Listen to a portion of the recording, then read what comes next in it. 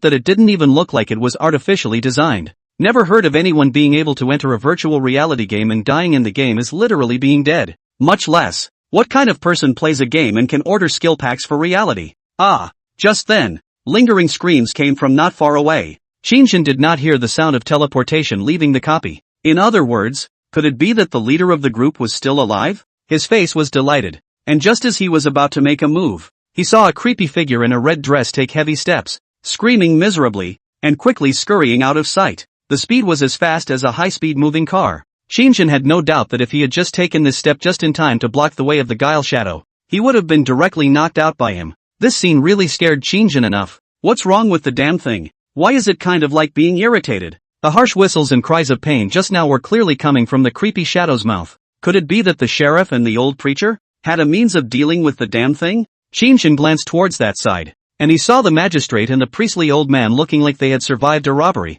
and similarly poked their thieving heads out from within the sleeper. Seeing Qin and little Loli unharmed, both of their faces revealed a touch of eccentricity. At the same time, Qin also saw a faint burst of light slowly fading in the priestly old man's palm. What's that? Is that the thing that squashed the ghost thing? Qin was stunned, wanted to open his mouth and ask, but was afraid of touching the rules and drawing an attack from the trickster shadow. One doesn't have the means to resist him. Just then, the magistrate stared at Qin with a grim face and sneered as he walked over with a big step. The priestly old man was staring at himself with the same wary look on his face as he was, his eyes covered in hostility. Let go of that little girl. Lick the cockroach's jade feet violently. You're hiding a lot. Qin's heart thumped when he heard this. Scratch that. Could it be that the identity of the fraudster's roll card has been revealed? This will leave only 4 players. There's the leader, the accomplice, the kingslayer, the passenger. Just the 4 of us. If the old man and the sheriff agree to trust each other absolutely, then it must be easy to deduce who the fraudster hiding in the ranks really is.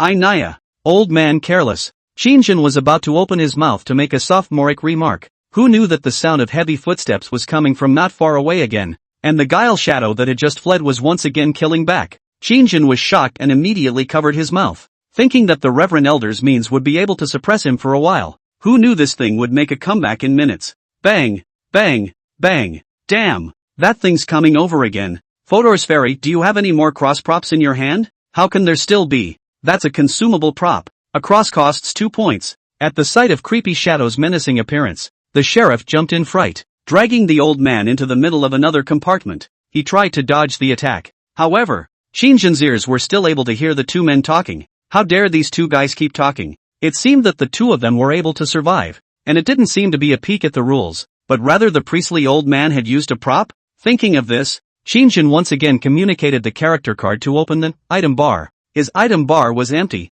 except for a letter from Al. No wonder the item bar feature was unlocked after the first round. The God's Path game really lives up to its name by even having props as an element. Can't let them die yet. At least not until I find out the leader. Shut up. He attacks us by sound and movement. Don't move, don't make a sound, and he won't attack. Qin sank his face and roared. Then took advantage of the moment the red-skirted figure attacked the two of them to violently drag Grandpa Nyo into a forward lunge to crash into the middle of a sleeper. Almost the next moment, heavy footsteps were ringing in Qin's ears. Meanwhile, the place where he had just gained a foothold had been sifted by a shotgun. Immediately afterward, the red-skirted Shadow's foul-smelling body entered the bedroll that Qin was in, and the sound of heavy breathing and heavy footsteps gradually approached. Qin felt like his heart was about to jump out of his throat, but he moved extremely fast. Just now, it was picking on the fact that Creepy Shadow had already followed the sheriff's duo and entered the box before he spoke up to warn them. The thing shouldn't have seen itself. It just judged where it was just now by the sound. At the moment,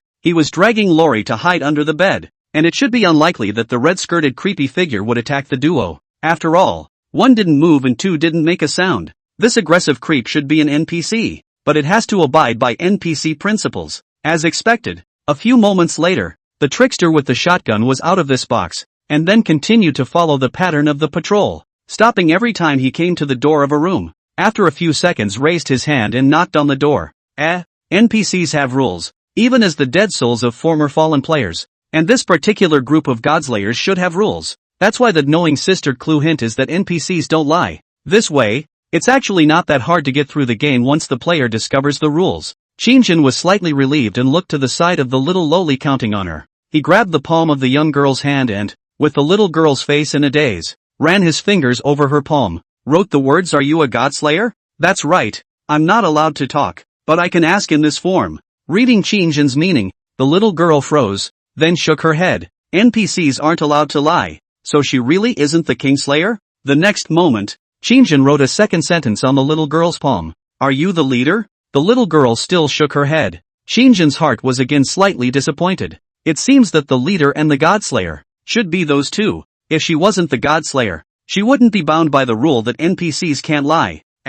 Also not right. I at least saved this little girl so many times. She has no reason to lie to me. "Are you an accomplice?" Qin frowned and wrote a third sentence again. The little niece should not understand Qin at this moment to ask the reason. Only still a negative answer. What's going on? Qin stared with wide eyes. Is the little girl really just an ordinary passenger? That shouldn't be the case. Of the 4 who are still alive now, including yourself, a Kingslayer, an accomplice, a leader, and a passenger. Himself a passenger. Then surely a Kingslayer, an accomplice. If the sheriff and the old man were the leader and the Kingslayer, wouldn't that mean that the harmless little ninny next to him was an accomplice in the procession? But if she was not an accomplice, the identity of the Kingslayer and the leader diverged once again. Assuming the little girl still didn't trust herself, she was the leader, and the Kingslayer and the accomplices were the sheriff and the old man. The Godslayer was just an NPC. Even if he was able to retain his abilities as a player, it wasn't like he even had an item bar and props, was it? According to the sheriff,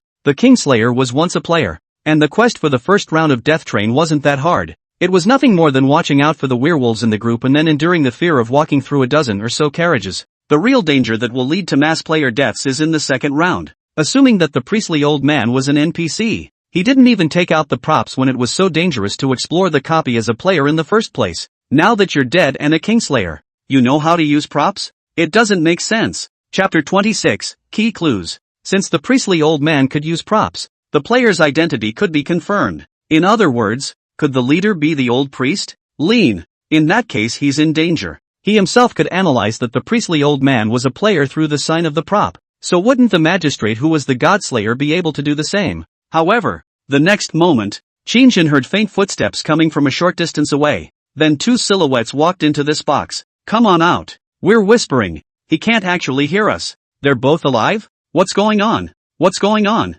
Little Lei Cow Grandpa Cos Maid seduces strong mom as the passenger. The priest is the leader. Then there is no doubt that the sheriff is the Kingslayer. Doesn't the Kingslayer need to take a shot at the player in round 2? If the Eagle of Justice was a Godslayer, wasn't that the best chance to kill the priestly old man just now? Why didn't he make a move? And that red-skirted creep. There's actually something wrong with that thing. He came to the front compartment in the first round too? Then why didn't he just take on the player? There was clearly a lot of commotion when I was shuttling through 1 or 2 carriages. Is that what's keeping him from doing it? But that thing still sneaked into the second compartment and ate the bodies of handsome enough to be chopped up and move me and you'll be green. Qin Shang felt like his head was about to explode. Still, subconsciously, he pulled Grandpa Bull from under the bed and burrowed out. The footsteps outside suddenly became louder, and it looked as if the ghostly thing would be frantically patrolling the third compartment at night, and from time to time there would be knocking on the door accompanied by footsteps. Qin Shang frowned and stopped the sheriff's expression of wanting to say something by making a shushing motion.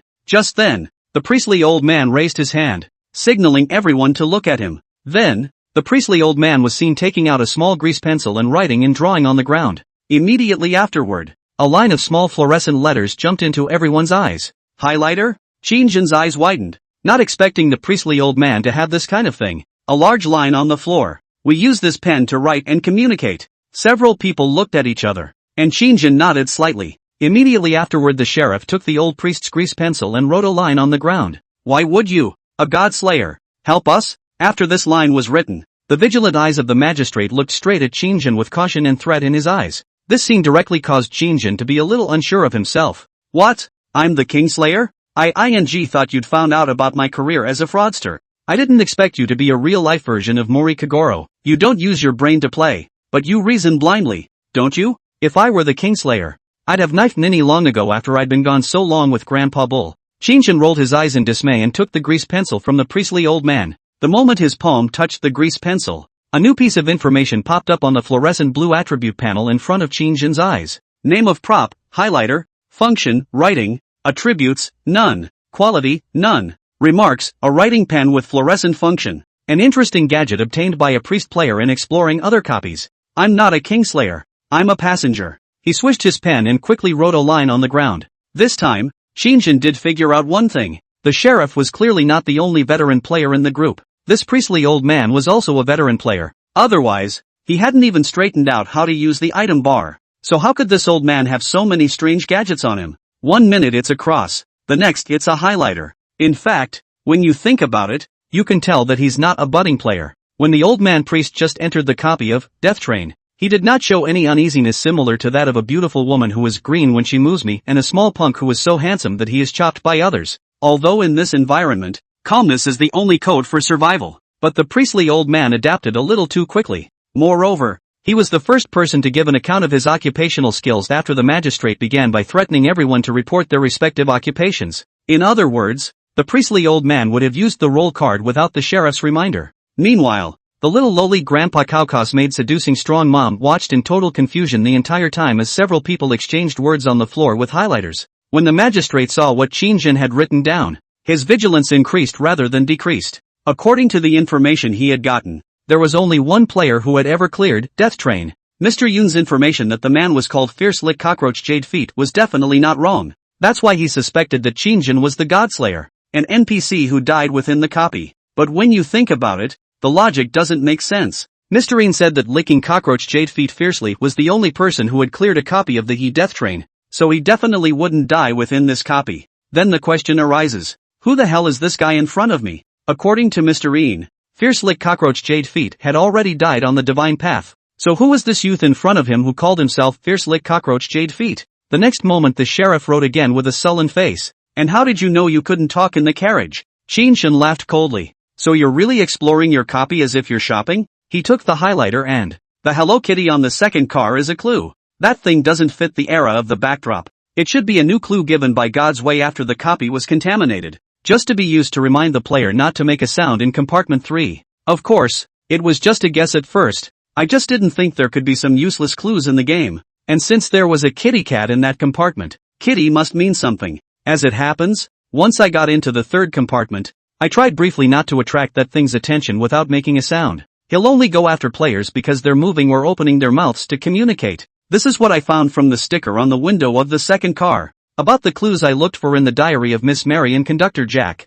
Seeing this line of handwriting, the corners of the mouths of both the magistrate and the priestly old man twitched violently. The sheriff couldn't help but mentally sigh. How on earth did this kid's brain grow? He stayed behind to go his separate ways at the time, and the two thought that the youth was scared out of his wits by the bizarre copy. Who knew that staying in compartment 1 or 2 had actually allowed him to explore so many key clues? If I had found this out ahead of time, I think Sister Knowing might not have died. Seeing the expressions of the two, it was clear in Qin mind that it looked like the exploration of the magistrate and the priestly old man was very basic. Also, without the deciphering skills of a teacher's profession, no one could even read those diaries on the wall. Thinking of this, Qin was suddenly stunned for a moment. Hiss. I seem to have figured out the reason why the Kingslayer had to knife the teacher in the first round. Did you guys end up in the third compartment last round as well? Did you guys find anything? There's no sign of habitation in any of these bedrooms. It's as if the train that was just built had just scrapped this one car. But the door to that room at the very front is tight. And we briefly explored train 3 before the damn thing came, and saw a decomposing body in one of the front bedrooms. The body was highly decomposed and the sheriff couldn't tell the gender. The other passengers are still nowhere to be found. And by the way, we found this. The priestly old man pulled out a notebook and threw it to Qin.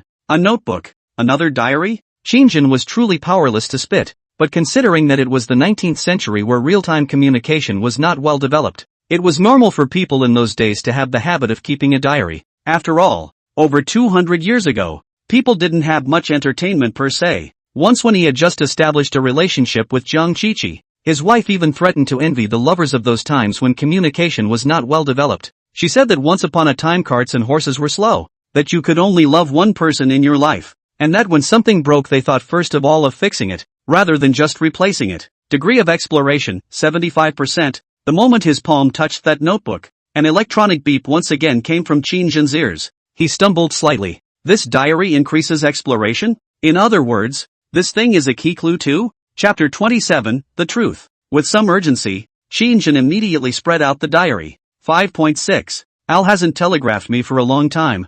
I want to visit the place where she is working. The priests of the Holy Church are not allowed to leave their posts at will. I am escaping and will have to be a wandering priest from now on. Priest? Qin subconsciously glanced at the old man, booted degrees of fate, but realized that both the magistrate and him were staring at him with odd faces. It was then that he realized that the odds were that these two men didn't understand English. So even after getting this note first, I didn't get to read what was on it. The corner of Qin's mouth twitched. Nima. It feels like the teacher's profession skills are simply throughout the entire copy. Goddamn fraud master is a profession that is inherently suited to pass copies. If Move Me and I'm Green hadn't died, she'd probably have gotten the most clues out of the team in the last few rounds. After all, both the diary of the schizophrenic Jack the conductor on the wall and the journals that the elderly priest had found from other bedrooms at the moment were in plain English. Unless one specializes in English, one basically can't read what these foreigners write without deciphering skills. In the next moment, Qin refocused his attention on the diary.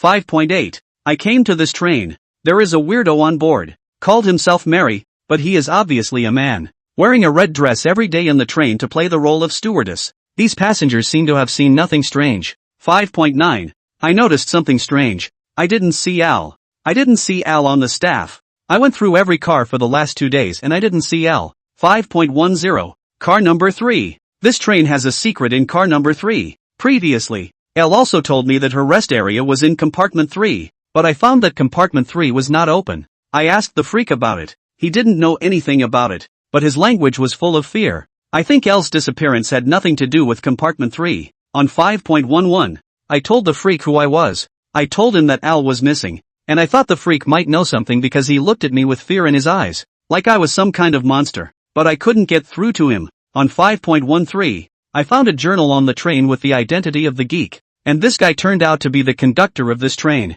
Diary. Could it be the same things you saw in cars 1 and 2? If one sees those, it is indeed easy to deduce that Mary and Jack are one and the same. After all, the paper on the back was Jack's psychological diagnosis, and there wasn't even a stewardess named Mary on the train, so it wasn't hard to figure that out. On 5.14, which was the first time I'd seen Freak in action at night since I got in the car, he changed into men's clothes, but took a shotgun and started prowling around the various boxes, seemingly on patrol. 5.15. Someone disappeared. If I'm not mistaken, it was a freak who did it. This crazy guy who hunts down and kills people when he sees them moving in the hallways at night. He's just mentally unbalanced. On 5.16. Another person disappeared. A child. I heard he disappeared when the train entered the tunnel. Does the fact that the freak is spending more and more time in men's clothing mean that he's getting more and more mentally unstable? Although he can't communicate when he's dressed as a woman. At least he doesn't engage in maniacal behavior like carrying a shotgun and killing people.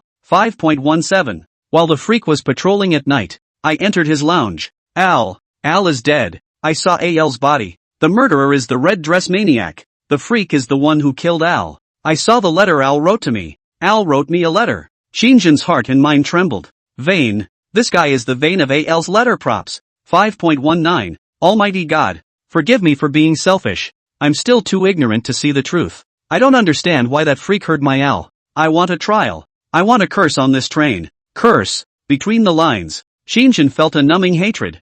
5.20. The legendary curse of the Church of the Fallen can resurrect a loved one with enough blood sacrifices. I couldn't bear the sadness of Al's departure. And I was pained by the silence of these passengers toward Al. It's clear that that madman showed mentally abnormal behavior long ago, yet they haven't sent a single word to the outside world. I'm going to sacrifice all of them. On 5.21. I succeeded. And Al came back to life. But as a bloodthirsty, inhuman spirit, who can only move around in car number 3 and craved blood. So I made a curse that as long as someone embarks on the journey of the death train, there will be a constant stream of companions disappearing around them. 5.22. I'm not going to kill Jack for revenge. I've probably figured out what happened, and I've cursed his two personalities to be trapped in this place forever, in an endless cycle, trapped in endless fear for the rest of their lives. Every time it starts, it's Al's disappearance, and then Mary's personality awakens to live in a world of fear. To break the curse is simple. Investigate the truth of the freak and stop the train from continuing.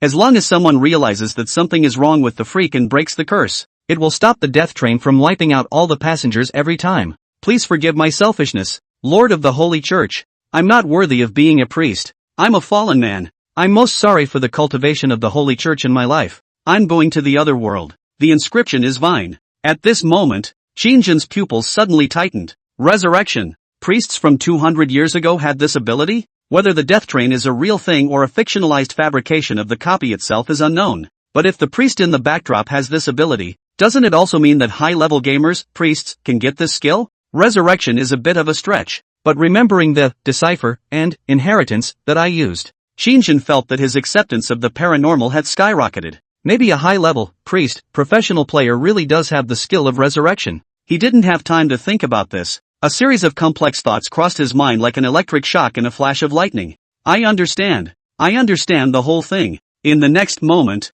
Xinjian pursed his lips and got up and walked straight out of the box. And the priestly old man and the magistrate next to him were both shocked. The two tried to pull the youth to avoid his impulsive behavior, but it turned out that Xinjian was oblivious. Knock, knock. At the same time, almost as soon as Xinjian had just stepped out of the bedroom, a weird shadow rushed towards him with heavy footsteps. Xinjian stared coldly at the guile shadow until the other party was almost in front of him. Xinjian said with a sudden sneer, I know the mystery of the vanishing death train passengers. It's Al. Every time the passengers would disappear it was because near the end of the line, Jack would start to have his own trial because he was caught up in fear, and then lead all the passengers into compartment 3. Al, who died in vain. The undead who were resurrected by his boyfriend are here, waiting to judge these cold and heartless squires. In Al's boyfriend's eyes, it's the inaction and silence of these people that indulges Freak Jack. So every time the train departs, the two personalities, Jack and Mary, go into what amounts to a loop in general. And the contents of Mary's diary remain the same no matter how the passengers around her change. That's why you write so many identical diaries day after day. Ditto for Jack. Mary's personality's memory is stuck in the first few days after she first got in the car. And once she awakens, she'll go back to the day she first found out about Al's disappearance, discovering the disappearance of her co-worker Al beside her, and then reporting it back to Jack personality in a general death spiral. And then after that, Jack personality, who had given himself the status of a valiant expatriate soldier, would start patrolling, hunting innocent passengers at night, and gradually the passengers would attenuate and disappear. Mary awakens during the day and realizes the passenger is missing, further deepening her fear. The two personalities will then fall back into madness until finally, in accordance with the priest's curse on the apathetic and uncaring passengers, they will begin to launch their judgment. There's no way to beat the death train's cyclic curse as long as no passenger spots the freak and then steps up to stop the train before he does. That's why the passengers on every trip are sent to the third compartment at the end to face Al's massacre. No, it wasn't just Al to be exact. As time passed,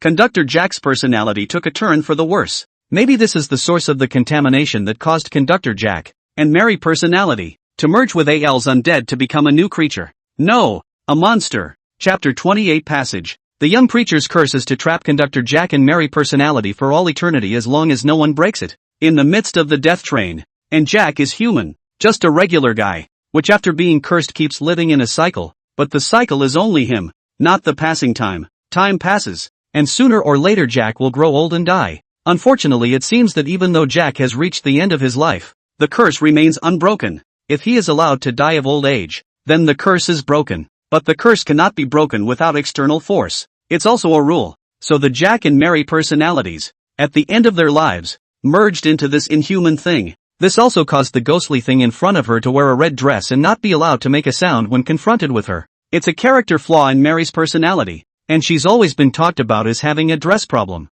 So a rule was formed that no talking was allowed. Yet again, shotgun in hand, obeying the rules of Jack's patrol to attack fleeing players. Hoo. The creepy shadow had already arrived in front of Qin at this moment, and was no more than a stone's throw away from the youth. Stench wrapped in blood hits your nose, but as Qin's words fell, it was as if something invisible blocked the distance between the two of them, and Al's guile shadow could no longer move an inch further. Ding! Congratulations on completing the Death Train quest. Degree of exploration, 100%. The game reward is being generated for you? Hearing the prompt of the main quest completion in his mind, Qin's flushed cheeks let out a slight sigh of relief. He dared to rush out so recklessly to report his guesses, depending on his own guesses about the divine path. Balance. Yes, it's still balanced. This boss, L after being resurrected, was simply not something that ordinary players could deal with. She was limited by the rules though. Qin and the others would not attack the players as long as they did not move or make a sound. But the player also loses the ability to communicate.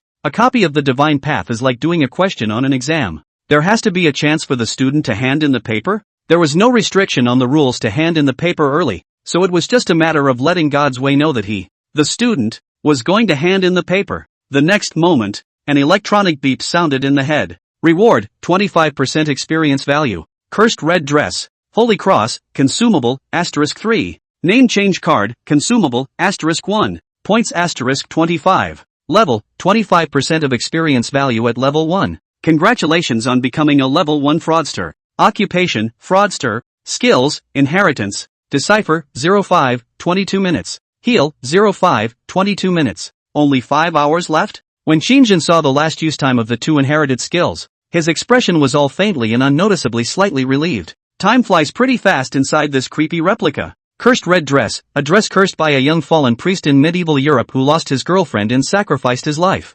Because it is a non-professional item, you need to pay a price to use it. Skill 1, you can summon a red skirt's spiteful spirit to fight for 1 minute. Remember its rules. Don't make a sound. Don't move. And don't try to get the red skirt's attention, or the summoner will be hunted down and killed as well. Skill 2, wearing a red dress allows the wearer to enter a state of nothingness comparable to that of an eerie shadow for 5 seconds, during which time the wearer is unable to take physical attacks. Remarks, this item inherits the basic skill of priests, night vision, and the wearer can use the night vision ability for a short period of time. Passive skill, backdraft. Introduction, because of the priest's curse, 2 disintegrated souls are trapped in this dress, enduring never-ending reincarnation. After the wearer's death, he or she can be returned once through the cursed red dress. Note, this skill is prop passive and cannot be triggered actively. Price, if used for more than 5 minutes, you will lose your eyesight for 1 day. In fact, the whole thing is completely clear at this moment. At first Conductor Jack was re-employed as a deserter and sent to the train to maintain order and act as a conductor.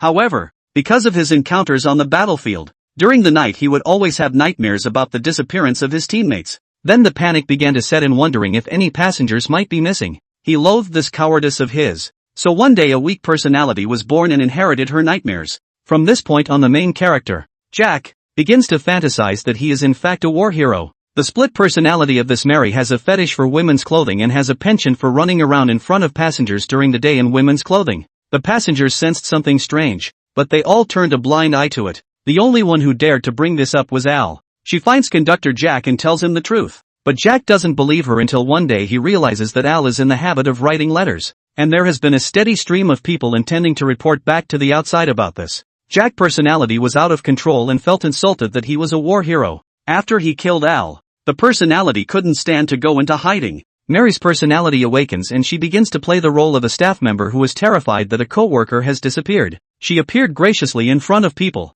and the passengers continued to look as if they were blind. Even the disappearance of another staff member went unnoticed. Then, Al's ex-boyfriend boards the train in order to investigate Al's disappearance. He realizes that the closed-off compartment 3 may be hiding some secrets, and after discovering Jack's personality's journal, the young preacher completely loses it. He blamed it all on the passengers. It wasn't as if Al hadn't tried to send a message to the outside, and Jack had worn women's clothing in public on more than one occasion, but the passengers all turned a blind eye to the fact that it was none of their business, and that's what led to Al's death. So he put a curse on the train, cursing Jack's personality and Mary's personality, all the way through what was after the third day within Mary's diary. Then Jack's behavior is a loop. Every time the train opens, Mary's personality passes a message to Jack's personality. Al is missing. Then Jack's personality would start patrolling at night, indiscriminately attacking passengers. Mary's personality wakes up and realizes that people are disappearing every day, and in turn continues to fall deeper into her fear.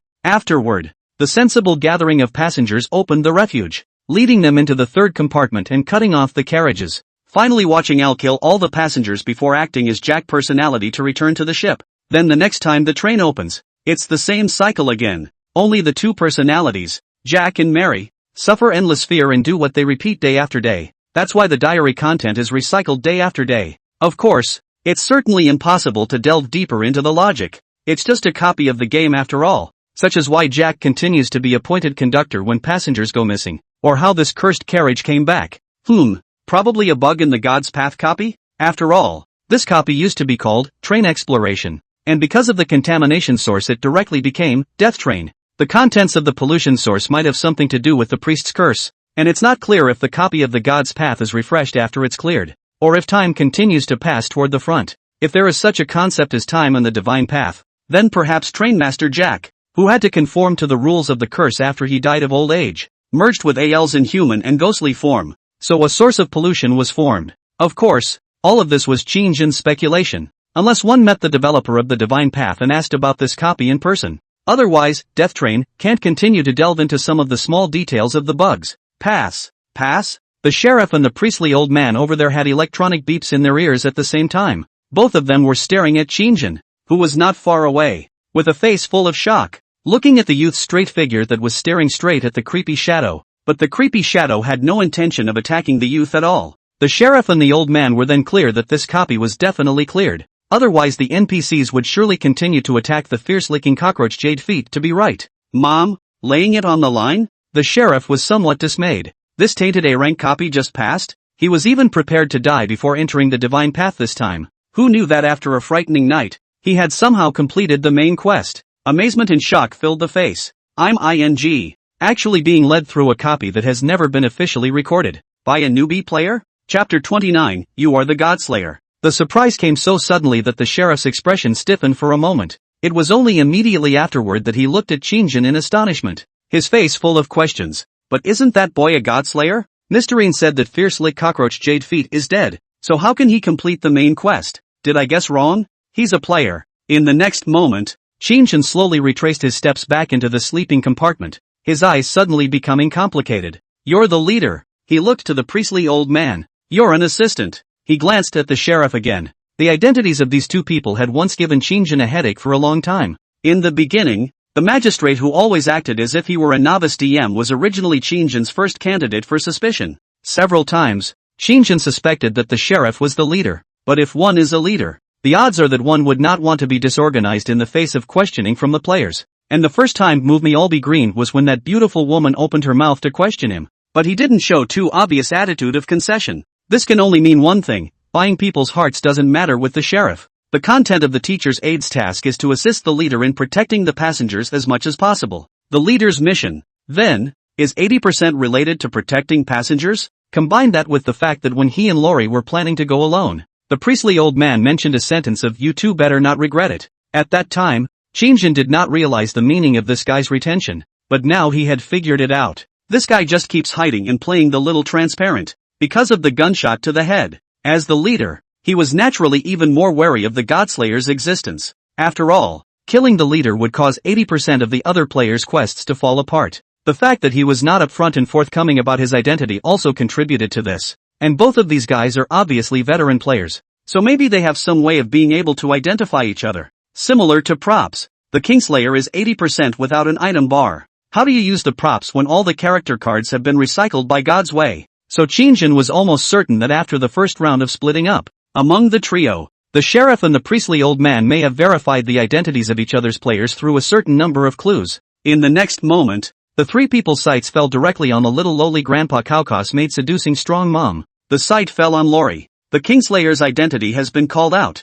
Qin's face was slightly complicated. Pinky, you really are a Godslayer. It was at this moment that he was completely certain of the speculation that Grandpa Ox was the Godslayer. Upon hearing this, the little ninny pursed her pink lips without responding, which was considered to be a default. In fact, Qin had suspected Lori a long time ago, but during his own exploration of compartments 1 and 2, the little ninny had hardly moved at all. Qin was the one who almost overturned his guess, but the second round opened with Sister Knowing dying in front of the two. Qin sensed a few things were wrong at that moment. The order in which a few people held hands in the first round was licking cockroaches jade feet, Qin, Grandpa Cowcoss made seducing strong mom, handsome to be chopped, moving me all green, the sister of knowledge Buddha deity the eagle of justice. At first, Qin once suspected that the Godslayer and the accomplices were perhaps hidden within the eagle of justice and their trio, but apparently, all three players survived to the second round, which made Qin somewhat surprised. 2 insiders out of 3. That's harder to figure out than why is His Majesty plotting a rebellion. The leader is almost certain to die. However, after inheriting the main quests and hints from her knowing sister, Qin was surprised to find that this one was just a passenger. A big question arose for him at that moment. If anything, of the remaining 4, it was the Kingslayer, the accomplice, the leader, and the passenger. Then he himself was a passenger, unquestionably a player. And the priestly old man had used props, so he was a player too. Could it be Eagle of Justice and Grandpa Bull? Neen keeps threatening to be a passenger. Is the leader and the Kingslayer one and the same? Isn't that Bull *******? Besides, it's times like this when Kingslayer and accomplice 2v2 should be jumping out and knifing people. Unless, of course, the Kingslayer ran out of teammates. According to the order of the first round of hand-holding by several people, the original most suspected were Sister Knowing and Lori. Now that the Sister of Knowledge had also proved to be a good citizen, it would have made sense if the accomplices and the Kingslayer had been the magistrate and the old man. But the priestly old man is clearly not. Either all of the 2 of the sheriff and the priestly old man were werewolves, or none of them were. Otherwise one of them has moved to hurt another player in the first round. Then the first round will definitely be discovered. Sister Knowles didn't die in the first round, and the sheriff didn't yell, so it wasn't the Reverend Elder, and vice versa. If the Kingslayer was a vigilante, then the priestly old man should have caught him loosening his grip on the first round. At that moment, the identity of the Green River Grass, also known as the accomplice, came to light. The handsome enough to be cut. This most non-existent passerby is an accomplice.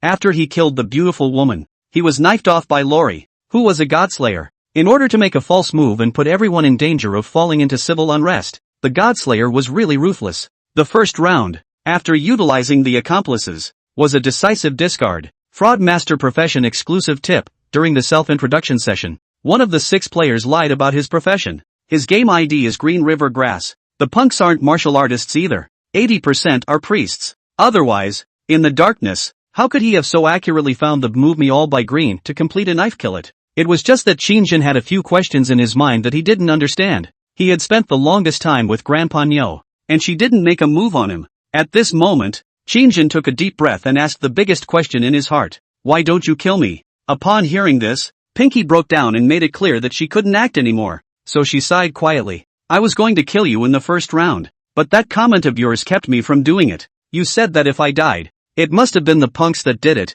so the same thing applies. If you're dead, I must have been the one who started it. And you're so sure of yourself. The guys are getting a little shaken up. Once you're dead, a few of them will definitely be the first to suspect me. And in the first round, would have wanted to kill you and the teacher, so that they'd be caught in the middle of each other's infighting suspicions. The accomplices and I testified against each other that the murderer was the soul sister, dumping the blame on the old priest and 2 of the magistrates. Let the trio create infighting, and then they can continue to play werewolves in the tunnels. Or worse, split up. But that comment of yours prevents me from killing you. Otherwise you die. Then the two of us, me and the punks, are the first priority to be suspected. But the teacher must die. With the teacher dead, it's hard for a punk to try to run forward across a body by himself and take out Sister Knowing, a pseudo-maiden, under the eyes of a priest, who's sure to be seen. Then I'll just have to kill him. It's too easy to lock in suspicion if only one player dies in the first round. It must distract from your cohesion. But after the first round I was sure of one thing. You're not a priest. If you're a priest, then you must have seen it when I did it to kill the punk. Qin narrowed his eyes and shrugged non-committally. And you're not a priest. There was only one true priest in the entire group, Buddha ferrying the faithful. When these words came out, the little girl did look at the youth with some confusion. When did you find out? Qin gave her a deep look. When I left compartment 1, in the process of going and returning to rejoin compartment 2, I wanted you to look at the staff duty list posted in front for me. It turns out your answer is invisible. A hidden tip from a knowledgeable sister. NPCs don't lie. So at that time, in the heat of the moment, Pinky really did not see the list of train staff in front of her, and answered directly that she could not see. At these words, the old priest and the sheriff looked at each other. Immediately afterward, the sheriff suddenly rose several decibels in alarm. How did you know about the knowing sister tip? Inheritance. Fraud master exclusive occupational skill. Inherit? Fraudster. You're the fraudster hiding in the ranks. The next moment the sheriff hissed. Brother, this reflex arc of yours is too long. I'm damn close to putting the word fraudster on my face. The corner of Qin's mouth twitched. Seeing that Qin did not respond, the corners of the priestly old man's mouth twitched. No, there's something wrong with your analysis. That little girl has lied. The career round. Didn't you say she wasn't a priest? Wasn't she the liar that round? Some kind of blindfold should have been used to make us think that she opened her mouth then. Qin shook his head. This was something he himself doubted. Just now the two hid under the bed. Qin also used handwriting to ask her. Get still a negative answer. It is thought that the Kingslayer does not lie, and this lying must be expressed in verbal form. Only the sheriff was shocked when this was said. Hypnosis? A hypnotist's skill? So the round where we debriefed on our careers, she used the hypnotist's skill, hypnosis, to make us all collectively hallucinate thinking she spoke? No wonder you asked me before if the Godslayer could still use skills? You suspected the Godslayer was her before? The corners of Qin's mouth twitched again. Big brother, you don't brainstorm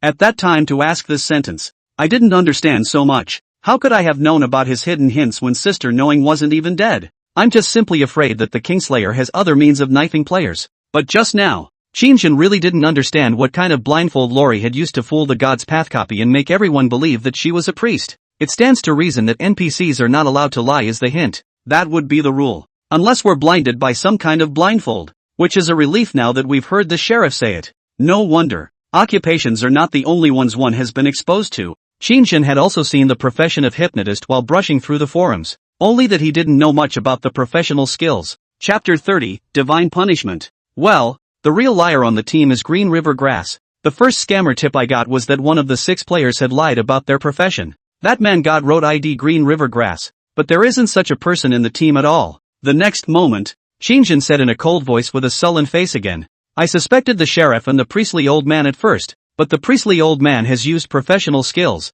and even more so, he used props unapologetically in front of me, so he's definitely a player. If the sheriff is a liar, then the old priest has been killed 80% of the time. The liar must be an accomplice, but there is no reason for an accomplice not to knife the player. The status of these two men as good citizens would prove it. In the end, I ruled out the fakers, the old preacher, and the sheriff, so I came up with the punks. The priestly old man and the sheriff have been at peace with each other, so that means the liar doesn't want to knife the player, but he can't, because he's already a corpse himself. Pinky sniffed, her big beautiful eyes narrowing slightly. Worthy of being a fraud master. It's truly a profession that is naturally suited to clearing copies. Qin did not respond to the compliment. In fact, if it hadn't been for luck and the fact that he had later forced himself to break up the group and part ways with the sheriff and others, he probably would have been a corpse. 2 of the 7 men died in the opening round. And after Qin pretended to break up the group and separate from the larger group, Grandpa Bull was even less able to move him. If Qin died,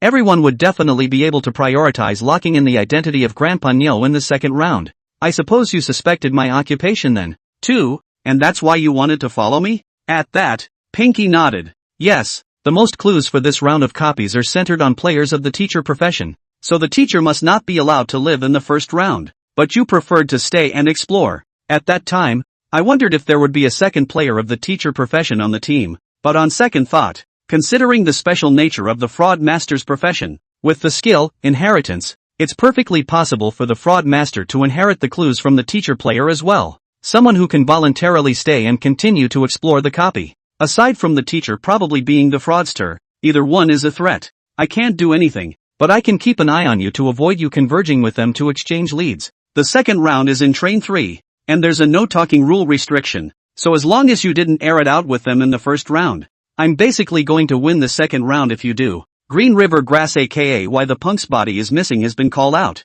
Or the skills of a hypnotist. Maybe he was hallucinating when he returned to the second compartment after entering the first compartment. So it was only when I turned around that I realized 2 bodies were missing. Qin sniffed and frowned slightly. Then why have you been so slow to make a move after being with me for so long in your second round? This was also the second biggest question on Qin's mind. Can't talk, can't move. The 2 of them have been in the bedroom for so long. The reason he didn't kill himself in the first round was because he had to let him, Qin, live until the second round to get rid of the suspicion. But once the second round starts, she's perfectly capable of getting herself killed at light speed and then shifting the blame to AL's monster. After all, anyone who has explored the death train knows that the real danger in the first round was only the Kingslayer that was hidden and blended in within the players. The second round was the real crisis, and as long as she came to the second round alive she could clear her name.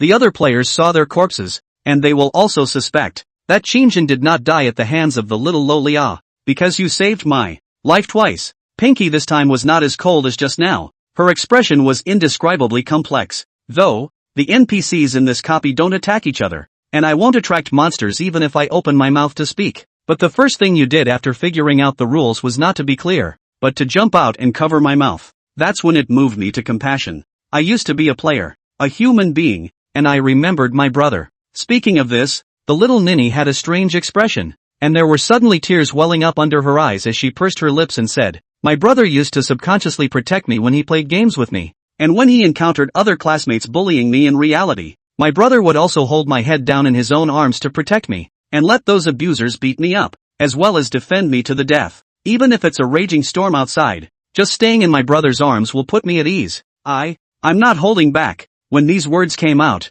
the sheriff and the priestly old man next to him both showed a look of living hell. This dude is awesome, hugging NPCs around and surviving to the end. The sheriff, in particular, has as abstract an expression as you can get. This was the first time he had seen this kind of operation since he became a God's Path player, and it was surprising that he was able to survive to pass this copy. But he was still relying on this buddy who was running around holding the big boss, the God Slayer. Does that make any sense? Hugging an NPC around, only to have the NPC move in kind to the player? Qin's eyes deepened a few points. For a moment it was surprising that I didn't know if I should thank the little ninny for not killing me. One can only frantically lament in one's mind that one is indeed lucky. It was just that. In fact, Qin himself had had his doubts in the second round. Suspect that Grandpa Bull is the Kingslayer. Still, that compassionate instinct prompted him to jump in when he saw the little girl open her mouth at that moment. You don't have to thank me either. Phew. Consider it as returning the favor. Next time you won't be so lucky to run into a kind NPC like me.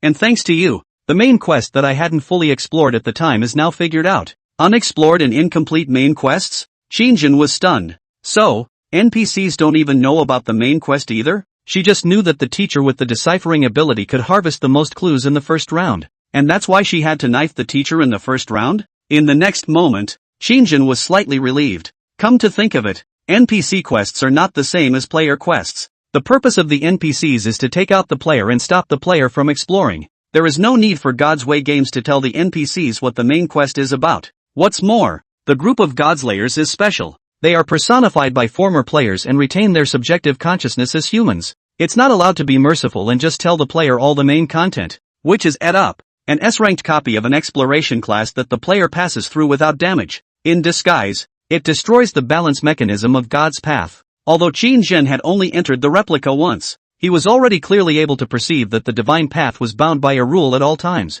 That's balance. Right at this moment, Qin suddenly realized that Lori's expression had a little more sadness, tilting her head 45 degrees to squint at the moon outside. The moon is beautiful. The game is over. You will stay in this space until the countdown is all over. I have failed my mission, and I can finally go see my brother. Hearing this, Qin stiffened. What does SH mean? Why did he sense a bit of relief and a flavor of last words in Lori's self-talk? Divine punishment. The Godslayer will be erased from the divine path if he fails his mission and passes the game with the fraudster. Pinky looked at Qinjin in a flat tone, then smiled brightly. Can I ask you something? Divine punishment. This was the first time Qinjin came across this word. The Godslayer failed in his mission and was actually obliterated by the divine path? In the next moment, Qinjin's heart was in his throat, and in his mind, he once again remembered the mechanism that he had speculated on from the moment he entered the game and got inheritance for the first time. Balance. God's way has been harshly adhering to this rule. Players and NPCs are being led to unconsciously adhere to the balance of this game by any behavior they do that conforms to the rules.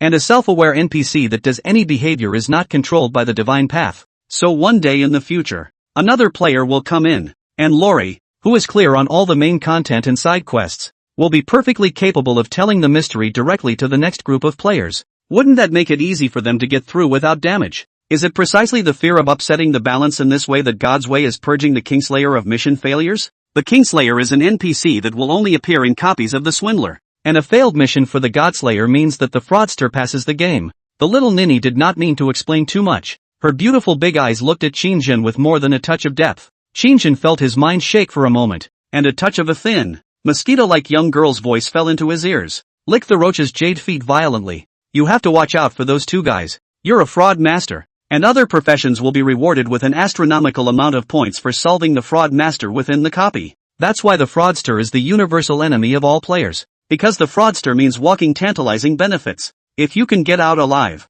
I want you to go to Yinjing Xiangyelin Villa to meet someone. His God's Path ID is Red Clothes Cleric. You tell her to tell my brother. Let's just say that I did something poor and evil and fled the country with my crime. Let him not think of looking for me, and live his own life. And if my brother is too upset, ask the Red Ruler to help erase his memory, so that he forgets that he has such a sister in the matter. The next moment, no time was given for Lori to continue saying more. Suddenly, an intense rainbow of light fell from the sky. That's right, from the sky. The rainbow light pierced through the wall edge of the train, and under Qinjin's eye-opening gaze, it directly penetrated the little lowly's heavenly cap. Then, visible to the naked eye, the glimmer of spiritual clarity in the bottom of the pink-skirted girl's eyes gradually disappeared. Her body quickly turned into charcoal, as if it had been set on fire from within. Brother, we can finally meet. Her last murmur fell. Spinning around, he fell to the ground with a thud. The pink dress swung and her pretty face was dead silent. The life is gone.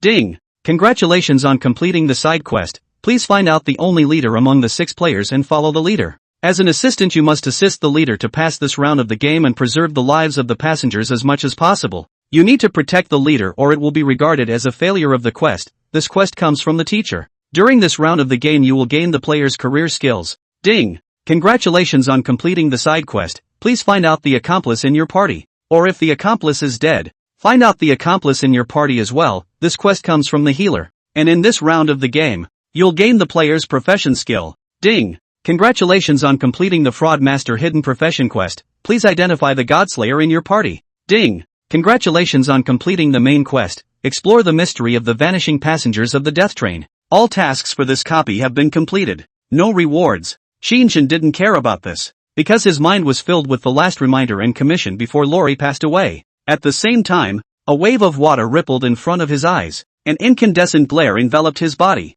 and the scene around him gradually changed, and he didn't know how long it took for the title sheen to fade away. Rather than teleporting back to the bedroom, the entry glanced around. Still small, dark, and damp, rancid-smelling celiac. Qinjin fixed his mind. Still the environment in the carriage. Only the light was far stronger than when he was in the third carriage. It seemed to be transported, by the divine path, back to the number 1 compartment at the beginning. In the next moment, Qinjin's line of sight first landed not far away, on the magistrate and the priestly old man who had just been taken flying by himself to lie down and win. The two of them were also back in compartment 1, and it looked like the exploration mission was over, so the rest of the day would just be spent waiting in compartment 1. Those two didn't hear Pinky's last words earlier. It might also be that Naysan had used some exclusive skill belonging to a hypnotist on her deathbed so it shielded them both. Only, Qinjin's eyes did not see the slightest bit of relaxed joy after passing the level, but instead, there was an extra touch of vigilance. No time to grieve the loss of a human life,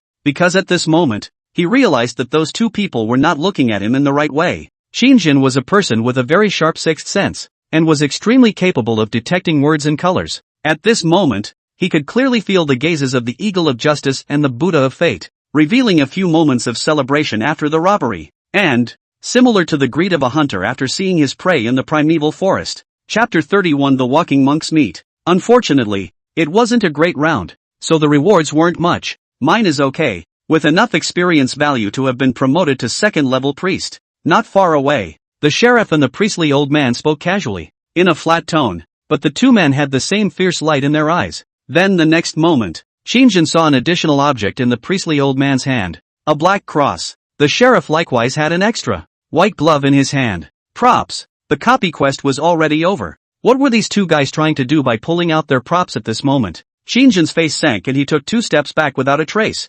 Fierce-licking cockroach jade feet. You are indeed very clever. We can pass this copy indeed thanks to you. It's just that since that little girl has called you brother, why don't you stay at the divine path to accompany her? The priestly old man, Buddha duo has a destiny grinned a wicked grin, an originally gentle and elegant-looking old man's amiable face. But at this moment, it appeared a bit eerie and terrifying. So did the magistrate, the Eagle of Justice, with a sneer on his rigidly tanned face. It was as if Qin Shang was already a turtle in a jar for the duo. What are you doing? The fraud master is the public enemy of all players. You should know about this, right? Never mind. It doesn't matter if you don't know. You can now know that all other professional players, when they come across a multiplayer quest with a scammer, there is an optional quest in the panel. That would be to find the fraudster in the group and kill him. Just take out the fraud master and you'll get a hidden hint for that round's replica and a point bonus. Optional task. Why didn't I see this one when I inherited the Sister of Knowledge and Move Me and You'll Be Green quests?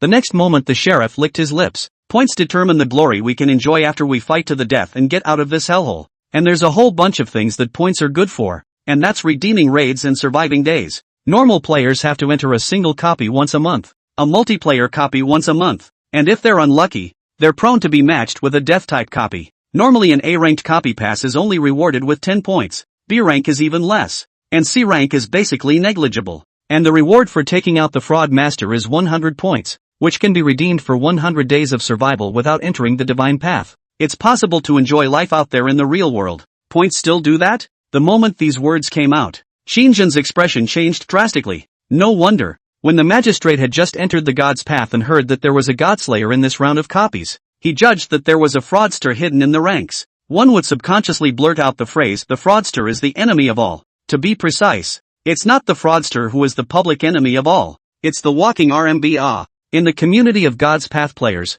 the fraud master is simply Donkey Kong. 100 points. If converted into yuan that's a small goal. Killing a fraudster actually earns you a minor objective. Qin Shang's face sank, not realizing that the most valuable moment in life was the opening moment. I hadn't really thought that this life of mine was worth so much. One day actually being able to value a small goal. Balance. Is this still a balancing mechanism for God's path? Because Swindler is innately the best profession for passing copies. So that makes him have to be a lone wolf? This meant that after becoming a fraud master, there simply wasn't a single other player in the Divine Path players who could be absolutely trusted unless they were in their own profession. Even if they were close friends and family who were on good terms, they wouldn't dare to guarantee that the other party, for a small goal or those 100 days of deferred entry points into the Divine Path, wouldn't be so desperate that they would do something to kill themselves. There's no need to resist. A level 2 priest and a peak level 1 martial artist. It's not something you can fight against as a mere level 1 fraudster. Seeing that Qin Shang was still quietly retreating in silence,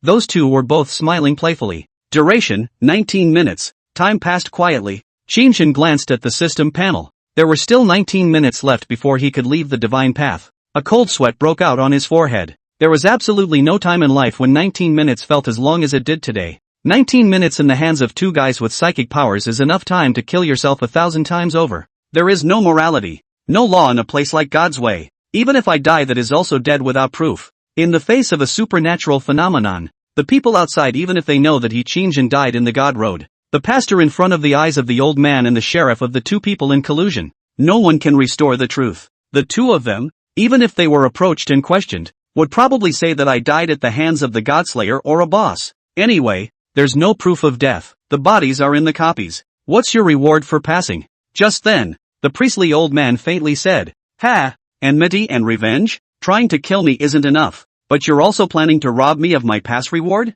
Qin Shang looked around frantically, thinking about a way to break the situation. Compartment 1 was still dark, and the dim light didn't provide much light at all. Trying to escape from a priest capable of night vision by himself in the darkness was simply fanciful.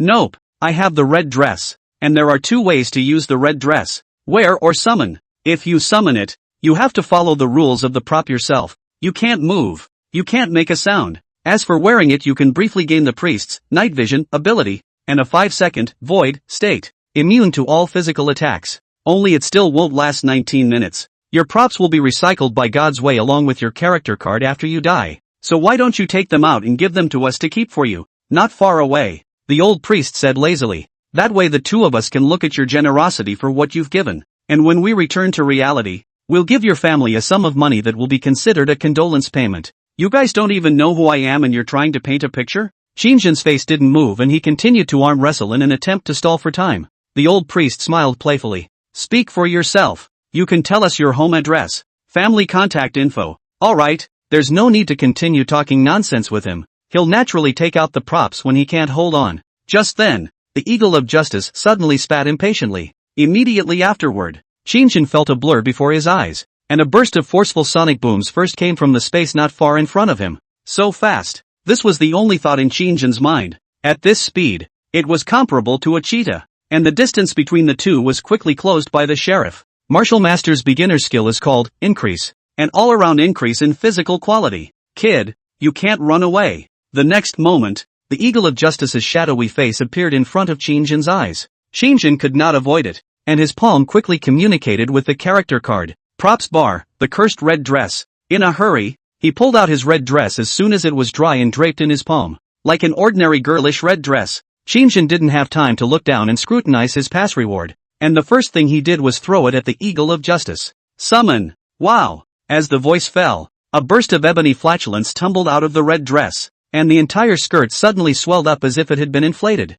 Immediately after, in front of Qin's eyes into a cloud of floating in the air red dress, but not all that in human ghost form, but not much better. It was as if there was a humanoid mass of fog that had put the dress on, and it was so dark that you couldn't see the entity of the red dress. The Eagle of Justice that stormed out directly collided with the red dress. This is the prop you got from the copy? It's true that as a fraud master you get the most clues, the highest level of completion for clearing the level, and the rewards are the greatest. It looks like it should be an extremely high quality prop. Just now this thing was worn on a boss. A prop on a boss of an A-rank copy. Usually this means that the quality can at least reach the second, or even the third rank. After saying this, the color of greed in the bottom of the Eagle of Justice's eyes increased a few points. The Buddha deals with the fateful. Come together. It seemed that in the face of this prop, the Eagle of Justice had become a bit tied up. Qin's heart made a judgment, although it was unclear what level of prop the red dress actually was. But by the looks of it, the Eagles of Justice all had to be on their guard for 3 minutes.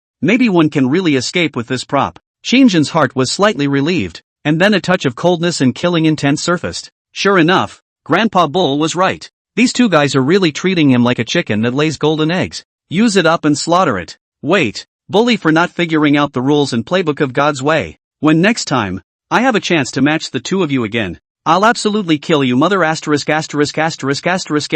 Chapter 32, Crazy Speculation. In the next moment, not far away, the Buddha Degrees of Fate smiled playfully and faintly said, I want this prop when this kid dies later. This is at the very least a second-order quality piece of defense equipment. And as for the point reward for killing the fraud master, I can concede. You take 2/3, I only want 1/3. Upon hearing this, the Eagle of Justice face slightly passed through a touch of displeasure, but noticing the tower-like red-skirted creepy shadow blocking in front of him, he violently retreated a few more steps back and didn't dare to engage the red skirt rashly. After all, just now in the copy, even though they each had some hidden cards in their hands, but in the face of AL's trickster soul, weren't they still beaten to a pulp? This psychological shadow caused Magistrate Eagle of Justice to not want to face the creepy shadow summoned by Qin alone. What's more, priests are the nemesis of all Qin Shangs, and Buddha Degrees of Fate is a level 2 priest. With his help, it's a nail in the coffin to take this kid down. Then, after his mind turned in a flash of lightning,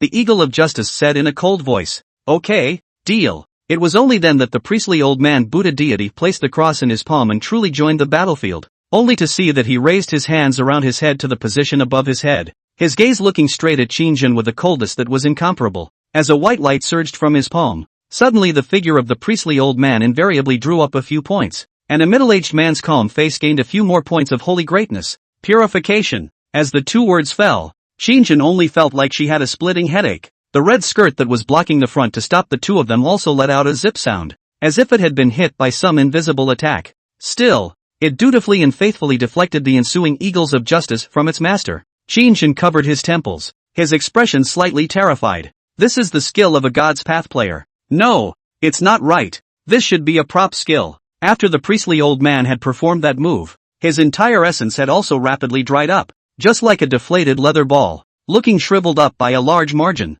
Consideration: the cost of the use of props. My own red dress seems to have something similar. The priestly old man looked like he had just been drained of his young energy by a female ghost at the moment, so he must have paid some kind of price for using the prop. At the same time, visible to the naked eye, the sound of the zippers disappeared, but the gray and black mist-like filling within the red dress had also faded by nearly half. If the figure of the red skirt just now was like a stout young man, then at this moment it was like a young girl who was just 12 or 13 years old with an undeveloped body. This caused the sense of security in Qin's heart to plummet. He forced himself to endure the sharp pain in his skull, a sensation that was hard to describe, as if he had been given a basketball to the solar plexus. Dazzled, the entire immediate sight became shaky, but he knew the red dress could hold out a little longer. Not being able to use props yourself is a shortcoming, since the God's Path game has a leveling mechanic. When players face off against each other, it shouldn't simply be just a big mess of each pulling out their props. Otherwise, take the king as an example. If you give level 1 Li Bai a black cut, you can beat level 15 Bailey Shayo. What is the point of setting the level? So players can definitely add to the props, but he doesn't know how to operate. Damn. Ate the munchkin. It was also because of this consideration that Qin did not rashly wear the red dress in an attempt to escape. As a budding player, even if you gave him the Yi gloves in the magistrate's hand, which was obviously a prop, or the priest's old man's cross, he doesn't always use it either. The next moment, he communicated the roll card to open the panel. Time, 15 minutes. The corners of Qin's mouth twitched as he drew himself up and ran toward the second compartment in the rear. The magistrate directly met the red-skirted creepy shadow, and the white glove-wrapped fist shadow slammed hard against the hem of the skirt, and the creepy shadow continued to emit a burst of zip, zip, zip, zip, zip, zip, zip, zip, zip, zip, zip sound. By the looks of it, the red dress that had been attacked by the priestly old man's wave of attacks seemed to be somewhat unable to block the eagle of justice. At the same time, he turned back for a split second and also caught a glimpse of the priestly old man, who had originally been resting in place, with his eyes falling on him. In the next moment, the two of them looked at each other for an instant, and the priestly old man took a step toward Qin and chased after him. Q. These two guys were both veteran players, and they were definitely no match for them on their own. Seeing that the magistrate will fight with the red-skirted creepy shadow in a while, and the priestly old man will summon the white light in his palm in a while, those who don't know will think that the two of them are Taoist priests who have descended from Maoshan to the mortal world. I'm just like a little waste. Skill that column of 3 skills 2 of the time is about to expire. But, inheritance isn't much use at all at a time like this. Deciphering, healing, are also useless. Being caught up by the priestly old man, one would definitely die. It shouldn't. Doesn't the God's Path game always maintain a delicate balancing mechanism? The fact that the Kingslayer and his accomplices could never outnumber the leader plus the passengers is a clear sign. Otherwise, the enemy is outnumbered. And this round of copies is a dead heat, and no one can pass at all. Everything is about balance. It should also be clear to God's way, then, that if it leans on the fraud master to get through the game this round, the fraud master may inevitably see backstabbing from other players. As a public enemy in walking RMB, there was no reason why those people wouldn't knife him for money after the game was over. As the saying goes, people die for money, birds die for food. The usefulness of the points of their own, although they do not eat through, but also shallow and roughly understand the points for the vast majority of the God Road players actually means what? There's no way that God's Path would just leave no life at all for the fraud master player, right? The game's matchmaking mechanics are all about balance, so surely there must be some way to make an opportunity for the scammer player to get out in one piece after finishing the game. I just never realized. Just then, Qin suddenly noticed on those diaries in the corner of the wall in the second compartment. A diary? Grandpa Kaukas made Seduce's strong mom seems to have ripped off a diary entry when the two entered the second compartment for the second time. At that time, Qin was thinking that the little girl's desire for survival was overwhelming, and she was curious about what clues she had found on the wallpaper. Qin also judged through that detail that this was not a priest at all. After all, priests have the ability to see at night. There is no need to tear off the diary on both sides of the carriage window to be able to see its contents. At that thought, a horrifying thought arose in Qin's heart. Asterisk asterisk asterisk asterisk. Big mistake. I got one part of the analysis wrong. It wasn't a hallucination that the bodies of those two would disappear. I wasn't hypnotized. Grandpa Bull didn't hypnotize me that round. And the reason I can't see the body is because it was eaten by the ghostly thing that Al formed. So every time Mary and Jack personalities enter the loop and begin to conduct a trial to bring the passengers into the third compartment, the passengers are eaten by Al after being slaughtered lopsidedly by Al. That's why there's always a putrid odor in compartment 3, but no bodies in sight. The only other corpse was the body of Jack, who died of old age in compartment 3, and it was from that body that the old priest recovered the last diary, the one of Vane. The soul sister died in front of him, and the fact that his body was eaten by Al was evidence of that. That damn thing does eat people, normally when it's not contaminated. This copy of Train Quest shouldn't have a second round session. In other words, if the first round of Train of Death is the entirety of Train Quest,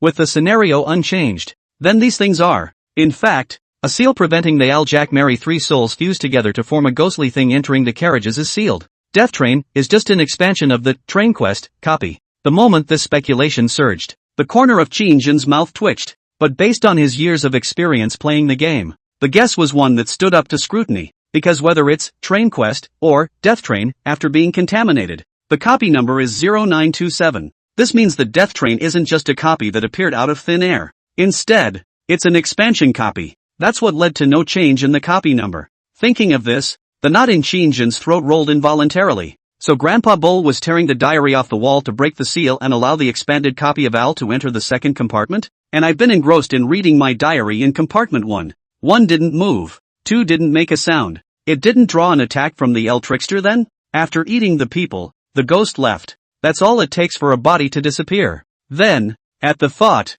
Qin Shang swallowed a mouthful of saliva violently, and a trace of madness welled up in the bottom of his eyes, as the footsteps in the carriage behind him got closer and closer. Apparently the Buddha of Fate was close to catching up with him. God only knows how long the cursed red dress will last under the sheriff's hand. He looked to the windows on either side of him, and the part of the diary that Lori had torn out had indeed returned. The entire second compartment was dark and closed. The diaries on the windows on both sides were airtight. Refresh. The copy teleported us back to compartment 1 or 2. It was back to a refreshed copy. Thinking of this, Qin Shang took a deep breath. Take a gamble. In the next moment, he twisted his head to look at the priestly old man and laughed. Old thing, did you think you'd won? Chapter 33, Counterattack. In the next moment, Qin Shang leaped up and ruthlessly grabbed the diary on the window and ripped it off. Zira. A shimmering light fell into the compartment. Nothing has changed. Qin Shang's heart sank. Not far away, the priestly old man sneered. What are you doing? Putting on a monkey show for me?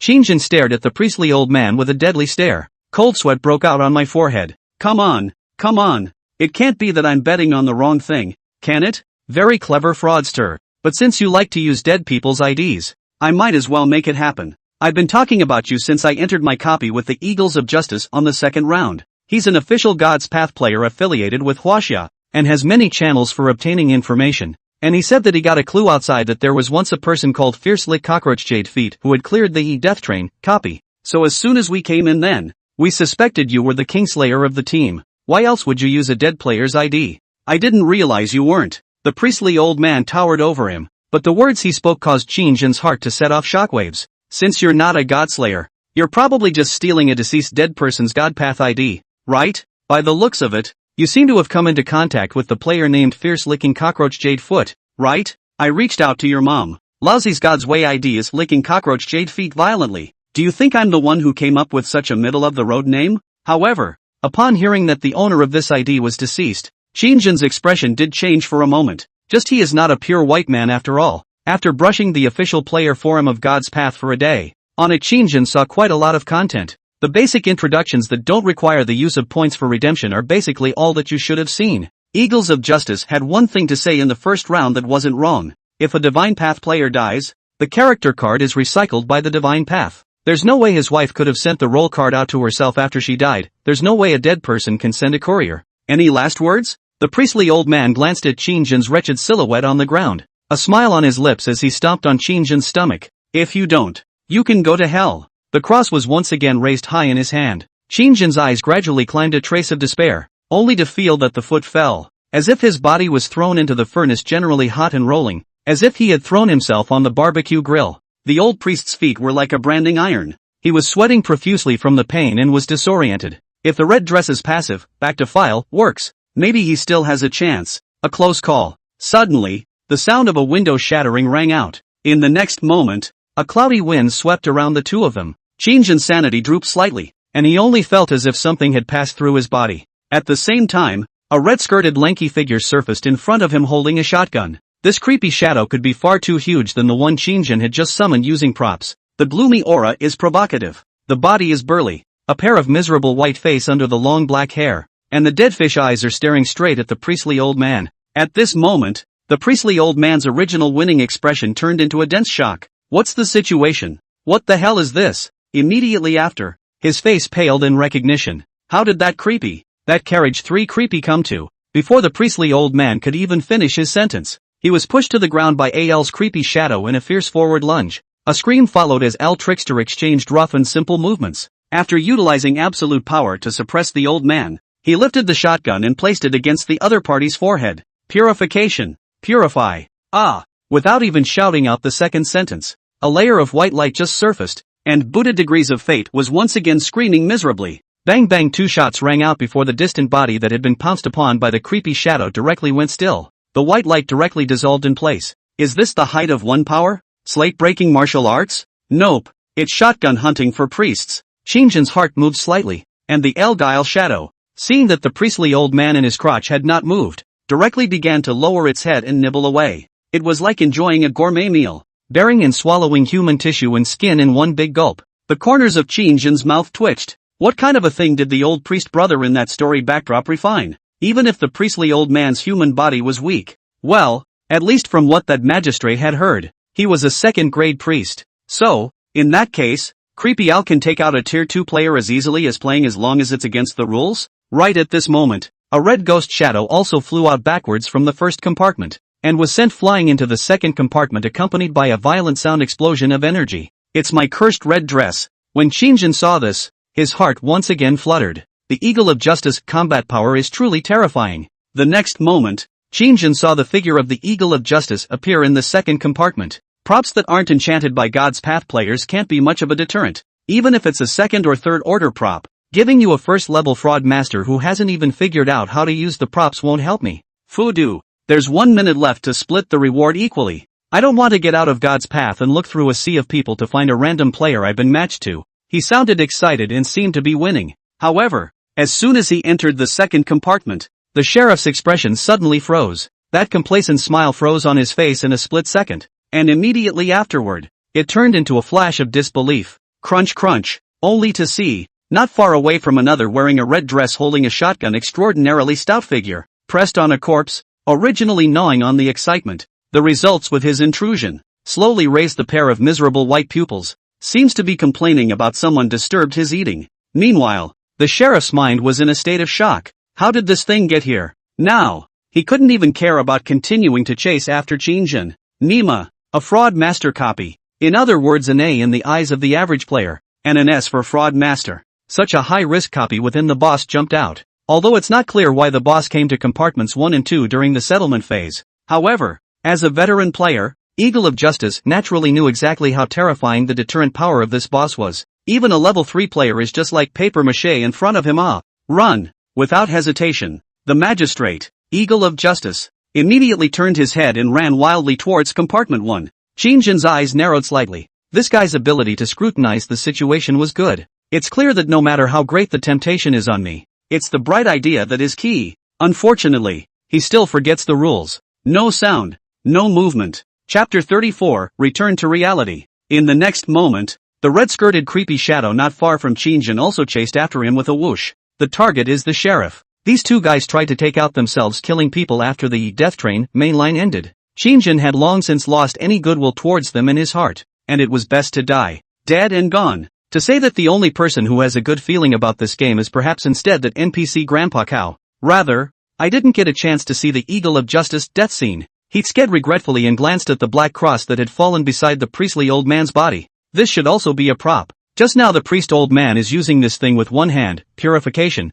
Will be their cursed red dress beat the retreat. Looks like a good treasure. A thought. Qin carefully picked up that hand. Too late to check into the item bar. Immediately afterward, without waiting for him to continue his movements. There was a throbbing pain in his abdomen. He hastily grimaced and subconsciously looked at the wound on his waist. That kick by the priestly old man just now probably used a skill that belongs exclusively to the priest profession. Large burns on the lower back. If this kind of injury was brought out into reality, Qin would probably have to go to surgery. Thinking of this type, he suddenly remembered that he had also inherited the skills of his sister knowing as a physician professional player. Healing, 26 seconds countdown. Skill description, able to heal all traumatic injuries. Healing speed depends on the degree of injury. Only 26 seconds left to get out of the copy. Then let me see how far the skills of the physician profession can heal. With that thought, Qin unleashed his character card skill. In a flash, it was the feeling of a warm breath of life bathing the wound, making the entire waist itch. The broken cells were as if they had been re-energized,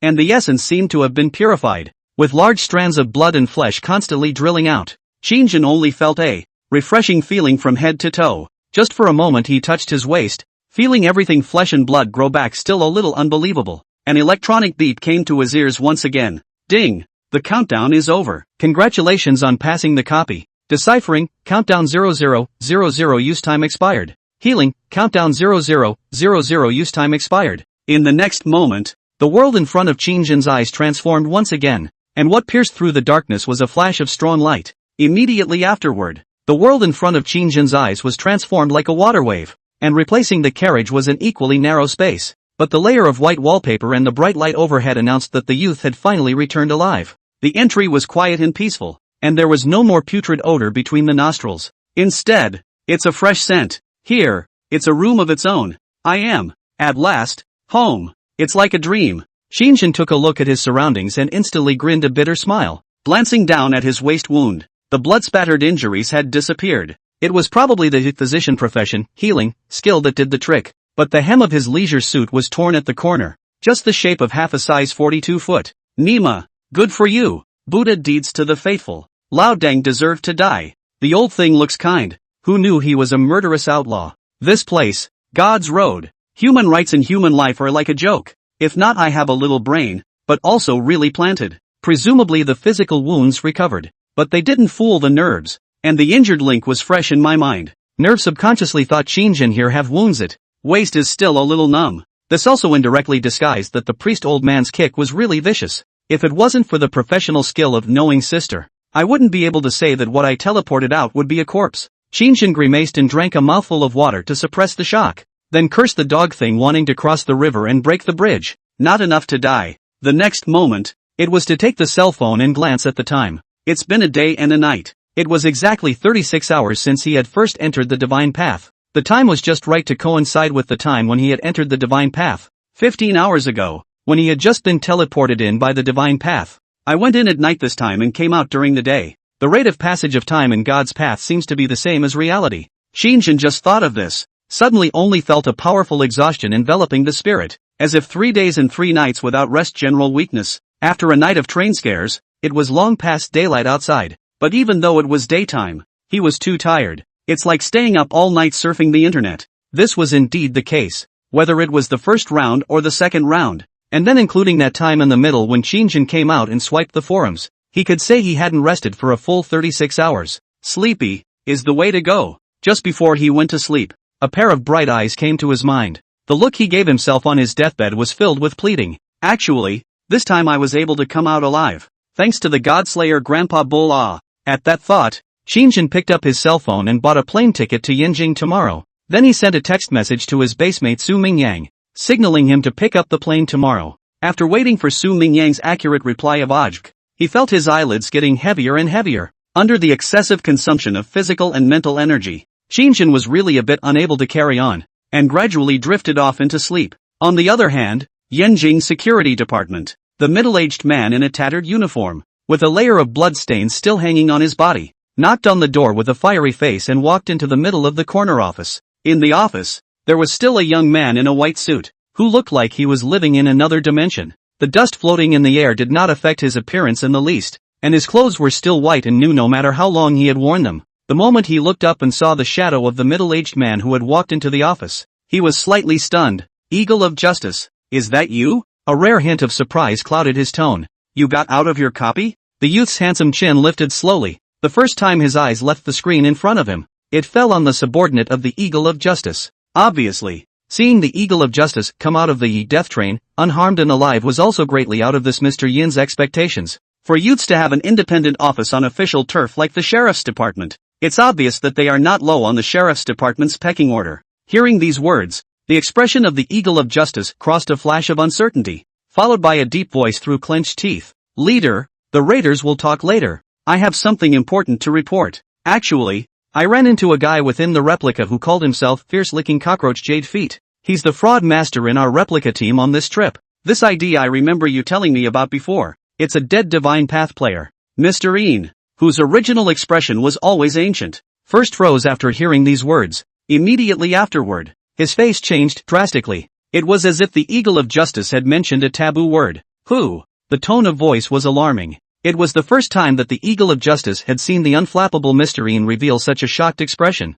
The knot in his throat rolled involuntarily before he repeated the nickname. Lick the Cockroach's Jade Feet. To be honest, he had originally thought that after clearing the level, with the heritage of the two veteran players, himself and Buddha deity, taking down Cockroach Jade Feet would simply be the nail in the coffin. Who would have guessed that this kid had so many cards in his hand? God knows what method was used to get the big boss of the second round within the copy. The Buddha has a destiny, a second-grade priest, sacrificed on the spot. If it wasn't for my luck in running fast, plus the fact that I was already counting down when I entered the second compartment, he, the Eagle of Justice, was afraid that 80% of him would have to be planted in the death train as well. Oh no! To be precise, it was planted in the hands of the kid who licked the cockroach's jade feet fiercely. So leaving the copy, the Eagle of Justice couldn't even be bothered to eat and rest. He desperately wanted to know about the ID. If it wasn't what Fodor's fairy had guessed, that the guy wasn't a number-stealing imposter, then there was something wrong with this whole thing. Mr. Ing clearly said that the player violently licking the jade feet of cockroaches had already passed away before he went down to his own copy in the second round before.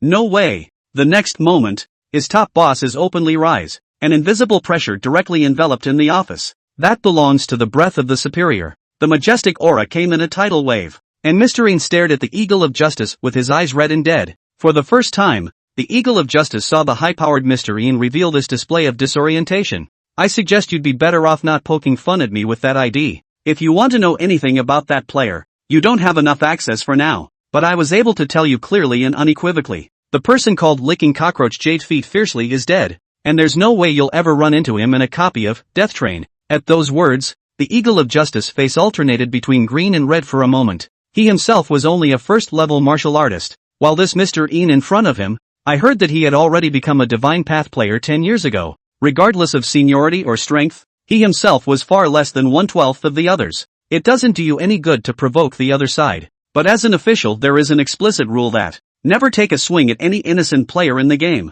This is the official bottom line that binds them. The supernaturals. So even with the quest that the fraud master is the public enemy of all people, the unusual vigilante players who enter the copy will not easily take action against the fraud master. If you don't make a move, you will take the other person's life. This must not be allowed to fall apart. If the fierce licking of Cockroach Jade Feet had died in the settlement phase at that time, then the Eagle of Justice wouldn't worry in the slightest about things falling apart, and the ones who would get out alive would be himself and the priestly old man anyway. What are the facts? Aren't we still letting the two of them make things up as they go along? What they both say is what they say. Even if the player who threatened to lick the cockroach's jade feet violently colluded with the Godslayer in an attempt to brutalize all players within the copy. But, here comes the most crucial question. Lick the cockroach's jade feet hard didn't die. If he's not dead, there's no way to bury the truth. The Eagle of Justice revealed himself as an official player again. God knows if Cockroach Jade Feet will one day disclose the truth. In case he lives, he reaches out to Mr. Yoon afterwards and to other official players. Once this matter came to light, then his Eagle of Justice would not be far from death. What's more, before the second round opened, the Eagle of Justice had heard this ID from the mouth of the leader, Mr. Ian. There was no guarantee that licking the roach's jade feet violently and Mr. Ian would be old acquaintances. If they knew each other, they would not be able to hide the fact that they had killed someone. That's why after leaving the copy, the Eagle of Justice didn't dare to rest for a second at all. Cockroach Jadefoot didn't die. He died himself. What's more, Cockroach Jadefoot knew his God's Path ID, which was a handle that could kill him. In fact, God's Path does not prohibit players from hunting the walking gold of the scammer, but the Chinese officials won't allow it. Official players are caught wantonly hurting other players once they are caught, whether they are scammers or any other profession. As long as these people weren't a threat in the god's path, they ended up doing it to those innocent players. Then it's all punishable as intentional homicide. The next moment, the Eagle of Justice said stiffly, "Mr. Ian, can I ask you how the fraudster you were talking about died?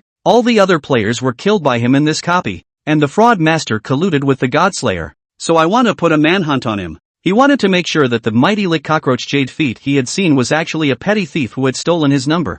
A guy who didn't even dare to reveal his real ID, or other players that Mr. Ian knows, only with the word wanted. The face of Mr. Ian in front of him was completely cold. His anger value pulled full. "It's not something you're qualified to know. Get out." Chapter 35, Your Mom's Case, Do You Remember? After saying this, Mr. Ian waved his hand. The Eagle of Justice screamed miserably as a strong gust of wind directly pressed down on his torso in a deadly manner, knocking him out. What was clearly just a simple hand-raising motion was to cause an adult of over 70 kilograms to be directly slapped out of the air. Apparently, Ian mobilized the abilities belonging to the Divine Path players. The Eagle of Justice was filled with horror, and just after he was thrown into the hallway, he saw the door of the office at the end of the corridor in front of him, which then closed with a bang. His heart was slightly shocked, and he involuntarily swallowed a mouthful of saliva. His face clouded over. Who the hell is licking cockroaches Jade Feet? Just a nickname could make Mr. Ian, who was the highest-ranked player in the security department's God's Road and was always happy to hear a name, lose his temper like this? Half a day later, Yanjing Airport. A handsome and straight figure carrying a black duffel bag walked out of the airport's receiving hall. The youth's skin wasn't exactly fair, but it wasn't dark either, and could only be described in one sentence as a healthy wheat color. But the features are really handsome. The proportion of the perfect high nose, plus a pair of sharp single eyelid, pupil June black, as if in the eyeballs splashed with ink. And he looked at him for a long time as like looking at a black hole in general, deep and wise. It was hard to read emotion and mood in those calm eyes. There was just a touch of indefinable stillness. He has a slightly more casual demeanor and dresses casually. It is a pure black casual wear. Ordinary is not too much highlights, but with that cut a competent short hair handsome face and a meter 8 tall, even without any jewelry brand decoration, but also still become a beautiful airport scenery line. It always attracts a lot of sidelong glances from wistful girls from time to time. "Son, Daddy's here. Stop looking." At this moment, it seems that there are people waiting outside, not waiting for the youth to take out his cell phone. A dark-skinned short and fat youth wearing the light blue clothing of the magistrate, after seeing him, is smiling and taking the initiative to welcome up. One wrapped an arm around the other. "You kid is looking good. Did you have a checkup in the past 2 days? What's the result?" It was only when he saw the visitor that Qin Shang's expression skimmed over a smirk before he raised his chin. "Do you and your mother seek death?" At those words, the dark-skinned young man who picked up the plane froze. "What do you mean? Letting you have nothing to do but study more. You have to go herding cows. This sentence means you're ing looking for death, right? Adverse son. You come up here and want to seize power and usurp the throne. It seems like it's been too long since I've cleaned you up. You can't even tell the difference in status between us, father and son, can you?" As soon as the words fell, Qin Shang backhanded his dead friend on the head. This time, it directly gave Su Mingyang tears of pain. Asterisk asterisk asterisk asterisk. "Qin Shang, you son of a," at the expense of old me still thinking about your condition. "If not to see you are a patient, I'll let you see the price of assaulting a police officer." The two of them just jostled their way to the car until Su Mingyang led Qin Shang to the parking lot and walked to the heel of a police car. The corners of Qin Shang's mouth only twitched slightly. "You're ing picking me up in a police car. It's not the first time you've been on it. What's the..." After saying this, Su Mingyang directly slipped into the driver's seat of the police car. After a long time, a head poked out, and when he saw Qin Shang's eyes jumping wildly and resistance written all over his face, he said in a displeased manner, "Dude was out of work specifically to pick you up. Our captain's side is not good enough to release you, so all I can say is that I'm out on patrol. I've seen people eating and drinking at public expense in public vehicles, but have I seen anyone using a private vehicle to go on a public errand? Enough chit-chat. Get in the car." Hearing this, Qin Shang sighed. It was also true that he had come suddenly, and it was good that someone had picked him up. Lao Su was still working hours, and cannot expect people to special time to come out to pick up the plane, in the name of patrolling high and low to be able to fool the captain of their sheriff's department. Deadbeats can come are considered good. It's also a pain in the ass. Qin Shang got into the passenger side and fastened his seatbelt. Su Mingyang bristled unhappily at his words. "It's out of place to say that between father and son." "Shut up you, and hurry up." "Where to?" "Xianya Rinshu." Once this word came out, Su Mingyang just started the car as a violent foot brake. The voice also pulled up several decibels. "Where?" "Xianya Rinshu." Qin frowned and repeated it again. Where to go for what? That side is a famous high-end neighborhood in Yanjing, and those who live there are either rich or noble. I heard that you can't even live in that neighborhood without an 8-figure sum, and the dogs of the rich people over there eat all the delicacies of the sea, so why are you running to Xiangya Linshu for nothing? I was asked to take a message for a friend. The corner of Qin's lips moved, but he didn't expect that the person that Grandpa Nyo had entrusted himself to find seemed to be a rich big shot by the looks of it. Su Mingyang did not ask too many questions. He is not Jiang Qiqi. Why do you care so wide? Receiving a text message from Qinjin at noon.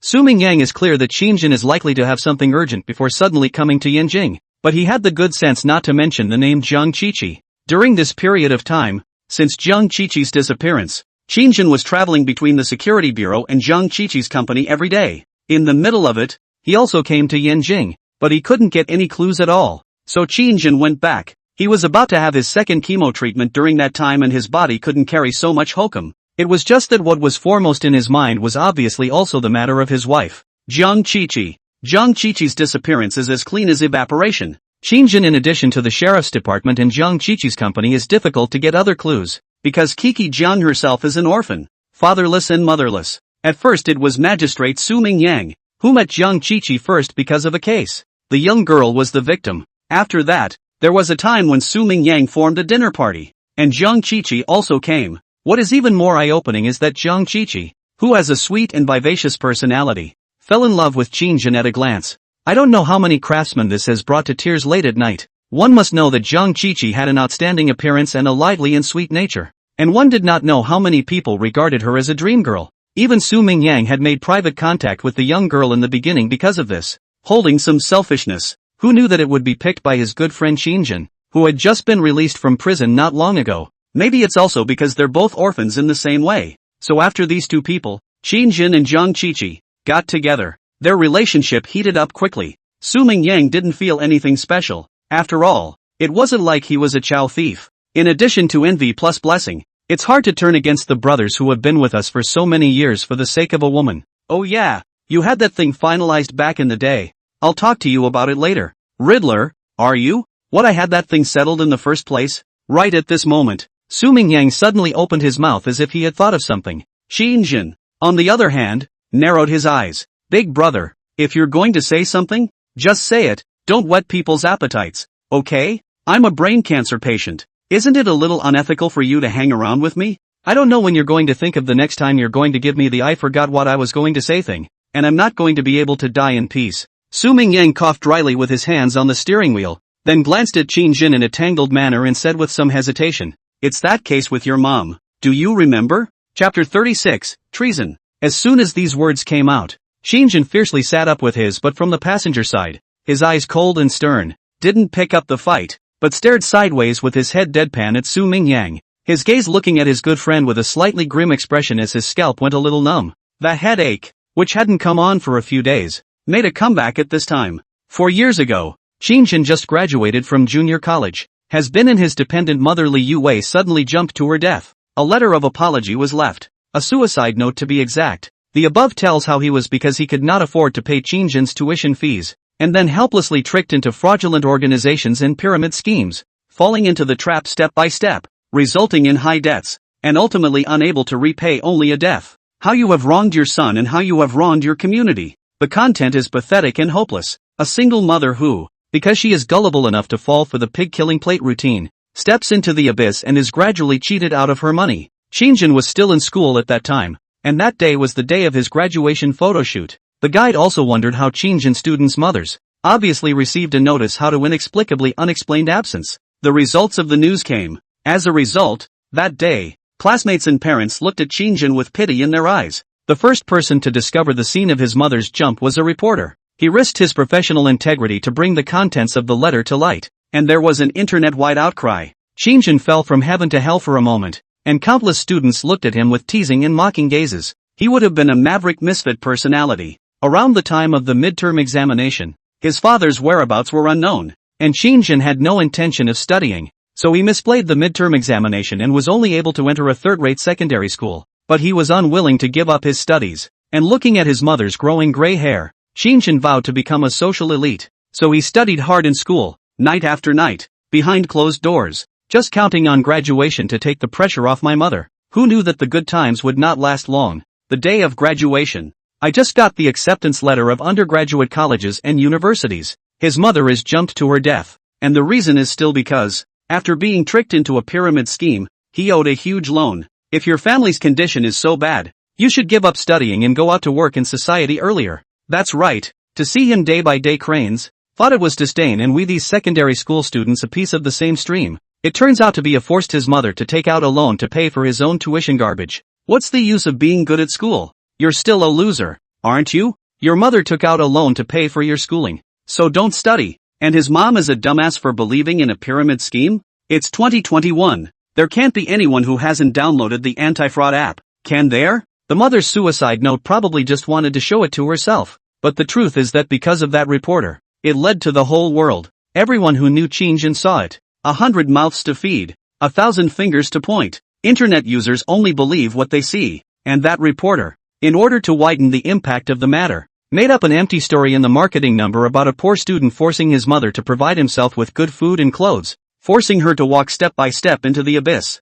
I didn't ask my mom for a loan to send me to school. I didn't realize that my continuing to study was a strain on my mother. If only I knew. I'm definitely dropping out. I didn't know my mother had entered a pyramid scheme. Me? My fault. It's all my fault. Can I get my mom back if I admit I was wrong? Qin Shang's eyes rolled over with teardrops. He broke down. Obviously, he is a child who knows what he is doing, but he has become the image of an uninformed, pretentious, and noble person in the eyes of outsiders. He becomes a rebellious son who forces his mother to take out a loan to pay for his education, only to have her stress kill her. The 4 words great treason were directly affixed to Qin Shang's body. His joy at getting into college was instantly washed away. That day, Qin Shang didn't care about the thousands of accusations from other people. He only had one thought in his mind. Only a mother is good in this world, and a child with a mother is like a treasure. As of today, I don't have a mom. When claiming the body, Qin Shang ran in a hurry and didn't bring her wallet, or Su Mingyang helped advance the money.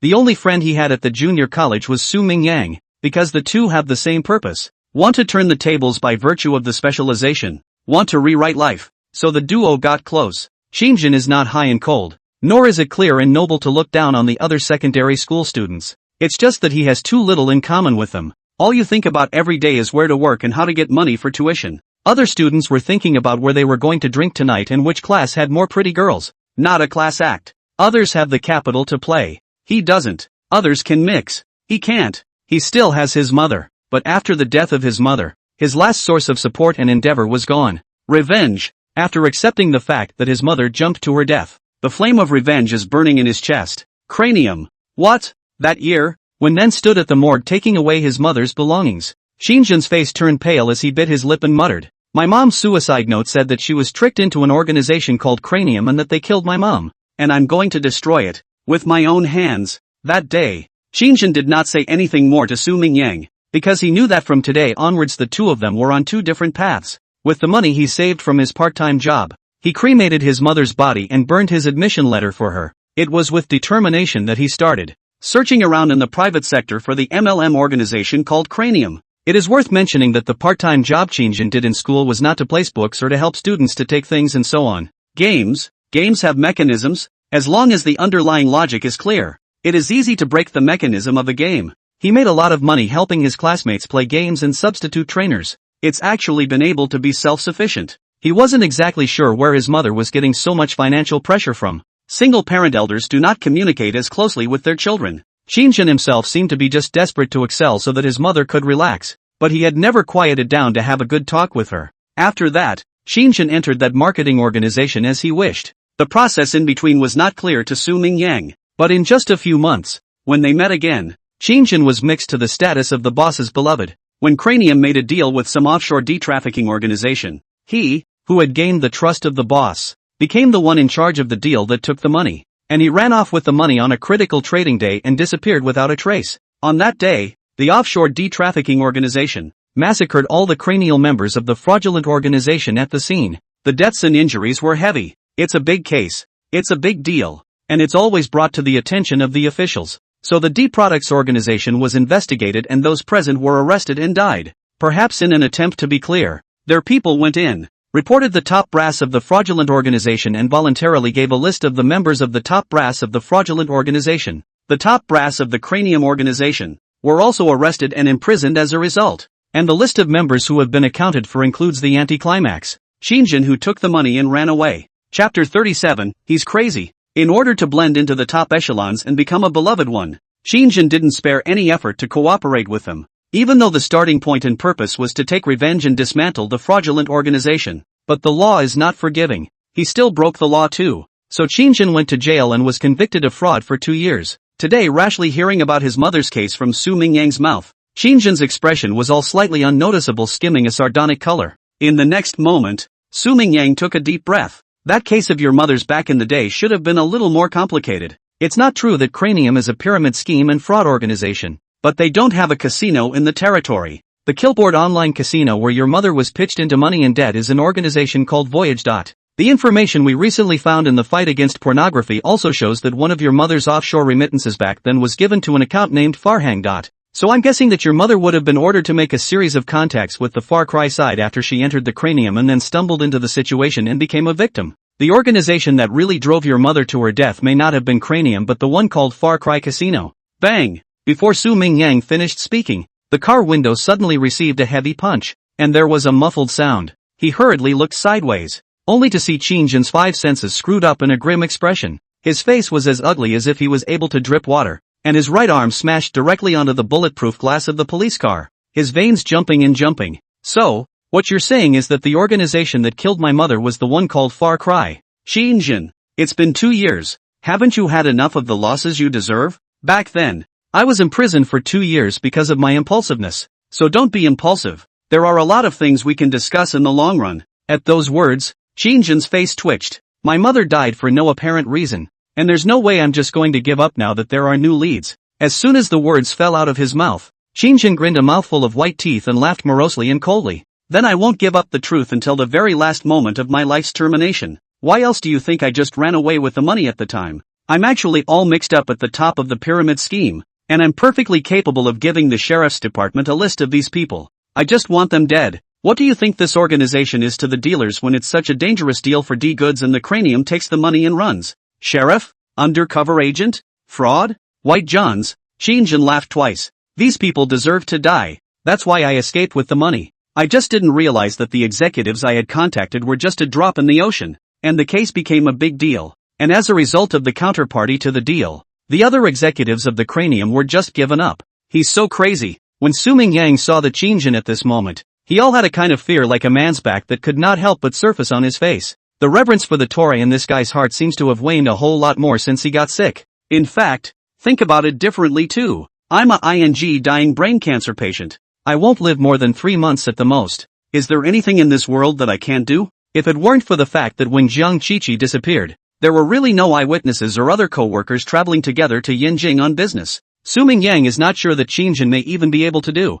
We'll know the person imprisoned to force a confession to torture things. You calm down. We're just investigating too. That Voyage casino has some power and it's not a casino in the territory. We're just suspicious. You know? Doubtful. Anyway, you boys better not do anything rash without proof. I'll keep following up back there and let you know if I get any new leads. Upon hearing this, Qin sank his face into a sound, not knowing whether he had heard it or not, and directly leaned on the back of the chair, closing his eyes and pretending to sleep. Su Mingyang's heart was slightly chagrined. Good buddy. I'm just telling you this because I don't want you to die with regrets. Why do I get the feeling that you're heavier and heavier as if I flicked some unspoken switch? Half an hour later, Su Mingyang's police car slowly drove into a small road. Surrounded by green plants outside the window, looks like the environment seems extraordinarily elegant. So all the way to go about a few hundred meters, Su Mingyang has stopped the car. Ahead was a large gatehouse, fountains, and single-family homes, and just from a distance, one could tell that this place must be a wealthy neighborhood.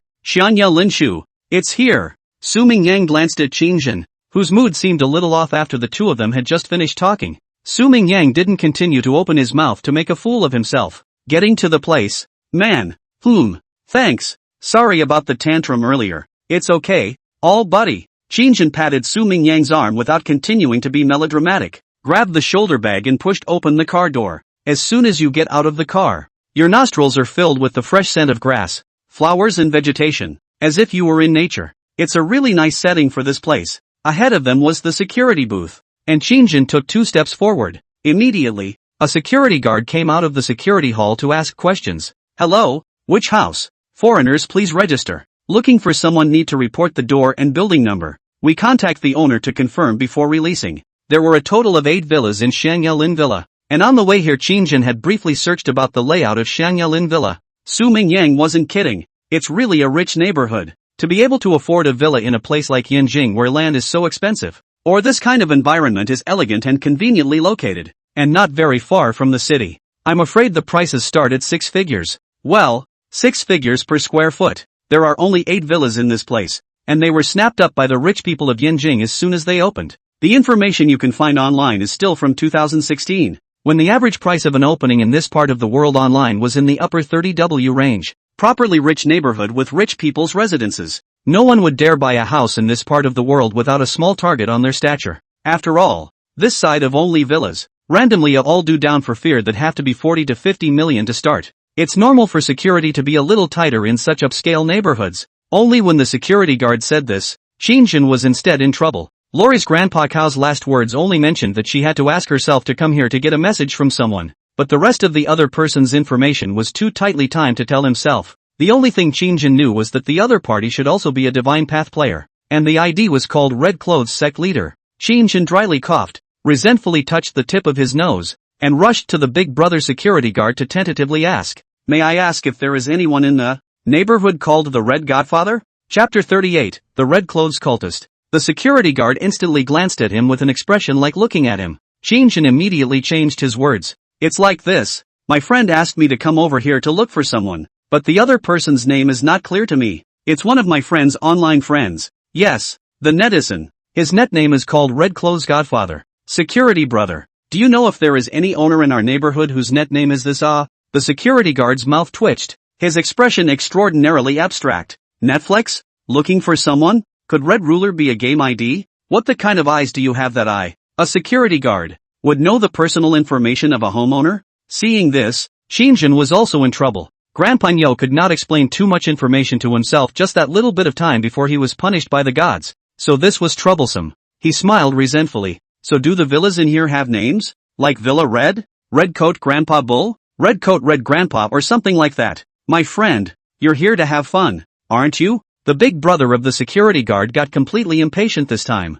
looking at Qin aimlessly. The security guards sprang up to repel them. "Go go go. Nothing else, don't hang around in front of here. Thought it was the sheriff looking for the owners of our neighborhood have something to do, but it turned out to be to find the netizen. I jang know the owners of the netizen name what? Do not even know the owner's real name, dare to run out of cash in this day and age. Young man, you are also really powerful." The older security brother spat. Just then, rumble, accompanied by a roar of the engine. A red Ferrari suddenly drove into the curve, then drilled out from both sides of the greenery, without any intention of slowing down, and came to the gate before coming to a slow stop accompanied by a loud sound of the brakes. In the next moment, a delicate and stunningly beautiful face peeked out from the main driver. Her eyebrows are picturesque and sexy. She spoke in a melodious voice. "Lift down the bar, handsome." Seeing this, the security guard immediately changed into a fawning smile. "Ms. Pei, you're back? Changing cars again? I'll open the grill for you. Just a minute." At that, the woman in the red Ferrari nodded gently, then asked a casual question seemingly out of the blue. Yes, when I came over just now, I saw a police car over there. Is something going on in the neighborhood?" "No, the guy in the police car was this young guy, and didn't know what he was going to do. Said he was going to look for someone called the Red Godfather. Said he was his online friend. Figured it might be used as some kind of tourist punchline? Sounds like an out-of-towner in the accent." Not a problem. When these words came out, the woman in that Ferrari was slightly stunned, and only then did she look at the young silhouette next to the security booth. Shoulder bag, casual clothes, sneakers, the whole thing. It looks like it really has that flavor of a tourist who travels from out of town and comes to this kind of upscale neighborhood to clock in. However, the woman known as Miss Pei did not leave the first time after the security guard raised the pole, but held the steering wheel with one hand and removed the sunglasses on her face with her other small, greenish-white hand painted with bright red nail polish. The beautiful eyes looked at Qin with a few moments of thought in the bottom of her eyes. The security guard saw this and froze. The eyes also wandered back and forth between Miss Pei and Qin for a moment. The heart says no way. Could it be that Miss Pei has a crush on this kid? It turns out that the owner of what is known as the #1 mansion in the neighborhood is into this kind of bimbo style. The next moment, in Qin confused gaze, Miss Pei's red lips lifted slightly and looked Qin up and down for a long time before she faintly said, "Hey, get in the car and talk. What are you waiting for?"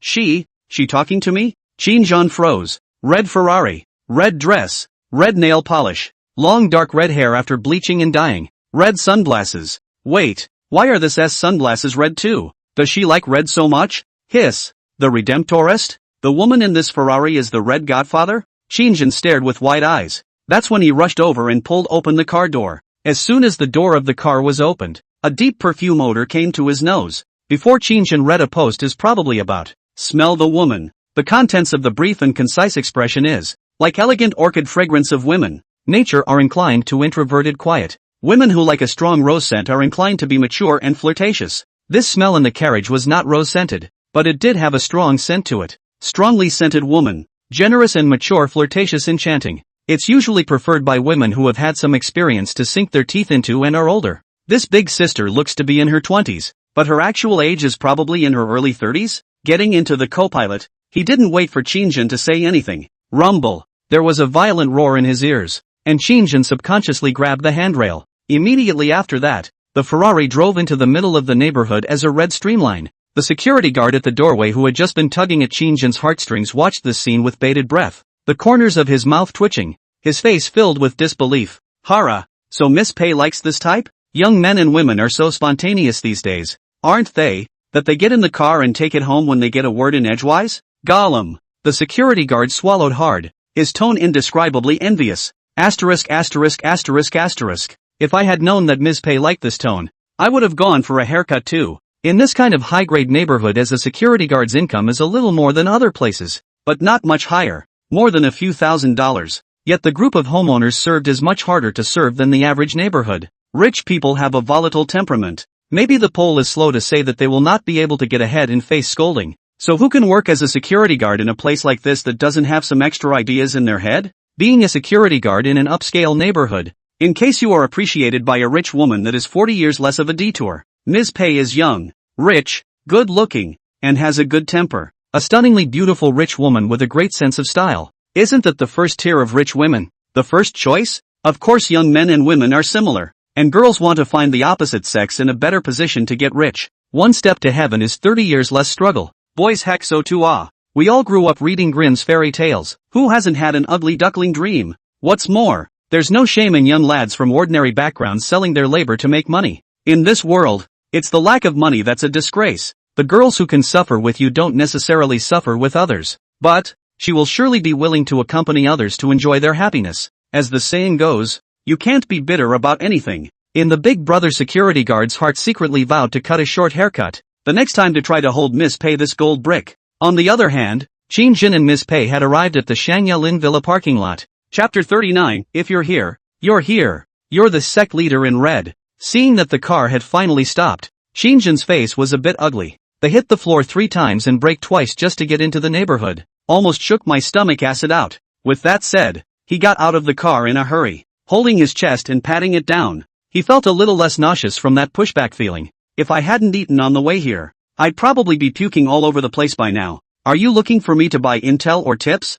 Who referred you? God's way ID for me. The next moment, the woman got out of the car sharply and copied a red handbag. This red configuration, in exchange for the average woman, is not necessarily able to manage. Have to admit, this Miss Pei was born extremely beautiful. The red dress not only didn't look like the quality of the skin was slipping, but instead reflected the white and red healthy skin in a beautiful and charming way. The body is shapely and seductive. A living, breathing, special thing. My God's path ID is licking cockroach jade feet violently. But it's not me who's coming for you. It's my friend who dragged me to ask you a favor. Miss Pei narrowed her wonderful eyes and took out a thin cigarette from her lady's handbag and placed it on her red lips. Friends? Helpful words, meaning let me investigate other players' information? Yes, 20 points below the order-keeping realm. 40 points in the order realm. And the rules realm is exempt. Damn. No wonder you can afford such an expensive villa. Why don't you go rob it? 20 points, that's 20 million renminbi. 40 points, that's $40 million.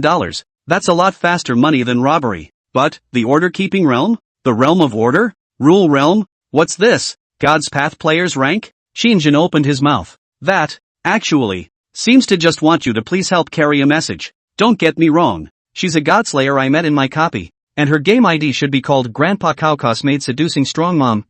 Qin was not sure if Lori had lied about the ID piece. It's mostly just that the two have had so little contact. The little bit of time before Nasan faced the divine punishment was not enough to convey any message at all. It was still luck that he was able to enter Shangyelin Villa and just happened to bump into this red-clothes godfather coming home. If he came over at any other time, it was impossible to say that Qin really had to pounce. Only upon hearing this ID, the red-clothes sect leader in front of him froze as he raised his lighter, and a pair of deep eyes immediately fell on Qin's body. Who? The Kingslayer? You mean Grandpa Cowcos Made Seduce's strong mom turned into a copy of the Kingslayer? In the next moment, Qin was clearly able to feel that all of the red-clothes sect leader's emotions had undergone some changes, and the palm of his hand holding the lighter trembled slightly. That little girl is dead? Died in a copy? Which copy? The woman shook her head again to herself in mid-sentence. Oh, you were able to see her and come back alive, which means that she has been divinely punished? So, she's dead? At those words, Qin's face was a bit complicated. It was unclear what kind of friendship there was between the red-clothes sect leader and Grandpa Nyo. Soul didn't dare to speak out of turn. Grandpa Cow had indeed passed away. According to the few things he knew about the so-called balancing mechanics of the God's Path games, the Kingslayer would have been the loser of the player's match to that copy. And by becoming a Godslayer, she had a new mission. Just need to complete their own quests. God's Way 80% won't let the Godslayer know all the information within the copy. And once a player successfully passes the level, it also means that the Kingslayer has failed. And if the Godslayer has followed through to the final part of the copy quest, then in fact, regardless of the main quest or side quests, the Godslayer is basically clear. At times like this, the Godslayer as a group loses its absolute hold on the divine path. God knows if a self-aware NPC would just give out the entirety of the main quest for free after the next batch of players arrived. For God's Way, this NPC will be an uncontrollable element. Then there is a probability of destroying the balancing mechanism of the divine path. Divine punishment comes, Grandpa Bull may actually be dead for good. In the next moment, Qin smiled bitterly. Yes, she's dead. When did you die? Yesterday. The red-clothes sect leader's delicate body trembled, and the cigarette in her hand was almost unsteady. After a long time, the woman who had left a charming and mature impression on Qin completely controlled her surging emotions and took several deep breaths back and forth, saying, "Is there anything else she asked you to come and see me about that needs to be explained? She said she wished you'd tell her brother to forget about her as if she didn't exist as a sister, as if she'd run away after committing a crime." When these words came out, the red-clothes sect leader's expression froze. It was followed by a long time before he slowly calmed down a few emotions and took a deep breath and said, "Okay, I get it. But the brother she's pining for, maybe even if she's here in person nowadays, she'll feel a pang of strangeness. After all, time is a killing knife that can make a lot of things different. Do you want to come along? May I?" Qin sniffed, slightly rushed and nervous. The red-clothes sect leader in front of him was obviously a high-level God's Path player, and it was inevitable that he would reveal himself as a universal public enemy fraud master who had too much contact with such a person. What if the other party scores points for murder after knowing his identity as a fraudster? This is reality and not Death Train. He doesn't have a second owl like that damn thing that can take a bullet for him. Get in the car. In the next moment, the red-clothes sect leader did not say anything more and beckoned Qin to get on the car. Qin clenched his teeth. As it was, Grandpa Bull shouldn't be able to trap himself. For the rest of the way, the red-skirted woman at her side was silent all the way. It seemed that he had learned of the death of Grandpa Bull and couldn't accept it for a while. Leaving Shangyelin Villa walked for about a few kilometers before she completely calmed down. Once again returned to the ancient well of the beginning of the appearance of no waves. And then immediately after the opening of the mouth is a thunderbolt. "You're a fraudster, aren't you?" Qin's heart was shocked. "Half the time you don't say anything, and when you do it's this explosive?" His expression was all twisted up as he glanced toward the window. Outside the scene changes rapidly. This will be the night. Traffic is not big. The woman's Ferrari sped up, so fast that the surrounding cars in the eyes of Qin are extraordinarily blurred. He had reason to believe that if he jumped out of the car at this moment, 80% would fall to his death. "You guessed wrong." He was about to explain his cunning defense. The red-clothes sect leader then pulled out a lady's cigarette and clamped it on her mouth, seemingly reading the vigilance in Qin's eyes, smiling playfully, her red lips closing one by one. "Don't get me wrong. I know 8,000 frauds if not 10,000, and I'm not going to make a move on you. It's also true that people at least live in upscale neighborhoods with an average price of more than 100,000 a square foot. 100 points. A small goal might not be as attractive to the red-clothes sect leader as he thought it would be. That 100 points for killing the fraud master seems like a lot to order-keeping realm players, but to me it's just a drop in the bucket. What's more, this is reality, and players of other professions don't have that hidden quest to kill the fraud master. Even if I kill you, I won't get a reward. In the next moment, the red-clothes sect leader went on to say, normally, the Godslayer only appears in the fraud master copy, and usually, without the help of a swindler. This kind of copy has the highest mortality rate of any other profession. If I were a Godslayer, I would never seek out a profession where I could die at any time. In a copy, to help carry messages to people in reality. After all, God knows if the other party can leave the copy alive. If you're looking for it, you're definitely looking for the fraudster with the highest survival rate and the highest likelihood of surviving. And only a fraudster who is the public enemy of all would help the Kingslayer. After all, in a copy, if you didn't run into a fraud master, there wouldn't be an NPC like the Godslayer who specializes in working against players. Players of other professions hate the idea of the Godslayer being killed by 1,000 cuts, let alone helping to carry the message. Hearing this, Qin Shang unexpectedly felt a sense of powerlessness. That's some pretty clear logic for A. It turned out that in the eyes of a high-level God's Path player, it was surprisingly easy to expose oneself. I'll ask you again. So you're a fraudster by profession?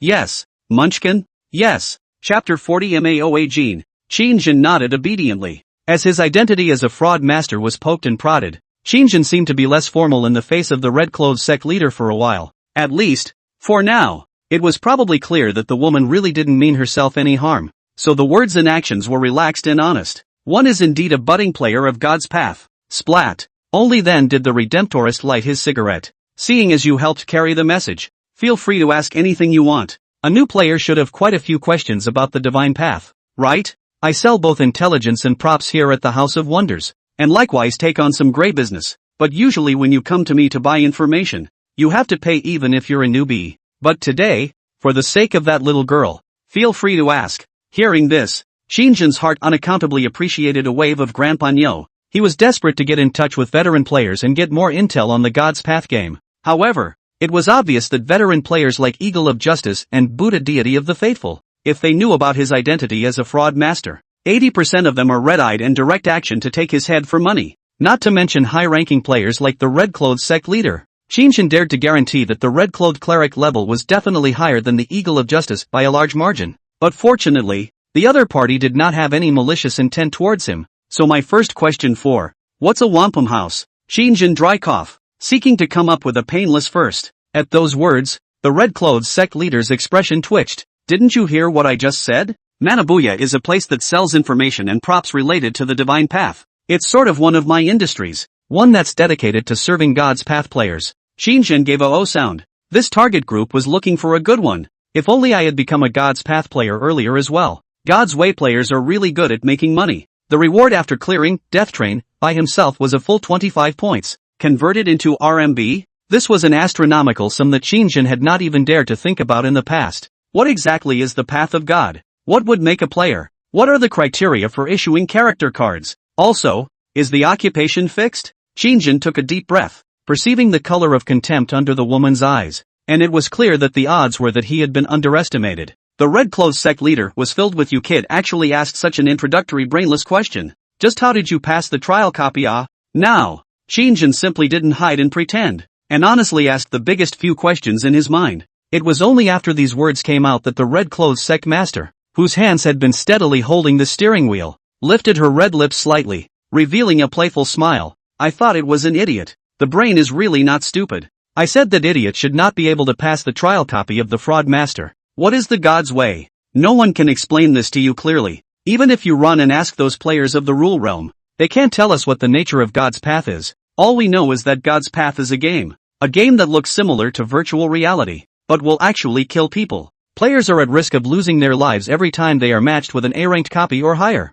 But the rewards for passing the copy are out of this world, aren't they? The point rewards and prop rewards are enough to turn you over to the real world, as you should have already experienced. Young Order Realm Fraud Master. For example, that skill of yours, Inheritance. Find an aging old man with no children at his knees to unleash the skill. TSK. The assets in your name will swell at an extraordinarily exaggerated rate. When these words came out, Qin Shang was stunned. The divine path skill could be used in reality, he knew, but the fact that Inheritance could even be used like this was something he had far from thought about. Is the red ruler also a fraudster? Me? I'm not. The red-skirted woman pursed her lips. Don't be too surprised. The fraud master being the public enemy of all his skills, which veteran players have almost all learned, are indeed quite unbelievable. Against all odds? Inheritance, it does have some bulls *** T plus though, but it doesn't really qualify as the word counterintuitive, does it? Qin was stunned. Your second question. What would make a player? Well, it depends on the group and the occupation. And this question can be answered along with your third question. The next moment, the red-clothed sect leader was faintly saying, people from all walks of life have the potential to be players. But there is one important piece of information I can give you for free. Most of the group of scam artists are extremely high carriers of the MAOA gene. I don't know how well you're doing in biochemistry.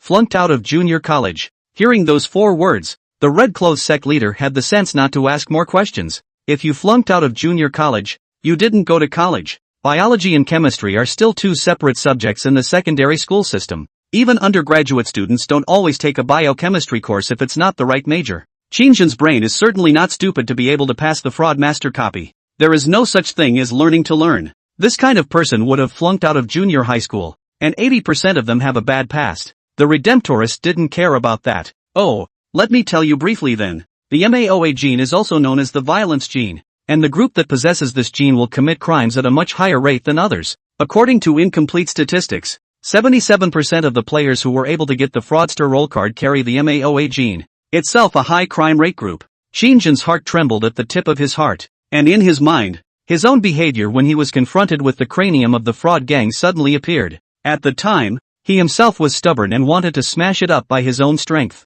In fact, he knew full well that that would be considered breaking the law, but he remained paranoid and chose to do that. It's hard to say that it's not the so-called MAOA gene in the mouth of the Red Godfather at work. For a moment, Qin had the feeling of having his bottom coverings torn. So, is the reason it carries the high crime rate gene? That's why it's a fraudster? The red-clothed sect leader shook his head. No. According to incomplete statistics, half of the fraud masters I know have at one time or another done time in jail for their crimes. It's probably more accurate to say that God's path issues roll cards for this profession by picking criminals to issue them. Of course, fraudsters are a mixed bag, and all the MAOA gene can determine is the probability of an act of violence occurring, and not necessarily a criminal act. For example, people who abuse small animals and urinate and drown small ant nests, through which they are able to get pleasure. The MAOA gene is also active in this group, and just because you have it doesn't mean you commit crimes, just at a higher rate than the rest of the general population. With those words, the red-clothed sect leader smiled. The character card occupation issued by God's Way is just a reflection of a person, the undertones of their personality. As to what this person is really like in reality, none of us dare, nor can we pass a little silver white card and assert it. These words were right in Qin's heart. He pursed his lips and nodded in recognition of the term Red Ruler. Any other questions? Chapter 41 3 Speculations of Public Enemies of the People. The red-clothed sect leader said with a light laugh as he eyed Qin digesting what he had just said. Don't hesitate. Don't you just want to know why the profession of fraudster is the public enemy of all? The biggest question on the minds of 80% of budding fraudsters should be this. You should have run into other players in your copy as well. Being able to survive probably backfired on them, didn't it? Counter-Strike? That's not true. The Eagle of Justice dog scumbag left his copy alive, 80% of the time. Qin thought coldly in his heart, and on his face he calmly took over the conversation and said, actually, that's something I seem to know a bit about. Is it because by killing the fraud master, other players can complete a hidden quest? For the rewards, so the players' innermost desires were aroused and they chose to push the fraud master as the public enemy of all? When these words came out, the red-clothed sect leader glanced at Qin with some surprise. It looks like you've had a lot of contact with other players. Budding players are usually clear on this point, and the odds are that they'll have to stay in their copies. After all, other players who aren't native to the area won't voluntarily tell the fraudster about that hidden quest. I didn't expect you to make it out alive. You seem to be a good seed. Qin didn't pay attention to this fallacious praise, but asked with his eyes tightening, is there another reason? The Redemptorist nodded. Naturally, there are 3 widely circulated accounts among the players, and 3 summarized by everyone in the God's Path game, with clues pieced together by other players based on some backdrop hints. Not necessarily right, but highly likely. In the next moment, the red-clothed sect leader hooked her red lips. Have you noticed that a lot of the divine path professions look like foreign profession names? For example, what swindlers, priests, healers, hypnotists, mechanics, etc., etc. Qin Shang froze and nodded. It's a bit of a foreign career, that flavor. To be clear, all of those professions, except teacher, sound like they were imported in from a foreign country. So the developer of the God's Way game is a foreigner. Qin didn't say much and pressed the thought. Have you ever seen that painting of Da Vinci's Last Supper? The painting depicts the last meal eaten by Jesus, the Christian savior, and his own 12 disciples. After that meal, Judas betrayed Jesus, the founder of Christianity, as a traitor. Every one of his disciples was a member of the Christian religion, each in his own way, and among them were teachers, ministers, and physicians. After the words were spoken, the red-robed godmother's rosy cherry mouth opened and closed, 2 slender fingers clamped on a cigarette, exhaling a stream of secondhand smoke with a sweet and greasy odor, and faintly said, "There's a folklore that the reason the God's Way developers would give the Swindler such a setting and make it a national enemy is because the Swindler corresponds to Judas in that painting of the Last Supper. Judas, who betrayed Jesus, the savior of Christianity, was a liar, a traitorous liar, and so reviled by all and scorned by 10,000. And so the moment one becomes a swindler, the player has to be wary of everyone and has to lie all the time, knowingly, and that's because Judas is the traitor among the faithful, and the swindler symbolizes that traitor." When these words came out, the corner of Qin Shang's mouth twitched. That's a bit of a splash of dirt, isn't it? It's not like I'm a Christian. Why do I have to become a public enemy like a fraudster? Don't worry, I'm not done yet. There's also a second way of saying that character cards are issued that correspond to the player's character undertones, such as the teacher, who, in the modern paronomasia of official interpretation, symbolizes the one who preaches and teaches. But in the old days the profession symbolized erudition. To be learned, to be studious, and to be unashamed in the old days, is enough to show this. Many of the people in this group who got the teacher role card, though they may seem unassuming, have the habit of lifelong learning, good learning, and erudition, which is the underpinning of the personality, of not resting on one's laurels, and of learning diligently to get ahead, and so became a teacher. Qin Shang listened to a burst of headache, only to feel that this statement was nothing less than a rotting eye looking at a human base. This set of words is no less than seeing a woman in a cool dress and dressing up in a flirtatious manner, and then biting out that she is a woman of the world. So you're trying to say it's because of personality undertones again? What MAOA Gene? Because I'm at heart a person who favors violence and fighting violence with violence. So I got the fraudster role card? The red-clothed sect leader gave him a blank look, a seductive one, as if her lover was pampering him. The displeasure that had risen in Qin Shang's heart dissipated in an instant. However, in a whirlwind, he regained his clarity and slightly pulled away a little from the red-clothed sect leader. This is like a ripe peach. All the time exudes the charm of a mature woman. Pinch it as if it can drip out of the water. It's just that the two of them have just met not more than half an hour ago, and this can actually throw an eyebrow at herself,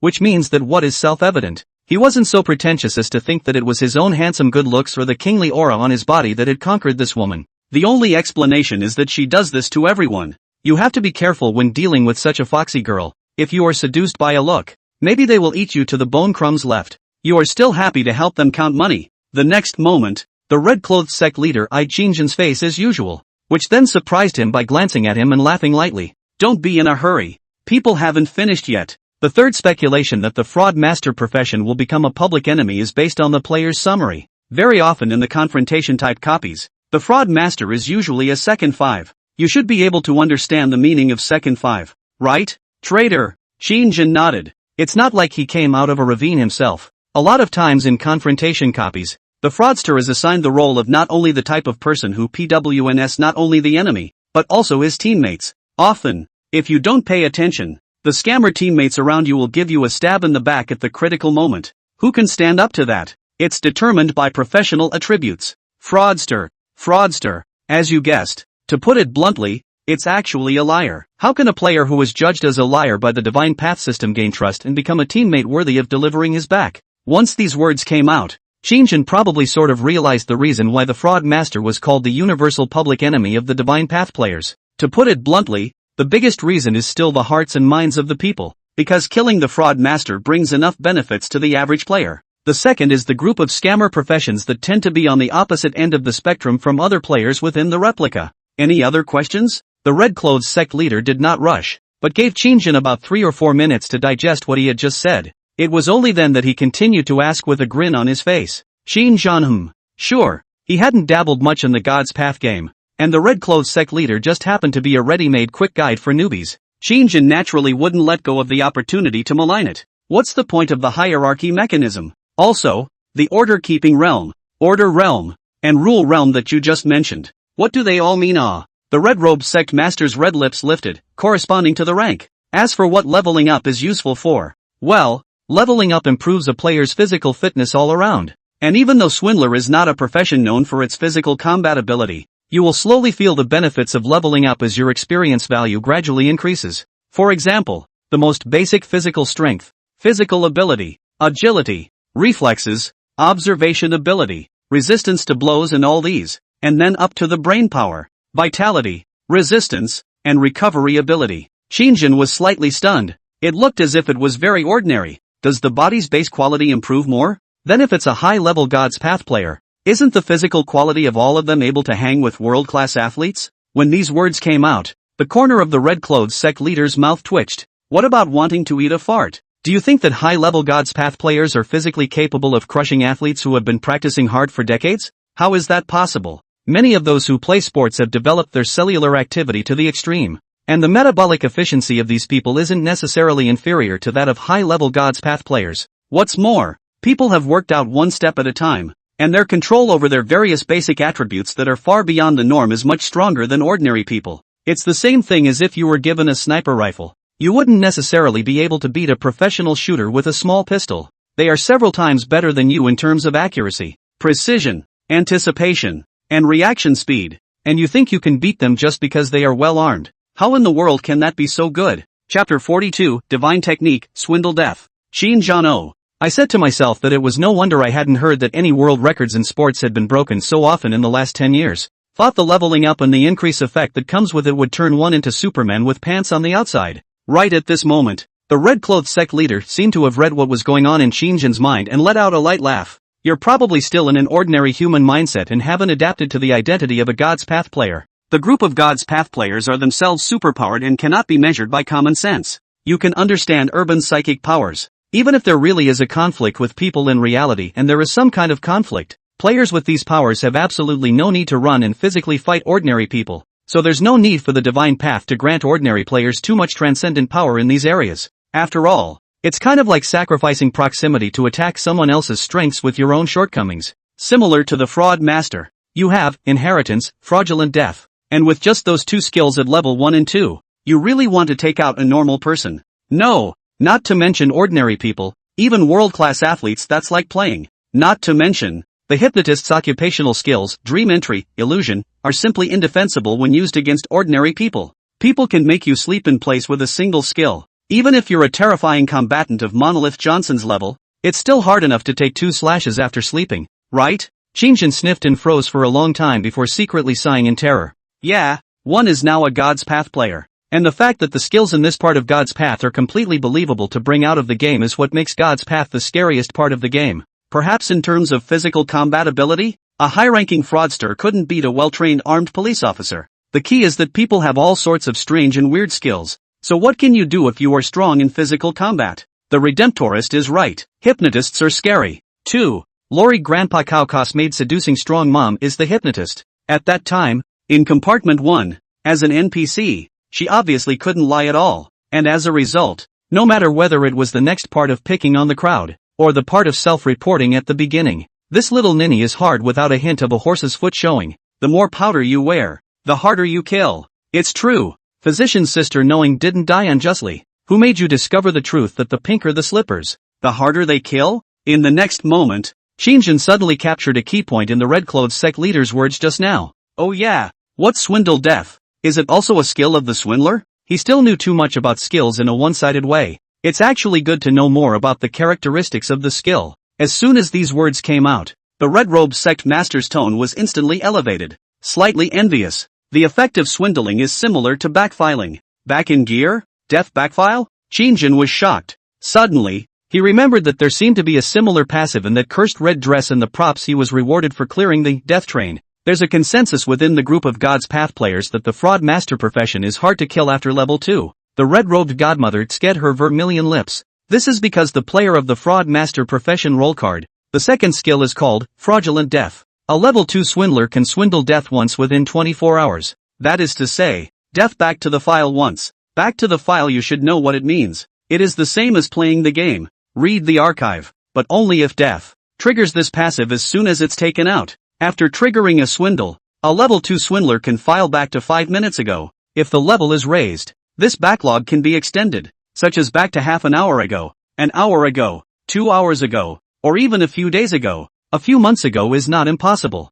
After saying this, the red-clothes sect leader unsurprisingly captured a flash of shock and uncertainty from Qin Shang's face. There is no other reason. Fraudulent death, this skill also. It's too anticlimactic, isn't it? Doesn't that mean that after level 2 the fraud master is basically an unkillable existence? After all, one can always die back. A flash of envy also appeared on the red-robed sect master's pretty face. That's why I'm giving you that. Although the God's Path player's limb ability, the body's basic quality is not much improved. Perhaps in one aspect of physical quality, even the peak of the God's Path players can't fight against some of the top sports competitive athletes. But you didn't even have to get physical with them if you really wanted to get them killed. Level up. Just start with a hand of in-place self-cuts. Fraudulent death, backshift to a few minutes ago, and backhand a slate while it's down. TSK.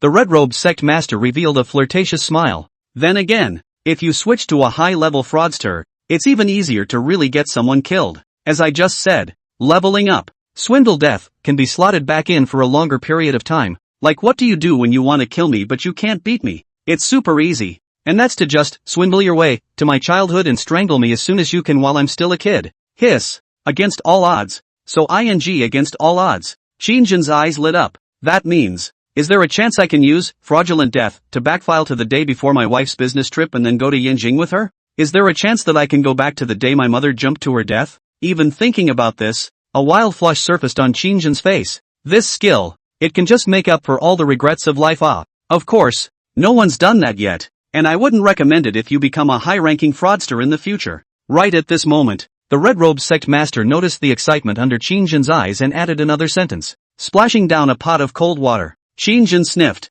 Spinning around, he subconsciously blurted out a sentence. For what? The red-clothes sect leader gave a mocking smile and revealed a meaningful expression. Because when swindle death goes back, you can't come back. Can't come back. Qin Shang's eyes widened. Why? According to you. Assuming I'm a high-level scammer player, wouldn't it be fine if I traveled back a few years and then finished what I wanted to do, then cut myself to unleash my passive and scam to death once? Like the example you just gave. I go back to when you were a kid and I just strangle you with one hand and then kill myself to trigger the swindle death. Before he could finish his words, the red-clothes sect leader let out a sneer. Fraudulent death is a backfile, not a full file read. Assuming you are 20 years old. I'm 26. The red-robed godfather slammed on the brakes, catching Qin Shang directly off guard under inertia, almost knocking his head against the windshield. The woman smiled in satisfaction when she saw his wretched appearance, seemingly annoyed that someone had interrupted her, and gave a small vent to her dissatisfaction before she said quietly,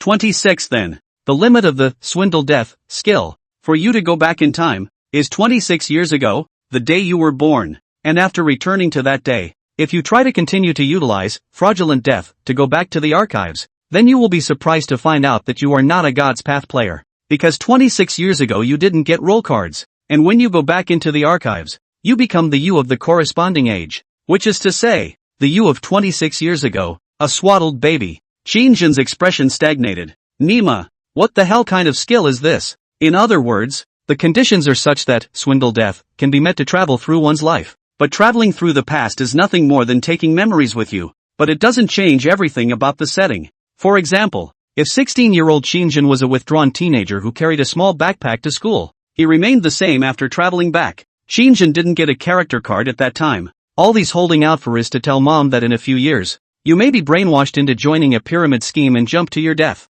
But odds are the mother at that point would have slapped him and told him to get out of his room. And the hardest part is having to suffer through not having any superpowers and going through again anything that you can't change, such as your father disappearing, your mother jumping out of a building, and yourself dropping out of school and going to jail. These things will, almost as soon as they become a closed loop, become established facts. Even if he traveled back, he still didn't have the ability to change much of reality without a character card. Understand? In the next moment, the red-clothes sect leader smiled playfully. So normally speaking, the most you can go back to is the day you became a God's Path player. And generally speaking, fraudster doesn't file back to the day he got his roll card. Qin Shang was once again stunned. To tell you the hard truth, God's Way system calculations are encompassing these fraud master players who are trying to utilize the fraudulent death skill to go back in time. God's Way systematic computing transcends time. In other words, if you remember that the copy number you entered the day you got your character card was 001, then the first copy you traveled to in the past to regain your character card must not have been numbered 001.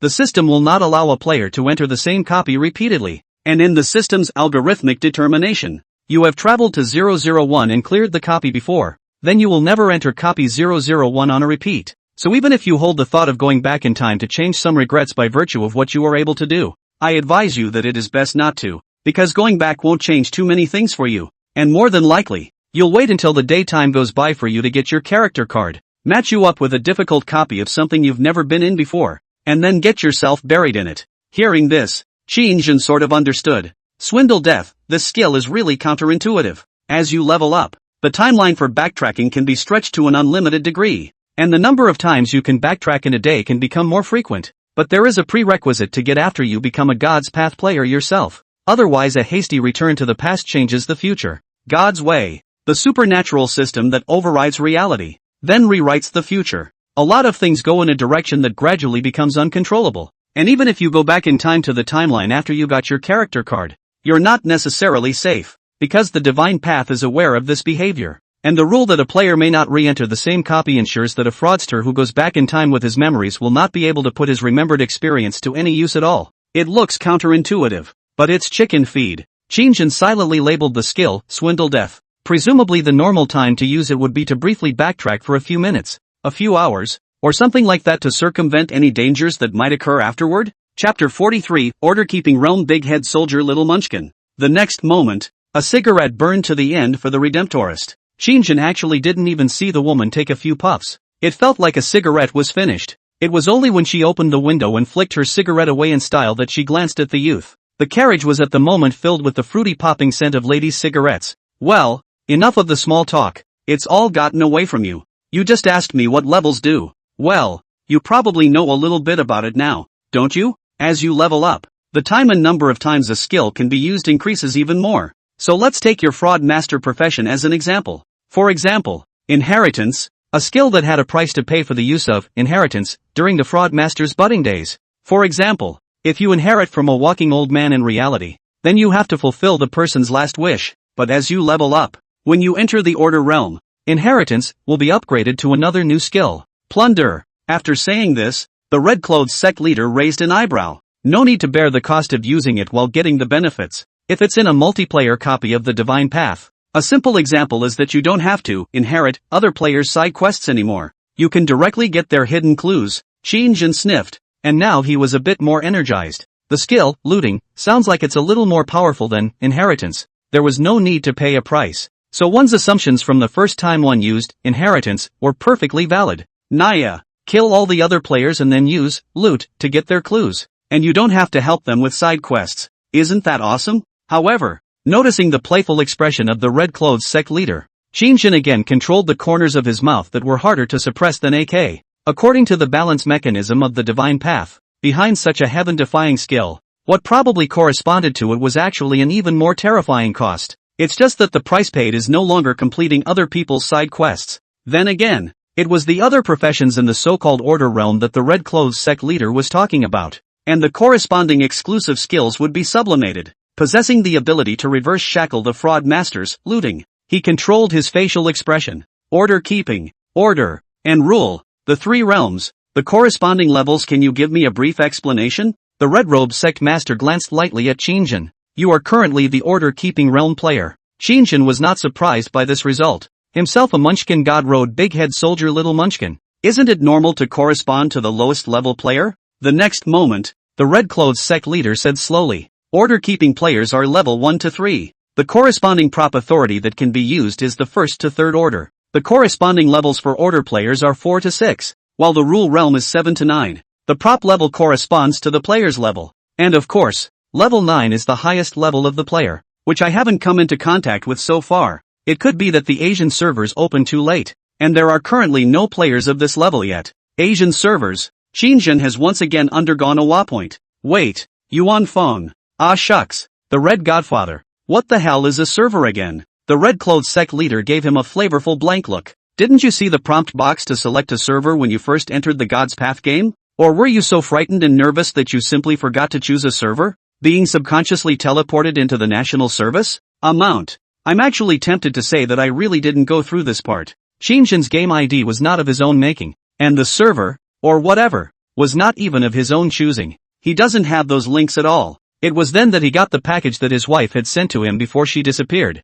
and Qin Shang's face was already ugly. With a low mood, he subconsciously tore open the package. Seeing that inside was a turned-off device and a small silver white card, Qin Shang picked up the character card. Then a flash of light. When I opened my eyes again, I was in a copy of Death Train. The red-clothed sect leader didn't care about his expression, but drove steadily while speaking faintly again. The server is divided into 3 regions. Currently Asia is known as the second region, America is known as the first region, and Europe is the third region. It's just that I don't know what the reason is, but the third region hasn't opened up until now, and some of the other small server areas aren't counted as part of it, as there isn't even a single Order Realm player. Order Realm are not even there, corresponding that is not even level 4-6 players. Well, it only rewarded me 25% of my experience value for clearing a Premier S-rank tainted copy like Death Train. It takes a full stack of experience to reach level 2 Fraud Master. I've had to go into a similar S-ranked copy 3 ING times. The upgrading of a God's Path player is not something that happens overnight.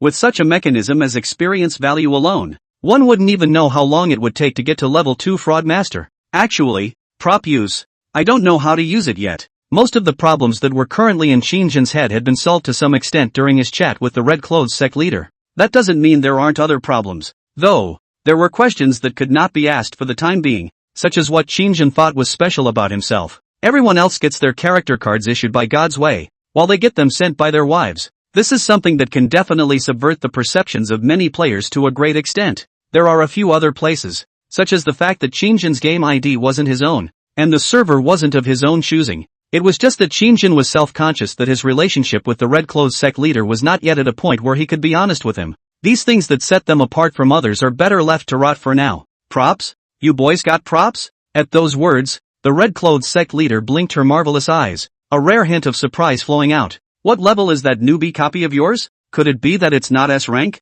There's actually a prop reward? You should know that props are usually something that only the players who have performed the best in AS-ranked copies, or what we often call MPVs, will get. And they're usually expendable classes. It's not often you get an S-rank copy of the Order-Keeping Realm. Where did you get the props? Qin Shang's heart was secretly happy when he saw that he was finally able to shock this old player. Without any nonsense, he directly communicated the character card and summoned the cursed red dress. Reaching out and grasping in the void, a red skirt appeared out of thin air. It didn't scare the red-clothed sect leader. It looked like the woman was used to this kind of ability to take things out of thin air with the help of an item bar. After all, that's the mark of a God's Way player. Mentioning the props, Qin Shang just remembered that at that time out of the copy of that meeting he seemed to have received a priest old man's cross. With that thought, he opened the item bar again. Item bar, tainted red dress, fallen cross, holy cross, consumable, *3. Name change card, consumable, *3. The fallen cross is a prop that falls in place after the death of a priestly old man. Qin Shang was on the verge of fainting from the pain, but it was probably the good habits he had developed from playing the game that made him rely on adrenaline. Surprisingly, he managed to lick his bag with a single breath and stowed the cross in the item bar before turning on the healer skill, heal, at the last minute. To be honest, so far, Qin Shang hadn't checked the item properties of this thing yet. Chapter 44, the first time in my life I've ever dressed as a woman. Name of prop, fallen cross. Introduction. A greedy priest tries to use the power of the Holy Church to sacrifice and resurrect his undead girlfriend, and after failing, the heart of the word collapses and the cross is cursed and tainted. Skill, purification. Use of purification will greatly restrain evil spirits. Under the holy light, burning those polluted souls, can purify the dark side of humanity. Cannot be used on the user. The degree of purification depends on the user's level. Price. Using purification will cause an emotional backlash from the death of a loved one, and frequent use may cause schizophrenia. Remarks. Please don't be a slave to your emotions. Although we are often on the head, the introduction is a huge chunk less than the cursed red dress. Cursed red dress. That prop introduction is simply not something that can be summarized in one line or two. By the looks of it, this prop of the priestly elder wasn't as good as the cursed red dress in terms of quality. In the next moment, Qin Shang turned his thoughts around and instantly understood. This thing, it's 80% the priest old man's copy reward when he cleared the death train, isn't it? The content in the introduction. 80% also coupled with the background plate of death train. To say that it is a coincidence is unlikely. Moreover, the efficacy of the skill, purification, had a great degree of restraining effect on evil spirits. That priestly old man would totally work in the third compartment. At least it wasn't like being chased around by the trickster. There was another reason why the priestly old man would have died of trickery when he finally fought himself. That's when the old thing didn't have time to finish the skill's pre-shake. In addition to the fact that I've just suffered from the backlash of the skill, I don't think the effect of the purification that I sent out will be able to reach its peak state. At the same time, Qin Shang also took a look at the consumables that he was rewarded with when he passed the level. Holy Cross, consumable, Cross of the Holy Church. Function, purification. Using purification will greatly restrain the evil spirits. Burning those polluted souls under the holy light can purify the dark side of humanity. Cannot be used on the user, only useful for enemies of the orderly realm level. Consideration, no consideration because it is consumable. The introduction of this prop seems to be exactly the same as the fallen cross. But it seems to be a little more powerful. All seem to have similar efficacy. But the Holy Cross, a consumable, is clearly endorsed with a power level. It's pretty straightforward to tell the player that it can target evil spirits or players below level 3. That is, in the future, when you encounter a boss within a copy, it seems that you don't have to panic when you're below level 3. Hiss. No wonder the old thing and the sheriff clearly didn't notice the rule of Al attacking the passengers when they were in compartment 3. But the two were still unharmed after being attacked by Al. It even beat the grudge to escape for a while. I get it. The old priest guy probably had it before he entered the copy. At that time, Qin Shang also heard the priestly old man say, "It's consumable. Don't stock it myself." Holy Cross. This kind of consumable item is perhaps a consumable type of reward given whenever a copy of the backdrop is linked to a priest. That's why the priestly old man had 1 or 2 stocks like the Holy Cross in his hand before he entered the death train, but it was all used up in the third compartment. During the settlement session, because he had cleared death train and was still the leader, he was likewise rewarded with props. So there was this fallen cross. The function is similar to the consumable version of Holy Cross, but it can be used in a row. Meanwhile, upon seeing the props that Qin Shang had taken out, the red-clothed sect leader only took a sideways and faint glance as he drove, and then withdrew his sight. With the red-robed sect leader's insight, he was naturally able to tell at a glance that the red dress Qin Shang had taken out was not extraordinary. And what a prop! The next moment, she freed one hand to drive the other to touch Qin Shang's red dress. Qin Shang's expression stiffened. Seeing that this jade hand is not honestly blind, a few handfuls of random groping, suddenly lost his temper. God knows if she'd give herself a bird's egg if she fumbled around a couple more times. Without missing a beat, he threw the red dress violently at the woman. Only then did the red-robed godmother let out a dainty laugh and picked up her single red dress. He said to himself, "This kid was 4 flat just now, but I didn't realize that he was still a little boy who didn't stand up to molestation." But in just 10 seconds or so, her attention shifted from Qin Shang to the red dress, her eyes widening in surprise. A priest profession prop that has the ability to ignore physical attacks with nothingness? And it even comes with a prop skill? Where is this a reward for a copy of a Guardian Order Realm player? Even many Order Realm players wouldn't necessarily be able to have this level of treasure.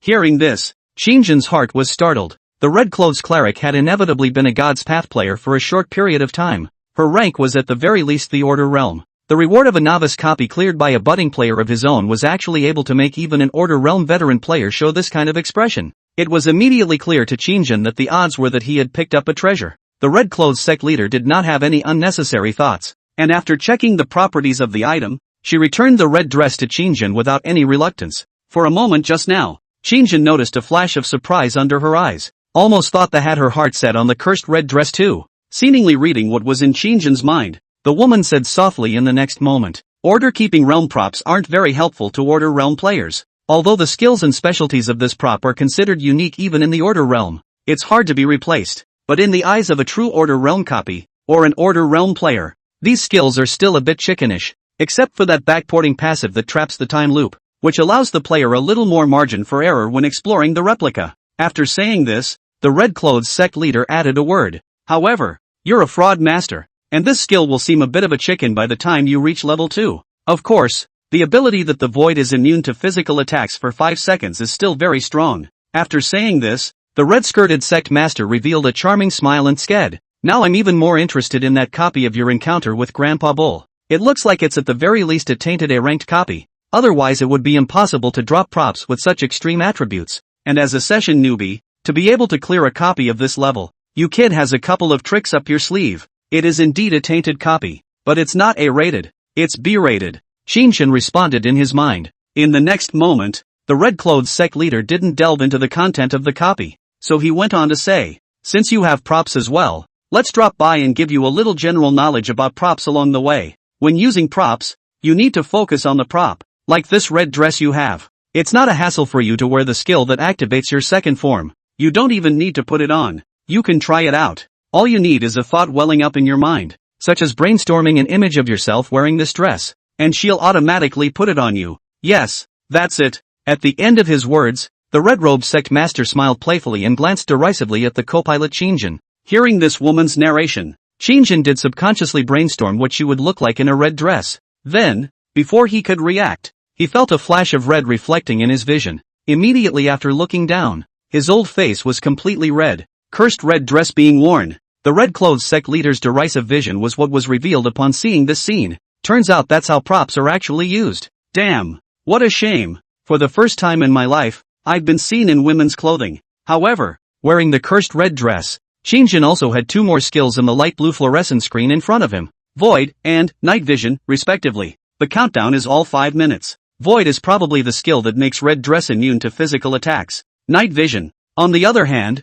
is a skill that belongs to priests. The next time you explored a copy, you wouldn't have to worry about the environment being too dark and not having a priest teammate around to blindly feel the elephant. But it's the red dress look that's just a little too shameful. If the multiplayer copies were to have Qin Shang in public women's clothing, psychologically, as a straight man of steel he was still instinctively somewhat resistant. Immediately afterward, Qin Shang was undoing the wearing with a thought. Recommunicating the character card dropped the red dress back into the item bar. Other props of different varieties are used in essentially the same way. Depending on the function and form, you only need to brainstorm the scene when you use it, and the prop will immediately appear in the corresponding location. Chapter 45. After the red clothes cleric said this, the two of them had already gotten off the highway. The scene around them changed rapidly, and the red-robed godfather drove as if he had a grudge against the gas pedal, itching to give it a kick into the front hood. It's basically flooring it when there are no cars on the road. Sharp acceleration and braking. If it wasn't for the fact that the red-clothes sect leader had divided part of his mind to chat when he was talking just now,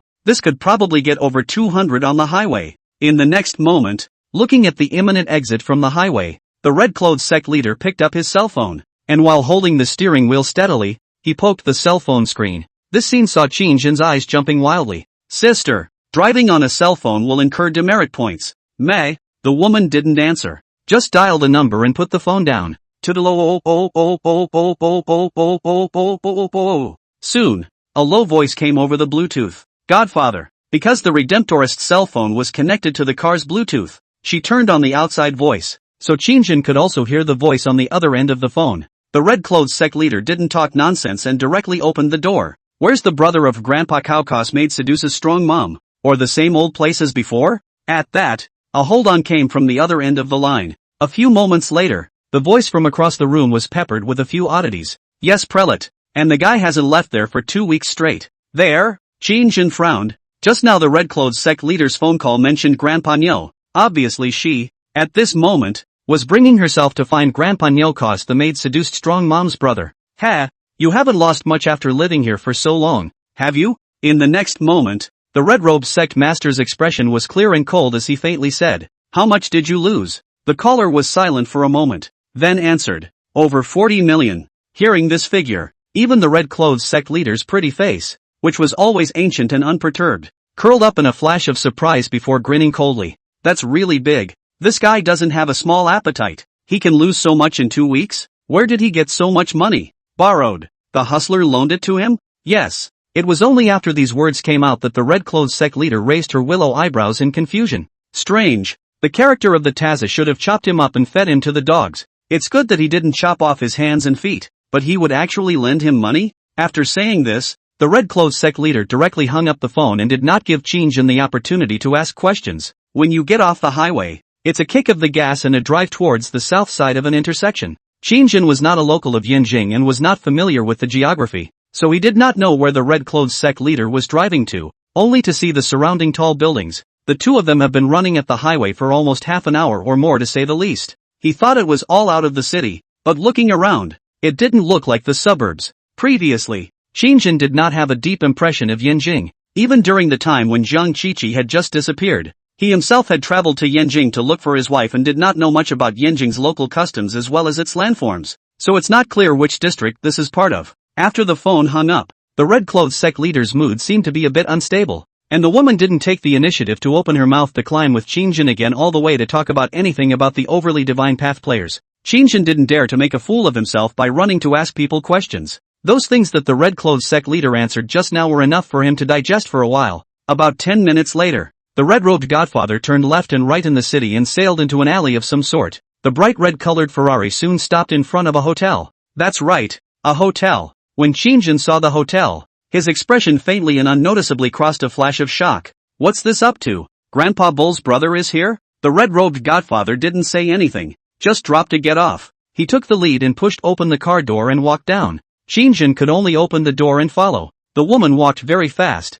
got out of the car and walked straight into the hotel. Looking at the plain decoration, it was like a very ordinary traveler's hotel, and the red-robed godfather was at least worth a few small goals. I don't think you'd pick a place like this to stay, would you? Thinking of this, Qin's tensed sphincter did relax slightly. He really had been worried about it, fearing that he would be late in life. After all, men get worse when they have money and women change their sexual orientation when they have money. I've heard that rich, older, single ladies like to invert the Big Dipper, and I don't know if that's true or not. Just now, when he saw the hotel, Qin's mind had really shown some images that were inappropriate for children. Afraid this is going to do something weird to her. Where's the guy at the front desk? Notify your manager and tell him I'm looking for the hustler. The next moment, the red-robed sect master did not have nonsense. Into the hotel is to stretch out the white jade finger knocked the front desk table. Tell the hustler to meet me in 3 minutes or I'll call the police and report him for public gambling here. Upon hearing this, the front desk boy's expression collapsed,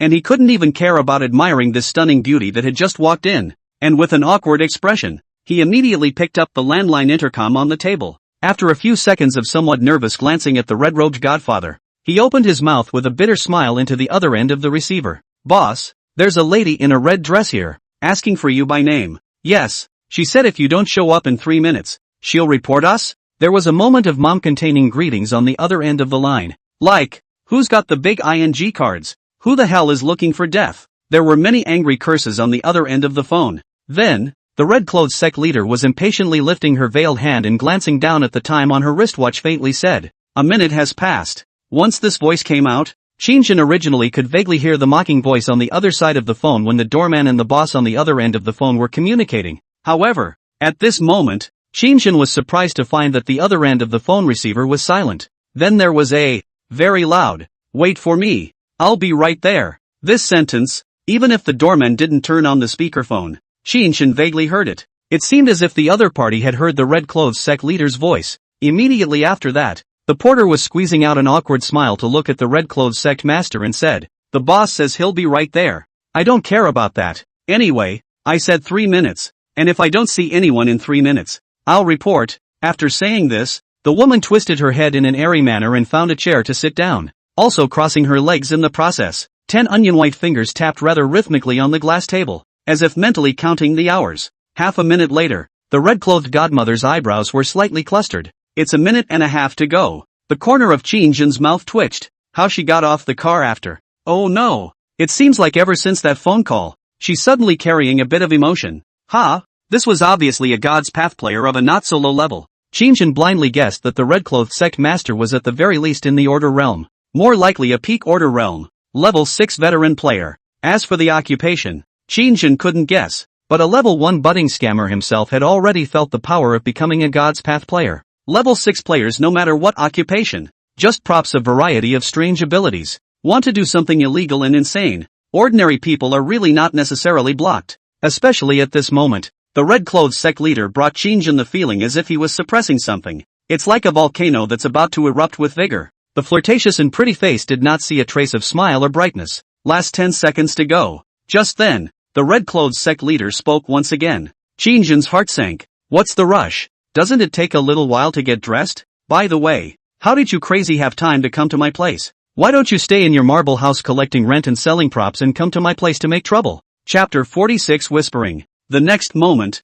a slightly panicked voice came from not far away. Immediately afterward, a middle-aged man with an exceptionally wretched image appeared in Qin's line of sight. The man had long, solid red hair that didn't look like it was dyed. but more like he had some kind of disease that caused the hair color itself to be that way. He had a bushy beard. His hair was tousled. He looked as if he'd only just woken up, and he had his plaid shirt on backwards. There's really a sense of fire and brimstone to get here. However, a pair of bright eyes were hidden under his long hair, and his small eyes darted around to survey the two uninvited guests, the red-clothed sect master and Qin Shang. Seeing Qin Shang, the man slightly froze, then subconsciously nodded as a greeting. Qin Shang also immediately followed suit and nodded back a salute at the other party. Is this the hustler the redcoats are looking for? But what is the relationship between the hustler and Grandpa Bull's brother? When the red-robed sect master saw the visitor, he nodded slightly. 3 seconds to go. Remember to hurry up next time. I'm in a bad mood. Cut the crap. Take me to Chenmuji.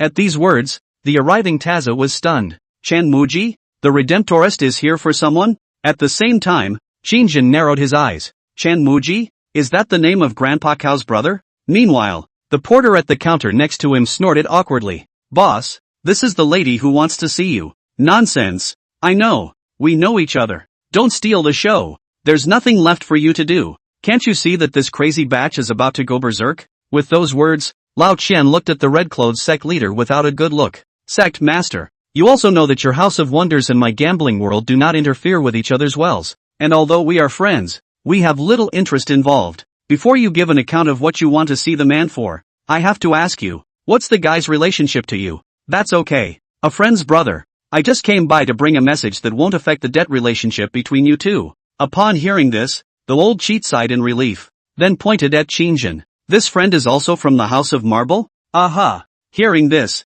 the cheat was visibly relieved, then lifted his chin at the porter. The porter pulled out a room card at once. The cheat took it and walked straight across the hall to the elevator. How about you two together? That guy owes me over $40 million and has no money to pay his debt. And I've called all of his family's phones and either no one gets through or I'm told to call the police to put him in a police station. Joke. The bastard owes me over 40 million ING dollars. Can I send him in? Wouldn't it be cheaper to send him in? The red-clothed sect leader always ignored it and just nodded with downcast eyes. The old man made a fool of himself by not saying anything more. Right at this moment, Qin Shang, who had been acting as a spectator next to him, didn't hold back and subconsciously opened his mouth. Are you a loan shark? Young man, meals can be eaten indiscriminately, but words can't be spoken indiscriminately. What usury? I run a casino. Red ruler, and this is your friend? Aha! The red-robed godfather nodded salaciously. Only then did Lao Qian let out a no sound, and a flash of surprise flashed across the bottom of his eyes before he smiled and shot a glance at Qin Shang. Lusty, I've never seen her bring any of the opposite sex to meet any of us. And don't look at this sister of yours. She's extremely heterosexual and has a wide range of contacts in the opposite sex, but she's a real clean slate. Maybe you're taking first blood. After saying this, he revealed an envious outer look with a few hints of derision. Qin Shang, did you misunderstand something? You two can flip out on me later too.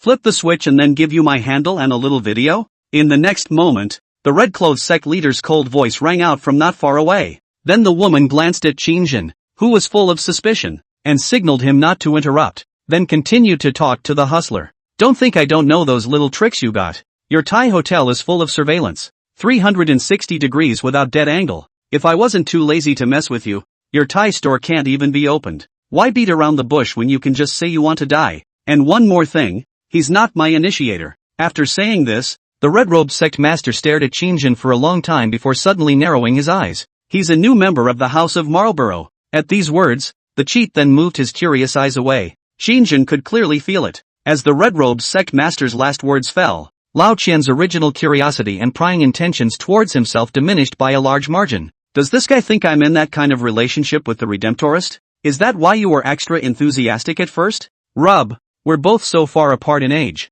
Okay, I'm only 25 or 26 years old, and the red-clothed sect leader is 30 years old anyhow, although she still has her charm and is as beautiful as ever. The crow's feet at the corners of her eyes don't lie. What's in this guy's eyes? You don't think I'm someone who wants to be with a rich woman and have 30 years less to go, do you? Ding! Just then, the elevator arrived and the three got on. The red-clothed sect leader's voice suddenly rang in Qin Shang's ears. Don't talk, this is the hypnotist's skill, whisper. Only you can hear it. Grandpa Nyo's brother is in this place. Xian is the owner of this place. A level 5 Order Realm fraud master. Don't mess with him. A fraud master of the Order Realm will give even a martial artist of the same level a headache. Although my House of Marlborough does not fear him in the gambling world, the gambling world is the land of the hustlers. and his network of contacts is just as vast. After all, the fact that God's Path players have such a characteristic as points predetermines that this group of people's money is the best to earn. And in reality, if an ordinary person wants to earn $1 million, without any special opportunities, 10 years won't necessarily be able to save up that much. But God Road players, as long as the pass casually a B-level copy of the bottom of the points reward is 5 points, plus has the RMB and points of the horror of the exchange force, it is destined as long as you can live out of the God Road players poor not. So the cheat has a lot of friends in the real world. If you really want to make a conflict, even I may not be able to cover you. There are many Order Realm players in the benefit transfer groups that Lao Qian's friends deal with. If you provoke him, he doesn't even need to look for trouble himself to send you back to the God's Path. Returning to the Divine Path. This was the first time that Qin Shang had heard this word, but after thinking about it carefully, he understood the meaning of these 4 words. God's Path automatically recovers character cards after a God's Path player dies. But isn't that the equivalent of returning to God's Path? Don't ask too many questions. So far it looks like someone owes the hustler an astronomical amount of money, so don't mind your own business later. And come with me when I'm done with my message. Also, I don't like your type. Don't dart that eye of yours at me. And I hope you're not making a fool of yourself by saying that you're a member of Marlborough House just to avoid a hustler forcing Lai to turn you away. Rub. When these words came out, the corners of Qin Shang's mouth grinned. I didn't misunderstand. I wanted to say something, but I felt like I might yell at my mom an enormous amount, so I just swallowed it back down. Forget it, good guys don't do that. He couldn't beat the Red Clothes sect leader himself, so he could only concede. However, these words of the red-robed sect leader had also solved a confusion in Qin Shang's mind. The little lowly Grandpa Cowcos made seducing strong mom specifically instructed herself to be careful of the Eagle of Justice and Buddha's fate before she was about to be punished by God in the final round of the Train of Death session. If not for those words, I'm afraid that Qin Shang really wouldn't have been so quick to perceive the unkind intentions of those 2 people. That was when Qin Shang felt that maybe it was a whisper. After all, he had only seen the little ninja's lips moving, but he hadn't seen any special reaction from the Eagle of Justice or the Buddha's fate at all. It looks like it wasn't guessed. It's a hypnotist's skill. Whispering is probably the equivalent of a true chi voice transmission in martial arts novels, right? Only a specific target can hear itself. Chapter 47, $40 million. Ding. Just then, the elevator reached the 3rd floor. The door opened, and Qin Shang walked out silently behind the 2 bigwigs. Look, room 3102 up ahead. Chen Muji is locked up there. The cheat spun the room card in his hand, played with it twice, and pointed to the door of the room not far away. The Redemptorist nodded. Open the door. The cheat didn't say anything and dutifully took 2 steps forward to open the door to the room. Crunch. Immediately, Qin Shang was able to smell a strong smell of alcohol, as well as a smell of food put moldy. The stench came to his nose. Hot and sour noodles, vegetables, bento boxes, all kinds of smells mixed and rushed out of the room. Once the door was opened, Qin Shang did not need to look. He knew what kind of environment was inside. Must be the same room as the dump. The corners of his mouth twitched, and he couldn't help but freeze his expression. Chen Muji is inside. The red-clothed sect leader sniffed and pursed his lips for a long time. Seeing the takeout boxes that had been piled up to the doorway, he still couldn't take this step. And then he twisted his head to look at Qin Shang,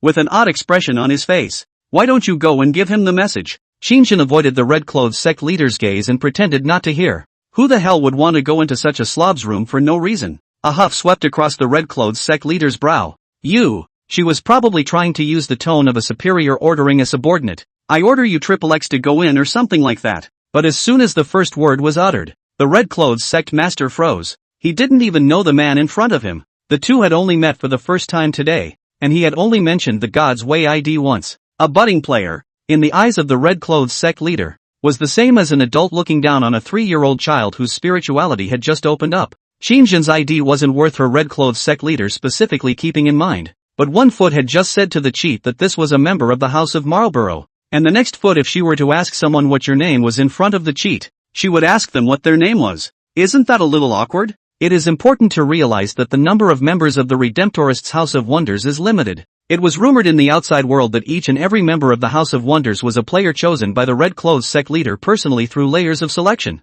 A proper crony. This time is to give their own embarrassment. If the scene to ask Qin Shang's ID is not in their own hit their own face, the red-robed godfather took a deep breath and resentfully scraped at the youth before shouting into the room. Chen Muji. Not surprisingly, she herself seemed reluctant to enter the room. After an internal celestial battle, choose a voice to give a shout-out. This sound seemed to carry a bit of specificity. Qin Shang clearly felt that the woman didn't put up much of a stance of tearing her voice and hissing, yet it was as if something had been detonated in her ears. The red-clothed sect leader's voice was clearly audible, buzzing and blowing people's brains out. The next moment, there was a flicker of movement in the room, mixed in with the groans of getting up and the sound of feet on takeout plastic bags. A moment later, a low thud sounded as if something had hit the ground. Then again, it caused a series of chain reactions, kicking and clanging with crunching noises throughout the room. During this process, the red-clothed sect leader's face became progressively ugly. Next to him, Lao Qian was like an outsider's spectator, leaning against the wall in silence with his arms wrapped around his chest.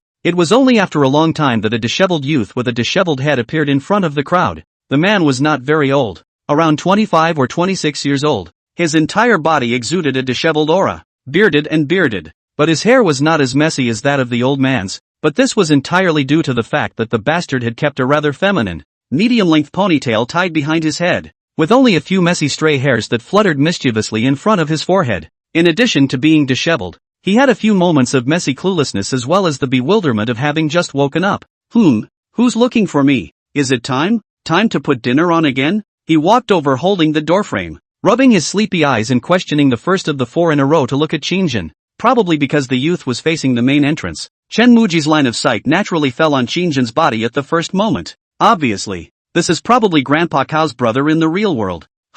Isn't it usually that greasy-faced porter who brings me my food? Did the porter get fired by the hustler? He said this before he yawned, glancing at the scene outside the door. The moment he saw the cheat, Chen Muji's expression froze. Immediately after the subconscious step back, the slippers on the feet fell off as if they had not heard. Terrified. Cheat, what are you doing here? As I said, my sister has money, and all the money I owe you will be paid back to you when my sister comes out of the God's path. And isn't there still 3 days left before the deadline of the last payment day we agreed upon? Why did you come to me today? Chen Muji flesh eyes can be seen to reveal a panic, as if the Taza is some kind of horrible flood beast. God's way? This guy knows about God's way? Qin Shang frowned. It was thought that Grandpa Bull's brother was just an ordinary person who didn't know about the existence of God's Path players. I didn't realize that this guy seemed to know quite a bit about the group of God's Path players. The next moment, Lao Qian faintly said, "TCH, if I hadn't believed in such a pie as you, do you think I would have kept you until now?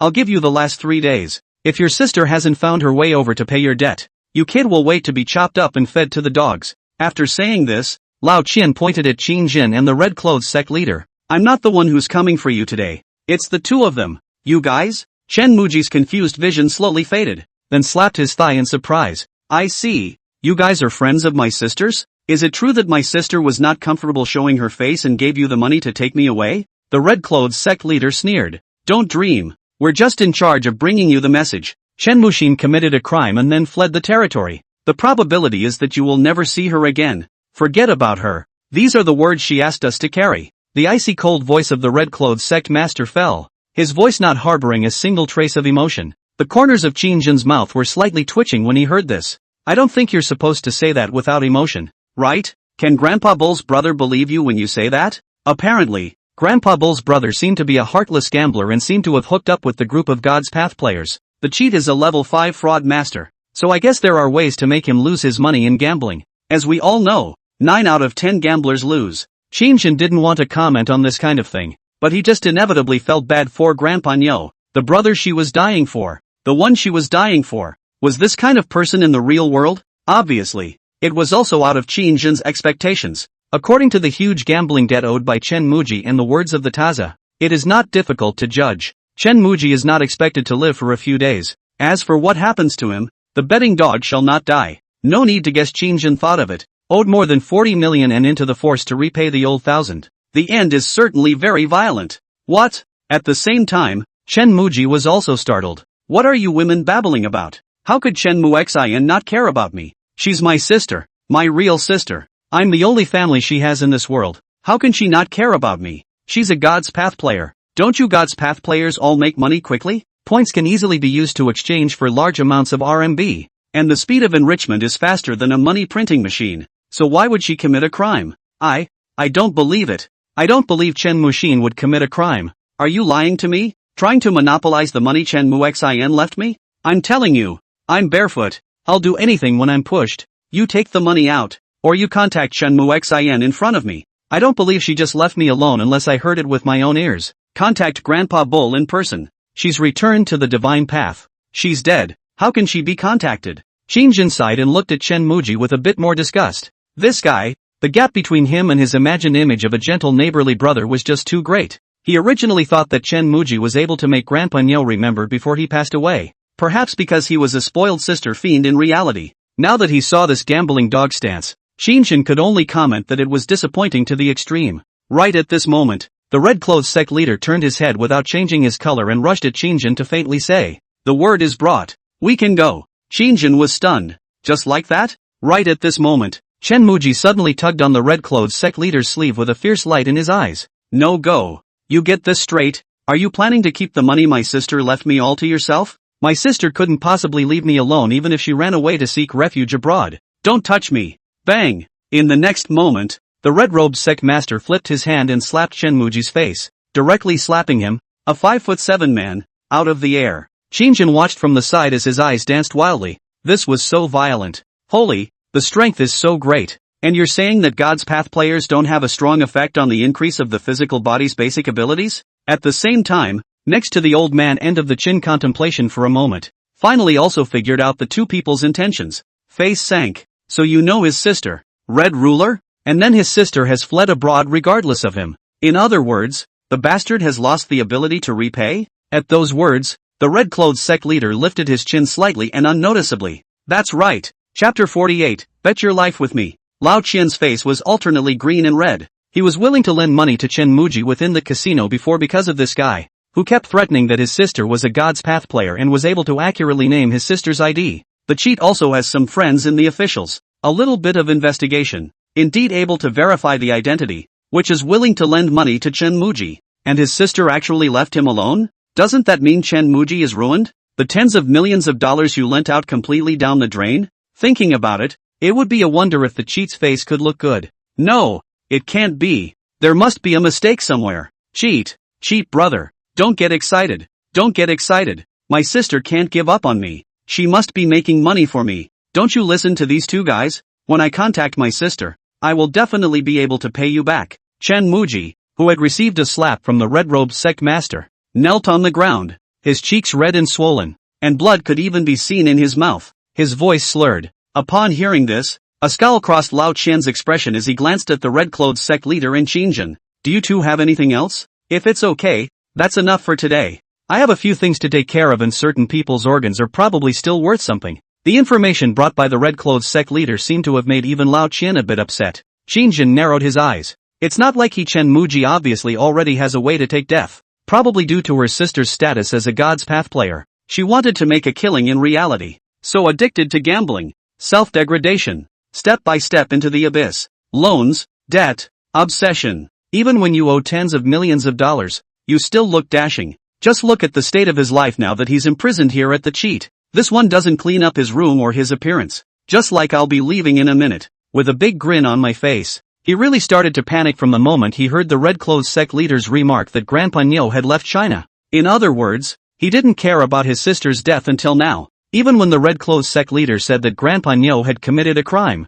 Chen Muji did not inquire too much about the details. Instead, he remembered his current situation. The first thing that comes to mind is not what happened to my sister, but who is going to pay my debts without her. Qin's evaluation of such people was two words. Scum. Go away. Just then, as the red-clothed sect leader eyed Qin staring calmly at the collapsed Chen Muji, who was frantically backing up like a dog on the ground, he instantly frowned out in displeasure. At those words, Chen Muji looked toward Qin as if he had grabbed the last straw. Do you know my sister too? You tell them that my sister has not abandoned me. His wretched appearance madly irritated Qin. An image suddenly came to his mind as well, of himself once standing like a dog in front of the reporter who had exposed his mother's suicide note, pleading, begging him to take the news down so that his mother could leave with honor. He was grief-stricken and explained everything to the reporter that he didn't know what was going on and that he didn't realize that his mother was actually under so much pressure. Online opinion was lopsided after the mother's death by jumping off a building, and was rife with sarcasm and ridicule, mocking the mother who raised them for being so stupid. Something like, I can't believe anyone gets suckered into a pyramid scheme these days. What's wrong with their head? Asterisk. Stupid mother with an idiot son. Product of failed homeschooling. Deserved it. I have instilled in my son from an early age that parenting is not easy, and I don't know what kind of parent could have educated such a beast. Everyone stood looking down from God's point of view and criticized the mother's naivety with all the recklessness they could muster. The comments are endless. My mother did not go to school. Just an ordinary middle-aged woman with little cognizance and not much education. To be able to raise herself alone after her father's disappearance. In Qin Shang's heart, her mother was already the greatest person in the world. He did not allow or want to see his mother, who had always been gentle and peaceful in his heart, to be cyber-violated like this after her death. A word on the internet pierced Qin Shang's heart deeply. He was like a dog then too. On his knees, he pleaded with the reporter to pull the story. However, the reporter promised to do so, and then added a new story. The 3 views are destroyed. Shocked. Inside the story of the woman who jumped off the building, the son looked down on his mother's education. The reporter took his conversation with him, frantically edited and pieced it together, and turned it into another version. It portrays Qin Shang as a thoroughly ungrateful son figure and the mother as a desperate depressive figure. Such children are born to collect debts. Geez, no wonder they say that people are evil by nature. It seems to be true. This student just doesn't have a good relationship with other students on campus. And I know some of the insiders. He also often takes classmates' cell phones to play games. Poor family condition, should study well. I have first-hand information here. Listening to the news. This kid often play games at night. Noisy roommates cannot rest. No prince life got prince disease. Their own what family heart do not know. Mom is so hard. Actually do not know how to get ahead. Playing games every day. Too self-indulgent. Waste. In vain. Such labels as the son of a man hit Qin Shang's body. So much so that for a long time afterward he began to have self-doubt himself. Mom, I drove her to her death, didn't I? At this moment, seeing Chen Muji in front of him, Qin Shang's heart was as if there were thousands of heavy hammers knocking over it, and his mind was stirred. How similar is this scene to the humble image of a dog kneeling as long as a dog? Help me! Help me! Somebody help me! Chen Muji's desperate wails were unceasing, because Qin Shang never followed the red-clothed sect leader to leave. The old swindler did not take any further action. In fact, a low-level player wasn't much different from a mole cricket in his eyes, but this one was, after all, a member of the House of Wonders that the red-clothed sect leader had personally recognized. The House of Marlborough is the Redemptorists' organization, with its horrible cohesion. Being able to become a member is equivalent to passing through the layers of screening by the Redemptorist. It would be easy to provoke that woman by acting rashly on your own. Chen Muji's end is already predetermined. This was precisely why Chen Muji had a terrified expression and a look of despair at this moment. People who don't pay back their loans here at the cheat become great organ donors. Of course, whether or not the donation agreement is self-written is anyone's guess. Is it really just a fluke that the person being donated to was matched with an organ that just happened to match theirs? Well, no one knows either. What deals were involved? Who can say? Chen Muji looked at Qin Shang condescendingly, looking at himself, and he calmly stared at him, always silent, and his expression completely turned into a grimace. He fell into deep despair and roared madly.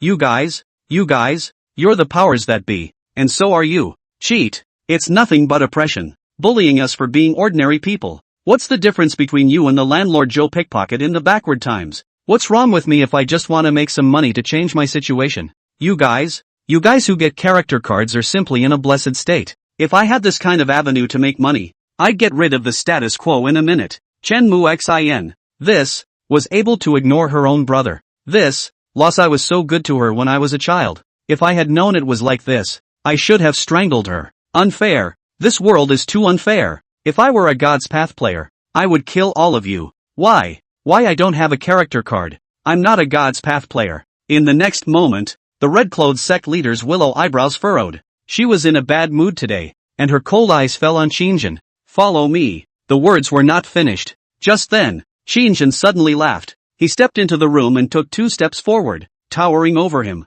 Don't think it's fair, do you? At those words, the hysterical Chen Muji froze, then spat out a mouthful of bloodied saliva, which just happened to hit Qin Shang's pants, full of sarcasm. Yeah, it's just not fair. The world just isn't fair. It's not fair to lousy at all. Becoming a divine path player to make money is as easy and simple as playing. I'm nothing more than gambling a little bit of money. Your kind of ability to amass wealth. The group that is up and down several $1 million a minute, actually want my life. Just a few tens of millions of dollars. For you it's not even a matter of a few copies. What's so hard about playing a game? You are the hegemony. You are the dog in the manger. When these words came out, Qin Shang grinned a mouthful of white teeth, smiling widely. It's like a big, sunny boy. God's Way games aren't hard? Isn't it hard to bet your life on a God's Way game? Having entered the death train twice himself, true death was only one step away from him. Qin Shang. If it wasn't for luck, if it wasn't for the fact that I could break the rules, 8 lives aren't enough for a death train. When it comes to Qin Muji,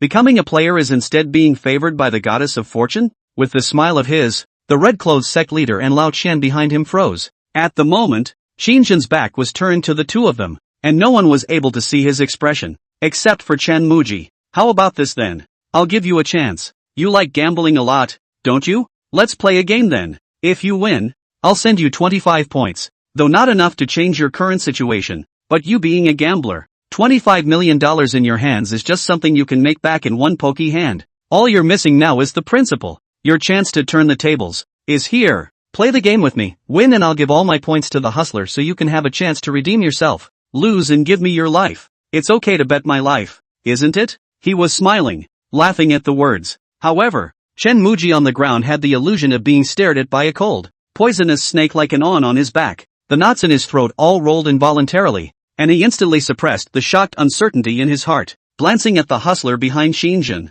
This scene was clearly out of the expectations of both Lao Qian and the red-clothed sect leader. Either way, you're dead. Someone's giving away money. Why not? Gambling doesn't necessarily mean that you don't have a chance to turn the tables. All at once his eyes went red and his fists clenched. Okay, I'll bet your life. Received an affirmative answer from Qin Muji. Qin Shang was happy, and there was a demonic smile in his eyes, like a Satan crawling out of hell, with endless coldness and depth. The red-robed sect master, who had originally been planning to leave, narrowed her eyes and glanced back at Qin Shang's back, her beautiful eyes showing a few moments of thought. Chapter 49 Multiple Choice Questions.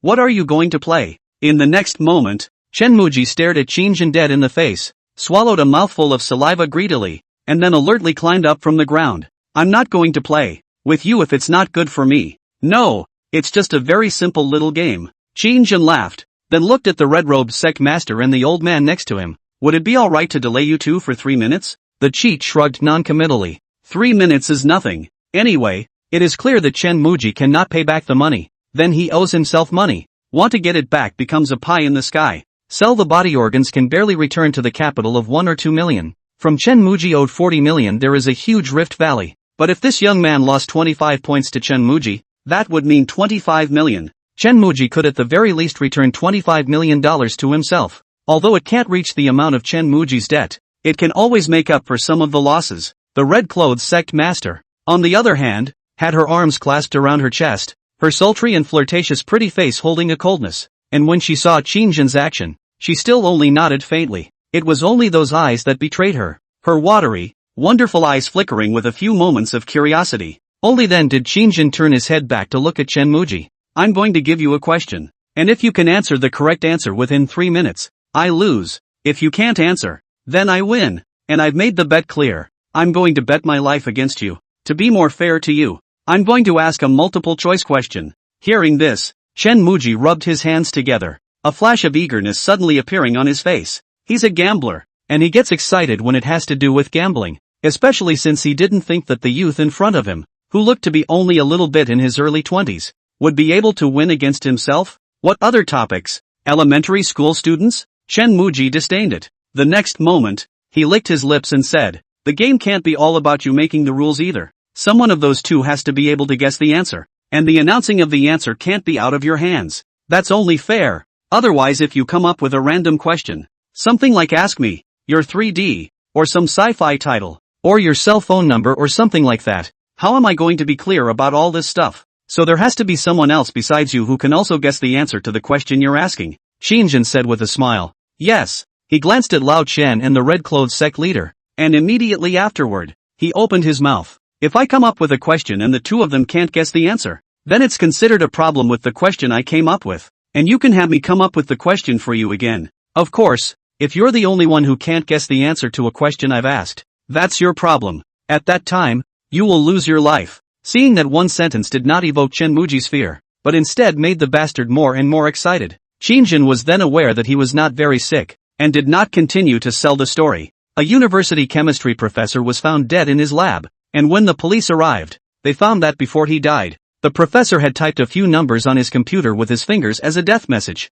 5, 57, 6, 19. After investigation, there are the following suspects. 1. Pal, 23 years old, nephew of the professor, and a student of the professor, who has repeated a grade, and of whom the professor has a low opinion. 2. Cynthia, 21 years old, a favorite female student of the professor. 3. Black, 22 years old, talkative, rebellious, mischievous, often contradicts the professor. 4. Landis, 22 years old, mild personality. That's all there is to the title. In 3 minutes, tell me the killer. He didn't lower his voice, and both Lao Chen and the Red Clothes sect leader could hear the words. Almost as soon as the words fell, the Red Clothes sect master let out a giggle, and Lao Chen also revealed a look of amusement. It seemed that both of them, blessed with the spirit of the heart, had already known the answer in the first place. At this moment, an ominous premonition rose in Chen Muji's heart. What the hell kind of title is that? Reasoning questions? That's what he's going to bet me on?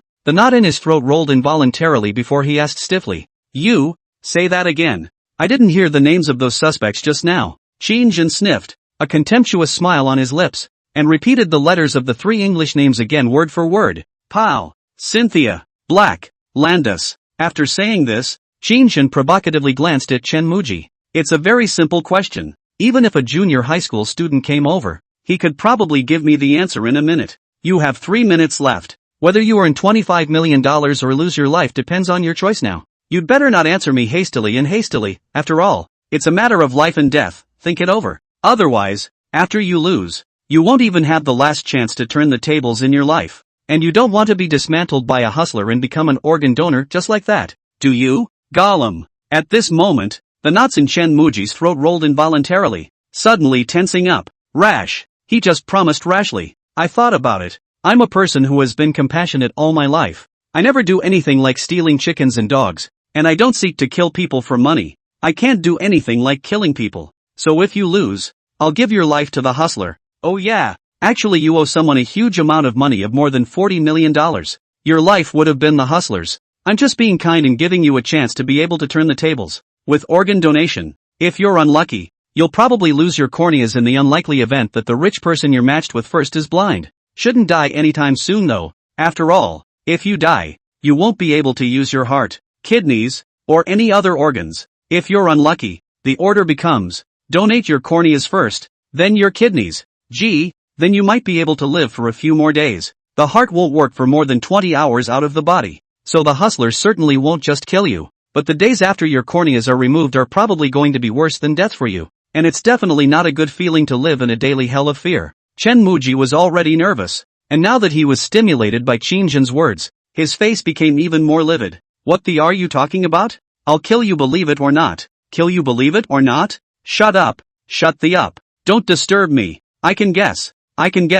He hissed twice, then gritted his teeth and started shaking with a pale face. What do those numbers mean? And what does his title mean? After a long time, Chen Muji's face was suffocatingly red. It's 2. I'll take 2. Qin Shang raised his eyebrows slightly. And the reason? It's not going to be 3 short and 1 long to choose 1 long, is it? Chapter 50, kicked back into the abyss of despair. When these words came out, even the Red Clothes sect master couldn't hold back a giggle. The gazes of several people looking at Chen Muji at the moment were filled with teasing. Seeing this, cold sweat broke out on Chen Muji's nervous forehead. Are these guys working together to screw me over? But the guy came up with a title that I had no trace of. There's absolutely no clue in that title, is there? Why are they all laughing? Why are they all smiling? When Chen Muji saw Qin Shang's calm expression, he suddenly revealed a mouthful of white teeth and said hideously, Did I guess right? I guessed right, didn't I? I must have guessed right.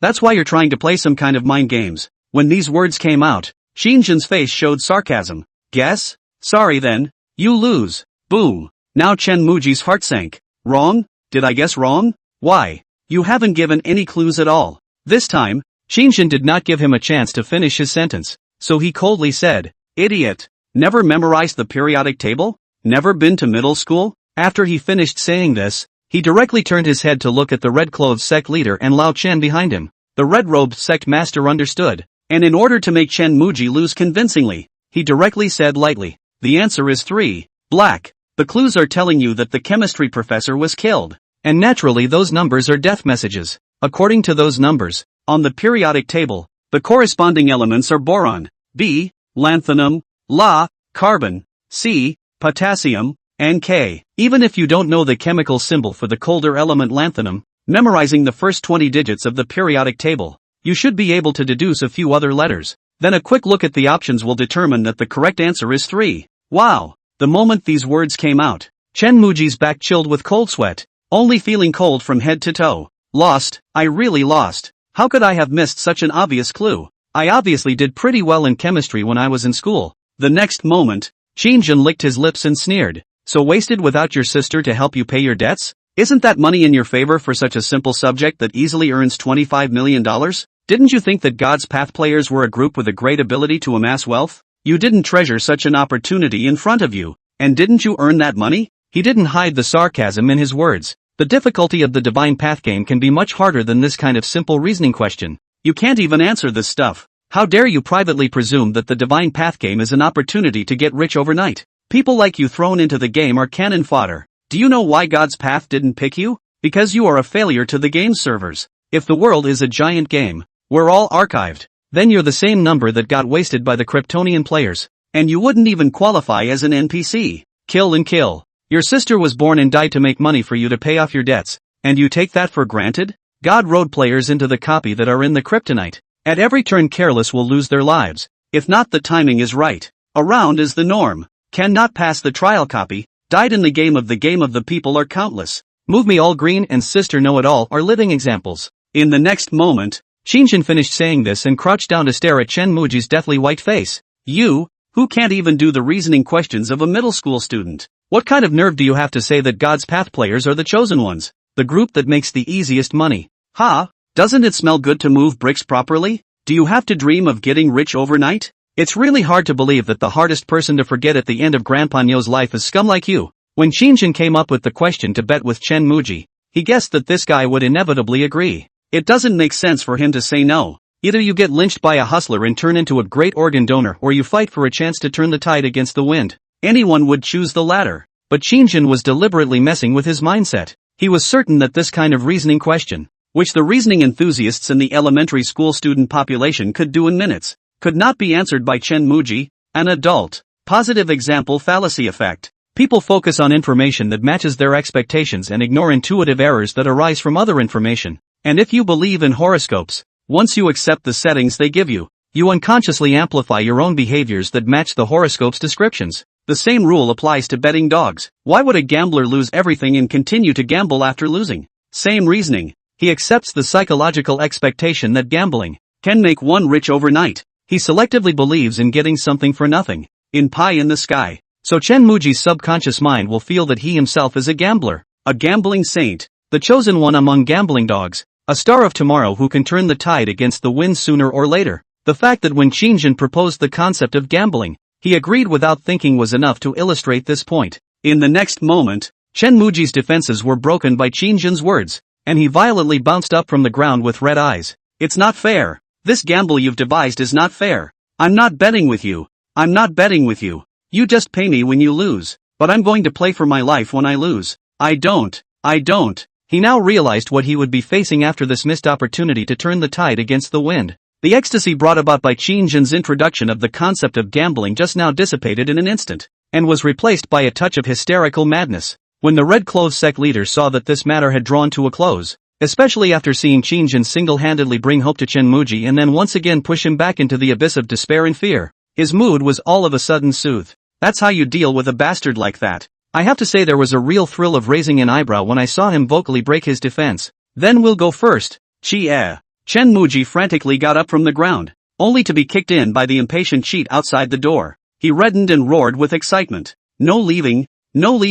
Start over with another hand. This time let me make the questions. At those words, Qin, who had not taken 2 steps out, slightly inclined his head. Sorry, you've lost all your leverage. Go be with Grandpa Bull. At this moment, Qin was also finally realizing what Grandpa Nyo's dying words, brother, I can finally meet you, meant. She's probably been paying off Chen Muji's debts. Even after becoming a God's Path player, he still silently carried it all and suffered alone. The brother in her mouth is not the scum in front of her nowadays. This who is obsessed with feeling that the God Road players are a group favored by the heavens. Rather, it's in the memory, in the unforgettable memories of being a child. The older brother who would die protecting his sister in his arms even when he himself was being beaten during his childhood. The magnificent brother who, even though he was thin, seemed to be able to stand up to the sky. In Grandpa Bull's eyes, his brother had stayed in the time that had once moved her most memorably. This crazy batch who later degenerated into a gambler is not her brother. Phew!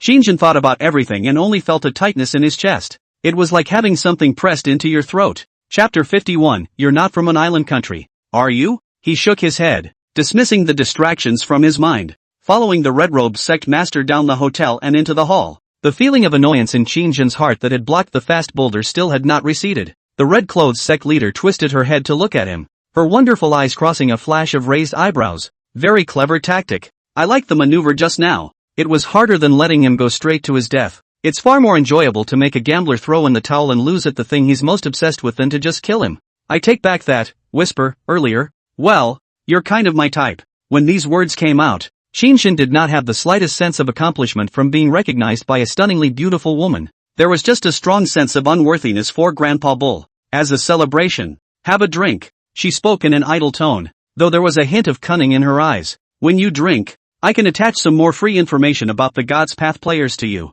If you don't want to, the next time you come to me you'll have to use points to buy information and props. Upon hearing this, Shinjin was originally about to wave his hand and refuse, but then he heard the second half of the sentence and clenched his teeth again. This is really holding her own. Okay, obviously, the red-clothed sect leader had made an offer that he could not refuse for the time being. Seeing that one sentence had put Shinjin in his place, the red-clothed sect leader seemed to be quite accomplished. With a coquettish smile, she twisted her slender peach buttocks and walked towards the door on the Ferrari. Shinjin subconsciously moved his eyes away. However, for the time being, he had no other way of contacting God's Path players himself, and posting in the official God's Path players forum required points. Shinjin's family is not rich, or else her mother would not have mistakenly entered a pyramid scheme in order to get money back then. Even after marrying Jiang Qiqi, the life of the two families gradually got on track. How much money can a laborer who's been out of prison for 2 years and a clueless girl who hasn't been out of college for long make? With the savings in hand, the two of them are at the limit of their monthly payments for a small apartment.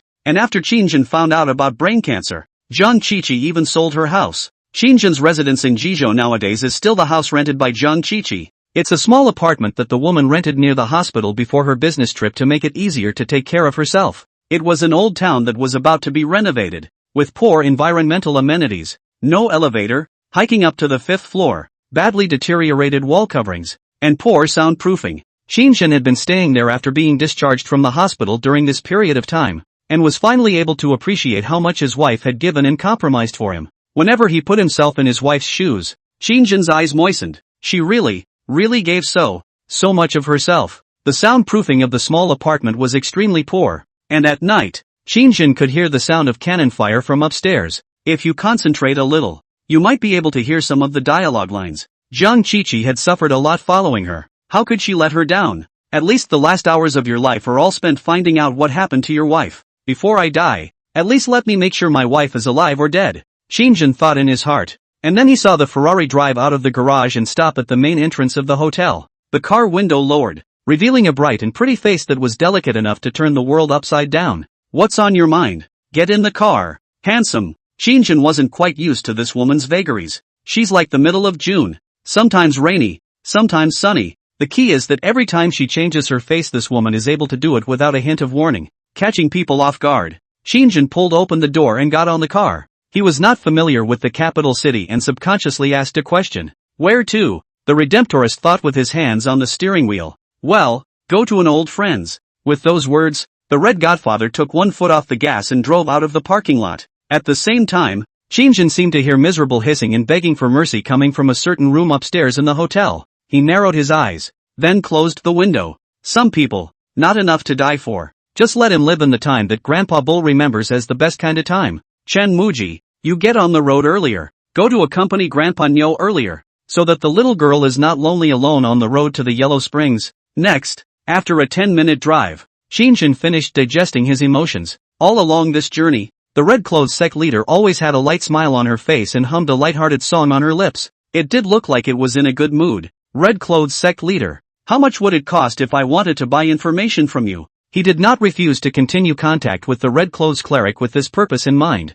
Purchase of intelligence. When the two first met, The Red Clothes sect leader had mentioned that the House of Marvelous Treasures was in the intelligence business. Qin Shang finally figured out the second use of the points at this time, and also sort of figured out why his life was so valuable to the magistrate and the priestly old man. In fact, for the group of God's Path players, money is all secondary, and points are the most important. Points are the currency in circulation in this group. One might be able to ask the Redemptorist to start investigating the clues to his wife through the channel of her House of Wonders. The Red Clothes sect leader was obviously an old player, and an old player with a not-so-low level at that. This is the kind of person who has a network of contacts that is several times larger than his own. Letting her help was much better than him. Qin Shang, being blind and feeling the elephant alone. That depends on the value of the intelligence. There are also intelligence-related permissions. For example, you want to buy the personal data of that big man of the security department in the Chaoyang district, Mr. Yin, the number one strong man in Yanjing. At the very least,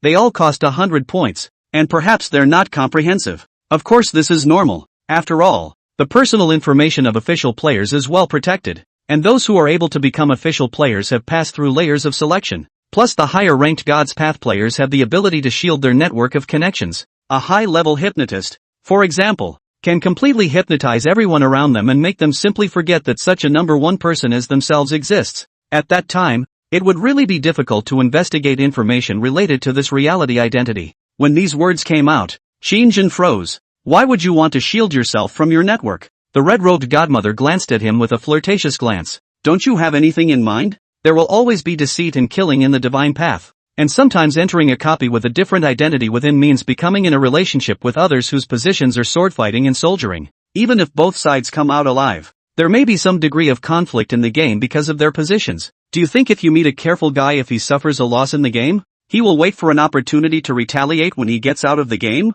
Qin Shang then nodded. Indeed, one's own relationship with Fodor's karma and the Eagle of Justice is this hostile one today. In the final moments of the end of the copy, the two of them had no mercy on Qin Shang, attempting to behead the fraud master for the point reward. As a result, he was countered by Qin Shang. Fodor's fate died in a copy, and the Eagles of Justice aren't exactly a full body count. Next time if you bump into it, Qin Shang will definitely make that dog several sheriffs pay, whatever the reason. The moment you decided, after some deliberation, to take my life in a desperate attempt for profit, between you and me, it's inevitable that only one of us will survive. What's wrong? What's the point of asking? You want to buy intel from me? In the next moment, Qin Shang adjusted his mind and rushed at the Red Clothes sect leader. Yes, what I actually wanted to inquire about was the whereabouts of my wife. Your wife? You're married? The Red Clothes sect leader was a bit surprised when he heard this. Qin Shang perceived that this seemed to have borne some good feelings towards herself just now. Although it might not necessarily be in terms of ambiguity,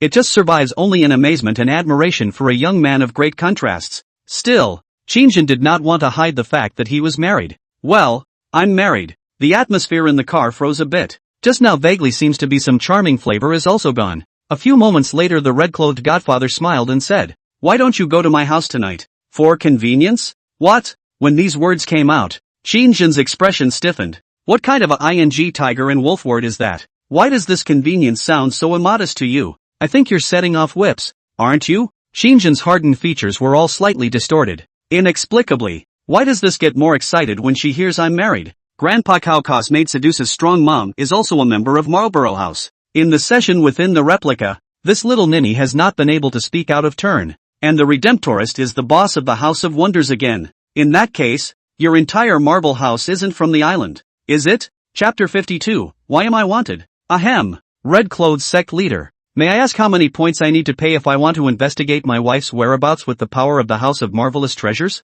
Qin Shang coughed and pulled back the topic, and then continued to let this woman pull the calf. Guess I'm very convenient for you to let the whip in. This kind of words have to be said out. At those words, the Red Clothes sect leader then glanced at Qin Shang suspiciously. Shouldn't cases like missing persons go to the sheriff's department? Isn't wasting points to mobilize the power of the House of Wonders a little too wasteful? The Red Clothes sect leader curtailed her laughter. Her beautiful eyes filled with disbelief. Qin Shang shook his head. My wife should be a God's Path player as well. She disappeared without a trace, just as if she had evaporated. That's why I wanted to use the power of the House of Wonders to help. Her whereabouts are unknown after she told me 3 months ago that she was traveling to Yinjing on business. The Redemptorist was stunned for a moment, before nodding slightly as he waited for the stoplight. No wonder you would want to utilize the House of Wonders to gather clues. Your wife must have once been in some copies that were matched to other players if she really was a God's Path player. As long as there are traces of her existence, it is not difficult to find out where she is. But,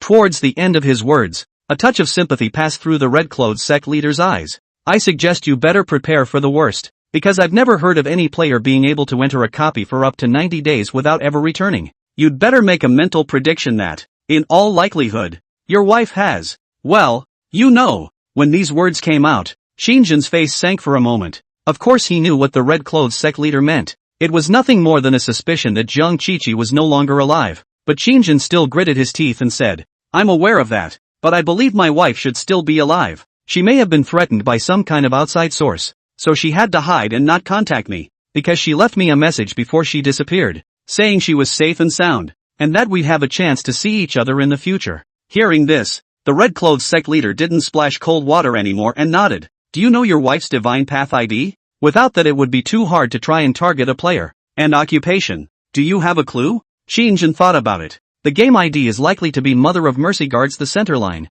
and guard is the guard of defense. Roger that. Occupation you're not sure about, are you? The next moment, when the red-clothed sect leader looked at Xinjian's pensive face, he realized that he didn't know his wife's occupation at all. At those words, Xinjian let out a bitter smile. She became a God's Path player a long time before I did, and she's never spoken to me about God's Path before. I'm not too sure about professions or anything like that, but the ID is most likely this. Okay. The red-clothed sect leader understood what Xinjian meant. Then I'll try to look into it for you in the meantime. As for the cost, let's say 15 points. That's a friendly price. After all, the clue you gave was just a game ID. And oftentimes even if you put the word out in hopes of attracting other player teammates who had been down with your wife, people aren't always willing to come forward and help with the clue. So the hope is still slim. I can only say that I try my best. Of course, there is a premises based on your wife is not a high-level God Road players, such as the involvement of the Order Realm players or the rules of the Realm players. Then I cannot help.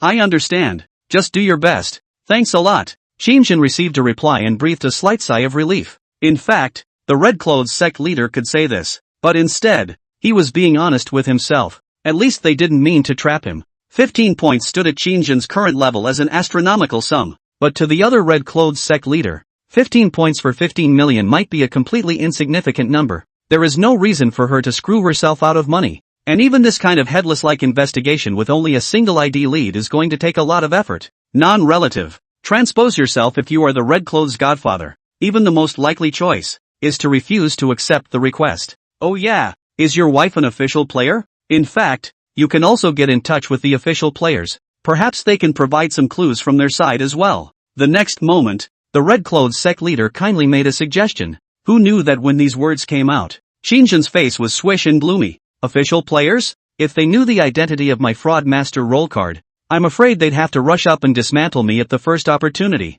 right? After all, killing a fraud master is capable of earning a substantial reward of points. The red-clothes sect leader keenly read a few hints of Xinjian's resistance to official players in those words. Well, did you misunderstand something? Killing the fraud master rewards points. An optional quest that pops up when players of other professions are matched with the fraud master piece by piece for a copy. This quest can be chosen to be done or not, and only by accepting this quest will you be able to receive a 100-point reward after killing the fraud master player. In other words, getting rewards for killing the fraud master is something that happens inside the copy, and everyone is a normal player after leaving the copy. It's still possible to live in peace. The fraud master will just be ostracized and wary of the other players when he holds out. It's not as if he'll become a public enemy that everyone will shout at. When these words came out, Xinjian froze. Isn't there any occasion when killing a fraudster is beneficial? Aha! Otherwise, why do you think the gambling world of the hustlers is still open and thriving? No wonder I didn't see any so-called optional quests when I inherited the quests of Moving Me as Green and Knowing Sister at that time. Since both of them were budding players, they didn't even know what the purpose of the points was, so naturally there was no need to check that quest. At the same time, seeing Xinjian in this dumbfounded state, the red-clothes sect leader didn't have the good sense to say, even though this guy has done his best to be as stealthy as possible, there are still foibles and loopholes, and the official players are just kind of turning a blind eye to him. If there is a benefit to killing him in reality, do you believe that in a minute the cheater will have to die a violent death? If there is a reward for killing a fraudster in reality, I reckon that the profession of fraudster is not far from extinction. Where else can a hustler live? Let alone get a great industry hotel to cover for a casino. Halfway through her words, The red-clothes sect leader turned her words around and raised her willow eyebrows and said, "But why do I get the feeling you have a bad impression of official players? Actually, even free players similar to me need to deal with official players occasionally, and being friends with them isn't a bad thing. This being a friend, I mean regardless of occupation, because the official has an independently developed app called God's Path Players Official Forum, in which not only can you exchange copy tips, but you can even upload your own copying experience in exchange for points. It's also considered one of the few channels for God's Way players to earn points in the real world, and if the relationship with the officialdom gets too stiff, free players can't even get an invitation code, let alone become registered users of the official God's Way Players Forum." When these words came out, Qin narrowed his eyes. No wonder, but one doesn't seem to need to give official players a stinker. After all, the wife left her cell phone with the official God's Path Players Forum. Getting information Qin can completely through that one cell phone, but there is no need to have to rely on the official medium. His expression didn't half loosen as he coldly said, "Earlier in the duplicate, an official player tried to kill me, and right during the duplicate settlement session, while waiting to leave the duplicate, this guy colluded with another player to try to make a move on me. And it should be considered normal that I don't have much goodwill towards official players. As for the official God's Path Player Forum, there isn't really a need to worry. I have this little program. In my case, they are not trustworthy, and I still want to keep a respectful distance from these official players as much as possible." Wait. At those words, Qin did not notice that as his words fell, the red-clothes sect leader gradually widened her beautiful eyes, dismay holding on her face. Jab. Immediately afterward, accompanied by a sharp sound of brakes. Only then did the red-clothes sect leader look at Qin with a face full of uncertainty. "What did you just say? You said an official player took a shot at you during the copy settlement session?" "Yes." The red-clothes sect leader's expression instantly became odd for a large amount of time. "You probably don't know that official players are not allowed to casually take action against other players. This is a rule set by the official leaders. If the two sides themselves don't have much conflict within the copy, and don't interfere with each other's missions, an official player who takes action against a swindler for that 100 points is a capital offense. Being found out is grounds for being sent to the official adjudication center. Although we can't rule out people who are desperate and think they can hide their actions from the world.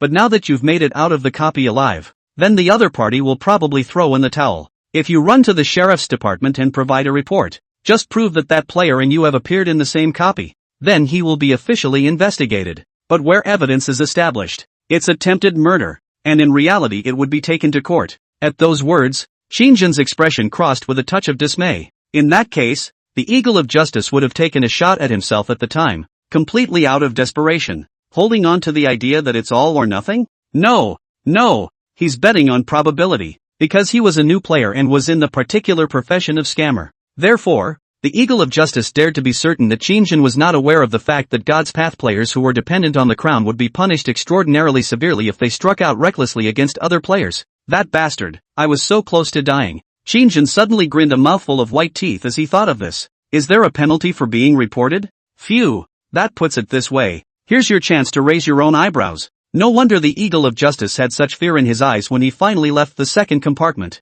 From the general covetousness of seeing a walking RMB in the beginning, it turned into the kind of fear that was so unsettling. I'm afraid 80% of it is partly due to that, right? Where are the channels for reporting? Qin licked his lips, revealing an expression of impatience. He had always felt that he was the type of nature that didn't have overnight grudges, because normally, if there was a grudge Qin took it on the spot. Joke's on you, a brain cancer patient yourself. Doctors are threatening that perhaps they won't live for more than 3 months, and that they may lie down one day and the sun will rise the next, and Qin will never wake up again. He didn't want to bring those grudges into the Yellow Springs. At those words, the red-clothes sect leader spoke oddly. You can report it in the official God's Path Player Forum, in the official quests section. Hearing this, Qin immediately found his wife's old cell phone from his backpack. This Eagle of Justice wanted his little life within the copy, and Qin's relationship with the other party was already immortal. If he were to run into them in another copy, Qin was certain that the Eagle of Justice would do it to him again.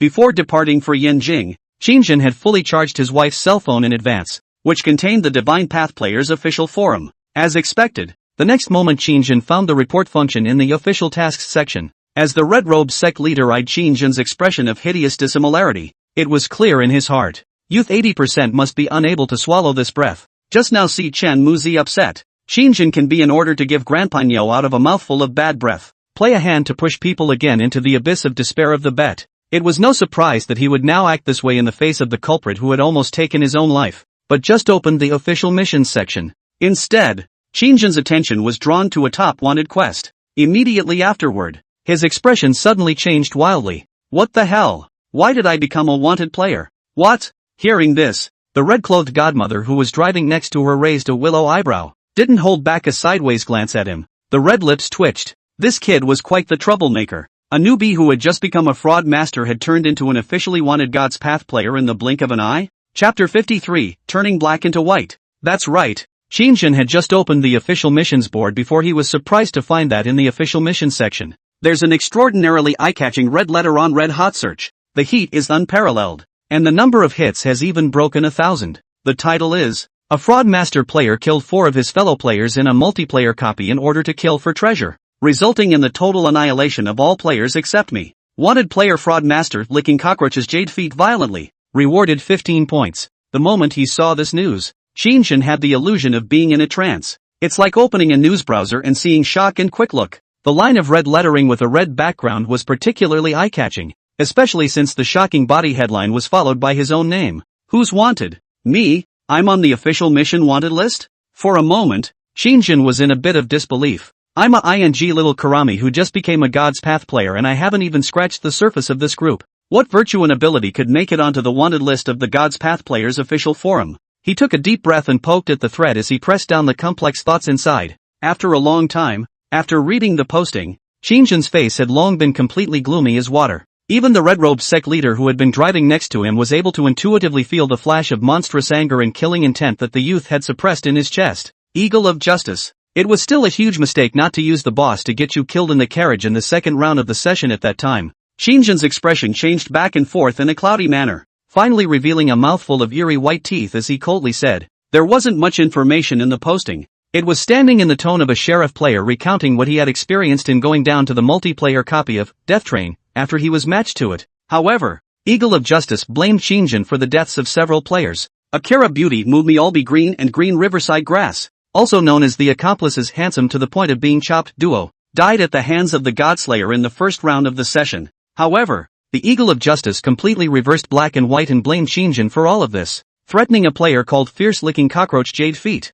stirring up trouble and affecting the harmony of the team, causing those two to choose to separate from the group when they couldn't bear the pressure in their hearts, eventually fell alone and was brutally murdered by the Kingslayer. As for the details of the final pass second round session, the Eagle of Justice is a perfect example of what nonsense means. He blames Qin Shang's reasoning on himself, threatening to say that he was the one who analyzed the mystery of the passenger's disappearance and all the ins and outs. As a result, when he saw the end of the quest, the player Fierce Licking Cockroach Jade Feet, seeing his wealth, saw that everyone had received rewards for actively providing clues to assist in clearing the level, while his own fraud master quest was slow to complete. So he had an evil heart and killed the old priest and the pseudo-sister of knowledge. The Eagle of Justice, true to its official origins, probably didn't write a lot of discretionary essays to get into the magistrate's exam. There are quite a few logical inconsistencies throughout, but the wording is impassioned, and emotions run high as the words reveal a strong sense of sadness and a crusade against that heartless scammer player. Instead,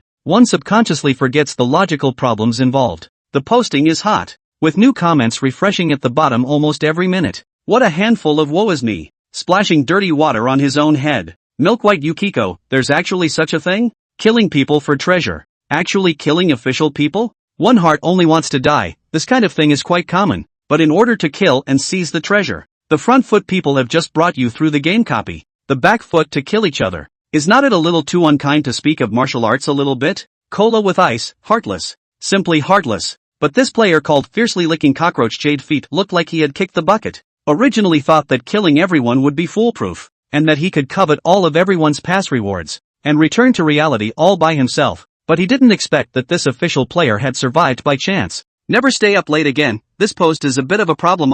I feel that the author is inciting everyone's emotions. You guys calm down and think about it. According to the poster's account, that scammer should just be a budding new player. The level doesn't look like it's very high. A low-level scammer is able to take out the other 4 players? Man, messed up my heart. Yes. I feel that this post is a little bit of rhythm. Fraud Division player initial skills on A, Inheritance, used to play multiplayer copies is still kind of useful, but put in the hand-to-hand combat, open hand. It is well known that the low-level Fraud Division cannot beat a dog. Misplaced in the depths of spring, fraudster players feel cursed too. Qin Shang's face was grim as he swiped through the entire post, and most of the people in the comment section were crusading against himself. Of course there are quite a few who are sensible players, such as the questionable never stay up late again and men mess with my mind. Swindler is recognized by all players as the most suitable profession for passing copies, but that doesn't mean that the fraudster is just as counterintuitive in other abilities. Just then, another reply was refreshed below the posting. Red Clothes Sect Leader, although this copy of Death Train is a bit weird.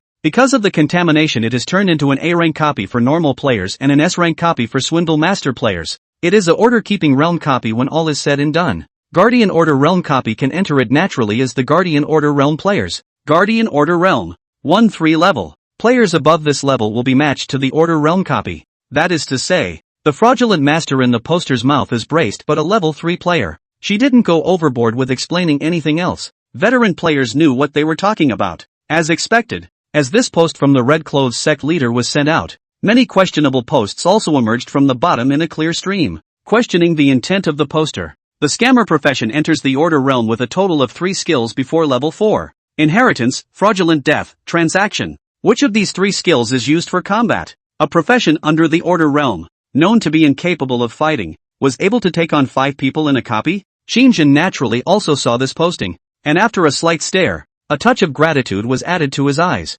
Thanks a lot. The next moment, look to the woman in the red dress next to him. There aren't many players who can use this ID on the official God's Path Players forum and are still willing to stand up and speak and post for themselves. After all, people are egoists and things don't matter. Non-relative. Who would have nothing to do to help him explain Qin Shang, except for the red-clad godfather next to him. Meanwhile, the flirtatious woman at her side was playing with her cell phone while driving. Hearing the voice, this was a slight nod. I told you that what you cleared must have been a tainted copy. I didn't expect that Death Train, which has never been seen before or since, would be taken down by you. You do have a couple of tricks up your sleeve. The name of the copy was mentioned in Eagle of Justice's post, and the red clothes cleric was not blind, so he could naturally see it. But you kid is a bit unlucky. Just after clearing your own copy of the novice trial, you're being targeted, which is not a good thing. Sensible God's Path players are in the minority after all. And what's more, this magistrate has put out a reward for wanting you. Even if some people are clear within your copy,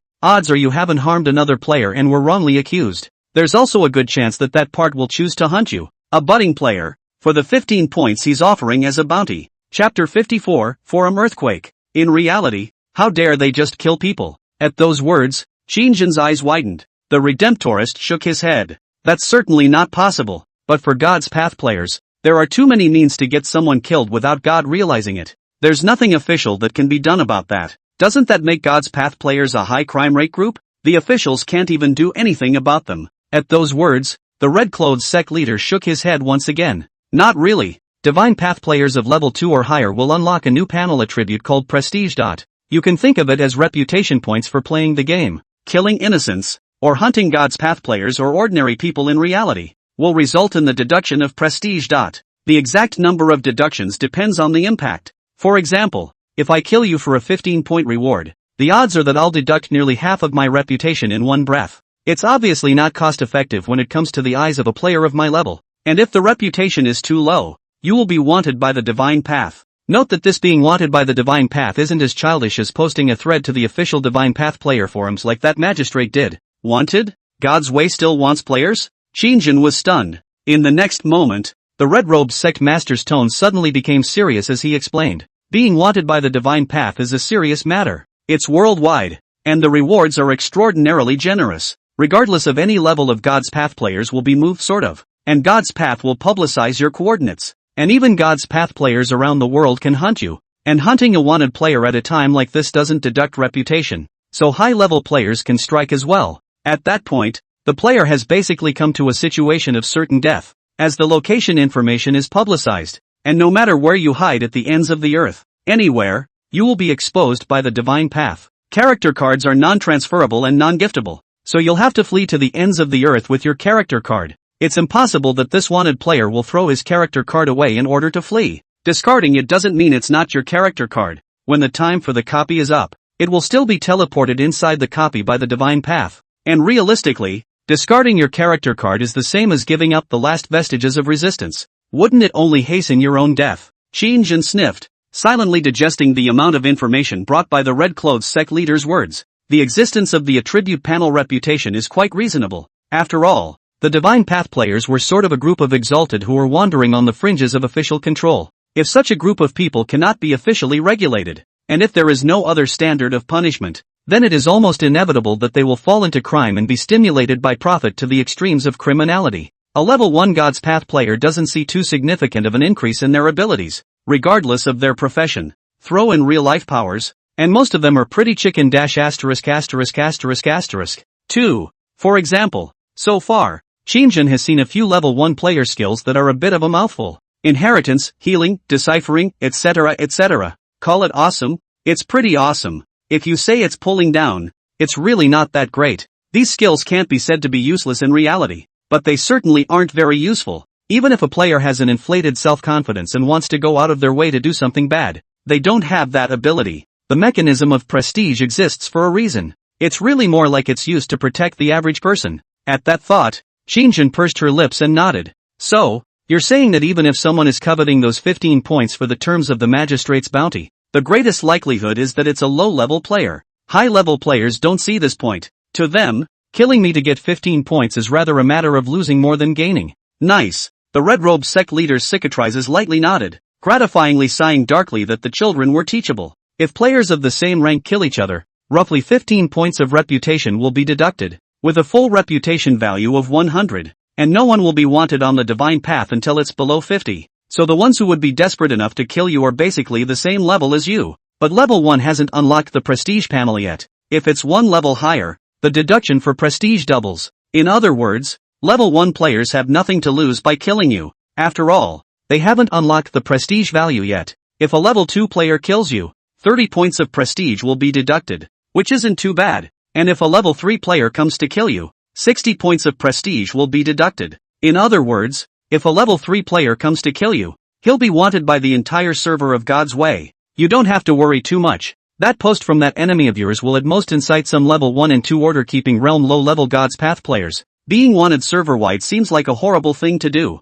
After all, the location coordinates would be publicized out by the Divine Path. Though a level 3 player may seem out of reach and unattainable to a budding player like yourself at the moment, but after being wanted by the Divine Path, he would be facing more than just existences of the same level. A similar Order Realm player like the Red Clothes sect leader would run to finish this guy off for the rewards of the God's Path, right? After a player has been wanted by the entire server of God's Path, there is no deduction of reputation value for killing that player, and there will be a generous reward. So once someone is wanted, maybe a passing high-level player will just slap him to death. After all, don't take the points reward for nothing. The Red Clothes sect leader let out a light laugh. Of course, it's the same for God's Path players hunting ordinary people. Level 1 players can kill as many people as they want because there's no prestige value constraints, but only if you have that level 1 ability. Well, as far as I know, except for the greater physical enhancement at martial artist level 1, the level 1 skills of other professions seem to be pretty chicken *******,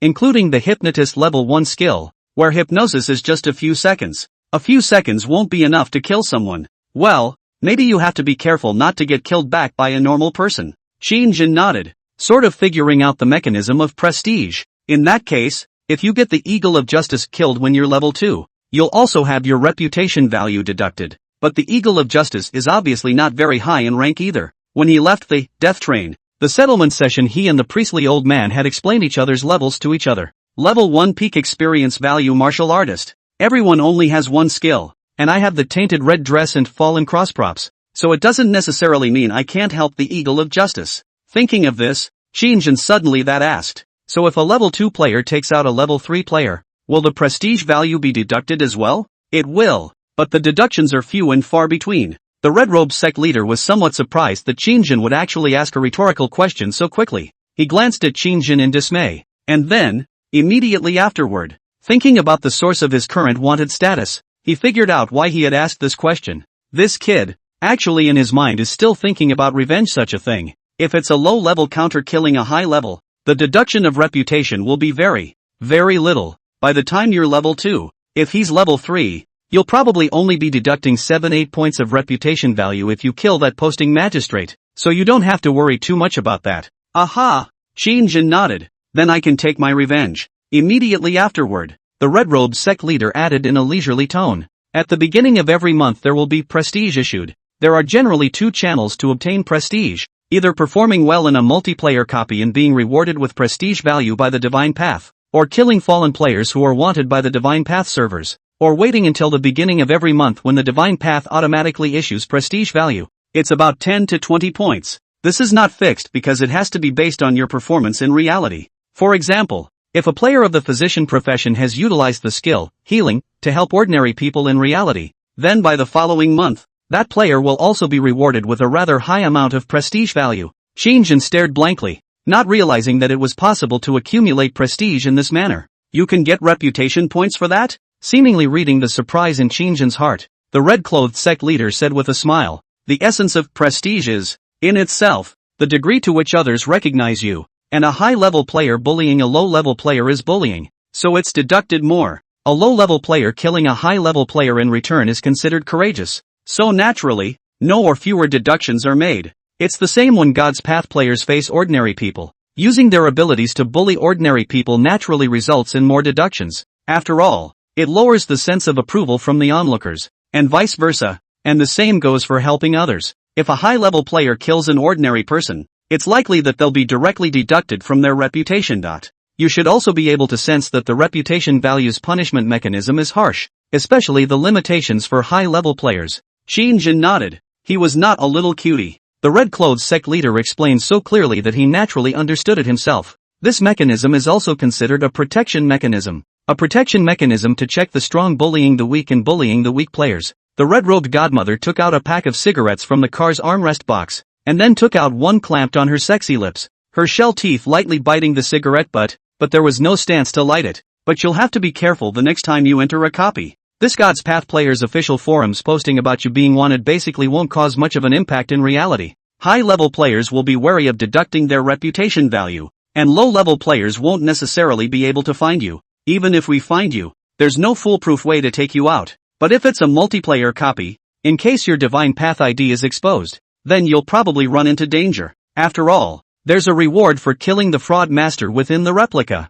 and when you return to reality, you'll also receive a 15-point reward from that enemy sheriff of yours, so that works out to be 115 points. This figure should not be said to be a Guardian Order Realm player. I'm afraid that even Order Realm players don't have a few who dare to say that they're not heartbroken. One more thing. There is no deduction of reputation value for killing a player within the replica because of all the conflicts. Hearing this, a thoughtful sheen swept across Qin's eyes. It looks like that post by Justice Eagle can't be said to have no effect on itself. At the very least, it will pose a degree of threat when playing multiplayer copies of itself for some time to come. Still really got himself in trouble. This son of a... Level 1 players are not subject to any constraints, so why not just take advantage of the fact that there is a vendetta while you are a level 1 player? If I slaughtered the Eagle of Justice, expanding the impact of this, if Kiki frees up her hands and is able to see the official God's Path players forum, odds are she can see it too. This thought crossed over, and it quickly fermented in Qin's mind. At the thought of this, Qin touched his sharp short hairplate inch, revealing a flash of caricatured smile in his heart. He had made up his mind. So he twisted his head to look at the red-clothed sect leader. Where are we going later? The Cloister Bar, a free player's landing spot in Yanjing. Upon hearing this, Qin nodded and did not continue to respond to the red-clothed sect leader. Instead, he re-pulled out his cell phone and opened the official God's Path players forum. Stare at the red-labeled post at the top of the official quests board for a long time. Qin smiled sardonically and clicked in, then revealed a mouthful of white teeth. Fingers crackled as he typed a line. Sent. A new comment was instantly added to the bottom of this thread. Lick the cockroach's jade feet, Eagle of Justice. Your mom gave birth to you. Really let you live to waste the air to die to waste the land. Back then your father should have shot you on the wall. I'm in the back porch bar. If you have the ability to come to get me. Mongrels. The Red Godfather has a knack for driving while playing with his cell phone. Soon. It was the comment that was seen, and the woman froze. This kid actually responded to the bounty post with a straight-up bully. Are you crazy? Why did you just announce your position? In the red-clothed sect leader's opinion, directly announcing the location was undoubtedly a death-seeking act. A touch of ruthlessness was reflected in Qin's black as ink pupils, and he grinned morosely. I'm a person with half a foot in the coffin. What else is there to look forward to doing things? Before I went to sleep every day before I was afraid that this was the last day of my life. I was afraid that this time I closed my eyes, and never again opened my eyes to see this beautiful world. So I used to hate to go to sleep. I have terminal brain cancer. Whether I can see tomorrow's sun or not is an unknown. To let me come to a long-term solution. I can't swallow this breath. When I have a grudge, I prefer to take it on the spot. Lost his wife and is terminally ill himself. I'm a ing anyway. I'm not suffocating myself with your anger. Life and death is not a matter of concern. If you win, you become immortal. If you lose, you ascend to heaven. What's more, Qin was not reckless, because the Red Clothes sect leader had also said that hunting himself would not do any good to players who were over level 3 or above.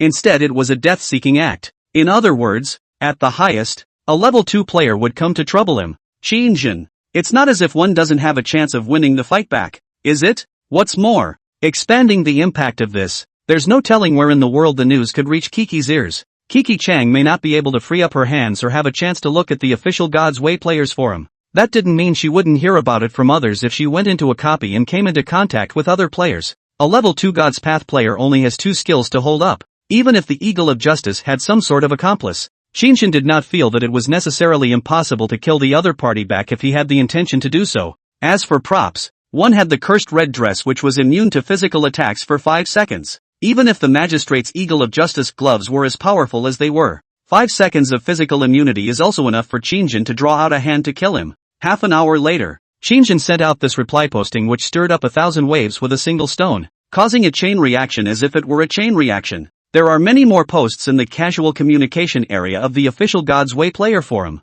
and it's blowing up straight away. Shocked. Bounty posting licking cockroach's feet reports his location. Shocking. A level 1 fraudster provokes an official martial artist. God's reversal. This new player is not simple. Arrogant. Wanted players positive response coming. A series of posts such as these quickly shot to the top of the casual communication board. Qin's arrogant and domineering reply underneath that bounty post from the magistrate's Eagle of Justice had clearly shocked countless God's Path players. Arrogant. Crazy. Epileptic beyond description. Normal players, even if they are aggrieved if they are wanted, are also silent and low profile, for fear of attracting the attention of enemies or being targeted by other players who want to earn bounty commissions. But this lick the cockroach's jade feet violently response is unprecedentedly rampant. Countless people have only one thought in mind. This guy, is he crazy? Chapter 55, The Cloister Bar. Qin didn't know that his reply had directly set off shockwaves in the God's Path players' official forum. But even knowing that, he would only nod in satisfaction, because that's the effect one wants. After all, only by rapidly expanding her influence to become popular among the group of God's Path players would the wife be able to hear news about Qin. So you're still a cancer patient? For the rest of the ride, the red-robed sect master did not tease Qin, and earnestly chatted with the youth about his past. Qin was not a person who had a strong desire to confide in others, and the sentence just now that the old man had half of his foot in the coffin was just something that came out of the heat of the moment. However, the red-clothed sect leader still pursued the questioning, and in the face of the woman's questioning, Qin had no choice but to give an honest account of these things. In Qin's opinion, he was not a person worthy of sympathy. What's wrong with having cancer? The world continues to abound with people who are poorer than themselves, some born with congenital leukemia, fighting the disease every day of their lives on Earth. He lived at least 26 years in good health. It's not like I'm telling this to get sympathy. Well, terminal brain cancer, which is why I'm so desperate to find out what happened to my wife, and I'm hoping you can help. If it really does reunite us as a couple, every point I earn in the divine path afterward can be given to you as payment. Putting down these words, the atmosphere in the carriage suddenly became silent. Qin briefly recounted the process of his wife and himself meeting and knowing each other, and hearing that Zhang Qiqi remained unrelenting after Qin's cancer. He even sold his house and car in order to earn money for Qin's surgery, and took the initiative to run to his new post in Yanjing just to be able to earn more money. The red-clothed sect leader's flirtatious and pretty face had an extra touch of movement and softness. What a great girl. Yes, after suffering so much with me, I don't have many days left. I just want to see my wife before I die. Nothing else. When these words came out, the red-clothed sect leader pursed her red lips and took a deep breath. Say, was it your attending doctor at the hospital who said you had 3 months left? No, it was the day I checked out of the hospital when my wife disappeared 3 months ago, and the doctor said I had 6 months at most. 3 months ago there were 6 months to live, and now 3 months have passed. According to the time projection, indeed Qin has only 3 months of life left. But, with these words, as if confirming something, the red-clothed sect master's expression flashed with an odd color, and after a moment of silence, he asked again, before you get your roll card? What? I mean, when the doctor said you only had 3 months left, was that before you got your roll card, or after? Definitely before you get your character card. It was only yesterday that I became a God's Path player. Qin let out a bitter smile, not understanding why this woman would suddenly ask such a retarded question at this moment. When these words came out, the red-clothes sect leader smiled playfully and said, "Then I'm guessing you won't die anytime soon. And if you do, it won't necessarily be from cancer. It'll probably be within the copy." Qin froze. "What do you mean by that?" The red-robed godmother raised her snow-white swan neck and scat her mouth. "Do you know that the first use of points is as a common currency for God's Path players? And what the second use is?" Hearing this, Qin subconsciously shook his head. One can only feel at the moment that points seem to be extraordinarily important to the group of God's Path players, but exactly what other effects and efficacy there were, Qin did not understand. Points can be used to delay the days when God's Path players go down to the duplicates. For example, if you don't have a single point in your hand, then right now you'll immediately be teleported into the game by the God's Path. And for a day when you don't go into the duplicates, the God's Path will deduct a single point from you. That's why players need to get into the replica on a regular basis, because this is something that cannot be helped, even if there are hundreds of thousands of points in the hand, but also to adhere to a 2 or 3 years of time. The most critical thing is that the points are not the only use. Life or other times may be consumed points. For example, purchasing intelligence, purchasing replica strategies, purchasing props, or being lucrative and wanting to enjoy the good life in reality and exchanging points for RMB will consume the player's points. It was only after these words came out that Qin's expression completely froze. What? God's Path points have this kind of use? In other words, that means those points I got from clearing Death Train will only support me for 25 days in reality? And that's with the fact that I didn't consume points doing anything else in the process. In other words, at the latest, in 25 days I will enter the copy for the second time? The knots in Qin's throat were rolling involuntarily. If Qin had only felt that the points had a horrible exchange rate between this thing and RMB before, then now he was finally clear about what kind of temptation the points had for the group of God's Path players. What a countdown that represents to enjoy bathing in the human world. In the next moment, the red-clothes sect leader said with a light smile, "Some people say that the Divine Path players are a group of people who want to step in to adjudicate because the evil-doing heavens can't stand to see it. And that's why we need to go down to the copies on a regular basis and experience all sorts of life and death crises. Life and death. To lose your life in a copy if you're not careful. So it doesn't seem impossible. Ha ha ha. And our points can be interpreted as our earthly experience card. And when we get rewarded with points for clearing the copy, we can live on Earth for one more day. And if you don't have the points, you'll have to be transported into the brutal game of God's Path." After the words were spoken, the red-robed sect leader's red lips lifted slightly in a mocking smile. "Sorry for the digression. I would say that as long as you have the points, then you will 100% never die from illness after you become a player. There is only one possibility that you will die, either at the hands of another player or within a copy. Other than that, there is no third possibility. After becoming a God's Path player, our lives do not belong to us, but to God's Path as a server. It'll follow its rules. It's not really uncommon to be in the same situation as you. I've known a God's Way player with terminal stomach cancer before, and after getting his character card all the way through the game, he was originally ruled by the doctors to have only his last week left, and he lived and breathed for 4 or 5 years. In the end, die in a copy. After you become a player, your life does not belong to you, but to the Divine Path. All births, ages, diseases and deaths must follow the rules of the Divine Path. In other words, as long as there are points, players don't live and die." When these words came out, Qin's heart trembled. The line that his wife, in a cell phone memo, had left for him suddenly came to mind. "Honey, I found something interesting that could change the fate of your life. Your terminal brain cancer is incurable and I've traveled all over the country and haven't found a single precedent for a 100% cure. But the sky's the limit, and that character card is your chance to turn the tables. Everything is released." No wonder Qin Shang left a message in her cell phone memo that the roll card was her chance to flip the script. No wonder Qin Shang would say that she had discovered a way to cure brain cancer. Not a cure for brain cancer, to be precise, but a way to keep Qin alive. That way the wife says is the way of God game. As long as one keeps having points, one can stay alive. Qin's eyes were suddenly a little moist at this moment. That's when I realized my wife's good intentions. Just then, the red-robed sect leader next to him suddenly spoke. "Okay, don't reminisce. We've arrived at the place. Originally wanted to shout you kid to have a good drink. Who knows you kid can cause trouble so much. I reckon the cloister bar is lively tonight." It was only after these words came out that Qin subconsciously glanced at the scene outside the window. The Redemptorist had parked his car, and on either side was a row of surface parking lots, which were not much of a luxury car. BBAs are more common, but a high-profile Ferrari similar to the Red Rover is the only one. There was a plainly decorated tavern up ahead that didn't look too different from the kind of bars he used to go to on dates with his wife. Qin collected his emotions and walked into the middle of the bar after the red-clothed sect leader. Chapter 56, Character Cards Amplify Character Flaws. Upon entering, there was no exaggerated and noisy sound of heavy metal music as expected. Instead, the entire bar was extraordinarily quiet. Aside from the conversations under the ballads, there weren't too many guests basically getting drunk and boisterous and loud or anything like that. Under the dim light, the exclusive fragrance belonging to the bar permeated around. Qin seemed to be back to the second date with Zhang Qiqi, when his wife chose the bar as the location for her date. The next moment, the red-robed sect leader casually found a seat and sat down, and he opened his mouth.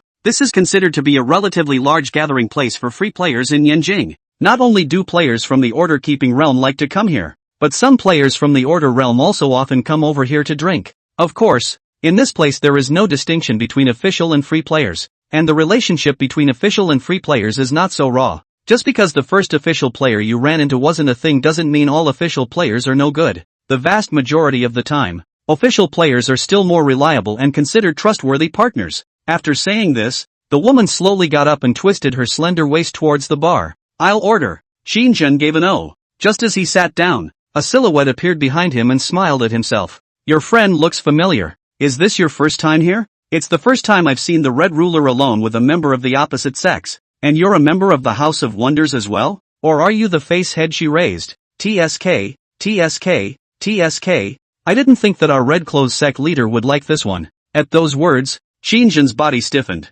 It wasn't because of what the other party said, but rather, he hadn't even realized that someone was approaching, and his entire body tensed up in an instant. The next moment though, he was relaxing again. The Eagle of Justice wasn't that familiar with himself to be able to identify himself and slip behind a back. Thinking of this, Qin subconsciously turned his head to look, only to see a young man in a suit surveying himself with a glass of whiskey and a smile. The other party had a high nose, large eyelids, very European and American kind of eyelids, and even though the ambient lighting was dim, Qin seemed to see a splash of color in the other party's eyes, emitting a light blue fluorescence. "This dude's a hybrid? Introduce yourself. God's way ID gentleman. In the next moment, the man smiled and stretched out his palm at Qin. "It seems like it should be a friend of the red-clothes sect leader. It's kinda weird though. How is it that every friend of the Redeemers thinks I'm involved with her in that way?" The corner of Qin's mouth twitched, and he subconsciously shook his hand. "God's way ID licking cockroach jade feet violently. As soon as these words came out, that young man was clearly stunned for a split second, and immediately afterward, the volume of his voice was raised by a large margin. "Lick the cockroach's jade feet hard? You're the one who licked the cockroach's jade feet violently in the official God's Path Players Forum? The tough guy who provoked the guy who put a bounty on you and threatened to shoot him in the wall. Dude is awesome." Hearing this, the corner of Qin's mouth twitched violently. "I didn't realize I was so famous." It looked like the God's Path Players official forum didn't have a small influence. At least not among the group of these God's Path players. "Gentlemen, you could have taken him on if you had your eye on the points that were dangled on him, but I'll make it clear in advance that this kid is not easy. The teacher and fraud master of the order-keeping realm are in the middle of the pack. Both are recognized as fighting wastes, so watch out for the gutter." Just at this moment, not far away, a fragrant wind came. Qin's sight was soon to see the red dress silhouette. The woman hooked her red lips. "If you want to earn those 15 points, I'd advise you to temper that thought." Upon hearing this, a touch of gratitude appeared in Qin's gaze as he looked at the red-clothed sect leader. After his mother's death, Qin was an orphan, not to mention the fact that he was already a single parent before that. Emotionally sensitive and introverted, the ability to detect words and colors was equally outstanding. So the first thing he did was to read the meaning of the red-clothed sect master's words. "She's sending 2 messages. One is gentlemanly in profession and rank. The other carries a few warnings." It seemed to be in defense of himself, fearing that the gentleman would kill him painfully after learning of his Qin's wanted identity. "Ha, I'm not an idiot. 15 points is certainly tempting, but asking me to deal with a newcomer copy that's an S-rank tainted multiplayer copy and a fraudulent master who successfully cleared it, I'm not that stupid. Of course I am well aware that this brother must have some tricks up his sleeve, not to mention that this is also your face first fart." The Redemptorist bristled. "Don't talk nonsense, he's married." Only in the next moment did he look at Qin. "Something to drink? Whatever." As soon as the 2 random words came out,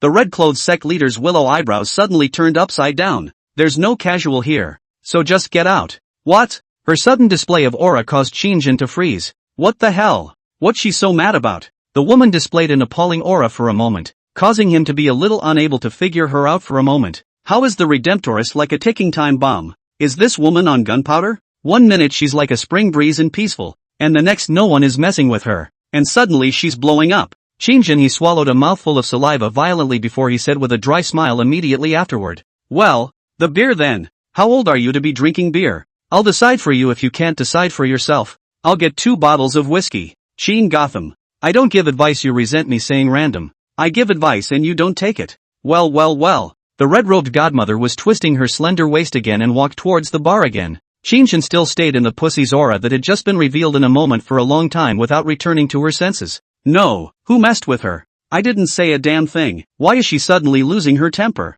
You didn't just meet this crazy batch on the first day, did you? Players in the hypnotist profession are notorious for being shady. When the gentleman saw Qin's aggrieved expression, he immediately patted his shoulder and explained twice. Cloudy? Qin, on the other hand, was stunned, suddenly remembering that was still enchanting and charming when they first met, but as a result, after hearing herself mentioning the fall of Grand Pagno, she had a shady face, as if anyone owed him an astronomically large sum of money. That said, you wouldn't be unaware of the character undertones of the major professions of the Divine Path players, would you? Qin subconsciously shook his head. When he was on the road before, the red-clothed sect leader did mention to him the character undertones of the fraud master professional players, which were generally a high crime rate group with MAOA. But what kind of character undertones correspond to players of other professions? The red-clothes teacher hasn't really mentioned. In the next moment, the gentleman said with a light laugh, this is information you definitely won't be able to see within the official God's Path player forum.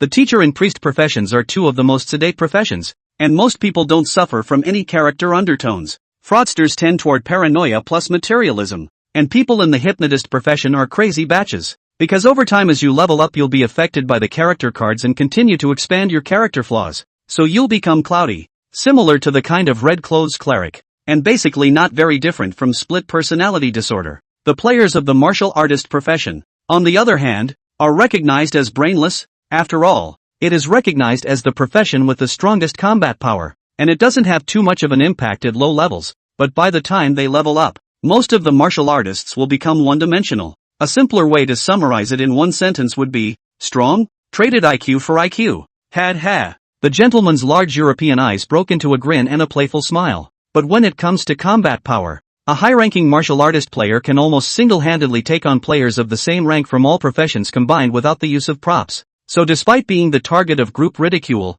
the power of players in the martial arts profession really can't be ignored. After a few words fell, the only thing Qin heard was the line that every player would have their personality flaws amplified by character cards as they leveled up. No wonder. Thinking in this way the red-clothes sect leader's uncertain character seemed to be explained. After all, the profession of hypnotist seems to be somewhat different from the reality of a psychiatrist. It is difficult for a healer to be autonomous, and with the experience that the gentleman's mouth of the red-clothes godfather once had, it is normal for someone who has suffered a love injury to be mentally unstable. Being catapulted into a negative cycle by the roll cards seems reasonable. Gentlemen, you're very brave. Talk any more nonsense about me and I'll cut your tongue out, believe it? Bang, bang. Just then, 2 mugs of root beer were placed on the table in front of Qin's eyes, and the red-robed godmother came in style, her slender figure sitting directly opposite Qin with a single butt. Chapter 57, Crazy Criticism, Drinking. Qin, root beer mug, but it's not beer in it. Didn't the Redemptorist just go to buy whiskey?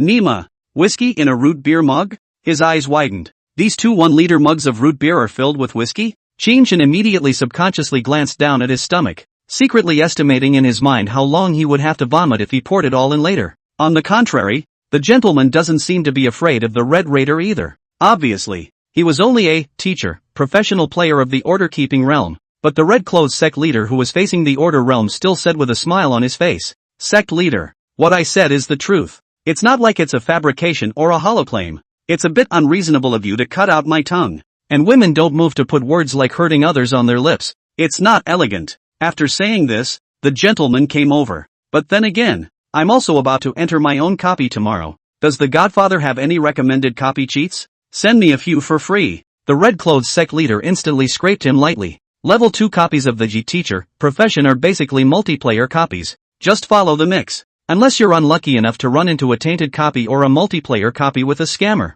you'll basically make it back alive without a godslayer. With those words, the red-clothed sect leader glanced at Qin Shang and raised the mug of root beer in front of him in a gesture. Drink up. Why are you staring at me with two big eyes? Am I pretty? It's quite nice. Qin Shang subconsciously quipped a rainbow fart. Drink if you look good. What if I were to say it's not pretty? Drink even if it doesn't look good. It's not for you to look good anyway. And it's not for you to look bad. It's none of your business if it looks good or not. Drink. The corner of Qin Shang's mouth twitched. What a crazy approved line. He gradually seemed, now, to be able to get used to the red-clothed sect leader's vagaries. To be honest, he wasn't really a very good drinker. He and his wife's wedding did not invite a few tables of people, rotating round down to give him a drink almost spiral into the sky. The day I entered the bridal chamber, I was still carried into the room, but associating it with the fact that the red-clothed sect leader seemed to be in a bad mood today as well. After all, punishing Chen Muji is ruthlessly out of a mouthful of bad gas, but Grandpa Nyo is also really completely dead in the divine path. At this thought, Qin Shang let out a bitter smile, and also followed suit and picked up a mug of root beer. In the next moment, the red-clothed sect leader spread her face to reveal a delicate smile. Happy Qingming Festival, Qin Shang? There's nothing to say that you could have done without the speech. Actually, it's just a drink. Do you have to say that? However, it was indeed the Qingming Festival recently, and Qin Shang even had a Qingming dream last night. Lying in bed after leaving Death Train yesterday, Qin Shang then had a dream, the first half of which was about his mother, who had died many years ago, and after that about his father. In the dream, the mother was still kind, while the father was a little blurred, his features not even very clear. Finally, after being woken up by urine and letting go of water, he dreamed in the latter half of the night that he had reappeared next to a black hole, and he desperately tried to struggle out, but in the end he was swallowed up by the huge and terrifying suction force of the black hole. Weird. So how often does the average player who doesn't have a very strong family have to enter a copy? In the next moment, Qin Shang looked at the red-clothed sect leader and asked. At that, the Redemptorist pointed to the mug of root beer in his hand. I have to pay for all the intel here, but for the fact that you made me feel good once today, it's a great time. The gentleman next to him, after these words fell, immediately had his eyes glowing with derision as he looked back and forth between Qin Shang and the red-clothed sect leader, and in his eyes, they all seemed to be weaving a rather doggone ambiguous story bridge. Cool. Where is it cool? On a physical level or a mental level? The red-clothed sect leader spat at him in an ungraceful manner. Don't make me beat you. After saying this, the woman was lifting the glass of root beer in her hand. I can send you an answer unconditionally, but only if you drink half a glass, half a cup. Sis, it's not beer, it's whiskey. Half a liter of whiskey and I'm still conscious enough to walk? The corners of Qin Shang's mouth twitched, but he still picked up his mug of root beer and just took a sip. The red-robed sect leader sitting on the opposite side of the table then said with a light smile, I like a man who goes hard and doesn't make excuses. After she said that, she didn't dwell on making Qin Shang drink half of the cup really all the way down, so she opened her mouth. Usually it's around 10 days, since the usual reward for clearing a normal copy is just 10 points. A-rank copies are almost 10-15, and S-rank is 15-30. B-level copies of those basically have to what points and experience value rewards. 5 points or so, but wins in the stable. The higher the difficulty of the mortality rate is also higher, so 10 days is kind of a more balanced number. What's more, the vast majority of players aren't rich in reality, so where can they casually take out millions of dollars to exchange for points? You've used the official God's Path player forums and you're well aware of the exchange rate of points. A little bit of points can be exchanged for 1,000,000 RMB, and vice versa. I think that ordinary players probably don't have that kind of family money to use to hoard and exchange points like that, right? Instead, low-level players generally like to exchange points for RMB to realize wealth freedom and enjoy everything in reality. Qin Shang swallowed his fiery whiskey and nodded obediently, then set down his mug of root beer. 2 sips of whiskey in his stomach. Qin Shang already had a premonition. I'm afraid I'm going to have to hug the toilet and throw up today. At the same time, the red-robed sect leader went on to say, but just because the average player doesn't have that financial power doesn't mean that the high-level players don't. It's like an internal cycle of players, with lower-level players trading points for money and higher-level players trading money for points. The Redemptorist took another small sip of his whiskey. Don't underestimate the strength of the redemption of points. If by chance you come across a certain high-level player who isn't well prepared and is about to enter the copy again, he's even willing to pay a premium to buy the points. After all, points are the same as a means of saving your life at some point, so it's not an exaggeration to say it's a human experience card. After saying this, the red-robed sect master glanced at the gentleman and Qin Shang again. Drink! What are you waiting for? Come to the bar not to drink, or to see the girls? Forced to do so, Qin could only endure the stomach juices churning and raise his wine glass once again. In his mind, he marveled at the fact that this was a real drinker. A mouthful of whiskey poured down. And surprisingly, she was unharmed. And the key thing was that she didn't seem to have eaten anything in between. Qin did not eat something to pad his stomach. Usually drinking the next day is certainly a stomachache, especially if it's still a high alcohol like whiskey. Next, the Redemptorist offered to play dice. Qin college when the light to classmates contemporary practice. Basically not much to go to the bar this kind of place. Drinking table game that is a will not. However, the red-robed godfather was quite patient. First teaching him the bragging rights of table play. That is, he threatened to let Qin try too. After that, Qin never drank another sip of wine. For the next half hour, Qin did not have a. The gentleman was drunk instead. At first, the gentleman will also dwell on the posture of Qin opening the dice. Wide open too much like the posture of jerking off in the stall. And occasionally have to comment on a sentence or two. Elegance. Open the dice with grace. Cockroach jade feet. You guys move too inelegantly. A few rounds in, though, his mantra became, Don't persuade me to drink. It's very ungraceful to persuade such behavior. Please, I don't want to walk out of here lying down. That's not classy at all. And then after that, it becomes, either your kid is hiding his clumsiness, or he really is an innate wine table saint body. Damn. The red-clothed godfather, this kind of wine table veteran are not your one against. These rounds of play down. Just you drink the least. You are still here modest. You two play it. I do not play. 2ing livestock. Who can carry the use of a root beer cup to drink whiskey? After 3 rounds of wine, the gentleman's mantra of elegance 2 words are gone. The first to insert the white flag to call for suffering, red-faced and waved his hand as a fall on the wine table. Before he passed out, he came to. Damn, there's nothing classy about sleeping in a bar. Plop. Seeing this, Qin revealed an odd expression. No wonder his God's way ID is called gentleman. He silently apologized to the gentleman in his mind. I'm sorry, brother, but if you die a friend, you don't die a poor man. And with the way the Red Rector is acting, we're going to have to drink more than one tonight, and I've got work to do later, so I can't afford to break up. But, I thought you God's way players drank whiskey in a root beer mug. I'm sure you can't even handle the volume. Buddy, truthfully, ever since he was a child, Qin had never suffered much from playing games. When it comes to summarizing experience and observing and learning, Qin has a talent that far exceeds that of his peers. Otherwise, you wouldn't have been able to earn a living by helping your classmates substitute on their numbers and jamming bugs when you were in college. In the next moment, he twisted his head to look at the red-clothed sect leader. The woman's cheeks are scarlet. Her cheeks are bright as if dyed with haze. The whole person's delicate body is half relying on the sofa of the clear bar. Even if it is such a dim light, it is still hard to hide such a woman of great flavor. Passing customers basically swept a glance towards this enchanting and moving landscape. It looked like the red-clothed cleric was also a little tipsy from the alcohol. Qin had no special emotion towards the red-clothed sect leader. That is, she always felt that this looked charming and moving, but the bottom of her eyes always gave people a feeling that she was hiding a story. Probably an ill-fated master as well. Noticing Qin's gaze, the red-clothed sect leader propped up her lotus root arms to support her upper body, half leaning against the sofa. I guess the Eagle of Justice is coming soon. Have you figured out what to do with him? Pretty much. And I'm 80% sure that he wouldn't dare to confront me in public. Even if he showed up near the cloister bar, odds are that he'd find a way to lure me out of the bar and take me to an out-of-the-way place before making his move. Hearing these words, the red-clothed sect leader glanced at Qin with interest. So you're going to fight him one-on-one? So you're not afraid he'll ambush you with something in advance? Qin answered truthfully, a fear. But as you said, there won't be any players above level 2 out there. So, in the next moment, the red-clothed sect master perceived that Qin did not see the slightest hint of nervousness and panic under her eyes. And then she suspiciously raised her willow eyebrows. This kind of confident flying feeling, never like a crazy gambler, but with a well-thought-out and mature plan of strategizing. Thinking of this, the red-clothed sect leader stared at Qin with interest. Do you have something else up your sleeve? I wish to ask you a favor that doesn't require you to make a move. Or then again, even if the Eagles of Justice have a lot of level 2 and even level 1 companions, they don't need you to deter them. Suppose I run into danger. All you have to do is... Qin paused and hooked his hand at the red-clothed sect leader. The woman subconsciously moved closer to her ear, and Qin softly whispered 2 sentences in her ear. Immediately afterward, a touch of eccentricity surfaced on the red-robed sect leader's pretty face.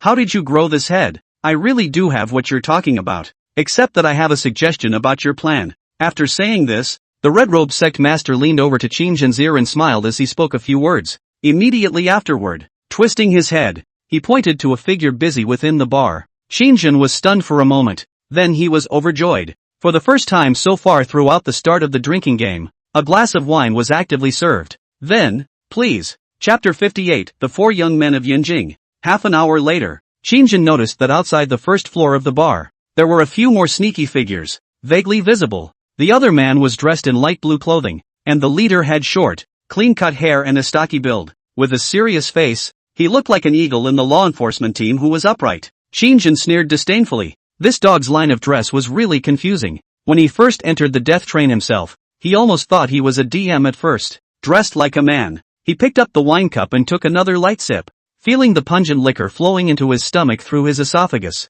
With a great deal of the bravado of the three bulls that did not go past the post before Wusong fought the tiger. However, soon after, Qin spat out his tongue again with a bitter face, his features twisting a bit, then only to exhale a mouthful of cloudy air. Secretly sighed, still can't get used to drinking these foreigners' stuff. Damn, that's hot. In the next moment, he moved to the floor-to-ceiling window and just looked at the Eagle of Justice and his party faintly, his sight sneering and mocking. It was like being a thief to watch them ogle and observe table after table out the window. Qin had the teasing feeling of watching a monkey show. However, it was a much more obvious target for him to jump out on his own accord, and the few people outside the window were quick to notice Qin's upright figure. Outside the window, the expression of the Eagle of Justice changed, followed by a flash of intense hatred and harshness crossing his face. All of this was caught in Qin's eyes, and he immediately gave a mocking smile. Are you afraid I'll spill the beans? So impatient. Oh. He knew he just had to reply to the post and the Eagles of Justice would surely come over. This was because the Eagle of Justice wasn't sure when he would have the opportunity to reach out to other official players and then stab the truth out, especially when he saw Qin replying to the official God's Path players forum. The Eagle of Justice was probably scared out of his mind at the time. He ironically didn't expect Qin, a budding newcomer, to have an official forum app. In the eyes of the Eagles of Justice, Qin was a time bomb with uncertainties drawn all over it. Even if they knew that Qin had dared to provoke and must have made sufficient preparations, the Eagle of Justice could only jump into the trap with a stiff upper lip. The next moment 3 men in sheriff's attire entered the bar. When they saw Qin, they walked straight over, as if they had already determined their target beforehand. Just one more person was detached who pretended to pull out a document and walked over to the bar. Boss, we suspect that your bar has the suspect we want. Please cooperate with us in clearing the place. The other 2 magistrates walked up to Qin. Sir, please come with us. Outside, the Eagles of Justice didn't walk in, presumably because they didn't want to aggravate the situation inside the bar. At the same time, he was also afraid of not being able to suppress his inner fear, in case he looked for Qin within the bar, and if he didn't say the right thing in 2 sentences, he would strike at him and beat him up. It's still taboo for official players to use their superpowers in public. Qin raised his eyelids, a face of emboldened, and for the first time in his rare life, he faced the sheriff to say no. And what if I say I won't cooperate? Those 2 magistrates had long been prepared to face the prick. The group of God's Path players they had been in contact with quite a lot. After all, they were considered metropolitan aliens, and there were not a few bullies. The duo said seriously, if you don't cooperate, we'll have to clear the area and have other colleagues come over to handle your case. Clearance? However, upon hearing this, Qin smiled playfully, hands in his pockets. He just looked over at the barman in the bar not far away. This one was also a key part of his next plan. Just now, from the red-clothed sect leader's mouth, Qin had already learned the identity of that man. I heard that it was a famous rich second generation on the Yinjing side, and when it came to the group of God's Way players, the status was probably about the same role as the 4 young men of the capital in the eyes of ordinary people, tied with the strongest of the official Yinjing players, Duke Yin, Duke Qian, and Duke Dog, known as the Yinjing 4. A level 6 order realm healer. However, when the red-clothed sect leader mentioned this Mr. Zhang, he made it a point to point out that he hoped Qin would never underestimate someone's strength just because of the profession of physician. I heard that this Zhang Gongzi is the second person in the 4 giants of the younger generation of God Road players in the capital, and his strength is only below the high-powered Yin Gongzi of the security department. And the red-clothed sect leader also specifically reminded Qin that Mr. Zhang had a very individualistic personality. Obviously a rich kid with a lot of money, but he is not interested in his family's business at all. When he became an adult, he took a few million from his family and opened this back porch bar dedicated to the gathering and relaxation of God's Way players. He said, I want an environment where people can communicate freely and get along equally. As for why he didn't inherit his family's company, Mr. Zhang gave the statement that paperwork would only limit my freedom and I wanted to deal with more free souls. Such a statement can be personalized to a fault. It's one of those money I don't spend. I just play. Just pure experience of life. And after opening this bar, Mr. Young seems to be extra dedicated to his business. At the beginning when there were not many customers, even if there was only one person had to operate until 12 o'clock in the morning, and then cleaned up the health to go home. Mr. Zhang has a characteristic that he hates the strong power oppression bullying thing. If the Eagle of Justice wanted to use any strong-arm tactics to have to take Qin Shang away, then he would 80% have to suffer a big loss at the hands of Mr. Zhang today, especially since this is still the place where Mr. Young cares most about his personal career. I heard that in the early years, a level 3 player drank some horse urine and couldn't tell himself apart, and tried to make a move on a budding beauty who had just become a God's Path player, and was chased by Zhang, who was only a level 2 back then. To the security department, it wasn't until Lord Ian stepped in that the matter was closed. At that time, Mr. Young said to that level 3 player, "I don't care what you do outside, but don't try to touch my guests on my turf. There's no hierarchy here, no class that way, everyone's equal. Within my bar, at least I'm going to give everyone the right to be free and fair." At that time, Yun Gongjia was all made out and frowned continuously. "If a vicious criminal were to sit down at your place, would it be possible for you to stop us from arresting the prisoner?" At that time, Mr. Young said, "It is the prisoner's liberty to sit down. It is your liberty to arrest him, and it is my liberty to protect my guest. There is no conflict between the three. I just won't allow you to touch my customers inside my bar." This statement shocked a lot of people. The high-powered head of the 4 dukes of Yanjing, Duke Qin, was laughed out of anger. Then it follows that all the criminals in the whole world, if they knew this, would run to you as a refuge in the future. Who knew that? Mr. Zhang shook his head and gave an even more eye-opening explanation. "No way. If a customer doesn't want to leave after I close, that's his freedom, but it's also my freedom to kick him out after I close. So, when he comes in during my business hours, I will not allow anyone to infringe on his freedom to sit down and have a glass of wine. But when I don't want to leave after closing and infringe on my freedom, then I'll make him leave here too. Since I set the closing time, it's also my freedom to decide what time to close and whether or not to stay open." See how personalized it is? So if the Eagle of Justice has thoughts of war, just think of it as a normal bar. I'm afraid I'm going to lose out. As expected, Zhang Gongzi, who was wearing a decent white suit inside the bar over there, looked at the document and slapped it in front of him, and his handsome face crossed a look general expression, then continued in silence, scrubbing the glass in his hand. The magistrate thought that the boss understood what he meant, and immediately went to the DJ station and pinched the music and turned on the bar's headlights, and in an instant, the dark bar was suddenly brightly lit. "Gentlemen, I'm sorry, that's the end of today's operation. We need a customer to cooperate with the investigation." Just after the voice fell, countless eyes that looked at the magistrate fell on that magistrate's body. The next moment, a clear voice came from within the bar. "It's my freedom to run the business until what time? It's your freedom to arrest the prisoner, but it's my guest's freedom to go or stay with his legs growing on him. So I'm not going to close up here because of one of your papers. It would jeopardize the freedom of the other guests." As expected, that heroic Zhang Gongzi put down the cup in his hand, then walked out with slow degree steps. "It is also my freedom to accept or not to cooperate with your clearing. So, I'm sorry, I don't accept. The place closes at 2:00 today, so you can come back in another 3 hours." After saying this, Mr. Zhang's deep eyes looked onto Qin Shang, who had his hands in his pockets beside the floor-to-ceiling window, and nodded slightly at him. It's like saying, "Honored guest, please take it easy. You don't want to leave. No one can force your freedom on my property." The other 2 magistrates both approached Qin Shang, and anyone with a brain could probably tell after turning on the lights that Qin Shang was the target of these magistrates' visit to the bar. Seeing this, Qin Shang secretly gave a thumbs up in his heart, worthy of being the most individualistic of the 4 young men of Yanjing. The next plan. Properly. Chapter 59, The Prince of Liberty. "Didn't you see this document? You must cooperate. Believe it or not, we'll charge you with harboring a criminal." On the other side, the magistrate who had initially approached Mr. Young inside the bar was exasperated and laughed. "Goddamn freedom isn't free. It is the duty of every citizen to cooperate with our investigation.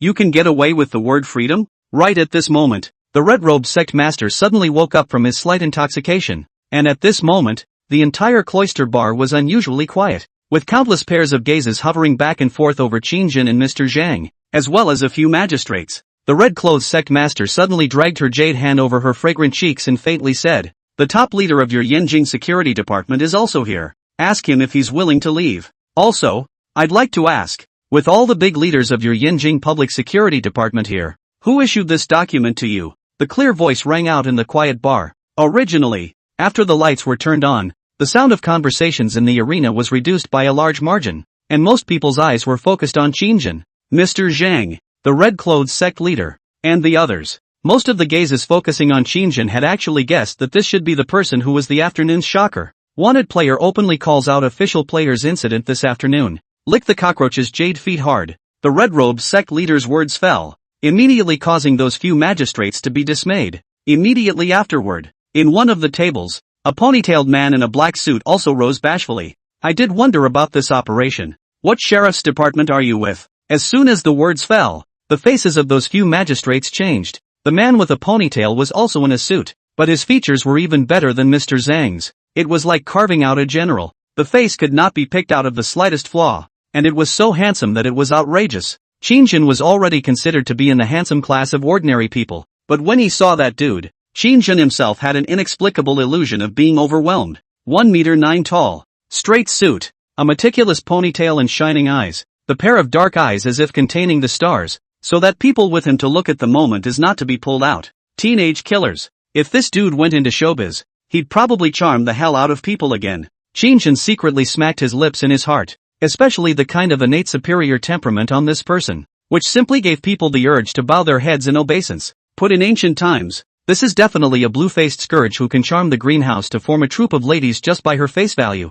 Mr. Yoon, in the crowd. I don't know who shouted in surprise. The others chatted away. Holy, why is Mr. Yoon here? I heard that the magistrate who posted today is from the Chaoyang district. Isn't that one of Mr. Yoon's men? Could it be that Mr. Yoon is also rushing here to eat melon? The odds are that this one isn't that boring, and according to his rank, I'm afraid that apart from the clash of Rule Realm players, other people won't be able to arouse his interest in the slightest. But I didn't expect Mr. Yoon to come to the Hui Lang bar today as well. So it seems that the gossip that the 4 young men of Yinjing don't have a good relationship doesn't break down. Not necessarily. The Cloister Bar, after all, is a collection of both free and official players, and it's here that the most clues can be gathered. Maybe Mr. Yoon just wants to take this opportunity to deal with the group of free players as well. Mr. Yoon. Qin Shang heard the surrounding murmurs, while her eyes widened in surprise. In the red-clothed sect leader's description, the two of them, Duke Yin and Duke Zhang, were both young talents in the Yenjing Divine Path player group. Kind of a big deal in this group. I didn't think I'd be able to get myself to bump into two of them in the same frame in one breath today at the Cloister Bar. I heard that many of the local Yenjing God's Path players hadn't necessarily seen this high-powered Yin Gongzi. Mr. Yin. Yes, it's the Eagle of Justice. He said that he wanted a God's Path player with cruel methods, so he asked us to come here to find the other party to cooperate with the investigation. The document is what he gave us. The next moment, a voice trembling with fear came out. It was the sheriff at the bar, carrying papers. His face had long since lost the impatience he had felt a moment ago, seeing his top boss appear. Probably as terrified as a middle school student who skips class to go to an internet cafe to cause trouble, only to find out that the webmaster is his old man. Innate bloodline suppression. Using his position of power to bully others, he bumped into his top boss. I don't think I'll be able to get away with a 3,000 word review tomorrow. I can't say. Yin Gongzi is not happy. Really want to pursue their process problems. Can't even be resolved by the review. These few that accompanied the Eagles of Justice to make things happen are expected to get out of the way except.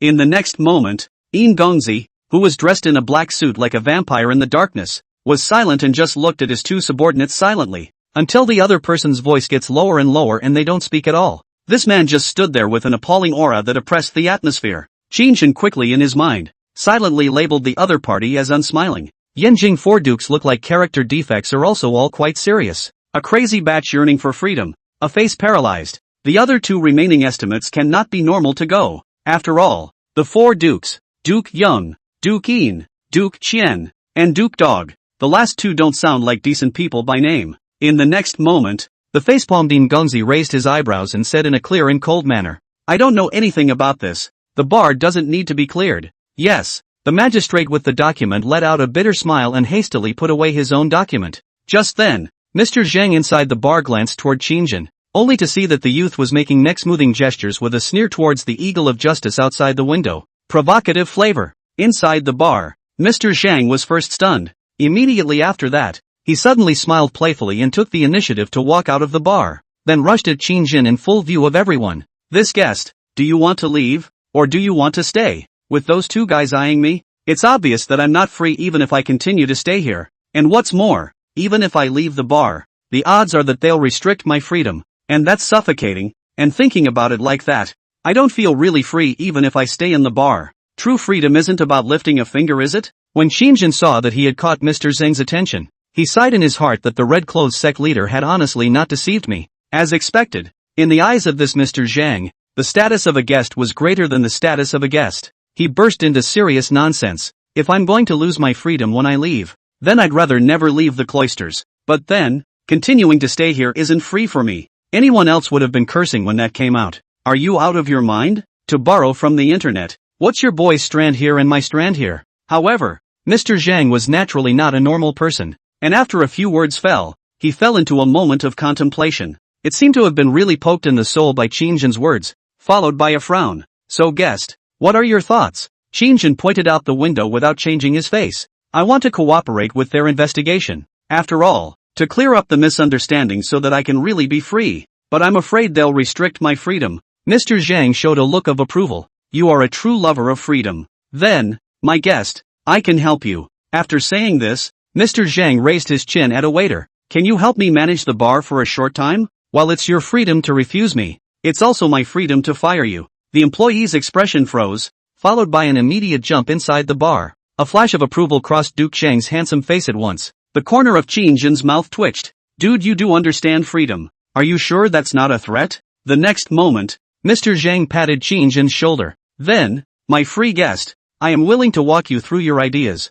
And if anyone in the process tries to restrict your freedom, I will help you regain it. Qin's heart was greatly determined. It's done. Finally dragged you bigot down. However, while his face did not move, a flash of ecstasy swept through his heart. Waiting for this from you. It had to be said that although this free old brother's free speech was a bit epileptic, Qin inexplicably liked him a bit. Qin preferred this Mr. Zhang, who always had freedom on his lips, to the unassuming Mr. Yin, who was as good as gold. Mr. Zhang aspired to freedom and appreciated it, and it was the Red Clothes sect leader who told Qin. The Red Clothes sect master's House of Wonders was based in Yanjing, and although it was also a famous civic organization, it obviously did not have the strength to call the shots with the officials. If she covered Qin openly, the odds were that she would be at odds with the officials. As a place that sold information and props, Marlborough made friends and more friends, and the characteristics of an eight-sided businessman dictated that there was no way for her to help Qin maintain fairness. But Mr. Zhang is different. Mr. Zhang,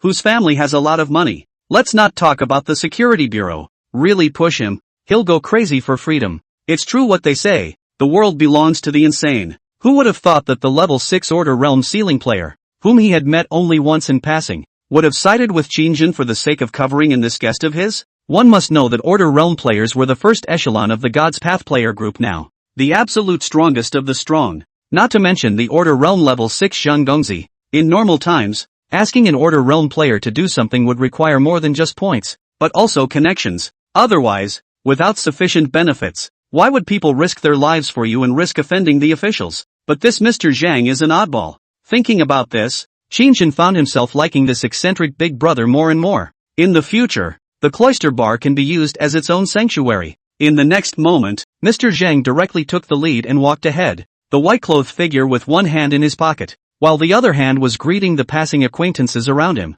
And just like that, he walked out of the cloister bar in a leisurely manner. Qin couldn't help but murmur in his heart as he stared at the imposing back at the back. What a ing pretender. If you go to school, I guess this kind of person has to be the type of person who is popular with the girls on campus, but gives the teachers a headache and is very naughty and mischievous. After all, if this Mr. Young falls asleep during class and the teacher calls him up to answer a question, Mr. Young would 80% wave his hand in denial and come up with a classic comment. It is your freedom, teacher, to name me to answer a question, but it is my freedom to answer it or not. Then again, you get caught missing class and blandly explain it to the teacher. It's your freedom to catch truant students, but it's also my freedom to not want to go to class and hang out. Personality. Gee, put it this way, if this Mr. Zhang were to change the scene, he would really be a real problem student in name only. On the other hand, Qin exchanged glances with the Red Clothes sect leader with each other as they left the cloister bar. The red-robed godmother pursed her red lips and gave a quiet thumbs up.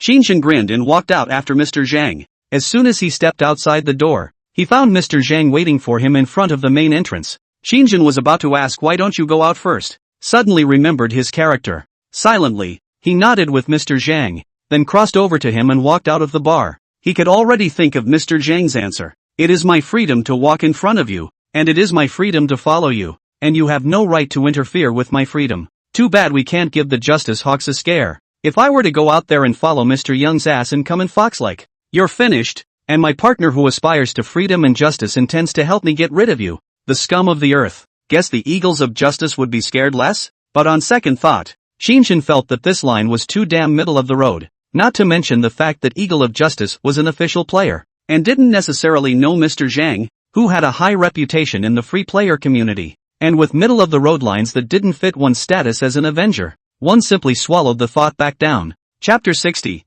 Are you a plastic bag person? You're a plastic bag? This gentleman. You are wanted. Please cooperate with our investigation. I am the Eagle of Justice, a staff member of the National Security Special Department. In the next moment, the middle-aged man with a face full of horizontal meat finally couldn't wait to welcome Qin Shang when he saw him walk out. He has long been waiting at the door of the corridor bar, palms slightly clenched, eyes dark with murderous intent. Qin Shang obviously can feel a touch of urgency. Think, if it is not here at the door of the corridor bar, at least there is a monitoring device overhead. See their own moment. Eagle of Justice is to wait to rush up to take action. At the same time, Qin Shang also once again saw the face of the middle-aged man, who had almost let himself die within the copy. At this moment, the expression are slightly past a touch of stern, if not their own talent. It's really time to die at the hands of the Buddha's destiny and the Eagles of Justice. Dog, it's still you who are the thief crying out to catch the thief. What's wanted? Aren't you the one who's wanted? I would like to ask Sheriff Justice Eagle who wanted me? Qin Shang mockingly smiled. At those words, the Eagle of Justice said faintly, a player within a copy with you accuses you of brutalizing others within the copy for your own selfish purposes. The Eagle of Justice was followed by two other magistrates. It looks like the bastard is pretending to fool these co-workers too, right? The person accusing me said that there were 6 players in the replica. I took out 4 of them, and he and I were the only ones who came out alive. So is there any evidence for this accusation? This should fall into the category of a dead one-sided story, right? This we will investigate. Please cooperate. The Eagle of Justice didn't change his face and acted as if he was actually upholding the law. Cuffed. After saying this, the Eagle of Justice did not give Qin Shang a chance to explain and pointed at him. The 2 sheriffs next to him immediately stepped forward. Seeing this, without waiting for Qin Shang to react, Mr. Zhang suddenly took the first step and stood in front of Qin Shang. My friend, your investigation has not yet yielded results, and if he is only suspected of being a suspect, he should not restrict my customer's freedom. Seeing the white-clothed young man who suddenly jumped out, the Eagle of Justice's face faintly and unnoticeably skimmed a touch of impatience. Who are you? Mr. Zhang let out a light grin, revealing a mouthful of white teeth. Freedom-oriented partners. The odds are that the Eagles of Justice have not had much dealings with the cloister bar, and have never even dabbled in the place, so he didn't recognize the most individualistic Zheng Gongzi, the most famous of the 4 Yinjing Gongzi in the free player community. Hearing this, the Eagle of Justice's face sank in a split second. My friend, are you aware of what you are doing? You are interfering with our work. Mr. Zhang shrugged non-committally. En 13 is also in the bar, so if I have really interfered with your work, you can check with Lord En and he will punish me. After all, it's my freedom as a sheriff to punish a citizen for interfering with law enforcement, but it's my freedom to obey the law or not. At those words, the Eagle of Justice froze for a long moment, especially the moment he heard the 3 words En Gongzi. His body trembled. En 13? Mr. Yun? Mr. Yun? His own top man was in this bar? He had just identified Qin Shang's trail outside, so he had a few other subordinates go in to arrest him, pressing no attention to the movements within the bar. He had not expected that the hand of Yinjing Public Security Department, Mr. En, was actually here. Gollum. His pupils tightened across fear, and the knot in his throat rolled involuntarily. However, in the blink of an eye, it is a hard heart. Things can only be broken now. Duke En rarely interfered with his subordinates' behavior, as long as no one took the initiative to inform on Duke En. 80% even if Mr. En heard some rumors, he would just pretend to be deaf and dumb as if he didn't hear the gossip. It's just that the tone of the man who wears white and keeps hanging on to his freedom seems a little familiar. The Eagle of Justice circled around after a long time. Then in his gaze towards Duke Shang, his pupils scratched through a flash of uncertainty. The one who could know Duke En's great name was 80% of the existence of the same level as him. Could it be the other 4 young men of Yinjing? In the next moment, he violently sucked in a breath of cool air, as if he had remembered something, and asked tentatively, Are you the wind in freedom? Exactly. The Eagle of Justice's face fell. How could he not expect that Qin would be able to invite this paranoid maniac? As official God's Path players, their sources of obtaining information were obviously much more numerous than unusual players. As for this individualistic Zheng Gongzi, even the Eagle of Justice, who had only become a Divine Path player for no more than a year, had actually heard of him. This was a rare existence among the younger generation that dared to throw his face at his great leader, Du Qin. It is only that he is usually busy with his official duties and has little time to contact civil society organizations. So for the back porch bar is not deep impression. Today in the post under the eyes of Qin reply, the Eagle of Justice heart sank. Under the ruthlessness is directly bring people to the back porch bar near. He hadn't thought that this was the territory of Yanjing's fourth young man, Mr. Zhang. In the next moment, the Eagle of Justice turned his head toward Qin with an iron face and said in a deep voice, "What a good tactic, to be able to seek refuge with Mr. Zhang. But kid, you are resisting law enforcement. You should know clearly that sooner or later you will fall into my hands one day. Wind and freedom can protect you for a day, but not for a lifetime." Before the words were finished, the smile at the corner of Qin's lips grew playful. He just wanted to see the expression of the Eagle of Justice eating defeat. For the Eagle of Justice, more than Qin's fear of dying from the reward. In fact, the Eagle of Justice's heart, the fear of Qin to stab the truth out of the fear is even more. Nice. Very nice. This alternating green and red look on Justice Eagle's face is very appetizing at the moment. Qin laughed coldly, inviting this free duke to sit in the town. Qin didn't even expect to want to take advantage of people's shelter, just seeking a fairness, avoiding the Eagle of Justice and any other small means to make himself in the gutter. Under Mr. Zhang's watchful eye, at least Qin could ensure that he did not need to worry about the danger to his life. Thinking of this, Qin looked at the exasperated and reddened face of the Eagle of Justice, grinned a mouthful of white teeth, and directly cursed. "Are you a ing plastic bag? That's all you can carry? The bastard nonsense really much. The fact is how, we both know it, but also I resist law enforcement. You pretend you're mom? Sons of ES like you? What a waste of air when you're alive. A waste of land when you're dead. And a waste of RMB when you're half dead. Hypocrite's mom opened the door for hypocrite.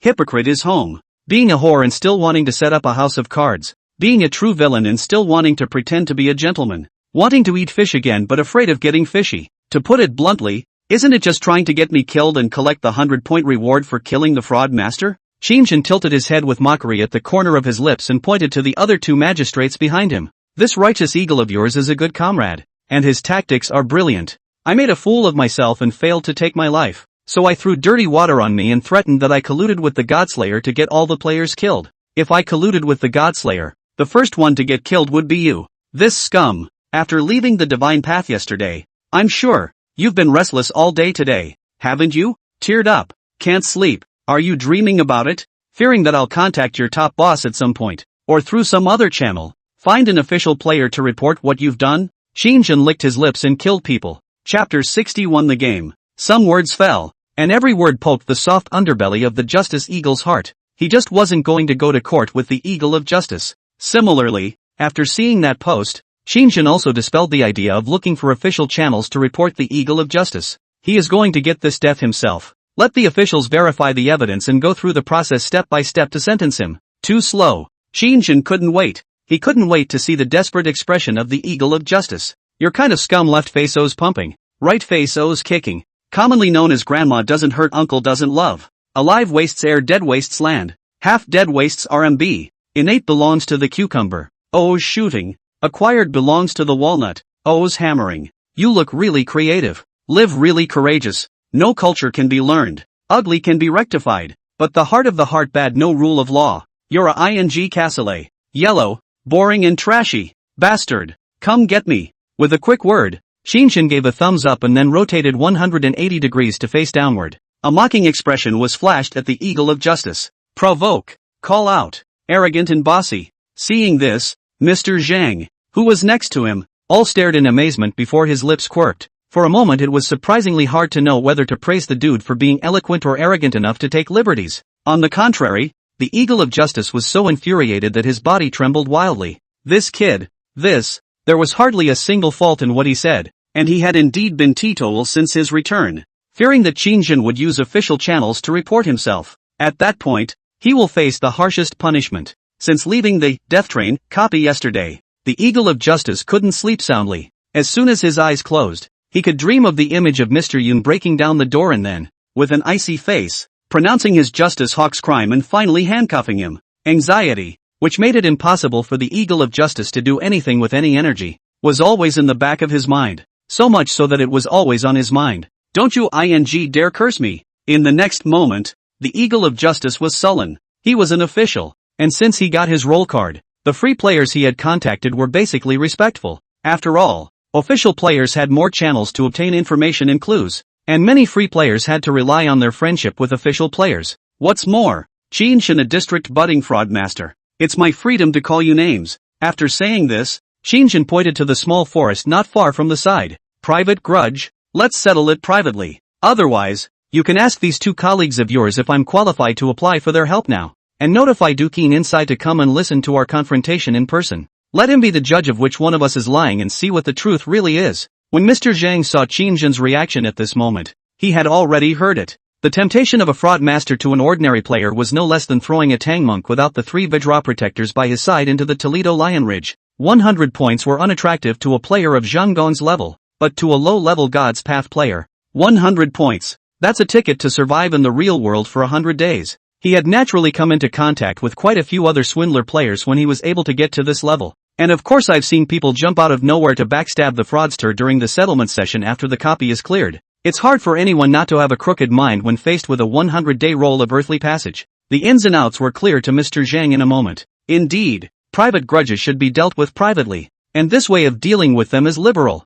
Mr. Zhang nodded slightly, revealing an appreciative look. He had actually seen that post from the Eagle of Justice, especially since Qin Shang's reply had also mentioned his store. That's why Mr. Zhang knew about this conflict a long time ago. He just didn't expect that the protagonist at the center of the conflict would actually be such a bratty character. But it does seem free enough. It's his freedom to call people names, isn't it? It's a very individualistic, yet free-spirited soul. Mr. Zhang thought so in his mind. Immediately afterward, Qin Shang was seen taking the initiative to walk towards the outside of the bar within a small forest. The two companions next to the Eagle of Justice were the first to try to follow. What are you doing? Are you going to have a private fight in front of the sheriff? The two had just taken 2 steps, but they were stopped by Mr. Zhang. It's his freedom to want to settle a personal vendetta, and it's his freedom if the Eagles of Justice are willing to go along with it, and it's his freedom if they're not. I support my guest's choice to initiate a challenge for the sake of freedom, and by interfering, you have undermined the freedom of my guest's subjective will,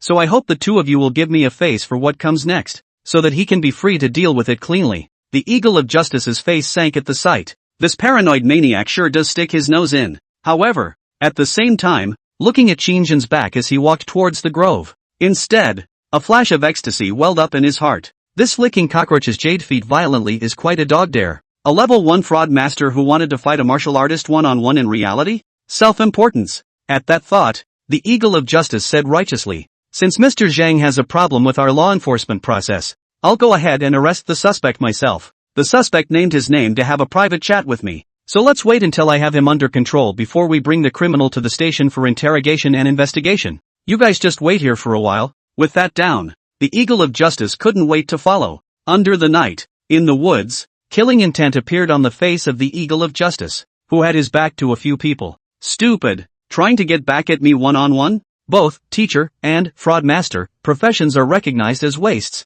so you're getting back at me with a hammer? Looking for death. The Cloisters Bar is in a unique location, near an abandoned sports park in the center of the city. Qin Shang walked not 2 steps as into the park. This side has been abandoned for an unknown period of time. Around a lot of green plants is obviously a long time no one pruning. Originally built on the sidewalk, there are traces of vegetation. I have to say, it's hard not to be surprised that there is such a place in town. The aroma of vegetation mixed with the smell of earth was all around my nose. Qin Shang felt the fresh fragrance belonging to nature between his nostrils, and a smile swept across his brows. Suddenly, he remembered that when Kiki had first married himself, the two of them were penniless. He said that he felt a little aggrieved that Kiki had followed him, and that with his current financial situation, he couldn't seem to afford to take her to a slightly more upscale coffee shop. As a result, that evening Zhang Qiqi is to lead Qin Shang to Jizhou, a free open botanical park, and then bought 2 bottles of 6 yuan Nescafe. Handed Qin Shang a bottle of said, "It's actually kind of nice to take a walk on a date in a place like this.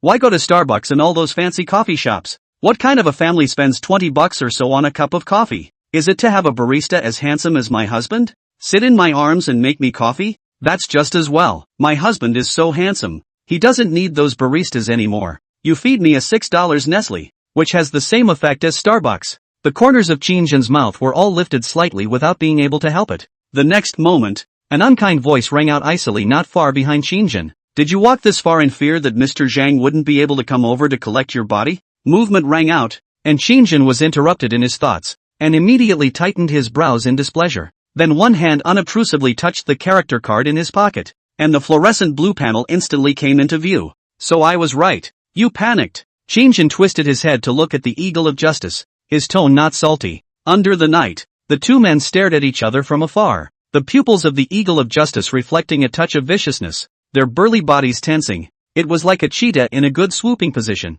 ready to pounce and tear itself apart. Hearing this, the Eagle of Justice burst out laughing. Panic? Why would I panic? Later they will receive a notification that the player fierce-licking cockroach Jade Feet was stubborn and violent in the face of law enforcement, and was the first to be killed by the swiftly arriving vigilante Eagle of Justice. I'm an official player. Even if you do submit a report, those people within the replica are dead anyway. Death is no proof. I say the murderer is you. You say the murderer is me. At most, it will just put us in court. You don't think you can really threaten me with a few words? I just don't want to be left out of the conversation. And by the way, I'm just providing a guide to the copy of Death Train, while explaining everything that happens inside the copy. When these words came out, Qin Shang laughed, not seeing the coffin. You say I got everyone killed, so I'd like to know how you found the diary paper on the wall from the first round of Cars 1 and 2? According to you, the teachers in the team were all killed by me, and you're not a fraud master. Without the skill, inheritance, how do you know the clues in Train 1 and 2?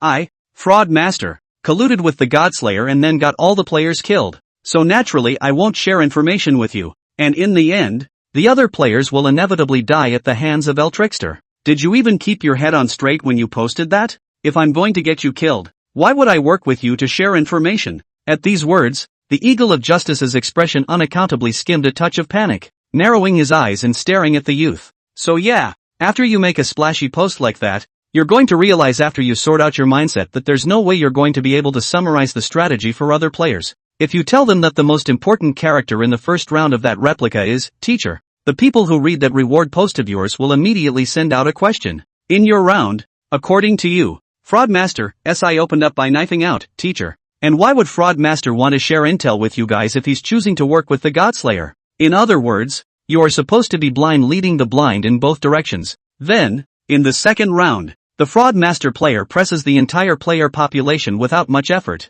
So, doesn't it become a question of how you got back alive? In your bounty posting statement, I am an accomplice, so there is absolutely no need for me, as an accomplice, to share information with you passengers. So how did you get through? Also, the accomplices and the Godslayer are in league with the passengers as well as the leader. So it's logical that only one side of the team would survive, but the accomplices and the passengers survived at the same time. Doesn't that go very much against the content of the copy? Qin Shang threw out a few questions in quick succession, the mocking color on his face increasing a few points. So, your mind was already broken when you posted. You're panicking. You're afraid. Afraid I'll spill the beans on the truth. Aren't you? I'm afraid I'll beat you to it and post in the official God's Path Players forum before you do. Do you know what this behavior of yours looks like? Obviously you're scared to death, but you have to pretend to be calm. If you really weren't afraid that I'd blow the whistle on this, why did you post a wanted notice for me? Why did you come here? One of my replies has raised so much heat. You should also know that the amount of attention you've received from coming here today will definitely not be small. But you still came. Doesn't this show that you're a thief and that you can't wait to get rid of me quickly? Obviously you're scared to death of yourself, but you have to put on airs here. One sentence fell like a million arrows piercing the heart of the Eagle of Justice. Poke through those little nuggets in his heart, word for word, and lay them out in the open. His expression was all livid for a moment, and he said angrily immediately afterward, "What do you know? What do you know? I have a daughter to take care of. I have a wife to take care of. Is your life worth as much as mine? Do wasted young men like you have anything to live for? I have a happy family, and you think I want to be some kind of ing God's way player? You don't know anything, you're just a passerby. In that situation, killing you to get 100 points would mean 100 days of earthly experience cards. I can be at peace with my daughter for over 100 days. Hearing this, Qin Shang sneered. That's no reason for you to cross the river. If it wasn't for me, you would have already died in the copy of Death Train. And at that time, if I hadn't reminded you of that one rule about trickster shadows attacking players, you and the old priest would have already died. Although everyone within the copy has their own agenda, I'm not damaging you at least, am I? A relationship of well water. You just want my life for your own selfish desires. And then this kind of behavior of crossing the river and tearing down the bridge. And still you talk so morally. Don't you think that I don't have a reason to live? My reasons for having to live are more stoic than yours. And I won't let anyone else be a stepping stone. A stepping stone for me to live on. If your daughter knows that her father, in order to be able to spend one more day with her in peace, would have to kill an innocent young life, perhaps, your daughter will be humiliated. My father, she would say, was a heartless, selfish murderer. Chapter 62. You say that ID again. Boom. Although Qin Shang quarreling had never been a match for his wife Jiang Qiqi, the Eagle of Justice's remarks about reversing black and white were obviously not difficult for Qin Shang, especially the sellout bridge. Is this the only ING world where you have a wife and you have a daughter? Don't I have anyone I want to protect? Don't I have anyone I want to be with? In the name of accompanying your daughter's growth, is it possible to break the bridge with your savior who just brought you back from the dead? What kind of piggish, animalistic rhetoric is this? What do you know? What the do you know? An angry growl sounded from a short distance away. As expected, when these words fell, the Eagle of Justice's face alternated between green and red for a while, completely falling into a state of shock and anger. Immediately after that, it was suddenly wearing a pair of gloves with a milky white luster, and violently rushed towards Qin Shang. His expression was grim and his killing intent was overpowering. The fact that he would appear here today meant that his heart's will to kill Qin Shang had climbed to the peak. Whoosh! Qin Shang had long since gripped his character card, always ready to watch out for this bastard's sneak attack. Barely giving the Eagle of Justice time, he hadn't even cut close to Qin Shang's perimeter. A red dress then appeared out of thin air and was placed over Qin Shang's body. In a flash, Qin Shang was transformed into a transparent shadow. This was the first time he had used the skill of a skirt, and he only felt as if the substances in his body had been rearranged and combined, and an indescribable feeling covered his entire body. Cursed red dress 2 skill. The wearer can enter the void state for 5 seconds. The Eagle of Justice's seemingly ferocious attack came straight out of nowhere and fell on its face. Qin Shang saw this and was expressionless. Just an extra black cross in his hand. Not bad. Worthy of the second order props. It is true that the highest S-class copy of the reward, Fraud Master, is born to be the most suitable to pass the copy of the player's name is not false. Our reward is at most the rewards of the A-class copy of the reward, but you get a normal S-class copy of the reward. So that people want to not be red-eyed hard to not far away. The Eagle of Justice wiped the mud from the corner of his mouth after falling, and then immediately jumped up from the ground. Qin Shang didn't attack him, so he didn't suffer any damage. It just looks like a slightly lousy image. A level 1 Fraud Master will never be a match for a martial artist. Even if you have a priest's props in your hands, don't try to hamstring me. With your current level, how much power can those props bring out? I want to kill you in a matter of minutes. The most you can do is to resist a bit with your props.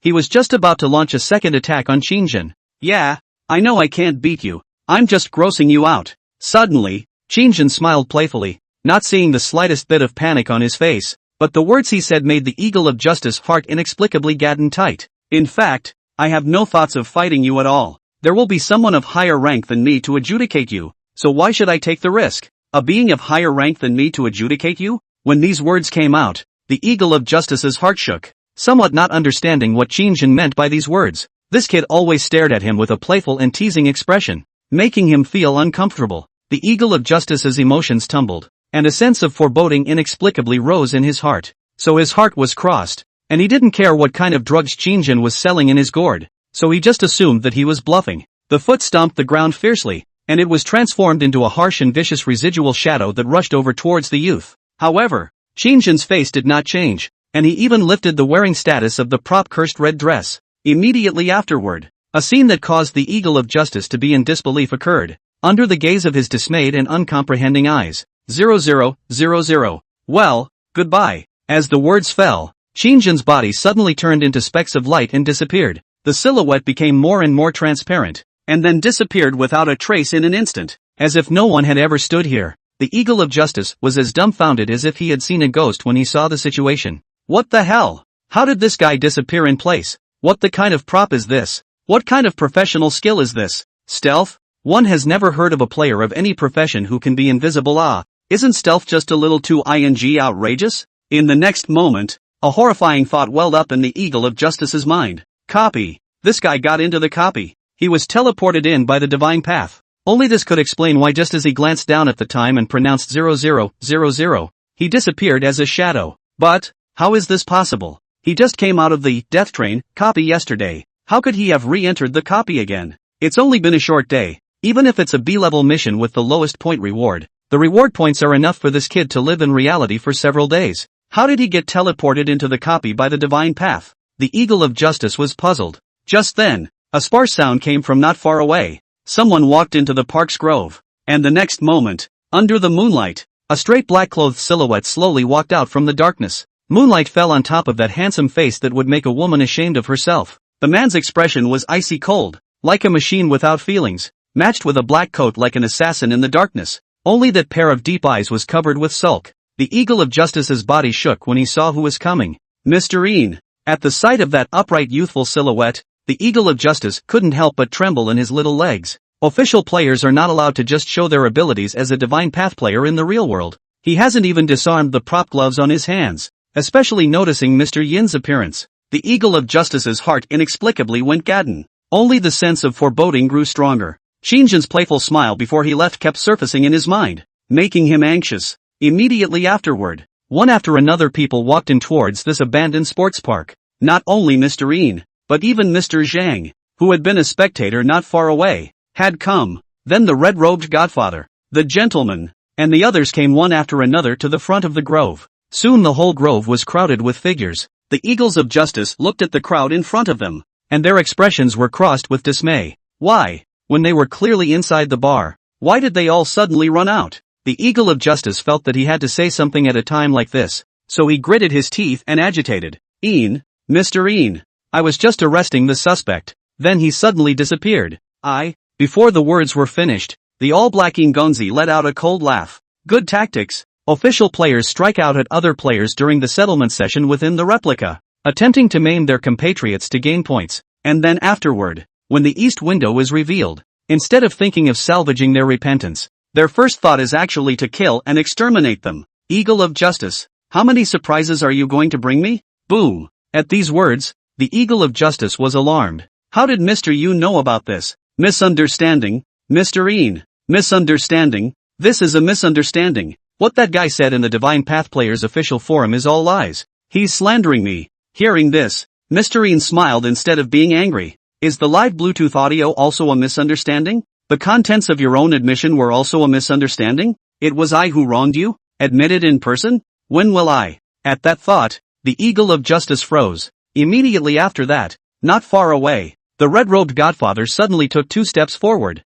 then crouched down and fumbled for a moment at the place where Qin had just disappeared, picking up a cell phone and a recorder-like object from the bushes, and the Eagle of Justice suddenly stared with wide eyes. In the next moment, the red-clothed sect leader explained, I have a prop called Xiaoming Student's Bug. I just lent it to him to use. The whole time you two were talking, he connected to my hand through the prop, and then I used Bluetooth to play it out on the playback device inside the bar. The entire content of the conversation between the two of you just now can be heard by all the patrons in the bar. And of course, your great leader, Mr. Yoon. When these words came out, the white-clothed Duke Zhang next to him was stunned. My bar Bluetooth, I can't believe he used it too? The next moment, he sighed in his heart. What a free and uninhibited soul. I can't believe I freely utilized me twice and even freely used my Bluetooth audio playback device without my permission. Not bad for a free young man, but put it this way, his asking for his help in pressing the case was a complete bluff. Its purpose, too, is not to be able to fight the Eagle of Justice fairly, to be able to fight back in kind.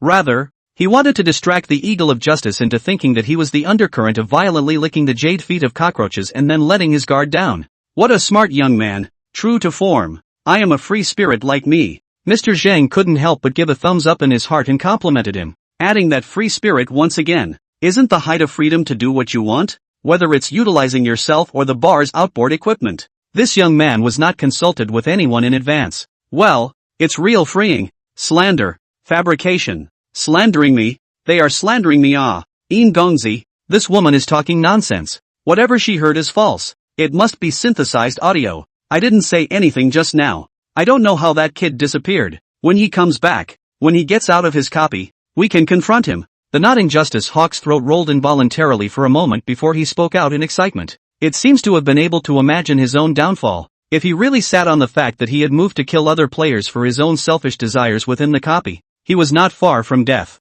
Upon hearing this, the red clothes sect leader said with a mocking smile as he clasped his arms around his chest. Curious how he suddenly entered the divine path? The woman reveals a playful, upside-down look. He gave me all the points he had in his hand in advance, and kept only a little for himself. And today 0000. Naturally, he arrived at the point. According to the divine path's mechanism, a little bit of points will be deducted, and since his points have been cleared, he will naturally be teleported into the copy by the divine path. So, from the beginning to the end, this guy's purpose of luring you into the grove wasn't to duel you. It was your own stupidity. Qin Shang had spoken to the red clothes sect leader about his plan in the car at that time. Only the ring of Zhang Gongzi was added on an ad hoc basis during the second discussion with the red clothes sect leader after arriving at the bar. In other words, it doesn't matter even if there is no Mr. Zhang. Qin Shang just wanted to create an appearance for the Eagle of Justice that he was at his wit's end and was overwhelmed by anger and aggression. Just don't get taken away by the Eagles of Justice in the name of the so-called process. Then, Qin Shang has too much maneuverable space. And as the Eagle of Justice was eager to kill and exterminate, perhaps Qin Shang's initiative to propose the idea of a duel would instead be exactly what fulfilled the Eagle of Justice's wish. Otherwise, even if Qin Shang was taken away in the name of cooperating with the investigation, it wouldn't be easy to find a chance to get Qin Shang killed under the noses of several other colleagues. I'd love to be able to kill Qin Shang in the grove. Where would the Eagles of Justice even consider other miscellaneous things? And how could you have imagined that the kid was so deep in the city? Qin Shang made it clear early on that taking down an official player like the Eagle of Justice was never easy. If the matter is taken to court, it is likely to drag on and on. Even in the official process, whenever a report is made, the Eagle of Justice is held for arraignment. But there are so many ways to try to lie to excuse yourself. The other God's Path players within the same copy were dead or wounded, and Qin Shang couldn't provide any strong evidence. At best, it's each to their own, and he didn't want to get involved with the Eagle of Justice. So naturally, you have to drop that option.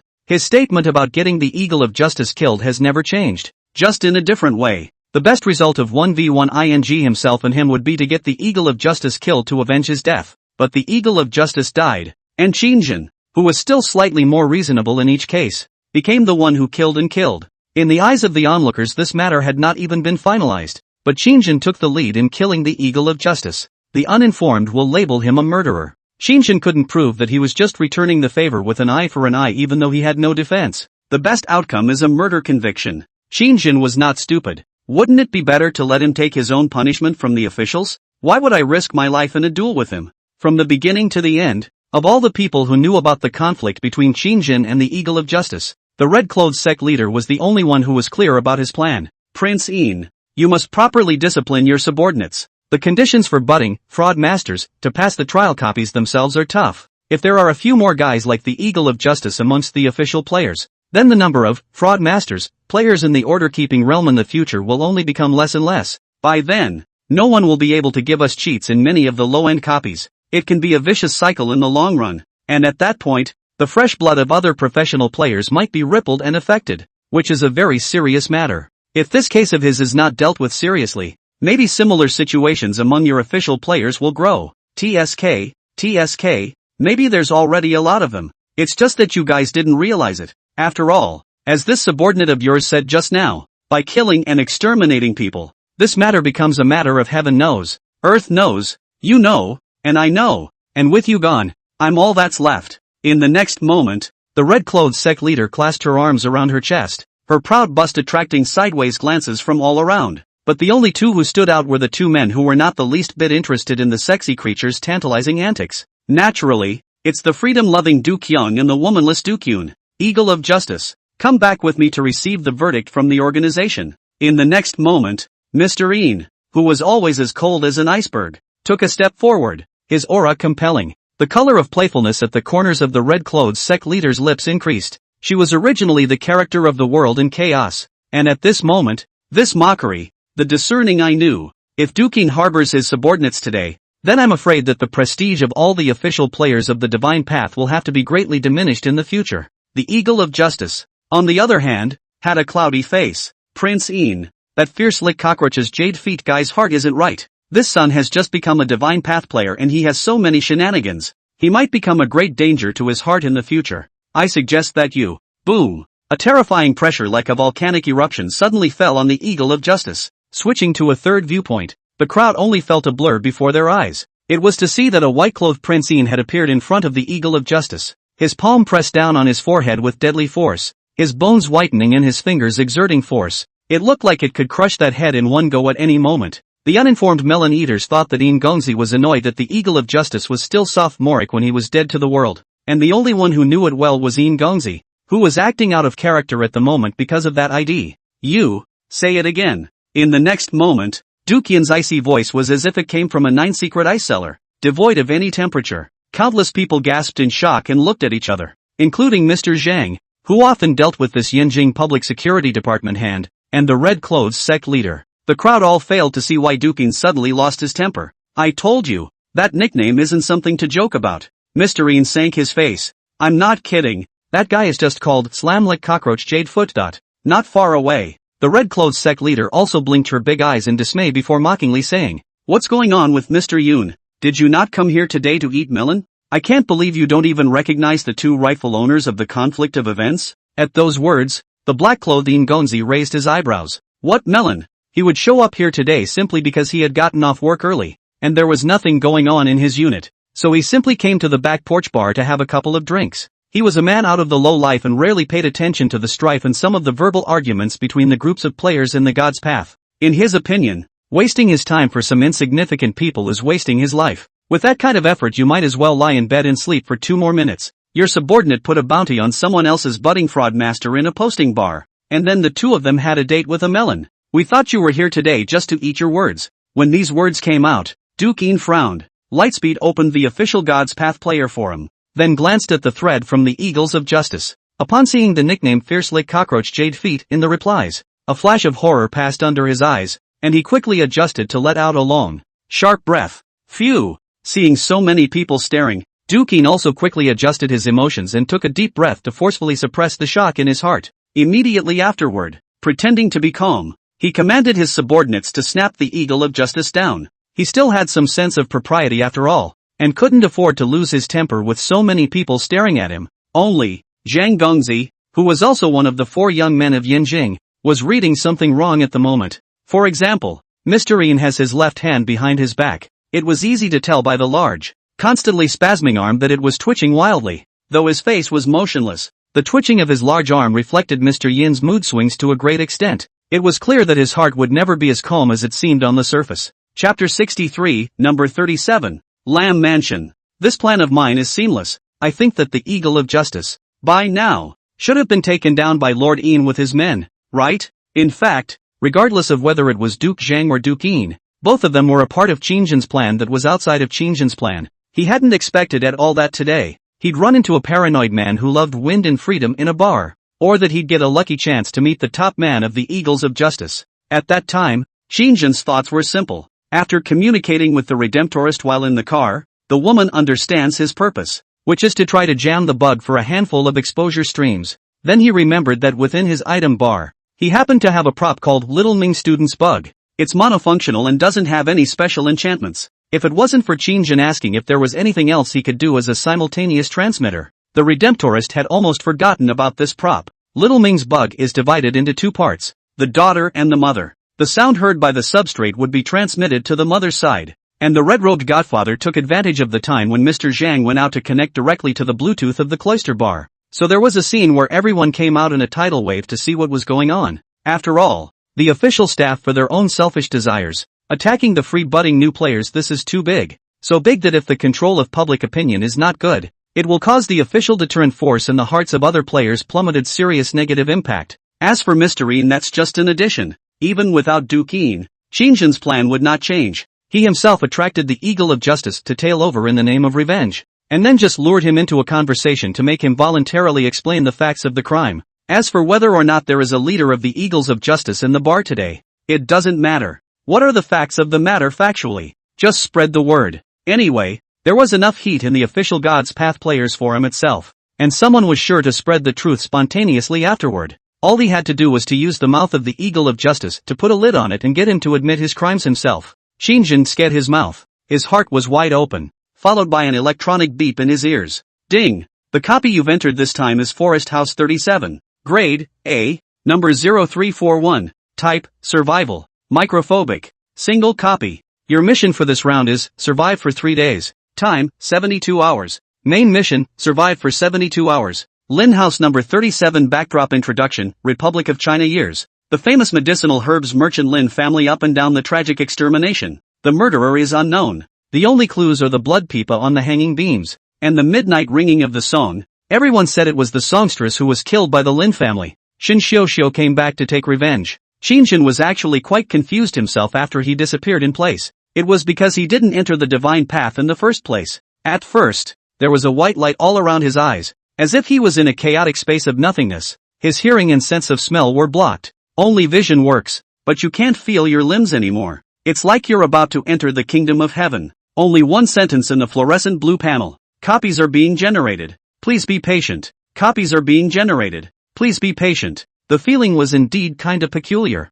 And Qin Shang was not afraid. After all, he had been through open heart surgery before. And to be honest, he was ready to die a long time ago. He had long ago adjusted to the fact that he was supposed to be a cancer patient who was going to die at any moment. Instead of fearing death, enjoy the moment. Otherwise, would we have to spend every day of our remaining lives in fear? By the looks of it, there seems to be a matching mechanism for the divine path. Is this period of time detecting my level and prop accumulation and then matching me with the corresponding copy? Qin Shang's thoughts could not help but think. Immediately afterward, there was a shift of light before his eyes, a watery wave rippling the blackness around him. It was the third time he had entered the divine path, so this time he wasn't so scared, especially when you see the information about the copy. It's clear that it's a single copy. Qin Shang was instantly relieved. It's better than going step by step within the copy and harvesting clues and then fumbling your way through. Qin Shang felt that what was more difficult was to deal with the hearts of the people, and the most treacherous thing in this world was the hearts of the people. With other players intervening,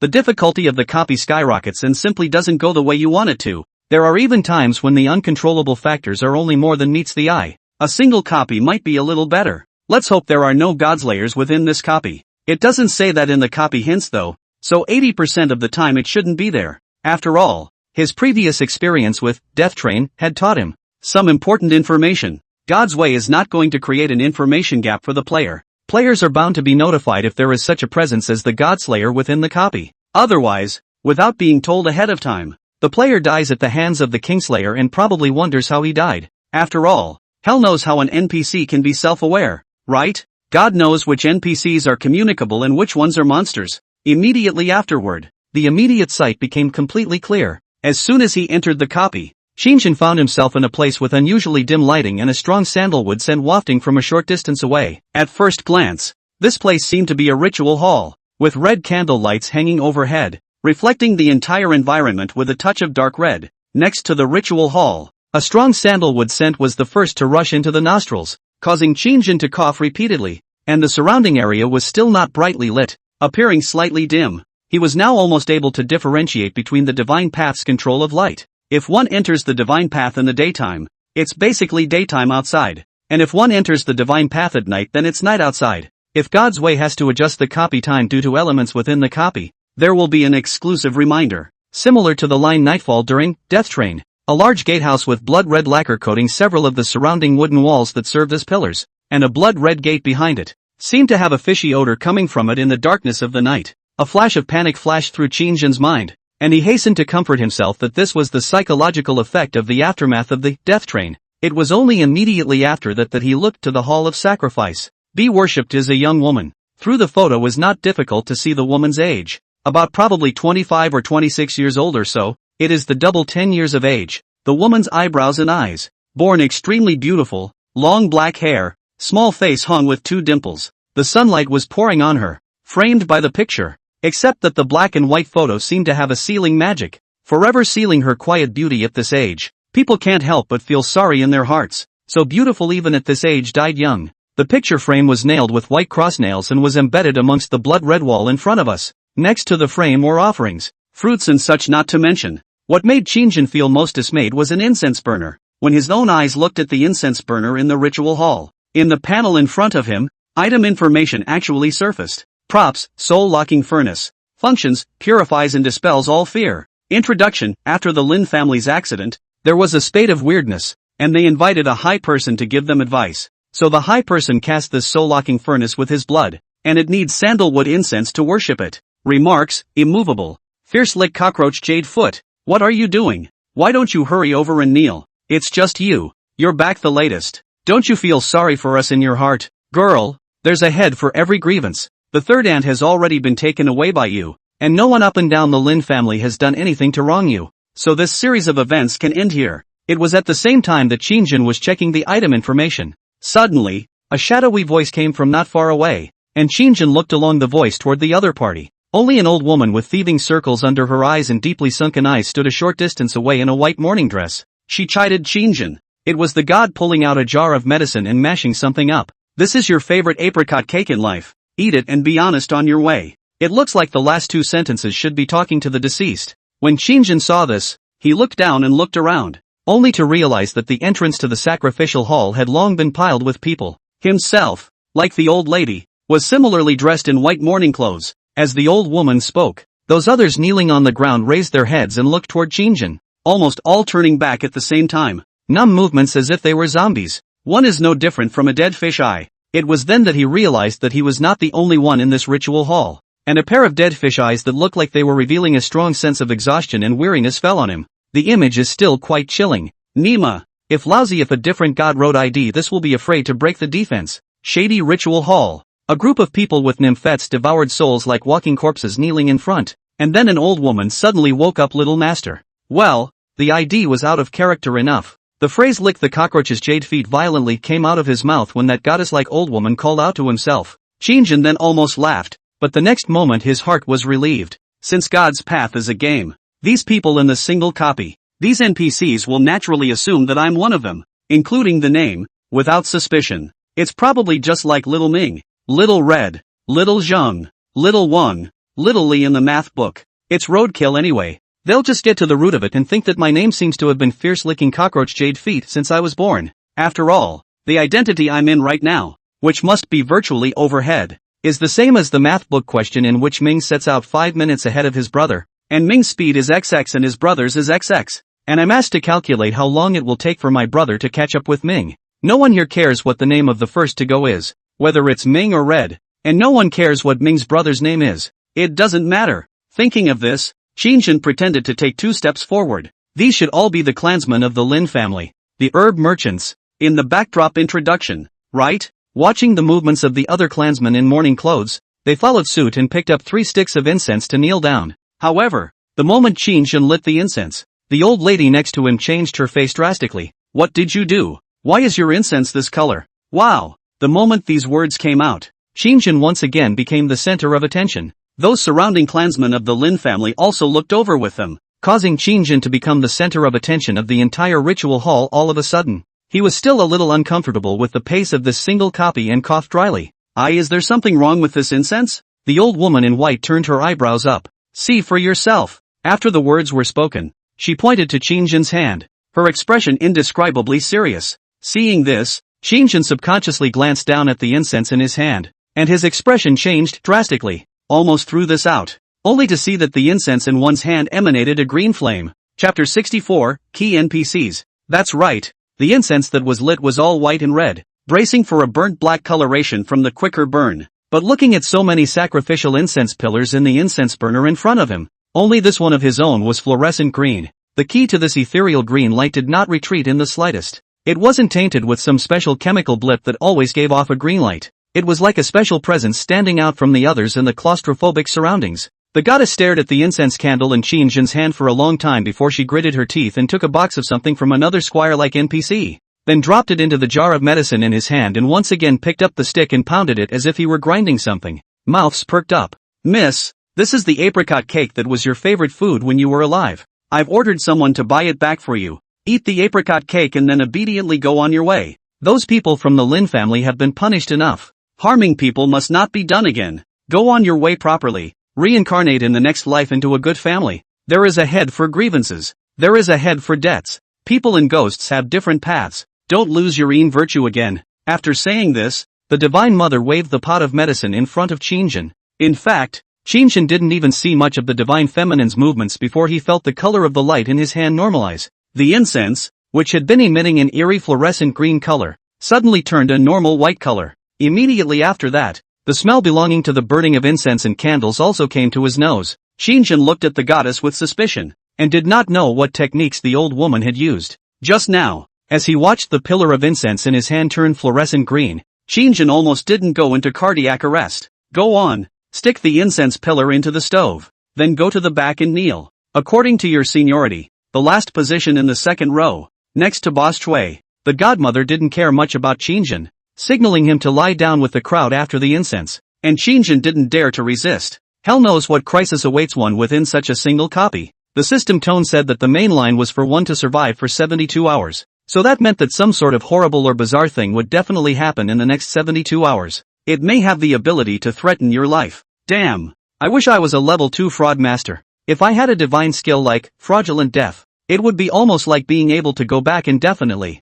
For this kind of replica questing, the quest is mostly grasped. After all, with Swindle Death, what he brought to himself was sufficient trial and error backbone. It's a pity that he's currently only a level 1 swindler and doesn't have the divine skill of swindling death. In the next moment, Qin obediently walked toward the crowd of people kneeling in the sacrificial hall. Second row, last seat, he mumbled in his mind. This kind of Republic of China period in the big family. For the seniority of what extraordinarily watch. If they just find a position to kneel down, perhaps we'll be overstepping the bounds of the offense of a certain elder. Perhaps it will trigger the instability within the copy and then cause a butterfly effect to bring hidden plots and crises. It's better to be honest and wait and see what happens without figuring out this copy for a while. Qin obediently walked to the last position in the second row and silently knelt down. No one in the crowd of mourners in the row next to them took the initiative to talk to Qin in the process. Until Qin had been kneeling for quite a while, a bloated young man at his side before poking the youth with his elbow. Brother, what took you so long to get back?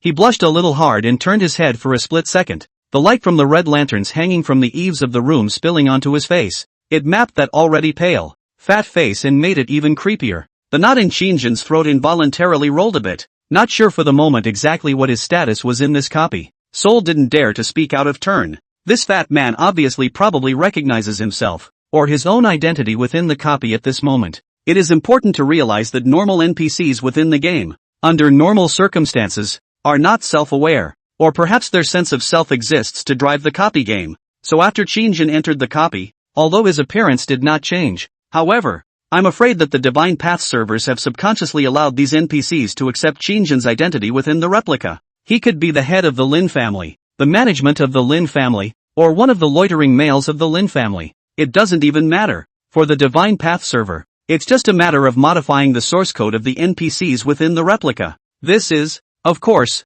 understood in terms of a computer game. As for supernatural phenomena such as God's path, naturally it can't be so easy to understand. But logically it should be pretty much the same. It's the same as when you play a single-player game. No matter what your ID starts with, when you go in you're someone they recognize in the eyes of the NPCs within the copy. There was some delay in the field. Didn't make the trip, just came back today. Qin recalled the words of the godmother like old woman just now. So he moved his lips and made a perfunctory remark. I don't know why, but it always felt like there was a layer of invisible, intangible fog covering the 5 senses on the faces of this group of people. Inexplicably, it felt like there was a somber aura hanging over their faces. Everyone's state looks a little strange. It's a feeling that can't be described. It was as if each one of them had been starving for 3 days and 3 nights, and their vitality was as depleted as if they were on the verge of death, with half a foot in the coffin. If Qin had to find a state to describe these Lin family disciples in front of him, it would probably be similar to the other patients who had undergone several rounds of chemotherapy for terminal cancer and had been judged by the doctors to be dying during the period of hospitalization when he had just been diagnosed with brain cancer.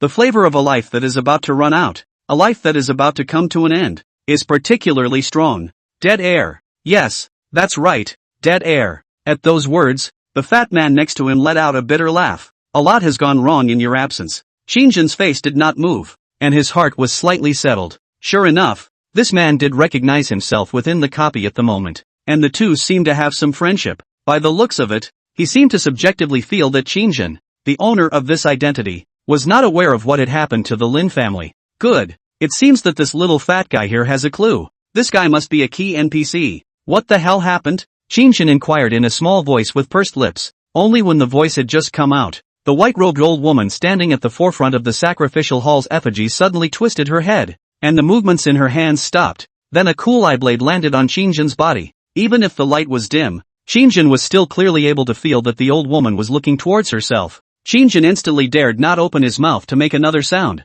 The knot in his throat rolled involuntarily and he was silenced. Hush, this is not the place to talk. Forget it, let's meet at the same place tonight and talk about it in detail. The fat man next to him lowered his head a few more points, then rushed to Qin Jin and whispered. At those words, Qin Jin nodded with a bitter smile. Because of that glance from the old woman, Qin Jin did not dare to ask more questions. This round, the backdrop of the copy gives so little information. The entire Lin family was exterminated, and some say that it was Qin Xiuxiu who came back for revenge, meaning that within 3 days, the entire Lin family will be slaughtered, and the murderer is the singer named Qin Xiuxiu, right? However, the spirit tablet placed in the center of the ritual hall just now has the life and name written on it, and this ritual is worshipping Qin Xiuxiu. Didn't she pass away? Had it turned into a special form of life form again? Just like the creepy figure in the third compartment of the last round of the death train? Qin Jin frowned, his mind frantically analyzing the clues he had gotten so far. Just now when he himself was at the incense burner to offer incense to the deceased,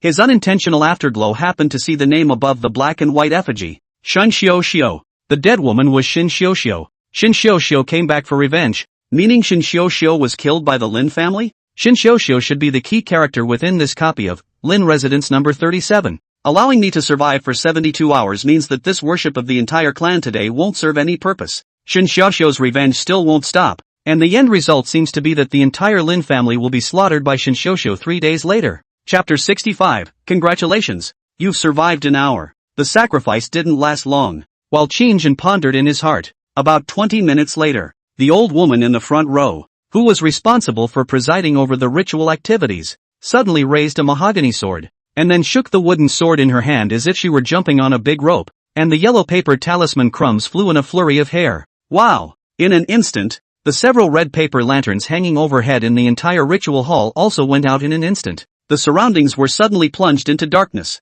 The imagined screams of panic around them did not come. Qin Jin was stunned for a moment, and then he saw a maid with a small fluorescent hat on her head not far away walking towards his side. In fact, in this kind of copy, it is still relatively simple to distinguish the status of master and servant. The backdrop is the Republican era, a time when Chinese feudalism was not completely abandoned. These people present might not necessarily all be Lin family heirs, but they must all be big names with a name. Those maid-like people were thinly dressed, though the same pure white mourning clothes, but the fabrics of the costumes were, at a glance, at variance with their own and those of the people present. If anything, the mourning clothes he was wearing at least had the ability to keep out the cold. The mourning clothes those maids wore were simply thin pieces of rags, and a few of them were not at all pale because they could not bear the horrible atmosphere of the place. Rather, he was frozen with too little clothing on, and that's why his face was missing blood. Just now when I went up to kneel and insert the incense, I took the pillar of incense from the hand of that maid, and my fingers unintentionally touched the maid,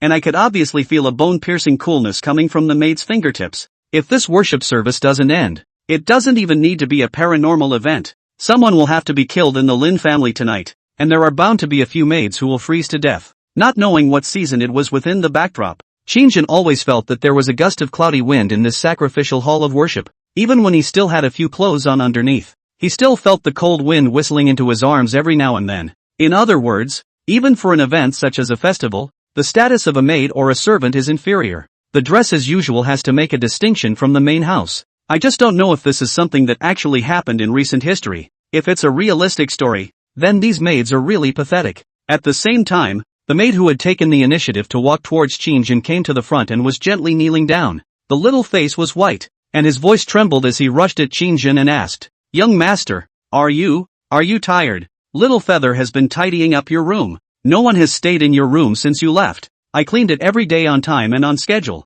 It's very clean. You've traveled a long way. Do you want to go back to your room to rest first?" At those words, Qin Jin nodded. "Young master? It seems as if I'm not too far inside the copy." He glanced at the others around him. Basically every person who was present and kneeling was picked up by an attendant and brought down. It looked like he had to retract his initial guess that these people were not just all Lin family scions, and most likely all of them are also family powerhouses with heads in their children. Can it be an ordinary character who has a maid dedicated to his service? Even in the big and powerful families, there must be 3, 6, 9 classes among the heirs. It was impossible for everyone to have the Lin family specialize in arranging a maid for them, which would be too much of a waste of resources. No, it's not necessarily all the Lin family. Just then, Qin Jin shook his head. The fat man next to him who had struck up a conversation with himself was 80% not a Lin family heir, because the word Lin was not on his mourning clothes. Qin Jin observed for such a long time and a half, and he could kind of see it. These people present,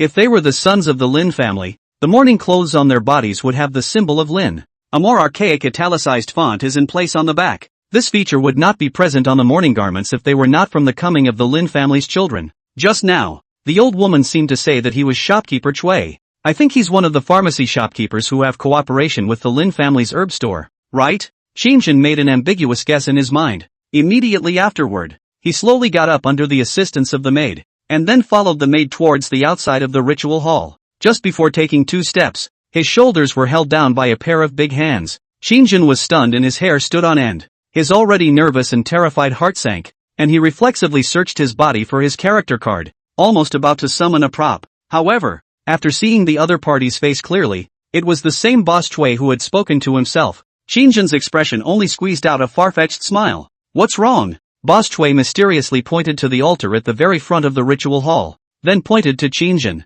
Tell me later. There's just been too many weird things going on in your Lin family lately. If you don't intend to stay long, I suggest you'd better leave today. This is no place to talk. And remember to meet me at the usual place in half an hour. Qin laughed bitterly. Yes, what exactly is the old place? I don't plan on staying long, but the God's way won't let me out until the quest is cleared. You think I want to stay in this hole? With all eyes on him, Boss Chui was not in a good position to say anything more to Qin. As for Qin, there was even no way to ask Boss Chui about it openly. After all, there were Lin family's children and maidservants constantly walking around. Just in case he came up with a sentence like, man, I've been a bit forgetful lately, so remind me again where we're going to meet later. Isn't this a proper brain-dead initiative to be a conspicuous bag? It's fine if it doesn't attract attention, but if no one else hears it, people might get curious. You 2 gentlemen are meeting at night to discuss some national issues? But fortunately, there was still a maid like Little Feather beside himself. It looked like his character within the copy should be familiar with Feather as well. Ding! Congratulations, you've survived 1 hour in your copy. Just then, an electronic beep came on. At those words, Qin sighed. It was as if the copy beep was taunting itself. In just 1 hour, it gave Qin the illusion of being shrouded in mist. Next thing you know, there's still 71 hours to go. Chapter 66, The Third Young Master. With a heavy heart, he walked towards the outside of the sacrificial hall under the guidance of his maid, Little Feather, with an expression that was, I can't say, a bit ugly anyway. The moment he walked out of the ritual hall, Qin only felt a ghastly wind drilling into his arms. In front of me, there was an extraordinarily vast compound. The courtyard was full of green plants, but it looked as if no one had pruned it for a long time, and many of the plants were growing crookedly. Outside, it was pitch black, and bright alabaster discs hung in the void, mapping the entire courtyard in a dreamy and eerie way. It was silent. Only the footsteps of those who walked out of the ritual hall one after another sounded from time to time. But these people who had just attended the worship service were basically silent. Even walking, it was as if the sound was deliberately controlled for fear of disturbing anyone. When Qin saw that Xiaoyu beside him had frozen to the point that her walking posture was stiff, he remembered that the young girl didn't wear many clothes, so he hurriedly took off the mourning clothes on his body and handed it to the little ninny. Young master, this, you wear it. I'm not cold. Make no mistake. Little Feather's head immediately shook like a rattle. Qin rolled his eyes and without any nonsense, he directly draped the clothes over the NPC's body with one hand. He was afraid that Little Feather would freeze to death, not because he was heartbroken about an NPC within a copy. He hadn't been so compassionate. Just don't want that. An NPC who might provide a clue hiccups early due to circumstantial factors. This era is still too backward. Class curing is serious. People's thoughts are like being imprisoned by a layer of invisible shackles. And the concept of master and servant is too heavy. Isn't it just borrowing a piece of clothing from you to wear? When Qin draped the clothes over Xiaoyu, he lifted his chin, showing a few tired looks. I'm tired. Take me back to rest. Little Feather then pursed lips obediently in front to lead the way, but did not mention the matter of mourning clothes on the body. Linjia Dazai is a building similar to a courtyard-like. Anyway, throughout the down there is no height more than 3-story house. Basically are 1 or 2-story low bungalows. After walking not far through a bamboo forest, a beautiful woman wearing a cheongsam came over in a hurry on the face. Fierce-licking cockroach jade feet. Why aren't you wearing the mourning clothes of the Hall of Sacrifice? The woman was still slightly stunned when she bumped into Qin face to face. It was only immediately after that they stopped the path of Qin and Little Feather's master and servant. Before their willow eyebrows rose. Your clothes, why are they on an underling? With those words, she was taking a step forward. Slap. A slap was thrown directly at Feather's face, knocking the young girl back a few steps. Are there any rules left? How dare a servant wear the master's clothes? You're a maid, not a blood relative of our Lin family. Who allowed you to wear the young master's clothes? Qin reaction was half a beat slower, mainly because he also did not expect the visitor to make a move when he said he would. Little Feather received a slap and fell directly to the ground, not daring to argue, covering her cheeks and looking at the woman in fear. Seeing this, Qin frowned. I let her wear it. The ritual hall is too cold. I'm afraid to give her something to freeze. As the saying goes, even when you beat a dog, you have to look at the master. That woman directly hit Qin's maid with her hands, without the slightest regard for Qin's face. Was enough to see that this woman did not have a good relationship with Qin's current master of this identity within the copy, and the status was 80% higher than this current status of Qin. Otherwise, if they really wanted to make a move, they would be more or less afraid of Qin. In other words, it's like a prince in the ancient court seeing the emperor's consort as having a lapse in etiquette and shaking them off. Unless the two had a frosty relationship. The king had eaten too much and ran to slap the wife of someone's son of heaven? It's not like lighting a lamp in a latrine, looking for death. Who knew that as soon as these words came out, the courtly woman in the Chongsam's dress suddenly had her face sink. Before Qin could say anything, Little Feather next to him immediately took the lead in breaking defense. Second young lady. I was wrong. I was wrong. I won't dare again. Please just chastise Little Feather. Don't hurt the young master. The young master just came back. He might have forgotten his manners outside. It's me. It's me who shamelessly borrowed clothes from young master. It's me who forgot that master and servant are different. Please don't be general with young master. The woman who was called the second young lady was not satisfied. It seemed that she had just been disliked by Qin back with anger in her heart, and came up with 2 more slaps snapping down. The beatings made Feather scream, and only then did he clap his hands in satisfaction. Humph, there are no rules, so let's do it this way. You've done something wrong. Tonight you'll be punished for escorting Miss Shen's spirit tablet into the grave at the back of the mountain with the third young master. This is a simple task, so you should have no problem with it, right? If you feel that the third young master is tired of traveling, you can also escort the spirit tablet all by yourself. Spirit cards? Qin frowned, always feeling that this gaze toward herself was filled with playfulness and ill will. It wasn't a coincidence that she appeared head-on, and it felt as if the other woman would be looking for a fight even if she hadn't given Feather her clothes.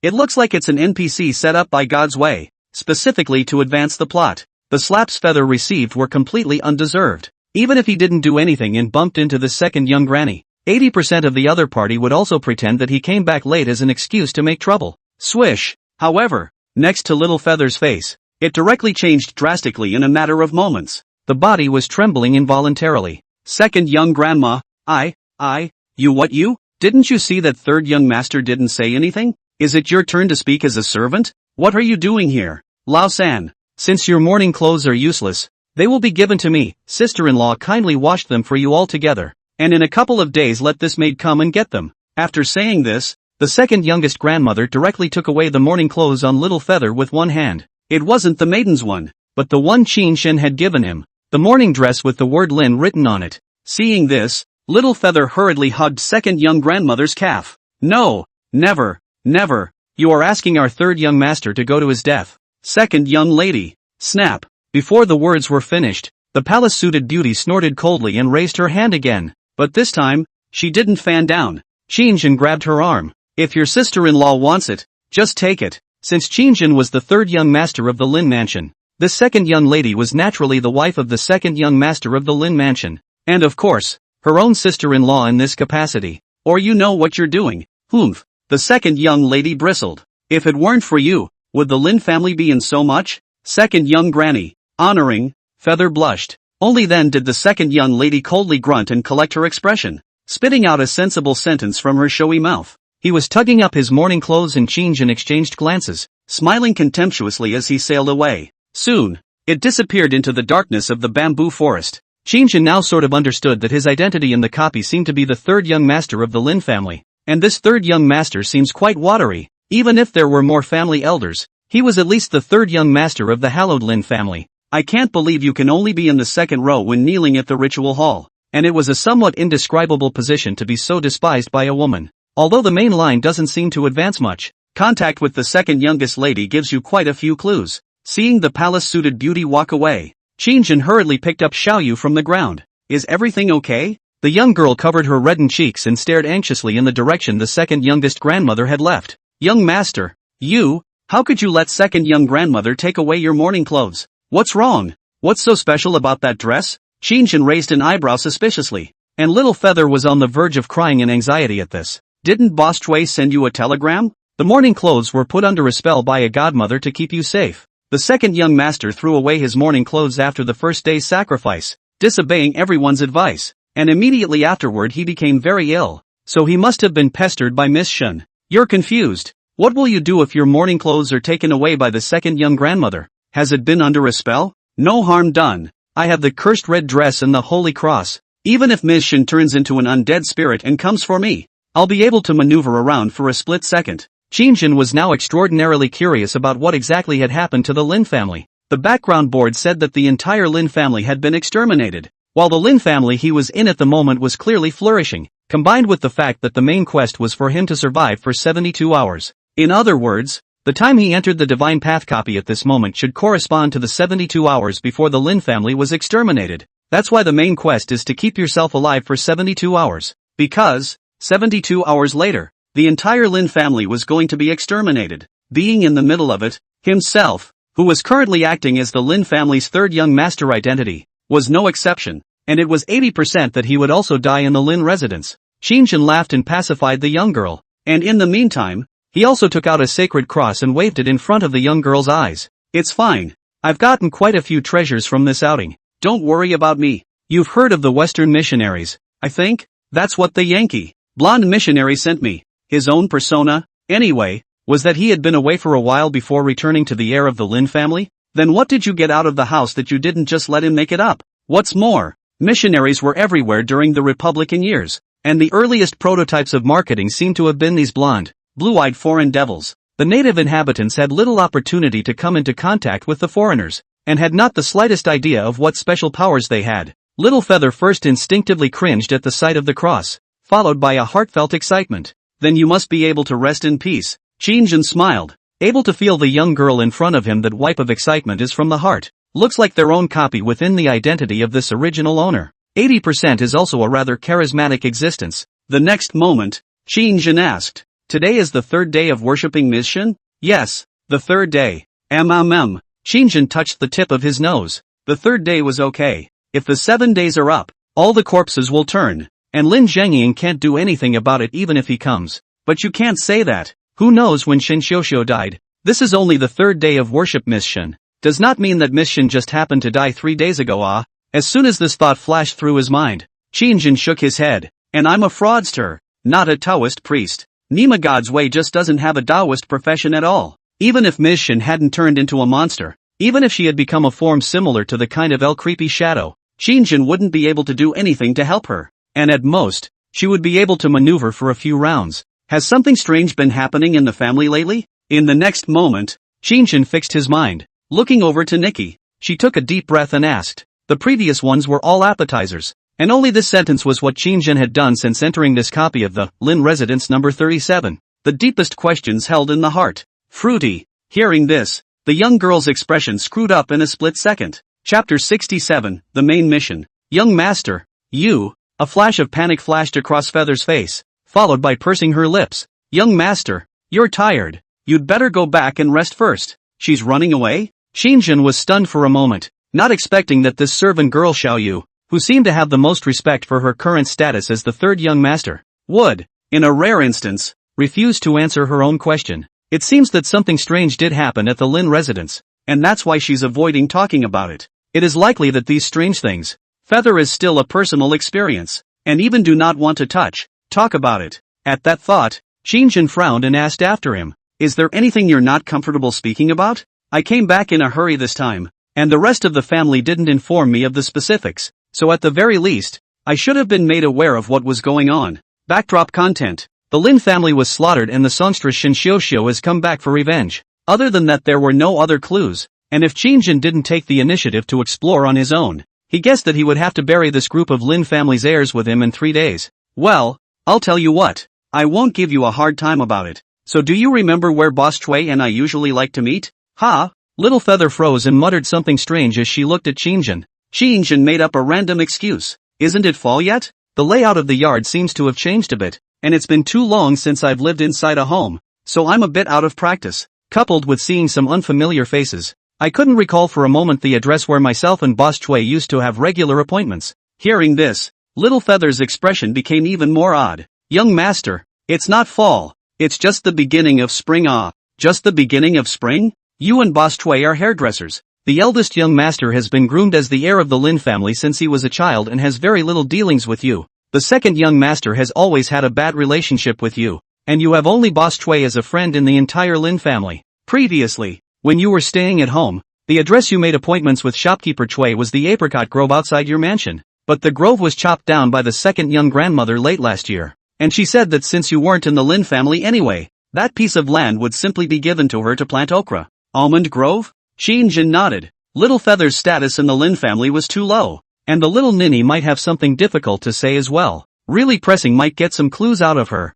but it would probably upset the balance between these NPCs. The next moment, Qin Shang pretended to laugh twice. Little cutie. I was teasing you just now. I just wanted to try to see if you still have me as your young master in your heart after I'd been out for so long.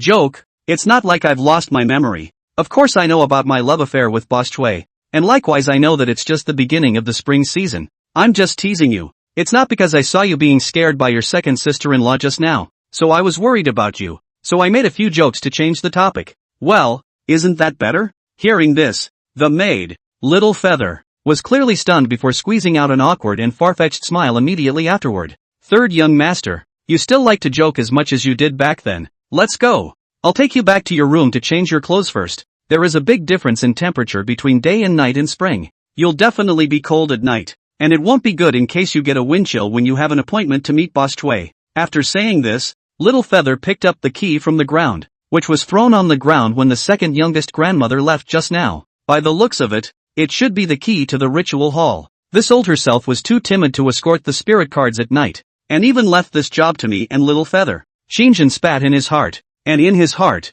he also cursed that this original owner's status in the Lin residence was too low. During the Republican era, the heir of such a big family, even if the son was born from a concubine, would not be bullied by a woman with a foreign side name. He rubbed the tip of his nose sullenly, always feeling a little upset in his mind. Immediately afterward, walking in the other direction, he had seen his mansion, the house of the three young men. It's right at the end of this long corridor in the bamboo forest. Ha! Qin Shang was stunned. This is the only road on this side. In that case, could it be that the second young lady came out of my mansion just now? What was she doing at my house? There's no way there's some kind of sister-in-law seduction or some other ethical type subplot within the backdrop of this forest mansion. Is there? Could it be that the third young master is still having an affair with the second young lady within the plot? No, it can't be. Qin Shang's scalp went numb and he got goosebumps. The old looked at me and got angry. Her tone of voice was totally off-putting. 80% of them have nothing special to do with the third young master. Thinking of this, Qin Shang took large strides toward his third young master's mansion. On the other hand, outside the ritual hall of the Lin residence, the second young lady and the divine woman met, and at the moment the place was finished, the second young lady's expression became quite respectful when she saw the divine feminine. Are you sure that no one will be subjected to that crazy-ass retaliation within the forest house in the future? Well, Miss Shen's wish has been fulfilled. It was clearly written in her suicide note that she only had a grudge against the third aunt of the Lin family, and those who bullied her were all taken away. Her long-cherished wish has been fulfilled, and she won't be bothering your Lin family from today onwards. When these words came out, the second young lady's eyes darted around, seemingly a little weak, but the dark light at the heel of the spirit hall and the old eyes of the godmother did not see her expression. That's really great. You don't even know. Ever since this threw herself into the well, the Lin family hasn't had a single day of peace. Either in the middle of the night someone hears the sound of a pipa being played, or they hear the commotion of walking on the long corridor in embroidered shoes. It's just too scary. The second young lady pouted, her arms wrapped around her chest as if she was underdressed. There was a coolness inside the forest mansion in the middle of the night, grumbling. I don't know what my Lin family did to mess with her. The divine feminine gave a bitter laugh. Miss Shen's suicide note also said that she was originally going to marry the third young master, but it turned out that because the third aunt looked down on her origin and made things difficult for her at every turn, the third young master went out and hid for a while in order to avoid family pressure. This period of time Miss Shen also lived a very bitter life. After all, an unmarried woman entered the door of the Lin family. There was no shortage of difficulties by your Lin family. She also said in her suicide note that she wanted to pay in blood. The third aunt pulled out her fingernails, smashed her lute, burned her hand-woven dowry, plus was humiliated by the third aunt ripped the clothes among the humiliation. Before she could not withstand the shame and indignation of choosing to lighten her life. This is also a bitter girl. There's an end to the grievances. And since the third aunt has been taken away from her, this series of events will come to an end. Yin and Yang, after all, once almost a family, the second young lady might as well have some virtue in her mouth. In the future, mission won't even bother your Lin family. The goddess scat her mouth, and her tone seemed to be somewhat indescribably complicated. The second young lady sniffed, but she snorted coldly. That herself wanted to climb up the ladder. It wasn't enough to hook up with Lin Zakai, but she also wanted to climb into the second young master's bed. It's good that I didn't beat her. It would have been. How can a woman of the wind be qualified to marry into the gates of my Lin family? The second young lady seemed to be much bolder next to the Divine Mother. The words and actions were not scornful of the owner of the black and white effigy in the hearth behind him. And he spat. Deserved to die. The goddess's expression changed. After glancing at the second young lady and sensing that she was full of concern, she finally suppressed what she wanted to say inside. Ugh. The sins that the Lin family created themselves can only be paid back by themselves. But with this matter settled, you only need to escort the spirit tablet to the tomb tonight. Remember, return all of Ms. Shen's belongings to her so that she can take them away into the ground. If one thing is missing, perhaps Ms. Shen will all continue to retaliate against the Lin family. It was only when these words came out that the second young lady's expression changed, and after a long time, a snorting smile flashed under her eyes as she nodded. Okay, I got it. Right. The third young master is back. Did he do anything special when he faced the spirit hall? Did he do anything special during the worship just now? At that, the goddess shook her head. I didn't see any special reaction from third young master, but I overheard that Boss Chui seemed to have asked third young master to meet at the usual place in the evening, and I don't know what the two plan to talk about. It's been an eventful time lately. I wouldn't actually recommend sneaking around at night. You'd better warn them both if you meet them later as well. Anything you have to say, everything can wait until the dust settles. When these words came out, the second young lady's eyes deepened a few points. Boss Chui asked third young master to meet him? How can I control them? After dropping this, the second young lady looked like she had lost interest in climbing the ladder. Silently, he burrowed into the dark hearth and began to pack Qin Xiuxiu's belongings. On the other hand, Qin Shan felt much more comfortable after changing his clothes. Underneath his own morning clothes just now was a midriff suit, strangled and tight. It was much more comfortable to change into the rough linen long shirt of the Republic of China. After Little Feather brought in the clothes, she had been waiting outside the door, and Qin Shan surveyed the third young house. It didn't look luxurious, all wooden furniture, but combined with your own modern aesthetics, and probably placed over 100 years ago, this place does qualify as avant-garde and stylish decor. The moonlight was sparse under the lattice window, and Qin Shan did not go out at the first opportunity, but wandered around the room for a while. It stands to reason that there would be other clues within the copy. It's impossible to leave yourself alone and just wander around blindly. After just a cursory search, the third young house was indeed cleaned up. Basically left himself no clues whatsoever.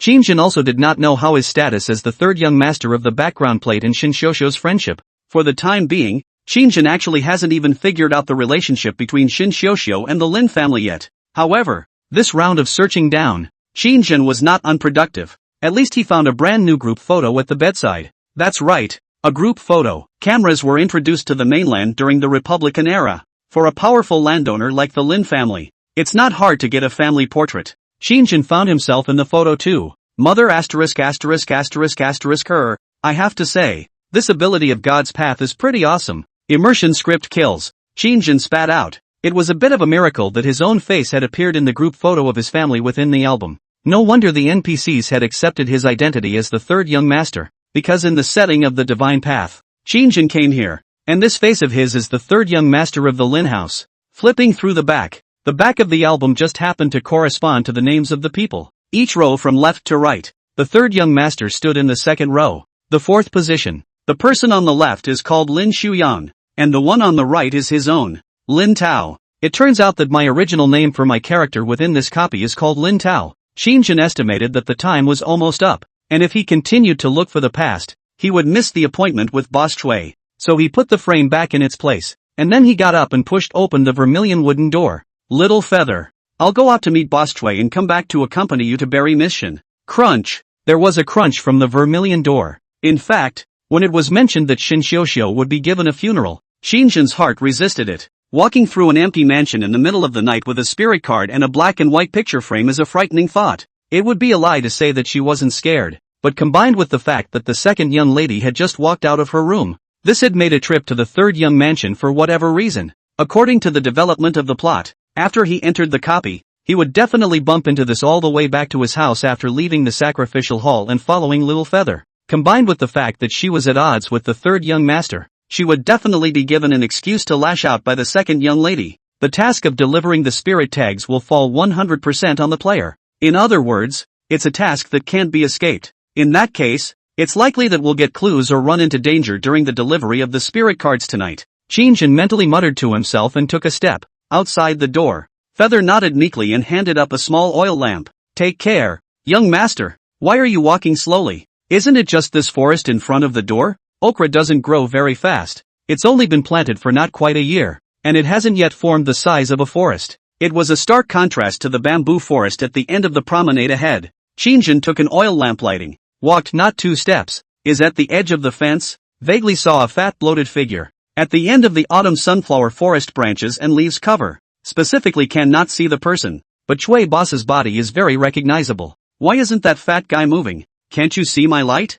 Rustle. Just then, Qin Shang's ears twitched, feeling as if something around him had moved over quickly, touching the dead leaves on the ground to emit a sparse movement, and the voice was right behind him, far and near, with no rhythm. Qin Shang was instantly startled with goosebumps and jerked back to look. No wind. No people. What's that noise coming from? There was nothing behind him. Nothing. Inexplicably, Qin Shang felt a coolness surging from the soles of his feet, stood in place in a daze, staring behind him with a grave expression, getting goosebumps. For some reason, from this moment on, Qin Shang always had an illusion, as if there was a pair of eyes staring at him from behind. He didn't even dare to move his feet anymore. The only illumination of the oil lamp was all used behind his back. Meow. The next moment, Qin Shang swallowed his saliva with a white face, when suddenly a cat's cry came from the forest. He took a long breath then, easing his heart from his throat. So it's Hakimi. Scared the hell out of me. Mother her. Is Boss Chui having an affair with third young master Lin Tao too?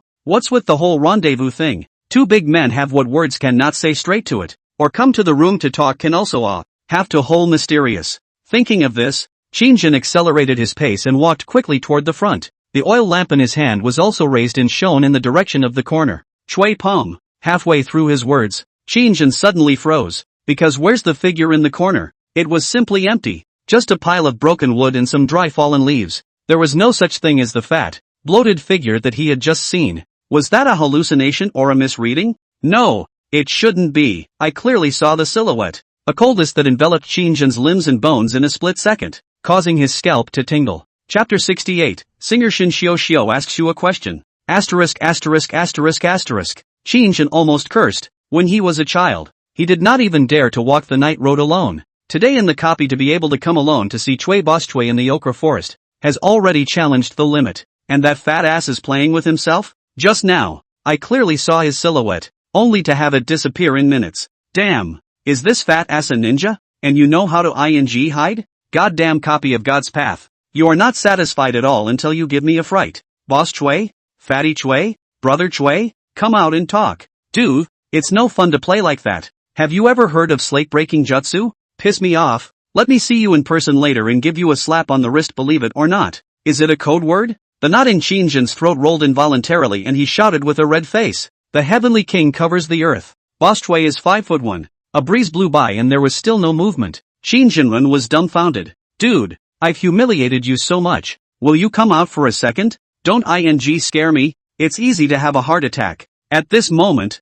Qin Shang's face was pale. It felt like his legs were heavy with lead, and it was hard to move his feet. Boss Chui's obese and bloated figure looked as if it had never appeared this way before, and he took 2 hard steps toward the corner. Surveying the area, there were no footprints on the ground, probably because it had rained during the day. The air was damp, wet and cold, but the obviously wet and loose soil just doesn't show a single mark. Qin Shang looked back. With the help of the oil lamp was able to see that there were no footprints on the ground at all, except for those marks that he had come over. Could it be my hallucination? Boss Chui wasn't even here just now? He took a deep breath. According to Little Feather, Boss Chui and Lin Tao are good friends who have been playing since childhood. Even if they have any bad taste, they wouldn't be able to mess with people's minds like this. After all, the Lin family has been in a state of panic lately, and playing like this within the Lin mansion would not fall into the realm of joking. Qin Shang took a deep breath, and reason temporarily overpowered the fear within him. He forced himself to endure the feeling of numbness in his scalp, gritting his teeth and taking a deep breath,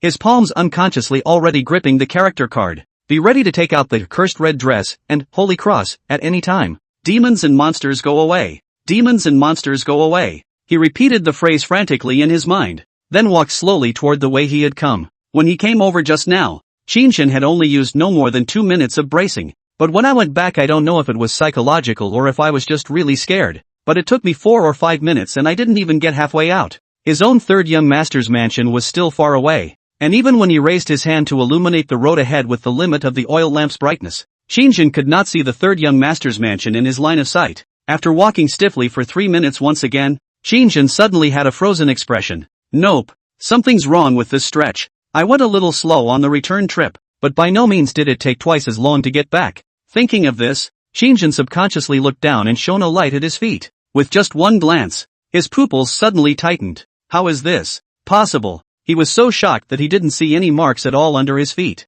There were no footprints behind him at all from where he had come, and the wet soil, too, had become dry, and the traces left by the earlier visit were as if they had been erased. I said, why can't I walk out? So I've hit a ghost wall. Shun Xiao Xiao, is that you? Qin Shang swallowed a mouthful of saliva and cold sweat broke out on his forehead. Immediately afterward, those half-manhai okra rustled without wind. This, under Qin Shang's eye-rolling gaze, an ethereal voice rang from his ears. Zakai, you're back. You finally came back. During the time you were away, I suffered a lot. Your third aunt disliked me for my lowly origin and pulled out my nails so that I couldn't play the zither anymore. The 8-carat sedan share that you had once promised me, and I didn't see it when I was explicitly married. But instead, I suffered a lot of humiliation, and washed my face with tears night after night. Finally cried blind. Your wedding day forced by family pressure to escape, is not to return all day. They think I am from a humble background is just a songstress. They shouted at me to kill. I've waited so long for you.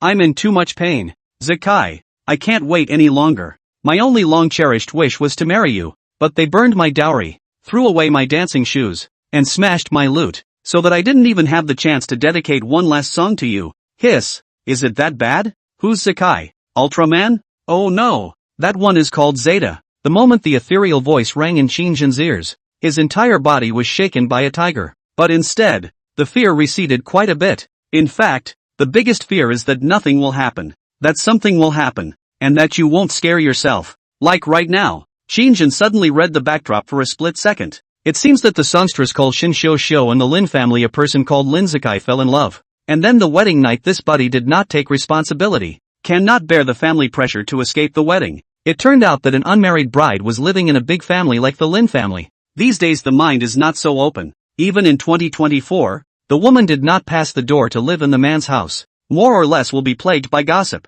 Shen Xiao Xiao will naturally be humiliated. By people as white eyes for sure. Maybe they would even be humiliated by the Lin family elders in various ways. After all, Shin Xiao Xiao said herself that she came from a humble background and was just an ordinary songstress, being so mistreated and dying a horrible death. No wonder he would retaliate against the Lin family. Miss, you've mistaken me. I'm Lin Tao, not Zakai. Qin Shang swallowed a mouthful of saliva and subconsciously shouted. As a result, that ethereal female voice sounded again. Ha, Zakai, you're as funny as ever. Do you remember this grove of apricot trees because I love them and asked you to plant them for me? The first time we met was the Lin family banquet, inviting songstresses to star in the show. You hit on me at once, and brought me here afterward, saying that as long as I agreed to marry you, I'd do anything. I thought at that time that you were just a frivolous playboy, wanting to spring for a moment only. Solely made a request for you to plant a grove of almond trees for me, and I didn't think you'd actually do it. This is where we first met. Do you remember?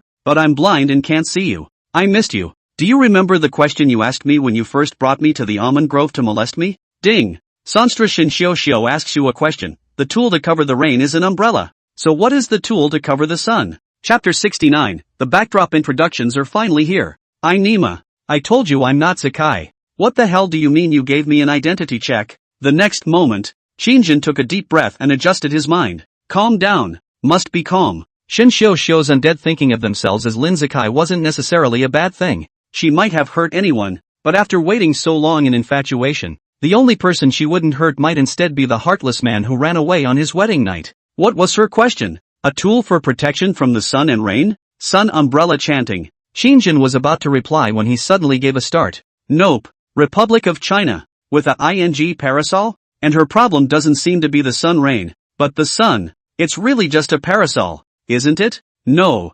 and never a parasol. I don't know about that Lin Zakai's character, but when you first meet a girl, you give a promise of life, regardless of the world. As a young master of a powerful family picking up a singer, it's reasonable for anyone with a long brain to know that. This was not accepted by the family elders. Shouldn't you normally elope if you're truly in love in a situation like this? It has to be an open marriage. You're not going to make a fool of yourself, are you? In Qin Xiaoxiu's tragedy, this Zakai accounted for 80% of the responsibility. Qinjin thought with pursed lips. Lin Zakai is either a love brain. That would be a disguised indication of not being financially independent and free, and not having any strong financial ability. The playboy routine, I guess. And if you really want to be in charge, you don't have to run away on your wedding night. Qinjin took a deep breath. If it's a question posed by someone of a flirtatious nature, it's by no means understandable to the average human brain circuit. He once again reviewed the question twice in his mind. Then the corners of his mouth twitched as the answer suddenly came to him, and his head snapped up.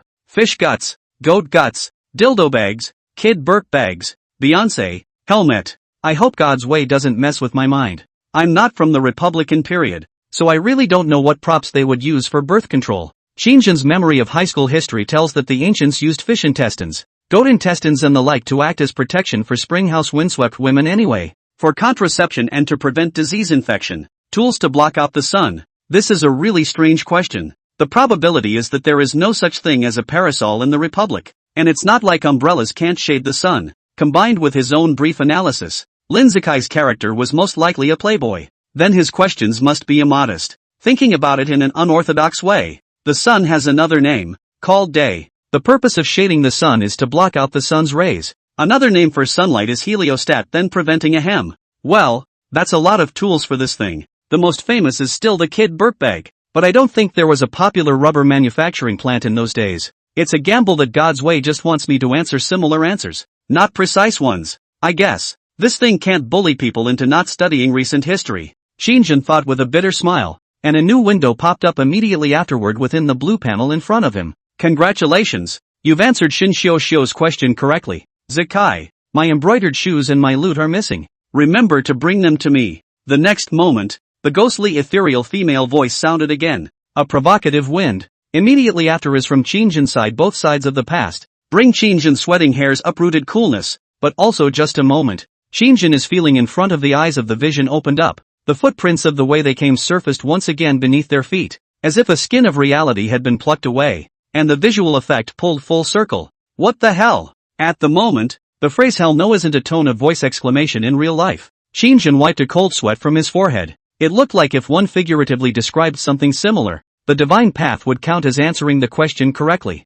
After all, in modern times if Jiang Qiqi asked him the same question, Qinjin probably did not hesitate to directly give his wife a child Burke bag. The same thing was called different things in different eras. Divine path is something that exists beyond time. It shouldn't make things difficult for players in places like this. The Lin family is a famous local herbal medicine merchant. This generation heir Lin Zakai is good at women's love. He fell in love with the singer of the Suzhou opera, but was met with strenuous opposition from the family. Lin Zakai was overwhelmed, so the wedding night is to escape the Lin family. After Qin Xiaoxiu married into the Lin family, she was locked up in a deep house and suffered a lot of bullying and humiliation. The second young master Lin Suyang saw sex and did something untoward to her, and the second youngest grandmother became jealous and colluded with the third aunt to pull out Qin Xiaoxiu's fingernails. Everyone is rumored that she is a lowly life. Even the maids look down on her. Qin Xiaoxiu cannot withstand the shame and indignation in people's words, and eventually threw himself into a well and died. And after that, the forest house within the strange things one after another.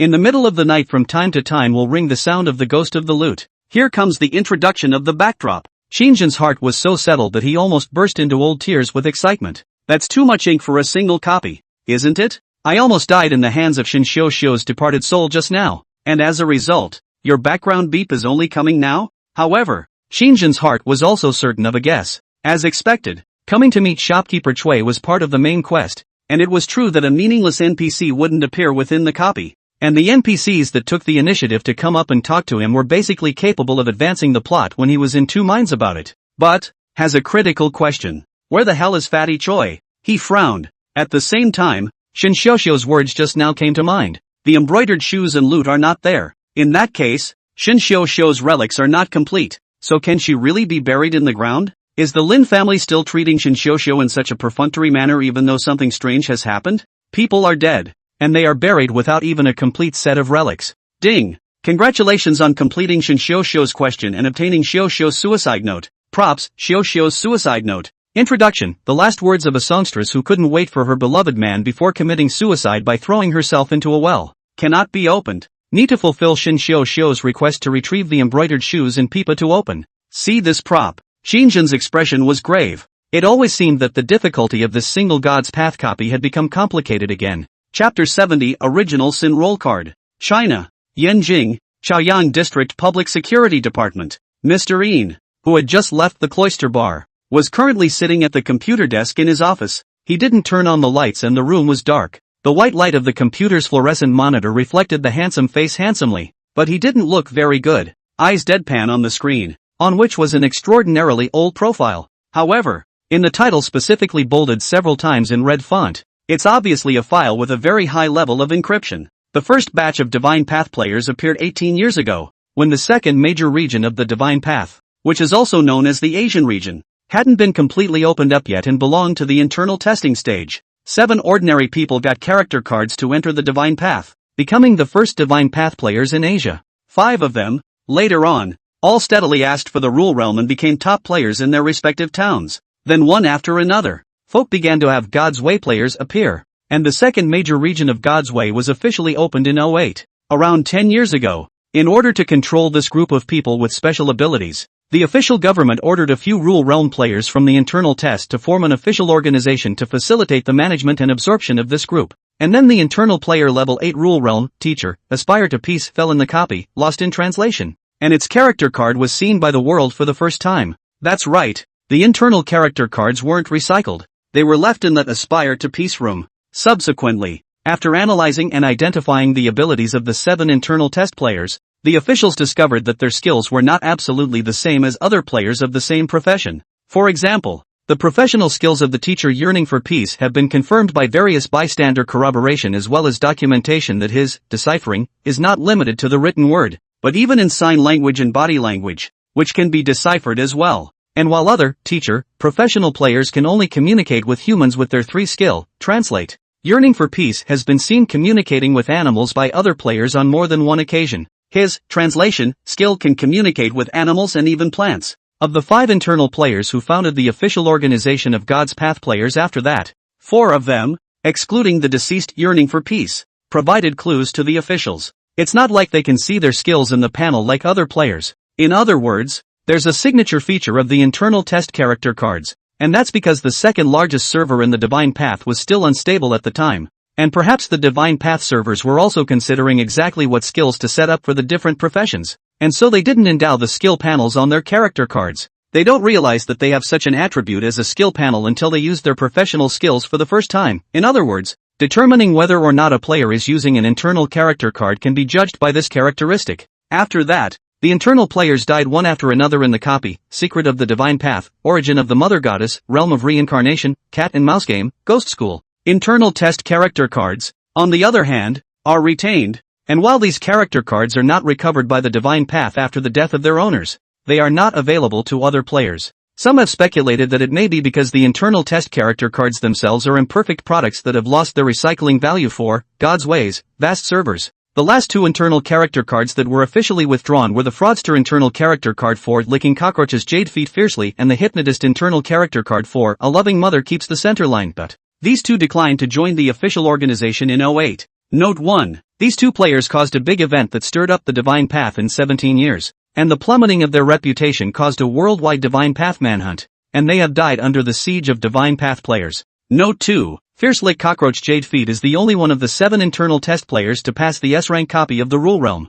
and the pass copy is Mother God Origin. After that, God's Path made an adjustment to the career skills. The original Fraud Master career player, the 2 skill is trading, and with Flick the Cockroach's Jade Feet Fiercely Clearing, Mother God Origins, the Divine Path underwent a version update that adjusted the second skill of the Fraud Master profession to Fraudulent Death. Note 3. The internal character cards are failures and are not stable. The users are amplified with extraordinarily severe personality undertones. and the other 5 internal players in the later years are all of a different temperament than the earlier ones, with cloudy tempers and extreme emotional instability. It's likely because of the internal character cards, which inspired the inner dark side too badly, leading to personality distortion and more or less mental problems, among which the most mentally stable is the Hypnotist, Mother of Mercy, keeping the middle line. Afterward, the officials also called these 7 internal test character cards Original Sin character cards. Original Sin character card. Mr. Yin's brows knitted together as he had heard about the internal character cards a long time ago. Although Mr. Yin was not one of the earliest group of people in the country to become a God's Path player, the time he became a God's Path player was only 5 years before the second region servers opened and the character cards were issued. And once Mr. Yin lived abroad at a young age, when Mr. Yin's family, at that time, didn't have much to do with the group of Divine Path players abroad. That's right, the first server to open in God's Way was the first major region, also known as the US. Just because Mr. Yun got his character card after he returned home doesn't mean there weren't any God's Path players as a group before then. The first batch of God's Way players in China would have appeared around 2005. The official opening of the service came in the year of the 2008 Olympics. As for the US service, it opens a little earlier than the second largest region in the country. It was around the 1990s. Around the time of the opening of the service in '08, large numbers of people disappeared, and caused a bout of social panic. But it coincided with the Olympics, when the country was in full bloom.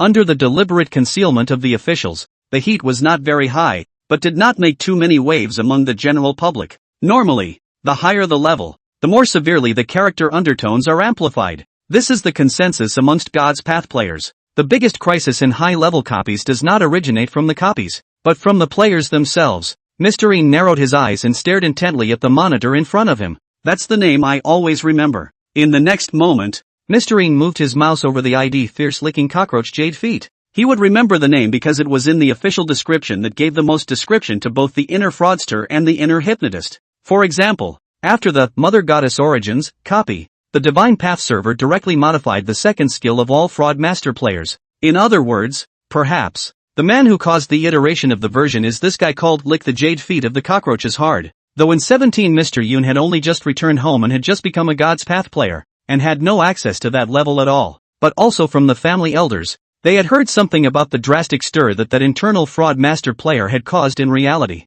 Only the specific things have been unable to remember. Although Mr. Yin has been seated in Yenjing official players in the position of a hand, but still do not have access about once 17 years fierce-licking cockroach Jade Feet this player. What exactly caused the wrath of heaven in man things? It led to being wanted by the Divine Path server and dying in a siege by players. Only, as Mr. Yun well knew, it was bad news. A bad news that swept through the entire God's Path player community, because in 17, the number of God's Way players recorded as dead reached an unprecedented 4 figures. It even includes some overseas US players. And among the people who rounded up the fierce-licking cockroach Jade Feet and loving mothers guarding the center line back then, were their own parents. That's the point that most upset Mr. Yun, and the point that he cared about the 2 names. On that day, both of Mr. Yin's parents also became dead souls at the hands of those 2 rules within the test players. That's right, his parents are both God's Way players. Otherwise, Mr. Yin wouldn't have had the chance to come into contact with the mysterious group of God's Path players before the second major region had even officially opened. The next moment, Mr. Yin saw another note with a sullen face. Note 4. All 7 original Sin roll cards have been recycled into the headquarters of the Chinese National Security. Are all 7 original Sin character cards at National Security's headquarters? And who was that licking cockroach's feet that Eagle of Justice bumped into? Did it just coincidentally rename itself with that internal fraudster? Yin frowned. It's not like the officials haven't actually entertained the idea of letting other players use original Sin character cards. Although it was an unstable character card from the internal test, what did the preserved Rule Realm Powerhouse character card mean? It means that if someone is able to use these character cards, they will be able to get the items in the item bar of those 7 long-simmering internal players. It's just that even the unstable character cards from the internal test retain the God's Path rules, non-transferable and non-unbinding. In other words, the only person who wanted to use these character cards was their true owner, and all 7 of those people died one after the other, both in copies and in reality. In the next moment, Yin pulled out his character card and communicated the panel. It's actually pretty easy to verify whether that guy, coincidentally, renamed himself or got the original Sin roll card. Divine Path IDs have uniqueness, unless the player is dead, and all 7 of the internal test players have been ruled dead by the Divine Path servers, and no character cards have been recovered simply because they're cards. To the Divine Path servers, are wasted cards, failures of the internal test. But it's only right that the character ID and profile have been deleted by the God's Way server. There is a simple way to verify that the character card for the internal scammer Lick Cockroach Jade Feet Fiercely has not been used by someone. Communication item bar. Name change card *13. Mr. Ian removed a name change card. Use. Modify my divine path ID to aspire to peace.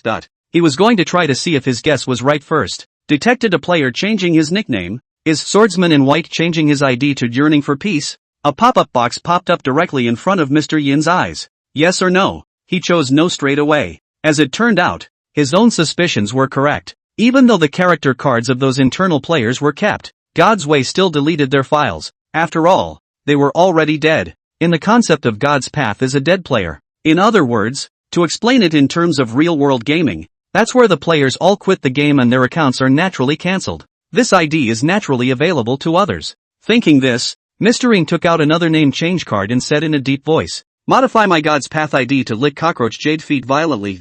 At this moment, a scene that he had not expected happened. The clear, mechanical female voice coldly dismissed the modification request, and the blue panel turned red. Ding! This nickname is already taken. Please choose another nickname. Boom! At this moment, Mr. Ian, who had always had a cold and icy look without changing his face in front of Tarzan, changed his face drastically, and something exploded in his mind. Flop! His expression paled as he sat down on his butt in his chair, his palms trembling. That young man, is it possible that he's really using the character card of the internal scam artist Fierce Licking Cockroach Jade Feet? Chapter 71, Revenge. On the other hand, inside the copy, after Qin walked out from the Okra Forest, it was already almost the second night. It was nighttime within the backdrop when you originally entered your copy, and now it's pushing right into the wee hours of the morning. It was pitch black all around. If not for the fact that the oil lamp in his hand still provided a little bright visibility, Qin estimated that he wouldn't even dare to casually step out of the okra grove.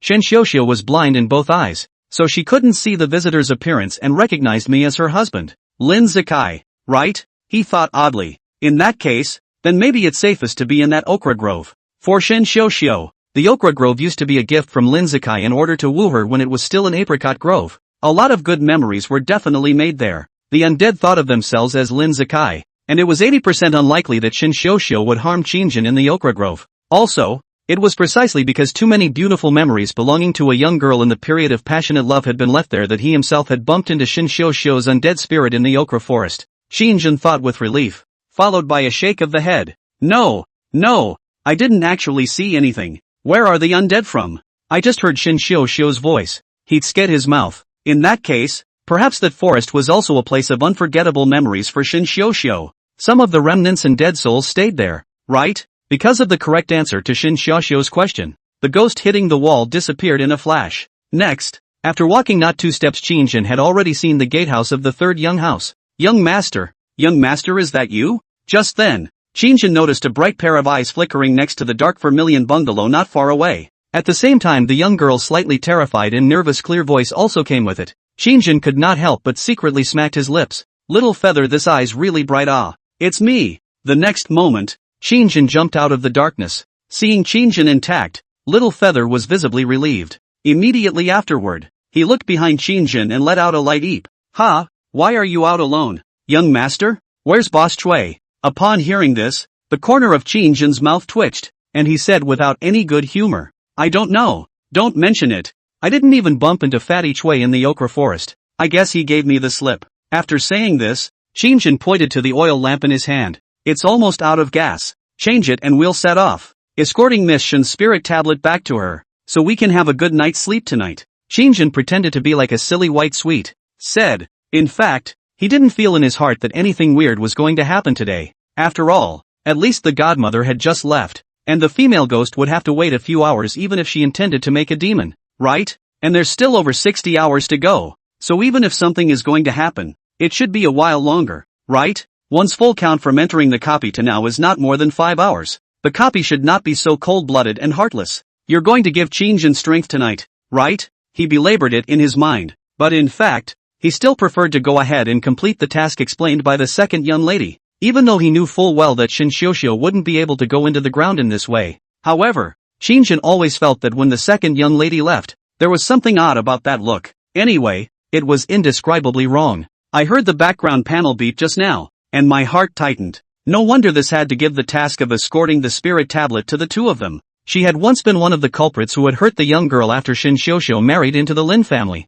Having her escort a spirit tablet in the middle of the night might as well kill her. However, Qin Shang's revenge had already begun, and coupled with the fact that her last wish was clearly not fulfilled, Miss Qin was 80% unlikely to stop there. Second young lady's life can be counted down. Upon hearing this, Little Feather took the oil lamp in Qin Shang's hand, and she twisted her head into the room, soon changed a brand new oil lamp walked out. Bright light in the darkness was able to dispel the fear in the hearts of many people. I don't know why, but Qin Shang has always been like this since he was a child. As long as a person walks at night, there will be a kind of illusion of being watched from behind. Probably 80% of the cases are safe and sound home, but his heart is a kind of unspeakable diaphragm, and obviously when walking at night, no one stimulated him to tell him those folk ghost stories or strange anecdotes. But Qin Shang, as long as a person walks at night, his mind cannot control to start thinking about these messy things. Just now Xiaoyu went in to change the oil lamp for a short period of time. Qin Shang's mind, for some reason, has appeared 7 or 8 versions of female ghosts suddenly descending and then claiming their lives.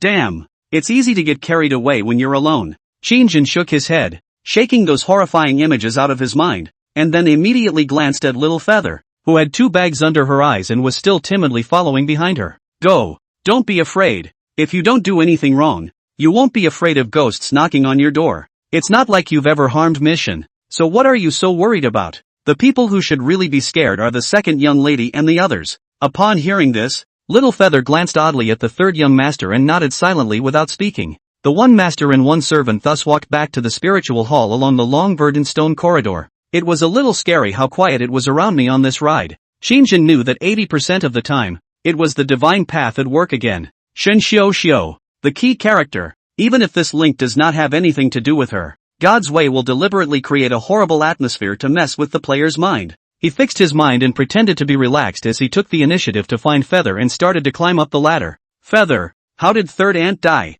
As soon as these words came out, the breathing of Little Feather behind her was obviously all ragged for a large amount of time before the little ninny's sultry voice rang out from behind. How did third young master know about third aunt? Gee, well, basically nothing has been mentioned in detail about Aunt Sam since I entered the copy. I'm sorry, but I'm a God's Path player, and there are backstory panels where you can see the background of the story. Naturally, he was well aware of the last strange event that had occurred in the forest house, the strange death of the third aunt. Only, there wasn't much description within the backdrop of how exactly the third aunt died, so Qin Shang was also quite curious. In the eyes of these people in the Republican era, what form of death, exactly, would be called a bizarre death? Qin Shang narrowed his eyes slightly. Forget that for now. I asked you first. Shouldn't you obediently answer third young master's question of mine first? This phrase is still very useful to hold the little maid. Little Feather immediately and obediently replied. About 2 days before third young master's your return, third auntie, who was always in good health,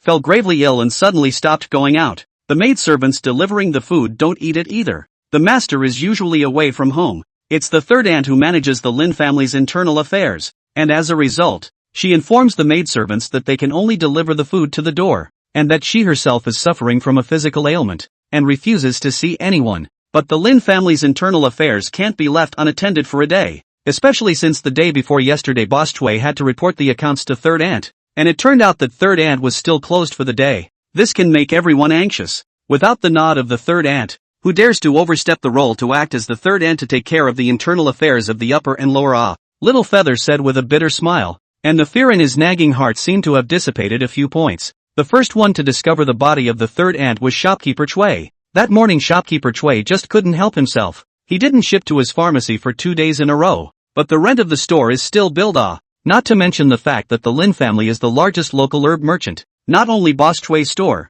but many other bosses are waiting for these herbs to make a living, and the common people are counting on these herbs to cure their illnesses. So Boss Chui pushed open the door to third aunt's room in spite of the maids. As it turned out, the third aunt was tied to a beam and hanged to death. The maids were horrified, and judging by the putrid odor of the body, the coroner said it had all been dead for more than 3 days at least. But when the maid knocked on the door when she brought the food 2 days ago, the third aunt could still be heard responding from inside. This can give everyone a fright. Everyone said that it was Miss Qin Shang who died tragically in the Lin family, so she came back to take revenge on us. When young Master Lin Zakai and Miss Qin's marriage, the person who opposed it the most was the third aunt. At those words, Qin Shang's 5 senses twisted into a ball. Is this what you call a bizarre death? Isn't it possible that third aunt herself was so evil that she couldn't bear the psychological pressure and chose to commit suicide? Hearing this, Little Feather's face turned white all of a sudden, and under the oil lamp's reflection, it was as if the blood had been taken out of her face. Her features were stiff and frightening.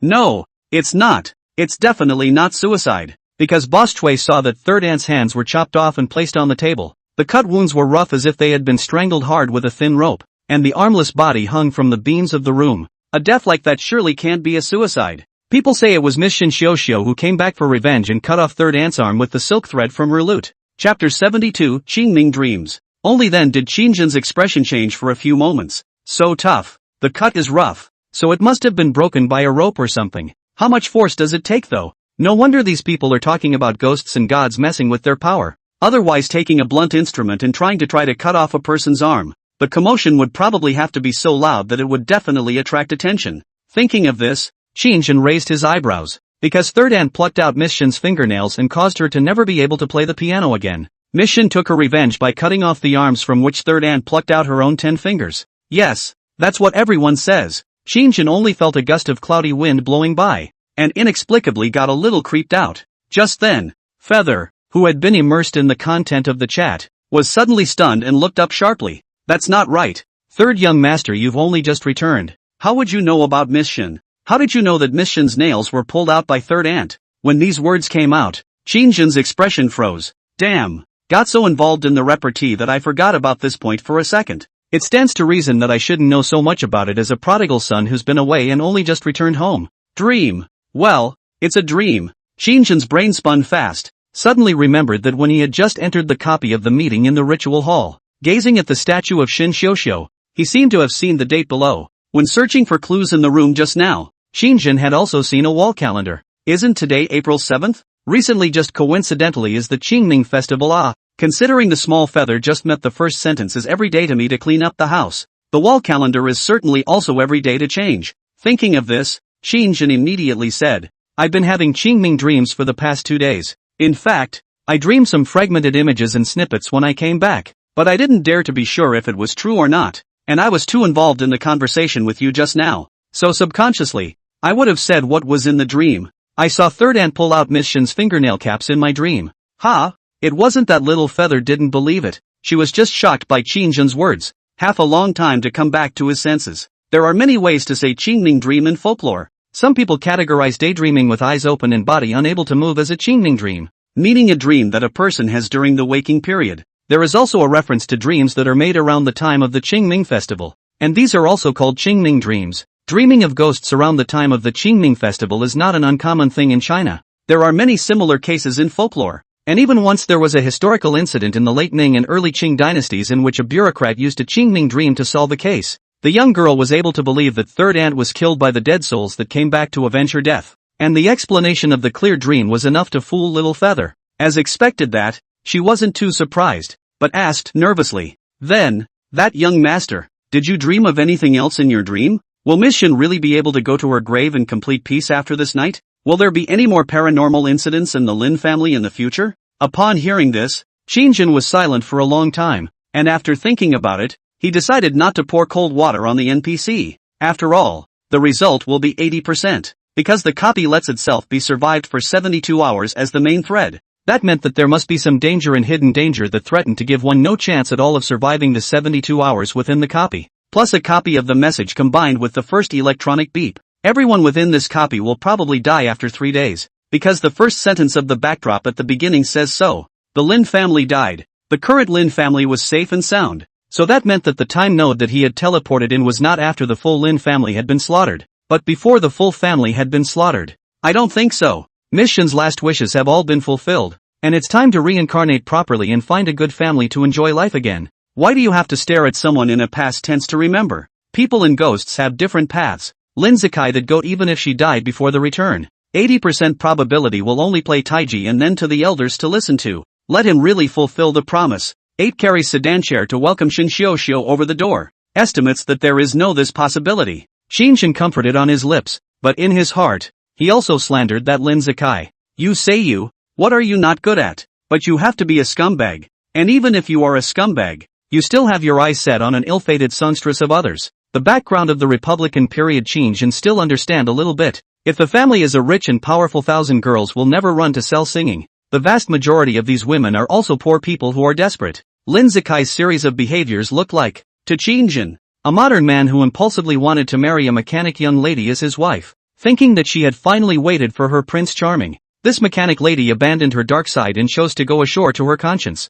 It turned out that the man who had promised her a lifetime had personally pushed her into another abyss after dragging her out of a dark one. In the face of her family's lack of understanding and verbal abuse, she simply chose to run away from the marriage. Because of her origin and status, the windswept woman receives several times more stares here than at work. Qin Shang naive rely on Prince Charming but disappeared, leaving himself alone to face these worldly eyes and denouncement. Nima. It's true that all men can't get around the two bones of ultimate inferiority, dragging virtuous women into the sea and persuading windswept women to go over to the good side. In fact, if Lin Zikai is okay with playing around, playing with people's bodies, at least Miss Shin won't be locked up within the Lin mansion all the time, and he has to engage in some kind of explicit marriage that makes people's girls believe in his flowery words and think that he's a person worth trusting. Qin cursed twice in righteous indignation. Who knows, this dog is still not just playing around. He's playing with his feelings, and people who play with their feelings deserve to die the most. It's more shameful to play with your feelings and not be responsible than to play with your body and not be responsible. If everyone is approaching with the intention of having fun, then it's up to whoever gets emotional first to lose. But Lin Zikai is playing the emotional card. How can a windswept woman stand this? When Little Feather beside him heard these words, his entire expression was stunned. Looking at Qin, for a moment, he actually did not know how to react. His lips wriggled for a moment, or swallowed back those words in his throat. Qin did not notice the change in the NPC's face. For the rest of the way, there were no words. In the quiet forest mansion in the dead of night, the master and servant duo soon arrived in the ritual hall. Looking at the black and white effigy under the candlelight, the delicate face seemed to be forever fixed in the finest double 10 years. Qin's heart all inevitably sighed, but even though he had entered the sacrificial hall, which had the most horrifying environment in the entire Lin mansion, instead, Qin settled down a lot. Because of that incense burner, props, soul-locking furnace, functions, purifies and dispels all fear. How to use, approach the incense burner and you will be sheltered.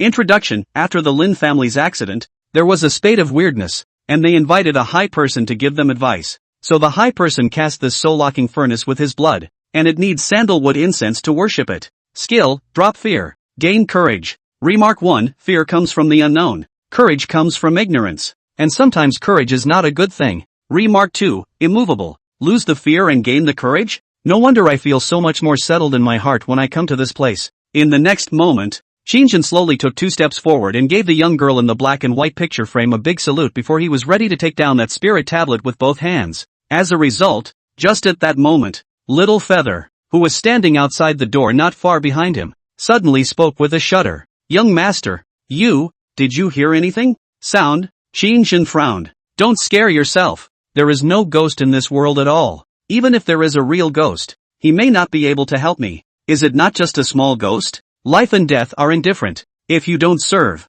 do it. Halfway through his words, Qin paused. No, that's not right. That's my ing line? I just dealt with Qin Xiu's undead ing hour ago. Why can I say such righteous and death-seeking things? He blushed and looked to the incense burner next to him that was emitting purple cooking smoke. Voorhees. Chapter 73, Amplifying Courage, Forgetting Fear. This incense burner is so ing weird. The first moment Qin reacted, he violently raised his hand and smacked himself in the mouth. Immediately afterward, a thin, mosquito-like humming began to sound in his ears as well, interspersed with the sound of a lute being played as well. It sounded bleak and mournful, and his heart shook. How did I not hear this song just now? The corners of Qin's mouth twitched, followed by glancing at the soul-locking furnace once again. All ing rely on this broken stove. I just was the closest to this thing, and I was most seriously affected. So for a moment I blocked the fear brought by the 5 senses, and instead of not hearing the song, it was pressed not to take the song seriously.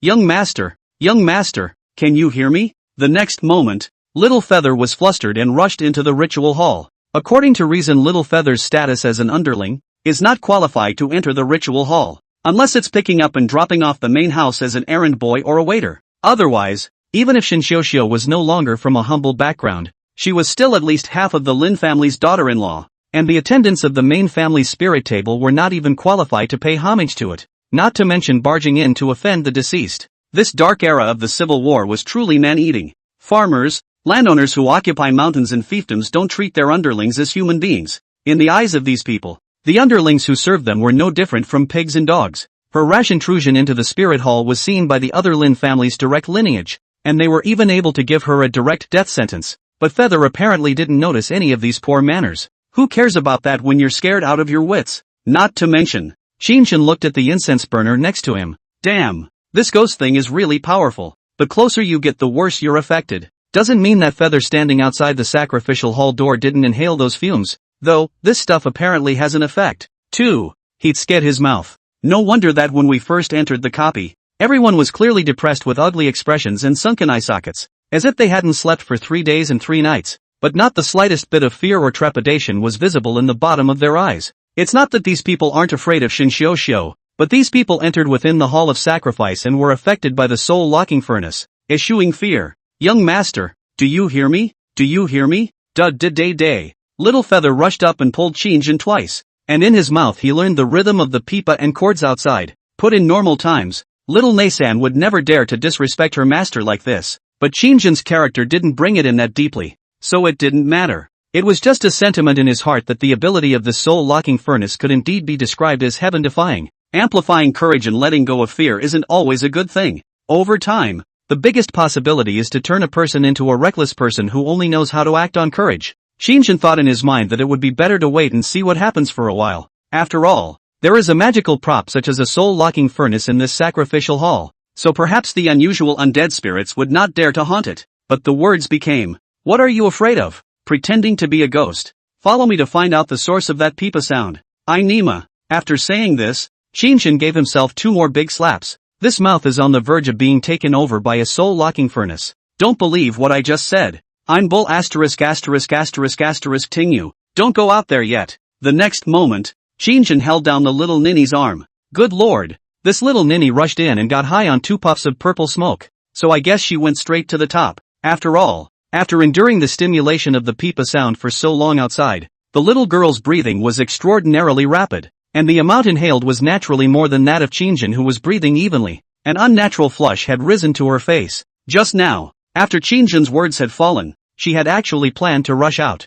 when it is really a great deal of life and death to look down on, and the pipa player and the determination of the same death. But it's a dead end to continue to stay by this incense burner. And sooner or later the courage that overflows within me will cause me to do something inexplicable without my knowledge. What's the saying? As long as the guts. Sadako on maternity leave. This is because people do things, or to have concerns and reason suppression. If a person is full of life and death to look down on, unconvinced to do as they please, the world is in chaos. In this situation, any bad idea that surfaces, I might just go down recklessly without thinking about the feasibility and difficulty of practicing it. Qin Shang's face was a bit ugly. In and out. Obtaining a hidden hint from the fraud master, Shinshio's embroidered shoes are on the little white boat. Just then, the fraudster's hidden hint came. However, after reading the content of this article, Qin Shang only felt that it looked as if it could not be of any help at all to the current environment that he was in. Even if he knew the exact location of Shinshio's embroidered shoes, he himself was not here to look for shoes this time.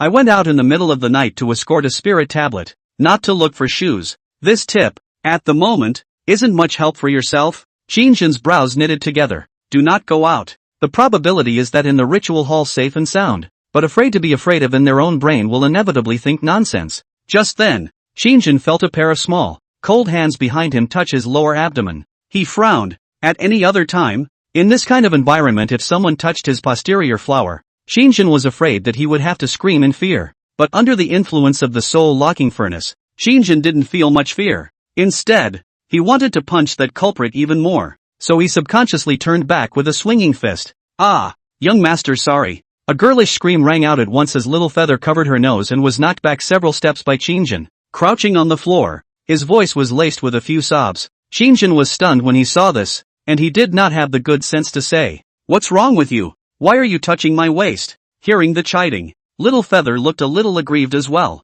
"Young master, I didn't do it on purpose. It's just that just now when I saw you squatting on the ground, with your waist exposed, I felt so white, and in my heart I thought that with such white skin, it must feel very good to touch it, right? And then just, young master, I really didn't mean to offend you." The corner of Qin Shang's mouth twitched. "Are you polite? Calling a man's loins white? We're in this environment. And you're not scared. And you're thinking about my waist? This thought had just surfaced when Qin figured out the cause and effect. It's that broken stove again. It's true that narrowing down fear and magnifying courage is not a good thing. Once the mind rambles out a certain thought, it's easy to say and do it under the blinders of blind courage. Fortunately, shall you just think I waist white want to get on the hand to touch a couple of times. But if you think I look handsome, then I'm afraid I can't run away today. Thinking of this, Qin made up his mind. I can't stay in this hall. Got to get out in a hurry. He pointed to the gate. Let's go. Don't care about those peepa sounds outside. Maybe it's the two of us hallucinating together.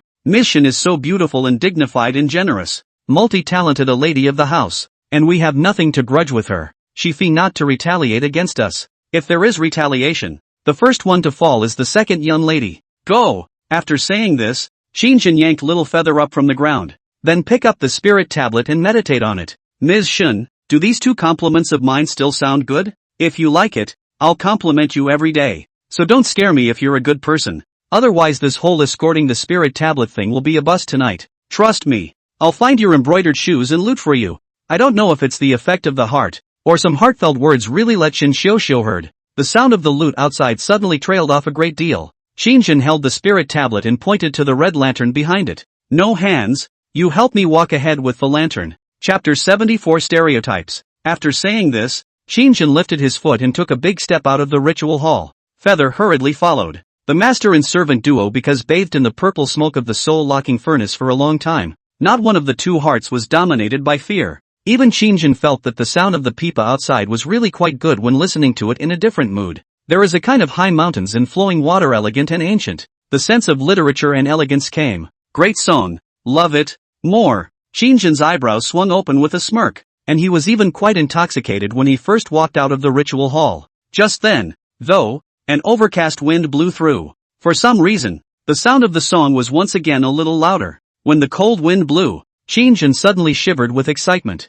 The freshly sweaty shirt behind him was plastered directly to his back. The dark and dim environment in front of him, coupled with the sound of the lute that rang out from time to time. All of a sudden that kind of scalp numbness and goosebumps of fear swept over Qin once again. Both of his feet were as heavy as lead in an instant, making it difficult to move his feet. An inexplicable thought surfaced, and Qin was tempted to just twist his head and drill back into the Hall of Sacrifice once again. How can I describe this feeling? It's like taking a long soak in a hot spring, and after suddenly standing up, the cool breeze blows and the temperature of your body is quickly taken away by the air. When you feel cold, you have the inexplicable urge to shrink back into the hot spring pool again. Qin deadened the urge to run back to the sacrificial hall, then said stiffly, "We're taking the spirit cards to the location of the burial, so will we pass any lakes or anything like that on the way?" After saying this, he looked at Feather in front of him. The speed of the little ninja walking also slowed down. The master and servant too just out of the ritual hall is also that the first two steps of the extraordinarily identification.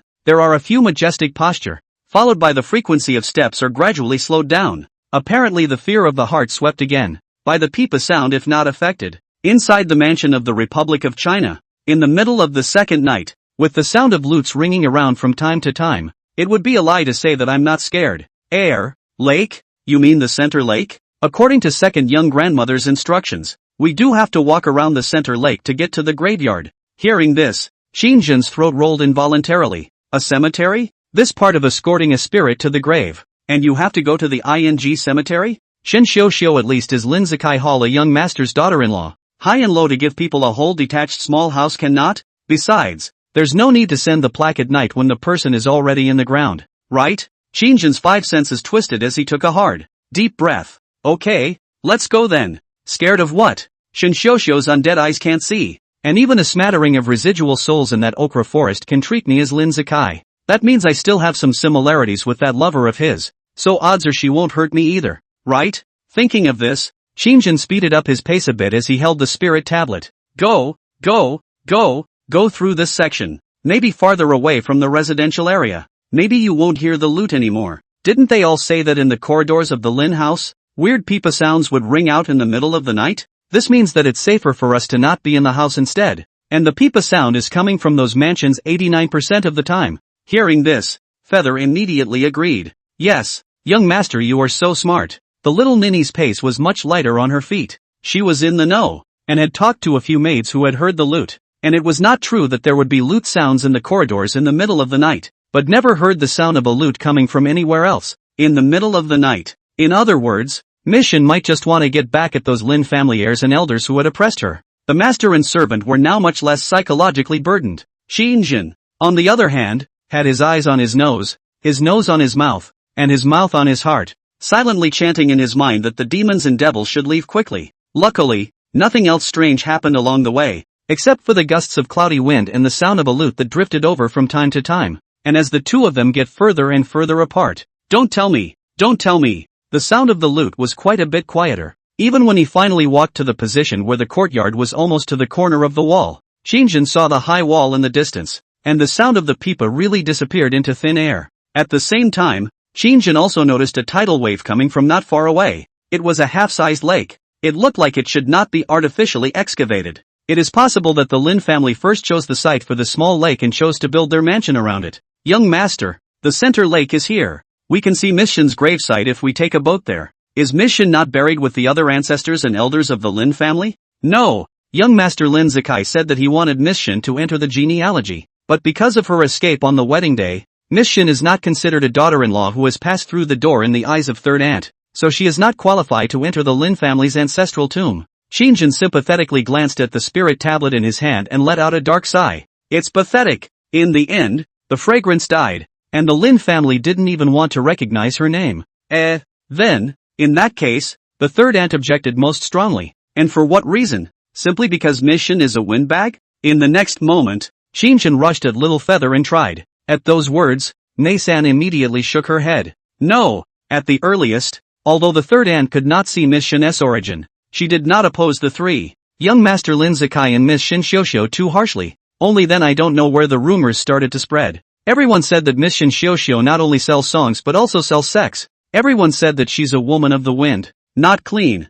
I don't know how many men she's had, saying that she's disgraced women and is not qualified to set foot on the Lin family's door. And so Aunt Sam began to object to the two in particular. Is there proof of such things? Qin Shang almost had a mouthful, but he collected himself at the critical moment. Lin Zikai should not be a stupid son, right? If the woman he has his eye on is really just a woman who sells sex, it wouldn't be so bad that he would go through all the trouble of planting an apricot grove to please her, would it? It's a little difficult to persuade a windbag who sells songs to get off the streets, but it shouldn't be hard to get a third-grade movie actor who's already gone to sea to come ashore with a promise of a lifetime of goodwill. There's no need for Lin Zikai to go through all the trouble of being an almond grove and an open marriage, is there? What's more, Lin Zikai is such an irresponsible person. Knowing that the other party's kind of origin will definitely not be accepted, he still wants to bring Shin Xiuxiu back. Isn't that just asking for trouble? Wasn't it easy for the young masters of these big families of the Republican era to keep a mistress? If it's just a matter of seeing sex, is it bad to sell sex?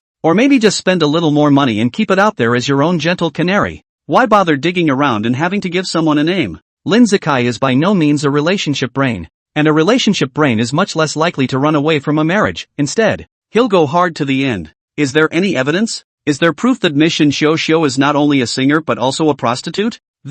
When these words came out, Little Feather's expression stiffened for a few moments, revealing a bitter smile. In fact, at first we didn't believe that Miss Shin Xiuxiu was that kind of person, but everyone was spreading the rumor that she was just trying to marry into the Lin family to climb up the ladder, so that's why she was also kind to us subordinates, just wanting to build up the image of a virtuous wife and mother. At those words, Qin Shang's fists hardened and veins jumped on his forehead. So there's no evidence at all? There is a truism that once suspicion is created, the charge is established. Especially in a backdrop like the Republic. Women themselves don't have a high social status, plus Miss Shin's origin is also a criticism. And the experience of having publicly sold songs on stage puts a stereotypical label in the eyes of these big families with feudalistic ideas. Even if you didn't go to sea, in people's eyes, you're not that far from fading the last layer of the bottom line. It's probably the same as those who like the coded section, always thinking that sooner or later the teacher who shoots coded will come up with a XXX first no-code work. No, we didn't believe it either. But then something happened. Speaking of which, Feather's expression looked a bit torn. Young master, do you know why second young madam hates Miss Shin so much? Even something as simple as escorting a spirit tablet isn't something you're willing to do on your own. Isn't she a thief then? She hurt Miss Shin herself, so she's afraid of retaliation? Qin Shang snorted disdainfully. It wasn't that he had a stereotypical favorable opinion of Shin Xiuxiu, but he felt that Miss Shin was supposed to be the underdog. A girl, considering the story within the backdrop, originally living a good life, but ended up being promised life by the flowery Lin Zikai, tricked into this deep house. Compared to the Lin family, Qin Shang was the vulnerable one. The key to her man also does not protect her. In the wedding night under pressure to escape the wedding, Qin Shang in the process did what wrong? Did she subjectively hurt anyone? Ignoring the matter of the so-called Win's women selling sex, there is no evidence of the condition. In Qin Shang's opinion, this was not a woman with a bad heart who wanted to climb the ladder. Otherwise, you have to do your research ahead of time in order to climb the ladder,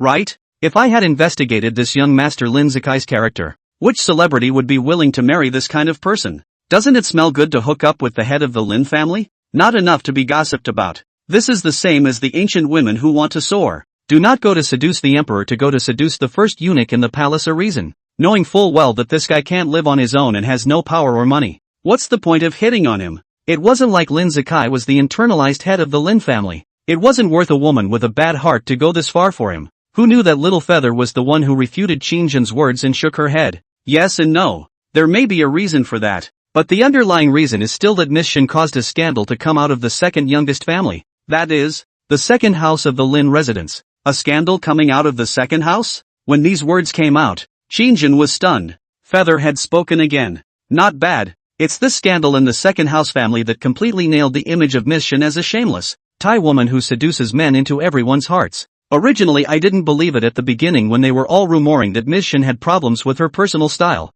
Halfway through her words, Feather paused, a little more sighing in her tone. However, I am also an eyewitness. I was present when the second young lady caught the adultery, and I saw with my own eyes that Miss Shen was lying naked on the second young master's bed huffing and puffing, and next to her was the second young master who had a stunned look on his face. The second young lady was so bad that day that she immediately reported the matter to the third aunt, and only then did she get angry and pulled out Miss Shen's nails as a punishment. The most humiliating thing is that this incident happened on the second day of the Lin family's meeting, and all those stall owners and medicinal farmers down the line came to the Lin family to attend the banquet, and it was on that day that Miss Shen hung out with the second young master. The next day just happened to be bumped into by the second young lady who had a busy day. At that time, the second young lady shouted all of us to go over to catch the adultery. Everyone, all saw it. When Qin Shang heard this, he was not born with contempt for Qin Shang. Rather, it was a disdain for the intelligence of everyone in the Lin family. You're all a bunch of ing brainiacs, aren't you? How can no one in the Lin family detect such a strong flavor of conspiracy? Qin Shang is sick in the head. Cheating on her husband and picking a day like the Lin family meeting? What's ing killing me is that since Lin Zikai was away during this time, why didn't they take the second youngest master to Lin Zikai's territory? Doesn't that make it safe and sound? No woman in her right mind would cheat on a woman like that, would she? No one ever suspected that Miss Shen was drugged? Qin Shang felt like his lungs were going to explode. It's also outrageous that such a cliched bridge could happen within a copy. In this way, Qin Shang is completely wrongly accused. In the end, who for what purpose to wrongly accuse Qin Shang? Qin Shang, a songstress, wouldn't jeopardize the interests of the bystanders even if she married Lin Zikai, right? What can she do? How could anyone target Qin Shang, a singer, to death? Third wife? Or the second young lady? In the next moment, Qin Shang took 2 deep breaths and calmed his emotions. Qin Shang committed suicide by throwing herself into a well not long after this incident? Yes.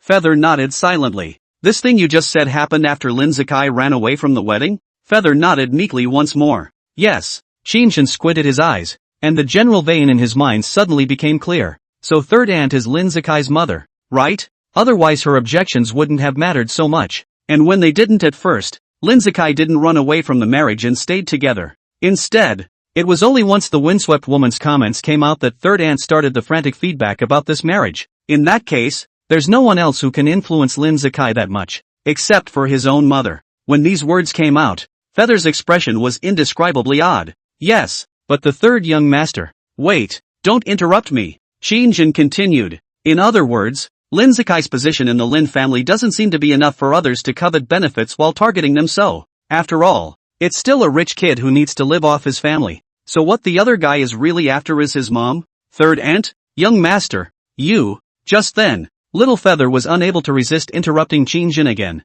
Her tone clouded with a hint of crying. It looked like it was about to burst into tears at any moment. Qin Shang immediately frowned. Is there any maid who doesn't give face to the young master like that? I told you not to interrupt me. I'm brainstorming. He was just about to continue criticizing Feather's behavior. Just then, Little Feather suddenly stared straight at the calm lake and said excitedly, Over there, there's a little white boat over there. Third young master, there's a little white boat over there. What? Qin Shang froze and twisted his head to look. I saw a small white boat floating on the calm lake, hidden in the dense fog of the early morning, like a ghost. Nima. Again? Chapter 75, The Bride's Embroidered Shoes. Qin Shang's expression was all screwed up, and his heart stopped for a split second before he slowed down. Asterisk asterisk asterisk asterisk Q. How many times has this been done? And is it uncomfortable in the heart of this copy not to have this psychic element? People with heart disease and high blood pressure are supposed to be innate insulators of God's way's choice of players. Mother asterisk asterisk asterisk asterisk her,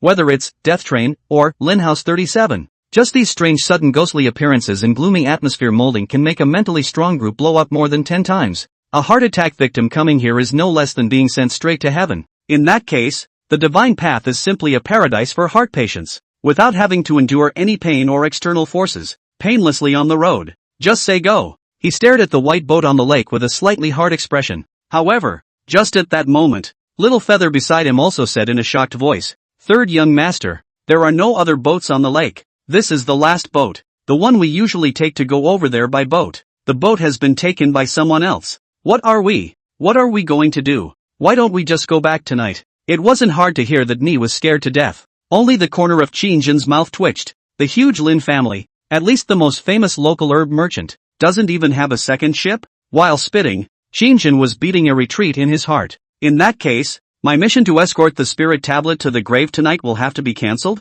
Your Honor, there's no boat. I can't swim there, can I? What's more, spirit cards aren't waterproof, and if I swam over to them, God knows what kind of paste the writing on them would have to be. It's a toss-up whether this thing even works. Respect the dead. If you really swim over, it will seem a little too disrespectful to Shinshosho, the deceased. Besides, God knows why that boat was floating in the middle of the lake at midnight. It's hard to say that this kind of paranormal event combined with a backdrop isn't Shinshosho's handiwork. Qin Shang asked as the knot in his throat rolled. Do we have any fishing buddies in the Lin family? What's a fishing buddy? Just extremely passionate about fishing. Qin Shang heard in reality a terrain. The general fishing addiction is committed. That is really on the head. When you say you're going to leave, you're not going to move. You're going to run away from home and go fishing. Qin Shang himself has no hobby in this area, but he realistically knows many friends are wild fishing enthusiasts. It's not uncommon for old-timers who are really on top of the fishing program to run out at night to fish. The sport of fishing is, indeed, addictive, and this should be regardless of whether it is modern or ancient. Only Little Feather pondered for a moment, then shook her head with a small white face. Qin Shang understood at once. Damn. I'm also talented enough to suspect that the Lin family has a fishing buddy. Even if there is really an addicted angler, it's not so bad that in this case, regardless of the middle of the night, a person ran out to fish. Right. The Lin family's third aunt before the accident. How much courage it must be to dare a person in the middle of the night to run to this kind of place. At that thought, Qin Shang pondered in his mind whether to go or stay. After a long time, ya grit your teeth and hit the ground running. No go. When that little white boat docks, we'll have to put the spirit tablet in its place tonight, no matter what we say. The little white boat surely wouldn't float away on its own for no reason. This must be a part of the main thread, no matter who it is. After entering the forest mansion and experiencing the ritual hall worship activity, they will bump into the second young lady on their way back to the third young master's mansion. At that time,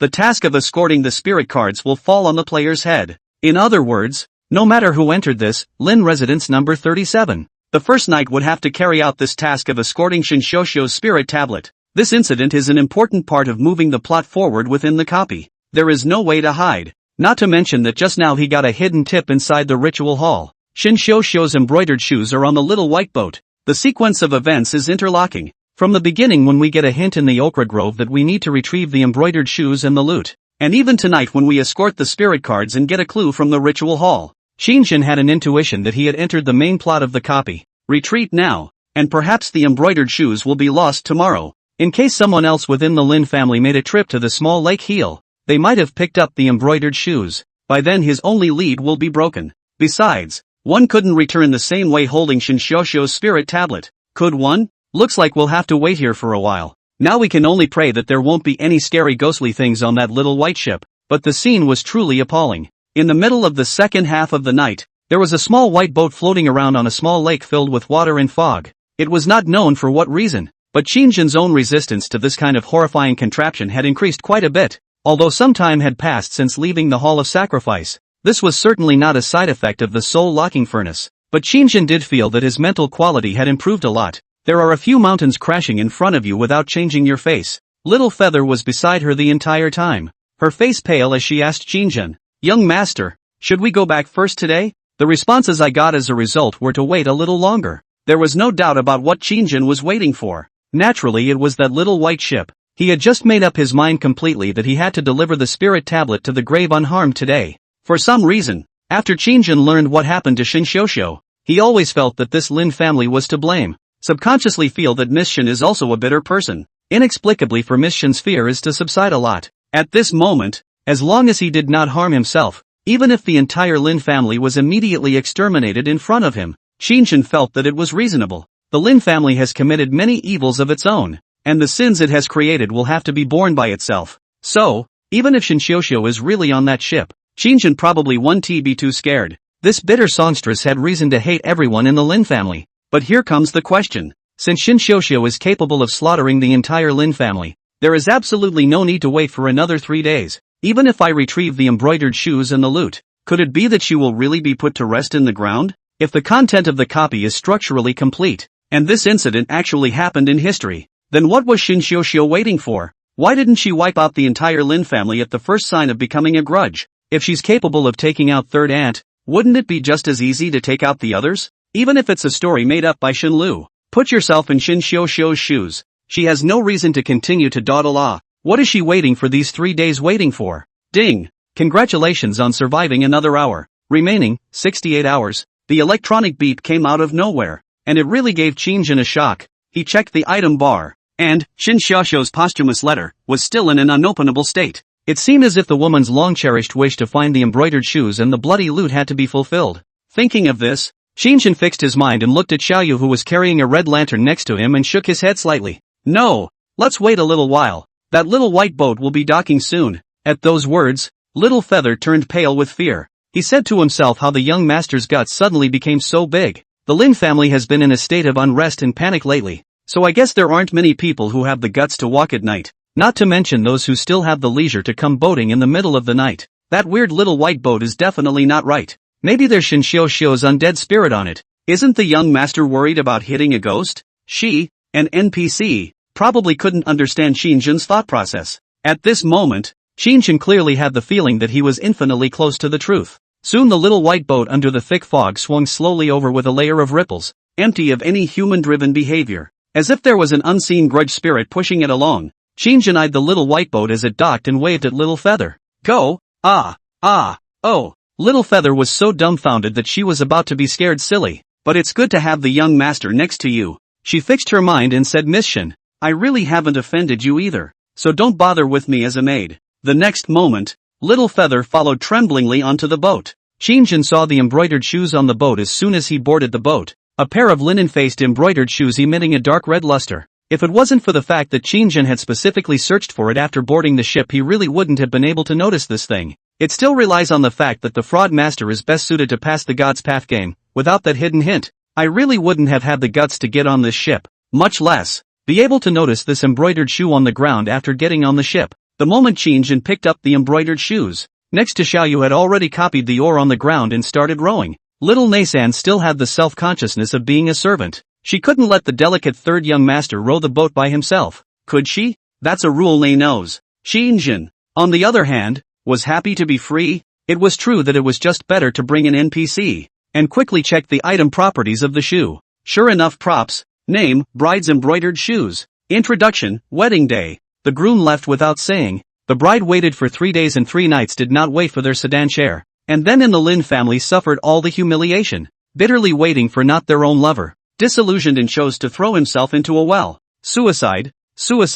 The bride is to change into their wedding clothes and embroidered shoes, ready to go to the truth of the denunciation of the light of the life. But unfortunately, the middle of the twists and turns, by the traitor, the embroidered shoes on the road lost a functions, tracking, transferring. This function is not available because the props are not perfect. Can track and target based on skin tissue, hair, photos, scent. Divert skill can help the user to divert one fatal damage. Qin's attention wasn't on the function of the props. The skill transference was indeed good, being able to deflect a single fatal wound. As for tracking, Throw in reality and it might work quite well. If we could make prop embroidered shoes in large quantities, police dogs would have to be laid off. I'm afraid. Only. Qin Shang frowned and scrutinized the prop introduction in the blue fluorescent screen. It says that on the day of the bride's suicide, a twist occurred and she was killed by. So the owner of these embroidered shoes didn't commit suicide? Qin Shang's suicide really had something else going on. Qin Shang looked at Little Feather next to him and asked with a frown,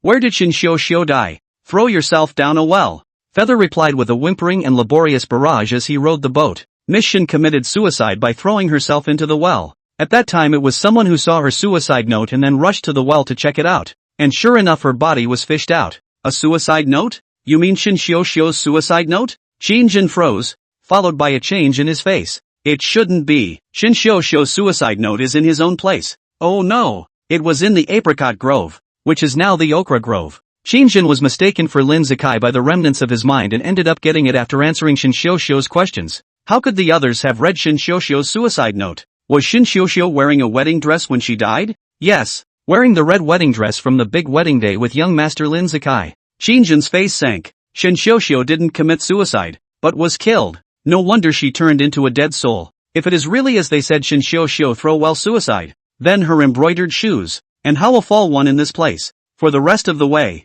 Qin Shang always held his chin to ponder the causes and consequences. He suddenly felt that he was close to the truth. Chapter 76, Headless Female Corpse. Truth. Maybe it's more complicated than one thinks. Chui Boss who disappeared for no reason. Qin Shang who died. Lin Zikai who is nowhere to be found. Third aunt who had her arms cut off. Embroidered shoes on the little white ship. There has to be a correlation between this series of events. Qin Shang took a deep breath, his gaze looking through the thick fog to the island in the center of the lake not far away. What is said to be the center of the lake is actually a small island that stands in the middle of a small lake. It looked like it should have been a mass grave inside the forest house, and I guess that someone had been found to transport some gravel and stone piers to build it. It was probably because if those bot subordinates died, they were all buried by the Lin family in this kind of place, wasn't it? During the Republican era, the trade in human beings was still widespread, and most families bought their retainers from the private sector. Even the people's squire himself, I guess, couldn't understand where he came from or where he came from, so even if he passed away during his time as a laborer in the Lin family, he would probably become an orphan soul without a home. The Lin family couldn't just leave the body unattended and leave it to rot. It made sense to arrange a place within the Lin family that was specifically for the burial of their subordinates. It's just that burying the woman that Lin Zikai married at least one young master in this kind of place is really a little too insulting. What was Third Aunt's reaction when Qin Shang was buried? Soon the little white boat reached the heel of the island. Beyond a patch of reeds, you can see the mass graves, and the one with the newest tombstones is Qin Shang's grave. Under the thick fog, in the darkness Qin Shang walked towards the tombstone with a lantern. Behind him, Little Feather followed closely, fearing that the young master would be thrown off and run into some kind of psychic event alone. Third Aunt had some regrets, and at the time thought of sending Ms. Shin to the spirit hall of the clan ritual. In the end, it was the second young granny who objected strongly, and the third aunt thought about it which made her feel that it was not right. So she stopped. Qin Shang frowned. What did the Lin family head say?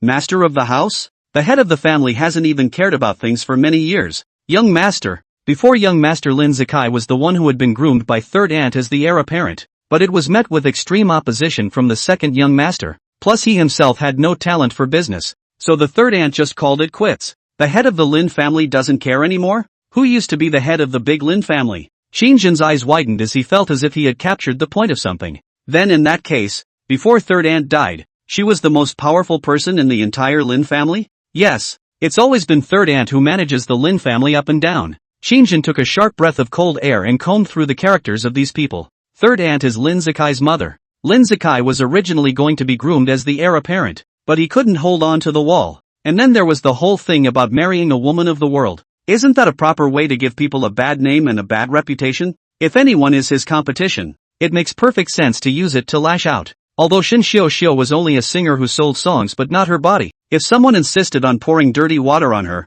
it was the proper excuse and justification. Smearing Qin Shang took the opportunity to attack Lin Zikai, and if this matter spreads out, whether it reaches the ears of the rest of the Lin family or third aunt, they will all think that it's Lin Zikai who's crazy and sick in the head for marrying a woman who sells women for sex to come home. No one cares about the truth. At this point, it doesn't matter if Qin Shang sells sex or not, as long as there is gossip in the outside world. Then she is bound to be a daughter-in-law who can't pass the door. And Lin Zikai was fivefold obsessed with Qin Shang. By then the relationship between mother and son would definitely be very frosty. At the same time, Lin Zikai's support up and down the Lin family would drop. After all, the head of a family marries either a lady of the house or a man from a famous family who has read the 4 books and 5 classics, the 3 obediences and 4 virtues, and the 7 chastities and 9 martyrs. And Qin Shang would be fine if she was just a songstress. But once rumors of impropriety spread, the entire Lin family would feel that Lin Zikai was unreliable and would thus have an opinion of him. So who's running the Lin family now?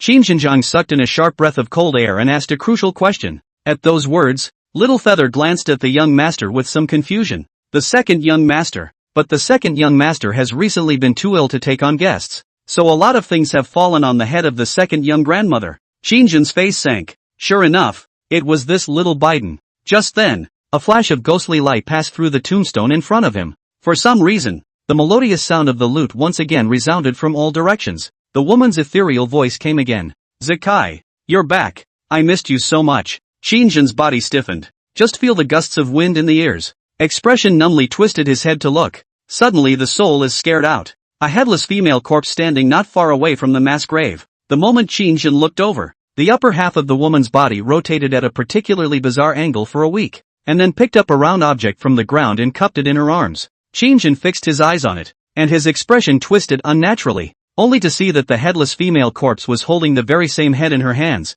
a rounded head with long black waterfall-like hair hanging from its head by its roots. The dirty, muddy hair wasn't reflective in the night, which was why Qin Shan didn't notice the thing at first. Zikai, come with me, come with me. The next moment, the female corpse stepped forward and pressed her head back down in passing. The eyes were hollow at the eyes, but they gave the illusion of a death stare. Qin Shan couldn't even help but suck in a breath of cool air, doubling up on a wave of scalp numbness. Zikai, come with me. Hoo. Wrapped in a gust of ghastly wind, the female corpse began to walk towards Qin Shan's side. After a short period of shocked silence, Little Feather finally couldn't bear the fear at this moment, and with wide eyes, let out a piercingly sharp hiss. Ah, young master, it's Miss Shan. Miss Shan has come to take revenge on us. At the same time, the female corpse took a step forward. Come with me, Zikai. Come with me, Zikai. Props, Holy Cross, consumable. Qin Shan fixed his mind and directly had a silver white cross in his hand, looking toward the female corpse not far away, and said in a deep voice, playing God, you're not Qin Shang at all. With those words, he directly urged the Holy Cross. Purify. No targets to attack. A notification popped up in the glowing blue attribute panel. Qin Shan's expression stiffened. What the hell? What's that supposed to mean? This damn thing isn't a grudge? Why else would Holy Cross pop up with a prompt like that? So is someone playing God? However, the Holy Cross's attack shouldn't just be directed at spiteful spirits. Even if someone was pretending to be a god and activated the purification function themselves, it would still send out an attack. Thinking about this, Qin Shan realized how tricky this thing was. It really was worthy of being a copy of the God's Path game. It's normal to lose your life if you're not careful in a place like this, so you subconsciously put on the cursed red dress. This thing had 2 life-saving techniques. One was, void, ignoring physical attacks for 5 seconds, and the other was, backstage. If the damn thing was really beyond the range that the Holy Cross could attack, more than a level 3 boss, perhaps Holy Cross? Being unable to attack each other would make sense, so to be on the safe side, Qin Shan did not dare to bet on the nature of this thing. If he was shown up for seconds himself, at least the red dress would give him a chance to die back. Come with me, Zikai. Come with me, Zikai. In the next moment, the gloomy wind intensified and fiercely enveloped Qin Shan. Feather had fainted from the shock. Mother asterisk asterisk asterisk asterisk her. It's an illusion, right? It's a hallucination, right? The knot in Qin Shan's throat also involuntarily swallowed a mouthful of saliva. Immediately after that, he squeezed his eyes shut in death, and the sacred cross couldn't come into play again. If this thing really was a boss-like existence, then Qin Shan could only hope that the cursed red dress would come with a handful of backfiles and give him a chance for a second resurrection. There was constantly a sultry female voice and peepa sound ringing in Qin Shan's ears, and he only felt that his entire body's goosebumps were about to fall all over the place. But anything resembling contact on a physical level hadn't really happened, and Qin Shan didn't even feel that someone had touched his body. After about 3 minutes, Qin Shan felt that the female voice in his ears and the sound of the peepa were both smaller by a large margin, and subconsciously opened his eyes, only to see that there was nothing in front of me. The creepy shadow of the headless female corpse just now had disappeared without a trace. Qin Shan stiffened for a long time before moving his limbs, and the fear in his heart slowly receded. It really is an illusion. The clues he currently held always gave Qin an inexplicable sixth sense. Qin Shang was not of the nature to kill innocents indiscriminately. Otherwise, she would have been perfectly capable of just getting herself killed in that okra forest, and if she really had the ability to wreak havoc on the forest mansion, why would she have entrusted herself with the help of finding the embroidered shoes and the bloody loot? Perhaps the crisis that would erupt for 3 days and 72 hours within the forest house was because of something that happened again afterward. Without a special stimulus, Qin Shang should not have massacred the Lin residents. At that thought, Qin's gaze looked toward the depths of the island, and a touch of gravity crossed his dark eyes. It looks like someone is messing with me. Someone who knew I was going to show up here today and deliberately waited to mess with me by means of hallucinations. Since props like the soul-locking furnace had already appeared within the replica, that would suggest that at the very least, within the backdrop, there might be something as strange as a God's Path player, similar to Priest Vane within the Death Train replica. Isn't this profession corresponding to the priest in the player? What if, in reality, the Middle Ages did have priests with night vision, resurrection, etc.? Then will there be NPCs hidden within the backdrops in Lin House 37 that are similar to the God's Path player's profession? Qin was not aware of the skills of the high-level players of the major professions, but one's symptoms just now undoubtedly resemble being hypnotized and seeing hallucinations. Qin took a deep breath. The fog around him was so thick that he didn't have the time or energy to explore the entire lake island by himself. What's more, if that guy who was deliberately messing with himself was planning to hide and utilize the terrain in a place like this, he was clearly no match for the other party. With this in mind, Qin was moved to return home. Still, he went straight forward and placed Qin Shang's spirit tablet next to the tombstone. Examining the young girl's clear and beautiful effigy, Qin hesitated for a moment. I still need to use the embroidered shoes as evidence for my reasoning, so I can't give them back to you just yet. Ms. Shun, I'll help you sink your teeth in, so please give me a little more hint. Chapter 77, Who Am I? Splat. As soon as the words fell, the effigy on the tombstone seemed to have heard Qin's request. The smiling, clear, pretty face had its black eyes, which had been looking straight ahead, shifted a little to the side. The soulful and pretty face seemed to hold a meaningful smile, followed by a slow reset in the midst of Qin's eye-rolling expression. A breeze blew through, and it was as if it had never happened. Qin swallowed hard and subconsciously glanced toward his left. It was even more of a shock, only to see, next to Qin Shang's tombstone, dropped a genealogy with a white leather cover. Why did Qin know it was a genealogy just by looking at it? Because it says those two words right on the cover. Clues. This must be the clue. In that case, it's actually a good idea to thank the guy who just singled me out for messing with my mind. If that headless female corpse hadn't messed up just now, Qin definitely wouldn't have worn the red dress. At that time, it would also lose its night vision ability, which would be able to clearly see what was next to the tombstone. A blade of grass, a flower or a tree. All thanks to the buff of this priest-exclusive skill after wearing the red dress. Otherwise, even if Qin knocked his head in front of this tombstone, Qin Shang, unless the honored one manifested himself and personally told him that a genealogy had fallen next to him, otherwise Qin wouldn't have noticed the genealogy that had fallen so far next to the tombstone. It looks like the final mystery is basically ready to be revealed. He wasn't bold enough to sit and read the genealogy in this eerie, chaotic graveyard. Qin was not bold enough to do so. Just now, when he encountered the headless female corpse, he was also not panicked because he had two priest props in his hands. Although the priest of the Holy Church is a profession that came in from the West, there are a lot of rumors in history, wild history, about Europe and America in the Middle Ages. For example, there are rumors of priests catching ghosts, priests fighting zombies, priests fighting vampires, and so on. Of course, whether it's a vampire or a zombie, a grudge or whatever, uniformly categorized as an evil spirit. Qin felt that there was nothing wrong with it, so the two priest profession props, the holy cross and the cursed red dress, gave him a lot more stamina in the face of this kind of paranormal event. Wake up, if you keep pretending to be asleep, I'm going to leave you here. In the next moment, Qin pushed the fainting little maid without any good humor. Little Feather quickly woke up from her stupor, and when she saw Qin her expression froze, followed by a change to a crying voice. Young master, you've also come to the netherworld? It's over. It's over. I really am a lifelong slave life. I have to serve young master even in the netherworld. Where can I justify this? The corners of Qin's mouth twitched at his words. You're quite a scene stealer for an NPC.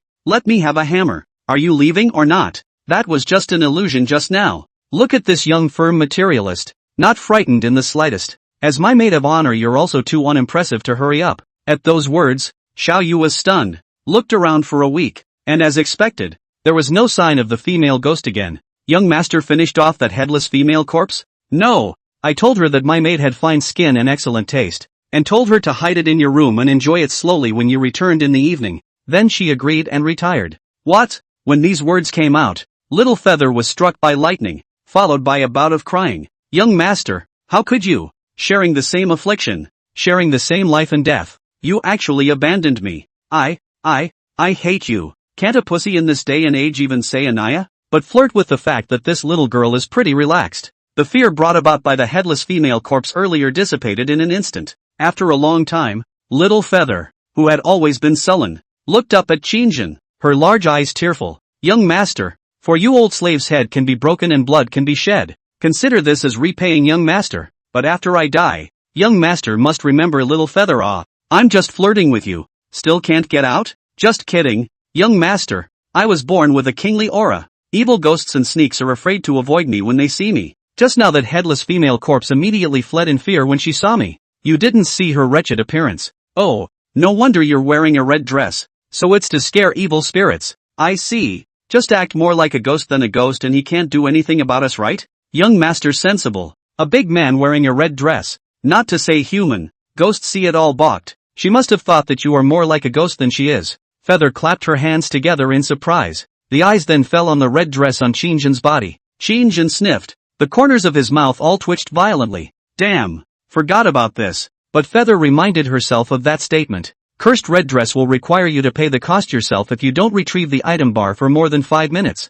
3 or 4 minutes from the appearance of the headless female body just now is there. Thinking of this, Qin Shang immediately lifted the red dress from its wearing state without stopping. He was still in his copy, and he didn't want to suffer the cost of paying for a day of blindness. If you really are blind for a day, the whole day tomorrow will be a wobble. By that time, he or she would probably not even know how to die. The two were speechless all the way home. There were no more weird and scary moments in between, and Qin Shang soon returned to his third young mansion. When he got to the door, Feather was kinda scared. 1 step forward, 3 steps back, reluctant to leave. Dang. As a result, a gong sounded at the silent end of the corridor. Qin Shang was stunned, followed by dismay. This is a beat shift? Feather pursed her red lips and nodded. Yes, young master. When these words came out, Qin Shang really came to have some interest. After all, being from a big city, Qin Shang's family could afford to buy a clock even if their condition was poor. The act of beating the night watch was all but a folk custom that existed in ancient times as far as he could remember.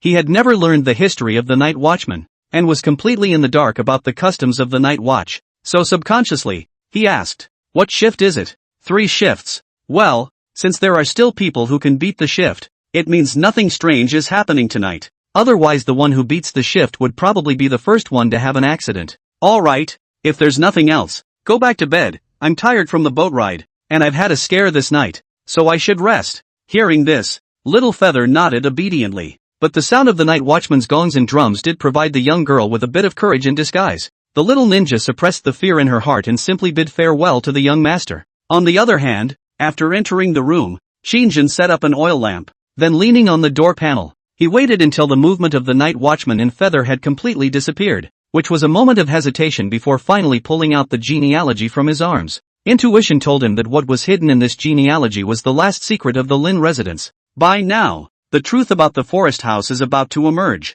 This genealogy might be the sharp edge that tore the last shaming cloth of the Lin family. A huge family. Qin Shang flipped through the genealogy. The thin genealogy actually didn't have much content in total. Nothing more than a few generations of the Lin family heritage. The ancestors are so, and how to make a fortune, how to get to this point today. A long-winded talk about the process of migrating from Jiangnan to Shanghai. The story of how he finally settled here and became the most famous herbalist in the area. Qin Shang was completely uninterested in the first few pages and quickly skipped over them, until I saw a few familiar names on the penultimate page. It's probably this generation, which is also the 4th generation page of Lin Zikai and Lin Shuyang and others in the background panel. Just then, something small fell out. Qin Shang picked it up and saw that it was a blood-stained rag with a small line written on it in rather messy handwriting. Zikai, you promised to get me into the Lin family tree. You didn't lie to me, did you? Qin Shang's eyelids jumped. It seems that this genealogy may be Shinshoushou unwilling to marry a woman, but has been alone in the house, afraid to be expelled by the Lin family or swept out of the door.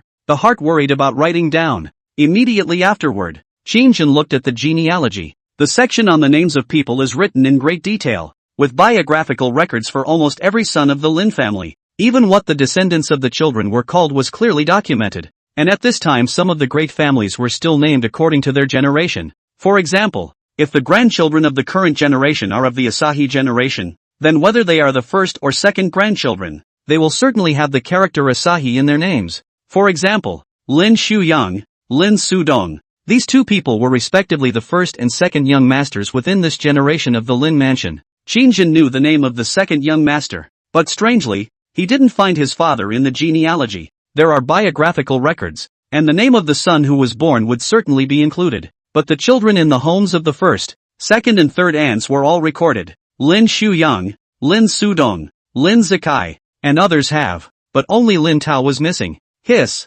Weird. I'm at least a third young master of the Lin mansion. It's impossible for me to be nameless within the family, right? Qin flipped back and forth through the genealogy 2 more times, determining that it was not that he had missed it, but that there was indeed no such person as Lin Tao. His brow furrowed as he found no more clues here. Just as he wanted to give up on the genealogy line, a cold electronic beep sounded from Qin's ears. Fraud Master Hidden Quest unlocked. Who am I? Boom. At this moment, Qin's hand holding the genealogy shook. His pupils tightened, and he stared at the 3 words Lin Zikai with a deadly stare. The expression is stiff. Am I not Lin Tao? Chapter 78. Shopkeeper Chui is dead. The next morning, what woke Qin up was not the maid, Xiao Yu, but a cold electronic beep. Ding. Congratulations on surviving another hour. Remaining, 59 hours. Qin had to wake up almost every hour that passed during the night, ignoring the time in between to fall asleep. It's basically just snoozing in a daze and about to fall asleep before you have to wake up to the damn electronic beeps.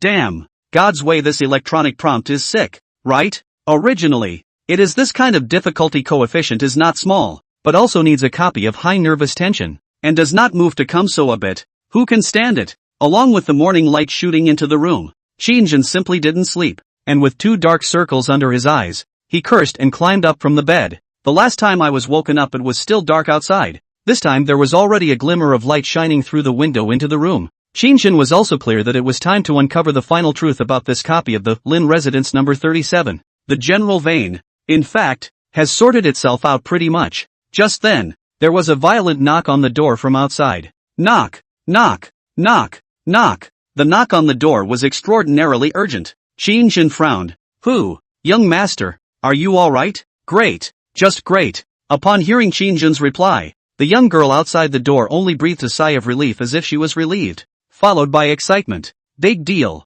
Another person died last night, and now the second youngest lady is asking all of us to converge on the square. She says she wants to count the list of survivors to see if anyone else was killed. Feather's voice. At those words, Qin's lips curled up into a cold smile. Second young lady? This second sister-in-law is really TSK.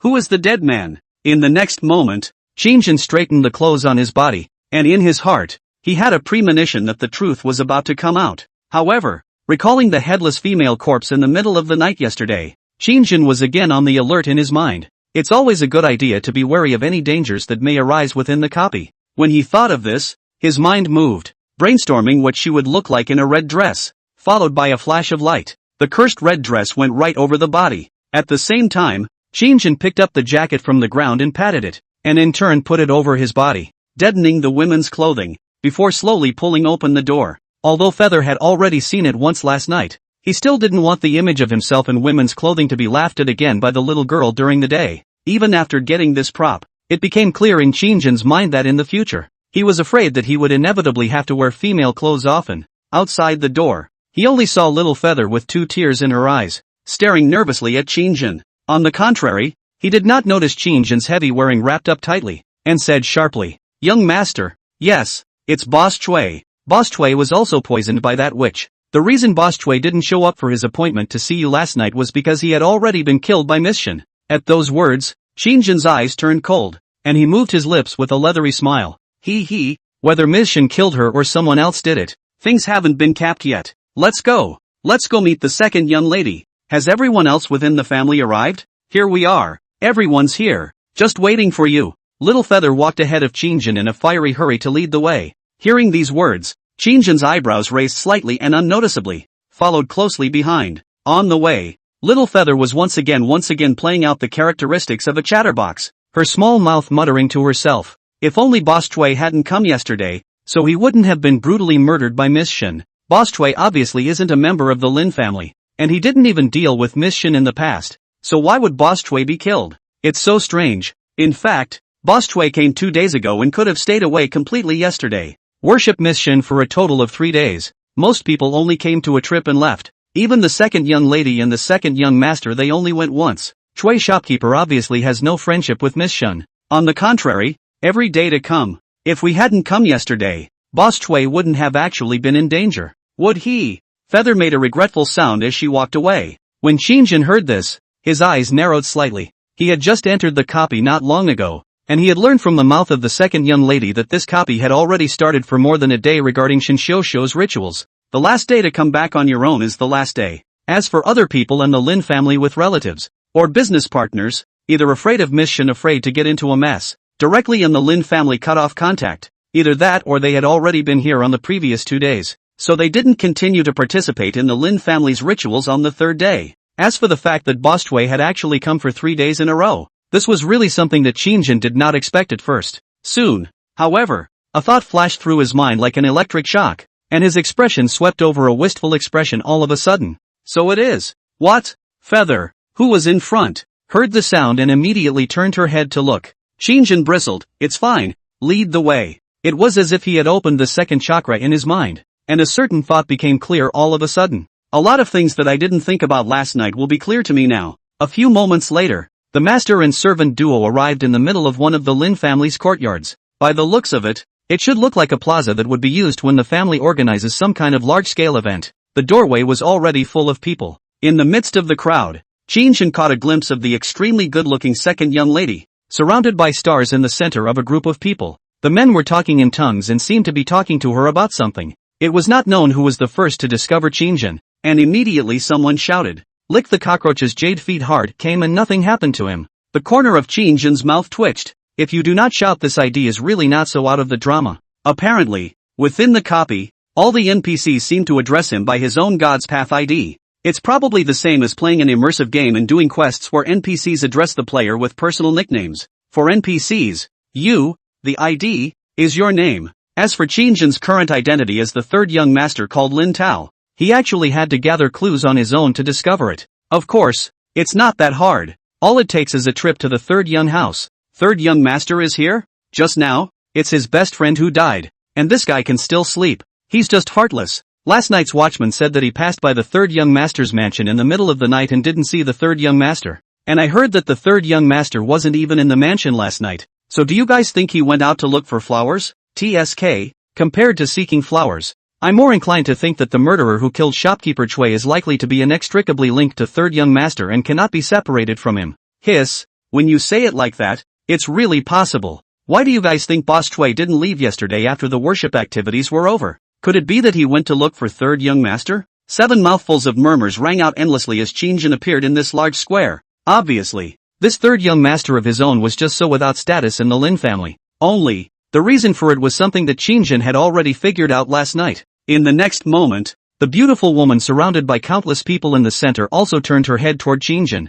her eyes tinged with a few moments of gloating. Only this touch of celebration was not easy to detect as it was covered by a look of disgust. With 4 eyes facing each other, the second young lady rushed at Qin and faintly said, "Fierce licking of cockroaches' jade feet. Boss Chui passed away. Died from a sharp blade. 1 blow to the head. Boss Chui's subordinate told me that last night he and you agreed to meet at the Okra Grove, and then waited until the second night, but there was still no sign of anyone. So the underlings chose to go into the mansion in the morning to make inquiries, and we then found the body of Mr. Chui in the Okra Grove. Is there anything you want to explain about this?" Chapter 79, Your Behavior. It's intriguing too. The moment these words came out, it was like dropping a heavy bomb on a calm lake. Countless people looked at each other in dismay, and immediately afterward, the lines of dismay landed in unison on Qin's body. It seemed to be somewhat unbelievable that this dusty third young master who had just rushed back actually had an appointment with Boss Chui last night. Remembering the rumors from other people, the third young master was not at the mansion last night.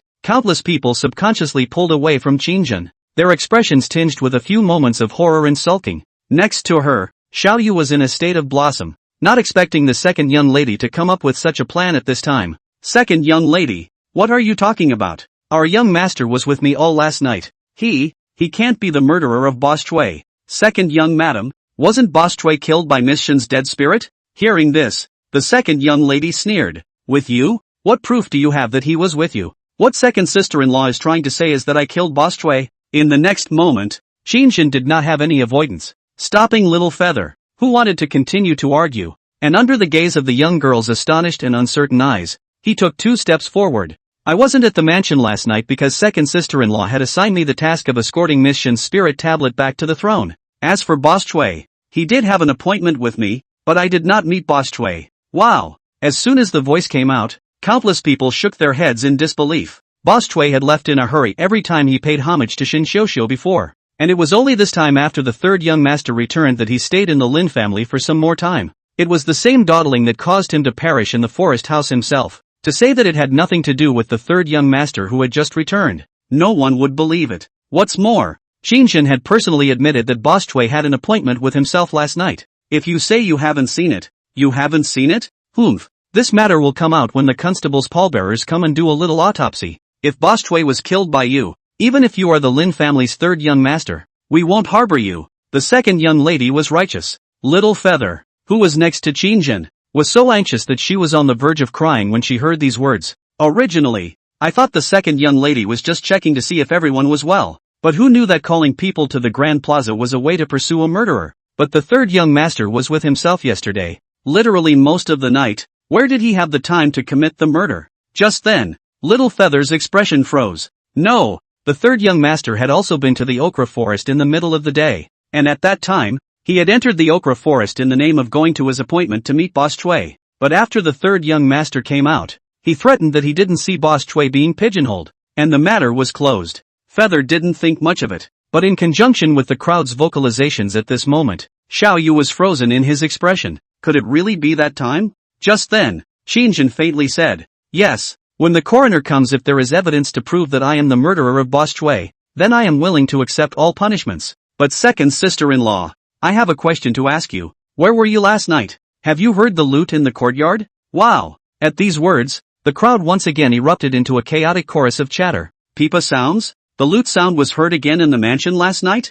Geez, didn't they say that 3 days of worship would send the dead souls away? Could it be that Qin Shang is still haunting the Lin family? Don't confuse me with the sound of a lute. An unpleasant cold voice interrupted the crowd's murmuring as the second young lady spoke up. Do you really think that the entire Lin family believe that a dead man has the ability to harm people? What's more, the goddess already told me yesterday that the 3-day ritual was over and Qin Shang was already in the ground. And what's more, I found Qin Shang's lute. If it's officially proven that Boss Chui's death was also a paranormal event, then I'll burn this pipa myself today. It's you who's being vocalized now. You should find a way to prove your innocence instead of turning the tables on me. I was with your second brother all night yesterday, and this the maids could see. I haven't been out since I went to my room, and I don't need anyone to prove it. When these words came out, Qin Shang nodded. Then I also have the ability to prove that I'm not Boss Chui's murderer. According to second sister-in-law, Boss Chui was killed by a single stabbing strike, right? What time exactly? Who knows? Anyway, the body of Boss Chui was found at the 4th hour of the night, and the time of death must have been earlier. Qin Shang laughed. Then I'm not a murderer. I buried Miss Qin Shang at Lake Heart Island last night in the 3rd shift. This will be clear if everyone verifies the spirit tablet at Lake Heart Island. And I still have evidence in my hand, such as the embroidered shoes that Miss Qin Shang left on the small white boat. This should not be unfamiliar to anyone who has seen Miss Shen's body. There was only one embroidered shoe on the body as the other had fallen off the boat on the island in the center of the lake. There's also this genealogy, which I picked up at the mass grave on Lakewood Island. And these things should prove that I was on Lakewood Island last night. In other words, when Boss Chui died, Little Feather and I were still on the Lake Island. And the night watchman should know that the fog rose on the 3rd watch yesterday, and the entire Lin mansion was shrouded in thick fog. It was already 4 nights after I finished escorting the spirit cards, and after that I couldn't sleep at night, so I let Little Feather sleep with me for a while. It was only at the 5th watch that Little Feather left my room, and these clues alone should be able to clear me of suspicion. Fogging? Little Feather was stunned, followed by a blush on her pretty face. What's sleeping with? How could one's mere maid have the qualifications to climb up the young master's bedpan? She subconsciously tugged at Qin Shang's cuff. It was indeed foggy last night, but the time wasn't even the 4th watch. It was the 1st watch. As for what's sleeping with someone on the 5th night, it's even more of a moot point. What are you talking about, young master? At that time, When they returned, they also heard the movement of the night watchman. Qin Shang heard the voice and clearly asked himself what shift it was. Is third young master confused in his dreams? At those words, the second young lady's expression froze, and then immediately broke out in a curse as if she had thought of something. Nonsense! The fogging would have been a night shift. What kind of are you talking about? You came back when it was not even the third watch. At most it was the second watch. What kind of fourth watch fog did you have? After the words were spoken, the second young lady laughed coldly as if she had captured some crucial information, her aura climbing up and down. I told you your boy was weak-minded. Do you really think no one knows the time? What are you babbling about? You come back, that will be the second night. Indeed is sick and anxious. Are beginning to open the eyes to say nonsense. What's more, that little niece 3 nights of the day from your room left. What kind of stayed until the 5th night of the day? As these words came out, countless people also looked at Qin Shang, their expressions filled with astonishment. Is it true that this third young master killed shopkeeper Cui? However, in full view of the public, Qin Shang, who was treated as the object of suspicion by countless people, his expression became playful for a few moments. Second young lady, you're showing. Say, how did you? Who were in your room the whole time? No, I was coming back on the second night? You saw me come back from Lakewood on the second watch with your own eyes? Is that why you're so sure I'm talking nonsense? Then you were not actually in bed during the second shift and knew the trajectory of my whereabouts. In that case, you were at the heel of my third youngest house on the second watch. 2. If Boss Cui is the one who died in the third young mansion's Okra Grove, it's more likely that Boss Cui,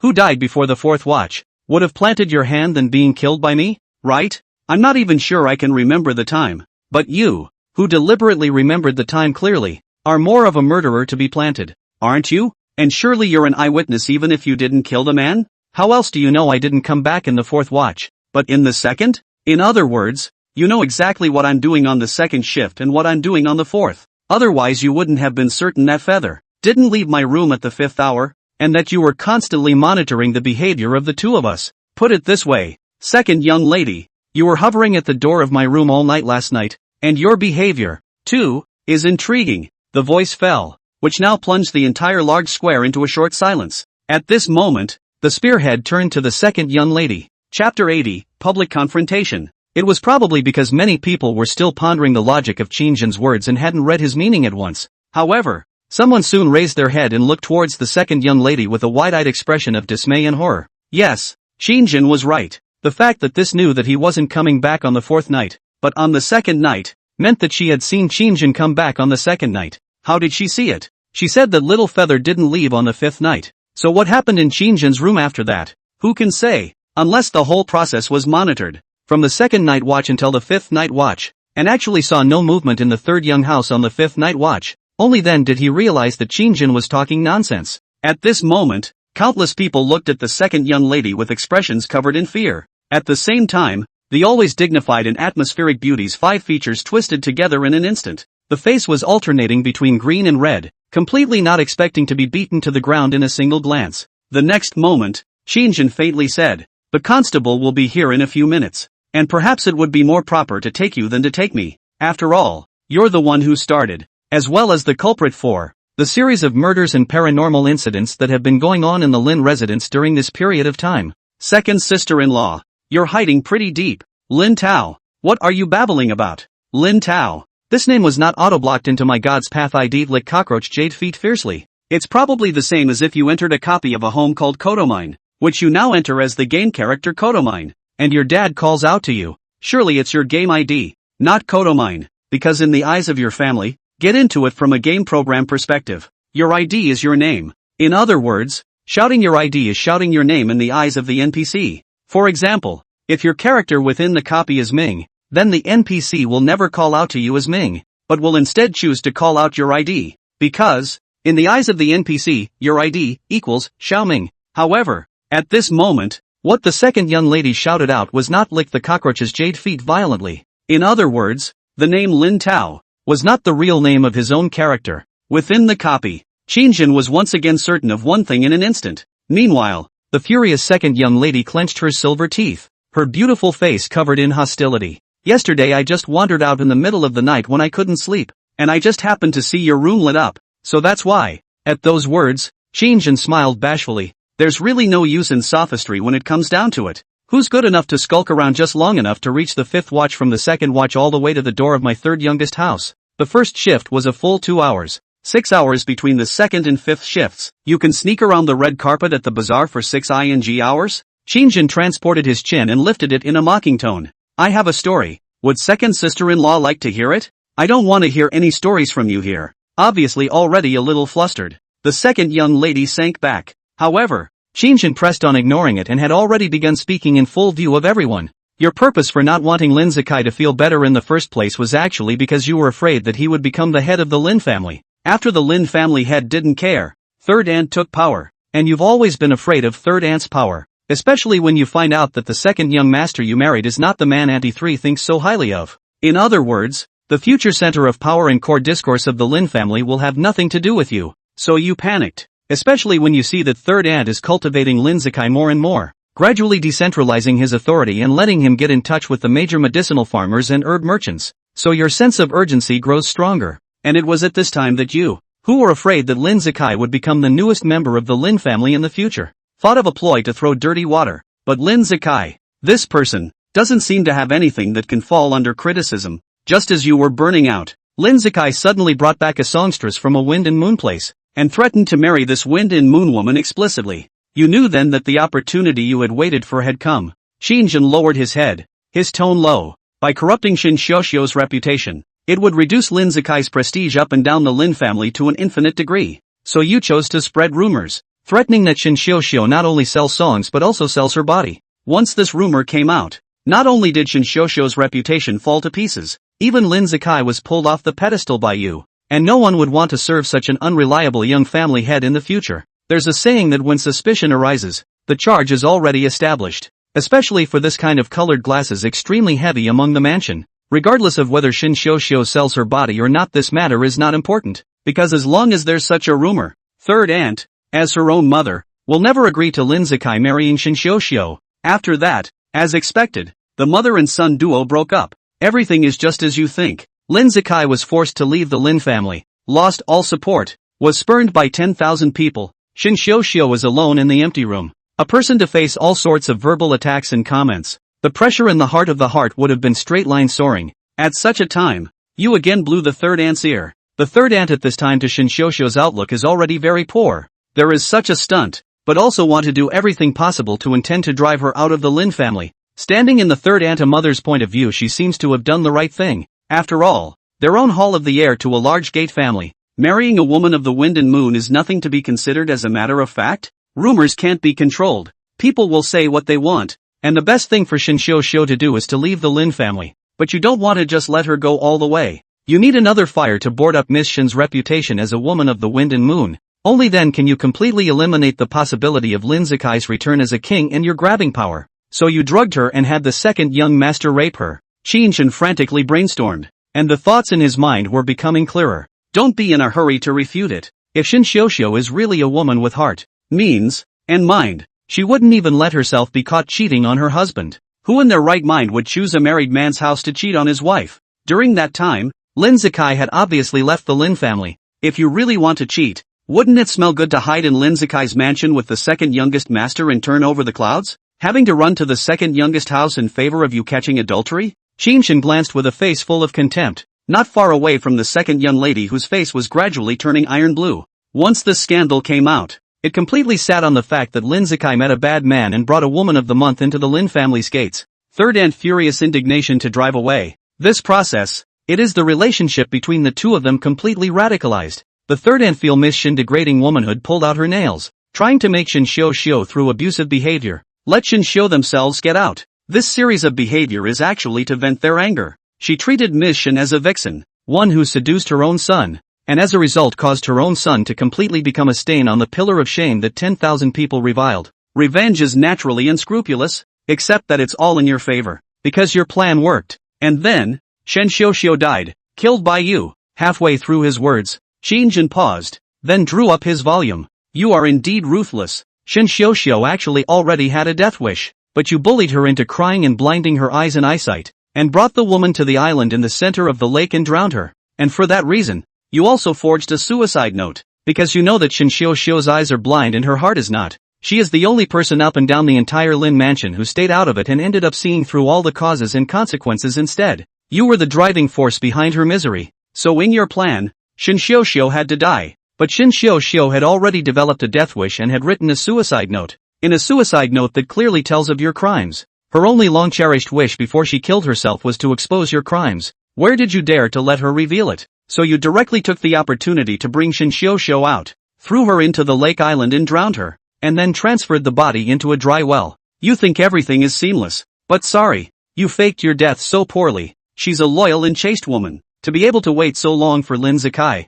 even if she's scorned by the entire Lin family, even if she's alone in her room, she has to keep waiting bitterly for Lin Zikai to come back. And the biggest regret in her heart is the wedding that wasn't accomplished. That's why she chose to wear her dowry before she died. How could such a person choose to commit suicide by throwing herself into a well, making herself so wretched in her maneuvers? Wouldn't it be more honorable to drink arsenic? A few words fell, and the room fell silent. Countless people looked at Qinjun with eyes wide open, almost coming up to ask him, "Are you crazy?" Qinjun's remarks had clearly shocked quite a few people, but running it down like this, it seemed like there wasn't anything wrong with what Qinjun said. If Qin Shang is just a tool to drive Lin Zikai out of his inheritance, then the person who profits the most by utilizing this series of operations is undoubtedly the second house. Seeing the second young lady's appeal within the Lin residence now was enough to see that. In the next moment, Qinjun once again spoke without shocking the undead. "I'll take another wild guess. You probably killed Ensemble too." Qin Shang died unjustly and in vain.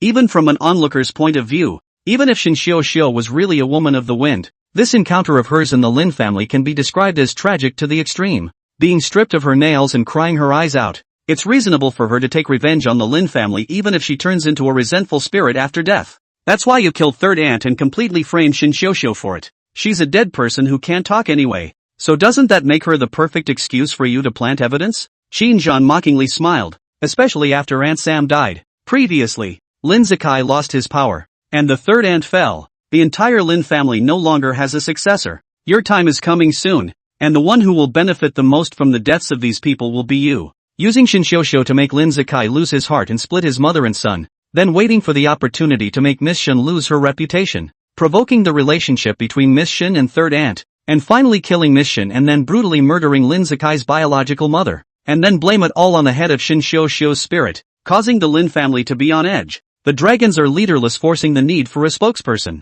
You can then logically come forward. Pop pop pop. Qinjun clapped his hands. Good tactics. I can't help but applaud you. Wow. The entire scene was in an uproar. The entire scene was silent, and countless people were staring at the palace-suited beauty with wide eyes, full of astonishment and uncertainty. Nonsense. You're talking nonsense. Do you believe his side of the story? What kind of faces are you guys making? He's throwing dirt on me. He's throwing dirt on me. Not far away. The second young lady had already stormed out, her face alternating between green and red as she pointed at Qinjun. Law enforcement. Someone, tackle him for me. Wow. No one moved. The second young lady's face sank. Qinjun's words made her the object of everyone's suspicion as well. The next moment, Qinjun scared again and continued. Boss Chui will die because he wanted to deliver a message to me, and he was waiting for me by attending the rituals at the Lin family for 3 days in a row. As for why you waited for me, it's probably because as an eyewitness to the scene of Aunt Sam's death, you found some clues. For example, the loot is in your hands. For example, the account book is in your possession. Or perhaps, before her death, Aunt Sam left certain information that would corroborate your identity as the murderer. So, Boss Trey is waiting for me to come back. He must have some message he wants to pass on to me. But it was your fear of revealing your hand and letting me see what was going on that led you to choose to kill and kill last night. At those words, Qinjun's eyes slowly narrowed slightly. But it's still not all safe for you. Second young lady, last night you wanted to use the headless female corpse to scare me to death by asking for my little life in a mass grave. But as a result, today, you can't stop hoofing it and can't wait to engage in such a public execution. The goal is also to make me the last possible threat to you, a passing cloud, correct? So Boss Chui didn't die at the hands of Qin Shang, nor was he at fault for attending the sacrifice for 3 days in a row, but at your hands. The only thing wrong with him was that you knew about that thing about asking me out at the Okra Grove. You weren't at the festival, and it's not like Feather was talkative enough to reveal that to you. Plus she's a maid. There's no way she could have known what Boss Chui was leaving behind for. I suppose that this matter of that which Boss Chui and I agreed to meet was revealed by the goddess? Qinjun raised her finger to point at the second young lady, her tone cold and stern. After you met me and Little Feather in the promenade, you went to the godmother's place, presumably to ask if there was anything strange about me? You're worried about me. You're worried that I'll poke holes in your secrets. After all, there are so many clues hidden in my very identity, and you're afraid that I'll find out what they are. Toward the end of his words, Qin Shang's tone was grave, word for word, and he stared dead into the eyes of the second young lady. For example, I am the husband that Qin Xiuxiu left without telling her. Lin Zikai, right? Chapter 81, The Fear Doll. Wow! The moment these words were uttered, the entire room erupted, and countless people looked at Qin Shang in dismay. Ding! Congratulations on completing the Fraud Master's hidden quest. Who am I? Reward, 15% experience value.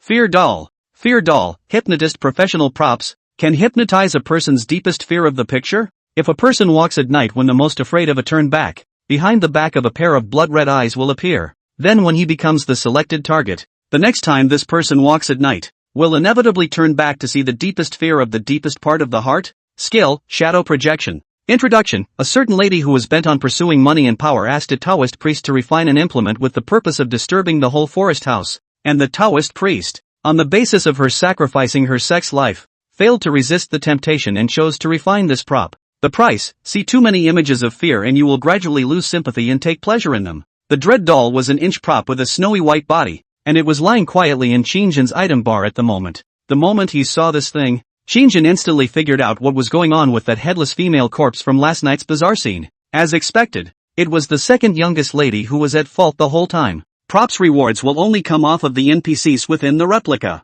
In other words, the fear doll was the source of the second young lady's shenanigans last night. Whether it's the sound of the lute ringing in the corridor or the headless female body scene in the mass grave on Lakewood Island, it's all the work of this fear doll. Amplify a person's inner fears based on their environment. In a place like a mass grave, 80% of the normal people's greatest fear should be a headless female corpse suddenly coming out of the grave, right? That's why the images seen by himself and Feather were exactly the same. The fact that there were even props like the soul-locking furnace within this copy meant that perhaps there were occupations similar to those of the Divine Path players among the NPCs in the backdrop of this copy itself. For example, the goddess I met last night at the ritual hall. So it was not surprising that the second youngest lady would have a Divine Path prop in her hands, but perhaps in the eyes of these NPCs, the Divine Path props are something like magic treasures? After all, they were from the Republic, and they probably didn't have the concept of games or props or anything like that. As for the sound of the lute outside the ritual hall, I didn't hear it at all at first, and it was only after Little Feather spoke of it that I gradually heard the thing.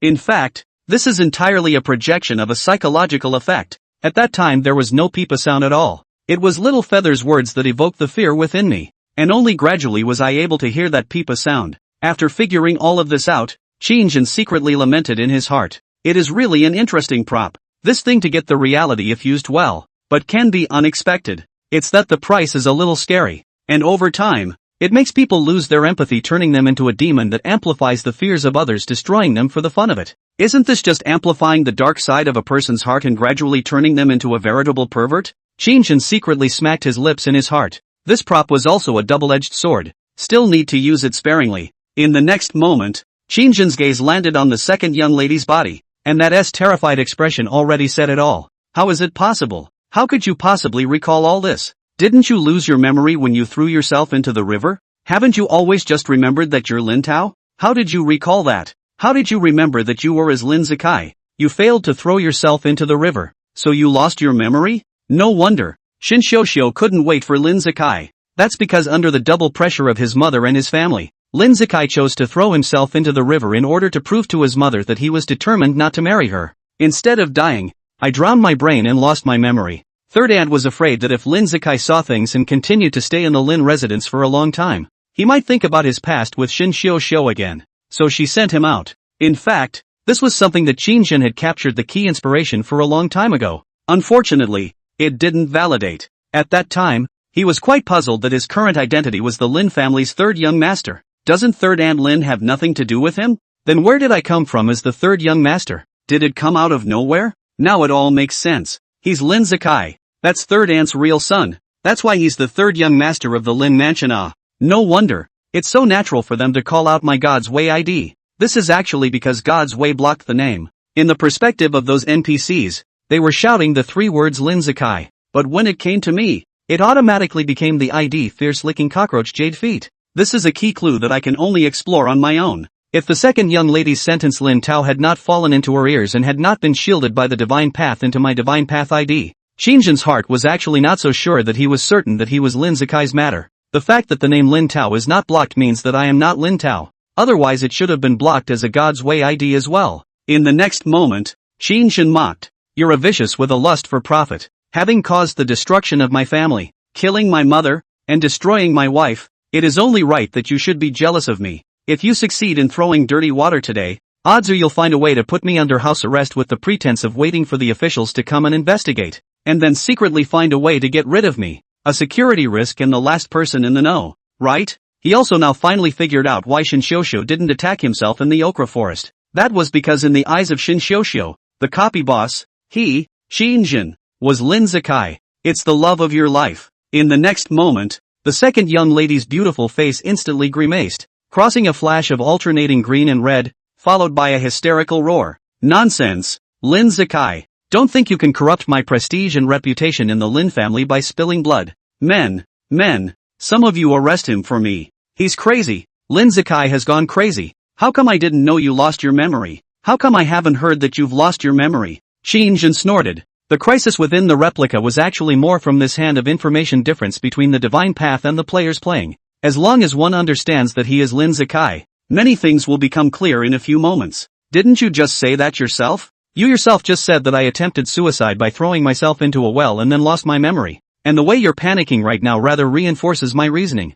Nonsense, that's what I made up. The second young lady gritted her teeth. You don't have amnesia at all. It's obvious to everyone that you never did. Otherwise, when they called you Lin Zikai, why did you agree to do the same? Shin Xiuxiu is the songstress who sold her body. It's just that you're not willing to accept the reality yourself. When did I ever throw dirty water on you? You were the one who couldn't accept what happened to Shin Xiuxiu and went far away. Under the pretense of going to investigate Shin Xiuxiu's whereabouts, wanting to clear her suspicion only. Who knows that you have been gone for such a long time? So many things have happened in the Lin residence that you have not heard of them. And now you have come back suddenly after a strange incident. And you have to pretend to be a filial son. Right at this moment, Xiaoyu beside Xinjian was in old tears, her petite body trembling with untimely and sudden excitement. Young master, you remembered. You finally remembered all of it. Excellent, young master. Excellent. In the next moment, the little ninny excitedly took 2 steps forward and stared at the palace-suited beauty with red eyes.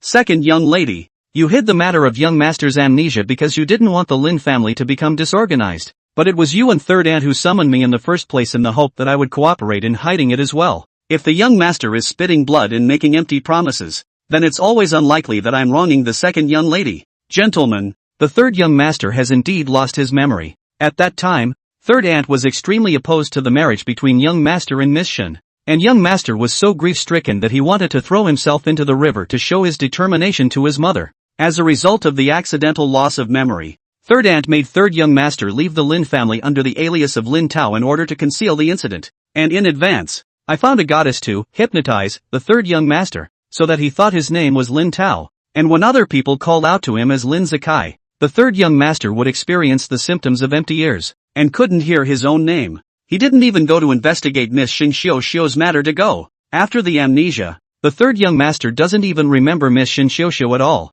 and he has always thought that he was Lin Tao when he came back this time. This matter the second young lady asked me to keep it a secret, so that's why I didn't tell the guys. Chapter 82, Archived. When these words came out, Xinjian were all slightly stunned. So Lin Zikai was hypnotized? So when people call me Lin Zikai I'm hollow-eared? Instead, the system let me hear my own God's Path ID? And now that I've poked at the truth that Lin Tao is Lin Zikai, so this empty ear, hypnosis, is lifted? In other words, understanding it from the perspective of a copy is equivalent to the completion of the Fraud Master hidden quest. So you can hear the name Lin Zikai normally? At this moment, everyone in the entire plaza watched Xinjian and the second young lady confront each other with extraordinarily stiff expressions. It was as if this scene was unexpected by everyone. Probably because of Lin Zikai's past nature within the Lin mansion. He was a playboy-like good old boy who made peace with everyone. This public confrontation today was really unexpected by everyone. No one had expected that young master Lin Zikai, who had been out for a while, would return once again with this arrogant and domineering appearance, even pinching each other in public with the second young lady. The final question is finally answered. Boss Chui is the only one who knows all the ins and outs of what happened. He and Lin Zikai are hairy and close friends. But Boss Chui doesn't know about Lin Zikai's memory loss, so if I'm put in touch with Boss Choi, everything is answered in a matter of moments. Boss Chui will definitely tell me directly about my identity as Lin Zikai and will tell me about the relationship between Auntie San and me. And even Qin Shoushou's grievances and all sorts of things. Boss Chui will tell the whole story. Qin Shang scat his mouth with some chagrin. I shouldn't have made an appointment to meet with Fatty Chui at the old place at that time. I should have traveled with him after leaving the ritual hall, been straightforward, and made the ins and outs clear outside the ritual hall. But in that case, perhaps the two of us will bump into the second young lady outside the hall of sacrifice. Seeing as how I got a clue from Fatty Chui's mouth, and maybe it wasn't even all that last night, that will probably just lose her mind and take a shot at me and Fatty Chui. Hiss. No wonder I bumped into the second young lady when I returned to the house yesterday. That old is here for me. She found out about Lin Zikai's return to the Lin family, so she was afraid of leaking out, which is why she ran to me in the first place. Put it this way, everything last night was a surefire way to get through the copy. Taking a trick might also inspire other potential dangers within the copy. For example, at the time, I never got the hidden quest for the fraud master profession at all, then I wouldn't even wonder about being within the copy. In that situation, it was straightforward to let me know that I was one of the two key characters within the backdrop, Lin Zikai. Instead, it will be detrimental to moving the plot forward. As for why the second young lady left from her own third young house, it made sense. He was there to clean up the traces. He was afraid that after realizing that I came back as Lin Zikai, he was afraid that there would be any other traces in the room that would directly expose the fact that I was Lin Zikai, so ran and cleaned up the scene and left a group photo with Lin Tao's name on it, just to convince me completely that I was Lin Tao. Thinking of this, Qin Jin narrowed her eyes at the second young lady. At the same time,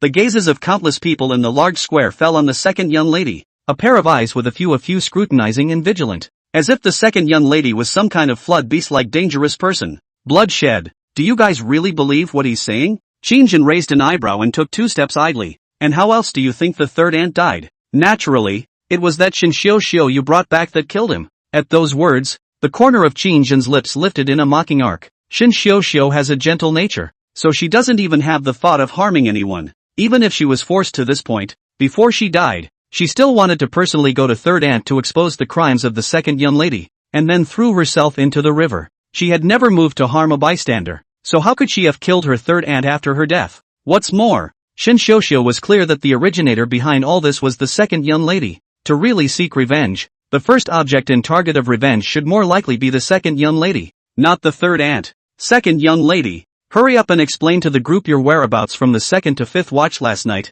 Why did you lie when you weren't in the house? Yes, second young lady, were you really at the third young lady's heel last night? Both of them public say public, mother-in-law say mother-in-law. Lin Zikai and the second young lady, I don't believe it anymore. Wait for the constable to come a piece to take away to investigate. I agree. A clean slate is a clean slate. If third young master has wronged second young lady, the constable will clear her name. Discussions burst. The second young lady's hard-earned image of this moment collapsed. Disorganized. Qin Jin sneered and was about to continue pursuing the matter. As the saying goes, you can't be forgiven for being reasonable. At a time like this, you can directly make the second young lady lose face and be pointed at by 1,000 people, and then lock her up, and the later things will be much easier. Qin Jin was currently almost certain that the second young lady was the biggest crisis in this copy. As long as this woman pleads guilty and is taken down, there will be no other crisis at 37 Lin House. One just needs to wait for the 72-hour time to arrive. But who knew that with these words, the second young lady, who had been pressed by the rapid-fire words, seemed to completely collapse. Both hands suddenly covered his ears, followed by a hideous grin as bright red blood began to crawl out of his eyes, before an inhumanly sharp hiss escaped from his mouth. Lin Zikai, why are you forcing me? Why are you forcing me? Variance across the board. In the next moment, a white doll appeared in the hands of the second young lady, and she held it in both hands with a sardonic smile on her face. Die for me. Wow. Immediately afterward, Qin Jin realized that the world in front of him had changed, only to see the large square around him disappear in an instant, replaced by a cemetery. He just frowned, trying to adjust his thoughts. It was obvious that the second young lady was up to her old tricks again. That was the skill of the dread doll, who was just about to settle himself down and try to calm down. The result was the eye-opening sight of a 100-meter-tall figure, only to see that the second young lady actually transformed into a 100-meter-tall giant, and in the blink of an eye, she arrived in front of Qin Jin. It was the most terrifying image within myself. Although it was clear to his reason that this was false, Qin Jin's reason was still unable to suppress his emotions. It's probably the same as someone who's afraid of heights and walks a clear glass promenade. Even if they know the glass is thick and heavy won't let them fall off a 10,000 foot cliff. But whenever you see a crack in the glass under your feet, you still can't help but be startled by the fear in your heart. Boom! In the next moment, the 100-meter giant slammed his fist down, and Qin Shang did not feel the pain of the entity being attacked. He was slightly relieved. After all, it was an illusion in itself, and surely it couldn't have done any substantial damage. As soon as this thought surfaced, he couldn't breathe a sigh of relief before he felt a pain in his chest. Immediately afterward, the surrounding illusions receded as if they were a tidal wave, only to see the beautiful woman in a cheongsam standing in front of herself with a scowl on her face. It was still the same crowded main square, but Qin Shang had no time to rejoice as he suddenly had the illusion of being pierced through the heart by an arrow, and his throat became sweet. Pain. Too much pain. The illusions were clearly all gone, but he didn't even have the strength to lift a finger. He narrowed his eyes falsely and blanched, glancing down at his chest. A sharp dagger pierced the heart. Blood flowed uncontrollably. Not far away in Little Feather's viewpoint, the third young master who had just clearly suppressed the second young lady by relying on his mouthpiece suddenly stopped moving. Immediately after that, the frenzied second young lady rushed over and stabbed a knife into the heart. Third young master. She looked back, alarmed. You asked for it. Just then, the second young lady in front of Qin Shang's other hand also held the dagger and rotated it for a week. Qin Shang's eyes were wide with anger, and he opened his mouth to say something, but he could only watch the life pass by. This poisonous woman, in her desperation, chose to take the risk of silencing herself in full view of the public? This step was something that Qin Shang had never expected. After all, according to the development of the story in the background plate, if I die, so many people are watching. Her second young lady wants to become a new generation of Lin House Master of the Dream will be shattered. Crazy, just crazy. This would Jade completely unexpected. You forced me to. Lin Zikai, go and keep your Shinshosho company. Die. After saying this, the second young lady drew her dagger. Under the gaze of Little Feather's stunned expression, he slit Qin Shang's throat with a vicious stroke. At this moment, Qin Shang's body fell to the ground with him. The sky swirled in his vision, and the last images he fixed were of Little Feather, who was anxiously rushing over, and the lute, which was emitting a bloody light not far away, suddenly lighting up. Vaguely, Qin Shang seemed to hear an unwilling hiss coming from the depths of his soul. Zikai. No. The first thing lost is vision. He probably heard the voice. It seems to be Shinshosho. Ha! This bitter girl, I did not think that on the verge of death, will be for my grief is actually a copy of the NPC. I want them to pay for your life. I want the entire Lin family to pay for your life. Miserable screams followed unceasingly. At this moment, Qin Shang's last thought crossed his mind. No wonder this mission is timed to survive for 72 hours, because the next day, the second youngest lady will jump out and make a demon out of herself, looking for a chance to screw the player who is Lin Zikai. It's only if Lin Zikai dies that Shinshosho's departed spirit will go completely insane, and in turn kill the entire family up and down the Lin mansion. Shinshosho isn't the boss within the copy. The real boss is the scheming second young lady. So that's how it is.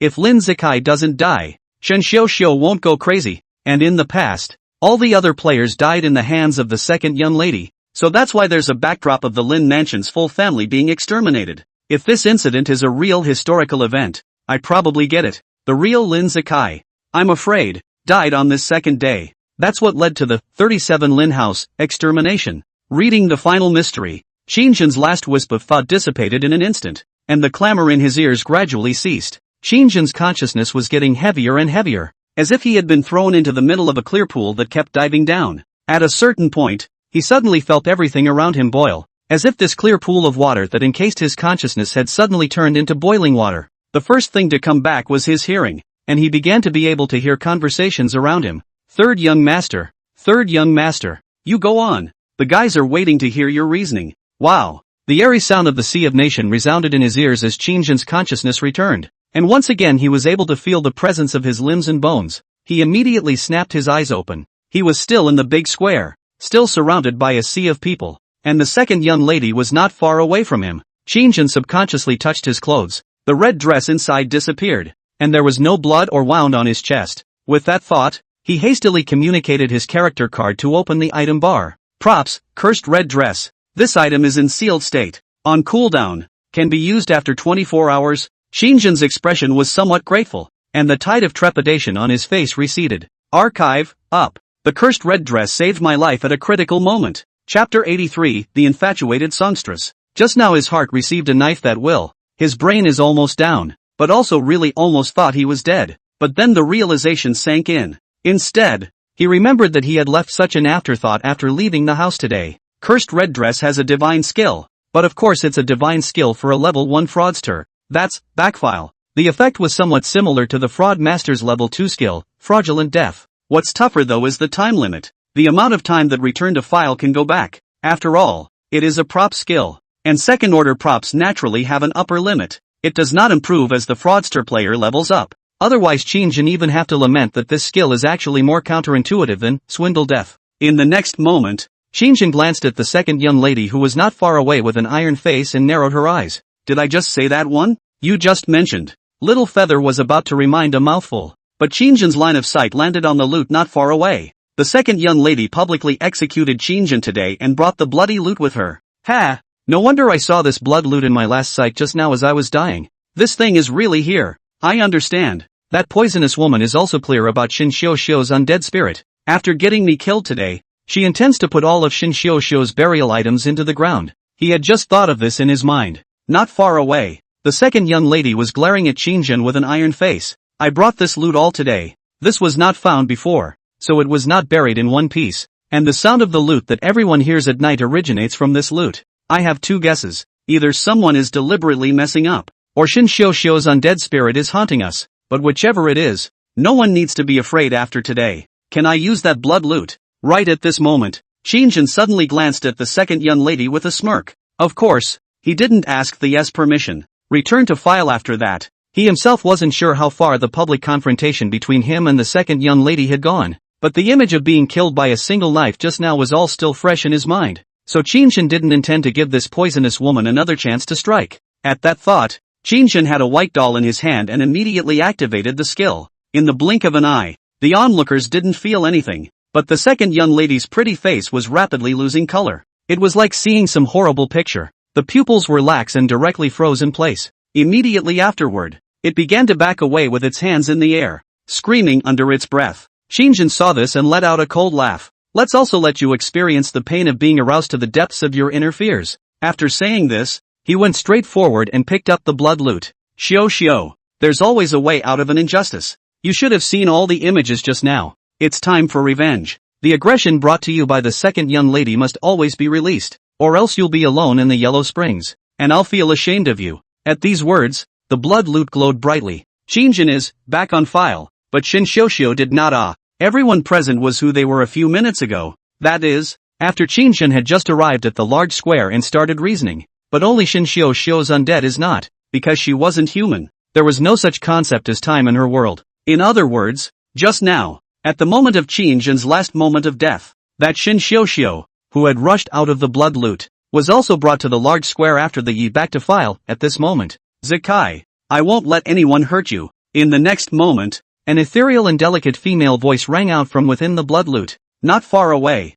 Xiaoyu saw Qin Shang's odd appearance and subconsciously voiced out, "Third young master, you, what's wrong with you?" As soon as the words fell, a sudden majestic Yin-Chi raged and swept across the entire large square, and the eyes of countless people began to become lax and dull, as if they were asleep with their eyes open. Then in front of Qin Shang, in the blink of an eye, there was a blood-colored figure. It's not exactly accurate to use the color blood, but vermilion. She was dressed in a somewhat old-fashioned wedding dress, and her body was luscious and delicate. Even if it was in the form of a ghost, Qin Shang could read from the back that it was a magnificent and stunning beauty. Immediately afterward, the creepy shadow glanced back at Qin Shang and glanced at Wang Yan. Out of Qin Shang's expectation, Qin Xiuxiu's resentful spirit form was surprisingly not a bizarre one with empty eyes, but maintained the most beautiful appearance and life on that posthumous portrait. Ding! Collected Qin Xiuxiu's loot and embroidered shoes. Unlocked Xiuxiu's suicide note. Immediately afterward, a pop-up window surfaced in front of Qin Shang's eyes. Open optional task, worship, acceptance or rejection. Optional tasks? So this is the interface for optional missions? Qin Shang was stunned. Other players should have a similar pop-up window if they encountered a fraud master, except that the content about the optional quests in it was going to be about killing the fraud master players present. Just then, a reading rang in his ears. Zakai, you're the only one who can see this suicide note because I burned him and asked the master to help dream you. The first sentence is this. Qin Shang heard the words and was stunned for a long time. That's when it dawned on me that presumably God's way had materialized the thing in order to advance the plot. The form of the prop is hardly a reality or a delusion. After all, if Qin had seen someone summon something out of thin air in the first 26 years of his life, he was afraid that his jaw would drop. It makes sense that the content of the so-called dream props would turn out to be props. Thank you for the apricot grove you planted for me. And I remember you asked me at the time why I wanted the apricot grove in order to make it difficult for you to make your intentions known to pursue me? I said that it was because I liked the leaves of the apricot tree.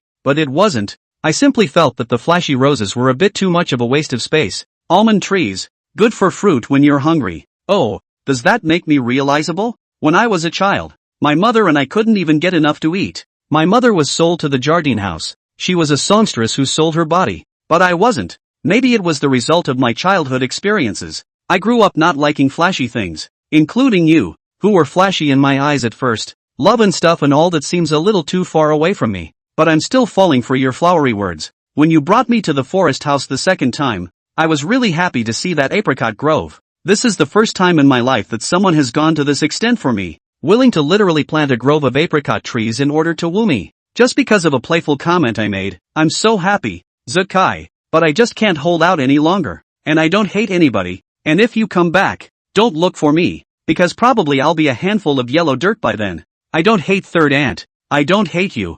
I don't hate anyone else in the Lin family. I only hate that my origin didn't match your door. I only hate that I'm not good enough for you. Zakai, live a good life. As long as you're still alive, I'll be satisfied. The second young lady is a bad person. She is the driving force behind all of this. I'm going to expose the truth. In order for you to come back home in the future and not be plagued by the second young lady's schemes. Dawn looks at the sky and Twilight looks at the clouds. I think of you even when I walk. I think of you even when I sit. Needing you has used up all my luck. So what else do I have to be picky about? If I could do it all over again, I'd like to consummate my marriage to you in the next life. And to be able to marry you would be the greatest luxury I could ever hope for. With that, the entirety of Xiuxiu's suicide note ends here. Immediately afterward, Qin witnessed the prop, Xiuxiu's last letter, within the item bar begin to burn, immediately followed by ashes. The item bar was directly empty, as if this prop had never appeared. Qin was stunned for a long time. Obviously he was not Lin Zakai, but he had an empty feeling.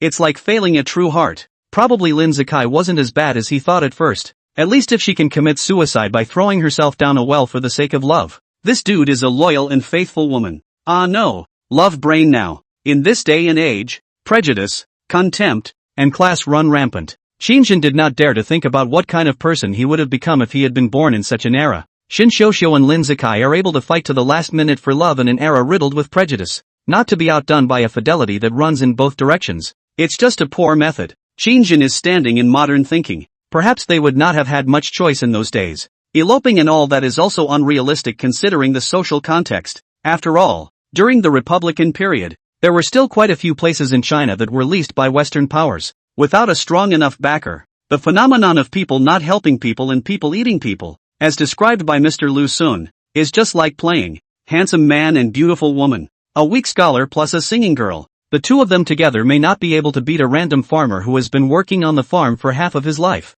The two of them eloped is no different from giving away their heads, away from the Lin family's large background, less shelter from the selling theater. The two of them are two rootless duckweed. Qin Xiuxiu's infatuation, Lin Zakai's love brain. It is inevitable that people regret Sai. Just then, not far away under the shroud of black mist, soon, the second young lady who was targeted by the resentful spirit form Qin Xiuxiu was a withered bone. When Qin saw this scene, he couldn't help but tsk his mouth. Sure enough, Qin Xiuxiu is the one who possesses the ability to slaughter everyone in the entire Lin residence. It's just that she didn't get mad because she's waiting for someone who's a human ghost. And if Lin Zakai dies in this session, then Qin Xiuxiu will also go completely berserk. But that ending will have nothing to do with me. It's like two different endings to a breakout type game, where the player dies, one ending, and the player passes, another. Just then, the black mist gradually condensed and once again transformed into Qin Xiuxiu's silhouette. The woman's ethereal voice rang flatly from her ears, as if she had simply come over to save the day for one game,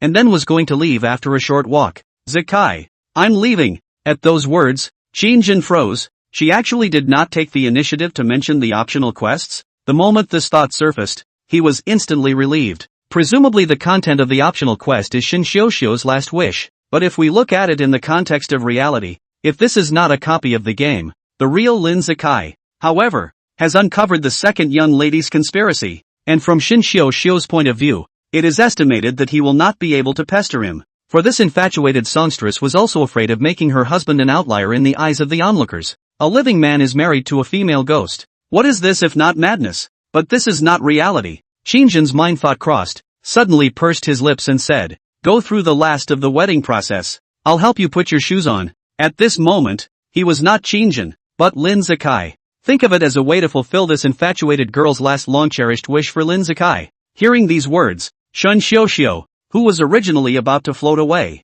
also trembled, and her ethereal voice suddenly gained an extra touch of trembling. Really? Really? Qinzhen nodded and gazed into her eyes. Aha! Chapter 84, Peak Level 1. Ding! Congratulations on surviving another hour. Ding! The main quest of surviving for 72 hours has been completed. The game reward is being generated for you. Please wait. Reward, 20% experience value. 50 points. Occupation, fraudster. Level, 60% experience value for level 1. Skills, inheritance. Failure to generate skills. Reward fraud master profession skill. Failed to generate skills. Reward fraud master profession skill. Failed to generate skills. Reward fraud master profession skill. Failed to generate skills. A day later, Qinzhen, who had just finished the bridge of worship with Qin Xiuxiu, had a familiar electronic beep ringing in his ears. Yesterday, Qin Xiuxiu heard that he was going to accompany her through the process of worship. Tears of Joy is to go to prepare for the wedding of all sorts of things. Even though it's a medieval marriage, you can't prepare for nothing. Qin Xiuxiu got cows and sheep from the kitchen of the Lin residence to make dishes and set up a whole table, then invited Feather and the others to his wedding. A few familiar maids were on the verge of fainting from fear when they heard this, but Qin Xiuxiu's undead waved their big hands and tied them directly across the board. When Qinzhen saw this, the corners of his mouth twitched slightly. But at least it's a wedding. There has to be a witness. What's wrong with an underworld marriage? Reasonable, very reasonable. Only at this moment, Qinzhen, who had just finished paying homage and was sitting on a chair, heard the electronic beep in his ear, but his expression stiffened. Wait, what the hell? What generating skills? And it failed to generate? Could it be the second skill of the fraud master profession, fraudulent death? If it was really swindle death, why would it appear in his skill bar now? I'm obviously only a level 1 fraudster. And besides, there are 3 question marks on it. What the hell do those 3 question marks mean? Qinzhen was really confused. Holy, this old character card isn't broken, is it? Ding! Congratulations on completing the optional quest worship. The game reward is being generated for you. Rewards being generated. Rewards being generated. Rewards being generated. I'm Nima. Hearing the electronic beeps in his ears like a bug jam, repeating the same sentence over and over again, Qinzhen's face turned green. What's with this Thai character card? Skill generation failure, not to mention the optional quest reward generation is also stuck in a buggy streak? At the moment, within the glowing blue panel in front of his own eyes, there's only one circle spinning wildly. It's the same as playing a computer game only to have the Wi-Fi suddenly cut out and the checkout page get stuck in a bug. Ding! Reward has been generated. Reward, bride's embroidered shoes. Xiuxiu's blood loot. Xiuxiu's cave portal *3. 20% experience value. 15 points. Level, 80% of experience value for level 1. Bugs on the path of the gods. Compensation rewards have been issued. 10% experience value. 5 points. Level, 90% of experience value for level 1. Immediately afterward, Qinzhen once again experienced the joy of skyrocketing experience value.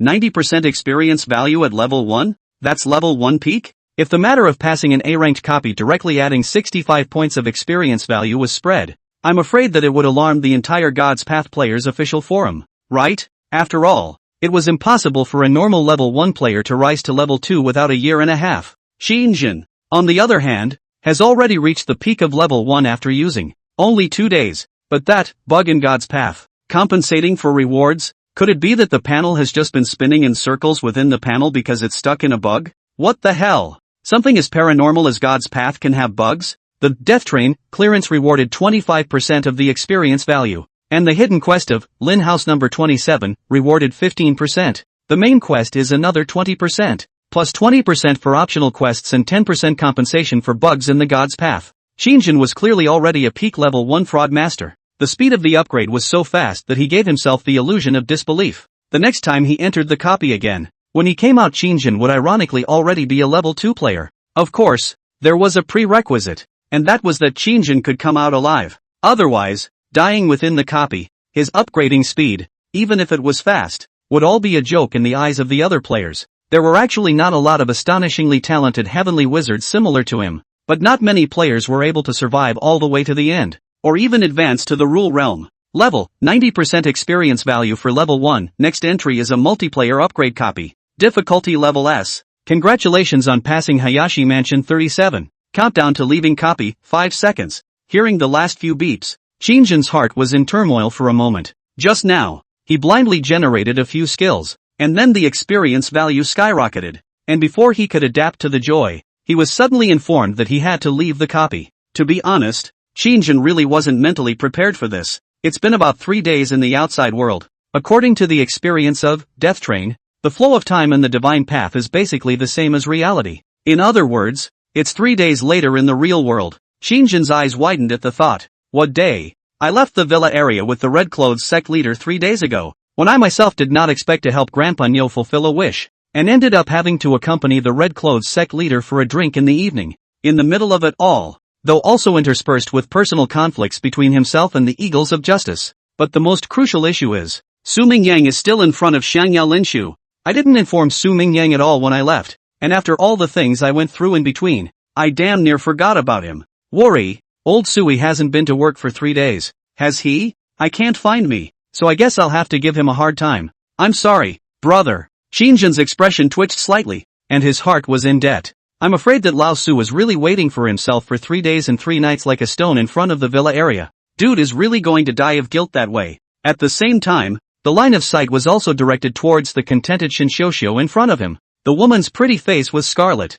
and her brow contained a movement that seemed to be gratitude, and the elation of a heart that wanted what it wanted. The moment their eyes crossed, as if they sensed something, Shinshosho didn't stay, but spread a smile. 1 smile and 100 winks. Qinjin was all in a flutter in his heart. This, truly deserves to be the dainty wife that could make Lin Zikai fight to the death to marry her home. Husband, go well. Meeting the woman's marvelous eyes, there was originally some inexplicable empty reluctance, but when Qinjin remembered the prop he had gotten, Shou's cave portal, the corner of his mouth twitched slightly. Is this thing really serious? Goodbye. We'll probably see each other again. With a quick glance, without even needing to specifically read the prop's introduction, Qinjin was clear about the prop's usage and usefulness. It was nothing more than the fact that afterward, if he or she ran into danger, he or she could use the Shou's cave portal to directly enter copy 0341, Lin House 37. Upon hearing this, Shinshosho's smile became even brighter, only that she still said softly, I hope so. Immediately afterward, she slowly made a bow, posing in the ancient posture of respectfully sending a husband on a long journey. Qinjin did not know how to respond, and gently patted the woman's shoulder handily. Immediately afterward, the surrounding vision was a tidal wave of change, and the countdown ended. The landscape quickly collapsed and reshaped itself, then turned into a jungle covered in fragrant greenery. Qinjin's eyes flashed before he regained his sight once again. Taking a look at the surroundings, it was the same as the scene where he had confronted the Eagle of Justice 3 days ago. His mind was slightly relieved. Finally back. Chapter 85, The Oddball Prince. In the next moment, Qinjin looked toward the brightly lit cloister bar not far away. The questions in his heart that belonged to the copy settlement session once again arose, and he gripped his character card in his palm. Skill bar, inheritance, that's right, this was Qinjin's skill bar at the moment. The 3 question marks didn't disappear, as if Qinjin possessed the second skill, but because of some kind of divine path bug, it didn't show up.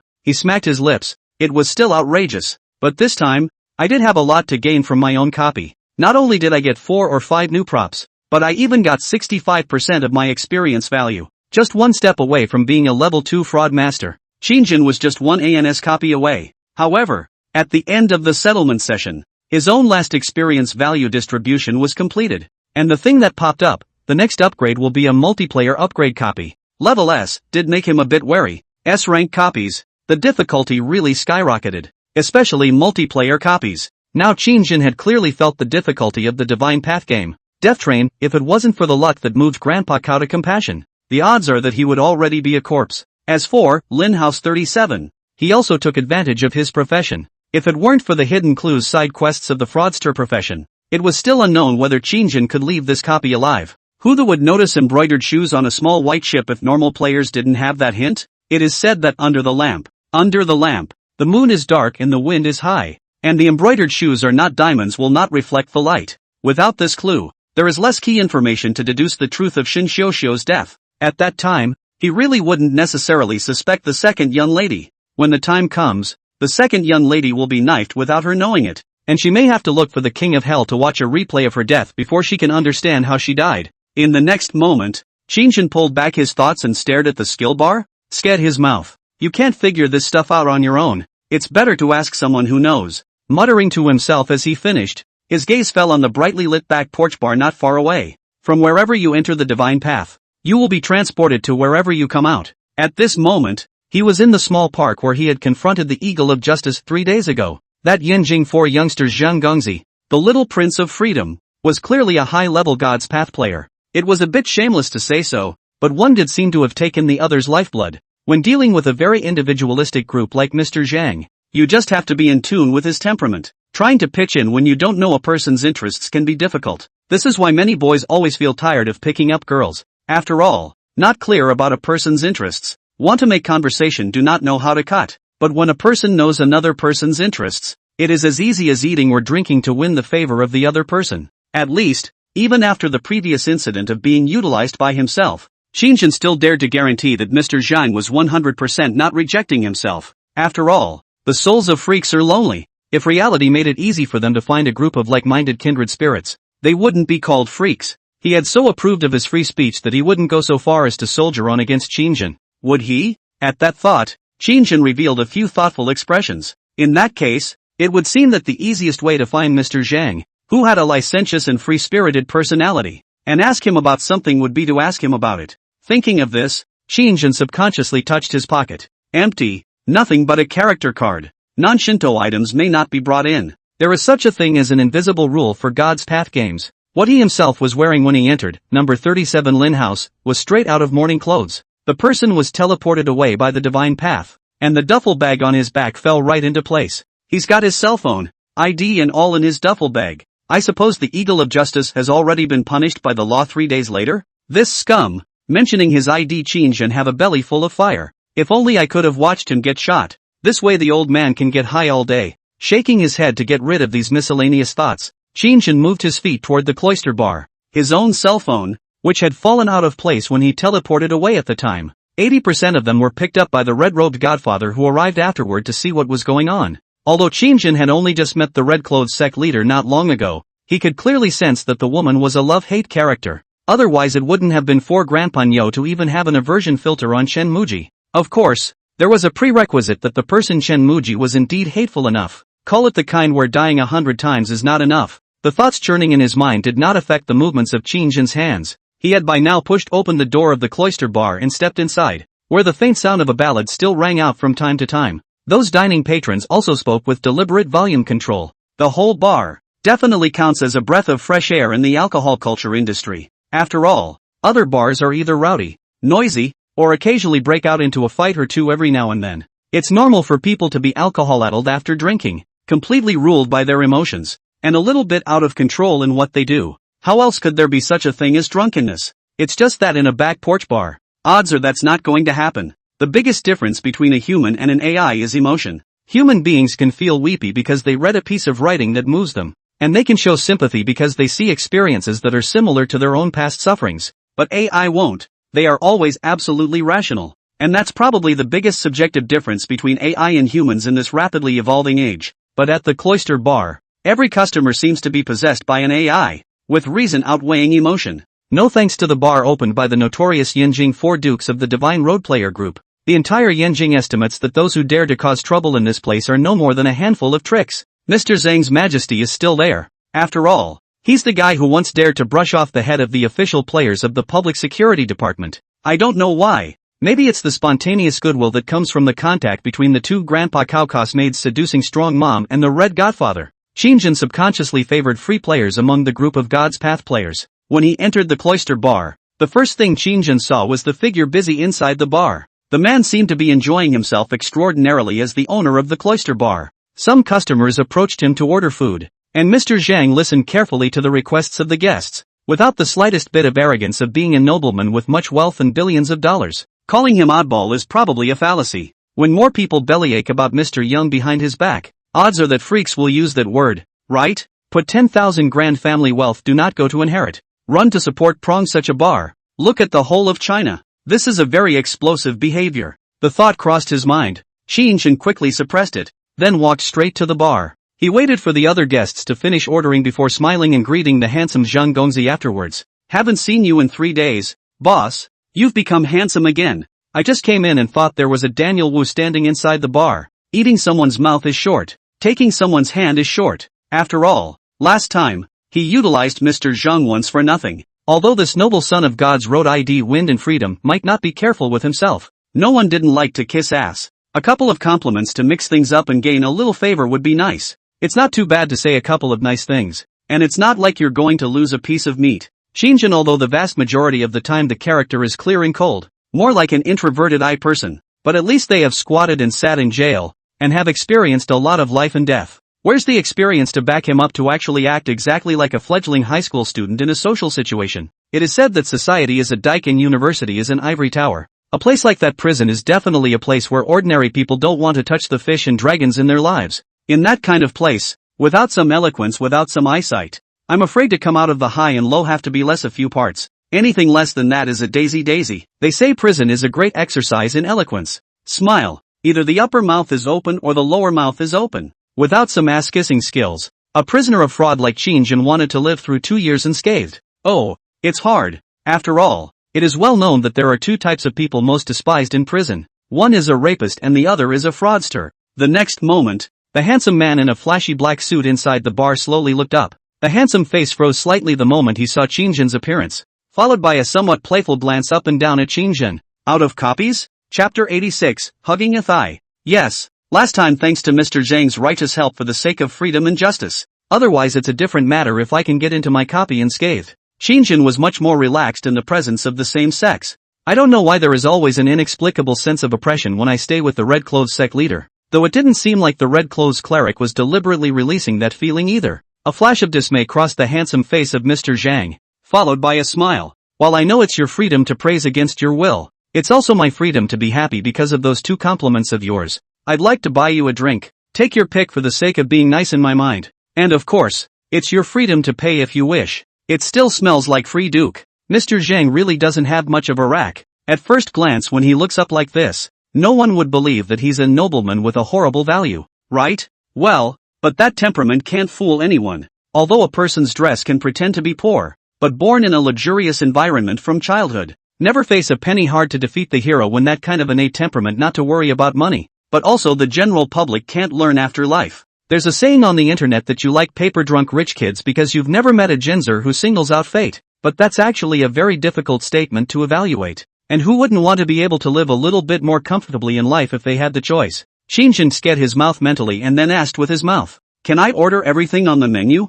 Mr. Zhang nodded slightly. "Feel free to order whatever's on the menu. Do you need me to recommend any new products? A cup of, well, you can still cook instant noodles here? Then cook me a packet of braised beef noodles, please." Qin Shang originally wanted to order a beer, but recalling that he had barely eaten anything within the copy, except for a couple of random bites of his own when he finally finished with Shinshosho to make up for the woman's regrets, followed by a bellyful of white wine, Qin Shang finally suppressed the idea of ordering a drink here. He just happened to notice the instant noodles section of the menu again. It's not that I don't give Mr. Zhang face. Mother her, no matter how powerful he is still a mortal body. 2 more cups will have to vomit blood. Although God's path is like a virtual reality game, the one who enters it is his real body, not data. In other words, in the wedding with Shin Shio supplement, the wine was really drunk and the stomach really hurt. Now well, the stomach is also really hungry. I say please, and you actually order a bucket of instant noodles?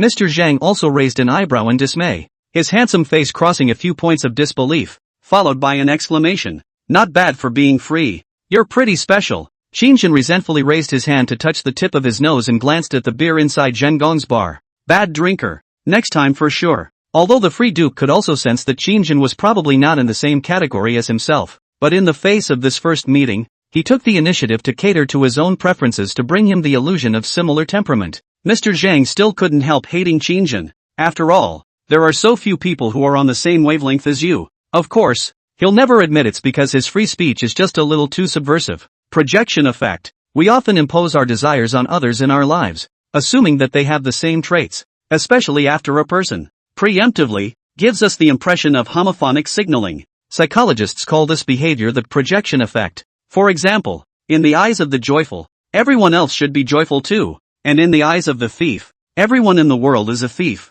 In reality, you will often come across the kind of close friends, suddenly in an inappropriate occasion to make a self-considered witty humor, but in reality, the solid heart or even arouse your thin anger joke. Often afterward you are still amazed and wondering why he didn't sense my emotions. Does he think it's funny that he's bringing up his embarrassing story? In reality, however, the other person probably really didn't mean it, just simply because you're not that temperamentally compatible. It's just that the other person can't really empathize and relate to you in the true sense of the word. In the next moment, Qin Shang looked up at Mr. Zhang, fiddled with the piggy pendant on Zhang's bar. Mr. Zhang, do you have a way to contact the Red Clothes sect leader? I left in a hurry that day. I didn't have all my stuff with me, so I guess I dropped it on the lawn. When this was said, Mr. Zhang, who had given him the noodles, let out a light laugh. It's here with me. The Red Clothes sect leader knew that you would definitely come back after you left your copy, so she directly stored your things here with me. And she even looked for me once yesterday, asking me if you had left your copy. I said I didn't really see you. And she asked me to give you a message to contact her first thing after you get out of your copy. After saying this, Mr. Zhang took out a black duffel bag from the cabinet inside the bar. It was exactly the same things that Qin Shang had brought with him when he came to Yinjing. 2 of the cell phones, some changes of clothes and personal items and IDs and nothing else. Qin Shang briefly checked that he had not lost any of his things. All in. The next moment, he blinked. That's strange. The Red Riding Hood is looking for me? Then she must be up to something, right? Otherwise just wait silently for me to reach out to her. After all, I would definitely be the first to contact the Red Clothes cleric first when I got out of my copy. I still have a whole 25 points in the hands of the Red Clothes sectarian. Converted into RMB that's $25 million. Not to mention, I asked her to help me find out where my wife is. The Red Clothes sect leader must be looking for me for something. Hiss, could it be that there's a clue to something related to Zhang Qiqi? Qin Shang sucked in a mouthful of cool air, and with a happy face, he immediately took out his cell phone. Unfortunately, though, smartphones have crap standby these days, and after 3 days of not charging, my own phone had shut down. Instead, the old device left behind by his wife was still half charged. Charge it for you? Mr. Zhang inside the bar noticed Qin Shang's movements and glanced at him before saying in an idle tone, "Thanks a lot." Qin Shang hurriedly handed over his cell phone gratefully. "By the way, Mr. Zhang." The man suddenly just raised his hand impatiently and turned his back to Qin Shang. "Don't call me Mr. Zhang. Gongzi. Gongzi sounds a bit awkward. If you were a beautiful woman with decent posture I would accept it. You're a big old man. The gap between our ages shouldn't be very big. And you're still shouting at me as a husband and a son. It's a bit too diaphragmatic," Zhang said with a twist of his head as he held the bar and stared at the kettle. "Call me by my first name. My name is Zhang Gongwei. Compliment? A real compliment?" Qin Shang gave an ah. I thought to myself, who's the name that the lackluster parent came up with? I thought it was perfunctory enough that I called it emotional intelligence. Your parents are even more confused about children. Are you afraid it's not an accident in their love? But as soon as those words came out, it was visible to the naked eye that Mr. Zhang's face instantly darkened. God, you're so complimentary. Then this individualistic Duke Shang slowly raised his head, looked Qin Shang up and down, his slender eyes narrowed, and slowly said, "Work is the work of work, and great is the greatness of. You can call me whatever you want. It's your freedom to call me what you want. Of course, it's also my freedom to beat you up while you're walking at night." Rub. Cold sweat broke out on Qin Shang's forehead, and he was stared at a bit by Zhang Gongwei. "Why do you keep staring at me, big brother? Is it okay that I shouted wrong just now?" "It's fine. Just looking at you for a couple of moments to see what parts of your body are more resistant to beating. Lest the next time you strike out without a light hand and accidentally bully the Red Clothes sect leader's little boyfriend." When these words came out, the corner of Qin Shang's mouth twitched. Knowing that he was disgusted by flirting with someone's big name, he immediately changed his words. "Zhang Xiao. I'd better call you Zhang Xiao." After all, he and others had only met twice, and it wasn't like the Red Clothes sect leader had some connection because of such a medium as Grandpa Cao. The Red Clothes sect master was willing to help in that matter 3 days ago. 80% of it was still based on the fact that he had brought a message to Grandpa Nyo. After all, according to Qin Shang's rough understanding of her character, it was true that this woman was uncertain, but it was also true that she was righteous. The friendship between Grandpa Nyo and the Red Clothes sect leader was ironically not ordinary. Friendship between women is inherently difficult to say. Otherwise the Red Clothes sect leader would not have been so sad after hearing about Grandpa Nyo's fall in the beginning. Grumble grumble. The next moment, the kettle in the bar bubbled and boiled. Mr. Zhang probably acquiesced to the title of Zheng Xiao and didn't continue to cling to the topic of the title. Your trial copy is an S rank. The hidden score after clearing it must not be low, and according to God's ways urine. Let me guess. You should have cleared an A rank copy just now, right? The minimum should be an A ranked single copy. As soon as these words came out, Mr. Zhang looked at Qin Jin and did not respond, then shook his head to himself and said with a smile, "It's your freedom whether you want to tell me this information or not. Sorry, I'm just a little curious." After saying this, Mr. Zhang picked up the boiling kettle to get him instant noodles. When he really didn't have the slightest bit of the stance of being the fourth son of Yanjing, Qin Jin's appearance did not cause too much of an uproar at the cloister bar. Perhaps there were many people who recognized his fierce-licking cockroach jade feet as the ID of an arrogant player, but not many of those present today were able to match this face of his with the God's Way ID. After all, it's not like this store of Mr. Zhang's hires waterbenders every day, and they're all the same group of customers. Not many of those present today had seen Qin Jin's true face. On the other side, Qin Jin did not have any particular defenses against Mr. Zhang and replied with a smile, "It's A rank copy of Forest House 37.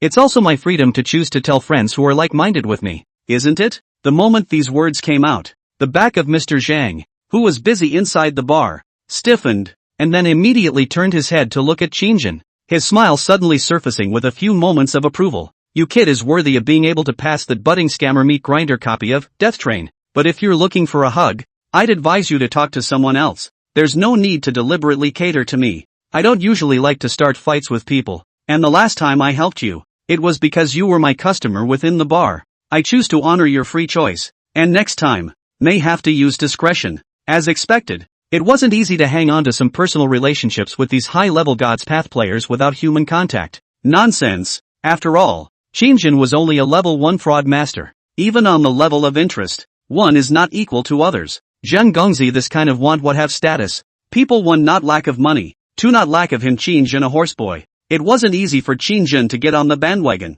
However, Qin Jin was very facetious and nodded in agreement. "Of course, Zhang Xiao has a lot of time on his hands, and I'm already grateful for being able to lend you a face to fight for justice last time. How can I dare to trouble Zhang Xiao in the future? I am purely convinced by Zhang Xiao's personal charm. After all, there are not many partners who also aspire to freedom. We are born alone. We can't live or die by ourselves. Everything is predestined by God. It's all fate. I prefer Zhang Xiao's unrestrained and freedom-loving style of spontaneity than the idea that when life is meant to be, you should have it, and when life is not, you should force it. Life doesn't bring, death doesn't take away. Isn't it good to take things as they come? I just simply identify with Zhang Xiao as a person." Upon hearing this, Mr. Zhang seemed to be somewhat surprised by Qin Jin's remarks, and stood frozen in place and narrowed his eyes. "You really think so?" Qin Jin nodded and hummed lightly. "Naturally, perhaps we understand freedom differently, but freedom itself is synonymous with not being defined. Who are you or I to say in a few words?" Nice. When these words came out, Mr. Zhang smiled. Now he was really happy. With this display, Qin Jin really has a high degree of insight into freedom. If before, Mr. Zhang had only borne some good feelings towards this somewhat special, somewhat interesting budding fraud master player, then this Yanjing 4th Duke at the moment had an inexplicable fondness for Qin Jin. Certainly not the kind of thing a rotund girl might think she'd like. It's a like-minded sympathetic liking between men. It's similar to the feeling of meeting your soulmate in the mountains. "Look, you're bubbly." Immediately after that, Zheng Gongwei picked up the bubble noodles and handed them over. "You kid is indeed very much to my liking. In the future when you run into things in Yanjing, come to the cloister and look for me. As long as I'm here and you make it to my place alive, I'll make sure no one can violate your freedom. Provided, of course, that you don't infringe on my freedom either." With this promise, Qin Jin's heart was slightly relieved. Worth it. Mother ******* her. It's not worth the rainbow farts I've blown.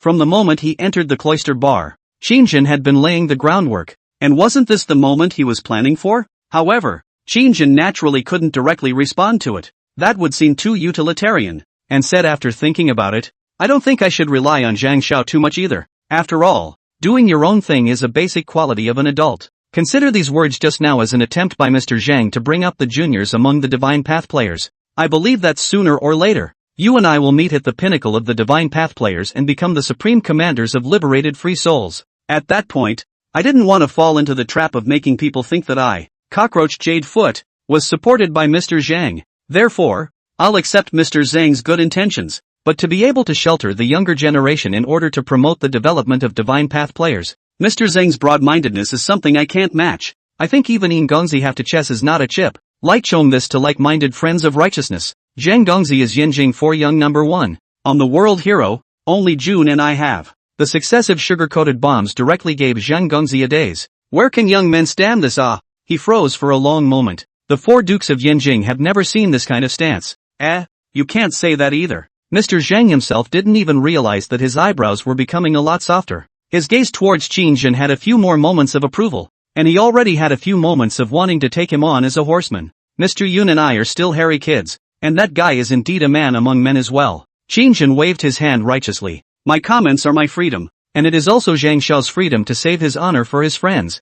I understand. Ahem. Mr. Zhang coughed dryly, and the cheeks of a 30-year-old man couldn't help but blush a little at the compliment. Silence Chakra, who didn't seem too eager to contradict the soul-resonating sidekick he had managed to find over the decades, trailed off and thought for a moment and said, but you're indeed right. That Yun 13 guy is indeed a piece of trash. His soul isn't free. And it's actually quite unpleasant to have to report up and rule down at the sheriff's department when he's straining himself day after day like a string ready to go. It is still you and I who live free. And your understanding of freedom is deep in my heart. Anyone can say nice things, but by no means everyone can get it right and get to someone's heart every time. This was also considered a skill, and Qin Shang just happened to have mastered this rare skill. Of course, this one falls under passive mastery. After all, if you can't learn to nab your head in a place like prison, then you have to learn to pucker up when you get beat up. There's no one in this world who doesn't like to hear pretty words, depending on how they're said. Qin Shang had been hospitalized for a few months before he was diagnosed with brain cancer, and had been close to forgetting this skill that he had brought with him from prison. As it turned out, he himself probably never dreamed that it would come in handy at a time like this. Seeing Mr. Zhang's heart blossom, Qin Shang let out a light laugh. The padding was in place. It was time to get down to business. That said, ahem, are you still short of people here, Mr. Zhang? What's the point of asking that all of a sudden? Qin Shang grinned to reveal a mouthful of white teeth, wanting to get in touch with more like-minded friends. Mr. Zhang is like a big tree, and I'm the sapling basking under the big tree's arms. If I have the opportunity, I naturally wish to listen to Mr. Zhang's teachings in person, and bask in thriving under his teachings. So, if Mr. Zhang doesn't mind, could you let me make an errand here? I'm not asking for much, just food and shelter. Chapter 87 Accounting is a high-risk profession. Wait, how come we're having a nice conversation and suddenly we're talking about this? Zhang Gongwei's eyes widened almost instantly when he heard the words food and shelter. Nima, food and shelter, and you call that not too demanding? Here is Yinjing and the Cloister Bar lot or the third ring. The traffic is quite convenient. The price of this place is not lower than Xianyao Linshu kind of place. Renting an apartment in this neighborhood, even if it's a small one, casually costs tens of thousands of dollars a month. However, after saying this, Qin Shang didn't give Duke Zheng a chance to refuse and blinked his big innocent eyes again. I don't suppose a partner in justice and freedom would refuse my request? Although it's true that it's also Zhang Xiao's freedom to reject me. It's also my freedom to aspire to Zhang Xiao's style and admire your valor to want to get in touch with you more. I feel that my soul is still not free enough, and only under Mr. Zhang's leadership and direction can I become a truly free individual. After listening to some of Mr. Zhang's words today, I will have a deeper understanding of freedom. This is purely holding people over the fire. If there wasn't any of that bull ***** laying around just now, Zhang Gongwei thought that he didn't have much of a friendship with the licking cockroaches Jade Feet Fiercely player, and even if Qin Shang had said so, odds were that he wouldn't have paid any attention to him. However, after accepting Qin Shang's flattery, Mr. Zhang was instantly held up on a pedestal. Now, if one were to utter the word no in the face of a sincere request from a freedom partner whom one also admires extraordinarily, truthfully, Mr. Zhang himself was a bit embarrassed. Sure enough, there's no such thing as a flat rainbow fart in this world. Every rainbow fart you enjoy has already had its price marked up in the dark. The most critical thing is that Zhang Gongwei's brain buzzed for half a day. Searching for a moment just now, the two did not just casually chat a few words. When did I tell you anything about my understanding of freedom? If not for the fact that Qin Shang looked quite normal, Mr. Zhang himself would have started MING brainwashing you invisibly? Though there was also a deliberate reason to brush up his presence and gain favor with young Xiao. However, because of the existence of the mechanism of prestige, even if he really embraced this big leg, Qin Shang could not possibly find Mr. Zhang to help him in all matters and troubles. His real purpose was actually to have a haven in the unfamiliar Yinjing Cloister Bar. That's right, the Cloister Bar. Compared to the Red Clothes sect leader's House of Wonders, Qin Shang felt that a place like the Cloister Bar was more suitable for him. Although the groups that the two dealt with basically overlapped, they were also all shapes and sizes of God's Path players. Whether it was the group of players affiliated with the official government or the unorganized civilian free players similar to Qin Shang. But the very nature of the Marlborough House businessman dictates that the Redemptorist has to be welcomed left and right. There may be many times when one really needs the help of the big man at the top, and the Redemptorist may be more inclined to weigh the pros and cons. After all, the nature of a businessman remains the same, and no one is going to mess with money. Qin Shang thought to himself that he hadn't had a very deep friendship with the Red Clothes sect leader yet, but not Mr. Young at the cloister bar. He is not in his right mind at all. No, you can't say that either. Anyway, Mr. Zheng's temperament can't be measured by common sense at all. He didn't have much interest in dealing with official players or other free players, and even this one dared not to give face to Mr. Yin, the noble son of Yanjing Public Security Department. Qin Shang thought to himself that staying at the cloister bar would be better for him than the Marlborough House. Of course, there are some other miscellaneous reasons. For example, the Red Clothes sect leader has a volatile nature. If you really follow the Red Clothes sect leader in the House of Marvels, what if one day this top boss of yours, on a whim, intends to subvert the rules? Boys have to protect themselves when they go out. 2. Sheen Gotham is still married at a young age,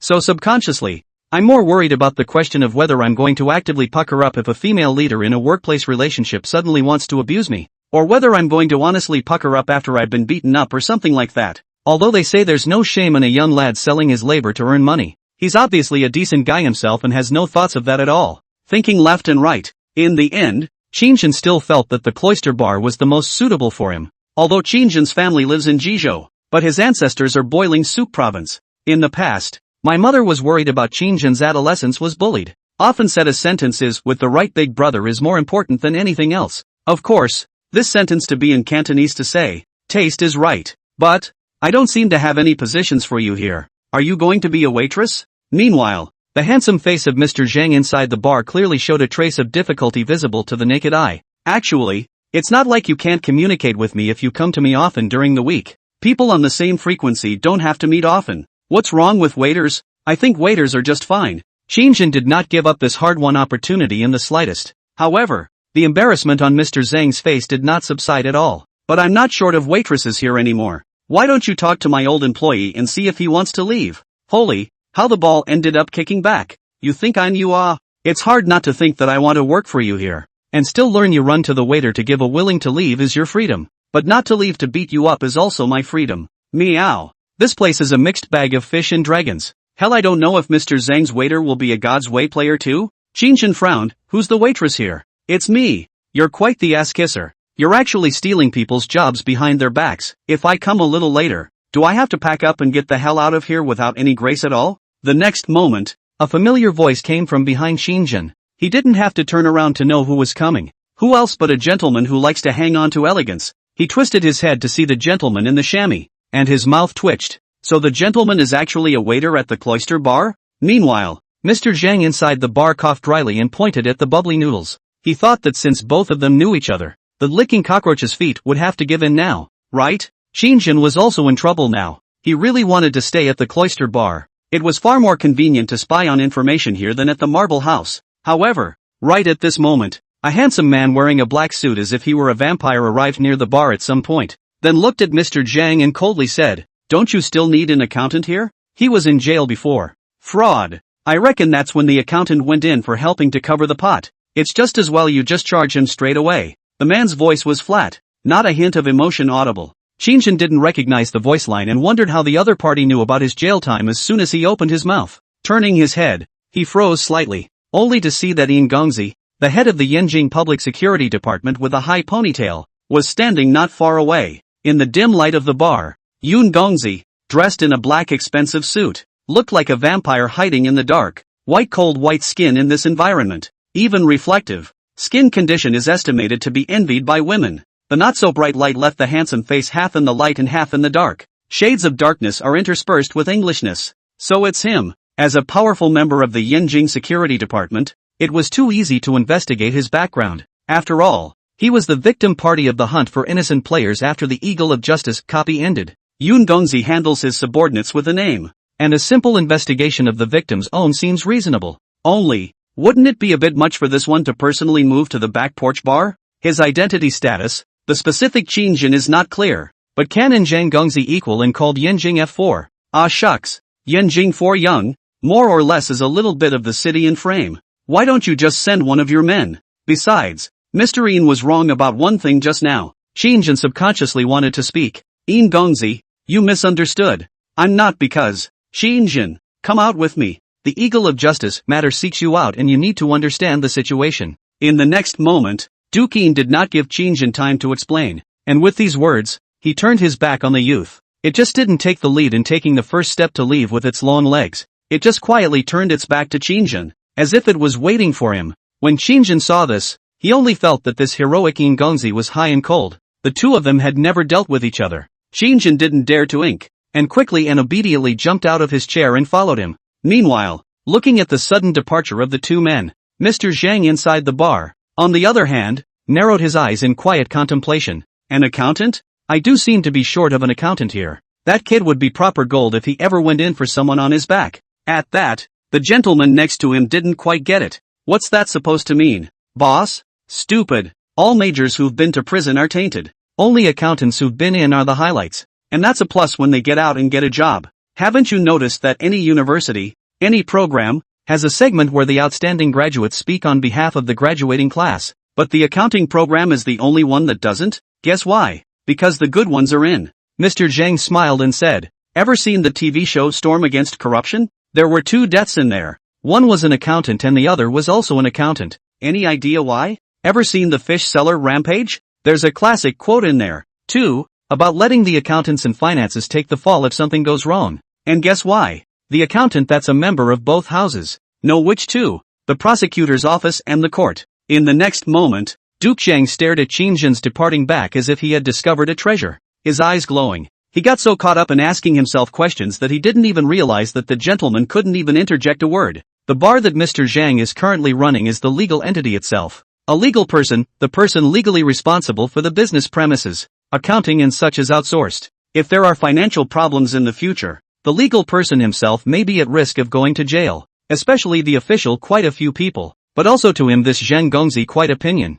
From time to find opportunities to screw him behind his back a hand. Either they come to the cloister bar for a fire inspection or a tax check. In fact, according to his status and position, it shouldn't be like this. Not to say that the major institutions to give the green light. Escort. At least not because of financial or fire problems. 3 days looking for trouble. But the key lies in the fact that it's usually Mr. Zhang who takes the lead in provoking people for the sake of justice and freedom. His personality as a free male had offended too many people over the years as he came and went. Other people can't mess with him openly, but behind his back because of these issues to mess with him. And this is within the authority. Even if he is behind the Zhang family, no, there is no way. The finances of a place of business, in particular, can be critical. There's a saying that an accountant who is a penny short or has a penny that doesn't match up when they reconcile their accounts, that's going to kill people. Many of you may ask, can't you just make it up yourself? Oh, it's not made up, it's a wrong account. Made up, that would be false accounting. If you find out, you go to jail.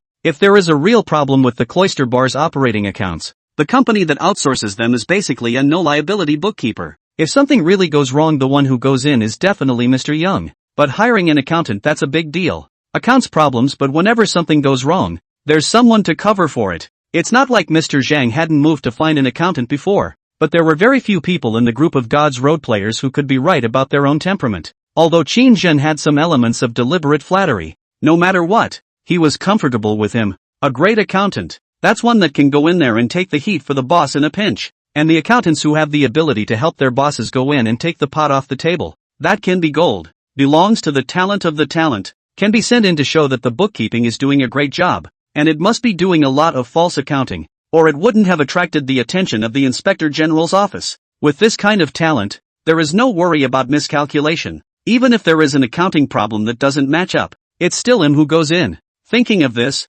Mr. Zhang slapped his thigh. Asterisk.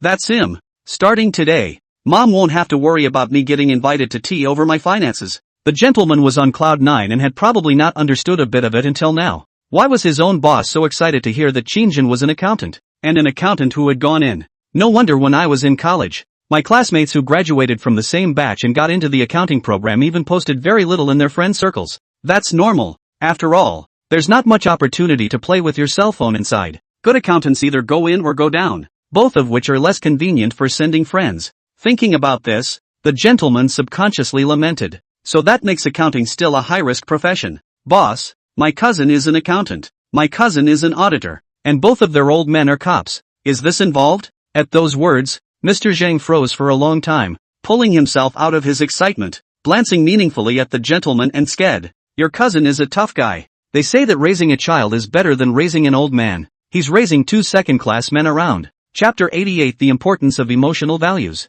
At that, the gentleman was alarmed. So my mom is also an accountant and my dad is the owner of the company. Which, my dad's not going to screw my mom over, is he? Mr. Zhang raised an eyebrow. I don't think your mom and dad ever fight at home, do they? Yes, and the two of them have been in business for so many years. Starting from scratch from nothing until now, their relationship has always been very good. And neither of them has ever been in a situation where money goes bad. Isn't that normal? One of these two could send the other in at any time, literally putting their lifeblood in each other's hands. It's a ghost if a couple like that can make a scene. Even if the feelings are not good, the surface is certainly respectful of each other. Otherwise there is really what is spread to the surface or made to let the child know the conflict. You are not far from the single parent. Suggest you'd better get your parents to change the legal entity to you, so that when something happens and you go in, there's still someone to fish you out. Otherwise it's best if it's okay, and when it's not, you'll be an orphan. Gentlemen? Boss, so why didn't you get an accountant before?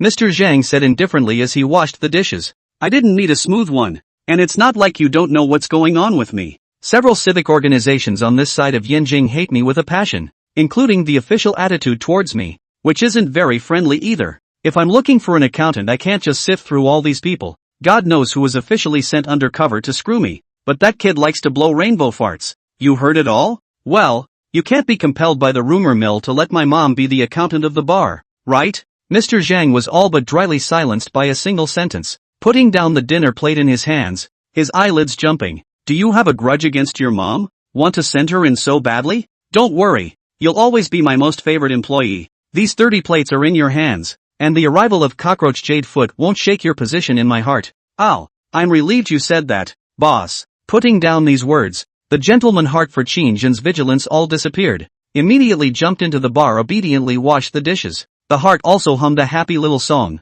His family is equally ramshackle, able to come back to the corridor bar to work purely because of boredom on weekdays. Plus want to hang out with Zhang Gongzi, the boss of the rather charismatic. Who wouldn't be a good boy for? Zhang Gongwei was at least considered a gentleman of his word in the Divine Path player group, compared to some of the moralistic people. Only when Zhang Gongwei saw this, a touch of helplessness crossed his handsome face and he thought, what's wrong with rainbow farts? Naya, everyone grows a mouth. How come you can't talk? Even if it's a pony, a little brother. Who doesn't like to have someone on their side who can blow a little bit? If Fierce-Lick Cockroach Jade Feet were here, he'd have been screaming his thanks to the boss for being able to let me in and out of the bar freely while grunting and happily washing dishes. Everyone hates work, but it depends on how you express it. Zhang Gongzi brainstormed. Odds are, but if he really let Qin Shang into his bar, this kid would probably still be happily washing dishes while smiling and lamenting. Boss, what is the material of your bar? It's as warm as suet jade to the touch. Or even if you don't want to do the dishes from the bottom of your heart,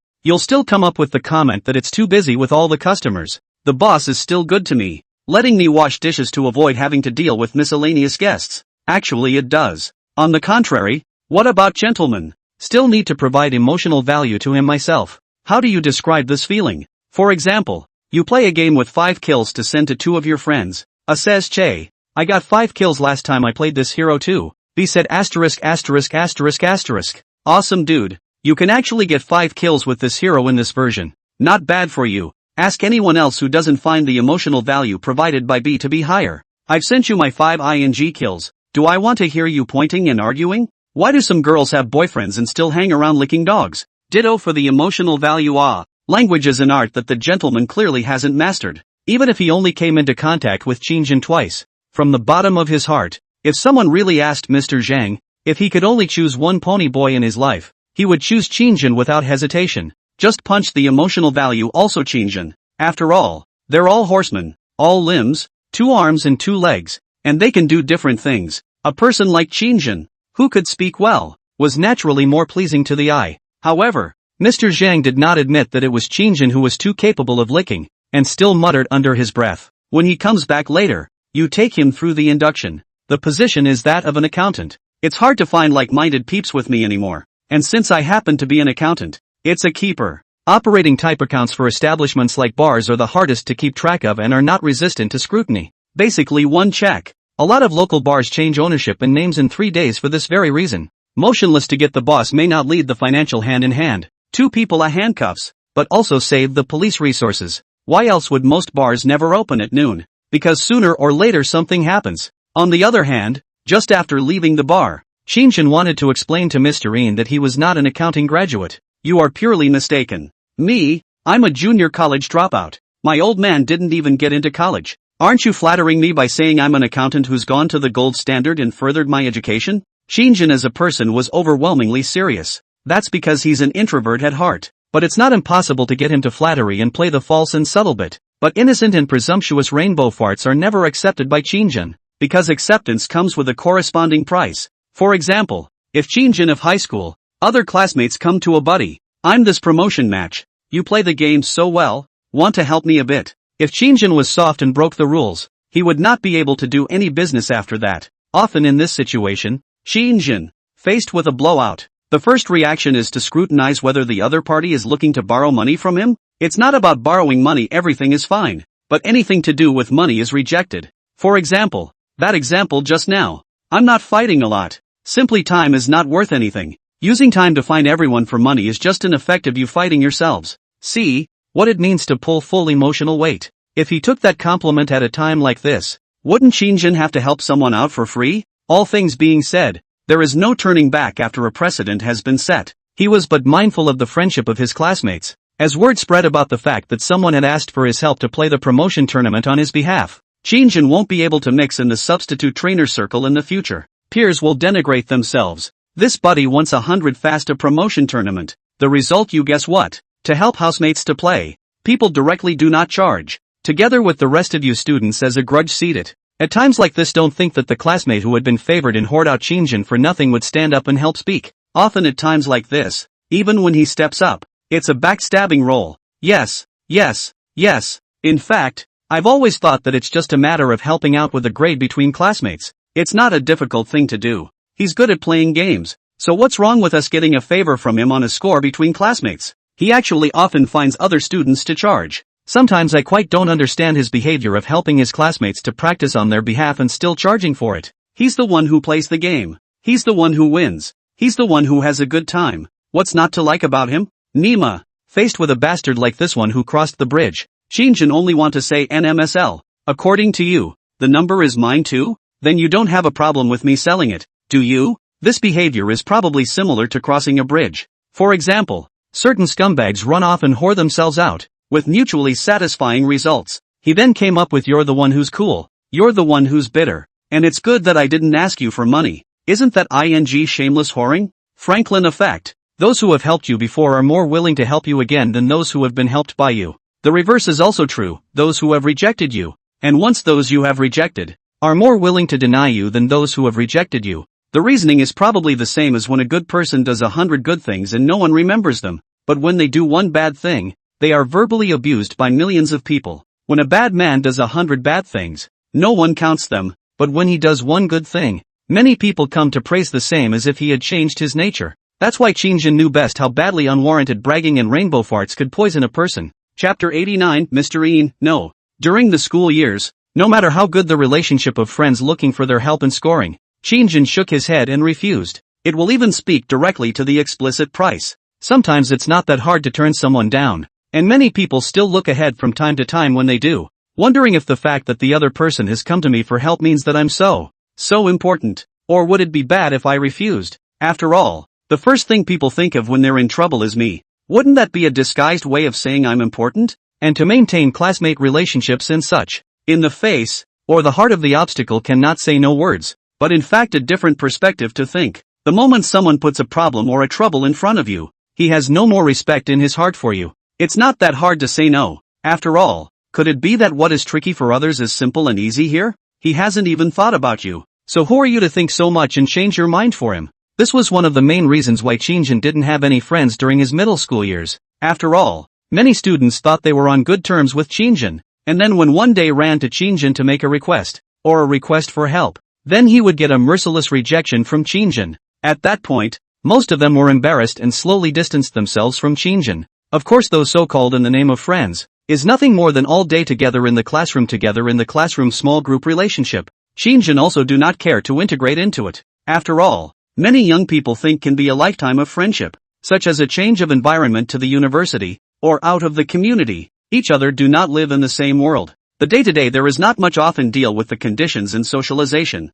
Gradually it became naturally estranged. Many so-called friendships don't even need to be deliberately estranged, they don't connect much over time. Mr. Yin's line about having furthered his accounting education is making me a little fidgety. As the head of the sheriff's department, it's easy to investigate a little karami like me. It's not hard to know that I've been in for fraud before, but I guess it's also because my curiosity is too small to be worthy of Lord Yun's focused attention. So he simply didn't continue to dig deeper when he investigated the point of the fraudster, right? Qin couldn't fathom the exact purpose of Mr. Yin's visit, and he also wondered why Mr. Yin had come not long after he had just left his copy. It also looked very much like he had come over specifically to see himself. The next moment, Qin pretended to mutter to himself, "What on earth is this Yun Gongzi, who is so handsome that women are envious of him, doing here looking for me?" As soon as those words came out, the white-clothed figure walking in front froze straight up, then slightly twisting his head. His sword brows and starry eyes scanned Qin, narrowing his eyes without speaking. Qin dryly coughed,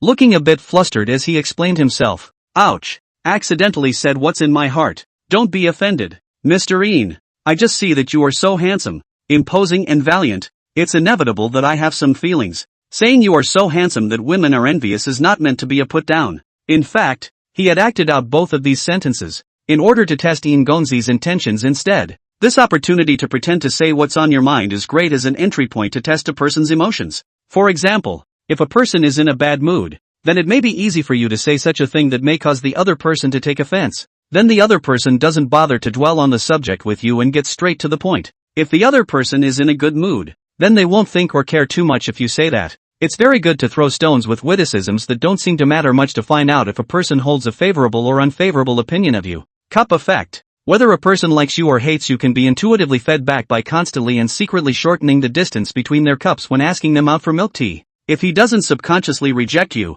then there will be little reaction to this behavior. But if he is wary and disgusted with you, then he will subconsciously move away or pull away from the distance between the two cups. Sassy, in a life situation is like this cup and the cup effect. As expected, Mr. Yin simply didn't bother to continue playing dumb and frowned as he went straight to the point. You are required to provide a statement in the case of the Eagle of Justice. And while he has admitted his guilt in person, he has given a vague description of what happened within the copy. One of the players had a death that he couldn't answer, and this needs to be added by you. There's also the progress of exploration within the replica, and his explanation of how much information was obtained was not clear and unambiguous. It's possible that the information itself wasn't obtained by his own explorations, so he needs your help. Is there a problem? Duquin did not pick up on the wisecrack he had just made. This meant that at the very least, Duquin didn't have much affection for Qin, and he didn't even like Qin. But it was only after these words came out that Qin was relieved. So that's what came to me. The main exploration quests of Death Train were basically all completed by Qin independently.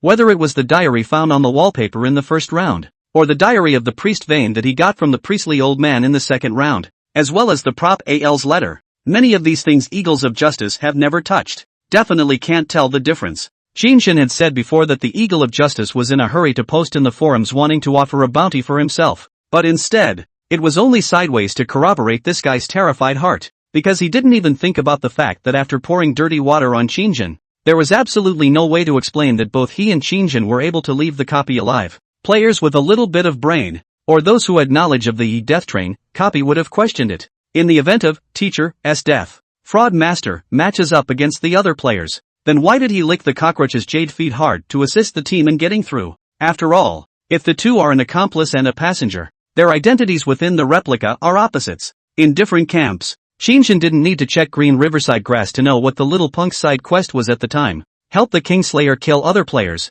Grandpa Nyo should have utilized the Hypnotist skill of whispering to pair the information with Green River Grass in advance without everyone noticing. Then the clue that the first round, teacher, must die was conveyed. Eagles of Justice have too many horses for courses. Thinking of this, Qin obediently nodded, indicating that he was willing to cooperate. How often do the Eagles of Justice go to the penal colony when the evidence is overwhelming? This guy has been out of the copy for 2 or 3 days. I'm afraid that after he spends all his points, in case he is teleported into the copy again by the divine path. Qin didn't want to see this scene. As long as the Eagle of Justice was alive and kicking, Qin's heart was in a state of diarrhea. When these words came out, Qin glanced faintly at Qin. It seems you're anxious for him to die. Qin did not shy away from this aspect. He's a man, not a god. And forgiving the Eagle of Justice is what the Buddha would do. What Qin needed was to send him to meet the Buddha. From the moment the Eagle of Justice decided to take action against Qin, the relationship between the two was one of immortality. It was destined that only one of them would survive.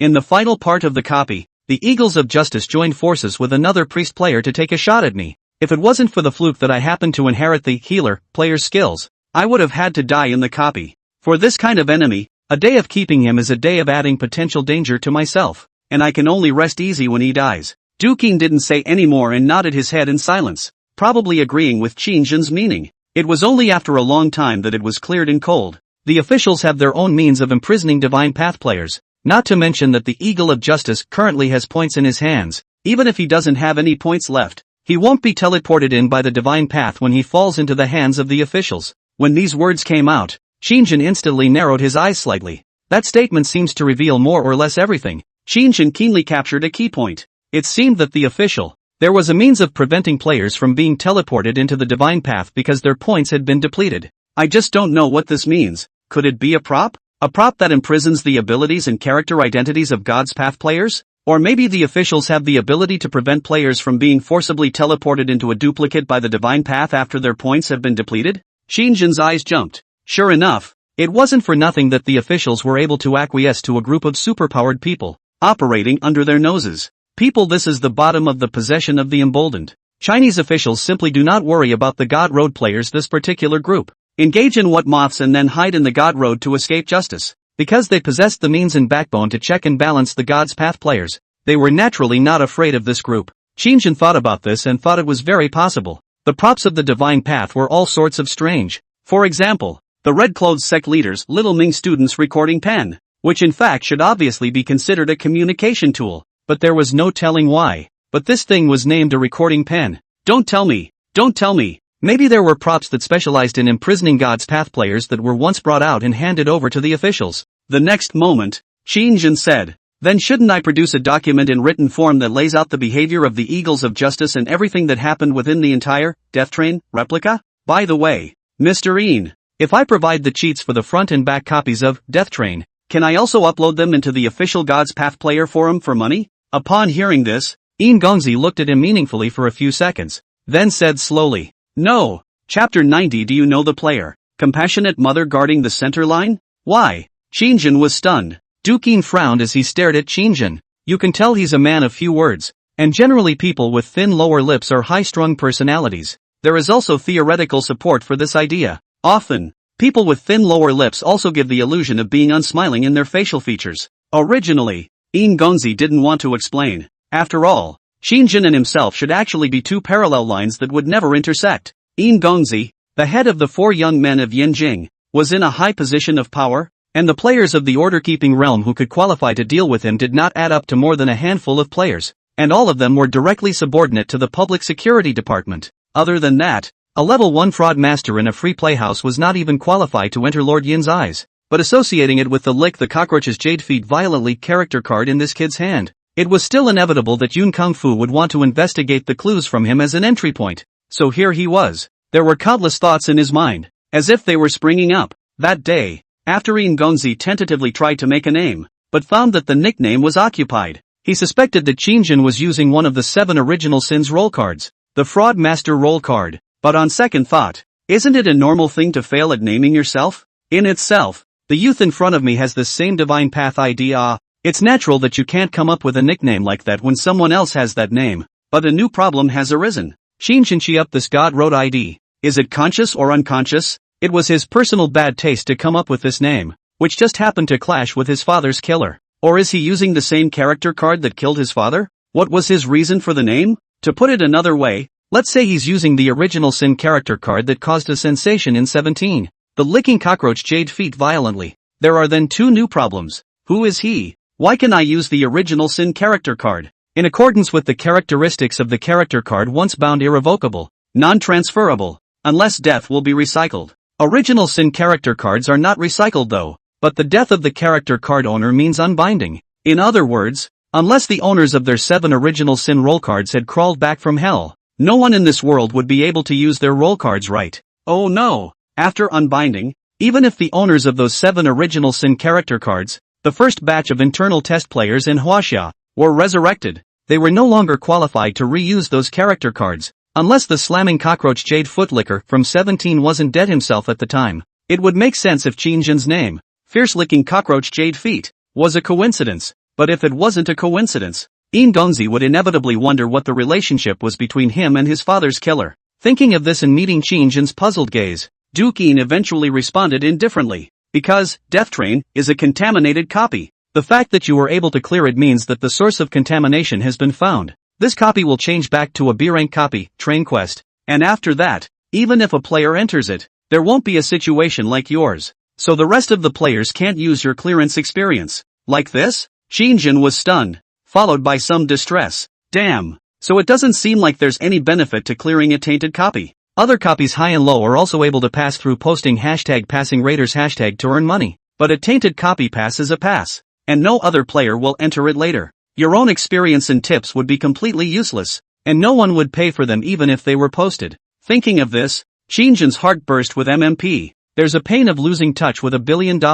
Looking at Qin Shang's chest-pounding expression, Ensemble cheeks twitched slightly and unnoticeably. If the youth in front of him was the murderer of his parents, that would be a little too much bull ********.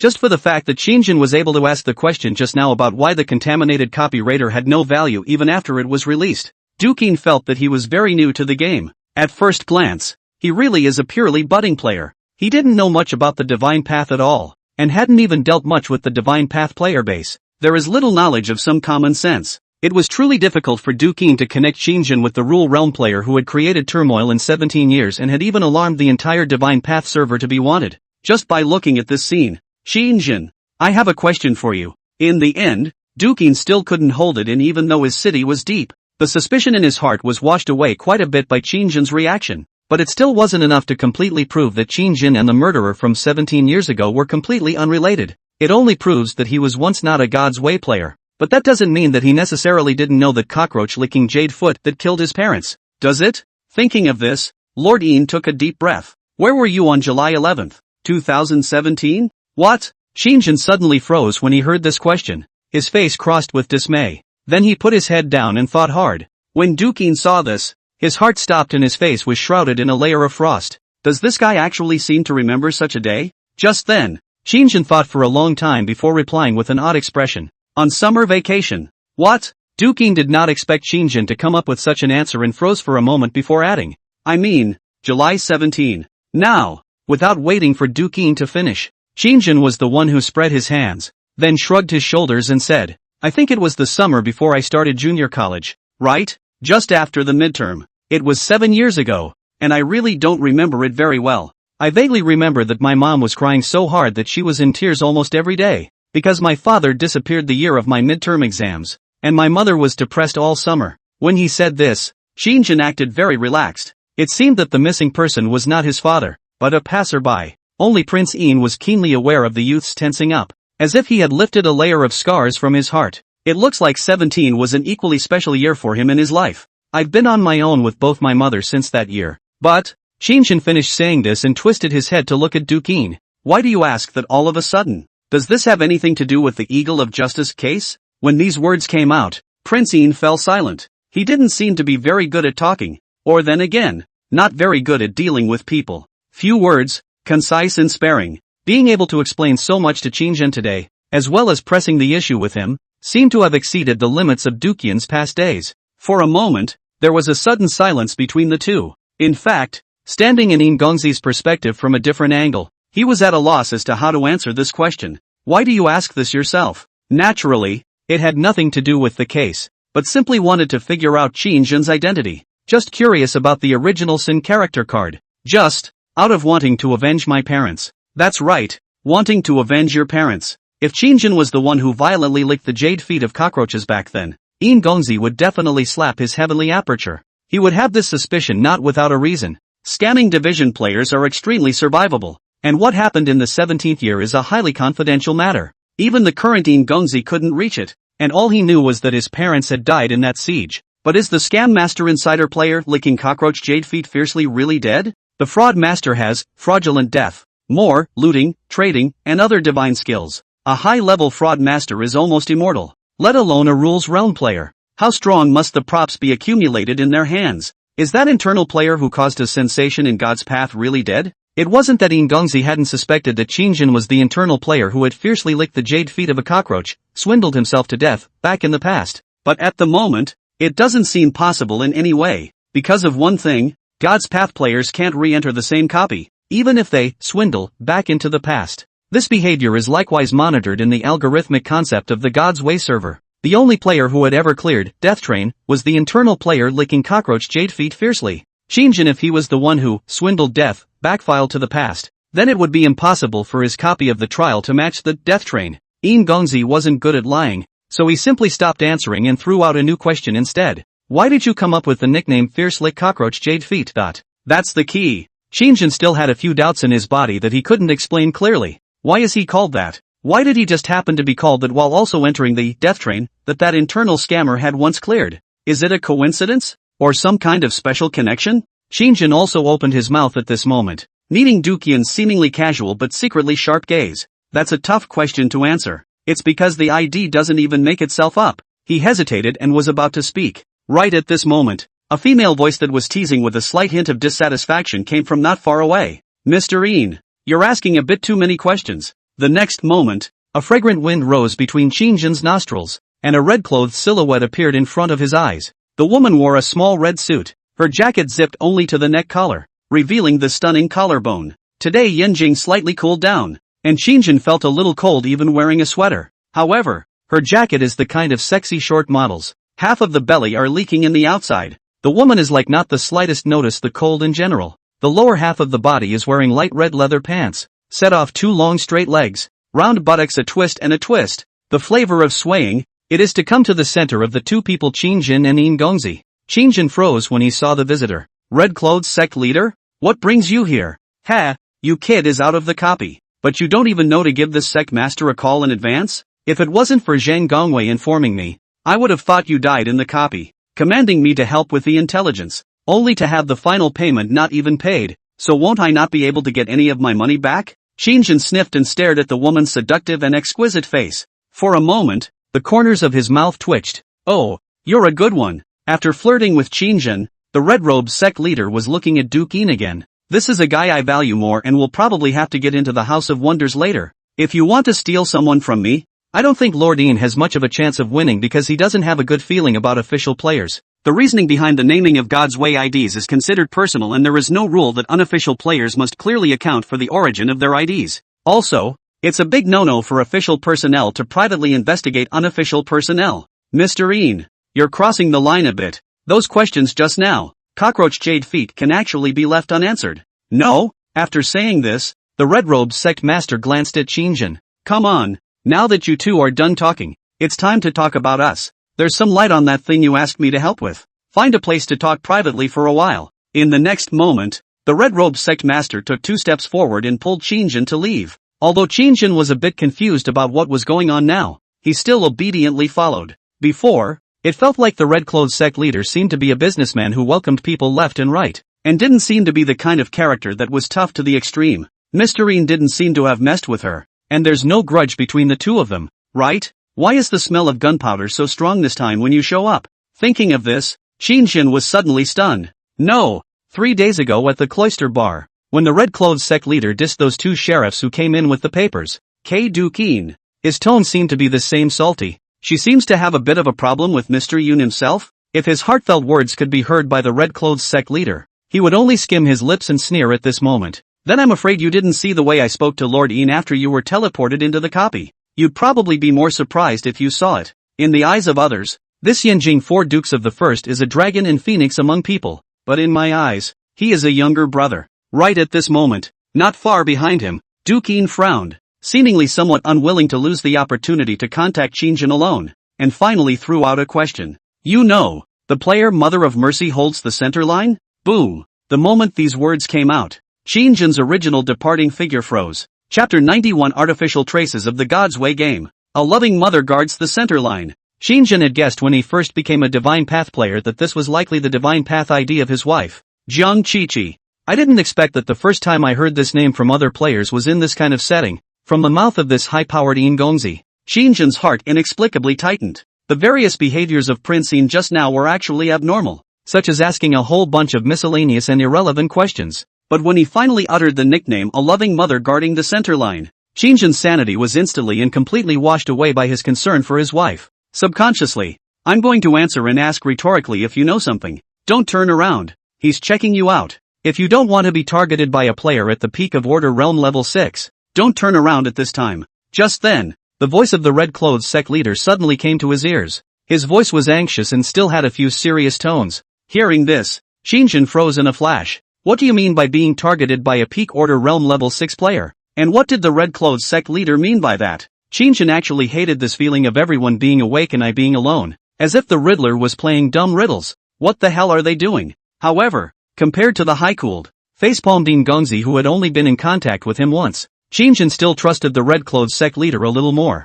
In the end, after hesitation, he chose to trust the red-clothed sect leader. Don't recognize it. The meaning of the three words "don't turn around" corresponds to the question asked by Mr. Yin. Do you know the player a kind mother guards the center line? The moral is simple. If you turn around you've invariably answered Lord Yin. Therefore, Qin Shang chose to believe that the red-clothed sect leader's approach was to not turn around, pretending to be calm, and casually asking another question. Does Mr. Yun have any more instructions? Been asking a mishmash of strange questions, so if there's nothing else, I'll be on my way. Qin Shang's character was like this. Since he chose to believe in someone, he would believe in them completely and utterly. The red-clothed sect leader had no interest in him, and even from a businessman's point of view, he himself was nothing more than a mediocre customer of hers. But a mediocre client relationship is always better than a passerby relationship, right? Qin Shang was more confident that the red-clothed sect leader would not harm himself than trusting Du Qin, who he had not crossed paths with. Although it was unclear what Yin Gongzi's purpose was with these words,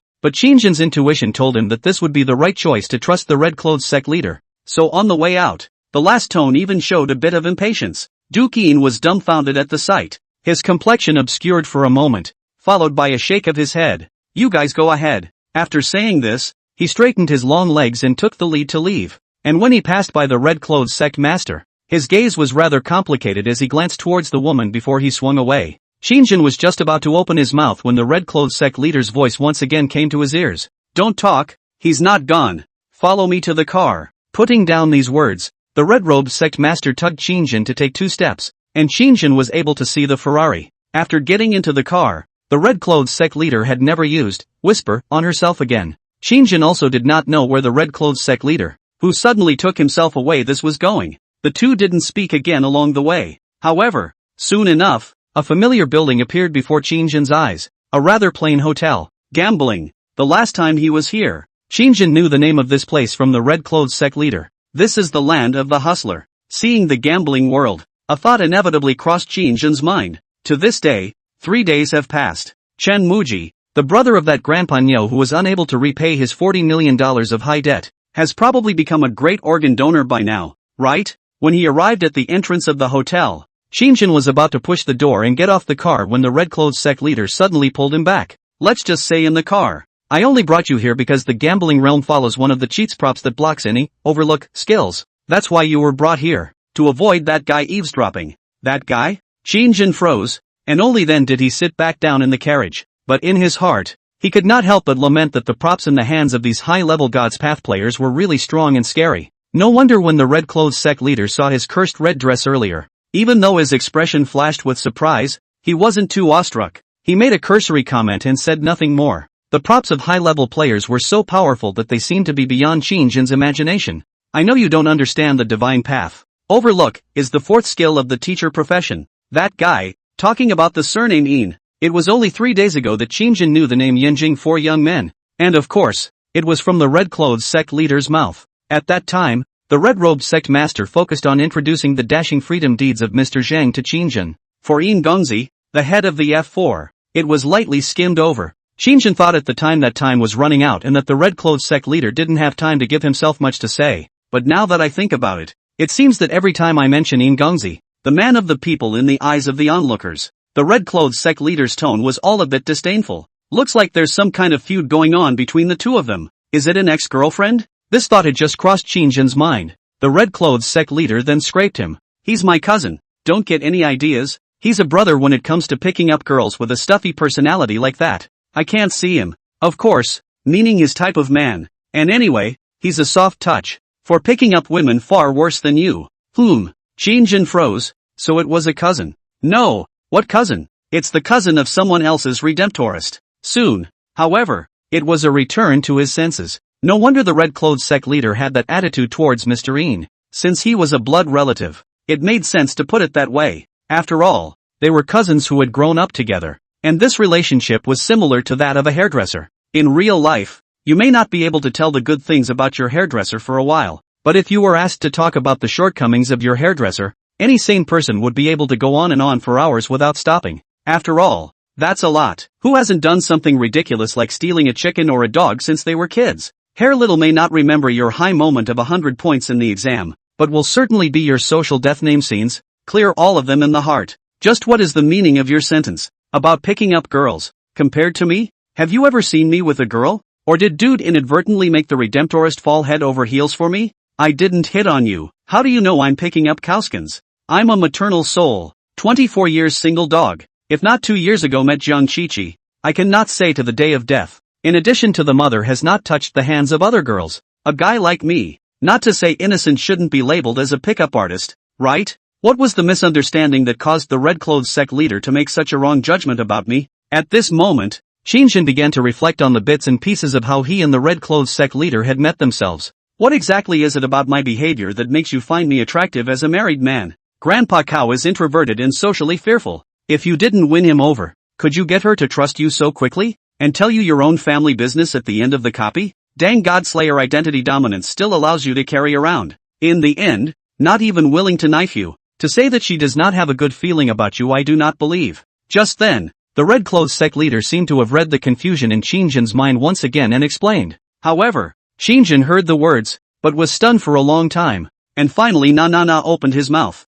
No, how do you know about the fact that Grandpa Bull had the chance to knife me and didn't? I also went to the Eagle of Justice's finalized interrogation, and after he was caught, he honestly explained all his deeds, including but not limited to the part about you and Grandpa Nyo. When the Eagle of Justice gave his account, the 300 or so magistrates present were shocked. The first time I heard of someone who had penitentized the Godslayer, hugged an NPC and ran around and still managed to get through. Especially since this man is also the Kingslayer's biggest target fraudster. As he said this, the red clothes sect leader was extraordinarily playful. With these words, Xinjian was completely speechless. I didn't realize that this kind of detail had to be told at trial. People's Grandpa Cow is just missing my brother because my series of actions might have brought back childhood memories. It's not like he's explicitly letting it go. Why does it feel like I'm on the verge of becoming one of those players who subjectively soak the Godslayer to do whatever it takes to get through the level? LMAO. I wasn't even sure who the Godslayer was at the time. Okay? After teasing Xinjian for a few moments,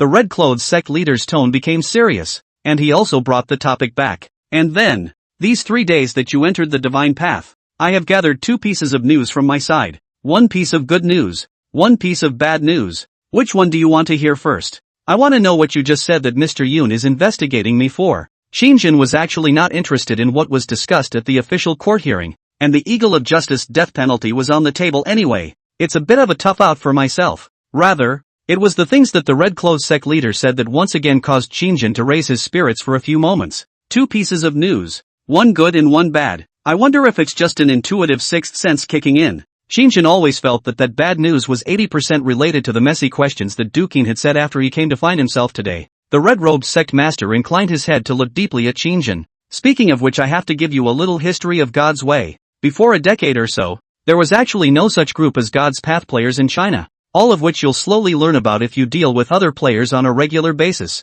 15 years ago, 7 ordinary people in Huaxia accidentally obtained role cards on a windy and sunny day. From there, the second major region of God's Path, the Asian server, was opened. The 7 first players to enter the Asian servers are then called internal players.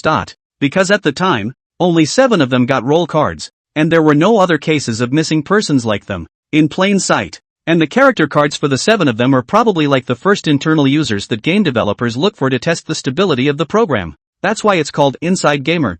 Qin heard this and frowned. He somewhat didn't quite understand what the Red Clothes sect leader was doing, suddenly telling himself about the history of the development of the second largest region of the Divine Path. This stuff doesn't seem to have much to do with itself. As an unusual God's Path player, even if you don't know the history of the God's Path game, it doesn't seem to hurt. Don't worry, we're about to get to the key point. The Red Clothes sect leader read the confusion between Qin's brows and knocked on the car window with a smile. You should be able to obviously feel after experiencing 2 copies of the game God's Way. It's actually pretty heavily man-made. Chapter 92 Matching Mechanism. Yes. When this was said, Qin also immediately nodded in agreement. Let's take 37 Lin House as an example. If he really crossed over into Lin Zakai, the 3rd young master of the Lin residence, then it would be a crossover or a rebirth. I should be able to inherit the original owner's memories, right? But there is no, and the NPCs within the copy, pressed on, never raised any doubts about the name Fierce Lick Cockroach Jade Feet. It was as if the program had implanted a consciousness in them that instinctively felt that the person in front of them was born with that name. And rightfully so. It continues to drive the main plot. If it really was a crossover, under normal circumstances, the other people within the copy would have called out the name of the person they were in that capacity within the copy. It smacks more of a game copy being controlled by a program. The NPC's subconscious is modified by the game, so it doesn't really feel like there's anything awkward about an ID. And there's Hello Kitty from Death Train. That thing, even when compared to the backdrop, is something that desperately shouldn't be within the backdrop. After all, Qin had checked the relevant information afterward, and Hello Kitty was born 100 years after the 19th century. That is, the 20th century. It was as if because the B-rank copy of Train Quest was tainted, God's Path found it difficult for the currently clued-in players to pass the second round of Death Train, so a clue that was forced in without drastically adjusting the content of the copy. It's a lot like playing a game where you hit a bug and the game manually fixes the bug's handling scheme. Human traces. Really heavy. However, on second thought, Qin had a feeling of a chill down his back. If it's really man-made, then what kind of terrifying technology should the developers of the Divine Path possess? And this thing about player skills doesn't seem to be explained. Even, inheritance, or healing, not to mention, decipherment, or increase, is something that can't be explained by scientific phenomena, right? The God's Path game is a virtual reality-like game. The player enters it and learns a skill, and learns it as a character even if they do. The key to this is that this stuff can be brought out into the real world to affect the real world. This is a bit mind-boggling. It's a feeling no less than after you play Grand Theft Auto and some female gamers applaud their characters in the game for love. It didn't take long for this game character to jump out of the game, run into reality to hold you accountable, and have 3 pops. There's no way to explain something like skill. The knot in Qin's throat rolled involuntarily. It was clearly an early summer day, but suddenly I had the illusion of a chill down my back. If there really was a certain power that possessed this kind of technology, wouldn't it be just like a game for them to create a group of aliens casually? So, the Divine Path is really a game designed by man? In the next moment, Qin's eyes widened as he stared at the Red Clothes sect leader with a deadly stare. At that, the woman shook her head. The human traces are heavy. Can only mean that perhaps there are developers or administrators behind the scenes who are maintaining it. But whether or not that so-called administrator, or developer, is a human being, we don't know. The God's Path is originally a supernatural phenomenon. Perhaps his source is a higher-level civilization, or perhaps an alien civilization. There's no way to explain this stuff with common sense. If we've all become a string of programs as far as the God's Path servers are concerned, then it makes sense that we'd get skills, props, after entering the God's Path. It's nothing more than the server performing the in-game settlement rewards that have been set up long ago because of the player's outstanding performance. It's the same as when you play a game where passing the level normally gives you a reward. Skills also or props can be brought to reality is indeed very counterintuitive. There is no way to explain this thing clearly. If you insist on explaining it, you can only understand that it is the real world. For the developer of the Divine Path is also a string of code if he is very easy for those of us who are modifying it. Then it can be rationalized up. The God's Path and reality are both games. We are all strings of code, and those who have performed exceptionally well in reality, or who have caught the attention of the developers, are chosen to enter another world that is out of our pre-existing knowledge. But in fact, for the developers of the Divine Path, whether it's our perceived reality or the Divine Path, it's just a game that people have designed. Boom. Brainstorming. Qin's first thought upon hearing this statement was that it was ridiculous. Crazy. Is the Redemptorist afraid of joining a cult like Falun Gong? Yes. What the Red Clothes sect leader said at this moment was just ridiculous. Anyone who's been told that the real world they've been living in for over 20 years is fake is a game. You're just a character in a game. And so much of what you've experienced in person is a copy. A game. A setting. I'm afraid that all of them will feel that the person who said this in front of them is sick in the head. And the person in front of them is afraid that they are not crazy. Qin Shang felt the same way at the moment. He only felt that the Red Clothes sect leader was crazy. However, the most difficult point was that, under careful consideration, Qin Shang felt that the Red Clothes sect master's words were reasonable. If reality is also a game developed by the developer of that God's Path game, a game that raises a stream of pigs and sifts through the top quality horses, and those who are selected to participate in the God's Path game are potential gamers and quality pigs that are being kept in captivity, then, it all seems to make sense again. Seeing Qin Shang's stunned expression, the Red Robe sect master scat his mouth. We won't go deeper here. This is just a speculation. Reality is reality after all. Even the official So Many Rules Realm players have studied the group of God's Path players for more than 10 years, but they haven't been able to figure out what the nature of the God's Path actually is. It's inherently unrealistic for us, a player of the Order Realm and a player of the Order Keeping Realm, to try to understand this thing. The Red Clothes sect leader was afraid that Qin Shang would look deeper into the matter, so he patted his arm. When I say that the divine path is heavy with man-made traces, the man-made here is also just this concept of man-made as we perceive it, as mankind has ordained it. When you think about the games we've played in the real world, are there reward mechanisms, penalties for failure, systems for trading, and feedback on emotional value? 80% of games have these features. In the eyes of those professional game designers, these are a few of the most common settings in a game. And isn't the divine path the same? There's a pass reward for passing, a penalty for failing, and he even has his own matching mechanism.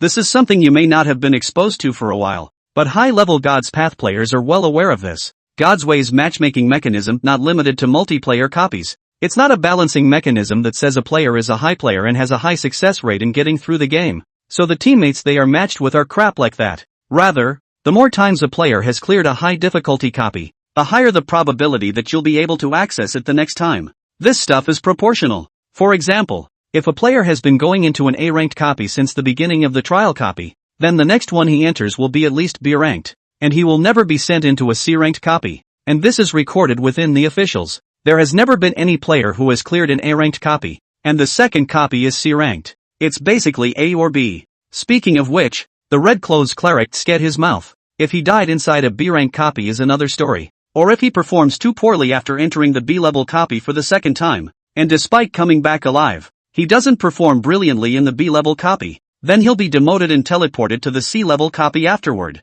In other words, if a player, all the time, is refreshing all kinds of A and S-ranked copies, then he can barely touch a B-ranked copy in his life. It's kind of an invisible balancing mechanism of the God's Path. A high-level player is not necessarily a player with a high level, but could also be a group with a high survival rate on copies. You can understand it this way. A high player will never be sent into a low player circle until that high player dies one day in some copy. So that's why A and S class copy cheats are so expensive in copies of the same profession. Chapter 93 Namesake. Because B and C level copies are not very difficult at all, there is basically no possibility of casualties. But again, low level copies have very few rewards, and players often have to exhaust themselves trying to paint them. And don't think you'll be let off the hook just because you're a lowly player. The matchmaking mechanic kind of screws with the mindset when it comes to multiplayer. The Redemptorist helplessly skimmed a stray strand of hair behind his head. Single copy. If you're a player who's been playing B and C level copies, then it's almost impossible for you to match up to S level.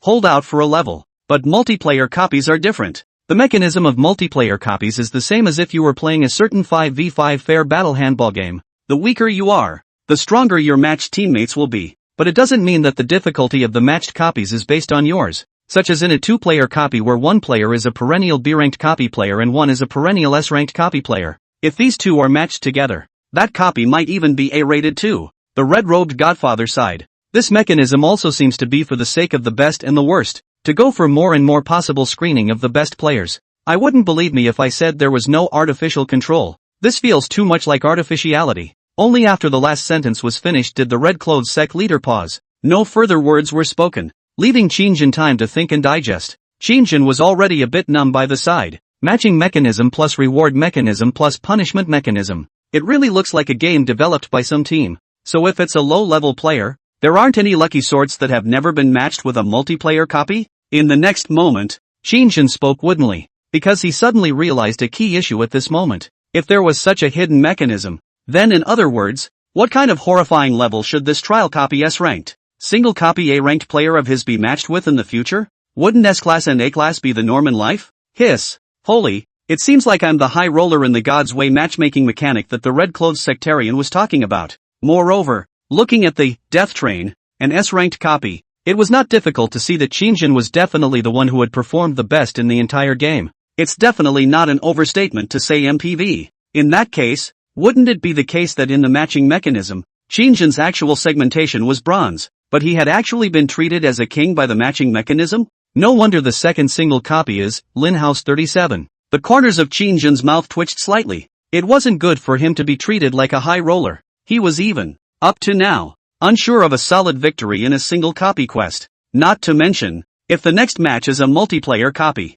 If I'm a high-level player in the eyes of God's ways mechanics, don't I have to bring pitbull teammates the next time I enter a multiplayer copy? In other words, as long as I'm a high roller, then my teammates must be pits. At the same time, the red-robed sect leader also answered Qin Shang's question just now. How is it that all the matches someone keeps getting are single copies? The matchmaking mechanism for God's way is one single person at a time and one multiple person at a time. Your last time was a multiplayer copy, so this time you don't have to ask. You know that the one you entered God's path to participate in must be a single copy. And I also know that your next one will definitely be a multiplayer copy. This place is virtually bug-free and unlikely to allow players to exploit it. The red-clothes sect leader revealed a self-seeking expression. Being able to see Qin Shang come out alive from within the copy today, the red-clothes sect leader was actually quite surprised. This kid's copy of the trial is S-rated. According to the matching mechanism, probably the second copy is at worst an A-ranked single copy. In the multiplayer copies, except for Qin Shang, that Death Train has special characteristics.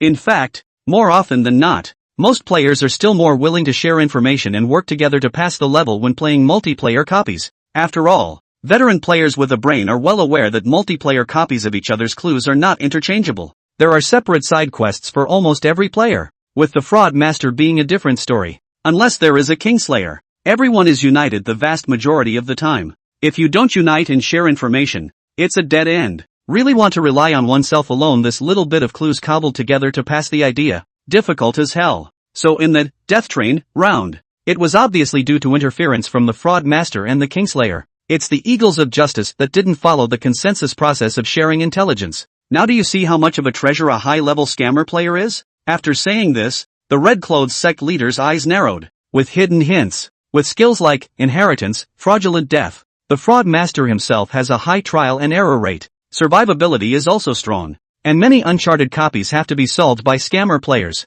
Of course, it's also because of the higher probability of fraudster MPVs that the death rate of fraudster players increases rather than decreases at high levels, because in the eyes of God's way, they're all high-level players, and when playing a multiplayer copy, it's very easy for a swindler to match up with a piggyback teammate, especially the better the scammer, the easier it is to match up with a rookie. This is also the reason why high-level fraud masters are extraordinarily rare. Most of them have been killed by their teammates in one of the multiplayer copies, and in the God's Way player organization, whether it is an official organization or a civil organization, the recruitment of fraud master players has never been the most urgent. The reason for this is clear to me, as the swindler is the best profession at passing copies. This time Qin Shang did not retort, pursed his lips to learn from Yin Gongzi once, and responded in silence. No answer is a default, whether it was Death Train or Forest House 37. One enjoyed the benefits of being a fraud master player. Without the inheritance, skill to inherit the side quests and hints of moving me as being green, Qin Shang would not have been able to clear the level at all. What's more, there was the exclusive, decipher, skill of the teacher profession, which also played a key role. Within the forest mansion he was so, if there was no hidden hint, even if he got on the small white boat, I'm afraid he wouldn't be able to notice the embroidered shoe on the boat in the dimly lit environment, right? Continuing back to what I was talking about. All this bull is really just to make you clearly understand the existence of insider players. It's just a bit of a tangent. I would say that the appearance of the internal test character cards is like a trial and error object picked out by the developers who developed God's Path in order to experiment with whether or not this game can be geared towards a large portion of the population. In this way, the existence of internal players is also very much like some team controlling God's Path, based on artificial development. Conduct the first test of the stability of the second major area. Here, too, are human traces. Qin Shang took a deep breath. The red-clothes sect leader pulled back his thoughts and said faintly immediately afterward. Do you know what the Yun asked you what you were doing on that day? July 11, 2017. 4. I don't know. Qin honestly shook his head. The red-robed sect master inclined his head and looked deeply at Qin. Because on that day, the only two remaining of the 7 internal players in China, the fraud master and the hypnotist, created an incident that was the most sensational in the short history of the entire divine path since the birth of the players. The two of them zeroed out their reputation at 12:21 that day, and then were turned on by the God's Path server for server-wide notification. Whether it was the American service or the national service that had just opened up for a short period of no more than 7 or 8 years, every God's Path player in every corner of the world has received an invitation from God's Path to round up these two players. Then after that, these two people resisted in reality, eventually causing a full 4-digit number of player casualties before they were jointly subdued by the other Divine Path players who arrived one after another. And on that day, the parents, surnamed Yin, were also in the team that hunted down the 2 Enrule beta players, and in the final tally of the list of victims, there were both of Yin's parents. At those words, Qin's eyes widened. It had never occurred to me that the Divine Path player group had, at one time, even had such a sensational event. So it is. His heart was also more sympathetic to Duke Yin, not realizing that this Duke Yin, who seemed to be the most powerful of the 4 dukes of Yinjing who were highly placed in the Yinjing Public Security Department, actually had such a tragic past. In other words, after that day, the sky collapsed for Mr. Yun. When both of his parents died suddenly, he was orphaned straight away. However, Yin Gongzi's parents, surprisingly, are both Divine Path players. This matter still makes Qin inevitably somewhat surprised. In the next moment, Qin's brows furrowed slightly. Although I somewhat sympathize with what happened to Lord Yin, I feel as if it doesn't have much connection with me. His mom and dad died at the hands of 2 Inner Rule Realm players, and didn't those 2 players end up being sanctioned and suppressed and obliterated by the players who arrived? What does this matter have to do with me when there's an injustice? Why would he want me if he's going to investigate this? Hearing these words, the red-clothes sect leader glanced deeply at Qin. Actually, the relationship is right here. Because, those 2 internal players of the Rule Realm's Divine Path ID, they are Lick the Roach's Jade Feet vigorously and A Loving Mother guards the center line, respectively. For a moment, the air seemed to go quiet. Wow! Qin's expression froze. The entire person froze, unable to utter a single word, staring wide-eyed at the shock of this sudden news. What the hell? The God's Way IDs of those 2 internal players, they are Lick the Cockroach's Feet and Mother of Mercy guards the center line? Licking Cockroach's Feet and A Loving Mother guarding the center line? Doesn't this just happen to have the same name as Qin and Zhang Qiqi's Divine Path ID? Chapter 94, 2 Original Sin Character Cards. Next, it took about 3 minutes for Qin to slow down. For 3 minutes, it froze and couldn't hold a word. Not because I didn't know what to say, but all at once my mind was in turmoil. The heart is messed up and so is the brain. Countless questions flashed in his mind as if they were springing up, and Qin surprisingly didn't know which one to take the lead in asking. Finally, with a small tug at the corner of his lips, he paused to speak. So, Duke Yin took the initiative to come to me and ask me all those miscellaneous questions because he knew my nickname. In order to sidestep and test whether I was his father's murderer or not? The Redemptorist nodded. Yes, he shouldn't think you're his father's murderer, but is more interested in figuring out what exactly is your relationship with that internal player fierce-licking cockroach Jade Foot. After all, the 2 of you are a Divine Path ID, and he was thinking about whether it was a coincidence, or whether there was some kind of inextricable link between you and that internal fraudster. In fact, during these 3 days of investigating the ID Mother of Mercy guarding the center line, the red-clothes sect leader was getting more and more shocked. At first, she had originally thought that Qin's wife would be nothing more than a Guardian Order Realm player at the end of the day, or maybe an Order Realm level 4-5 player. It was unlikely that it was above level 6, and as for the Rule Realm, the red-clothes sect leader hadn't even thought about it, because by level 7 and up, that group hasn't even been touched by the Red Raiders a couple times. It was a group that truly stood as the pinnacle ceiling of the Divine Path players, the group of superpowered people who walked the city. Every one of these people is a top-notch bigwig who was a god and a dragon. The red-clothes sect leader also did not think that Qin, an ordinary person, would be able to deal with an existence of this level, but as the investigation gradually deepens, the Redemptorist, however, realizes that he seems to be wrong. Very wrong. At first, she had heard a lot about Zhang Qiqi from Qin. They were together for 2 years, fell in love almost at first sight, and then quickly moved in together for a trial marriage. After all, both were orphans and originally lived alone, with a great degree of freedom and no parental constraints. Young people's relationships naturally progress at a rapid pace, and Qin had spent 2 years together without noticing anything unusual about his wife. This could only mean one thing, and that was that Zhang Qiqi's level was definitely not particularly low. A God's Path player whose level was too low, such as Qin's current situation, would not be able to save up many points at all. You have to get into a copy at every turn, twice a month at the very least. So there were only two possibilities for Qin to be unaware of it, which could explain Zhang Qiqi's smooth concealment from Qin. The first was that she had accumulated quite a few points, so in the 2 years that the two had been together, Zhang Qiqi hadn't entered a single copy. Otherwise, when you go into a copy, you're sure to occasionally encounter the kind of situation where you can't get out for a while. For example, in Qin's last single-player copy, Lin House 37, the main quest of the copy was to require the player to live through 72 hours. Then Zhang Qiqi definitely can't return to reality in 3 days. Qin couldn't possibly come across this kind of situation where his girlfriend had been out of touch for 3 days and was still unaware of it. Wife disappears for 3 days and is a cutie. Should all run to the police. But the speculation is also so frightening that this is hardly likely. Because, 2 years, nearly 700 days, how could there be a God's Path player who hadn't entered a copy in 700 days? The Red Clothes sect leader had been hanging out in the God's Path player group for some years now, and had never heard of such an exaggerated reserve of points in the hands of any player. What's 700 points? 70 consecutive A-ranked copies need to be cleared, and the process has taken points in that player's hand that have never been used in reality to save up to that number, and that was only counting the points reserve after the two of them met. If Zhang Qiqi had been a God's Path player before the two of them met,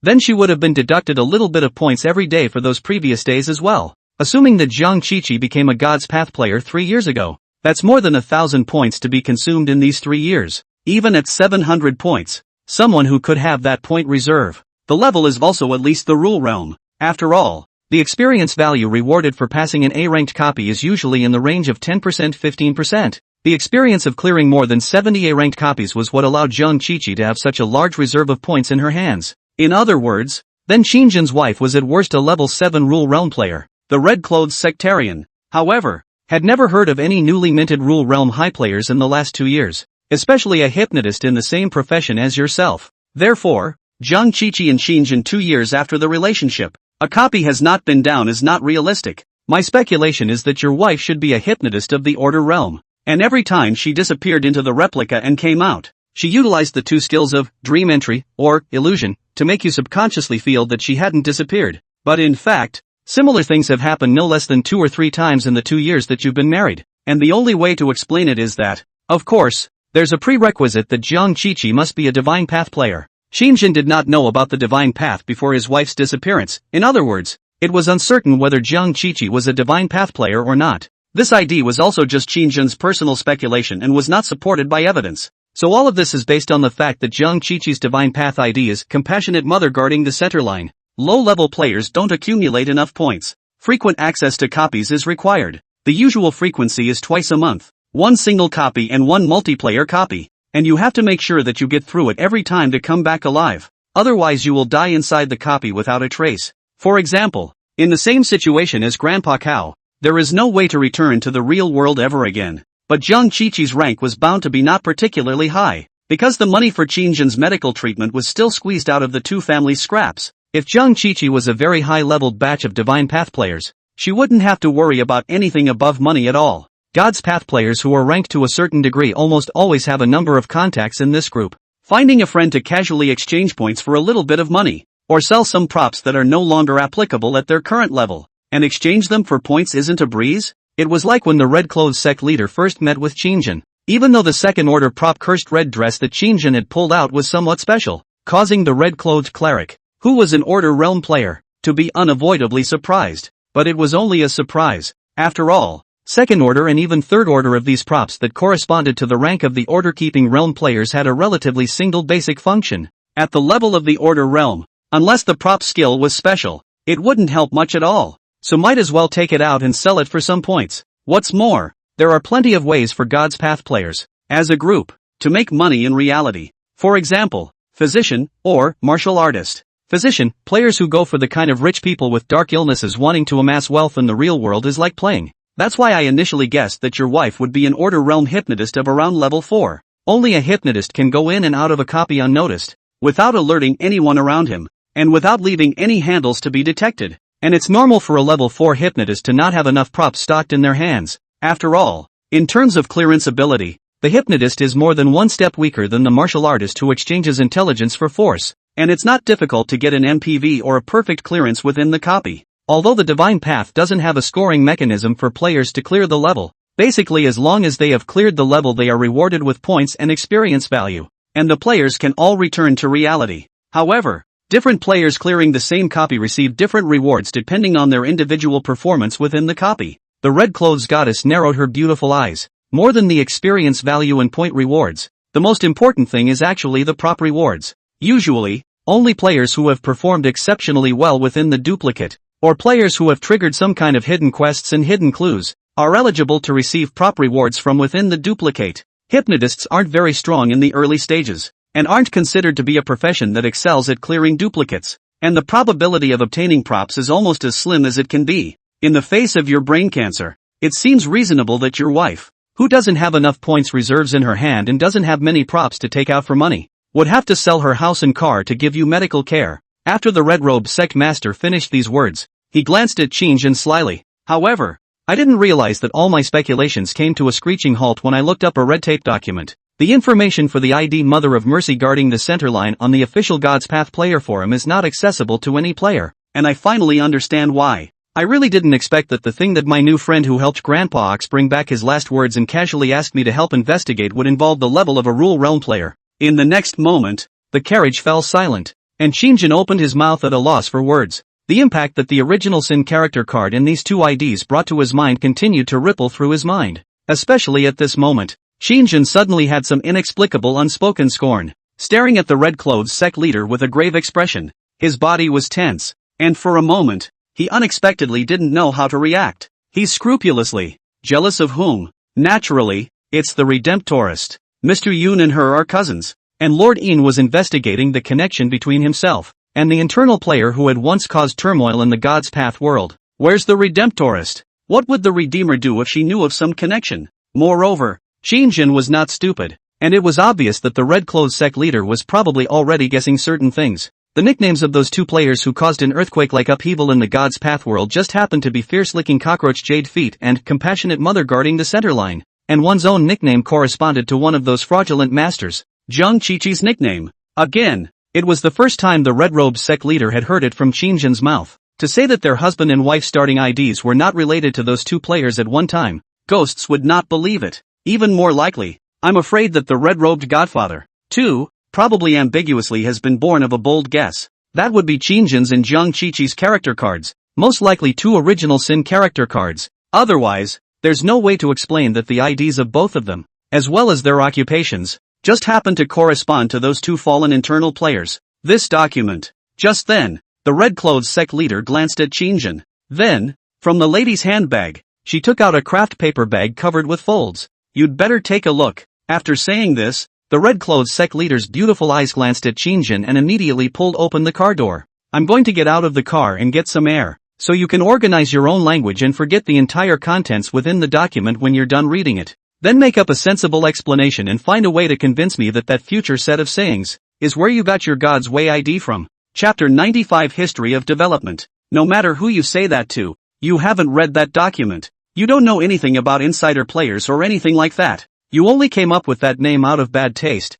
You have nothing to do with the internal test players. You became a God's Path player 5 days ago, and before that, you had never touched this group. Upon hearing this, Qin Shang was stunned and subconsciously nodded his head when he saw the red-robed sect leader's solemn expression. It wasn't until the red-robed godfather got out of the car that he snapped back to his senses with a shudder in his heart. Sure enough, this woman knows everything. She'd basically teased it out with those last few sentences, and disguised her position. It is also, after all, just one ID can make Ing Gongzi, a big man with a high position of power in Yanjing, not calm and completely unable to sit down. Doubtful that he is related to the fierce licking of cockroaches Jade Feet that once caused turmoil among the players of God's Path. The red-clothes sect leader had more contact with himself than Duke Ian, so how could he not have suspicions and guesses? If, today, he had turned back when Unikin shouted out the nickname Mother of Mercy guarding the center line.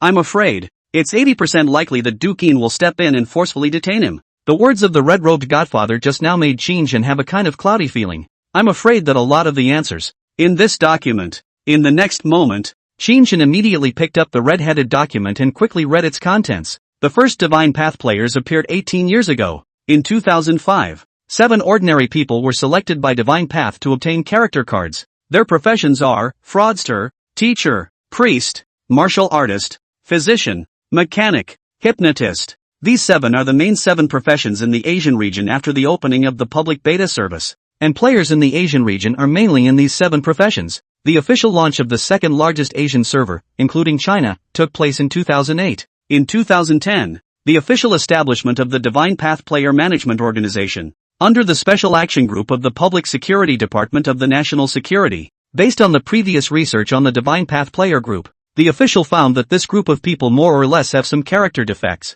To quote the Tang Dynasty, the name of the organization that had made mistakes but was willing to submit to the official name of the Divine Path Players Group. So the Divine Path Players were officially known as bad guys. Initiated by 5 internal players to unify a portion of the God's Way player base, player licking cockroach's feet, Rule Realm, and player Mother's Guardian, Rule Realm, refused to join the official organization, becoming the only 2 players in the internal test who are not affiliated with the official organization. 2011 God's Path player yearning for peace, died in a copy of the game, allowing the internal test character card to be seen by the world for the first time. The fact that the character cards were preserved was unexpected by all the researchers of the Divine Path. Based on the short history of the Divine Path players since their emergence, many scholars have found that the Divine Path players have their character cards recovered by the Divine Path servers after their deaths. Shinto character cards are non-transferable and non-releasable, but the peaceful character card is the first to break this research result. In the same year, it was found that the difference between the beta character card and the public beta version was that players did not have a skill attribute panel at the beginning of the beta character card, and that the names of the skills of beta players were not displayed until they were used for the first time. Speculation may be based on the fact that it was not determined that different skills should be given to different professions during the beta testing of the Divine Path server. This argument is doubtful. The skills of the internal test players are slightly different from the public test version, mainly in the range of skills and the target of use, such as the teacher. Professional players aspire to peace.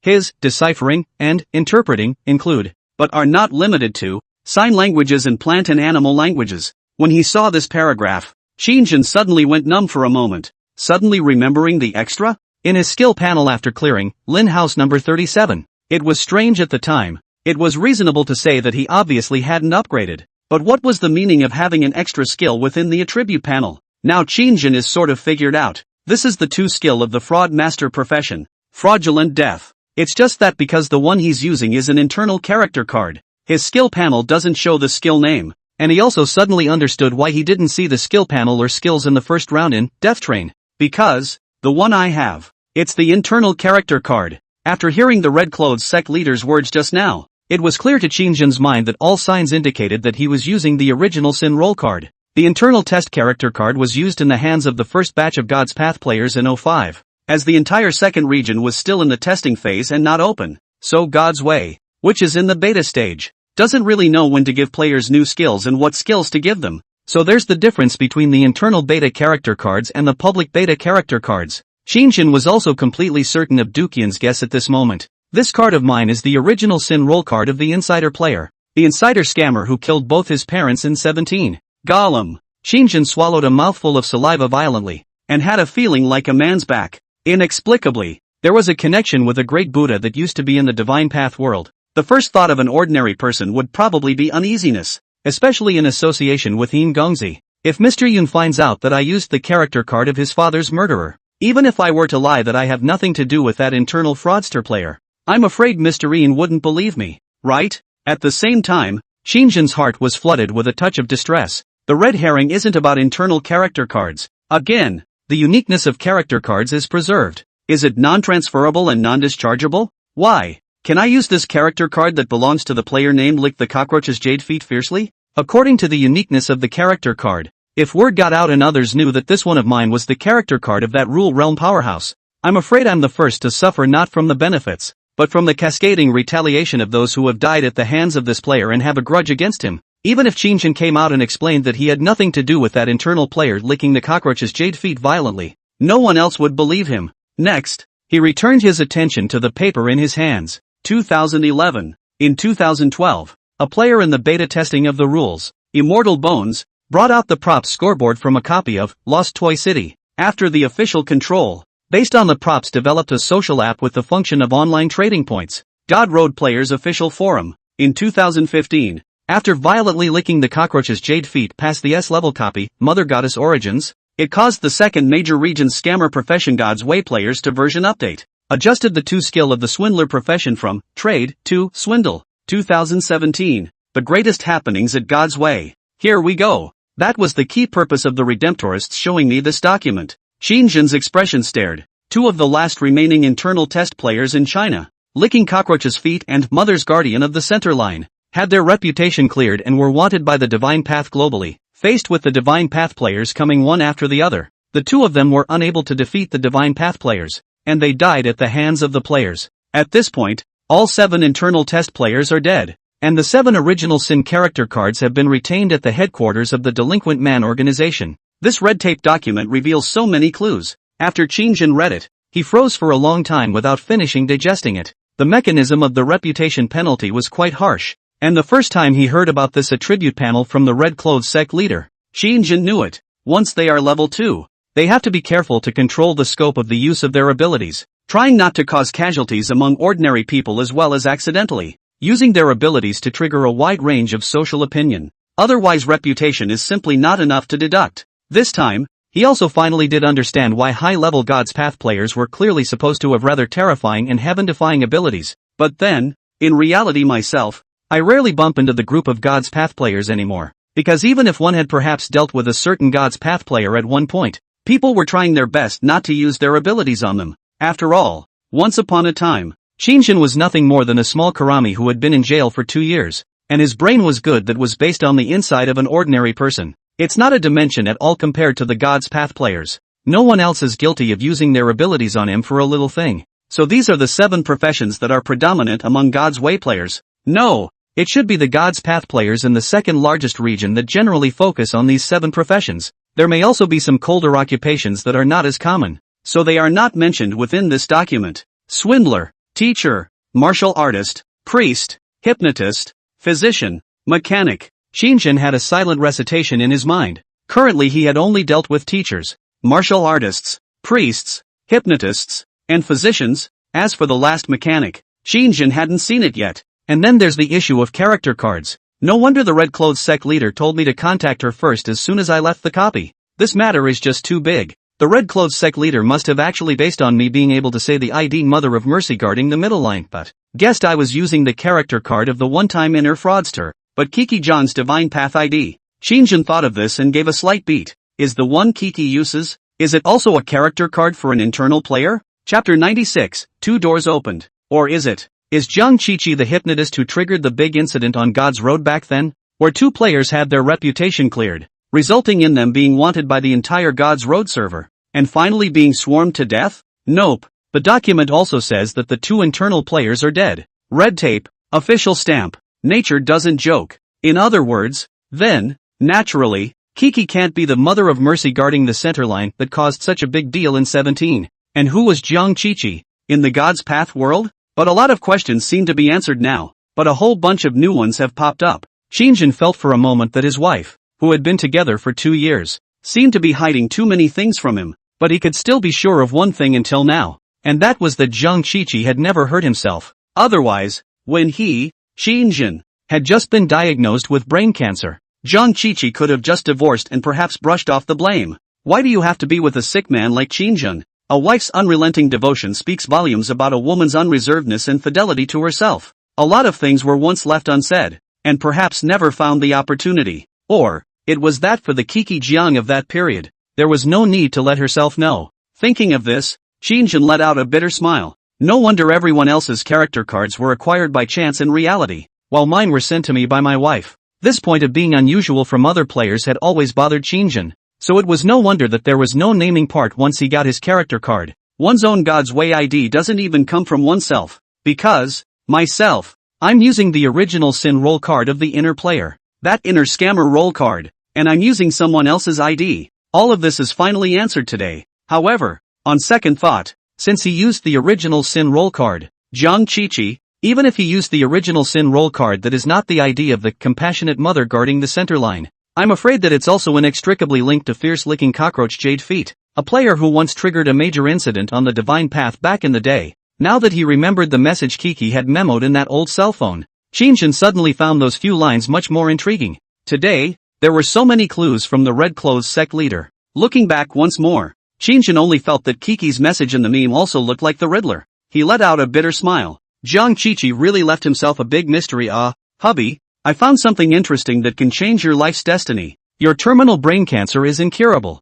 I've traveled all over the country and I haven't found a single case of 100% cure, but there's no such thing as a dead end. And that character card is your chance to turn your life around. This may be a bit risky, but it's the safest way. I don't have time to tell you too much. That's all. We'll definitely meet again in the future. God Road exploration can only rely on your own. By the way, the game, do not trust anyone 100%, respect the fate of others. At that time, when Qin Shang saw the memo that message, he only felt 10,000 times moved. Later, from the red-clothed godfather here is also sort of know the special nature of the God Road players. After becoming a God's Path player, one's life is no longer under the control of birth, old age, sickness and death. As long as one has points, one can stay alive. That would be when Qin Shang guessed that probably that was why Kiki was certain that the roll card was her only chance to fight fate and turn the tide. But now that I look back and review the content of the memo, it is a flood of new questions. How did my wife know that I could definitely use this original Sin roll card? The official organization of God's Path players in China, the Bad Men, must have investigated those 7 original Sin character cards as well. None of them were able to get any clues from the original Sin roll card and had to seal it away. But how did Kiki know that I could definitely use this roll card? Qin Shang frowned, puzzled. And how did Kiki get this character card out of the bad guy HQ? These two questions were far more complicated than the ones that had plagued Qin Shang's mind before. Jiang Qiqi used to be an ordinary girl with a sweet nature in Qin Shang's eyes. Can I not understand my own wife? But now, remembering his wife's voice and smile, Qin Shang felt trapped in a dense fog. Kiki Jiang, when exactly did she hook up with the group of God's Path players? When you're at work? Or when you're traveling? Qin Shang felt like he was going to get a headache if he thought about it any longer. I can't figure it out. There's no direction to think at all. It's just confusing. These puzzles. Qin Shang was currently afraid that even if he thought through his head, he probably wouldn't be able to get results. He rubbed his temples with a headache. Immediately afterward, looking toward the red-robed godfather who stood not far from the car smoking,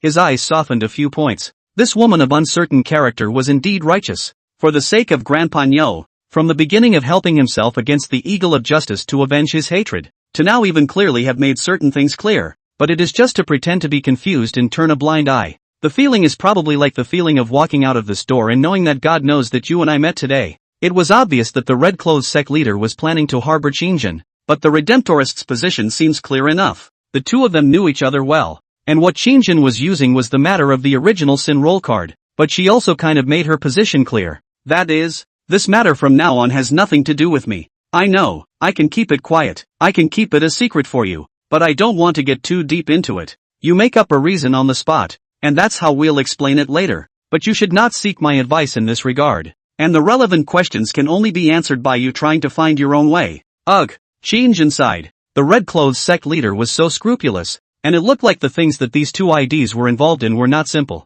or the so-called big event in 17 years. The original owner of their own roll card, and the Mother of Mercy to guard the center line, these two made a mess about significant. Presumably, the Redemptorist is also afraid of dragging herself down with her? It is human nature to be wise, and he himself and the Red Clothes sect leader are two sides of the same coin. For someone else to do this for him, Qin Shang was indeed already righteous enough. If it were anyone else, he would have sold out to Qin Shang in a minute with a slight trade-off. Joking aside, Mr. Ian is still a level 6 teacher, no matter what. Qin Shang a level 1 fraud master. In people's eyes, even if it is a trade-off at the benefit level, 10 Qin Shang is no match for a favor from Ian Gongzi. Finished reading? Then put the papers back in my bag. In the next moment, not far away, the red-robed godfather inclined his head, seemingly as if he had a feeling, revealing a hazy side face that was gulping down a cigarette under the streetlight. Qin Shang nodded and obediently put the documents back. Now do you want to start by giving me a rundown of your own purpose as to why you took this ID? When these words came out, Qin Shang froze, followed by a grateful smile. Could be. How presumptuous of you to want to stay at Mr. Zhang's store. You know that guy from the cloister isn't quite right in the head, right? In his case, if you take a vacation for a little bit of a proper reason that a normal person could understand, maybe he could even give you a pass because of the word freedom. Half an hour later, on the way back to the car, The Red Clothes sect leader and Qin chatted casually, but the duo never continued to dwell on the issue of God's Path IDs and original sin roll cards. It's really like they're all holding this thing down in each other's minds. As the Redemptorist said, "You haven't read that document and you don't know anything about the original sin roll card." After saying this, the Red Clothes sect leader said with some anger, "What were you thinking? Favoring wanting to stay at the cloister bar?" At those words, Qin touched the tip of his nose resentfully. He said, "You still have the nerve to say that Mr. Zhang is not normal? You don't seem to be much better, do you? But one's guess is not far off. If one leaves the copy in the first place, the phone is still charged." At that time, if one had approached the Red Clothes sect leader first, the probability was that she would have also agreed to allow Qin to stay in the House of 10,000 Treasures. The current Qin was no longer the budding wight who wasn't even clear on how props should be used. He probably, in his mind, had some vague guesses about the group of Divine Path players. With the exception of a portion of the players who are affiliated with the Crown and are members of the Undesirables, the National Security God's Way player organization, the rest of the free players, almost all of them, are holding their own as well. I'm afraid there are very few free players who are truly what is known as solo players. I mainly thought that a place like the Cloister Bar would be a mixed bag of people that I could run into and maybe have a better chance of gathering clues. Point by point, what clues to collect? Qin did not pick out, but the driving Redemptorist had understood. Her beautiful eyes crossed with a touch of helplessness, and she finally let out a long sigh. "Alright, since this is your choice, I have no problem with it, but I probably know why the Surnamine is trying to help you out in front of Lord Freedom." At that time,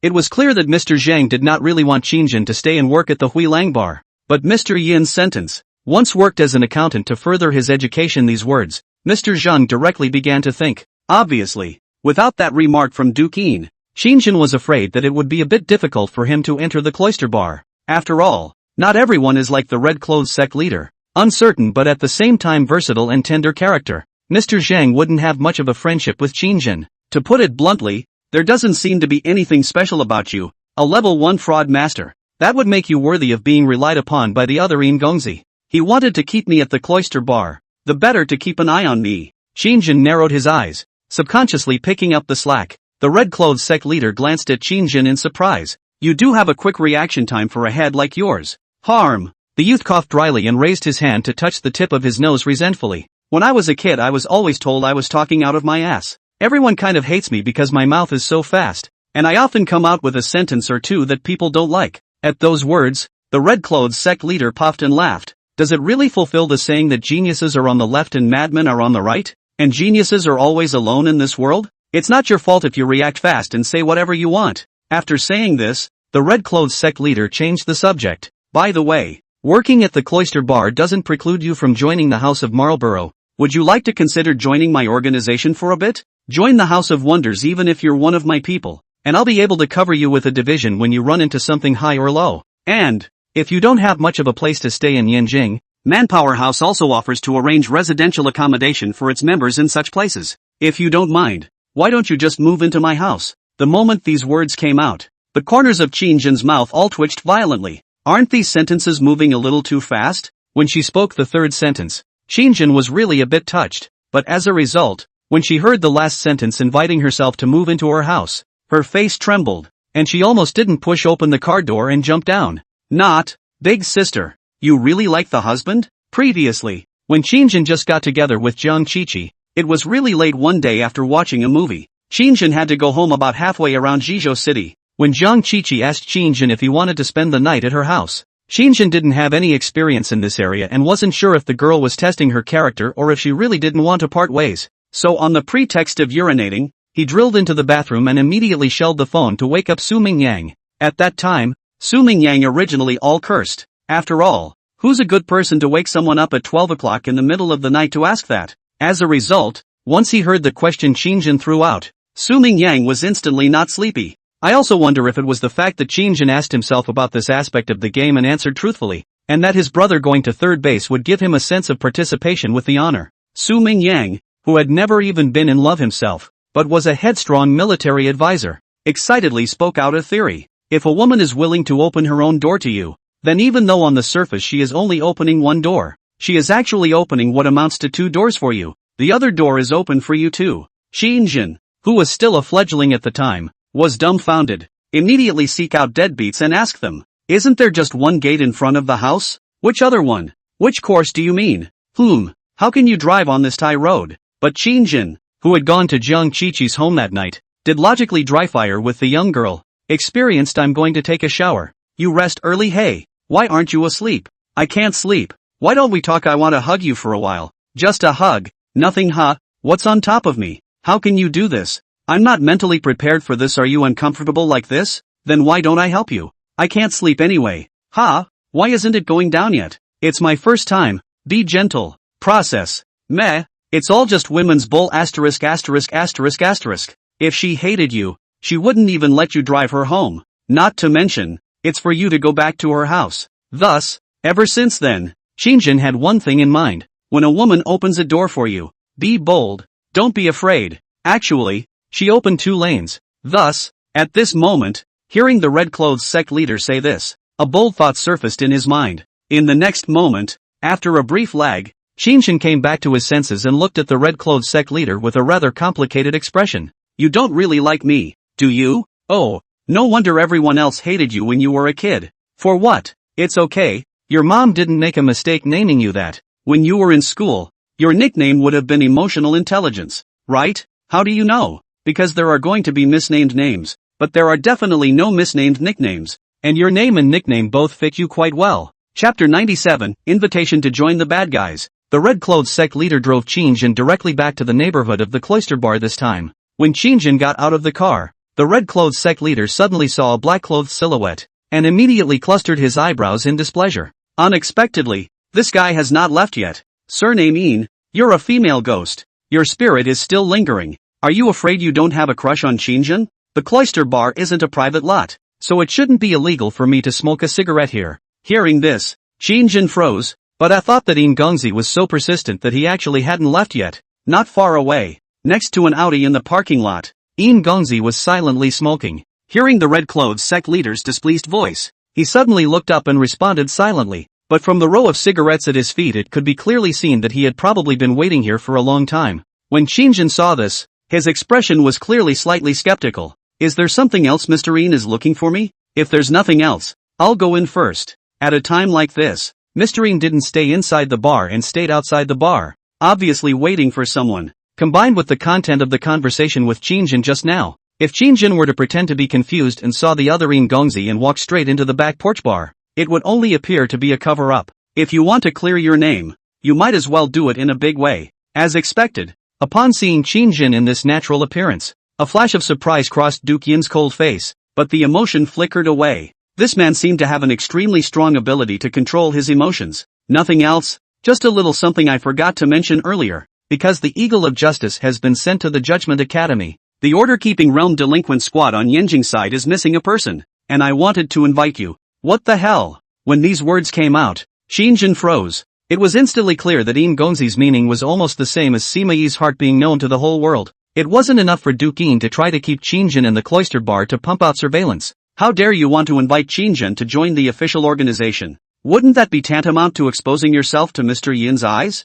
I'm just a level 1 fraud master. I shouldn't be rank-worthy enough to draw official attention, or even want to invite me into it, right? Qin did not move and narrowed his eyes. At those words, Prince Een waved his hand indifferently. The order-keeping realm delinquent squad doesn't get very heavy duty, and usually only those who pass the political trials are officially inducted into the crown. My invitations are not in official form, and most of the players who are unofficially invited are also straddling the line between official and free players. And there aren't a lot of constraints in that regard, e.g., as long as you don't officially join the crown, it doesn't matter if you hang out with that woman all day, even if one is nominally a member of the delinquents crew at the same time. On the other hand, being a member of the Marble House and a waitress at the cloister bar doesn't hurt. As he said this, Een Gongzi paused back and forth several times, still seeming to be somewhat unaccustomed to this kind of time when he said too many words in one breath. Immediately after, his gaze wandered back and forth between Qin and the red-clothed sect leader for a split second before retracting, as if he was organizing his words.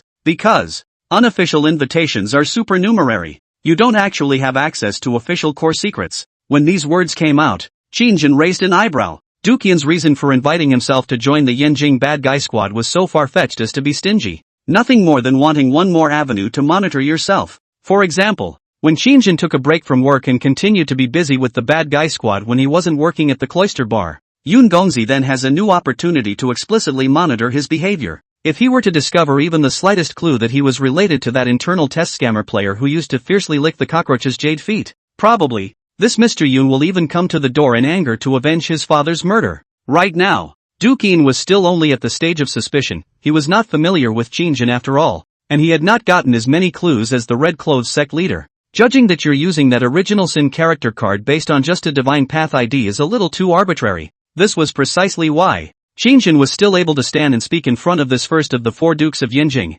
Yin Gongzi, but where there is evidence of solid.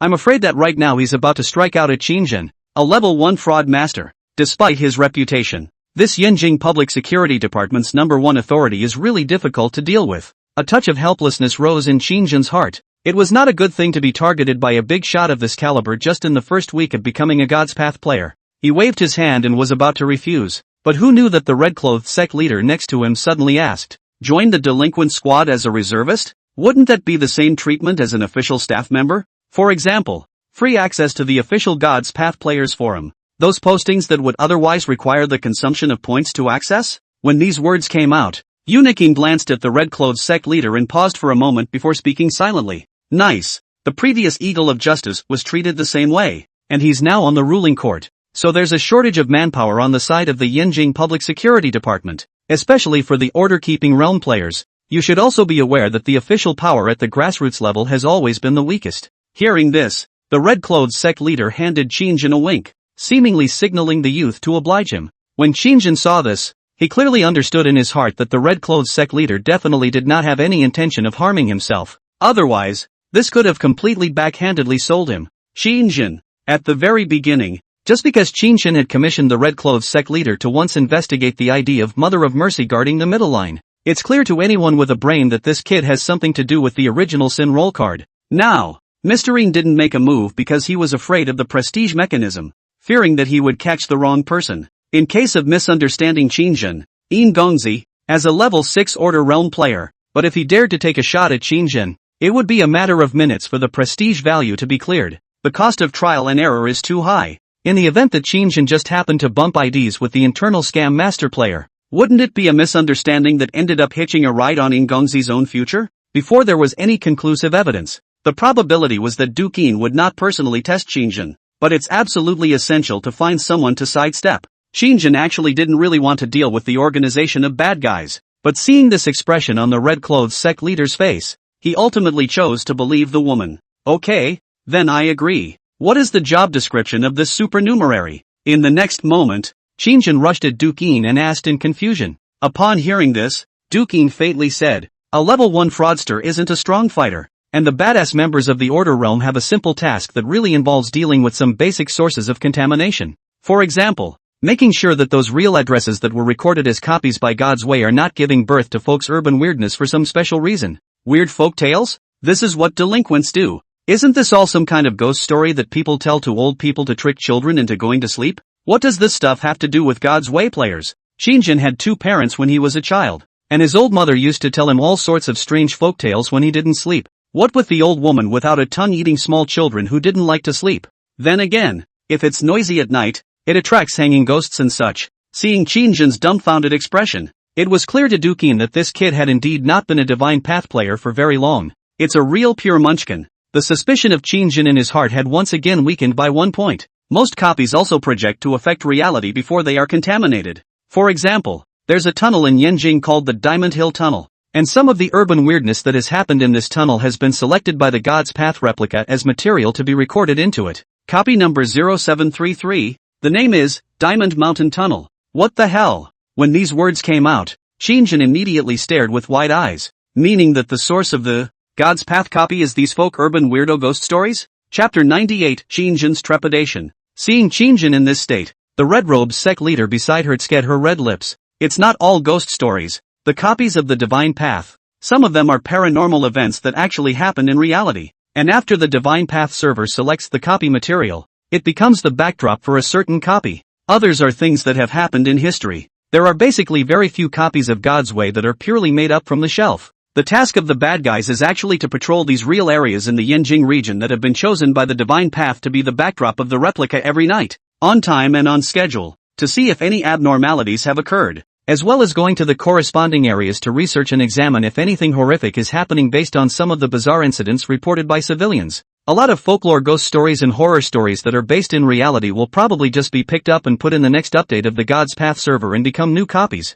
An early field test is also a precautionary measure, and can provide clues to other players that may be hard to notice within the replica. After all, many of the copies have time limits, and in reality there are just so many ways to get clues when you bad guys investigate. Hearing this, Qin Shang silently digested what he had just heard from the two men. There was a general judgment in his heart. No wonder there were so many copies of the Divine Path. I can't believe it's really inspired by life. But it's above life, right? If some places that have already been taken by the Divine Path and made into replicas have recently reoccurred with paranormal events, it's likely that the Divine Path is mapping reality, side by side corroborating that something is wrong within the replica. And perhaps this replica will thus become a tainted replica. The Red-Robed Sect Master continued to explain to Qin Shang. Take a simple example, haha. For example, I've entered a copy before. Number 2971, Mystery of the Ancient Tomb. This copy tells the story of a monarch in the Ming Dynasty, and as a result, I left the copy in about not more than 2 weeks' time,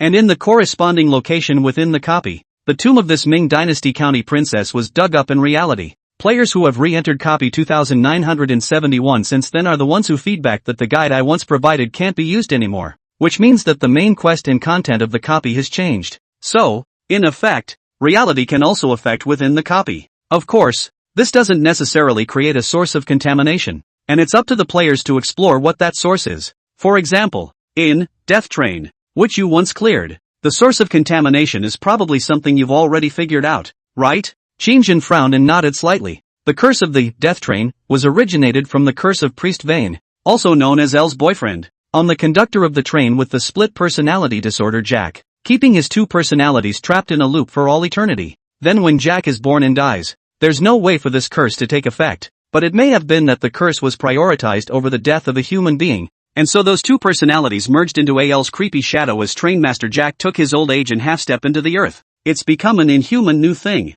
continuing to repeat the cycle of birth and death. Unless someone is able to peer into the secret and make it public, the curse will remain unbreakable. Thinking of this, Qin Shang nodded. Probably got it. Here's your delinquent oracle. And since you don't have a problem with it, look for your squad leader, the Dragon Phoenix of Men, tomorrow night at 12 o'clock at the overpass in front of the North Shadow. Dukin really didn't seem to like talking, and after sweeping a glance at Qin Shang and noticing that he took the token and carefully examined it, he didn't continue to talk nonsense. Dropping a milky white jade card is a long way to go, but the back of that departure inexplicably has a few points of loneliness and stealing sense. Stolen senses. The word is a hot buzzword on the internet these days. It probably describes a person who clearly doesn't mean any harm, or even do anything bad, but then he shows up in your neighborhood, in front of your car, and it gives you a "is this dude about to do something bad" kind of flavor. I can't say for what reason exactly. It's like when I see him, my mind is unconsciously wary for a few moments. Is this person about to do something against me?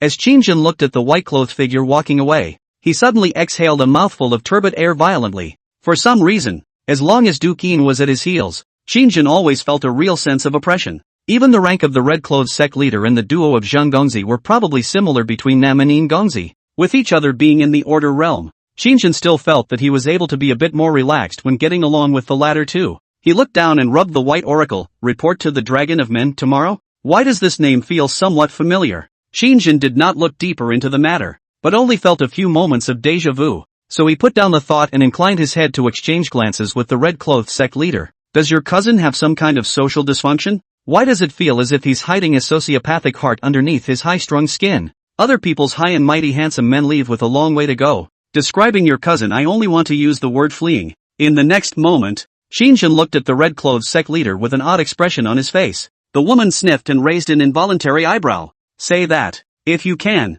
when he's there in person, and see if you fall away or he does. Qin Shang suddenly coughed dryly. There was a gap of heaven between his own level 1 fraud master and other Yin Gongzi's level 6 teacher. This stuff is just cloudy. Really, let alone having, swindle. Even if there was an infinite return without limitations where one could always swindle death, there was a high probability that one would not be able to escape alive from the hands of Yin Gongzi. But why didn't you just use a whisper when you reminded me? I thought you loved that skill. At those words, the red-clothed sect leader glanced oddly at Qin Shang. Players in the G teacher profession gain a skill called Overlook at level 4. which you'll understand as a kind of insight technique, with some mind-reading abilities as well. This skill innately restrains the hypnotist's whisper. I but gave you a whisper. And the surname heard it all just now. Qin was stunned. Then why did you use whisper when you were in the grove before? When Mr. Ian pulled me out? Can't you see him move? The red-clothed sect leader suddenly became a little impatient. It was only when I came over to look for you just now that the surnaming pulled you out. And he probably had a few moments of being a thief at that time. After all, it's about the mystery of the fall of both parents. The palms of his hands are spread out in plain sight. There's no point in touching the character card. He can't use the skill. What's he taking to eavesdrop on my whisper? Oh. Qin looked at the red-clothed sect leader who seemed to be a bit impatient, and immediately nodded obediently. Then obediently, he followed the red rector into the cloister bar. And yes, one does get a little brain dead with that question. How do you use a character card skill when you're empty-handed? Mr. Yoon? As far as is known, God's Path players who want to use skills or props will have to touch their character cards with their palms in order to do so. This prerequisite is that the player must open the attributes panel. However, there were too many passive skills for high-level God's Path players, not to mention the Fraud Master's Fraudulent Death, which didn't even need to consider whether or not the player needed to initiate the skill. Whenever a person dies, they go into a fraudulent backlog, and so on. Qin was suddenly struck by a sudden shock as he was brainstorming.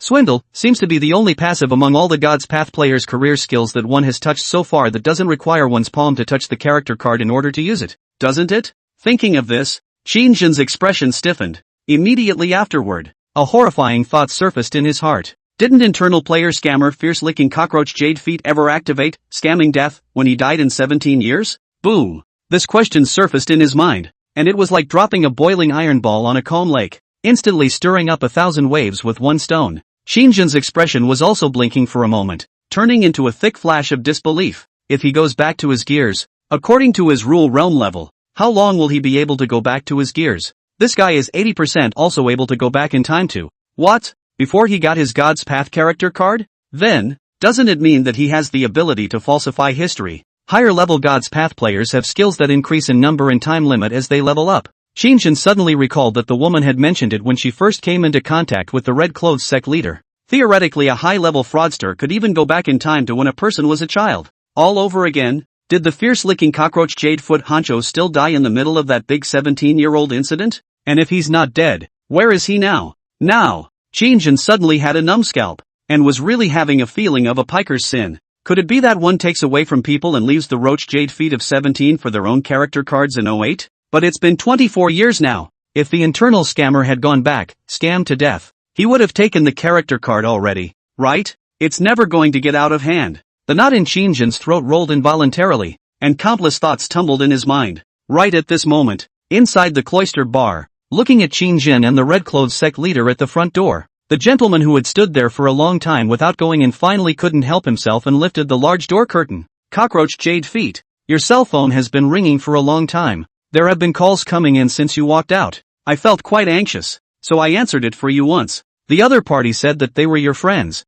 What's their name? Yin Yang. It does seem like there's an emergency for you, so why don't you go ahead and return a call? Wow. Qin stiffened and looked up at the gentleman, and for some reason, at this moment, his eyes were swirling with a strong sense of uncertainty, especially after hearing the ID cockroach Jade Foot. His body shuddered as a reflex. There's a sense of trepidation and unease that one's high school exams have replaced the grades of other people with the same name and crowned them to go to college. Hatchetting the Magpie's Nest. Chapter 99. What the kind of minotaur dog-licking behavior is this? Hey, what's going on with you boys? When the gentleman saw that Qin remained silent and just stared blankly at himself, he suspiciously raised his hand and pushed him. Qin pursed her lips and didn't say anything, but silently walked over and picked up the phone. I don't know why, but the thought of if it's possible that the scam master insider player from back in the day, licking cockroach Jade Feet fiercely, is still alive. Qin's heart then sank to the bottom all of a sudden. As a person with a particularly accurate sixth sense, this thought never lingered after it first emerged from his mind.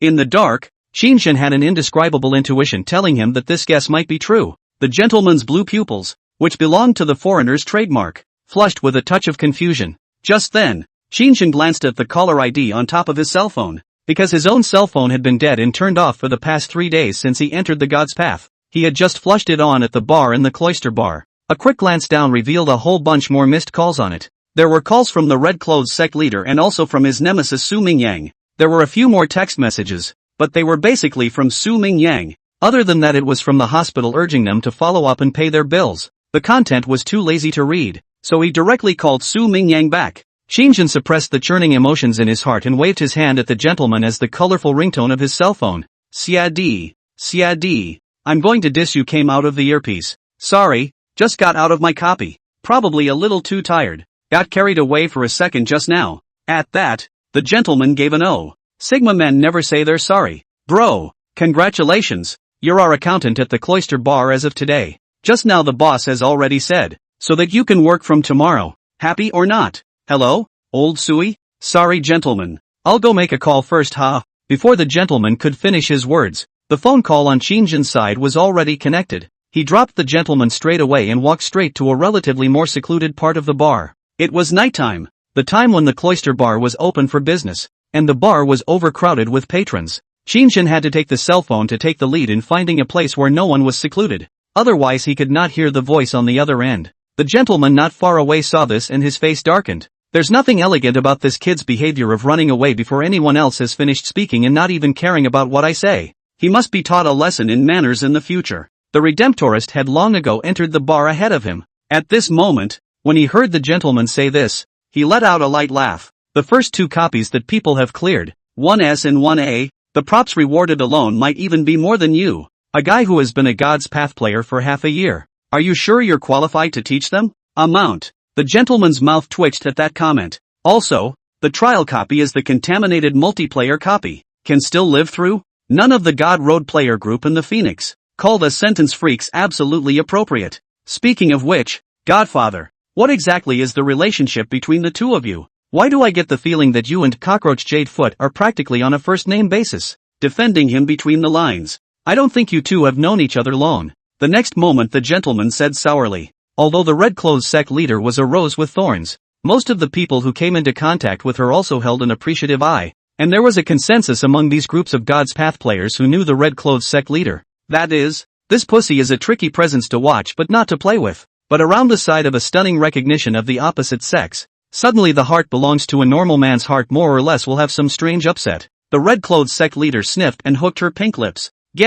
I guess you like him. When these words came out, a smirk crossed the Red Clothes sect leader's flirtatious pretty face. If it were an ordinary woman being flirted with by someone and other members of the opposite sex whether they have a leg this kind of question, regardless of whether they really have the idea, probably the heart will be flooded with shyness and embarrassment, and then red-faced and wave their hands to negate. The Red Clothes sect leader, however, was clearly not an unusual woman. She smiled and laughed softly. So curious, did you forget the image of the last time you drank yourself unconscious on the table? Shall I help you recall it? Mr. Zhang, how about 2 bottles of whiskey? I'll pay for them. The commission is on him, but he has to sit down and drink with me, and I'll tell you when this bottle of whiskey is finished. Tell you the whole story of how I met and got to know Cockroach Jade Feet. Maybe there's paid content in there. Oh, as soon as these words came out, the gentleman's face sank, as if he was remembering the image of himself 3 days ago, when he had been drunkenly sprawled out on the table wailing and vomiting furiously by Qin, a budding newcomer who had just begun to get into the bar game, so the corners of his mouth were involuntarily twitching. No, there's nothing elegant about being threatening like that, Godfather. It's fine. You're even less elegant than me when you're drunk. Ever heard of the law of comparison? As long as I get you drunk, comparing to the scene when you're drunk, I'll look elegant even if I strip naked and run around naked. Fine talk about running around naked. Oh, gentlemen NMSL. Qin walked over to the window of the bar, where the music could be a little less loud on this side. Not thanks to the freedom-oriented Zhang Gongzi. Before Qin once thought that the Cloister Bar was a folk bar. After all, the last time I came here played some light and soothing slow-tempo ballads. Who would have thought that the music at the Cloister Bar tonight would be akin to a heavy metal bar? A trip out and back is filled with boiling electricity in your ears. Sure enough, this back porch bar doesn't really have a fixed style of music even. After all, it's the Free Duke's place, so I guess it's up to him what music he wants to play. It's his store, and it's his freedom to play what songs he wants to play. Qin smacked his lips before covering his mouth and rushing to the receiver. Can you hear me? Old Sui. Holy, what's wrong with you? Now you can't move without giving your buddy a 3-day, 3-night disappearance. After accompanying you to Xiangya Linshu that day, you never answered my calls again. Are you afraid that you are not being looked at by a rich woman? Then I couldn't reach you from work and ran to ask the security guards. Who told me you were taken away by a rich woman in a Ferrari? You boys aren't planning to do anything to apologize to Kiki, are you? At those words, Qin first froze, followed by a sharp twitch at the corner of his mouth. What are you thinking? Nothing. That's a friend of mine who has some connections over here in Yanjing, so I saw to have him help investigate the matter of Kiki's disappearance. Only after these words came out did Su Mingyang's tone on the other end of the phone get a little better. Old Su didn't ask how Qin had gotten in touch with a bigwig from a rich neighborhood like Shangya Linshu. At one time the two attended a junior college and were on good terms at the time. At that time, Su Mingyang, who was the same age, once felt that Qin had a kind of maturity in her that far exceeded that of her peers, especially when he thought about problems. Many times the direction of his thinking could give old Su the illusion of enlightenment. If his mother hadn't had the accident, there wouldn't have been a series of things that happened later because of the butterfly effect, which eventually led to Qin being imprisoned for 2 years. Maybe he'll be the best mix of everyone he knows. Su Mingyang didn't know why he was so certain, but from the day he first met Qin, he had this thought in his mind. This guy is certainly no ordinary person in the future. Your kid always makes people worry. I guess it's the things that happened 4 years ago that left a psychological shadow on me all. I always worry that you're desperate to do something with the sword. Feeling his best friend's concern from the bottom of his heart, a slight softness passed over Qin's face. It's okay. Well, cell phone broke 3 days ago and I didn't have time to fix it when I was looking for a job and a place to live. Just got the screen fixed today. Sorry. Won't be next time. The mouth made up an excuse. Although the words were said, Qin's mind was thinking that he would dare to do it again next time. There's no way around it. Becoming a God's Path player means that you're bound to enter copies on a regular basis. At that time, if old Su happened to contact him when he entered the copy, Qin must still be nowhere to be found. But regarding the Divine Path players, Qin did not want Su Mingyang to come into contact with them too much again for the time being. Presumably the average person under normal circumstances has no business being exposed to this group. By dragging old Su down himself, he couldn't help but bring some trouble around him, so it was better to let him be a happy, normal person. In the next moment, a touch of urgency and nervousness was added to Su Mingyang's voice. Where are you at the moment? Are you free tomorrow night? Hearing this tone, Qin keenly sensed a hint of something wrong. Tomorrow? He inclined his head, his eyes going to the handsome figure inside the bar that was happily busy, then pursed his lips. Not sure. What? The gentleman had just said that Mr. Zhang had agreed to his employment at the Hui Lang bar, and in the future, he was afraid that for a long time, Qin would have to work at the Hui Lang bar when he was in reality. Tomorrow is the first day of orientation and the bar is usually open late. I guess I don't have much time to myself in the evening, do I? Tomorrow is the reunion of our then junior high school classmates. Do you remember Don Juan? Don't remember. When Qin heard the 4 words of class reunion, his heart immediately surged with possibilities, and he responded directly and sharply. After getting sick, one forgets a lot of things, and likewise forgets a lot of people. It probably has nothing to do with brain cancer either. Simply less connection. After all, nowadays, a random high school student is pulled over on the side of the road and asked to recite all the names of his elementary school classmates. He's lucky if he can say more than 20 in one breath. A lot of people are like that. Long time no contact, naturally forgotten in the corner of the memory. Su Mingyang sniffed and became anxious all of a sudden. Oh Don Juan, the sweet girl, after you and Kiki got together. I even said that Kiki was practically the same personality as Don Juan, just with a lesser face value than Kiki. A lower-end version of Kiki. When these words came out, Qin frowned. Seems kind of impressive. Only then did Su Mingyang say excitedly, I saw they were organizing a class reunion yesterday and wasn't originally interested, so I sent a random reply asking for the address. Turns out they said they were in Yanjing and were organizing the number of local classmates. I just mentioned in passing that Qin was also in Yanjing, and as a result, Don Juan jumped out and private messaged me specifically, asking me if you were going. When these words came out, Qin's cerebellum short-circuited for a moment, immediately after the corner of the mouth. As long as it is not all can get the meaning and purpose of Su Mingyang, it's just a little bit of male/female psychology. So, you want to go? It's because you want to meet Don Juan, but you want to drag me along? Because you felt that Don Juan wanted to see me, and that's why you're calling me now and inviting me? You asked if I was free tomorrow night, meaning you wanted to drag me along to the reunion. The adult world where there are so many false and subtle, only when there are mutual interests involved, only need to pretend to understand the confusion. Qin and Su Mingyang were brothers themselves. There was nothing to pretend with him. I even forgot about Don Juan. Those students in junior college. There are a few big gold masters, often looking for their own help on the score of the year still have some impression. Other than that, Qin couldn't even think of a name at all. Su Mingyang remembered Don Juan so well, It was obvious that the kid was interested in other girls. But the key? Brother, you are interested in other girls. Pulling me, what the hell? What kind of ing bulldog licking behavior is that? Chapter 100, which is the best Chinese dog licker? It's up to you. Su Mingyang. Don Juan has been asking me if Qinjin is going to the reunion. Brother, I'm married. If she's staring at me, then just say no. Just say I'm married. Hearing this, Su Mingyang said with a bitter smile. I know you're married. Isn't it just that I was thinking that since Don Juan is interested in you, then you just happened to reject her a bit in front of her. She will definitely be heartbroken. And I took the time to take advantage of the situation to comfort her and build up an image of a warm man. So won't this be a lifelong matter solved? Qinjin? Brother, have you heard of the saying that a warm man is behind a dog? Don Juan and his boyfriend Doi by then don't even need people to say hello. You're probably just going to be good and help watch the door. What dog licking program? Not to mention married people. Even those who have never been in a relationship have to wonder who's barking across the street when they hear it. And with this plan of yours, don't say you've ever been in love. Have never been in a relationship to hear? All think you this loss of tactics is not reliable. Well, the dog heard straight shake his head. People girls, but if they are interested in you kid, high and low will not show interest in me in front of you.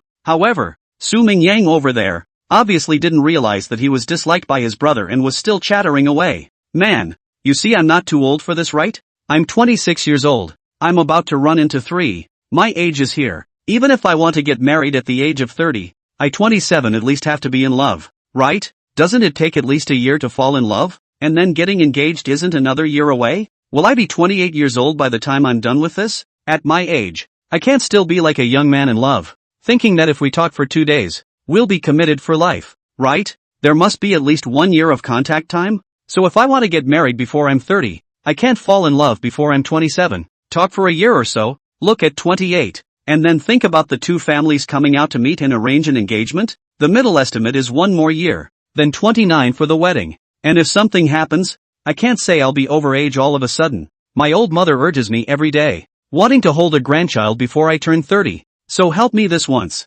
Think about it. You were with Kiki in the first place or I helped. The corner of Qinjin's mouth twitched. Okay. Okay. Okay. Okay, okay, okay, okay, okay, okay, okay, okay, okay, okay, okay, okay, okay, okay, okay, okay, okay, okay, okay. It's true that when a man is on top, there's nothing for a woman to do. Now, but if you ask Su Mingyang a child's name, it is estimated that he shyly began to think about where he plans to give the child 100 days. I thought you didn't know the girl well. Otherwise, it wouldn't be so bad that I have to serve as this cannon fodder, would it? Qinjin thought about it, but still poured cold water. Do you know Don Juan? He came up here to ask me for a favor. So you don't think about whether you two are right for each other? In case the girl is actually a high spender, do you think it's enough on your sheriff's meager income? It's kind of a circuitous route, playing straight ball with a deadbeat. He probably couldn't handle it. Qinjin couldn't come up with a sentence that the other party was able to find you to spy on me, which means that he not only didn't put you at ease, but also didn't put you in his eyes, right? In that case, Su Mingyang would really break down. Who knew that old Su was so strong-willed that he could not comprehend Qinjin's good intentions in the slightest? This you don't worry. Don Juan's circle of friends I have turned over. She is not at all like those celebrities said on the internet, posting what luxury cars and watches, sunshine what yacht time baths, is a real good girl who can live a good life. Good looks, good personality, no attitude, high education. Isn't that a good match? Seriously. Man, I even thought of what the kid's name would be when we both messaged. I'm mostly afraid that if you don't go tomorrow, the girls won't come straight away either. Sheen Gotham. A phone call can give a person dry silence several times, but also to see my brother Sue. You are a real person, very little to say. It's all about the licking. Boiling Goat has to call you brother when he sees you. Other people are capable of living their lives, but not necessarily with you. Forget it. Good advice is hard to persuade a person who wants to die. And mercy does not help a person who wants to die. Qinjin sighed. Alright, then you tell her directly that I'm going, and then tomorrow when it's time and your party is over, I'll pretend to call you and say that I'm not going, and it just so happens that you'll be the one to pass on the message to him that there's been a delay on other matters, and by the way, find a way to reveal that I'm getting married without even realizing it, and the 2 of you are meeting sensibly anyway, so I don't have to show up, so you can just comfort people. At these words, there was silence on the other end of the line for a long time before there was a fierce round of applause. Wonderful.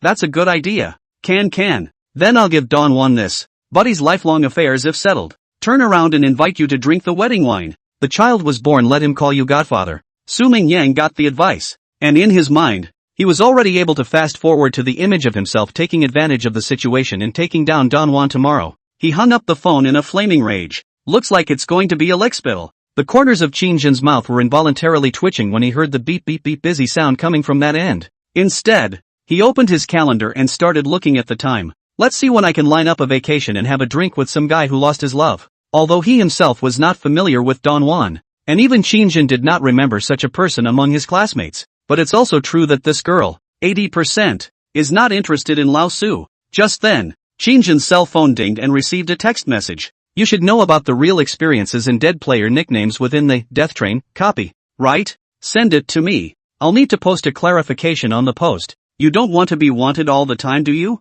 Seeing this text message, Qin Shang probably froze for a full 4 or 5 seconds. It was only then that he reacted to the fact that it was sent to him by Mr. Yoon. How did you get my cell phone number? This reply was sent out as if it were a clay cow entering the sea, and there was no movement there for a long time. Qin Shang, the man, was also born with a rebel bone. Although he had probably guessed that Im Gongzi had gotten his cell phone number from his cousin, the Red Clothes sect leader, he still couldn't hold back his bad taste when he saw that Im Gongzi was so high and mighty. Forwarded a sexually harassing text message he had received the other day. Brother, are you there? I'm Xiao Shallow who left contact information with you before. 21 years old. In school, working part-time with a few college friends to earn some living expenses. My home lives near you, and I can come to your home. We don't take booze or violence. Private chat to see pics of our sisters. Depending on the situation we can spend the night. Photo link 1111, portal. Photo link 2, portal. As expected, it didn't take long for the wickedly funny message to go out.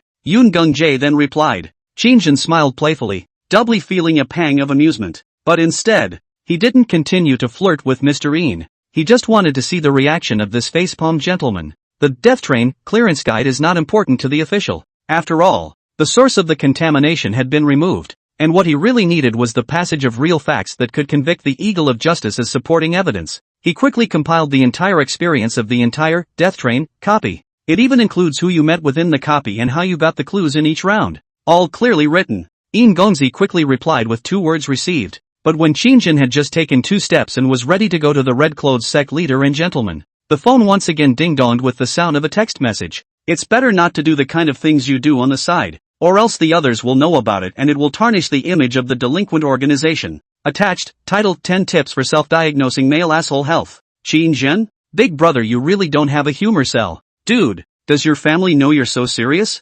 I'm joking and flirting with you. Why do you make it sound like I'm sending a group message out of professional habit and sending it to the wrong person? Originally, he wanted to disgust Im Gongzi, but in the end, he seemed to be the one who was disgusted, staring at the little yellow daisy that was attached to the picture. Qin Shang only felt a vicious chill. Chapter 101 Clarification Post. At the same time, what Qin Shang didn't know was that Im Gongzi, after asking for the facts to go back, directly prepared an extraordinarily formal document and dropped it in the official tasks section of the Divine Path Players official forum, and it's bolded and topped with a red font. Although Lord Een suspected that Qin Shang was using the original Sin character card, perhaps inextricably linked to the 2 internal players who had once murdered both of his parents. But that doesn't stop Yoon from being serious about restoring the facts when he writes his clarification communiques. In all fairness, Qin Shang was indeed a victim within the Death Train copy. It was natural that Im Gongzi would not entrap his personal emotions and still talk about black as white like the Eagle of Justice. At his status level, there was no point in making small gestures on such matters. If there really was evidence, even if it was at the risk of zeroing out his reputation, Duke Een would have made a move against Qin Shang. With no evidence, he simply didn't bother to make small talk about such minutiae. Half an hour later, a red-titled thread appeared across the official quests section of the official God's Path Player Forum. #clarification post. Regarding the previous inaccurate report of the Chaoyang District Public Security Bureau player Eagle of Justice, and the results of the malicious bounty punishment announced, with asterisk, Death Train, Raiders and the scene of the real after. The content of this thread was actually very simple. It was just reposting the ones that Qin Shang had sent to Duke Een, after being touched up by Duke Een. For example, how Qin Shang inherited the occupational skill, decipher, of the teacher player all that moves me is green. Afterward, suspecting that the crowd had their own agenda, they simply stayed in cars 1 and 2 and studied the other stickers on either side of them for the sake of clarity, then got a clue from the sticker on the window. and how to analyze the rule that you can't make a sound in the face of creepy Shadow Owl in the second round of the Death Train segment through Hello Kitty. As for the content of holding the Godslayer around, and the fact that afterward, Grandpa Bull took it upon himself to confess that he had been moved to compassion for Qin Shang, and had only been able to keep from harming him in the second round of the third compartment. Yin Gongzi censored it and simply didn't mention it in the official document. After all, a Godslayer suddenly showed mercy and decided to let Qin Shang go because the player released his goodwill a few times. It's a little too explosive to pass on. Normal times, within the copy of the Godslayer, in order to take out the player, to say that a sentence of doing whatever it takes to take out the player, doing everything, is light. However, Qin Shang also did not mention within the text message that before Grandpa Nyo was punished by the gods, he had commissioned himself to help bring a message to her real-life brother. As for the gambling world, cheaters and what kind of Qin Shang all skipped. These, after all, had no real relevance to what happened within the Death Train copy. Within Yin Gongzi's posting, he mainly focused on clarifying the inaccuracies of the previous Eagle of Justice wanted post, such as what fraud master colluded with the Godslayer to brutalize other Divine Path players, and how fierce cockroach Jade foot-licking, for the sake of the prop rewards, had in the quest settlement session killing all the players. The above is untrue and is considered a complete whitewash of Qin Shang's reputation, showing that the series of contents in that previous wanted post were all fabricated by the Eagle of Justice, and the purpose was to make a whitewash for his own murderous behavior of killing people and having his heart set on the 100 points rewarded for killing the fraud master. This thread just went up. Soon, the entire God's Path players official forum was completely blown up. Because of Yin Gongzi's deliberate topping, the heat of the post climbed quickly, and in 2 or 3 minutes there were several hundred more comments. Xiao Zhang is going to bed early today, holy. The writer of this clarification post is Yin Gongzi, the chief commander of the Yanjing Security Department's undesirable people? In that case, that's an official document from an official source? Milky Yuko, nonsense. It's hard for anyone to question the authenticity of something written by Yin Gongzi himself. What's more, there's no reason for Mr. Yin to smear the official image for the sake of a budding fraud master. If this isn't the real thing, how could Mr. Yin have enough to put out this kind of content that affects the official image? The young man is strong. Then the young girl to support the wall, I throw. Upstairs the old iron unfavorable unity words do not say nonsense. But how did not see about that official player's punishment content? Is the official just simply intend to release a clarification statement post, and then so harbor their own people to stop it? The heavens were not kind, so the truth was that the Eagle of Justice had tried to kill someone to get away with murder, but the budding fraudster escaped, and in order to kill and silence him, he posted a bounty post? The purpose was to hopefully let the truth completely rot in his stomach? Little grass can't wake up from sleep, need you ask? It must be so. Isn't it written clearly in the official document of the other Yin Gongzi? Vladimir, clap your hands / emoji. Monkeyish. Are the official players so monkeyish now? Red Clothes Cleric, I think that player should be compensated for some of his losses. Gentleman, woman upstairs. I was right in my suspicions. You two definitely have an unusual relationship. Wind and freedom. That being said, this is still only on the surface. Hell knows how many other similar things in the dark. Although players of other professions picking up that hidden quest within the copy to hunt and kill the fraud master, this behavior is not rare, but appearing in the official player was exposed or the first file. I suggest that the bad guy's internal strict investigation of the same case, and I support the Red Clothes Sect Master's proposal. I think that indeed, we should give that fraud master player some compensation. Gentlemen, boss, you like him too? The first dozen or so floors were rapidly occupied. Yin Gongzi sat in his office rubbing his furrowed brow and pursing his lips as he watched the events fester. Sullenly, he picked up his cell phone and sent a reply post. White-clothed swordsman, the announcement regarding the punishment of the Eagle of Justice will have to wait until the end of the second trial at the Court of Adjudication before it can be released. The Undesirables organization, as the official organization of the Chinese God's Path player group, has always shown a positive image, and will never allow this kind of behavior to fester in the ranks of the officialdom. Please supervise. In the future, if there are still similar things, you can also be the first time in the official forum of the official mission column to report. If there are other official players' infringement of the threat of free players, you can also be reported here. We will be verified to give the corresponding punishment, and will never be tolerated. The Eagle of Justice case is bound to be the case of the Eagle of Justice will be severely punished. It was only when these words fell that they caused many players to clap their hands. Mr. Yin's political awareness is extremely good, and this matter cannot be clarified without doing so. Otherwise, in the future, when the video and information of the execution of the Eagle of Justice from the side of the Court of Judgment circulated, many players would probably be in a daze. Didn't get what was going on at all. It actually alarmed the official player group. The House of Ruling which was responsible for internal stability. To step in, the position of the Court of Adjudication in the official player organization is roughly equivalent to that of a court-martial within a military district. Sort of a tribunal of sorts for dealing with this group of people with special abilities internally after a God's Way player commits an offense. Extremely high status and power. Generally, unless it was a major event that was not conducive to unity, the House of Ruling would rarely be alarmed. By then it will be a little too late to jump in and make clarifications when all the Eagles of Justice people have been completely shot.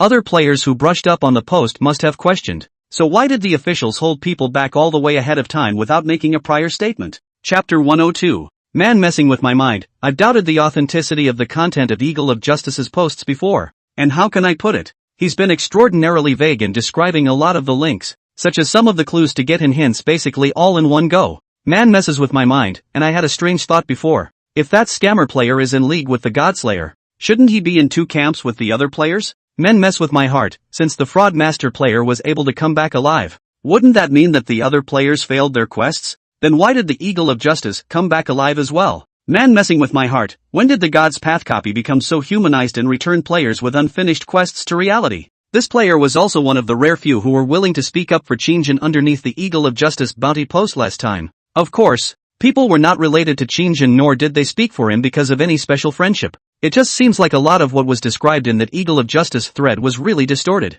As we all know, martial master players that are the object of group ridicule. Everyone said that a martial artist was throwing away his brain for strength. And this kind of fraud master copy whose difficulty level had reached S rank was something that a martial artist could pass through unharmed without the assistance of a fraud master player? Who's so good at getting clues for S rank tainted copies? What's more, Death Train is considered a far-flung Rayburn in these old player groups. Even the high-powered Qin, who had initially learned from the Eagle of Justice that his subordinate had entered the copy of the Death Train, was unavoidably compassionate. It was close to saying the words "you're hopeless. Wait to die." Can you imagine how ferocious the Death Train was in the eyes of these low-level players of the order-keeping realm? A strong, for-brains martial artist professional player actually threatened that he had cleared Death Train without the assistance of a fraud master. And even with the fraud master player who had obtained the most clues in the copy in an antagonistic relationship with each other. Anyone with a brain who thinks a little harder feels there is something wrong. It's just that last time I posted this "men mess with my heart" comment didn't dare to be said, or that would have been war-inducing. Although it was recognized that martial artist players had no brains, but to bring this kind of thing out into the open, wasn't that properly looking for a fight? The official forum for God's Path players is based on the ID system. It's almost no different than real name authentication. In the future, if you go down to a multiplayer copy and are recognized by someone who recognizes your ID, 80% of them will be attacked by a group of martial arts players. However, soon after a player named Brother Only Wants to Be a Salted Fish expressed his opinion from another dimension, the rhythm of the entire comments section began to spread in another direction. Wait a minute. Brothers are discussing about what punishment, what official inaction and such things. Have you noticed the key point? A budding scammer passed, Death Train, eh? This posting clarifies that it is in the voice of the player who licked the cockroach's jade feet, recounting the experience within the copy, and also the copy that was cleared with two other survivors in tow. According to Ian Gongzi's clarification post, if it weren't for that priest player's profit-driven collusion with the Eagles of Justice,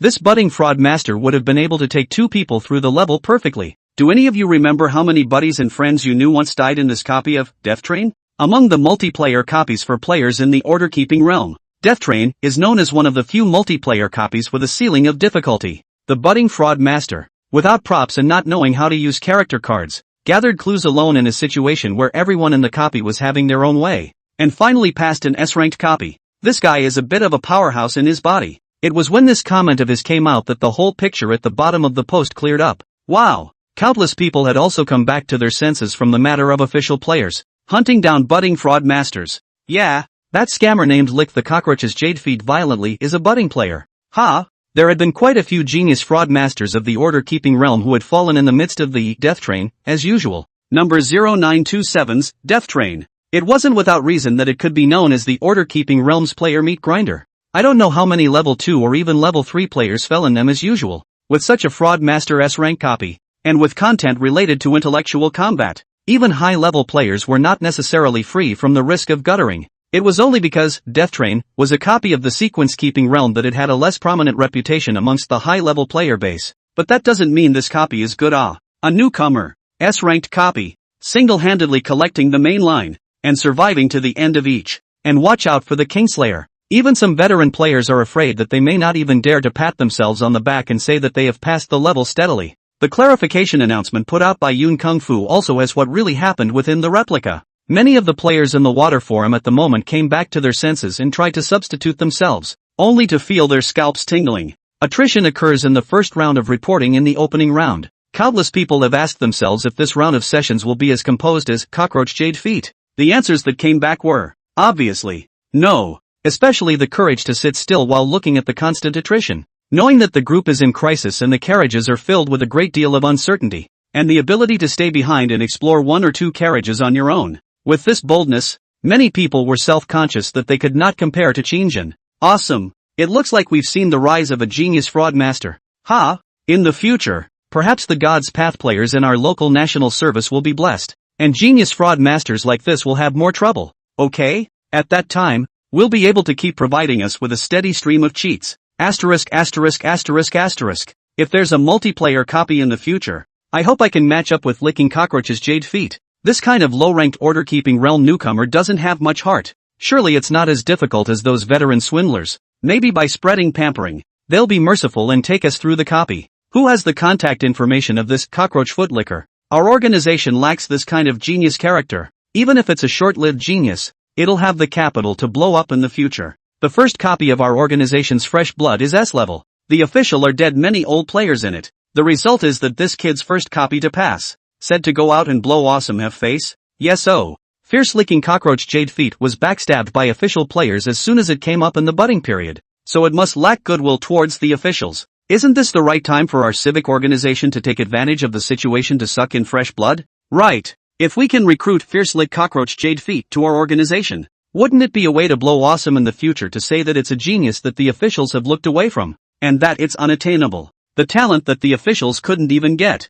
ended up in our organization. Meow. Just think about it. If this fraud master player grows up in the future, I guess the official face will hurt. All of a sudden, the ID Cockroach Jade Feet became not only famous in the official quests board, even the recreation and entertainment column has a number of posts discussing this ID. Many people were interested in Qin Shang. Of course, some of them are people flirting with the wind, and some of them are really moved by the love of talent. After all, compared to the multiple benefits of the official, these civil organizations are only the House of Marlborough, the gambling world. A few treats that are themselves in business can barely fight. None of the other organizations were as attractive to God's Way players as the official organization. Undesirable people. Obviously, this also leads to the serious question that many civil society organizations are currently somewhat short of fresh blood. The number of Order Realm players within the organization might be quite large, but the fresh blood of the order-keeping realm was pitifully small. Most of the budding players who have just become God's Way players, but who come into contact with the official, the first thing that happens is that they get sucked in by the official. Except for a very few unlucky ones who did not have the time to contact the officials and were sucked in by these civic organizations by coaxing and tricking. The others basically went into the officials. Quite a few organizations that are looking a little green on the FNM piece. It's not a good thing to look at our country's policies. The fact that 3 children have been given birth in the face of an aging population is a sufficient reflection of this problem. In the future, wait until the mainstay of a group of old players leave this beautiful world one after another, dying one after another in the copy of the Divine Path. Perhaps those organizations that were once glorious are completely a thing of the past. A budding scammer is nothing to sneeze at. But a budding scammer who can pass S rank is worth the investment of a number of civic organizations, even if there is an element of luck involved. What if it's a rising star of the future? Of course, among these comments, there is the occasional discordant comment or two. For example, aren't you guys blowing a budding fraud master out of proportion? Isn't it just clearing an S-ranked multiplayer copy? After reading Lord Yin's clarification announcement,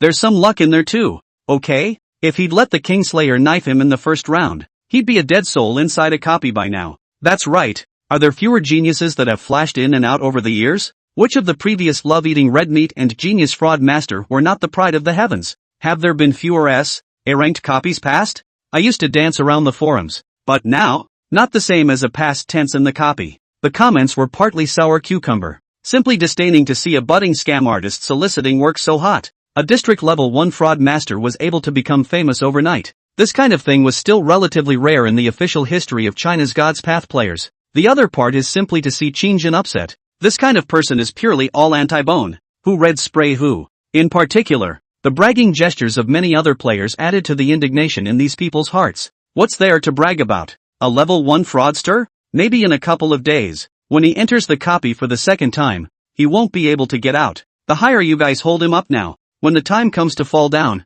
the worse this player will fall. Ha! You guys who tout him might as well follow the joke. At that time it will have to become shocking. The genius Swindler who caused the forums to have a huge earthquake has hated So-and-so's copy. It's a shame that the genius has fallen. Ha ha ha. Slap in the face or not? That's right. Is there no one left in these sunset red organizations, thinking that any stinking fish or shrimp will attract official attention? Surprisingly, they've all begun to tout bottomlessly in order to pull in a budding newcomer. These several organizations of people actually still think that the official loss of a level 1 fraud master will be sorry, is nothing more than pass a S-level contaminated copy, and not the rules of the realm of Big Brother. The official eye is not so low, okay? If he didn't want to be in the officialdom, the delinquents wouldn't be begging him to join in. You guys just blow it off. The higher you hold it up now, the more your face will hurt when the time comes. Sit back and wait for the jokes. Maybe the next time the name Fierce-Licking Cockroach Jade Feet appears on the forums again, it will be the announcement of dying in a XXX copy. At that time, these Sunset Red organizations are afraid that their faces are going to be swollen with smoke. Ha ha ha. That's right. In order to avoid face pain, you guys still calm down for a few days. At least wait for this kid to enter another high difficulty copy of the smooth clearance before saying if it is not here is the real name system of the official forum. I should be skeptical of this budding fraud master himself invited the army to help create momentum. The comments section became pandemonium as a portion of the players who disliked Qin Shang joined in. After all, as official players, some of them still have some sense of superiority. Naturally, he didn't want to see a budding scammer cause such turmoil in the forums. Especially the front foot. There are official players eagle of justice in the copy of the brutalization of the new fraud master to make the official face a big loss. This time Cockroach Jade Feet reputation in all directions. Some of the free players to post, along with the official players also dissed a few sentences. For example, the official is not so great. The old players actually folded in the hands of the new. It immediately caused many official players to be on the same page. Gonzi himself probably didn't expect that a clarification post would go out and end up with the comment section evolving into this, but not before he controlled the winds of conversation in the comments section. Suddenly, a new pop-up window popped up in the copy tips column. A sharp-eyed player saw the ruse and his pupils widened. Immediately afterward,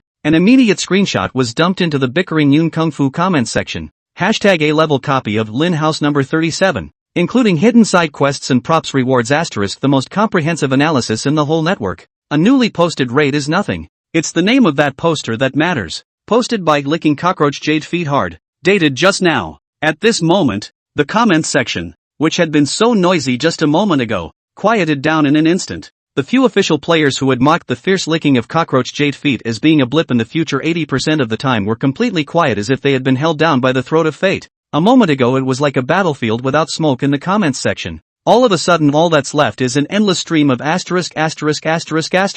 Chapter 103 Mortality of Undesirables. On the other hand, in the cloister bar, Qin Shang didn't know that one of his randomly posted threads had caused the entire forum to quake once again. Stabbed the hearts of many official players who originally still held the mindset of watching the game. One foot just said you kid might have to GG on your next copy, and then you post a cheat for an A-ranked copy the next foot. It's also a ING perfect pass with hidden quests. The smack in the face came too soon. Of course, Qin Shang's purpose for posting the raid was simple, to get points. The thing about points was that they were earthly experience cards for God's Path players. Qin Shang didn't want to be suddenly teleported in by a copy sometime later when he was busy with his business. Points are naturally better in more ways than one. Posting raids is considered the quickest of the limited number of real-world means of earning them. But it seems like other people in the strategy post have posted the main strategy for Forest House 37 as well. I've got this analysis with side quests and key clues, as well as prop rewards, and it's still 1 point cheaper than anyone else's, so someone should want it, right? Qin Shang didn't know much about the copy raiders column. With some trepidation in mind, I thought to myself that I could probably still sell my strategy, right? Upon hearing this, the Red Clothes sect leader took a couple of looks at the strategy guide written out by Qin Shang from the side, and when he saw the densely packed details, his expression twitched. This guide of yours would probably be wanted even if you doubled it. Many copies of the main quests aren't worth anything at all. Instead it's the rewards of the hidden quests that are worth it. Usually A-ranked copies of the order-keeping realm are rarely rewarded with props unless they are perfectly cleared. The so-called perfect clearance, in general, refers to the case where one completes the main quest while not only completing the side quests along the way. but also takes the initiative to find out the hidden quests within the replica and completes them before it can be considered a perfect clearance. After saying this, the red-clothed sect leader's pretty face was filled with eccentricity as she glanced at Qin. It was the first time she had seen a copy where someone had written all the prop functions in such detail. The fact that you were able to get a prop reward even in an A-ranked copy is something that would probably make the forums quake for a long time if it was released. Qin did not understand these what perfect passes and so on, but after the red-robe sect leader spoke, there was probably a vague concept in his mind. He cares more about whether anyone will want to spend points to view his posts than that. With these words from the red-clothed sect leader, Qin finally had a few more points of solidity in his heart this time. Since the red goddess has said so, according to her veteran gamer's eye, my post is 80% capable of being competitive, right? It was also by writing this post that Qin finally had the time to check his prop rewards for clearing the Lin residence number 37 after exiting the copy. The bride's embroidered shoes, wedding day. The groom left without saying. The bride waited for 3 days and 3 nights, did not wait for their sedan share. And then in the Lin family suffered all the humiliation, bitterly waiting for their own lover. Disillusioned and chose to throw himself into a well. Suicide. The bride is to change into their own wedding clothes and embroidered shoes, ready to go to denounce the truth after the light of the life. But unfortunately the middle of the twists and turns. By the traitor, the embroidered shoes on the way to the lost.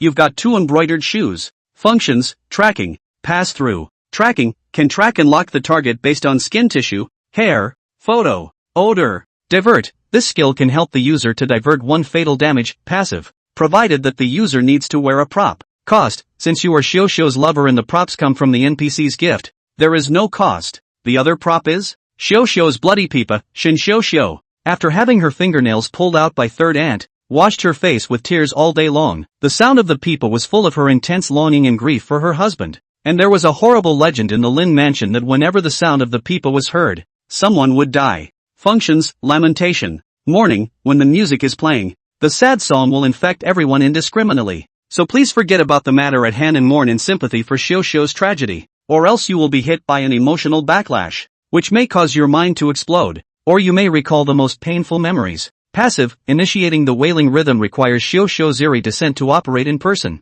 and NPCs can be summoned using this item. Cost, since you are Xiaoxiao's lover and the props come from the NPC's gift, there is no cost. It was only when writing the strategy that Qin researched these props from the forest house. As for the fear doll, Qin did not write about it. After all, this was an exclusive prop reward that belonged to the fraud master's hidden quest. Other players wouldn't get this hidden quest even if they entered this copy of Forest House 37. As the 2 men chatted idly, suddenly, the lighting in the bar was suddenly turned off. A black-clothed Mr. Zhang walked out from within the bar and came to Qin with a smile on his face. Remember to come to work on time tomorrow. Qin Finance, I'm meeting a friend to play a game today, so I'll leave first. After saying this, Mr. Zhang directly picked up his suit jacket and headed outside. Throughout the bar, there were still several tables of guests at the moment, and no one expected Mr. Zhang to suddenly turn off the lights tonight. However, these present were probably all familiar customers, and with the already dim bar completely out of light all of a sudden, surprisingly not a single person made a complaint. It looks like everyone should have known that Mr. Zhang turning off the lights and music meant to break up the show. The corners of Qin's mouth twitched as a sentence unconsciously surfaced in his mind. It's your freedom to leave if you want to, but it's mine to leave work now. Go away. At the same time, the red-clothed sect leader also slowly got up, looking like she was ready to leave, narrowing her phoenix eyes and scraping Qin. You're a big celebrity now. Did you read that top post on official quests? Qin laughed bitterly while fiddling with his cell phone with his head down. I hadn't noticed, but I've just been staring at my own strategy post, and I realized that there are a lot more comments underneath about what's going on. And man, are you loaded. Quite a few official players are having a hard time right now, and then someone left a link, so I just opened it up and took a look. Good lord. I didn't realize there was such pandemonium underneath Lord Yin's post. Qin hadn't thought before that some of the civil organizations actually had such a frosty relationship with the bad guys. Put. The red-robed godmother spread her face and gave a light smile, then picked up the lady's handbag and said bye-bye before wriggling her slender waist to take her leave. Let's go too. Meanwhile, the gentleman finished washing the last plate and walked over, with a playful expression as he glanced at Qin. You boys are really famous for this wave. You don't even know. Those official players on the forums who were just dissing you are one by one being nourished by your wailing. What do you mean? Zip? It's your behavior at the moment that is tantamount to writing them and ting on them. Gentlemen, there is nothing elegant about the way you're going to phrase this. Qin, who was surfing on the 2G network, Probably couldn't understand what it meant to be nuisance-owed for a while. It can only be blamed on the fact that maybe he made it hard for some people who don't think highly of him by clearing 2 high-level copies in a row. He himself was not much cooler, but it was cool for the gentleman. Just now, Mr. Zhang had said that Qin could come to work at the Huilang bar tomorrow. Then the few conditions that Qin had mentioned before, Duke Freedom, had naturally agreed to them. Not to mention, the staff at the Cloisters bar has arranged accommodation. The gentleman used to live alone, but now it's just as well to have an extra housemate. Tonight Qin is going to his place with a gentleman. Say, how come you boys aren't on the official side? The official welfare package is actually quite good, and I see that Mr. Ian seems to have some interest in you as well. The gentleman said it's only 2 steps back, so just don't take a cab. Qin did not do more than that. After the other customers slowly walked out of the light and left, the 2 men locked the door, and they left through the cloisters toward the gentleman's quarters. Just now the gentleman actually asked a casual question. However, when Qin heard this, he gave him a rather odd look. Seeing this, the gentleman thought that Qin was counting on the Eagle of Justice thing, and immediately sighed. Regardless, the bad guys are an organization with the backing of the crown, and things like the Eagles of Justice can only be described as exceptions, but it still seems a little too weak compared to the official civic organizations. What about you? Why don't you want to join the crown? Qin did not explicitly say that he was already considered half of the bad man organization, but asked a rhetorical question about the gentleman. At those words, a rare flash of emotional control surfaced on the gentleman's face, but he controlled his emotions well. A few moments later, it was impossible to see the caracal color that had just flickered on his face. Only calmness. Ha! I am afraid of death. I am a person. The courage is relatively small. I grew up like this. I would rather be bummed and mediocre, but do not want to be a so-called lighter than a goose feather, heavy as a mountain. Things like being born as a man and dying as a ghost can happen to me. Even if I die, I will die with great dignity, poise and grace. Having said this, the gentleman added one last thing. The 3 players who entered the trial copy with me at the beginning all joined the bad guys. Then we had a total of 4 people who passed the copy at that time, and now I'm the only one who survived. As soon as these words came out, Qin's figure that was halfway down the road suddenly paused, suddenly attracting all of his attention by this topic of a gentleman, and his footsteps came to a halt. What does this mean? There were 3 other people who became God's Path players along with the gentleman. All joined the crown, and then they all got their asses handed to them? The gentleman's rank is not very high. Earlier, when they first met, the red-clothed godfather had mentioned that gentleman was a level 2 teacher. Qin even according to the experience value of ordinary players to pass the copy. Normal and A level is 20%, B is 10%. Gentleman Brace has been a God's Way player for no more than a year. After all, 100% of the experience value is just 10 copies. Most regular players have to go in twice a month, once solo and once multiplayer. In a year, how could you have gotten into a copy 20 times? This is of course an average estimate. If there are S or A level copies, the reward points are probably enough for the player to rest easy in the real world for a month. But forgive me, even if it is calculated according to 10 times, the gentleman has reached level 2, and has also entered the copy at least 10 times, but it's also because he's only level 2. So the time he became a God Road player, Qin estimates how it will not be more than a year. In a year's time, all the players who entered the same trial copy as him were killed or injured. Isn't this death rate a little too high? The next moment, Qin blurted out, could it be because all 3 of those people became members of the delinquent organization? Chapter 104, No one dislikes rainbow farts. Well, being a bad guy in the order-keeping realm is a job with an incredibly high death rate, and a lot of people don't actually die from their copies, but rather from the task of cleaning up the pollutants. It's just that a lot of newer players aren't aware of it, because the official data on this has not been publicized, but as far as I know, the mortality rate is at least 30% or more. That high? Qin was shocked. The gentleman saw the expression on Qin's face at the moment and laughed. Why else do you think that many veteran players prefer to stay in civil organizations all the time rather than defecting to officialdom? If only the task of cleaning up the source of contamination was really that easy. Qin couldn't help but open his mouth. Isn't the nature of the pollutant the change in reality? This thing has an effect on the copy. The bad guys are responsible for reporting it to their superiors on the line. Will they still run into any danger? The gentleman shook his head. I'm not sure about the specifics. You'll have to ask the official players about that. The official players have very strict confidentiality requirements regarding the content of their quests. I can only tell you one thing, though, and that's that the source of contamination doesn't necessarily originate from some layout change in the real world.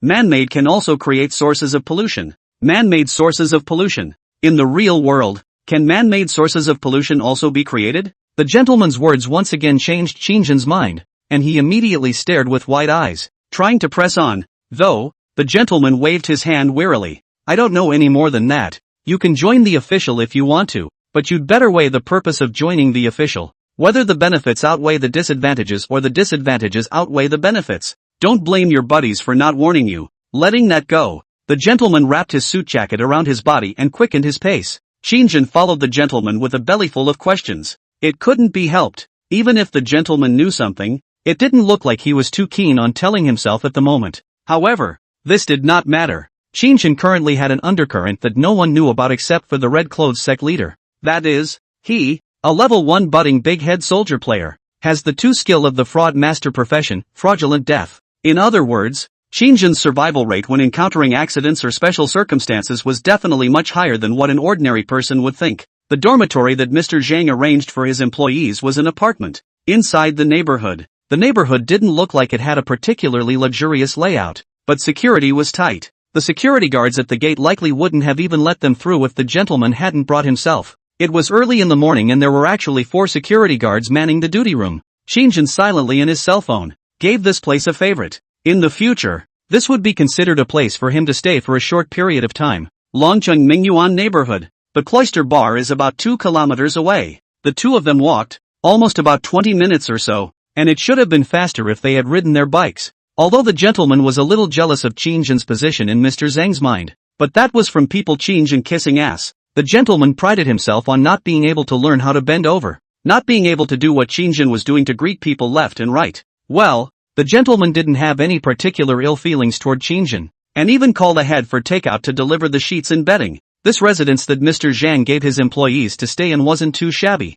2 rooms and 1 hall, air conditioning, TV, refrigerator. The internet is all there, even the beds. The gentleman helped with the bedding again, and Qin was now a shirker. The room was slightly plainly decorated, probably not much decorated to be exact. Aside from a few household items and household appliances, there was no sign of coziness at all. A few pairs of shoes were neatly arranged next to the shoe rack in the doorway, but otherwise there was nothing else. The closet was empty. Presumably the gentleman's own clothes were in the bedroom. Qin estimated that the gentleman, on weekdays, just used this place as a short place to stay for work. Living with a male compatriot instantly reminded Qin of his life during his junior college days, when the school also had mandatory accommodation and a group of old men lived in a dormitory. If you plan to bring the opposite sex back in the future, say hello ahead of time. Not sure if it'll affect your play in case if I'm there. I'll help you with the keys tomorrow, bro. Having said this, the gentleman entered and changed into his slippers. It's late in the day, so you'll go to bed in a little while after the bedding is delivered.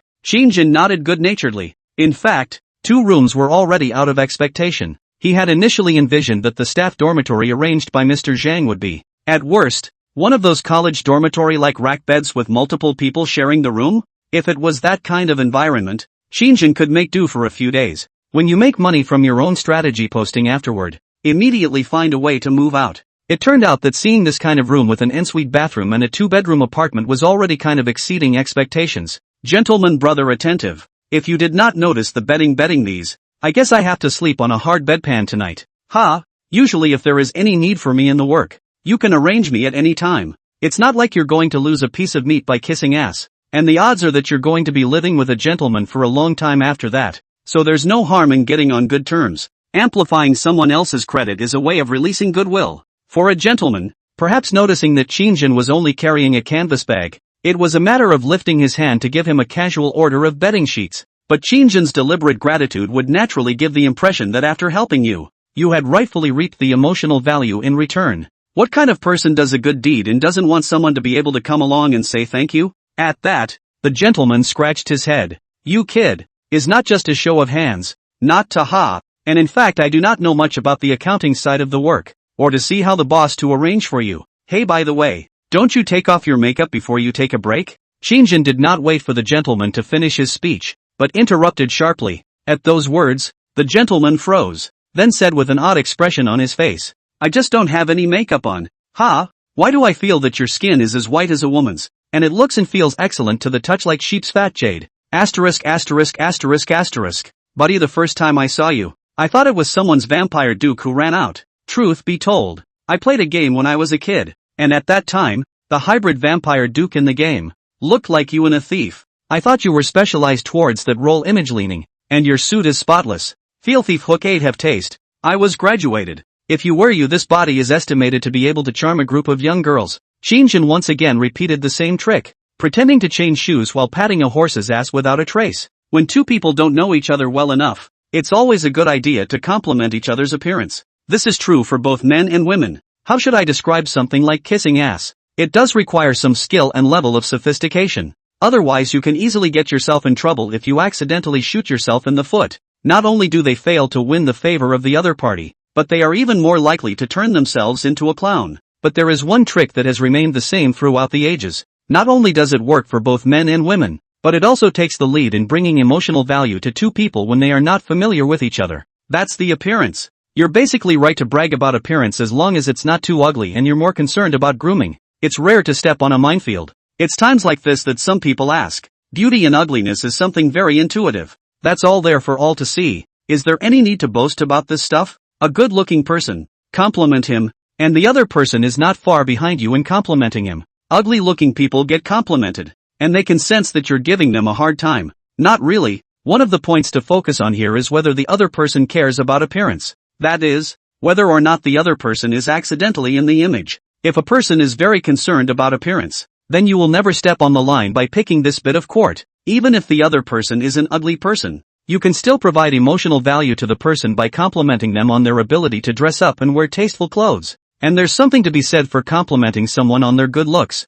For example, a beautiful woman with big eyes. The whole world is praising her for her starry eyes and beautiful eyes. You don't favor it. You praised her for her special, clear bones. The point is that it has to be phrased in such a way that regular people rarely use. The usual compliments are that your kid is tall. Your kid is handsome. Your kid has big eyes. But this good looking is not concretely defined. And it's easy to get numb. It's good. How good is it? Classy. How classy is classy? Growing tall. How tall is tall? This, even the probability is that the often complimented himself is not aware of it. So it's nothing special when everyone compliments a person with beautiful eyes on their eyes. There are many people with beautiful eyes. Complimenting it like that only makes it seem like she's part of that group. Like it's nothing special. Anyone who is human wants a little vanity. Uniqueness. You have to prove she's special. Otherwise, which one of the many emperors in history was stupid in the head? Why do they all love traitors? Because they talk good. You're just different from the previous courtiers. You're different from all the emperors. You're too special. I've seen a lot of things, and you're the one that's the most different. Gu, you got up so early to read the Zhang Biao. Simply a good emperor for the country and for the people. With a bright ruler like your majesty, my dynasty will surely have 1,000 generations. Right. This kind of ass doesn't even need an example. The person being patronized is already getting a kick out of it. Then think of it another way. Compliment people with pretty eyes on their good bone structure. In fact, the disguise is also a compliment to her eyes. The only way to emphasize these brilliant starry eyes is to have such a special bone structure. It is because of her special bone structure, and only her special bone structure, that you can notice these brilliant starry eyes. It's not that you're pretty because your eyes are pretty. It's that you're pretty because you're pretty. Maybe your bright starry eyes are just one of the many I've seen among the beautiful eyes, but your bone structure is unique and makes your eyes even more fascinating to me. Look at that. Doesn't it taste different all of a sudden? Qin Shang wasn't wrong to brag about this wave. The gentleman had fiddled with the cuffs of his suit I don't know how many times along the way, clearly enjoying it. That boast as long as caught this dress boast will not be wrong. Especially the last Qin Shang also used a sentence.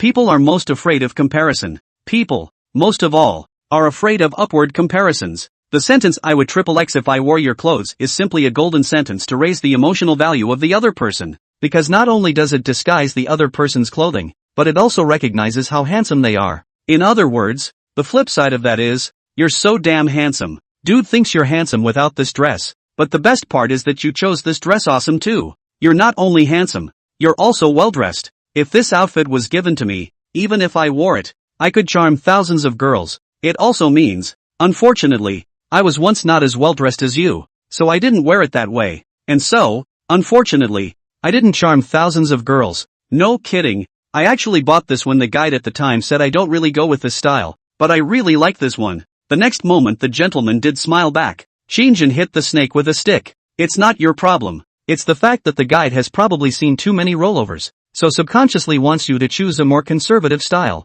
but it's obvious that you harnessed the naturalness of the wave, and it's a direct nuisance to the guide's face. A smile lifted the corners of the gentleman's mouth at once.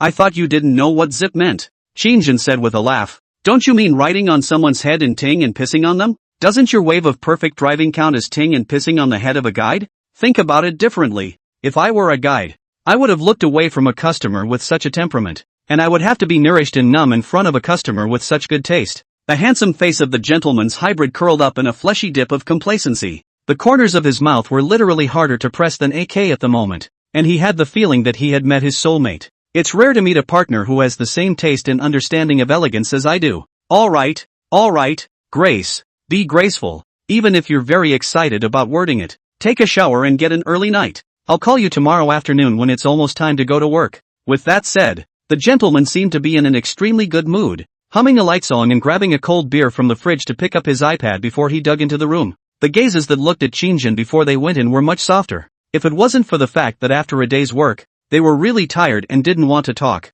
the gentleman even had the urge to invite Qin to come to the room piece by piece and talk all night long. Knock. Eyes closed on the gentleman's side of the room and went back to his room. It was only then that Qin lifted his hand resentfully to touch the tip of his nose, a smirk crossing the bottom of his eyes. Actually, no one is averse to rainbow farts, are they? Chapter 105, Shen Xiao is from Sichuan? A night without words, Qin lying in bed. Until this moment staring at the bright incandescent lamp, he had a dreamlike feeling, still in a bit of a strange mood tonight. After all, in just a week's time, one's life seems to have changed radically. Thinking back to 5 days ago, when I first got the delivery that Zhang Qiqi had sent out to myself before she disappeared for 90 days, how did I feel? At that time, Qin even had a kind of grief as not greater than the death of the heart. A moment was really born to not directly jump off the building to lighten the idea of life. After all, it was self-evident what the announcement of the closure of the case on the side of the Yinjing Security Bureau meant. In their eyes, Zhang Qiqi was either dead or lost, and had been completely impossible to find. Holding the courier at that time, Qin even had the illusion that he was holding his wife's relics. As a result, from that day onward, my own life really changed radically. It seemed to see a much more exciting world, a world completely inaccessible to ordinary people. He thought for a moment, removing his silver-white character card and holding the small card in front of him. In my past knowledge, if it was a week ago, I was told that there exists such a group of people in this world who can use a small card to obtain Goldfinger superpowers similar to urban psychic powers, even traveling to another world from time to time. I sure don't believe that. And, perhaps, think the man is crazy. Qin pursed her lips and stared at her character card. The thickness of the Divine Path roll card was just about the same as an ordinary bank card, a thin layer to touch, and felt just like a bank card. It's hard to believe what kind of being, or what kind of team developed and designed the game God's Path. That must be something above reality. At least, Qin didn't think that there was any kind of technology already available in the world that would allow a group of ordinary people to play a game of death in other worlds.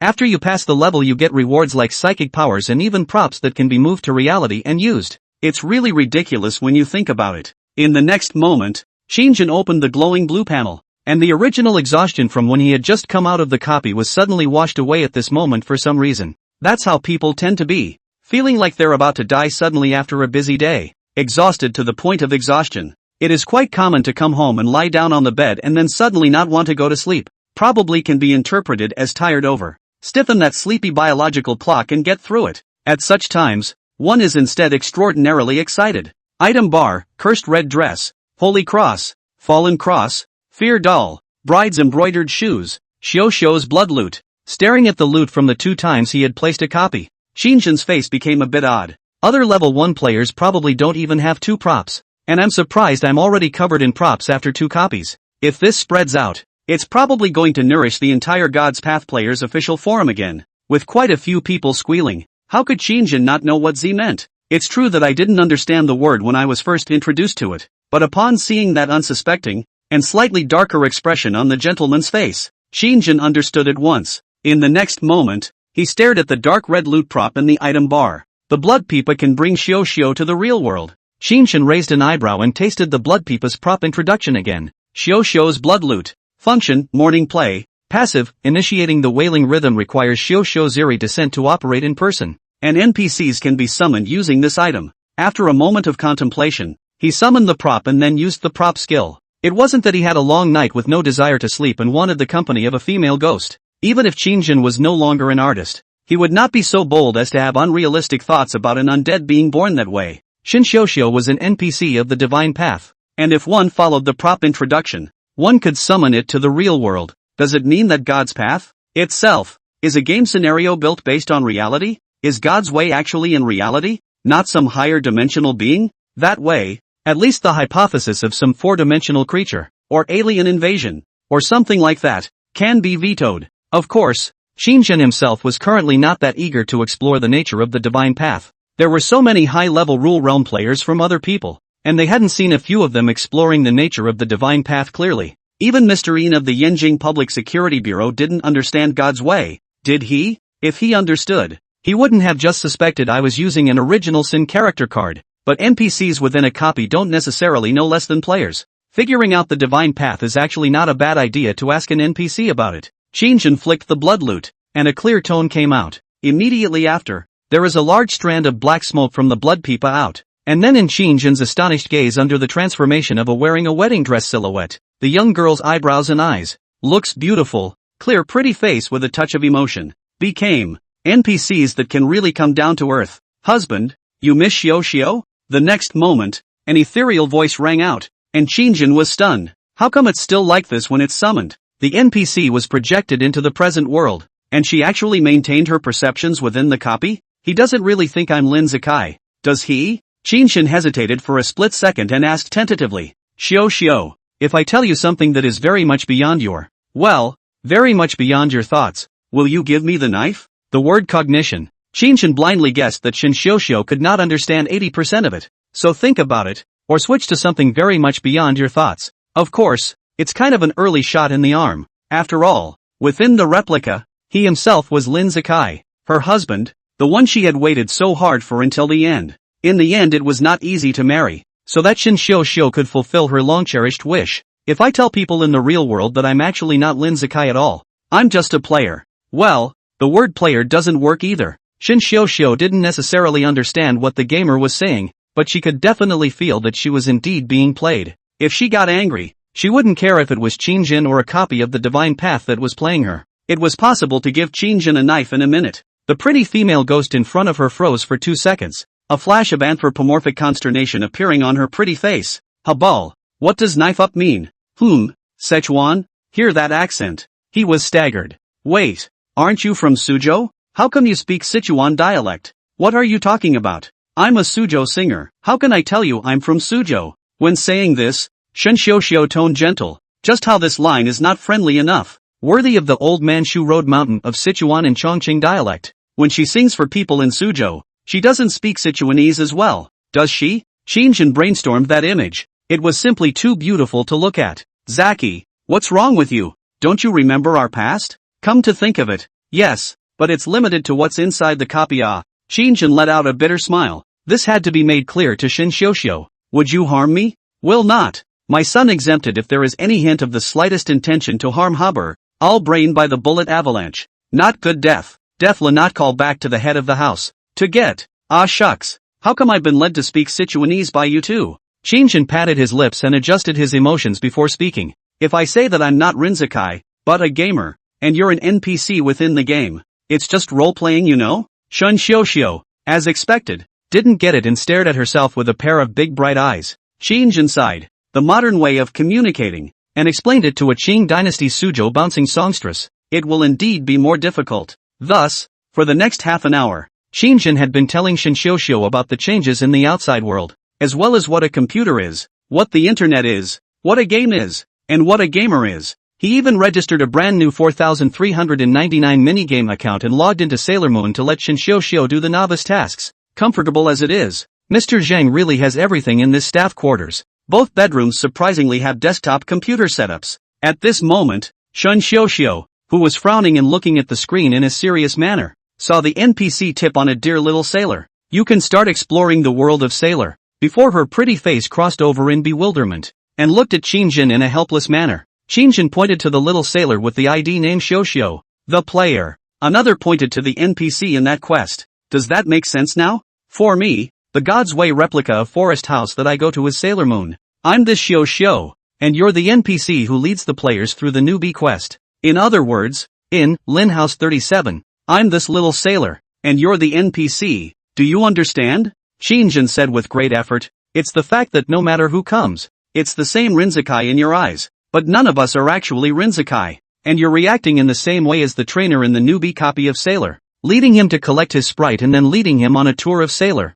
That's that NPC's job, and your job is actually the same. It's the one that jumps out every time after a player's death and destroys the forest mansion's entire family, torturing players every time they enter the Okra Grove. That's your job as an NPC. Shinjin was not sure if this speech of his could be understood by Shinshosho, but he really did his best. It's too hard. It's just too hard. It wasn't hard to teach Shinshosho to use a mouse, and it wasn't hard to teach her to operate a computer. But getting her to understand that she herself is just an NPC in a game is difficult. Chapter 106. Actually, I know. After a long time, Shinshosho, who was sitting in front of the computer, raised her head. Her big black eyes flashed with eccentricity, and her chin pursed lightly. But you're also my family's hobbler, Zakai. What? What do you mean? I'm still Zakai? I thought you had it all figured out. The corner of Shinjin's mouth twitched. But can you stop using dialect? It's hard to hear. Wow. Gotta have it. Shinshosho muttered her red lips. At the beginning, Zakai was too young lady public slander.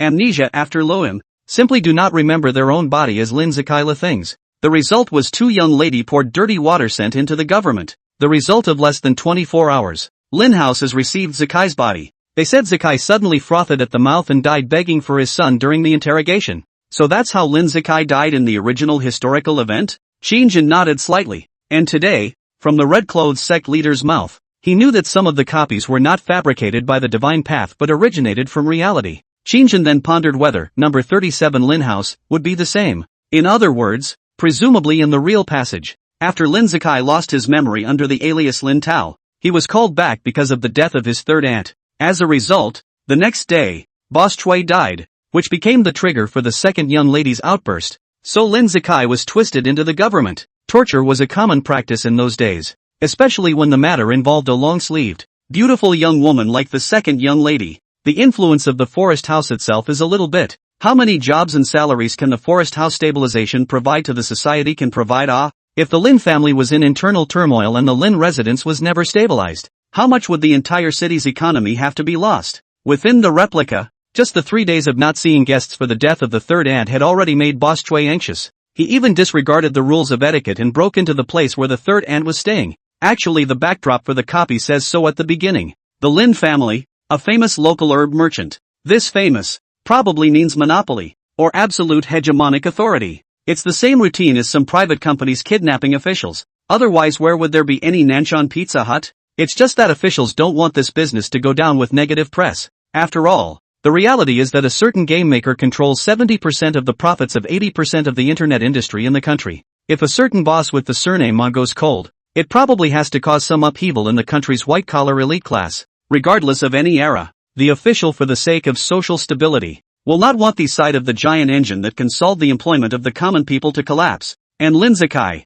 from the official point of view, is a cholera at all. The second young lady had already gained power. She wanted people and power in the Lin family. The Lin family was able to function normally again without the second young lady. On the contrary, what has Lin Zakai, the third young master, done? The lesser of the two is clear in the eyes of the crown. With Lin Zakai dead, the Lin family is completely stabilized. If Lin Zakai didn't die, negative news would come out about the Lin family from time to time. It certainly wasn't Lin Zakai's fault. It was nothing more than a means for the second young lady to try to kidnap official support for herself. But there is no doubt that it worked quite well in the Qing dynasty. The Qing government is capable of compromising everything for the right to stability. Only when Lin Zakai is dead can the second young lady be at ease. Officials don't want Lin House to stay cholera either. 24 hours less, Lin Zakai body was sent back to the Lin residence. In fact, is the attitude of the official compromise? As for why Lin Zakai will be sent to the interrogation room, oh, don't forget the copy within the Chui boss is dead.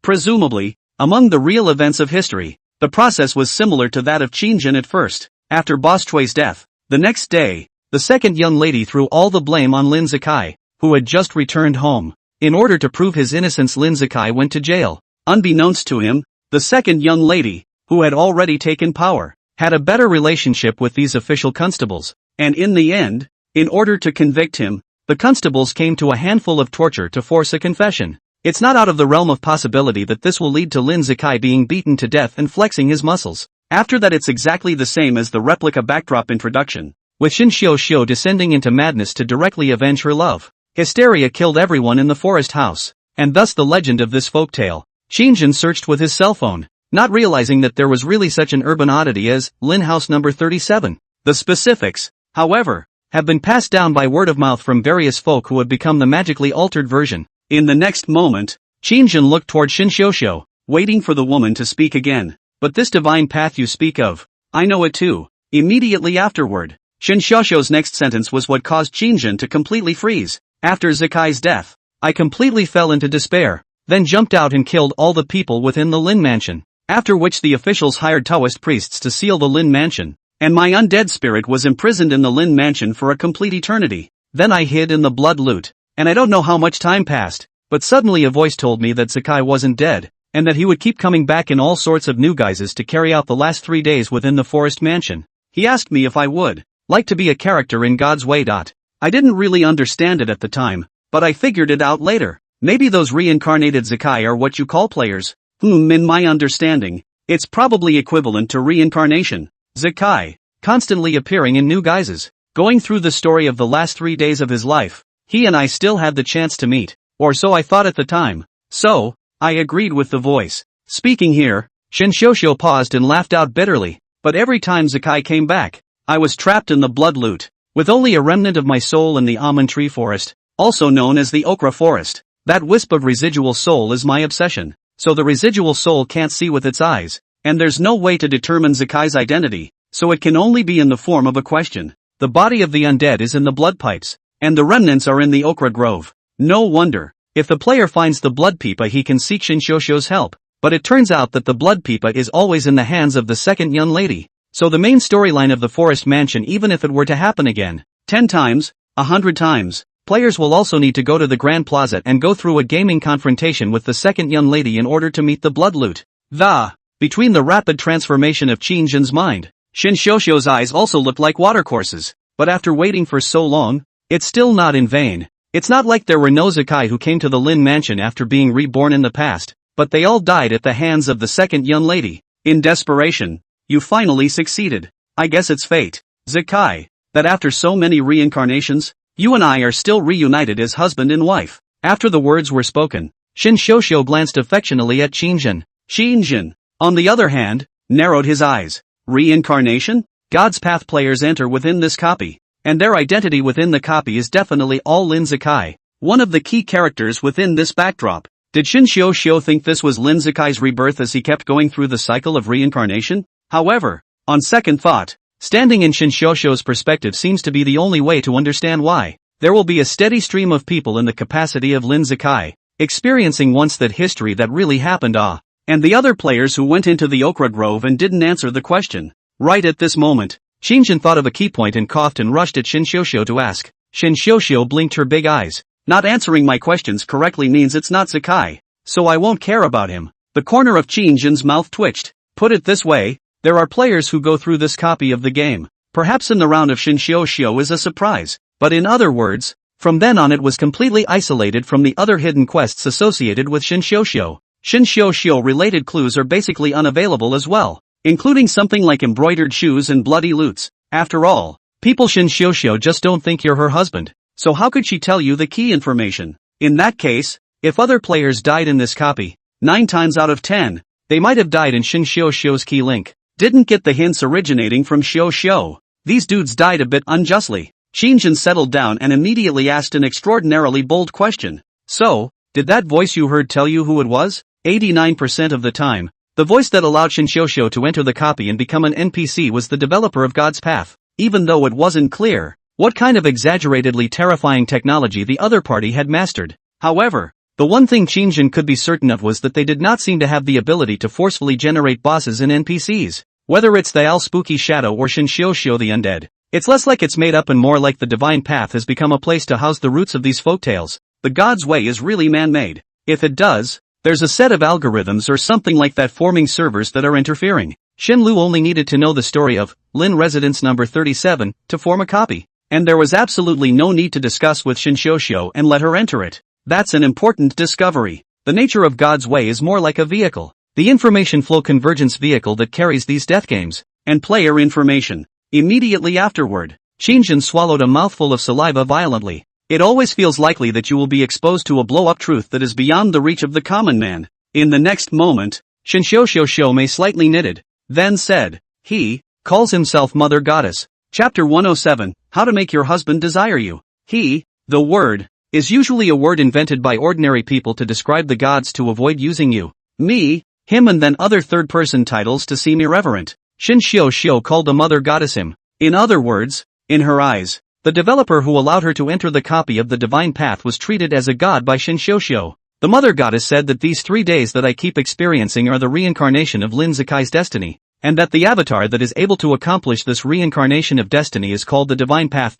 I asked him at the time what God's path meant, and he said it was simple. As the name implies, the path to becoming a god. The path to godhood? Pick a god out of a bunch of players out of the way? Qin sniffed, while his heart trembled at the tip. I don't know why, but such a thought naturally popped into my head and lingered. It's as if the subconscious mind has completely accepted the nature of the setting that the divine path is designed to elect a god to come out. So, what is the nature of the God's Way game anyway? Do you really want to choose a god out of ordinary people? And what is the Mother Goddess? Qin scratched his inches in annoyance. Zakai, can I ask you a few questions? The next moment, Qin stared at Qin with bated breath. Where is this place? Is it the world 100 years from now? Qin gave a bitter smile and nodded. From Qin's mouth, he probably wouldn't be able to get much other information about the nature of the divine path, but all of that alone was enough. One mother god and one path to godhood. These 2 pieces of information were enough to digest by themselves for a long time.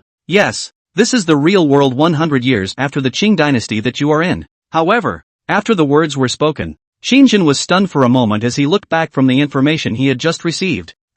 No, how do you know it's 100 years later? Because it's written here. Qin smiled coquettishly and pointed to the computer screen on the table. 2024. Only then did Qin's mouth twitch, cursing himself for being really stupid as well. People are ancient, not stupid. Have eyes, look at the screen, can also see the content of the above. Just because the obsessed remnants of souls can't see, it doesn't mean that the undead can't see either. Husband reincarnated for 100 lifetimes. So it turns out that time in reality has advanced to 100 years later. Qin raised her willow eyebrows in surprise, then couldn't return to her senses for a long time and didn't know what she was thinking. However, Qin did not continue to tell her about the rapid changes and development of the outside world. It's something that really can't be explained in 3 days and 3 nights, including the pattern of the world. Blah blah blah. How can this be explained in a few words? He had a sense of déjà vu the moment Qin said the words, Mother Goddess. I always felt as if I had heard this name somewhere, and then after searching around in my memory, I finally remembered. That redhead document that the Red Clothes sect leader gave me. It mentioned that this player who once used the Lick the Cockroach's Jade Feet fiercely original Sin character card, within the Divine Path copy, had cleared a Rule Realm copy seemingly called Mother God Origins. And after violently licking the Jade Feet of cockroaches cleared, Mother Goddess Origins, God's Path adjusted the second skills of all fraud master players, changed the skill from trade to swindle. In other words, this copy of Mother Goddess Origins might be hiding the biggest secret of the God's Path players? Who is Mother Goddess? He's the developer of the game? Qin's heart trembled at the tip of his heart, and he suddenly had a feeling of a chill down his back. It's hard to describe the feeling. How can I put it? It's like you bumped into your dad going in and out of Red Moon's clubhouse. You're shocked and scared, wondering if you should tell your parents, but you're also afraid that if your mom finds out, it will affect the stable relationship within the family. And you're also afraid that if you rashly tell them, it will actually be a misunderstanding and ruin your parents' husband-wife relationship as much as anything else. In other words, Qin, a level 1 fraud master, suddenly knew about these contents that should not have been known by an order-keeping realm player, and the first thought in his mind was by no means complacency, but rather trepidation. After all, the path of God is a supernatural phenomenon that overrides reality. Husband. Just then, Qin next to him shouted twice at Qin, and he waved his hand. Wait, don't interrupt me yet. I'll search for something. Another bold thought and idea suddenly came to his mind. At the thought of this, Qin immediately pushed away Qin's undead spirit and sat in front of the computer, and began to search for relevant information about Lin residence number 37 in Baidu. Soon this picture of what, in the real world, would have been a place of urban horror and weirdness came into view. Qin clicked on a picture to enlarge it and studied it carefully. Although Qin beside her was curious about Qin's behavior, she obediently did not interrupt. Just like this piece followed staring at the computer screen. Qin Shang Mouse Crazy Slide. The Lake Island. The third young man's house. The second young man's house. The Okra Forest. The original site of the Lin House in Shanghai really retained these elements. However, it was still slightly different from the picture Qin Shang saw in the copy. Qin Shang immediately opened the relevant history of the Lin residence. This was, after all, a famous extermination case, and to this day, there are still a lot of paranormal enthusiasts who are still following the case. The news about it is also endless. After 2008, the house passed through many hands and fell into the hands of a mysterious tycoon. Thereafter, the tycoon dismantled the clan ritual in the courtyard and rebuilt a 5-story building. Oddities. After repairing the 5-story building of the Lin mansion, it collapsed, and some people suspect that it's haunted by ghosts. Hidden mystery in the Lake Island. The rich man suffered a financial crisis. Waterloo. Will be antique. A few Qing dynasty boats sold? Reading through one piece of news after another, Qin Shang only felt confused. Husband, are you looking at the forest house? The next moment, Shun Xiuxiu, looking at Qin Shang's lack of words, came over again. Well, these are still a bit different from what I remember, but again, somewhat familiar. Speaking of which, it seems like the surroundings have indeed been changing ever since I was gotten into the forest mansion by that God's way. The 5th floor was there once, probably when you, a dozen times before you, came here? At that time, there was suddenly an additional 5-story building in the mansion, and I was shocked when I jumped out of it after being killed by the second young lady in your life. There really has been a sea change in the mansion. As for the boats in the center of the lake, well, I remember there used to be a lot of them. When you went to the center of the lake, was there only one boat left there? The sentence that Qin Xiuxiu subconsciously said directly caused Qin Shang to freeze. What the hell? What do you mean? Qin Xiuxiu also saw the 5-story building? There used to be a lot of small boats in the center of the lake? The 5-story building inside the Lin house was demolished by blasting in 2014. At this moment, Qin Shang slid the mouse down once again, and his expression suddenly froze. 5-story building demolished. Boats sold as antique. Qin Xiuxiu once sometime when the player entered the copy, saw 5 floors? A copy of God's Path is mapping reality. In the next moment, a horrifying thought surfaced in his mind. A copy of the Divine Path adjusts to what the copy absorbed in it looks like in reality. Or perhaps the Divine Path itself is part of reality, and he's just in our dimension, and not something in a higher dimension. Our entry into God's way might really be a brain-machine game. It's just that there's no longer a need for a brain-computer interface. Everything in the Divine Path originates from reality, so there's no such thing as a transcendent reality. The Divine Path isn't a hollow thing, it's based on reality. Qin Shang was slightly relieved. Soon, however, a new problem popped up. Something doesn't make sense. The character card skill thing is completely unexplainable. What kind of person plays a game where they can learn some skills that override the real world? It always feels as if I've spied something extraordinary, but there doesn't seem to be a vein that can sort it all out. This feeling is very much like when a netbook author writes a book and comes up with one brilliant plot after another, but the book is pounced on by no one as usual, and the reason for that is because there is no main thread connecting all these stories through and through. Scratch that. This feels so chicken. He scratched his head in annoyance. Regardless, Qin Shang was at least able to determine one thing for now. A copy of God's Path will be interfered with by reality, and the Divine Path doesn't seem to have the ability to actively interfere with reality. In addition to giving players skills, points, and things like experience points, however, they are also all given within the God's Path copy and also require the player to pass a character card before they can use them. Trading after players go out is also limited to between players. Then if a hacker is able to figure out the Divine Path servers, wouldn't they be able to tamper with the data of Divine Path players at will? The case if God's Way is essentially just a server. Qin Shang's mind stormed, and he once again rambled. On second thought, though, it seemed that he was thinking a little too far ahead. A supernatural phenomenon such as God's Way that transcends reality, even if its essence is based on reality. In reality, odds are that there are no hackers capable of leveling up to rip off the God's Way algorithm either, right? If God's Path is a server-dominated game, it's also years ahead of its time in terms of technology. If the aliens were ahead of us in technology and developed this game and wanted to wipe out the human race, seems like that explanation would make more sense. But if aliens have this kind of technology, why don't they just hypnotize all of humanity? Qin Shang's desire to confide climbed to the top tonight, but he didn't know who to talk to, and it would be 3 or 4 in the morning. It was almost 12 o'clock the moment he got out of his copy, and so much had happened in between. In a flash, it was the middle of the night. Husband, you should be resting at this point. Xiuxiu accompanies you. Okay. In the next moment, the dowry clandestine shadow that was always sitting in front of the computer twisted her head to look at Qin Shang.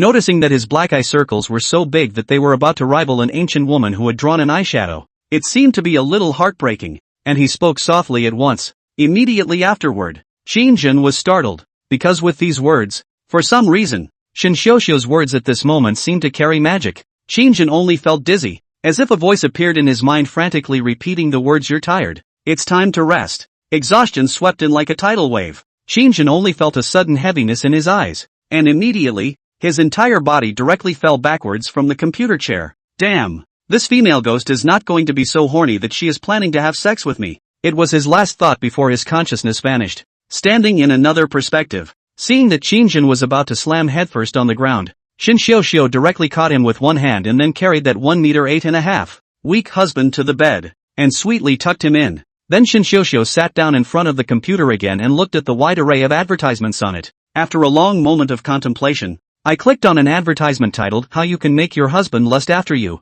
Then read it with gusto. Chapter 108, The Divine Path in History. Insider. Xiuxiu, you're a real insider. You are murdering your own husband. The next morning, as soon as Qin opened his eyes, he violently spat out such a sentence. In his mind, only the whole process before he fainted echoed. I don't know what the situation is. Shin Xiuxiu clearly just said one sentence. Qin is feeling that he has lost all consciousness. It was only after saying this that he took a confused look at himself, the quilt that covered him and the bed beneath him. It was still a bare bedpan when it came. It's hard to believe that someone made my bed. Qin opened his mouth in dismay. Immediately afterward, he twisted his head to look beside him and was shocked. Shin Xiuxiu, who was wearing a dark red wedding dress, was still sitting next to the computer and was tirelessly sliding the scroll wheel of the mouse. It'll be light outside by now. In other words, it's a whole night. Shin Xiuxiu surprisingly did not move a muscle and stayed in her room without even changing her position. This whole night, Shin Xiuxiu was actually online with the help of a search engine, badgering about the 21st century. At least she was a songstress who used to study and could sing the Suzhou playback puppet. Comprehension was still very strong, and after a night's work, Shin Xiuxiu already felt like she was considered half a modern person. He had a clear understanding of the era Qin was currently living in, whether it was the entertainment industry or the daily routine of the common people. Just after reading various information all night, Shin Xiuxiu only had one question that she never understood. She keeps swiping on videos of a chick doll playing basketball in a pair of backpack pants and a center-parted haircut. Why? In the 21st century, would someone call a basketball and a chicken a koan? Basketball plus chicken equals koan? What's the principle of this? Even if Shin Xiuxiu was smart, she couldn't figure this out. Don't ever think that people in the Qing dynasty didn't recognize basketball. At the end of the Qing dynasty, the foreign affairs movement, Western missionaries and the Chinese folk routes to engage in the church, but also accompanied by the development of a number of folk sports programs. So basketball was introduced to China in the Qing dynasty.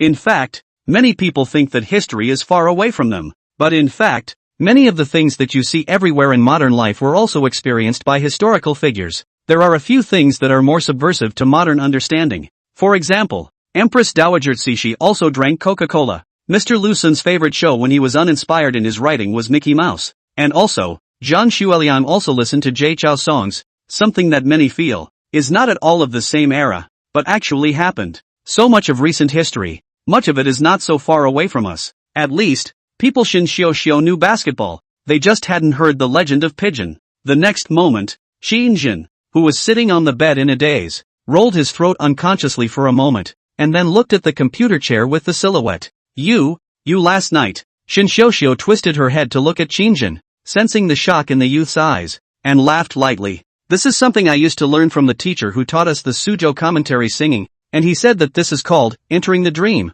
and that it's very good for treating insomnia. Qin opened his mouth and was just about to speak. Immediately after that, he suddenly thought of something, as if struck by lightning, his pupils widened. From the bed to pick up the phone can not even care about and Shin Xiuxiu explanation. Quickly opened the wife sent that old phone in the God Road Player official forum this app. Search, into the dream. Soon, a whole lot of information was probed. Dreaming, hypnotist professional skills. Yes, I told you I remembered correctly. Qin remembered that when he was brushing the leisure board before, he had brushed up on some players speaking about how to use their skills. There are also some good people with battle rankings for the basic skills of the major professions. It's something that certainly can't be taken as a measure of a player's strength. After all, God Road players and not only skills, the same level of the same occupation players. Maybe in the hands of props accumulation is not the same. Facing the same opponent's end is not the same. If one were to rank them purely according to skill and combat power, perhaps the first place deservedly and naturally would be strong?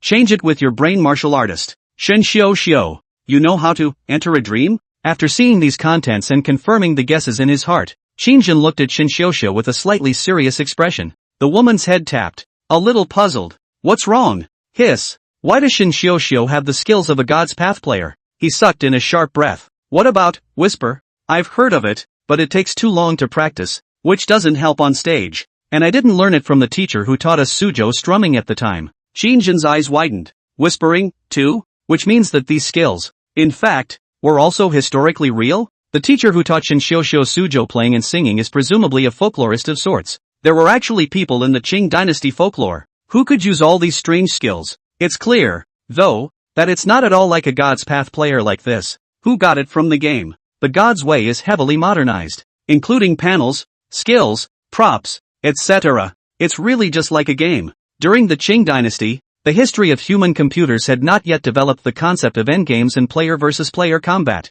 So the material for the divine path gathering skill is actually something that actually existed in history as well? Qinjin swallowed a mouthful of saliva violently, then hesitated for a moment or called the Red Clothes sect leader. He felt that his guesses at the moment might have exceeded those of quite a few veteran players. Hello? The phone was connected, and a slightly lethargic and delicate female voice quickly came from the other end. It's like not waking up. There are still a few hints of the sultry emotions of giving a lover a pout in a single monosyllabic word. The next Shen Xiao Xiao, once she heard the woman's voice on the other end of the phone, also beamed her little face and vigilantly came over to eavesdrop. The corners of Qinjin's mouth all jerked. This, sect leader, the God's Path skill has actually existed in history as well? Well, a lot of copies are some folktales from history. It's not normal for the God's Way server to collect copy material through these folktales or ghost stories. So, there aren't God's Path players in history too? Well, they shouldn't be called players. They should just be strange people, right? There's a lot of weird things in folklore. Don't you remember that so many of the more famous people in the history of China were all haunted by some strange things?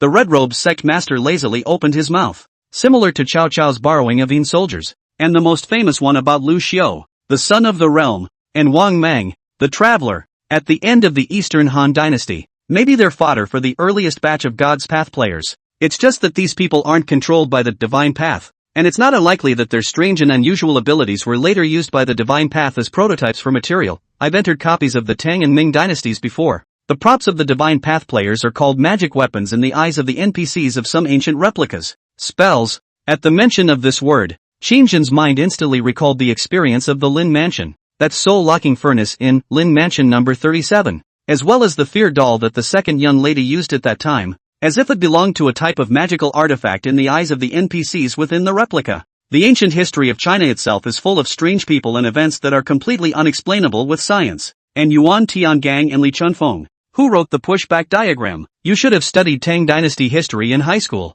right? The pushback diagram accurately predicted many things that would happen 100 years later. And to this day, there are even some of the contents of the pushback diagram that are constantly being fulfilled. Pushback. Qinjin was stunned. Su Mingyang was a history enthusiast, and when the two of them used to go out, Su Mingyang would occasionally open up his words and tell Qinjin about the history of various dynasties in China. The Tang dynasty's pushback diagram, Su Mingyang, has also been mentioned several times. Every time I mention it, it's a shock. Do God's Path players have professions with the skill of prophecy? In the next moment, Qinjin opened his mouth in dismay. The Red Clothes sect leader snorted lightly. Prophecy doesn't necessarily have to rely on the skill prophecy. Wouldn't backtracking work as well? Perhaps Li Chunfeng and Yuan Tiangang, master and disciple, were the ones who had personally traveled to 100 years from now, or even a number of years from now, and then utilized the fraudulent death skill, which is similar to the fraudulent death skill of your fraudulent master profession, to file back to the Tang dynasty.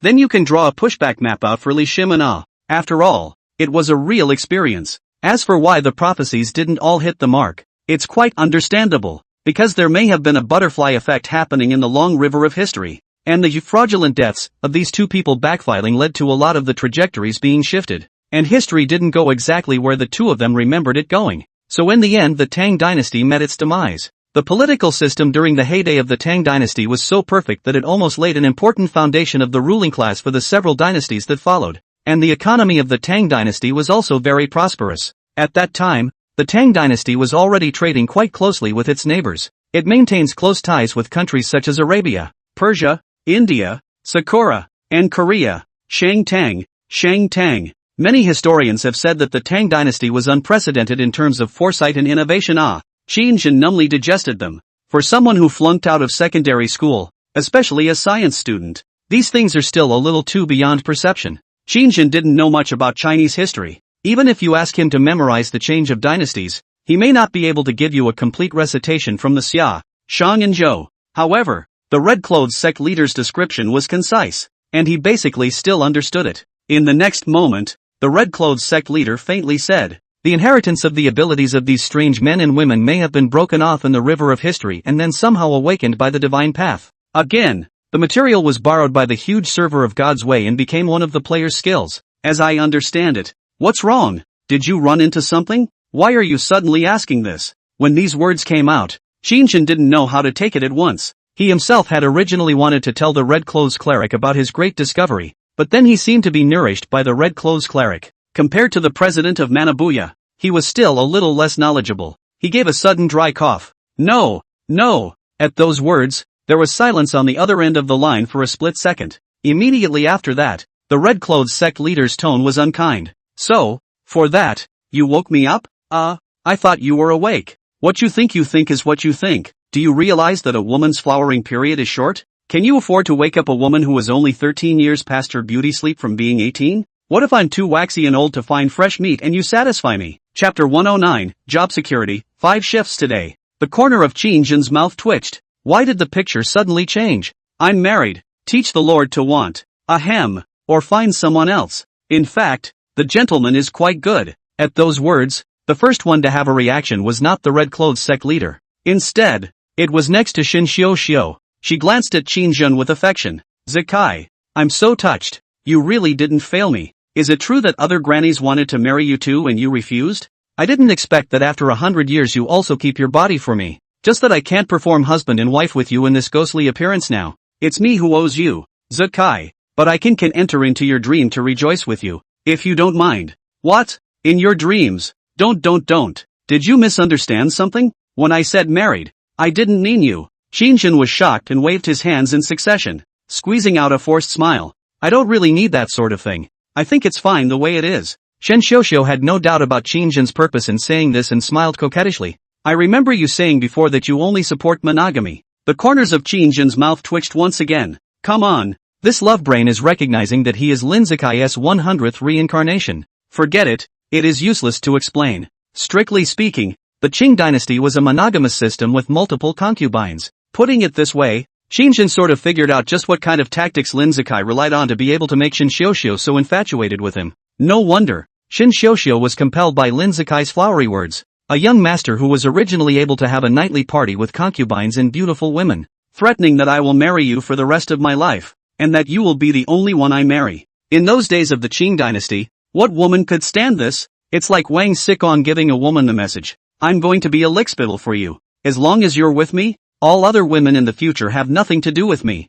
I'll only be faithful to you. This isn't going to be a crunchy killing spree? What are you talking to yourself about? On the other side, the red-clothes sect leader froze for a long time and uttered a voice of dismay. What's not too needy? What's pretty good? I'm just teasing. You don't really think I'm confessing to you, do you? Hearing this, Qin Shang let out an ah and opened his mouth wide. Didn't you hear a noise next to me? No, Zakai. The others can't hear me. Shin Xiao then explained it Qin Shang at that moment. Upon hearing this, he then realized that it was no wonder why the red-clothes sect leader thought that Qin Shang was making a big deal out of it just now, and that the undead form of Shin Xiao was summoned by the propped Xiao's blood pipa. Maybe only communicate with yourself alone. After all, they were undead summoned by props, and it would be a bit scary if they could be indistinguishable from normal people. The essence of human speech is the vibration of the vocal cords. What kind of vocal cords does a ghost have? The red-clothes sect leader's tone just now was a bit unkind. Qin Shang hurriedly explained with a smiling face. Bishop,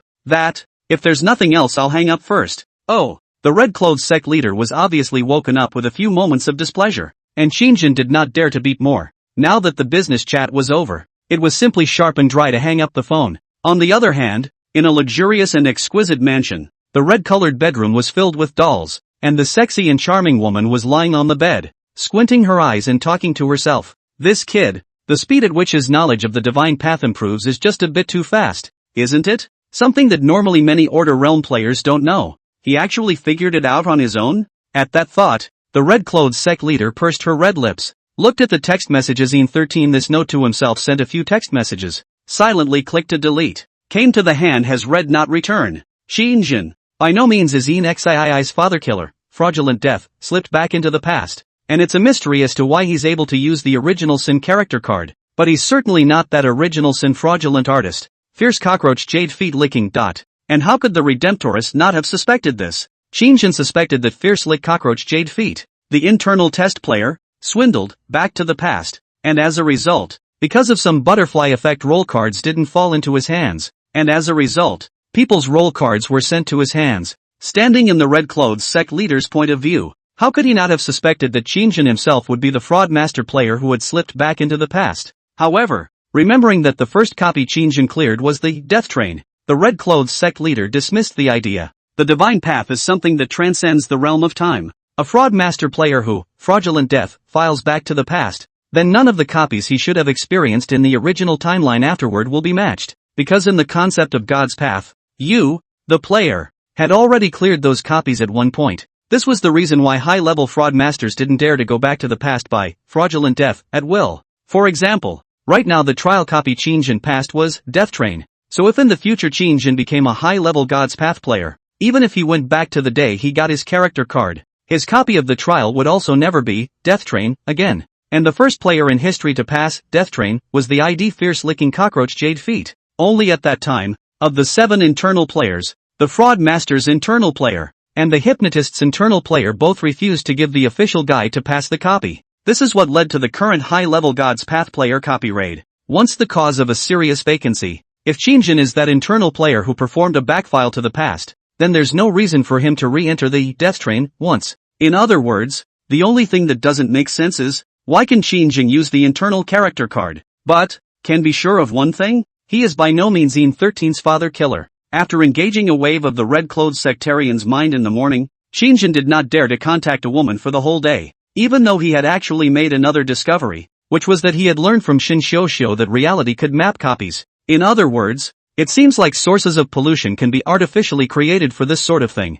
but Qin was afraid that this matter would be treated as nonsense by the red-clothed sect leader as well. Her nature is unpredictable. God knows what behavior and improper, accidentally angered the red-clothed godfather's mold. At least today, he had disturbed the woman's rest, so Qin still wasn't going to go and make a fool of himself. In the afternoon, the gentleman knocked on the door of Qin's room to call him to go to work with him. After going downstairs, he stopped by the property to pick up a key, or else Qin would have to commute with a gentleman in the future. Without a gentleman, he couldn't even get in the front door of the neighborhood. The cloister bar doesn't have a huge workload, and today is considered the first official day. At least, Qin feels that his workload is not big. After Duke Freedom saw Qin today, he also simply nodded his head in greeting before taking him into the rest area within the cloister bar. Since you're an accountant, it's natural to do financial things. Well, the cloister bar does not exist. What wrong accounts rotten accounts? Is that all kinds of invoices are endless? To Qin see some dazzling.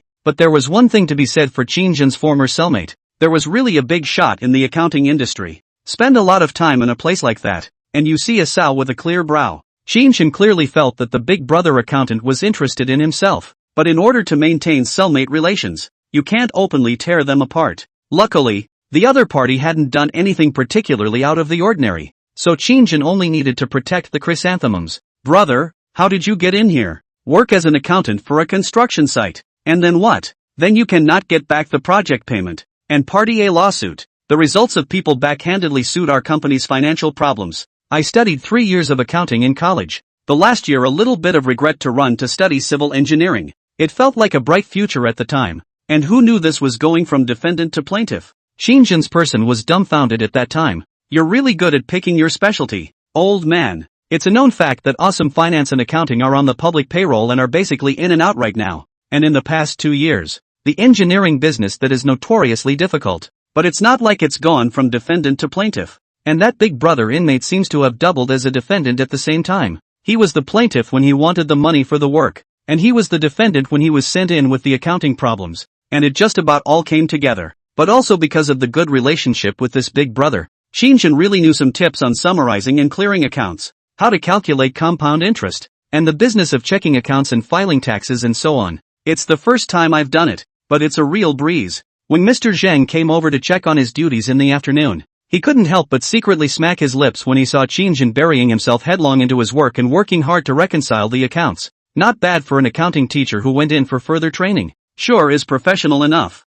At this point, Qin's job at the Hui Lang bar was considered completely secure. Chapter 110, Don Juan, who told Mr. Zhang to wear tinted glasses on him from the beginning, thinking that he, Lao Qin, was a senior accounting teacher who had been backstabbed and jailed. A day of time, spent in the busy work. In the afternoon, Su Mingyang gave Qin a phone call, asked in a roundabout way where he worked. Qin thought it was a good brother concerned about their own, simply sent an address, and did not care too much. By 10 o'clock in the evening, Mr. Zhang suddenly ran to inform Qin that he could get off work, and Qin instantly moved his slightly stiff limbs. It's a good day, so everyone gets off early. Originally, Mr. Zhang saw that Qin was still busy and thought that he would work overtime for a bit. As a result, people Qin sniffed, just looked up at him, and then immediately shut down the computer off work at light speed. Hello boss, goodbye boss, boss is so handsome. Players are self-conscious and make him whole, even if he didn't finish today. But some of the work that was almost done,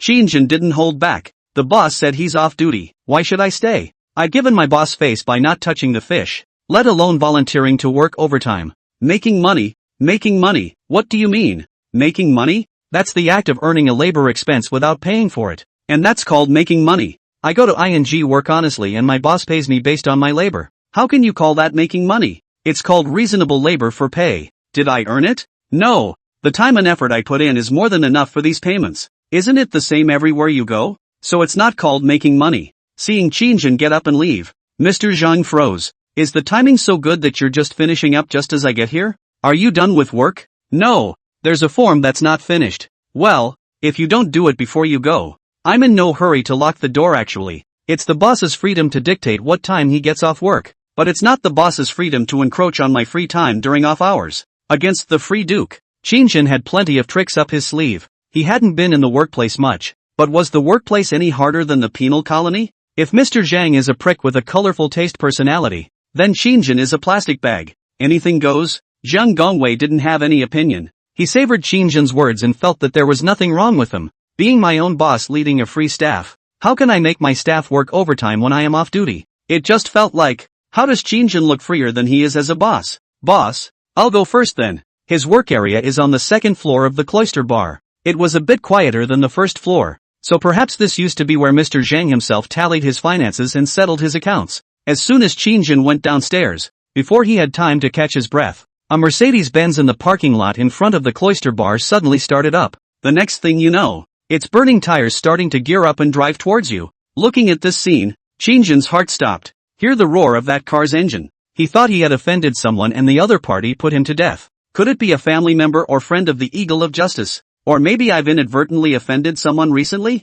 Just a stone's throw away. Qin's heart was on the verge of stopping when that Mercedes-Benz suddenly stopped with a sharp brake a meter away from Qin. The corner of his mouth twitched. Then he looked into the carriage. Only Su Mingyang, who was wearing a light blue magistrate's outfit, was sitting on the co-pilot, looking slightly at a loss for words. Seeing an acquaintance, Qin's hanging heart was instantly released, and then he broke into tears. Su Mingyang, are you crazy? You want me to die? It was only then that he remembered that Su Mingyang should have gone to a class reunion today. But this dog? Why is it suddenly here at the cloister bar again? Old Su smiled awkwardly, then raised his hand and pointed to the left main driver's seat. Donwan classmate said she had something she wanted to say to you in person and had to ask me to bring her to see you. Man, I can't help it. So this dog just asked for my address to bring a junior high school classmate that I don't even remember much to see me? Are you out of your ing mind? Su Mingyang? You want to date a girl. What's the point of pulling me out every day and whipping me? She had to come to me. Wouldn't you have found an excuse to get out of it yourself? What's more, Donwan himself never contacted Qin. So what's the point of keeping old Su in the middle? Qin's expression all but twitched, itching to give him a big earful. Undisputed guy. However, recalling that Su Mingyang from junior college is honest and straightforward character, accounted for his help to do things basically did not have much of a problem, so also suppressed the heart of the displeasure. According to old Su's character that blushes when he talks to girls, it's really hard for him to lie and shirk. Frankly speaking, Su Mingyang's kind of character may not be suitable for mixing with the system, but it has to be said that people like him are needed in whatever position. although a bit wooden and not responsive enough. It may not be very pleasing to the leader or boss, but the world can't always be left with a bunch of people who know how to play with their hearts all day long. Honest people don't deserve to die. In the next moment, Qin Shang gazed through the front windshield of the Mercedes and looked at the main driver. This, presumably, is Don Juan's car. Qin Shang was already upset in his heart because of the two suddenly scaring him, especially in connection with Don Juan's behavior. The logic of the S actions seems strange. If there is really something serious need to contact their own, direct QQ or WeChat contact is not on the line, it's not like he died without a trace. No more, can get on the line with Su Mingyang, so it is better to directly find Su Mingyang to ask for his contact information, and call him Qin Shang can also be why must always old Su clamped in the middle? So far Qin Shang just now heart for a time on Su Mingyang are slightly upset. What can I do for you, Don Juan-san? Qin Shang and Tang Wan did not have a benefit connection, so their tone did not need to be as polite as if they were facing a big player in the Divine Path player group like Mr. Zhang and Mr. Yin. He took 2 steps to the main driver of the Mercedes and knocked on the window. Only then did the car window come down, revealing a pretty face. Student Qin Shang, long time no see. Don Juan, who had shoulder-length short hair, poked his head right out, revealing 2 small tiger teeth and gave a cheeky grin. The voice is delicate without sounding pretentious, with a little clip sound that comes across as soft. Some men like this and some don't. This is purely a matter of charity. Hearing this, Qin Shang didn't move and him a bit before staring at her, waiting for the woman to follow. She had to come to see herself. It couldn't be just to come over and say long time no see, fellow Qin Shang, could it? Qin Shang, can't you have a better attitude? Our reunion is not even over. Tang Wan was in a hurry and had to rush to find you. Seeing that you were not there, she stayed not long before she left. Can't you be gentler with the girls? The voice likewise came from inside the carriage, but it was neither Su Mingyang, the co-pilot, nor Tang Wan, the main driver, but a male voice. Qin Shang raised an eyebrow. Which is talking? And hiding your head? Discuss me to my face please. Don't be a gutless rat who belittles people behind their backs. Chapter 111. You're working as a bodyguard now? Your mom. The rear door opened at once, and a tall figure, smelling of alcohol, jumped down at the first opportunity. When Qin Shang saw this person, his expression suddenly and unnoticeably changed, and his face transformed into a touch of coldness. It was a face he would never forget in his life. Sure how? Qin Shang's roommate during his junior college days, and also the head of their dormitory. This is the same goods. And later, after Qin Shang's mother jumped to her death, faced with the media's visit to Qin Shang's classmates around him, stood in front of the camera with great generosity and made a big fuss. This Qin Shang person is very withdrawn, very out of touch, and puritanical as hell. Maybe it's because people who study well don't want to play with those of us who study poorly, but he usually gives us less trouble. He's a person with a big addiction to games, often playing games at night until very late. Noisy, the whole dormitory can't sleep. I originally thought that this person was just a little bit eccentric, but I didn't expect that he would be this kind of person, forcing his mother to die to pay for his own tuition, and on the day his old mom died, he was still able to speak at the school podium as if nothing had happened, almost as if he were a person who had nothing to do with it. Thinking about it, I actually slept in a dormitory with this kind of person for 3 years' time. I feel my scalp tingling.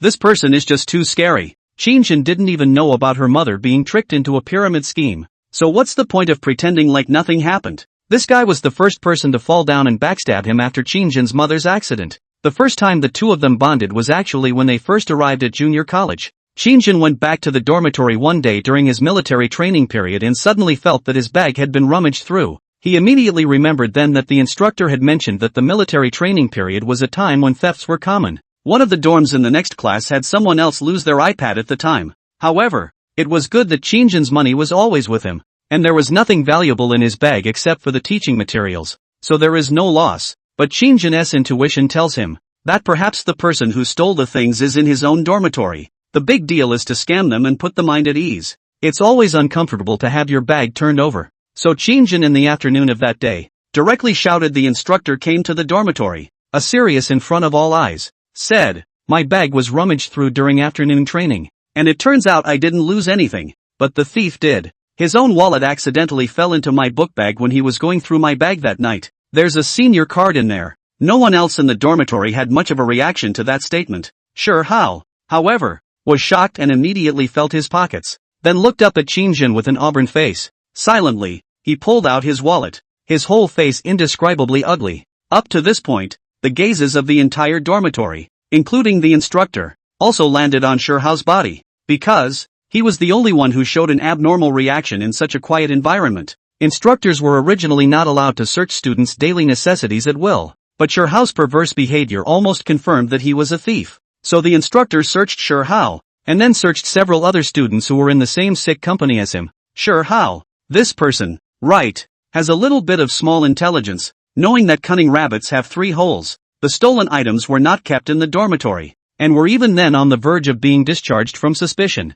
There's no way, even if everyone knows it's you, but catching a thief is catching a thief. Catching an adulterer is catching a double. There's no stolen goods. Is it possible to go to the sheriff's department? As a result, Qin Shang found the instructor that night, gave the other party assurances that he would be able to find the thief, and made a military order. The young instructor was also taking a junior college student for the first time. Encountering such things as the loss of students' belongings was also distracting, so he immediately agreed to Qin Shang's suggestion. When he returned to the dormitory in the afternoon, Qin Shang let the class president collect the student ID cards one by one. When they were almost at their dormitory, they themselves took the initiative to find Sher Hao to fetch water together. You're from the sick company. We usually help you with the roll call and bring food. We've all been training all day. You can't shirk a water break, can you? Sher Hao, this person, just as soon as the military training started, he looked for a hospital to open a certificate, and evaded the military training in minutes. As students who have been in military training know,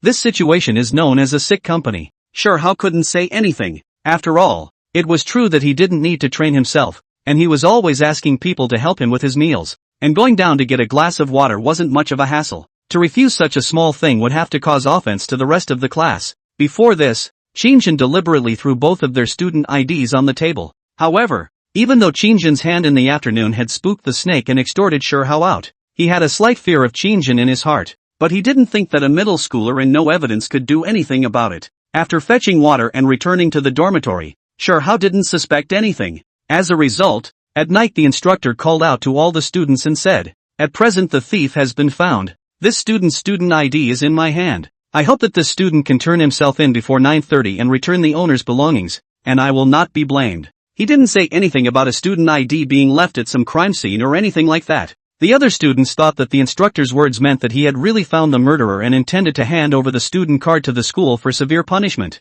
After returning to the dormitory, Sher Hao didn't even care at first. It turned out to be utterly confusing at first glance before going to bed at night. I lost my student ID, and the instructor really knew it was me? So he started frantically using his cell phone to look up how to get a replacement student ID on the campus BBS. The most crucial thing was that Sher Hao didn't even know when the student ID card was gone. He thought the instructor only took the thief's student ID card, and he himself did not dare to rashly find other students to borrow a student ID card. Check the specifications and then on Taobao to do customization. This secondary school student ID card related information, naturally, is the most reliable BBS forum within the school, so the next day the department chair came straight to me. There is no way. The BBS forums within the school have to use the campus network, and the background of the campus network is able to see all the student search records. Sher Hao is simply a clear stream of BBS posting. He was the only one in the school forum a bunch of looking for a date drop. Male, 18 centimeters, cheerful,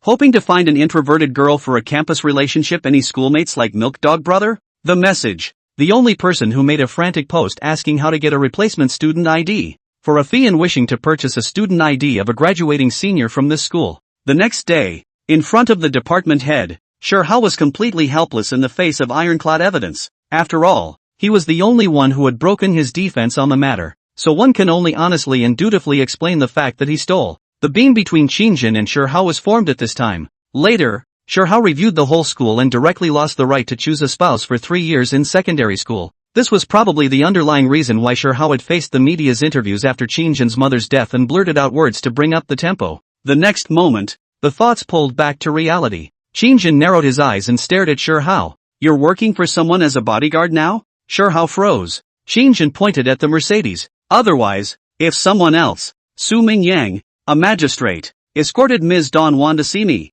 what's the matter with you? Do you still have to follow?" Chapter 112, talking to you about your wife. The moment these words came out, Sher Hao's face sank. They're all men, and they're really not that far off from each other. A few of them had just been at a class reunion, and the party was all over. So Su Mingyang didn't want to go, and wanted to stay with Don Juan all the time for a very simple reason. He likes her. Sher Hao also followed over, and that reason was probably the same. It's not like Qin is. Sure, how even sat in the back row. How can he be a boyfriend? Whose boyfriend lets his girlfriend drive when he's willing to allow a member of the opposite sex to sit in his subject's passenger seat in all but name? In the next moment, Sure Hao's face was seen alternating between green and red. Qin said indifferently. Or is the reunion not over and you came to me with the intention of having a second session? Dongwon immediately jumped in with an explanation. No, Sure Hao and I are co-workers now, and it just so happens that I'm going to meet someone at night, so I just gave him a lift on the way. Oh, rubbing the car. Qin nodded, indicating that he understood. Seemingly constantly estimated to stimulate a certain classmate. Just for those grudges between the two people back then, Qin was also by no means likely to give Sure Hao a good face. As the words fell, Sure Hao's fists hardened. So what did you want to see me about? Qin didn't give Sure Hao a chance to continue pushing, and then looked faintly at Tang Wan. He thought to himself that he and Don Wan really didn't have much to do with each other. If it wasn't for Su Mingyang mentioning this name yesterday, Qin was on the verge of giving the woman a complete oblivion in the corner of his memory. I don't think the two had dealt with each other much during their junior college days. What's more, the fact that she had overstepped her bounds and kept troubling Su Mingyang to get caught in the middle had already made Qin a little upset. Then they brought someone else she didn't really want to see. Not wanting to see Sure Hao, it wasn't that he was afraid of this bastard. Rather, Qin was afraid that he would remember those grudges from back then and couldn't help but step in and get him killed. Qin, are you working here now? Dongwon pursed his red lips, and his big, pretty eyes glanced at the brightly lit cloister bar next to him. Qin nodded indifferently, mixing food. That's a good thing to say, but it's a good thing to catch someone in the middle of a conversation. TSK, how much money can a small bar like this make in a year? Before you graduated, your teacher said every day how high your future achievements would be. You're a seedling of learning. It's not like you're wasted just because you never went to college, is it? As expected, Sure Hao, who had been cynically mocked by Qin for half a day, finally found an entry point to interject, and let out a disdainful sneer. Upon hearing this, Qin scraped him, but did not get angry, and lifted his chin with a smile. Would you be standing here talking to me right now if you weren't wasted? Back then, my teacher praised me for being a genius and said that you were mediocre and rotten. But in the end, you can only force yourself with a fallen genius like this, and it's me who pulls the crotch. Or is it you? If I'm not ruined, you're not even qualified to talk to me now. But I'm wasted, and you can only talk to the wasted me. Doesn't that mean you're a waste of space from the beginning? From the beginning to the end? For all eternity? Logically bickering and quarreling, Qin did not lose, and after a few words, Sure Hao all broke the defense. Nima. The men were almost ready to rush up and make a move, only to be stopped by a look from Don Wan. Immediately afterward, Don Wan looked at Qin with an odd expression on his face. Then can you find a more convenient place and bother to say a few words? Convenient? You need to go to the bathroom? Don Wan was probably instinctively a little nervous in the face of Qin, and had some problems with the order of his words. For those who didn't know, they would have thought that Don Wan was trying to drag Qin to find a toilet to chat with. It's not convenient. My wife just made dinner and is urging me to come home. Yesterday, he actually felt from Su Mingyang's words that Don Wan seemed to have so much interest in his old classmate who had not been in touch with him for many years after graduation, although he wasn't sure of the reason. But now that he felt it, Qin didn't feel that this liked herself. But it's still time to get your vaccinations. Su Mingyang was by no means a character who liked to throw cold water on people. He most likely also felt that Don Wan was interested in Qin, and out of not wanting to see Don Wan sad, he simply did not listen to his own advice and told Don Wan the fact that he was married. However, whatever the purpose, Qin himself did not want to change places with Don Wan to reminisce about those years of flirtation in the secondary school.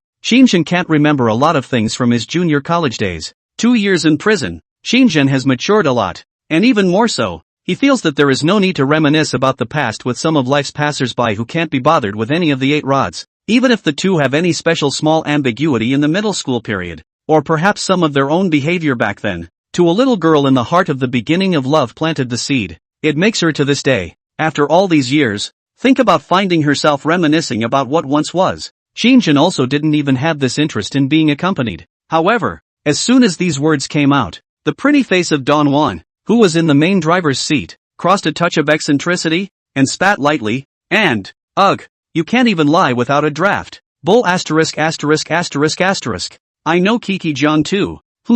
The next moment, Don Wan beamed his pink buns. Actually, what I wanted to talk to you about was your wife. Qin, if it's convenient, it's better to sit down somewhere else and have a chat. Wow. At these words, Qinzhen's brows furrowed and his sharp eyes fell on Don Juan, staring at the woman for a long time. Eventually, glancing at Su Mingyang on the passenger side. A flash of surprise crossed Lao Su's dark face even as Don Juan spat out the name Zhang Qiqi. It was only when he saw this scene that a thought flashed through Qinzhen's mind. It looked as if Don Juan had not lied, and the woman might also really know Zhang Qiqi. It's not possible that old Su has nothing better to do than to tell an old classmate he hasn't talked to in a few years about his wife's disappearance. Is it? The lack of interest that had been on his face receded, and was replaced by a straight face. In that case, there did seem to be a reason for himself to sit down and have a good chat with Don Juan. Thinking of this, Qinzhen pointed to the back porch bar. Then let's go into the bar. Sit down and have a chat. Seeing this, Shihao was immediately about to jump out and oppose.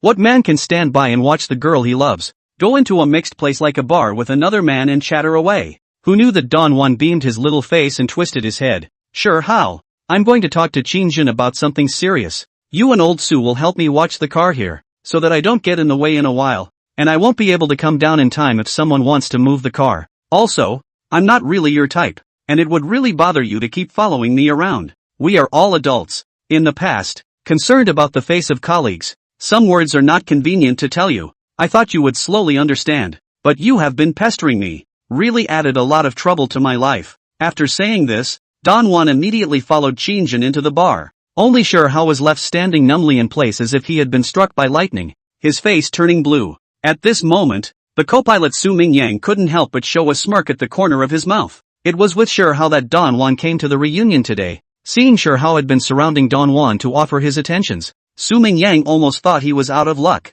having been shortchanged by Shihao, a colleague of Don Juan. I didn't expect that at this moment. Don Juan would suddenly spurt out such a solid line. The failure of your opponent is the beginning of your own success. When pursuing a girl, that's a 50% chance until you get results. There was no explicit rejection or acceptance. But the moment a girl says the words "I don't like you," you're kind of out of the game. Old Su was obviously heartily pleased. If it wasn't for the fact that the character was still not as dark as Qinzhen, this would be afraid to subconsciously peek out a mocking remark. After all, if it were Qinzhen, when faced with someone he hated, 80% of the time, he would mercilessly rub salt into the wounds. Egu, you've already been clearly rejected and you're still staying here? If I were you, I'd be too embarrassed to be continuing to engage with other girls, and the first thing I'm afraid of is that I'd just take a cab home. How humiliating, to be poked and prodded by a girl in public, and to be explicitly rejected. TSK, not only does she not like you, she even hates you a bit. Otherwise how could she be so inconsiderate and still have to reject you when there are outsiders? Chapter 113 Clues of Zhang Qiqi, 5 Shifts. It's a shame that old Sui can't say such a pinched taunt. On the other side, Shihao stood in place in a daze for I don't know how long before he blackened his face and sat back in the back of the Mercedes silently lighting a cigarette. But although Su Mingyang wouldn't explicitly mock, he still subconsciously added a sentence. This is Don Juan's car, eh? I don't think girls like the smell of smoke in their cars very much, do they? In case Don Juan comes back later and smells the smoke, he might be even more upset. The moment these words came out, Shihao was once again stunned. It was only then that he sullenly pushed the car door open again and walked a little farther, crouching in solitude to smoke. What's wrong with being honest? It's what honest people say unintentionally that makes it easier to break down defenses. Qinzhen happened to go upstairs when he saw the scene through the transparent glass floor window outside. Scared and mocked. Another licking dog. There weren't many places to talk in the cloister bar, and inside the bar in the lobby, there was no longer any sign of Mr. Young. He had gotten off work quite early the past 2 days, but the gentleman was still busy on the first floor, sort of filling in for Mr. Zhang. Seeing Qinzhen go and return, the gentleman was stunned. Why are you back again? Going home alone is a bit boring. Besides, abandoning your companion and letting you walk alone at night isn't elegant enough. I'm afraid you'll be bored going back as well, so I came back and waited for you to go back together. At these words the gentleman was moved to tears of old age. Good buddy. Check it out and brush up on your goodwill without realizing it. Don Juan, who was following behind, witnessed the whole thing and couldn't help pursing his lips to laugh. But the woman finally held it in, her heart only feeling that Qinzhen was just too different from her memories. This guy, obviously just now was planning to go straight home. If not for me mentioning his wife, he probably would have left. On the other hand, the woman was led to the office on the second floor that accounted for the finances. Qinzhen closed the door. The music was finally able to be a little smaller, which is why he took a cup of hot water from the nearby water dispenser and handed it to Don Juan. Tell me, how do you know my wife? If you come to me with the intention of reminiscing about the old days and pulling some crap about how I lent you a pen back when I was in school, or something about how I gentlemanly took off my varsity jacket or something like that to save your face when you were on your period, I'll leave immediately. Qin was not sure if he had ever done such a thing. But this trope is common in fiction. The seed planted by a girl's adolescent crush on another boy isn't some test where she forgets her pen and the boy in the front row kindly lends himself a pen. It's the embarrassment of the guy in the back row who finds out he's menstruating and uses his school uniform to help save face or something like that. Even if he had actually done such a thing, Qin did not feel that it was worth a girl who was past the age of love and still let the seed continue to take root for so many years. The next moment a smile crossed Don Juan's bun face. I'm not looking for you to reminisce about the watery years. It's just that I saw your name in the classmate group the other day and suddenly remembered a case we handled some time ago. There was something of yours in the party's room, and I remembered you in passing as such a person. So could you not misunderstand? This makes it look like Pushin' Man. Pushin' Man?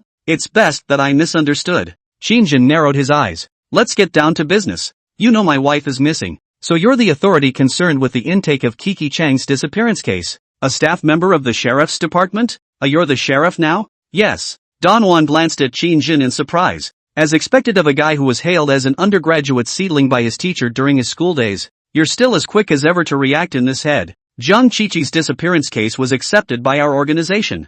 At that time in Zhang Qiqi's residence, I found a copy of Detective Reasoning 100 Mysteries, and the first page of that book says Qin wishing his wife a happy birthday, forever 18 foot, and there is also a picture of the two of you together inside. When these words came out, Qin's old face darkened. No wonder. Don Juan knew about his relationship with his wife. Zhang Qiqi is a detective reasoning enthusiast, and sometimes pulls Qin to accompany her to play all kinds of suspenseful exploration endgame. After Qin was released from prison, it was only in the past 2 years because he was with Zhang Qiqi that he gradually became interested in these deductive reasoning, cryptic all kinds of codes. It was a birthday gift to Qi Jiang last year, before she herself was diagnosed with brain cancer. The sheriff's department took up the case after Zhang Qiqi's disappearance and must have gone to the woman's residence in Yanjing to investigate. Don Juan looked at Qin and saw that he finally had some desire to talk, and then he asked with a smile on his face, "Have you been to Zhang Qiqi's place in Yanjing?" No. It wasn't that Qin had been negligent in his previous investigation, but rather that Zhang Qiqi had not given Qin any information about her residence at all before she disappeared. After the woman's disappearance, her residence was blocked off by the sheriff's department. So Qin couldn't even get in. Don Juan smiled sweetly. Then you must thank me. This should be reserved for you. With those words, the woman handed over a piece of paper with a jumbled-looking string of English numbers. 0C3L3U1E. You're both detectives. It's supposed to be some kind of code word, but our guys didn't figure it out and thought she scribbled it down. But then again, the handwriting is so new on the trace identification that it was probably written in the 2 days she was missing. Is that a jump code word? Other co-workers said not to care. But I always felt it was a clue because I couldn't even find a pen in Zhang Qiqi's room, which means that she didn't write this in her room, but brought the paper back from outside. This thing probably has some special meaning. Qin sniffed and took the paper and rubbed it. The paper itself is nothing special. He narrowed his eyes. So the key information should be in this unorganized row. Qin Shang did like to use jump ciphers in the past, but the format of jump ciphers is not this one. There is no unorganized mixture of Arabic numerals and English letters. Then the easiest way is to directly extract the corresponding letters and numbers. If you take it apart and recategorize it, the Arabic numerals are 0331 and the English letters are clue. Clue. Clue. The word means clue in English. Just then, Qin had just written these 2 lines separately with a pen. Don Juan, who was next to him, frowned subconsciously. The word means clue, so that means that the string of numbers 0331 is the clue. What's 0331? When these words came out, Qin's body shook. For Arabic numerals, if the previous Qin may also be used as a footer of a book, or a title, or retranslated into the English alphabet according to the dark language. Now then, Qin saw the 4 digits and almost reflexively thought of the divine path. At this moment, Qin's expression suddenly became grave. Without continuing to explain to Don Juan, he pursed his lips and took out the cell phone that Zhang Qiqi had sent to him. I've opened the Shinryu Gamer official forum. There were a few more hot search posts on it. But Qin's heart was pounding at the moment, and he didn't even have the heart to look at them. Clue means clue. So what Zhang Qiqi meant by this note? Was she saying that she had left clues for herself in copy 0331? Qin immediately searched 0331. Copy 0331, behind the surveillance, contaminated. Rank, S. Type, multiplayer. Declassified. Death. Rules. At this moment, Qin's pupils suddenly tightened. Surely there is such a thing as a copy. Chapter 114.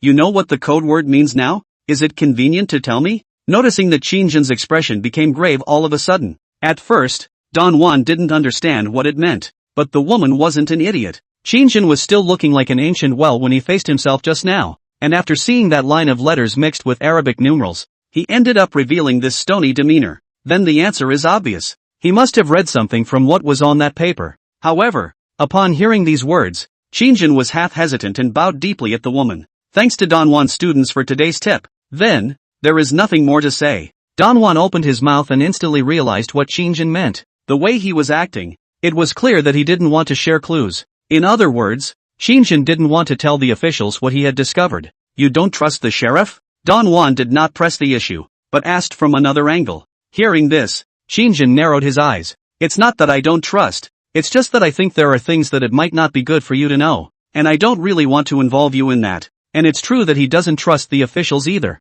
Except that the reason for distrust is not distrust of the sheriff's department. Rather, it's because of the character cards. The one you use yourself is undoubtedly the original Sin character card for the inner scammer. If the wife's disappearance was allowed to be investigated in depth by the officials, it was possible that at some point they would find out the connection between the wife and this role card. In case the officials find out, the original Sin character card, which was supposed to be kept in safekeeping, has appeared in their hands. And also my own wife Jiang Qiqi, with no idea what means to get out. It's too involved. Both families are afraid to suffer. Moreover, Qinjin actually had another speculation. Could it be that Jiang Qiqi's disappearance had something to do with this original Sin character card of his? After all, the original Sin character card, by all rights, was originally supposed to be kept at the Bad Man headquarters, but it was sent to him by express mail by Jiang Qiqi. On the same day that the courier was sent, Jiang Qiqi disappeared. And whether there is a connection between the two? In the future, the investigation into his wife's disappearance will have to be careful and cautious. This decision had been made in Qinjin's mind before he went to bed last night, and this is something you can only investigate on your own. The more people involved, perhaps the more people will suffer. At least the more people who knew about it, the more dangerous they were for sure. Qinjin is not sure what the officials' attitude would be if they knew they could use the original Sin character card, but at least the Yanjing Public Security Department side. You won't be able to pass this hurdle with Mr. Yoon. I still have a few things to do, so I'll leave first. In the future, if there's anything you need me to help you, Tang, just ask. Well, this time, count me as owing you a favor. After saying this, Qinjin once again received a cup of hot water for Don Juan and handed it to the woman. If Miss Tang wants to relax, she can go downstairs to the counter and have a couple of drinks, and I'll credit everything I spend today. Old Su is a good person. If you have a good feeling for him, you can try to get in touch. If you don't have any feeling, I also hope that Tang can treat him like Sure Hao, and reject him bluntly. This was followed by a thunderous pulling open of the door and walking out. Tang Wan is just an ordinary magistrate. Qinjin and her non-relative, out of the love of classmates, people can because just received the wife's disappearance case, help to this point has been considered benevolent. Qinjin didn't even want to drag his best friend Su Mingyang into the water, so how could he possibly return the favor and put Don Juan in the water? The God's Path players were heavily involved. A level completely out of the reach of ordinary people, and dragging Don Juan into it would do no good. With Qinjin's departure, this small box was suddenly quiet. Only Don Juan was left alone, standing in a daze holding a glass of water under the lights of the gaggle, a touch of complexity crossing her pretty face. If only I had been braver in the first place. A touch of bitterness crossed her good-looking face as her mind echoed Qinjin's last words just now. This guy actually wanted to set himself up with Su Mingyang? In fact, the world of adults is very simple. No clear acceptance is rejection. No deliberate approach is avoidance. Presumably, you're showing the obvious yourself. Qinjin could also tell that she didn't mean too much to Su Mingyang. Instead, she was interested in Qinjin. It was also because of this that Qinjin immediately tried to find a way to pull away and alienate himself after realizing it. In the next moment, Don Juan pulled out his cell phone and stared at a court judgment that had been set as a screensaver on the screen for a long time. 5 years ago, a fraudulent organization called Cranium Bone was running rampant over in Jizhou City, and one of the most famous things that was exposed by the media was Qinjin's mother jumping off a building. But who knows? Don Juan's parents were among the victims in the first place. It's just that it's half a year apart from the time Qinjin's mother jumped off the building. At that time, Don Juan's parents were also emptied by the fraudulent organization. Selling their car and house was close to taking their daughter to be mortgaged to the offshore pyramid scheme. But parents were as if possessed during that time, firmly believing that if they emptied their family fortune to invest in the program that the Cranium was talking about, He is sure to be a rich and famous person in the future. Killing plate. This kind of case is found in every corner of real life. The authorities are on the sidelines. And standing on the sidelines allows each of us to stay out of the way to judge and bash the people involved for how stupid they really are.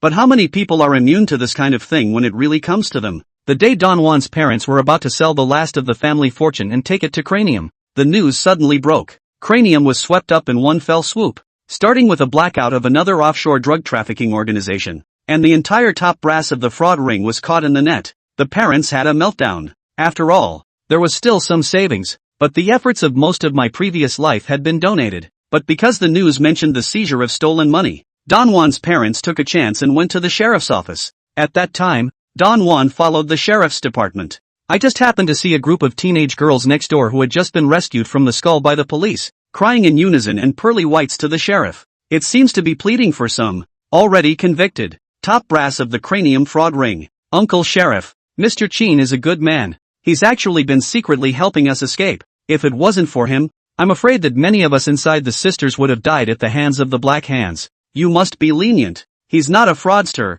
He didn't hurt anyone. Every fraudulent activity he was involved in was also to secretly gather evidence. You can't treat a good man like this. I was sent in to sell my body by my parents who lost all their money. If it wasn't for Mr. Qin, I wouldn't know what to do for the rest of my life. Similar comments are cascading next door, and Don Juan came to be a little curious to get a glimpse of what was going on. Fixing his eyes, he saw a scene he would never forget. The genius who, a year ago, should have been standing on the podium at graduation to give his speech, still had eyes that looked like stars. It's just that her formerly long hair is cut clean and short, and dyed red. A genius falls from grace, but he still shines. The angular face holds the two words of arrogance. Even when handcuffed, still a calm and uncontested look. It seems to have been expected to fall into the net one day. Later Don Juan paid special attention to the sentencing of this large fraud and human trafficking ring. Suspect Qin Mao. Ancestral home in Botang province. Household registration in Jizhou City. The youngest senior member of the Cranium,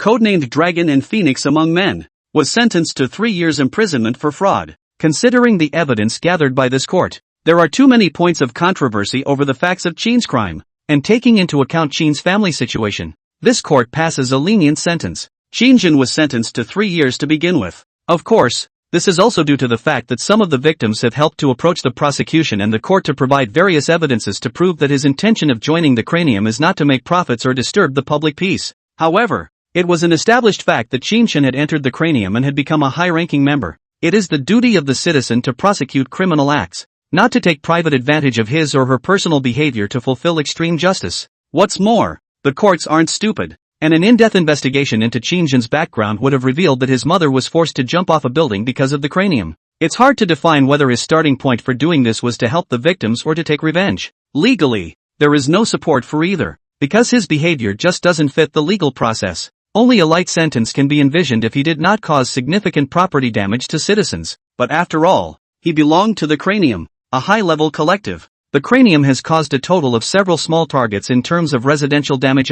Want to lighten the punishment cannot be much lighter. 3 years is good enough. Afterwards, Qin excelled in prison and was released only after his sentence was commuted. And Don Juan met Qin because he had been following the news afterward. Plus he was at the sheriff's department with his dad and mom when they filed the case. Combined with what the rescued girls had said, it was instantly clear what was coming. Qin's reason for wanting to exterminate the Cranium was simple, pure revenge. But he, indeed, did good work. Without him, those girls might have been sold to Burma and the Philippines to be wives. If you're not a pro, you may not have felt it. But Don Juan's parents, as it happens, were among the victims of the cranial wave. Don Juan was a little afraid to think about those girls when he saw their tragic end. In case the Cranium hadn't been wiped out in one fell swoop because of Qin at that time, what would have happened to his family? What will happen to mom and dad? A broken home is probably a lightweight, isn't it? More than likely, after the parents got on top, they impulsively mortgaged themselves, their own daughter, as well,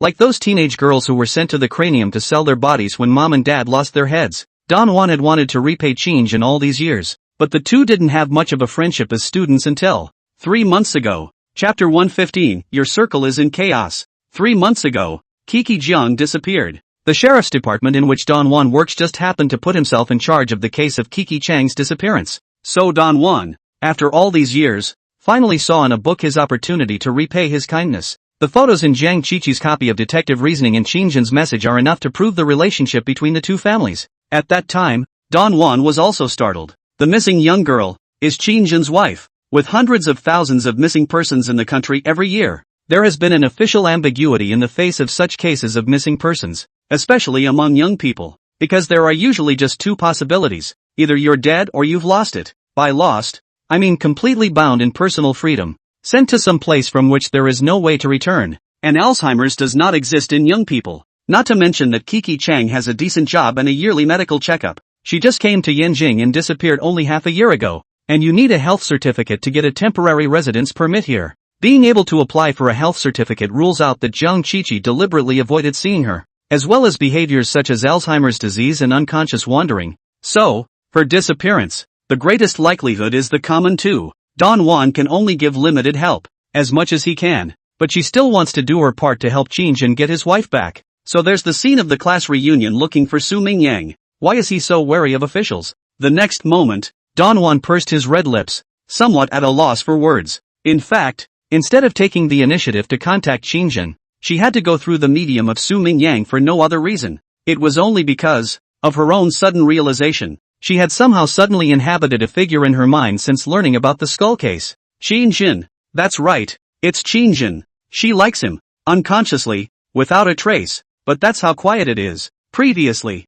Tang Wan had never found out until this time when Shihao happened to organize a class reunion, and the moment he himself at Qin Shang in the group, an inexplicable throb and apprehension suddenly surged in his heart as soon as he remembered the image of meeting him soon, especially after hearing Su Mingyang's affirmative reply that Qin Shang would come. Don Juan went to the barber store at the first opportunity to get his hair cut, and the long hair he had worn for many years was replaced by short hair. In junior high school, the school rules that girls must wear shoulder-length short hair. Any longer will be non-compliant and will be notified and criticized. She did all of this just to be able to, well, attract a little bit of Qin Shang's attention. Even a little bit would be nice. After she figured out that she liked him for that, she wasn't jealous of Jiang Qiqi, and didn't even want to cross the line. Nor did she intend to take up much weight in Qin Shang's heart. Just trying to impress him a little. Even a little bit would be nice. Her liking is more on the humble side of the small fan. More like a teenage girl, wanting to give an answer to her adolescent benefactor. Ha! What are you doing down here? Where's Don Juan? On the other side. After Qin Shang went downstairs and didn't go far, Shihao on the Mercedes was the first one to jump down. What have you done with Don Juan? Qin Shang wrinkled his brow and glanced at him. Confirmation that stupid people are stupid. No. If you're sick, treat it early. I'm not a veterinarian. Shihao froze for a long time before reacting to the fact that Qin Shang was scolding himself for. He was so angry that he was about to come up and do it. However, recalling the attitude of the other Don Juan just now, it would be a masterstroke for him to really make a move. So he suddenly looked at Su Mingyang. Qin Shang, Su Mingyang is your brother, isn't he? Not to mention anything else, you're a married man. Picking up your brother's girl, do you feel good in your heart? Shihao secretly complimented himself for being so smart, thinking that with this sentence, he was directly able to provoke the two of them.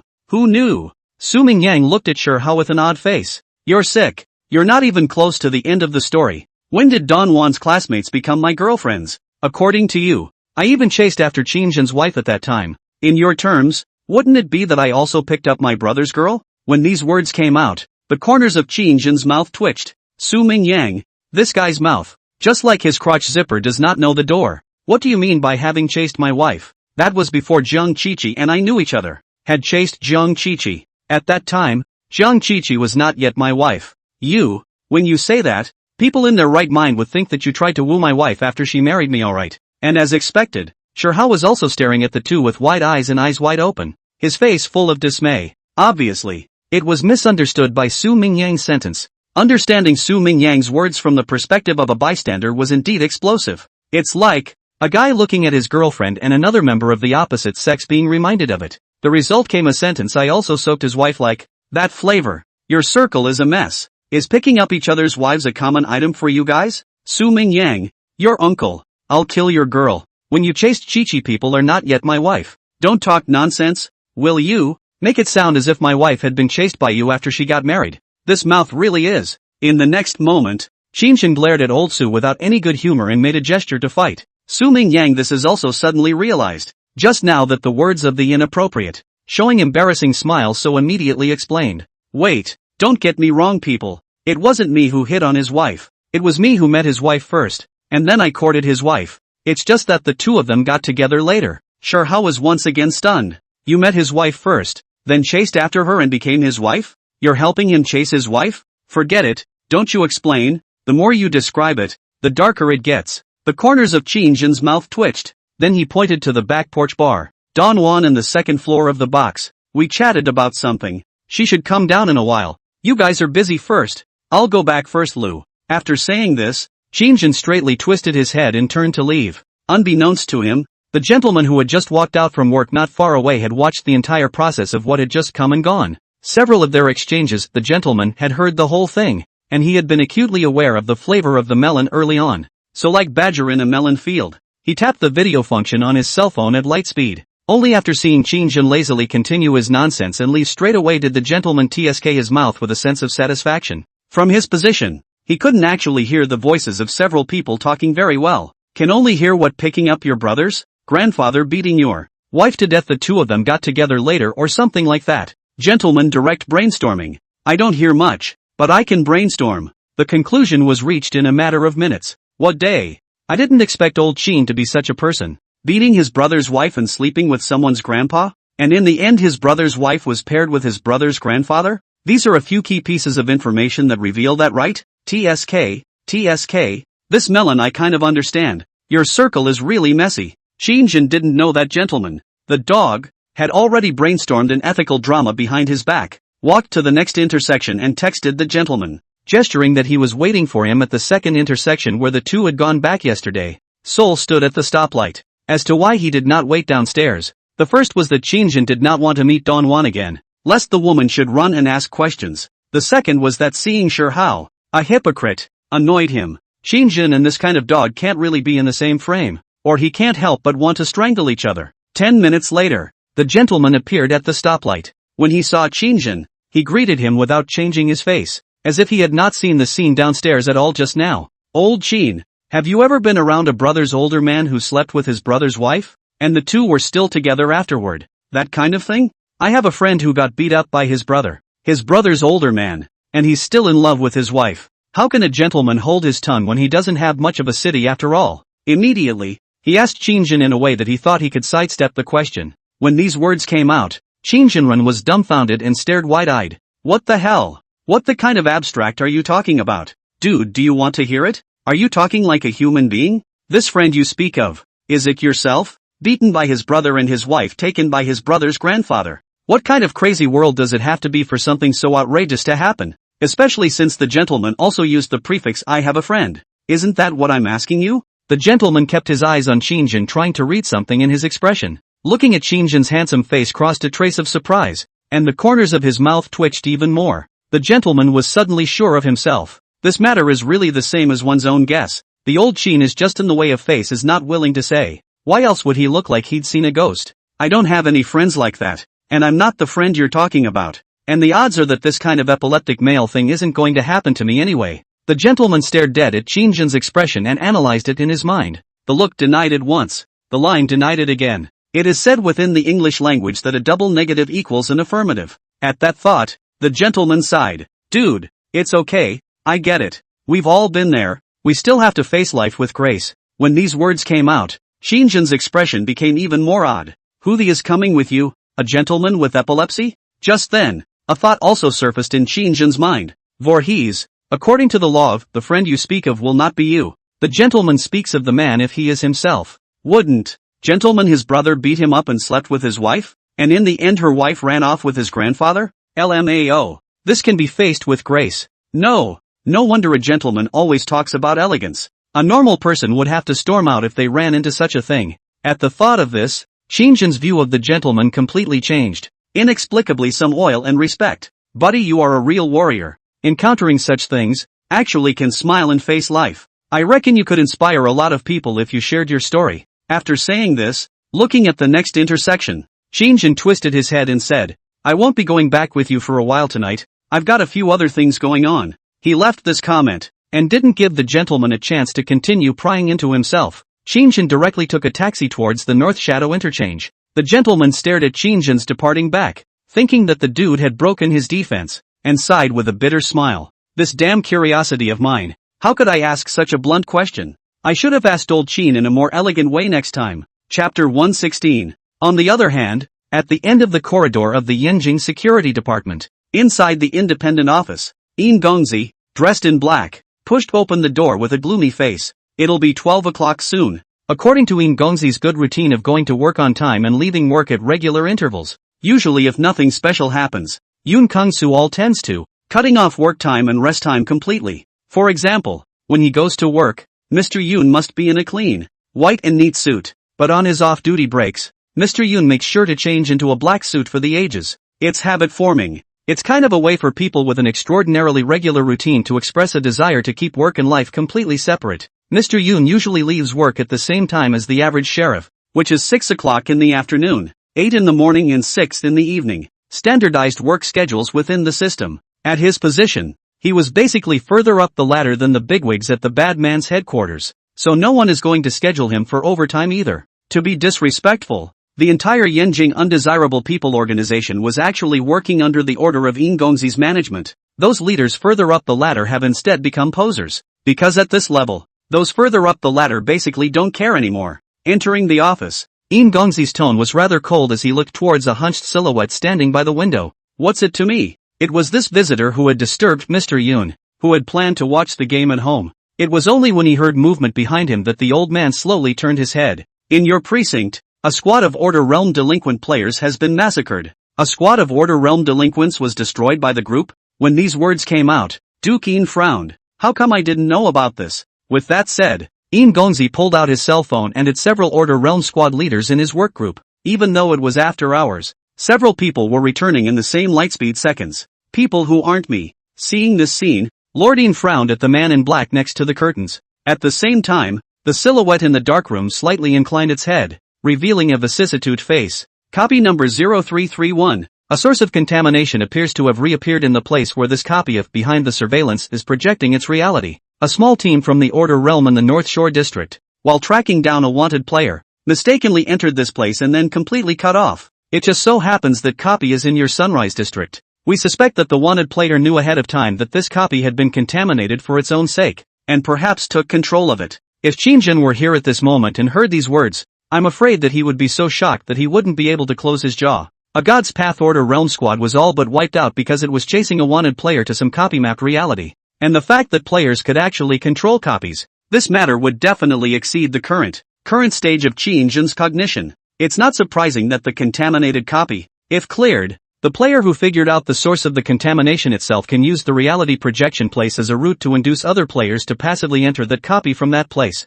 Usually, there is only one possibility for God's Way players to enter the replica, and that is to be transported into the replica by the God's Way when there are not enough points in their hands and the points are zeroed out. But that's not the only case where you'll be entering a copy. The other? This is the kind of situation the two of them are talking about at the moment. Contaminated copies can also, from reality, passively induce other players to enter them if they are in possession. It's just that there's no pass reward for clearing a copy at such a time. After all, it wasn't the God's Path that teleported the player inside the copy. However, when you enter a copy at such a time, if one player kills another player, there will be no deduction of the prestige value for conforming to the rules of the player in the copy. The next moment, Prince Yin frowned and pulled out his chair to sit down. What did the headquarters say? Will a new Order Realm squad be sent after this wanted player? This fellow is very cunning. I'm afraid she won't send out a new squad in a short period of time. The unusual Order Realm squads have too few props stockpiled in their hands, and it's hard to deal with her as she's hiding inside the duplicate and her tactics are undefendable. I think the next time someone leads a team to capture that guy, the person leading the team is 80% going to be replaced with a Rule Realm player. Rules Realm players. When Dukin heard this, his pupils shrunk slightly. Divine Path players above level 7 are known as the Rule Realm, sort of the pinnacle of the God's Path player group. Every player in the Rule Realm is 1 in a million. A true Rule Realm player could easily abuse a group of peak Order Realm players in their hands with their prop reserves alone. The Guardian Order Realm, and Rule Realm. How these three great classifications of levels came to be was not clear to Dukin, but when he first became a God's Path player, he heard a statement from the American side. The realm of order keeping, meaning the observance of order. The Order Realm is also called the order-making realm. In other words, it's having the ability to initially create rules. The Rule Realm, on the other hand, is a true rule with the ability to create copies independently. A hypnotist of the rule realm can unleash a group's dream entry. Think about how terrifying this skill is? If there is a group of Order Realm players chasing after you with such a hand, all of your enemies will fall asleep in minutes. Won't they become bulls and goats that can be easily slaughtered by you? At the time, for the first time, I heard this comment. Yin Gongzi was then reminded of a time when his parents had rounded up the inner fraud master and inner hypnotist players in 17 years. The rule realm players were very difficult to kill, and it was not too much to call them the mainstay of the divine path players. It's just that Yin Gongzi couldn't figure out why the internal test players licking cockroaches' feet and compassionate mother keeping the center line had to do something so outrageous that they caused their reputation to be zeroed out and be wanted by the entire server. These two people, as internal players or the phoenix existence of the rule realm, it was supposed to enjoy the highest treatment of the first players, a patriarchal status like that of the founding fathers. Even when the organization of bad guys was established in 2008,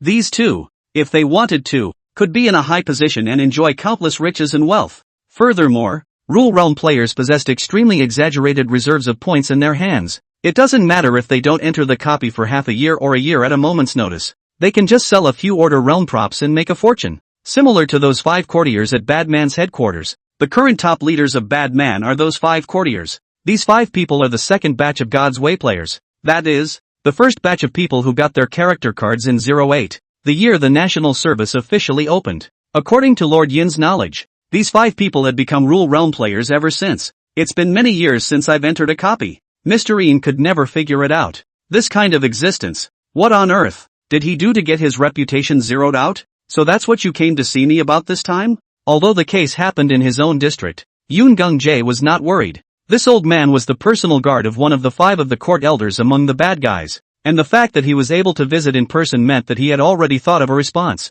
Odds are that soon, that area will be cordoned off. By then, that wanted player would only be trapped in the copy, waiting for the high-level God's Path players to personally lead a siege. Catching a turtle in a jar is not difficult. I came to find you not just this matter, just mentioning a mouth. Mainly, about you writing a clarification post to a free player. The headquarters of the Chen court elder also saw it. The next moment, the dark figure standing by the windowsill moved. There seemed to be something intriguing about the other person's tone. The court elder's assessment is that this is a slightly inappropriate move by the white-clad swordsman, but, wow, something about writing a clarifying post to a free player? Yin Gongzi immediately thought of the announcement that was made yesterday in order to certify the name of fierce-licking cockroach Jade Feet. When these words came out, Prince Yin narrowed his eyes. Not proper? The Eagle of Justice is my subordinate, and it's a fact that he's inside the copy and surrounding Qin. I'm just restoring the truth. Does the courtier think that my punishment for the Eagle of Justice is too severe? Or do you think I shouldn't post a clarification to Qin?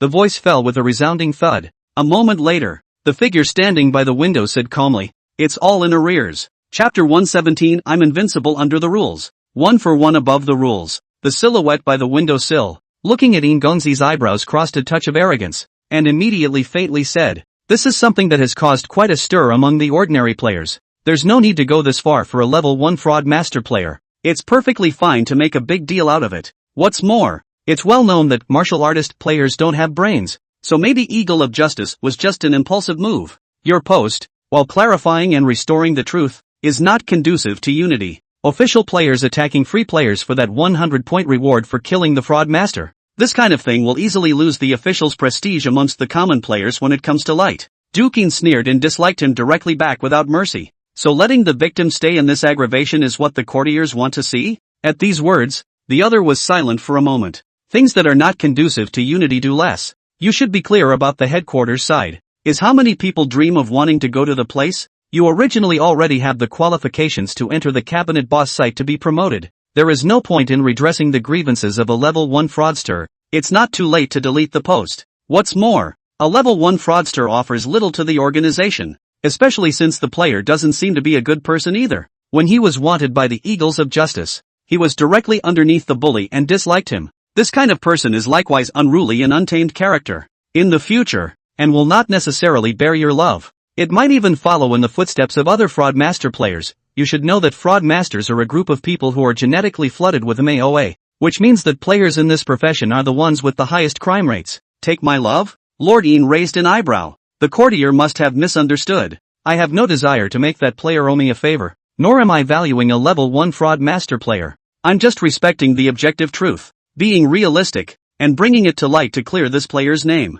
1 is 1, 2 is 2. There is no stirring 1.5 in between 1 and 2. And there are only whole numbers in the real world. No decimals. Black can never be described as white, and white can never be described as black. Upon hearing this, the figure by the window's shoulders shook with what seemed to be anger. You have to realize that this is not a black and white world. Qin raised his sword brows and sneered. In my case, yes. 13. Wow. Pounds of powerful chi raged through the room. The man in black seemed to be angry, and invisible gusts of strong wind tumbled in gusts, rustling the entire curtains. Eagle of Justice parents and Pavilion Elder Qin used to have some affinity. The death penalty is absolutely not allowed. Your clarification post, I've already had someone delete it in the background. As for the Eagle of Justice, we'll punish it separately. This matter you don't have to care. The big deal is to assign him to be stationed in the Yunguichuan area. But that fraud division player, never allowed to enter the official. This kind of all the anti-bone of the heart of the people, come in is to add to the chaos.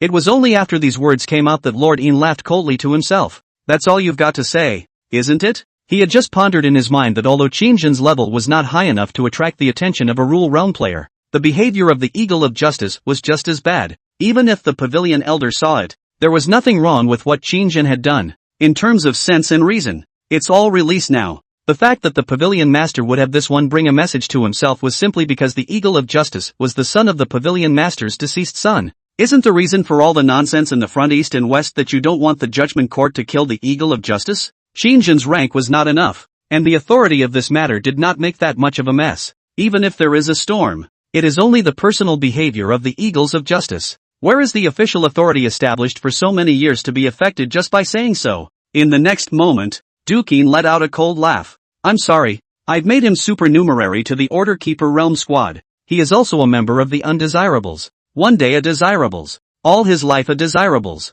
Do not abandon or give up. Is the purpose of the establishment of the Bad Man organization? You are late. The Bad Man Oracle, I have already given it to him in advance. You, hearing this, the black-clothed old man was infuriated enough that he smashed the window. Stubborn, for the sake of a rank 1 fraud master. 13. You are simply destroying your own future. Humph. I will truthfully report this conversation between the two of us today to Pavilion Master Chen. After saying that, the man in black walked straight towards the gate. However, halfway through the journey, he realized that he could not move his body. His eyes widened and he whipped his head around in a frenzy of rage. 13. You dare to make a move on me? I'm the Pavilion Elder's personal guard. You use props on me to restrict my freedom. This matter if. Take it easy. I'm not killing you. Qin put his hands behind his back, his expression indifferent as he pointed to the glass that was smashed behind him.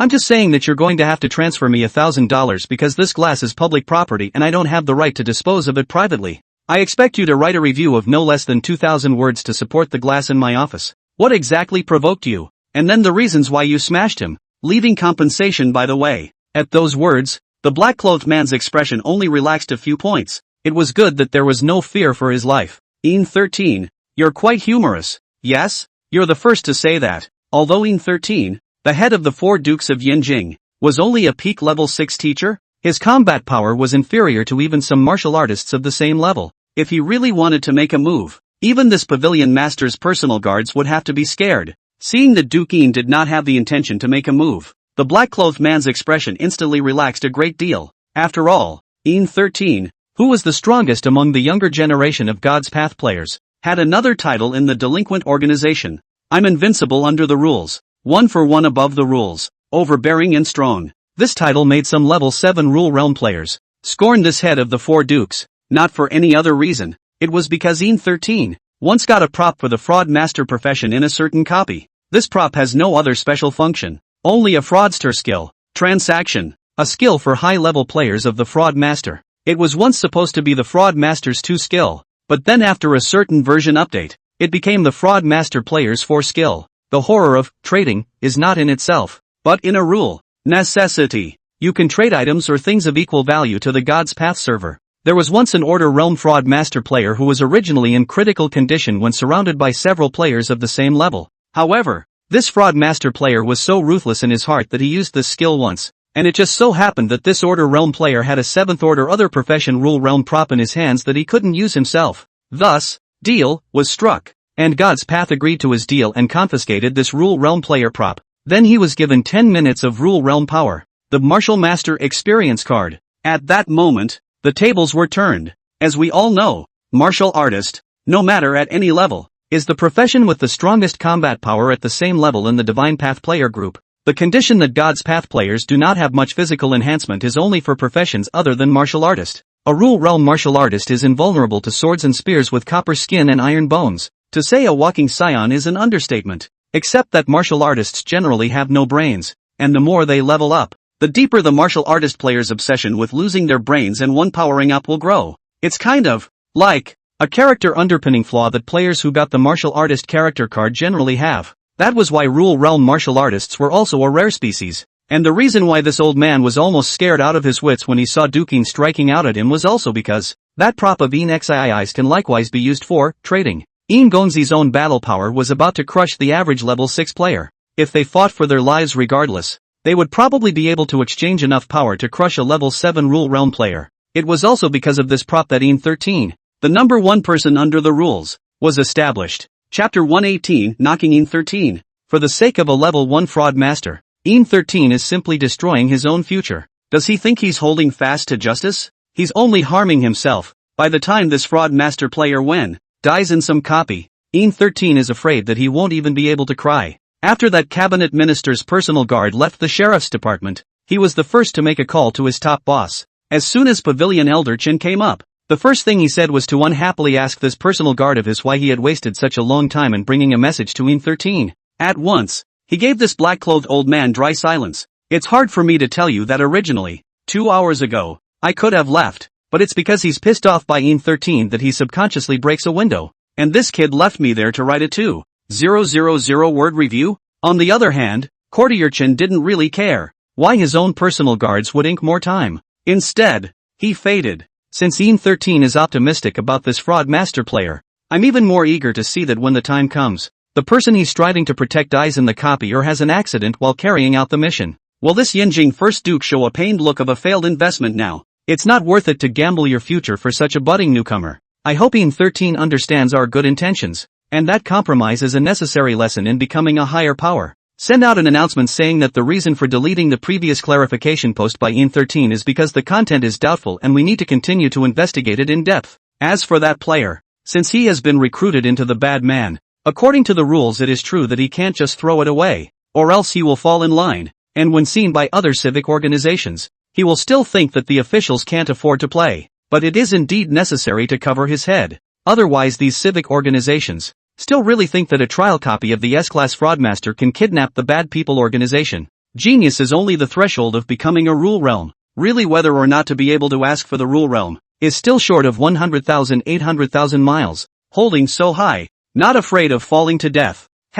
You know, the most important thing that the Bad Man organization does not lack is genius. At the end of the words, a slightly teasing voice said coldly, "Isn't it just trial copy S rank? Go, put out the word to me." Last year, statistics on how many trial copy S rank passes, and as a result of the second copy, the list of genius munchkins who fell, uploaded to the official forum in the name of silence. I'm going to give En13 a lesson first, and in the meantime, I'm going to cool down this budding fraud master. These civil organizations are really hungry. They can't compete with the officials in terms of fresh blood, but they even blow up a budding fraud master as if he were a god. A bunch of guys with no eyes. After saying this, there was silence on both ends of the phone for a split second. After a long time, Pavilion Elder Chun smiled grimly again. By the way, Enxii's official documents are not formatted correctly and he didn't investigate the facts of the case clearly. This matter is also written in and uploaded to me. As for the punishment, just write down a demotion of half a grade. No change in position, but deprive of the right to apply for transfer or mobilization for 6 months. At those words, the proctor froze. What is your why? You're stupid. En13 can't make a position change for half a year. And he's a deputy when he's demoted by half a rank, which means he doesn't have the right to authorize the transfer of any of the undesirables under his hand. In other words, that budding scammer player won't be able to convert for 6 months either. The death of a player who has unofficially joined the official party is not subject to notification or silence. And when the time comes, if this player dies in one of the duplicates, we'll just say that it originated from Enxii's poor decision-making, and that this player was dragged into it. Most people join the official organization of God's Path players because they covet the resources that official players can enjoy. But supernumeraries can't enjoy any of the benefits. It's also a wake-up call for other free players who are still watching. En13 is not a famous lord. The downside of following this Prince-Scene around is that even if one is valued by him 100% and treated as a gem, one ends up dying on the god's path without any preferential treatment. If other players were clear about this, they would definitely weigh in their minds whether there is still a need to join in XII's banner. Two birds with one stone. With this move, not only could the official dignity be salvaged, but it could even directly negate the importance of that budding fraud master player. Don't you all tout him and think he's the best of men? So what if you're a dragon and phoenix among men? But if you follow the wrong boss and stand on the wrong team, you'll only end up like this, especially Mr. Yoon. At that time, Du Qin, who had strongly supported Qin Shang, was afraid that he would also bear the reputation of not being able to see eye to eye for this reason, especially when one recalls the post where Du Qin spoke out to clarify for Qin Shang. It seems a bit petty. A person who won't live for more than half a year has caused you, Mr. Yoon, to be implicated yourself and lose half a year's promotion. Is it worth it? Others would surely question XII's rattiness as well. With this set of combination punches, En13 is afraid that he will only be able to truly see who actually has the power of speech in the organization. Going against the 5 cabinet elders and daring to not give them face is what happens. At the same time, it can also knock down the mountain and deter other young talents who are just like En13. Two peaches don't make a right. At these words, the proctors on the other end of the phone were doubly shocked by what they heard. Wow, Pavilion Master Chen deserves to be a pavilion master. This vision and sophistication is just too strong. It's not even killing two birds with one stone anymore. It's simply killing them with one stone. As long as that fraud master player genius died prematurely, not only would Du Qian's reputation be damaged, disguise also shows the foresight of the cabinet ministers. In particular, killing a chicken to make an example of a monkey. With this opportunity, it would likewise be able to knock down other unruly people who were just like En13. En13 will also revisit the position of the courtier in the future. This kid was promoted too quickly, especially since he had been abroad before and didn't know much about the situation at home. Despite being the head of the security department, the same Yun Kung Fu was not in a good position. Being practical and upright led to En13 being criticized and loathed by countless people.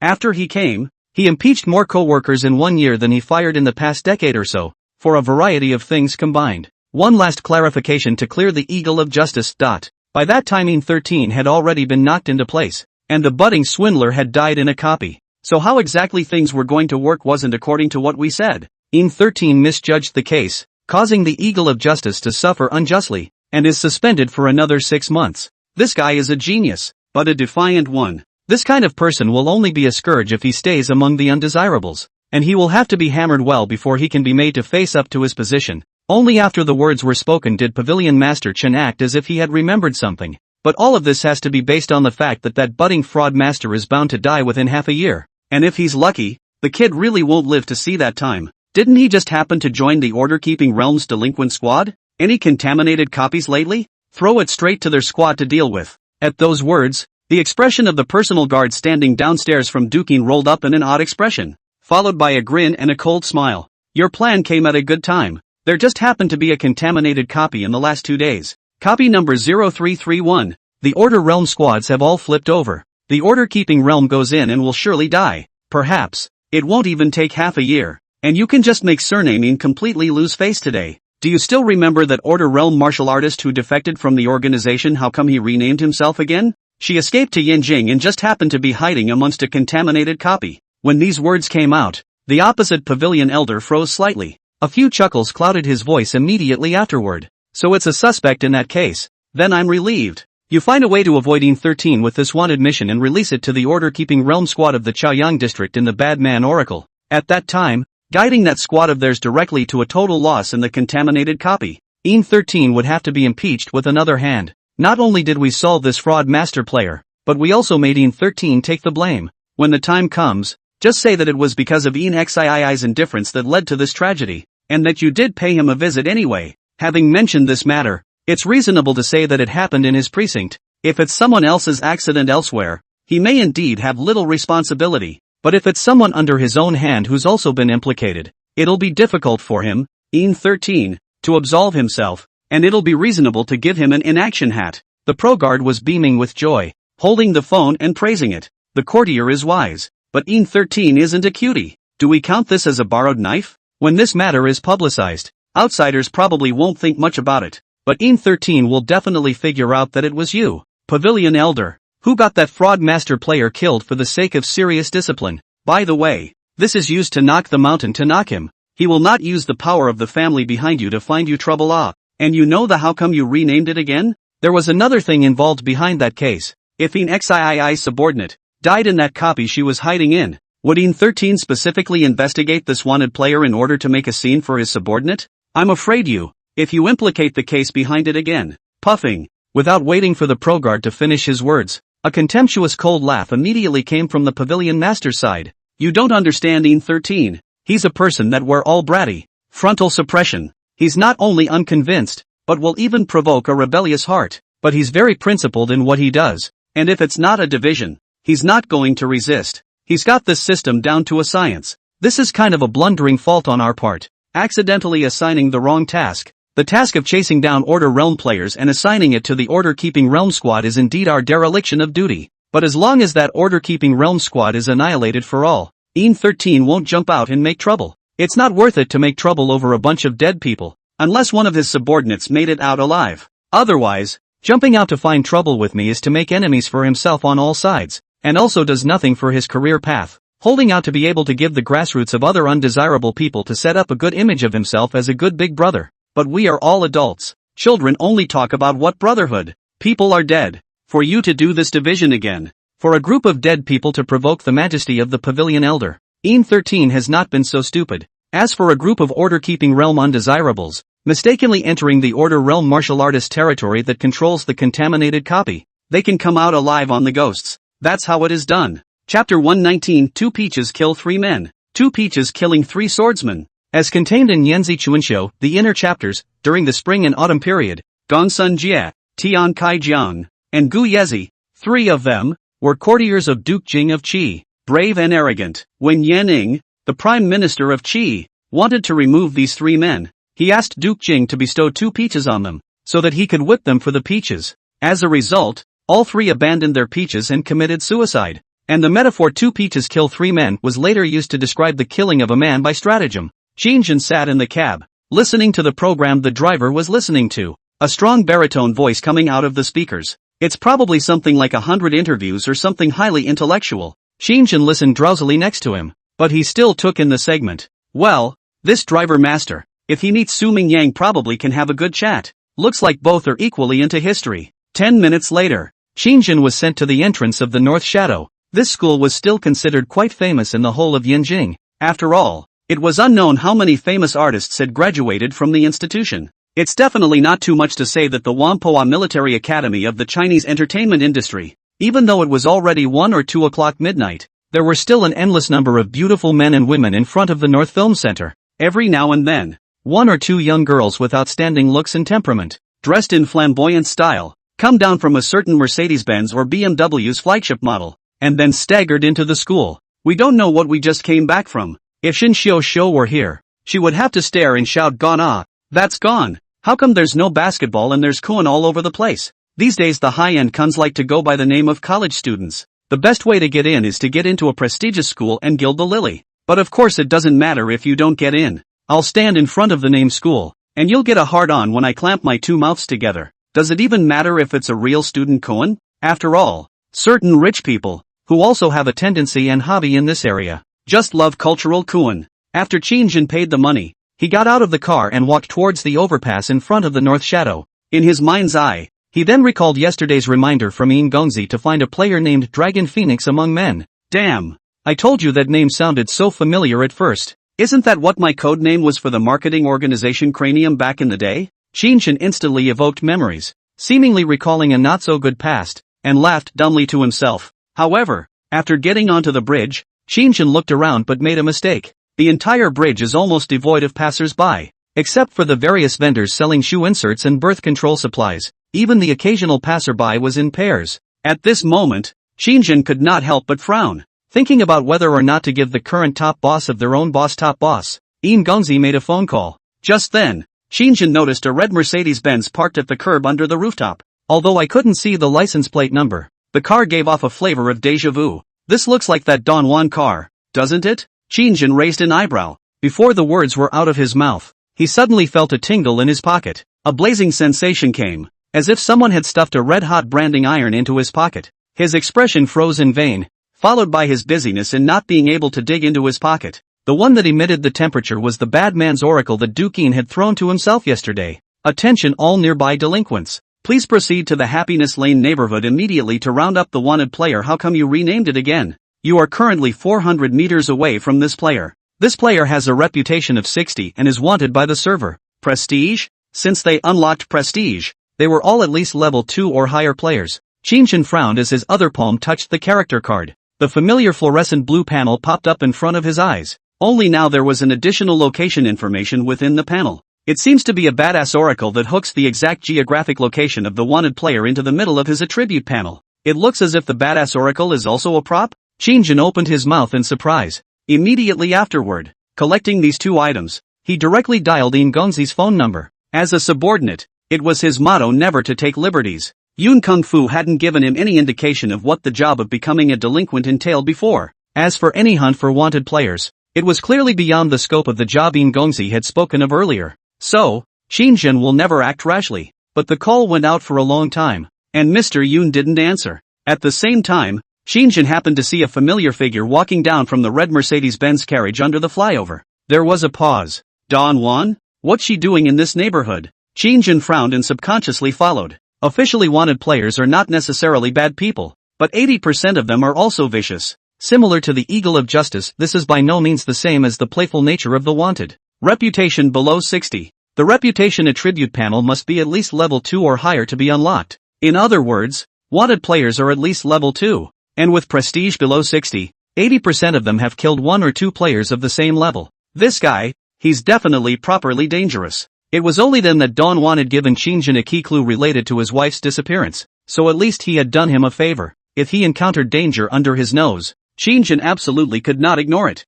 At that thought, he still silently followed. The mind reassured itself, estimating that it was 80% coincidence that Don Juan would be in the neighborhood, and that maybe her family lived right in front of here. Better yet, let's see if Don Juan will be affected by the wave of this wanted player. Wait and see what happens firsthand. If it is safe and sound, I will continue to wait for In Gongzi's notice. But there are many things in this world that science cannot explain. For example, Murphy's Law. When you worry about a negative thing happening, then often he will definitely happen. Not 2 steps after Don Juan, Qin Shang saw the woman walk into a neighborhood. He looked up at the name at the entrance to the cell and his face fell. Happy Lane neighborhood. Just now, the wanted player prompted by the bad man's oracle was here. Chapter 120 copy 0331. Qin Shang had actually begun to hesitate at this moment. The first day of being a delinquent hadn't even been officially on duty, hadn't even met up with his squad leader, and he was going to be forced to go on a delinquent mission? Qi himself was not aware of any other information about that wanted player,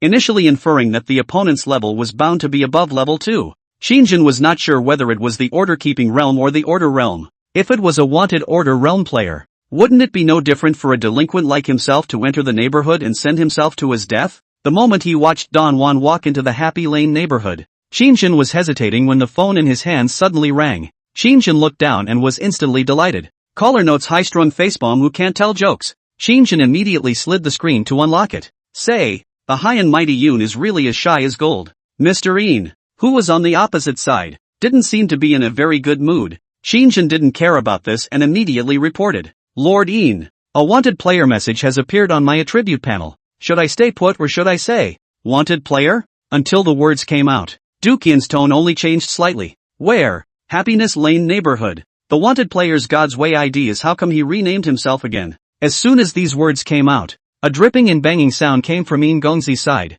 seemingly rising from his bed or seat, and his tone finally became grave. Don't act rashly. This isn't something you're capable of handling as a level 1 scammer. In Gongzi was sleepy for a moment. He didn't recognize how come he renamed himself again. This player, but in his mind, he suddenly remembered the words of the man in black who had just come to the office. An Order Realm squad from another jurisdiction tracked down the wanted player, only to be taken to the copy projection site and pulled into a copy under the control of this Order Realm player. All gone. The Order Realm doesn't actually have any control over copies. To put it bluntly, you've successfully cleared a tainted copy and know exactly where the reality of that copy is projected. As long as you don't remove the source of contamination to pass the level, this copy will remain there. For example, if Qin Shang was able to find the original location of the death train, in reality, this copy could likewise be under his control. Later, if you run into danger, You can also bring other people to the original projection site and then pull them into the copy. He had cleared the level himself, so he was clear about the various clues within the copy, and utilizing these he could completely play the other players into the palm of his hand. However, because Qin was a perfect pass and had broken the curse of Priest Vane, even if the original site is found, this contaminated copy no longer exists. Just then, Deduction hadn't finished speaking. Ah! A woman's horrified scream came from the entrance to the neighborhood. It was pitch black over there, and Qin's body shook so that he couldn't see anything, but his intuition and his voice told him that it was Don Juan's voice. His heart sank at once. Don Juan is in danger. In a flash, he didn't even think about it. He walked straight towards the small area. Himself has the cursed red dress and the Susu's cave portal. If there's really any danger, the big thing is to bite your tongue on the spot and go straight back to file. Then again, either way is enough to get out of the way by relying on a portal to get inside copy 0341 Forest House. Without the information provided by Don Juan today, Qin would not have meddled with his old classmate even if he had seen him in danger. But now, he thought to himself that he owed Don Juan a favor on the clue of Jiang Qiqi's disappearance. If he was to sit back and do nothing again, Qin couldn't do it. Ding! A copy of the God's Path is opening in. The copy you are entering is copy 0331. Name of copy, behind the surveillance. Rating, S. Type, multiplayer. Declassified. Death, entering God's way in 30 seconds. A copy. Qin had not taken 2 steps and had just rushed into the neighborhood when he was stunned. Hearing the electronic beep in his ear, he frowned slightly. What the hell? What's going on here? Why did I enter a copy of God's Path? After clearing Lin House number 37, I had a large amount of points in my hand. It's not even my day to enter the copy yet, by the way. But the thoughts in his mind flashed wildly, and the movements of his hands didn't stop. Immediately communicating the character card, he put on the cursed red dress from the item bar. Meanwhile, entering the neighborhood, Qin saw Don Juan in the dim light. She was equally full of dismay and just happened to turn her head to meet her own eyes. Qin, why are you here? I was going to ask you why you went to the overpass in front of the North Shadow and came here. Don Juan opened his mouth, and a thought crossed his mind in a flash of lightning and electricity. Are you the white-clad swordsman who said lick the cockroach's jade feet violently? Qin frowned. Are you the dragon phoenix among men that Mr. Ian was talking about? Can you tell me what's going on right now? Why is there suddenly a God's Path beeping in my ear? He was completely relieved now. No wonder. Don Juan appeared under the flyover of the North movie. No wonder. The woman as soon as the car not long and then suddenly ran to this happy neighborhood, as already in the program of bad people, encountered the wanted player. Perhaps Don Juan the first time to choose to chase is their bad people's duty. Hello? Qin? You guys got into the copy? It was at this point that Qin noticed that his phone hadn't hung up yet. The phone was showing an high-strung face palsy who can't tell jokes caller. He immediately put the phone to his ear and squared his shoulders. Yes, Mr. Ian. I don't know why a copy tone came after I entered the cell. When these words came out, the ominous foreboding in Duqian's heart grew stronger and he cursed bad. But at a time like this, there was no point in lecturing Qin for acting rashly, and he asked with a sullen face, which copy? 0331. Countdown begins. 10. The countdown has begun. Mr. Yoon. Qin grinned and coughed, suddenly remembering a key point.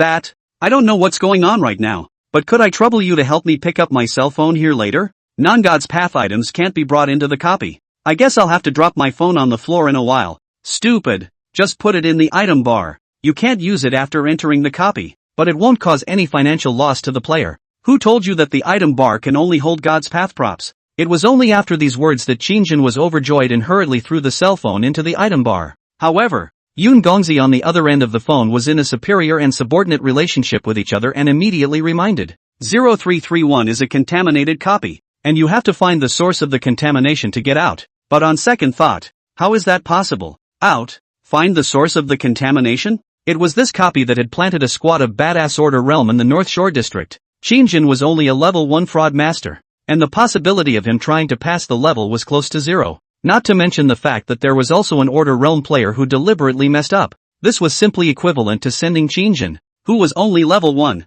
into an S-ranked Order Realm copy without much difference. At that thought, Lord Ian took a deep breath. If you were using the original Sin character card, you would have had the Swindle Death skill by now. Within 20 minutes of encountering danger, immediately commit suicide. World hatred is world hatred, but the rules are the rules. The bad guy organization never give up any of their companions. One day is a bad guy. Lifetime. Do. However, Qin didn't hear these words as his cell phone had already been dropped into the item bar. Dukin finished saying this in a deep voice and waited for a long time, noticing that there was no movement from Qin over there. He immediately frowned, looking down at his cell phone. Immediately after that, it was realized that a beep beep beep busy sound had come from the other end of the receiver at some point. When you call again, the user is out of the service area. His face darkened, and even Dukin's culmination was exasperated enough to break out in a curse. This idiot. Chapter 121, A Copy of the Realm of Order. Copy generation is complete. The name of the copy you are entering this time is behind the surveillance.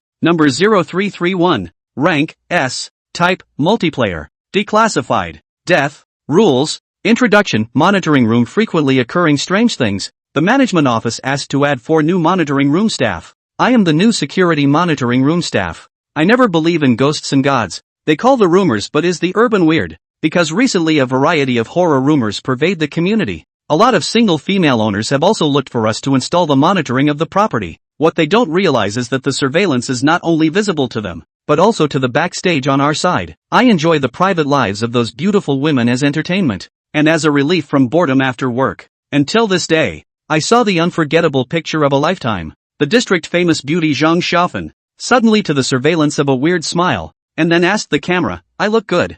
That day scared me creepy, and even more shocking. The next day, Zhang Xiaofan died. This was definitely the most verbose copy of the backdrop introduction Qin Shang had ever faced since he became a God's Path player. But this is a disguised proof of how difficult this copy is. All of God's Way has taken the initiative to give a lot more content as a backdrop. In other words, the difficulty of this copy was in no way comparable to Death Train, even more than Death Train. And this copy, too, has by far the most content of any backdrop presentation I've seen. The Type 1, Death Train, is exploration, survival, and multiplayer. Forest House 37, on the other hand, is survivalist and micro-intimidating. The more tags for the copy type obviously also means the more difficult the copy is. Qin Shang judged that this game, when he first entered God's Path, had an extremely exaggerated and harsh balance mechanic. When within the duplicates, God's Way has been creating a relatively balanced session for players in the game. That's why the most information is contained in these most basic introductions to backdrop content.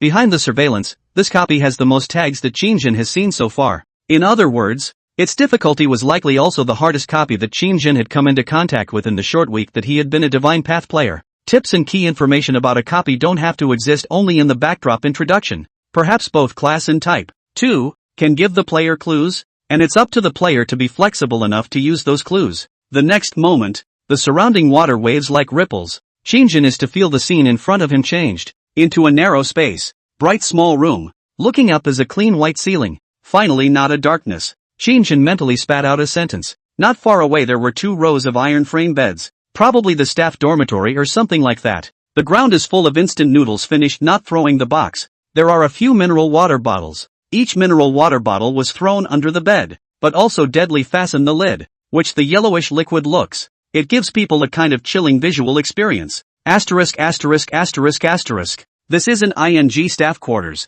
I'd believe you if you said it was a refugee rest area. Main quest, find out the cause of owner Zhang Xiaofan's death. Time, no time limit. Right at this moment, an electronic beep once again came from Qin Shang's ears, but he had no time to worry about his main quest. It was really because the smell in the room was a bit too unpleasant, and it was hard to imagine that this was a rest area for human life. All sorts of musty, rancid smells, mixed with the smell of cigarettes and alcohol hit my nose. Although Qin Shang this person did not have a cleanliness fetish, he still had requirements for the hygienic conditions of the living environment. He'd be tempted to die if he had to live in a dump.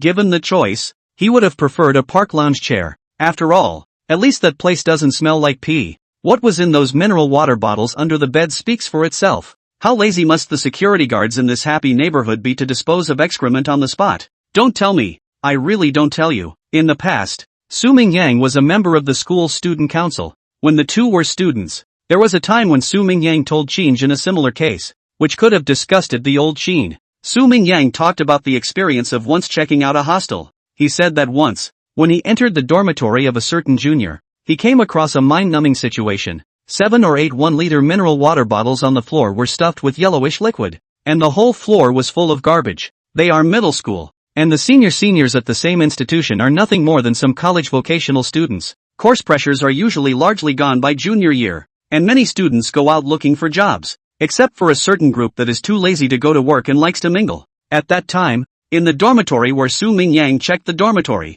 everyone else had basically left, and there was only one senior left. This senior may have also completely let himself go. The dormitory hygiene is not cleaned up, the environment is lazy, and the house is lived like a pigsty. No, to be precise, the pigsties were probably cleaner than his quarters. Trash and all kinds of takeout and leftovers everywhere on the floor. At that time I didn't believe Lao Su's words, searching for how could someone in this world be so unclean, but as a result, I believe it now. This is also a little too disgusting. Qin Shang looked down at the staff uniform on his body, and the entire outfit was also permeated with an unspoken unpleasant odor. There's no time limit on this copy, but instead it's the copy I've been to that I want to leave the first time. Qin Shang's heart made a slanderous remark, and he couldn't help but push open the dormitory door. The air here was just too bad. If one continued to stay, one would go crazy, and the stench was all but causing Qin Shang's brain to go down for a while, losing the ability to think. However, as soon as he stepped out of the dormitory door, he directly froze.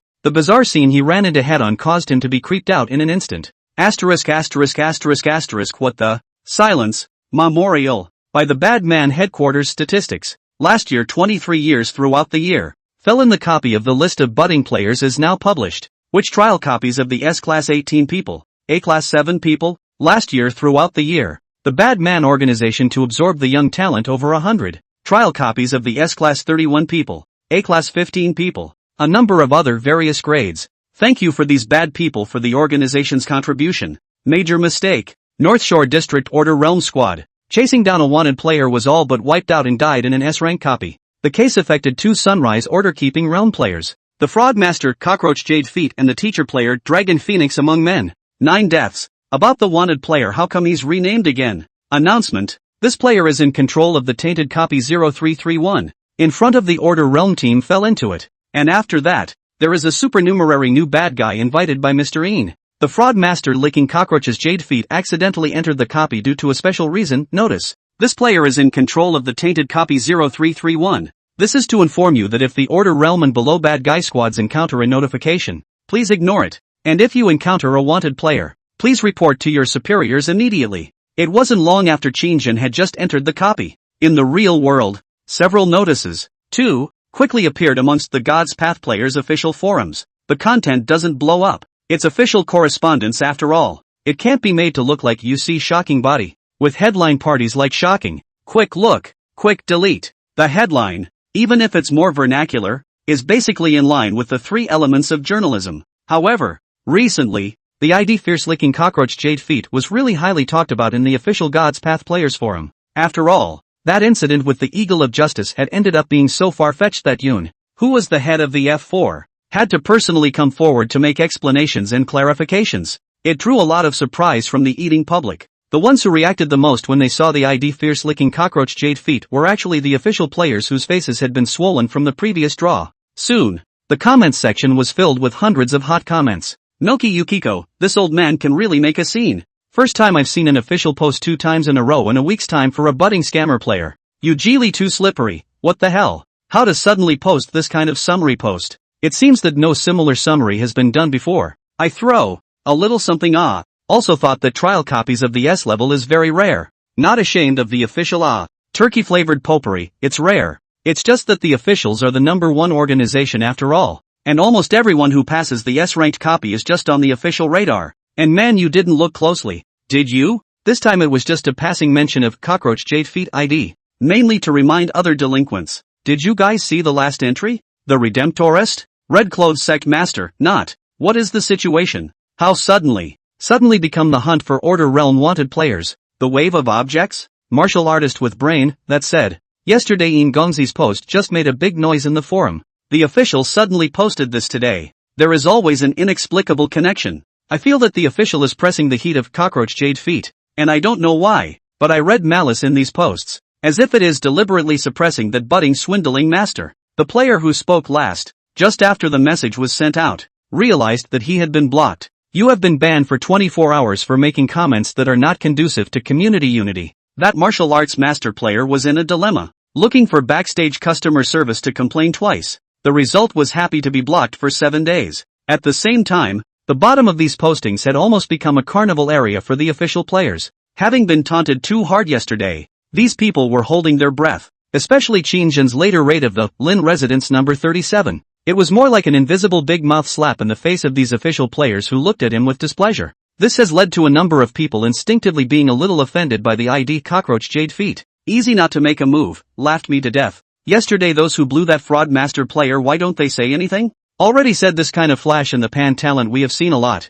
You civil organizations are really hungry. Look at the official data. How many trial copies of the S-level talent? How many flash in the pan and how many? Rich, wait for me. TSK. Something's wrong with the picture. Where's all the brainless blowing from those civic organizations yesterday? This is really the first time in history that we've seen a genius rise and fall quickly. How hard can he think? The district order-keeping realm even dared to run to find the trouble of the order's wanted players. I'm afraid this person was not held up too high and really thought he could do anything, right? Learning child food daughter-in-law juice said a long time ago, the official water is deep. Do not come to the edge. The district a trial copy of the S-level of fraud division is not qualified to cause the attention of the official. Look at the official last year sucked in how many geniuses. Is not a S-level copy of it? This is a face, right? Lack of love since childhood, laugh me to death. This guy's experience can write a short story. The title of the book I've thought of. It's called Bipolar Reversal. Chapter 1. The Rise of a Genius. Chapter 2. The Fall of a Genius. Chapter 3. Rebirth of a Genius. Chapter 4. Do not deceive the young poor. Chapter 5. Do not deceive the middle-aged poor. Chapter 6. Do not deceive the old poor. Chapter 7. I'm not a pride of the sky. Chapter 8. The scraps that are strangled in the crib. Because within the second and third postings, it mentions this. How come you renamed it again? Player's record. Single-handedly slaughtering an entire squad of Order Realm delinquents was definitely considered a textbook-level counter-killing. So it's basically clear to anyone who saw the posting that Cockroach Jade Feet has entered a copy of the other side's grasp this time. It's basically a certain death. The official post doesn't explicitly say Roach Jade Foot death though. But what's the difference between that and saying it explicitly? A Guardian Realm player mistakenly enters the territory of a wanted Order Realm player. Thinking this is a metaphysical novel? Can there still be a situation where the protagonist crushes the opposite side because of his unorthodox gongfu, unorthodox enlightenment, limit 1 for 1, or breakthrough in desperate situation? An S-rank copy of the Order Realm. Even a proper Order Realm player wouldn't dare to say that they could get out of it smoothly. Normally, as long as it's S-ranked, if you want to pass the level, you're afraid that you'll have to take off your skin without dying, not to mention, a contaminated copy, and a tainted copy in the hands of a wanted player. All of these conditions add up and only increase the difficulty of the copy to an infinite degree, let alone an average Order Realm player. Even if it was a level 6 or above Order Realm, they wouldn't dare to presume that they could survive such a treacherous copy, right? Countless people instantly expressed their opinions, most of which mocked Qin Shang's self-importance. These official players, who had been slapped a few times by the free player group yesterday, were all running back to seek revenge. And those who were more optimistic about Qin Shang and the major free player organizations today basically seldom continued to follow the replies. Apparently it was also the default setting that the genius, Cockroach Jade Foot, had risen and fallen quickly. There was no way, no matter how powerful Cockroach Jade Feet was, it was only a sequence Guardian Realm player at the end of the day, and it's still only a level 1 fraudster, so the chances of getting through it are slim to none. Didn't they say the official player pulled it? Didn't you say that the official government missed a genius? That's as far as you free organizations' eyesight goes. The officialdom never misses a genius. It's just too lazy to send it out. And you really let you bunch of frogs at the bottom of the well think that the officialdom has no eyes? No. Who on earth gave him the courage to go after the Order Realm's wanted players? On the first day of becoming a delinquent, one mistakenly enters a copy controlled by a wanted player in the Order Realm. This kind of death-seeking behavior. It is true that very few of the people absorbed within the official ranks make similar mistakes. Ha ha ha. It's better to be dead. And this kind of idiot is discrediting us if he stays in the delinquent organization. The official players are probably a little uptight because of the dislike they got yesterday, when he lashed out at Qin Shang. His words were full of malice. Hostile. There were a few moments of pleasure of raising one's eyebrow after being suffocated,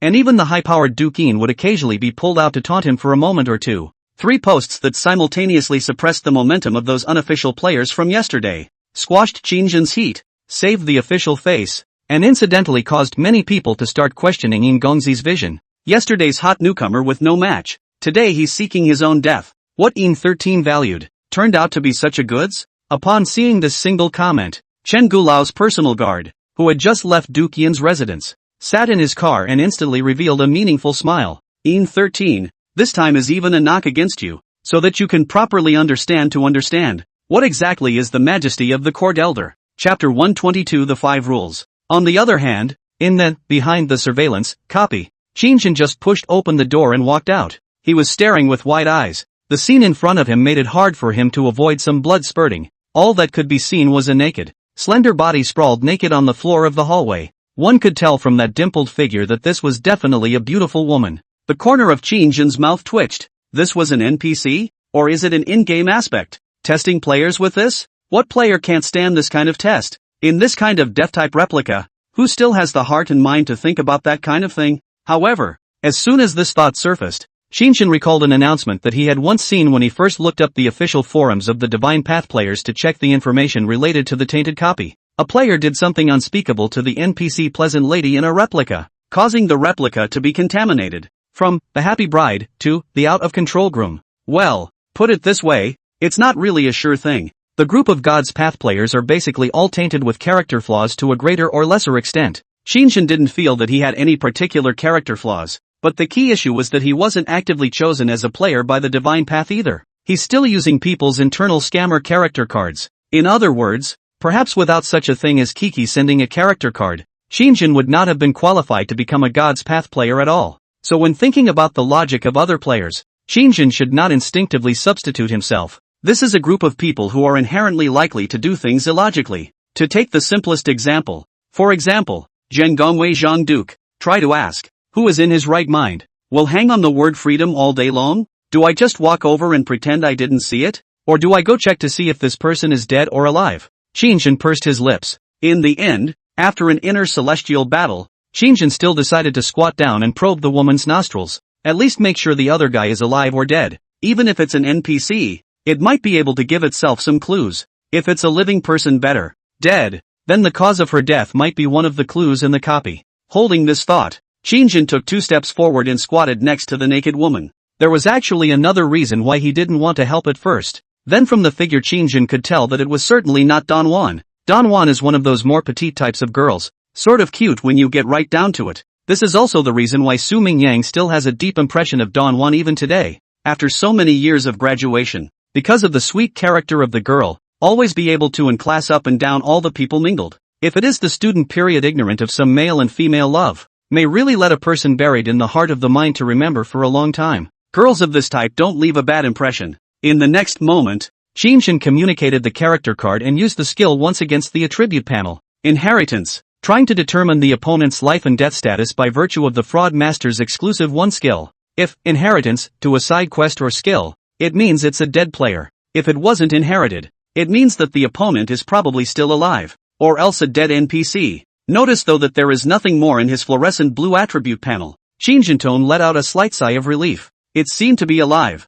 Beauty, wake up, because he was worried that this woman would be a dangerous element in the copy. Qin Shang this time did not even lift the wearing mode of the cursed red dress, and even put on the bride's embroidered shoes under his feet, with an extra cross in his hand. If those other official players outside, who were bickering in the forums, were to see the picture inside the replica at this moment, they would probably be shocked and have their jaws dropped. An Order Realm Level 1 Fraud Master player actually had 4 or 5 props in his hands already. This prop reserve alone is already capable of surpassing many Level 3 Order Keeping Realm players. It took 2 pushes on the woman before the other winced and slowly awoke from her stupor. The woman looked up. Qin Shang was the one who quickly backed away to pull away the distance between the 2 sides, staring at the other party vigilantly. Originating from the self-consciousness of a rookie munchkin, being clear-sighted was always Qin Shang's first priority. Who are you? Ah, where are my clothes? Where are the clothes? Hell knows where your clothes went. Qin Shang narrowed his eyes and did not reply. He wasn't a hot-headed character by nature. Not to mention, the main quest within this copy didn't seem to involve teamwork. If the other party was also a player, Qin Shang did not have to travel with them. The big deal is to go your own way. In the next moment, the woman looked up to reveal a flirtatious and pretty face, her eyebrows swirling with shame and indignation. However, in the face of Qin Shang's gaze, she did not have the trepidation of an unusual young girl who was being looked at naked, but instead immediately protected the key parts, and then glared viciously at Qin Shang. You're a delinquent too? I was chasing after how come I renamed myself again. This player's process was pulled into this copy. We are all teammates. Can you stop looking? First help me pick up a piece of clothing can? At the end of the words, there was always a hint of exasperation in the S voice. Want clothes? No. If you don't mind, I can go to the security lounge and pick up a security uniform for you. Qin Shang replied without changing his face. Hearing the other party's sentence that you are also a bad person, Qin Shang then slightly lowered his guard a few points. But this time, entering the copy was originally different from normal. Qin Shang did not intend to trust anyone in this copy. The woman's eyes widened at once, but considering that she couldn't always run around bare-assed and naked, it was nice to have something to wear, so she could only nod helplessly. Okay, but you're not allowed to look when I change later, or I'll snap your eyes out. Qin Shang didn't pay any attention to it and turned his head to enter the security lounge. A random t-shirt and shorts that were slimy and all sweaty were taken out and thrown over the woman's body. Is there any such thing as a gentleman? Qin Shang pressed on, asking bluntly, how did you pass out? Why should I tell you? Hearing this, Qin Shang let out a cold smile and straight away, he turned his head and walked in the other direction. The woman who was changing froze at the sight. Why is this guy just leaving? Hey, this is a multiplayer copy. Didn't you hear the God's Path beep? We're all delinquents. We'd better stick together. There are still wanted players in this copy. I think it's best to go together. Ding! Unlock the rules. Rule 1, no yelling in the hallways. Rule number 2, you may not view the surveillance at night or something horrible will happen. Rule 3, you have no co-workers. If someone claims to be your co-worker, please tell the administrator immediately. Rule 4, if you find out the cause of Zhang Xiaofen's death, please tell the administrator. Rule 5, security guards are good people. You can't kill them. Just then, several prompts suddenly appeared in the fluorescent blue panel in front of him. Qin Shang raised an eyebrow. This copy had the rule class in its type introduction, so it seemed that it was really a copy similar to the rule weirdness. But while completing the main quest and investigating the cause of owner Zhang Xiaofen's death, one must also be wary of breaking the rules while doing so. The difficulty of this copy is evident enough at this point. Another role-playing class? In Death Train, before, everyone had their own role. Similar to how Qin Shang was the passenger, the punks were the accomplices, and the priestly old man Buddha ferrying the faithful was the leader. I'm afraid that each player involved in this copy also has an identity within their respective copies. At that time, one then activates the Fraud Master hidden quest. The difficulty has to go up a whole lot more, now that he hadn't encountered any dangers in the copy, and even Qin Shang hadn't even started investigating the main quest. He had already felt a wave of Alexandria, and he couldn't help but lament in his heart. So complicated. Not bad for an S-rank copy, but if other players heard that, I'm afraid they'd have to curse. Brother, is it possible that this isn't even an ING copy that you should be matched with? At your level? Not to mention S-rank. A Guardian Order Realm player who was thrown into a B or even C-rank Order Realm copy would have a near-zero survival difficulty in trying to survive. And at this moment, Qin Shang surprisingly just in the feeling that this is not worthy of being an S-class copy. Nima, is it possible that big brother that this isn't even an S-rank copy at your level? That's why there are so many elements that make it so complicated. I don't like to go with ungrateful people. In the next moment, Qin Shang slightly inclined his head and faintly said, gratitude? The woman on the floor raised her eyebrows. What do you mean by that? At least I'm the one who shouted you up, and I'm the one who helped you find your clothes, and I don't really like being rejected when you push me around when I'm looking for you to inquire about a small matter, and you have no proof that you're not that wanted player. The woman was instantly chipper. I was knocked unconscious. I was originally exploring the main quest just now, but then I suddenly felt a pain in the back of my head, and immediately after, I lost consciousness, and then as soon as I woke up, I ran into you. My ID is Human Animal Harmless, Professional Martial Artist, North Shore District Sheriff's Department, Orderly Realm Delinquent Squad Leader. Chapter 123, Strong? Brains for Brains. When these words came out, Qin Shang frowned. What did she say? Just exploring the copy? Hadn't she just been teleported in at the same time as herself? In the next moment, the delicate woman not far in front of her eyes Human and Harmless coldly said, now, isn't it time for you to introduce yourself? What? Still not willing to talk? Is it because you don't think I've gone into enough detail by introducing myself? Shall I tell you all 3 dimensions? Qin Shang frowned. When it came to face value, this was second only to the red-clothed sect leader among the women that Qin Shang had known after becoming a Divine Path player, and the two are actually still the same type. But compared to the delicacy of the features, Human and Animal Harmless is a little bit worse. The Godfather always has a kind of if not to say that the mature charm. And this woman in front of me, Bring Qin Shang's feeling is like a giant baby that hasn't grown up yet. Didn't you hear the rules? No loud noises in the hallways. So what if I'm not allowed? Don't you think I'm not cooperating? Are you from the Sunrise Zone Order Realm Squad? What's your name? What? The God's Way ID won't even say it? Don't you still believe that I'm also a delinquent? Then why don't I show you the Bad Man Oracle? After saying this, Human-animal harmless directly puffed out a milky white jade pendant and threw it over. Qin hadn't wanted to take it, but she threw it with vigor. It was literally slammed straight towards his face, and it's hard to say that didn't bring a little personal emotion with her. Forced to do so, Qin could only raise his hand and take down the jade pendant. Almost the moment his palm touched the jade pendant, a string of information instantly appeared in Qin's mind. God's Way ID, harmless. Rank, 6.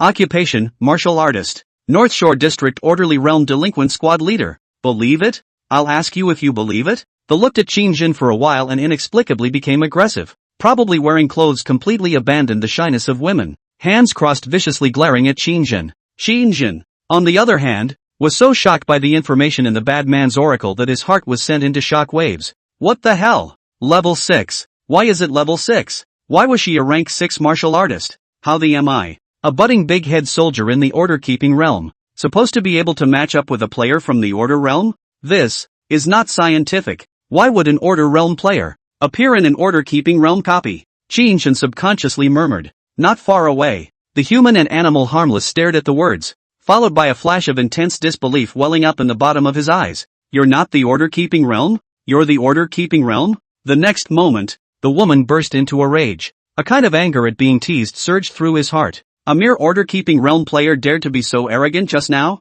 What kind of onion are you pretending to be? You ing chick? I thought you were a great god of the rule realm. You an order-keeping realm small chicken. Pretend hammer you're looking for death. Ha? What kind of mess is the order-keeping realm adding? This is the reality projection place of the contaminated copy. As long as the God's Path player appears in this vicinity, he will be teleported into this copy. Could it be that you've also seen the response to the how come you're renaming your name again? Wanted and rushed here as a delinquent? The woman's voice was one sentence louder than the other. Qin had the intention of reminding her of the rules once or twice, but remembered the gaming profession. Eventually the thought was squashed. Martial arts teachers as a group. What a mouthful. Forget it, since it's a martial artist. It's fine. He sighed slightly in his mind. It's good to be a martial arts master. A martial arts master has no worries. Qin spread his hands helplessly. No, when did I ever question that you weren't a delinquent? I just thought. Harmless human animal was like a lit pot of medicine, getting angrier and angrier as he spoke, not giving Qin a chance to explain at all. The image of Qin staring at her bare ass just now kept echoing in her mind. At that time, there seemed to be a touch of dislike in the guy's eyes. So you're looking down on me? Why are you making eyes? What are you squeezing your eyebrows for? Ha? Are you a supernumerary? Didn't your squad leader teach you what attitude you should put up in the face of a leader? I'm the North Shore District Delinquent Order Realm Squad Leader. Shouldn't you, a Guardian Order Realm, shout a leader respectfully when you see me? You kid, just let you help me get a piece of clothing even so difficult. What? Is it not your obligation? Is that why he wanted to go off alone afterward? Does this kid think I'm going to hold him back if he goes with me? The thought surfaced, and the human animal was all but laughing at himself. A player of the Order Realm was disliked by a Guardian Realm? An order-keeping realm player who actually thinks I'll hold him back? Meanwhile, seeing the woman's stormy appearance, the corners of Qin's mouth twitched furiously. His entire body went numb as he watched the get more and more agitated. Doesn't Big Sister show the rules in this copy within her panel? Are all martial artist players like this? They all say that martial artists have no brains. And I've kind of seen for the first time that martial artists have no brains. To what extent they really have no brains? The Eagle of Justice kind of thing is probably less affected by the character card because it's a lower level, right? It turns out that role cards can, in fact, make a person cranky and brainless to such an extent. Sometimes it's really quite helpless. Qin sighed, then looked at the flirtatious woman in the corridor who was cursing like a shrew, and sighed slightly in her heart. Female martial master players were truly miserable. Menopausal at the young age of 20-something, but this kind of brain could actually mix into the order realm. Indeed, one had to recognize the power of the martial master once again. This was sort of a side effect of the martial artist's rebelliousness. It's amazing that a brainless group of people were able to clear a series of these extremely brain-burning copies that require intellectual warfare. It can only be described in one phrase, which is 1 power to 10. Just then, Qin vaguely saw an extremely fast shadow flash by at the end of the corridor. That speed was almost cheetah, because in the blink of an eye, it was a few dozen meters away from the end of the corridor, slicing 10 meters closer. Qin could hear footsteps. At this moment, his expression changed, and then he looked at the human animal who was still cursing with his arms crossed and shouted, "Strong? With brains for brains." After saying this, Qin wiped his feet with oil and directly slipped into the security lounge. He wasn't sure if he could be spared this way. But at least it wasn't like he was letting an Order Realm Martial Master player die for nothing. Even if she had bad senses for human and animal, this woman would be a great card if she were alive. What's more, Shinjin was more interested in figuring out why he, a small Karami of the Order-keeping realm, would be pulled into a copy of the Order realm? Could this be the so-called high player treatment that the red-robed godfather talked about? Higher players did not play like this. Right. This is not playing technology. It is simply playing life. Bang! The next moment, Shinjin had just drilled into the security lounge. A silhouette wearing a t-shirt was killed in anger. Do you kid want to be beaten to death by me? As expected. This phrase was taboo for martial master players. Shinjin worked in the back porch today, and was brushing through the forums during the day when he had nothing else to do, and came across a few rather interesting messages. For example, how do you enrage a martial arts player with a simple sentence? When he saw this thread, Shinjin was quite interested. After all, martial artist is recognized as the profession with the strongest single combat power at the same level not counting props. Thus, Shinjin subconsciously clicked into this thread. As a result, who knew that the picture style under the post was not normal at all? Either all kinds of spoof emoticons or brushing the same sentence. Strong? I'm a brain for brains. At that time, Shinjin didn't quite understand. At this moment, when he saw human animal kicking open the door of the security lounge with a face full of anger, Shinjin finally understood. It turns out that the profession of martial artist is the object of group ridicule among the players of the ING God's Way. Strong is strong, and everyone recognizes that he is strong. However, it seemed that everyone equally looked down on every player of the martial artist profession. Behind you. The next moment, Shinjin gave a dry cough and pointed behind the woman. It was only when he heard these words that human animal harmless frowned and twisted his head to look, only to see an extremely fast shadow that was darting back and forth through the corridor. At the same time, a cry also sounded. This cry is not like a baby crying loud and clear, also not like an adult sobbing choking. It is difficult to describe, but just unceasingly, but also accompanied by the speed of extremely fast-moving rustling sound. Human and animal harmless first stared, and then murmured immediately afterward. Is this the same owner that the copy told us to investigate? Zhang Xiaofan, who has also turned into this inhuman and ghostly thing. The corner of Shinjin's mouth twitched. Big sister, if you don't speak, no one will really take you for a mute. Chapter 124, Level 6 Martial Artist Player's Toughness. As expected, the moment the words human and harmless fell, the figure that was frantically wandering in the corridor suddenly noticed the lounge room as if it had been attracted by the sound. Not 2 meters past the security lounge, he crouched down and then slowly turned his head. At this moment, Shinjin finally got a good look at the thing, and was immediately startled. A woman's limbs were twisted on the ground, her features were already bloody, and a pair of pupils with only the whites of her eyes were staring at the doorway wearing a t-shirt and bare-chested and the same slender figure as the big old man. For an inexplicable moment, Shinjin actually felt that the human animal standing in front of him, stopping that weird thing, actually gave him a few moments of security. However, soon after, Shinjin shook his head and shook off that thought of inverting the Big Dipper. Safety a hammer. It's a decryption multiplayer copy. How can a martial artist feel safe when he doesn't even have a brain? Passage is still up to you. With human and harmless, at best, you can only shout Pikachu.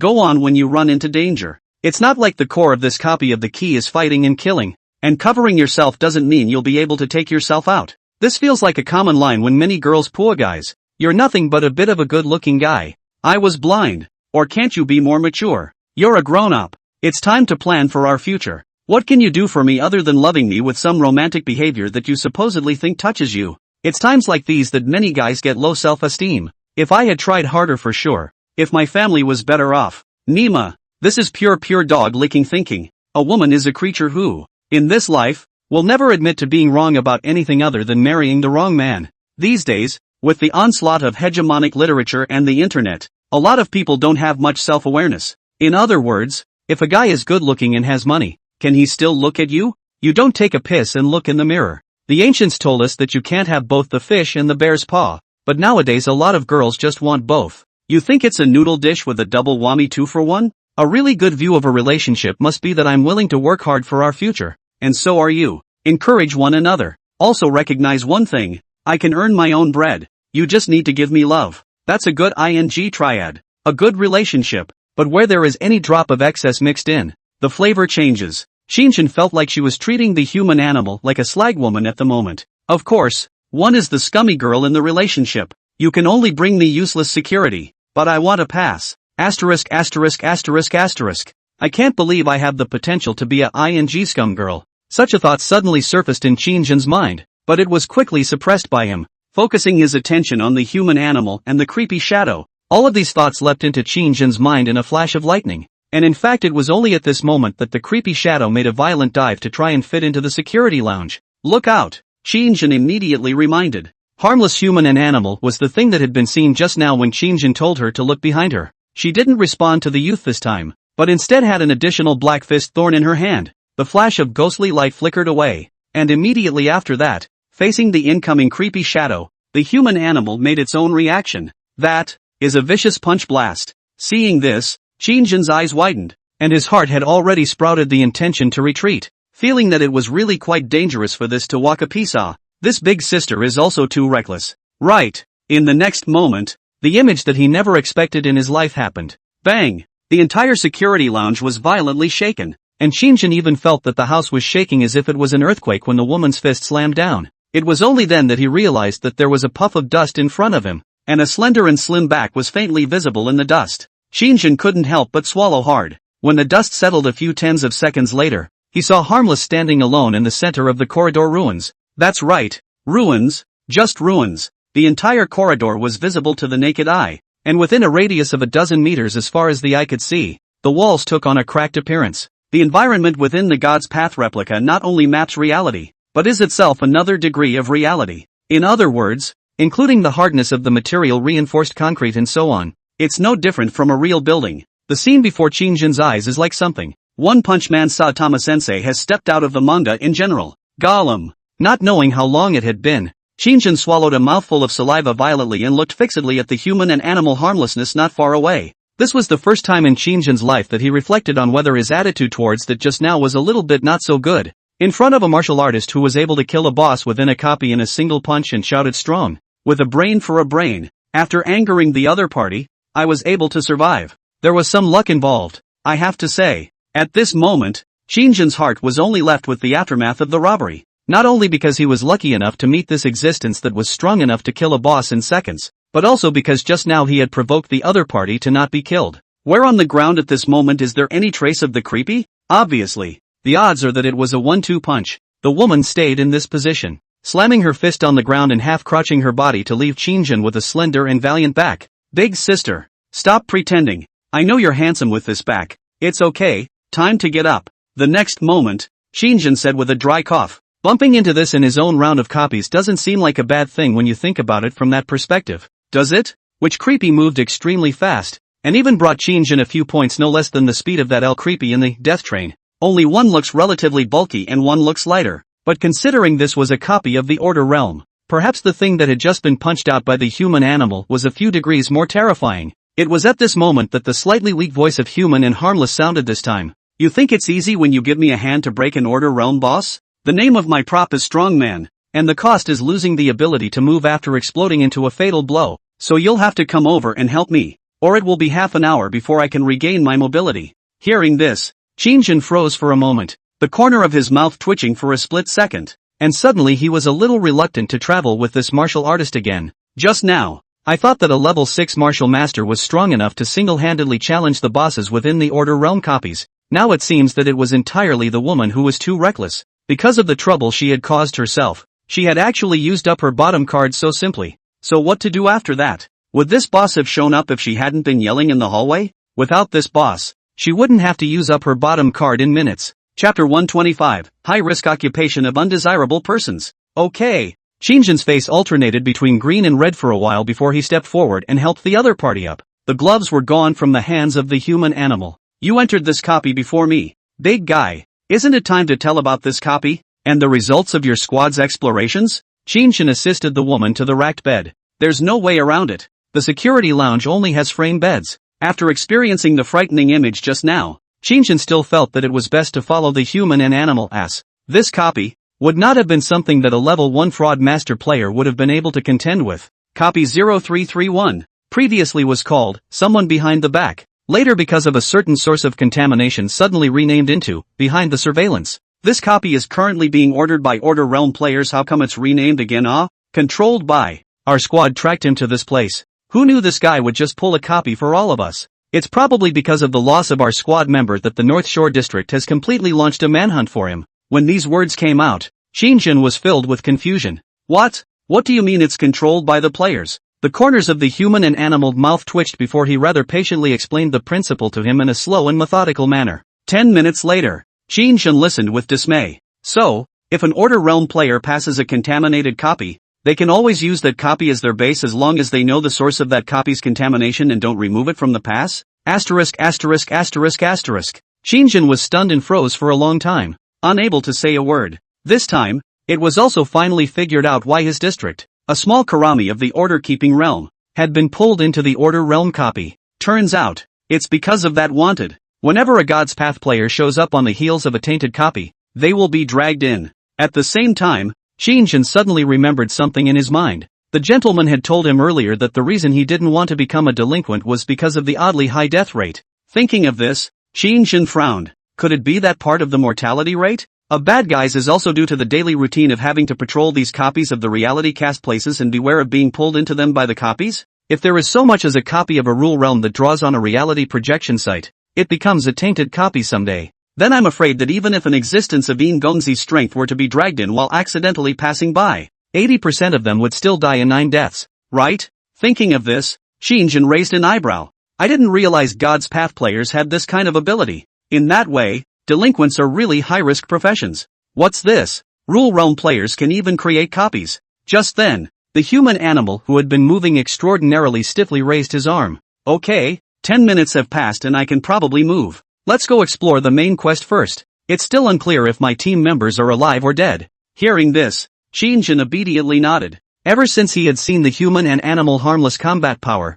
Qin Shang had a kind of heartfelt awe for this. It's not scary for a person to be powerful. It's scary for that powerful person to have poor emotional management. Try not to provoke her. Otherwise, if she really gives me such a punch, I won't know who to ask for redress when I'm dead. On the other side, in the middle of a certain gaming internet cafe, Zheng Gongzi picked up his cell phone for the third time, saw the face-paralyzed hairdresser who can't take a joke call on it, and answered it rather impatiently. Playing a game. What can't you say later? If you can't give a reason for harassing me in the middle of the night, I'll make you a truly free man tomorrow. Qin Shang has entered the copy. When these words came out, Zheng Gongwei on the other end of the phone froze for at least a full minute. What the hell? Qin Shang? The budding scam artist you just recruited yourself? The new stud who just worked a day shift at the Cloister Bar. He's in a copy again? Zheng Gongwei took a full minute to digest this sentence and said in dismay. What's going on? How did he get into the copy? Didn't he just come out of the copy? Contaminated copy. 0331. Officially wanted Order Realm player. How come he's renamed it again? The S-ranked copy of the Order Realm in his possession. What? Bam! The next moment, Zheng Gongzi pushed away the mouse and keyboard in front of him, fiercely holding the cell phone to rise up. The magnitude of the movement even startled the people next to him. Cursing angrily. Surname Yin, I could tell before that you had some ill intentions towards old Qin. The red clothes sect leader even reminded me to be extra careful of you. The guy with the face of a beast. I didn't take it seriously at that time. After all, we're just hairy kids. And I think that apart from being a bit boring and stereotypical, there's still nothing wrong with you in other aspects. Now it looks like I was wrong about someone. Yin, we need to talk about you touching my little brother. In Mr. Zheng's opinion, there was only one possibility that Qin Shang would run into danger. That would be Yun Gongjia deliberately screwing him and sending him into the tainted copy.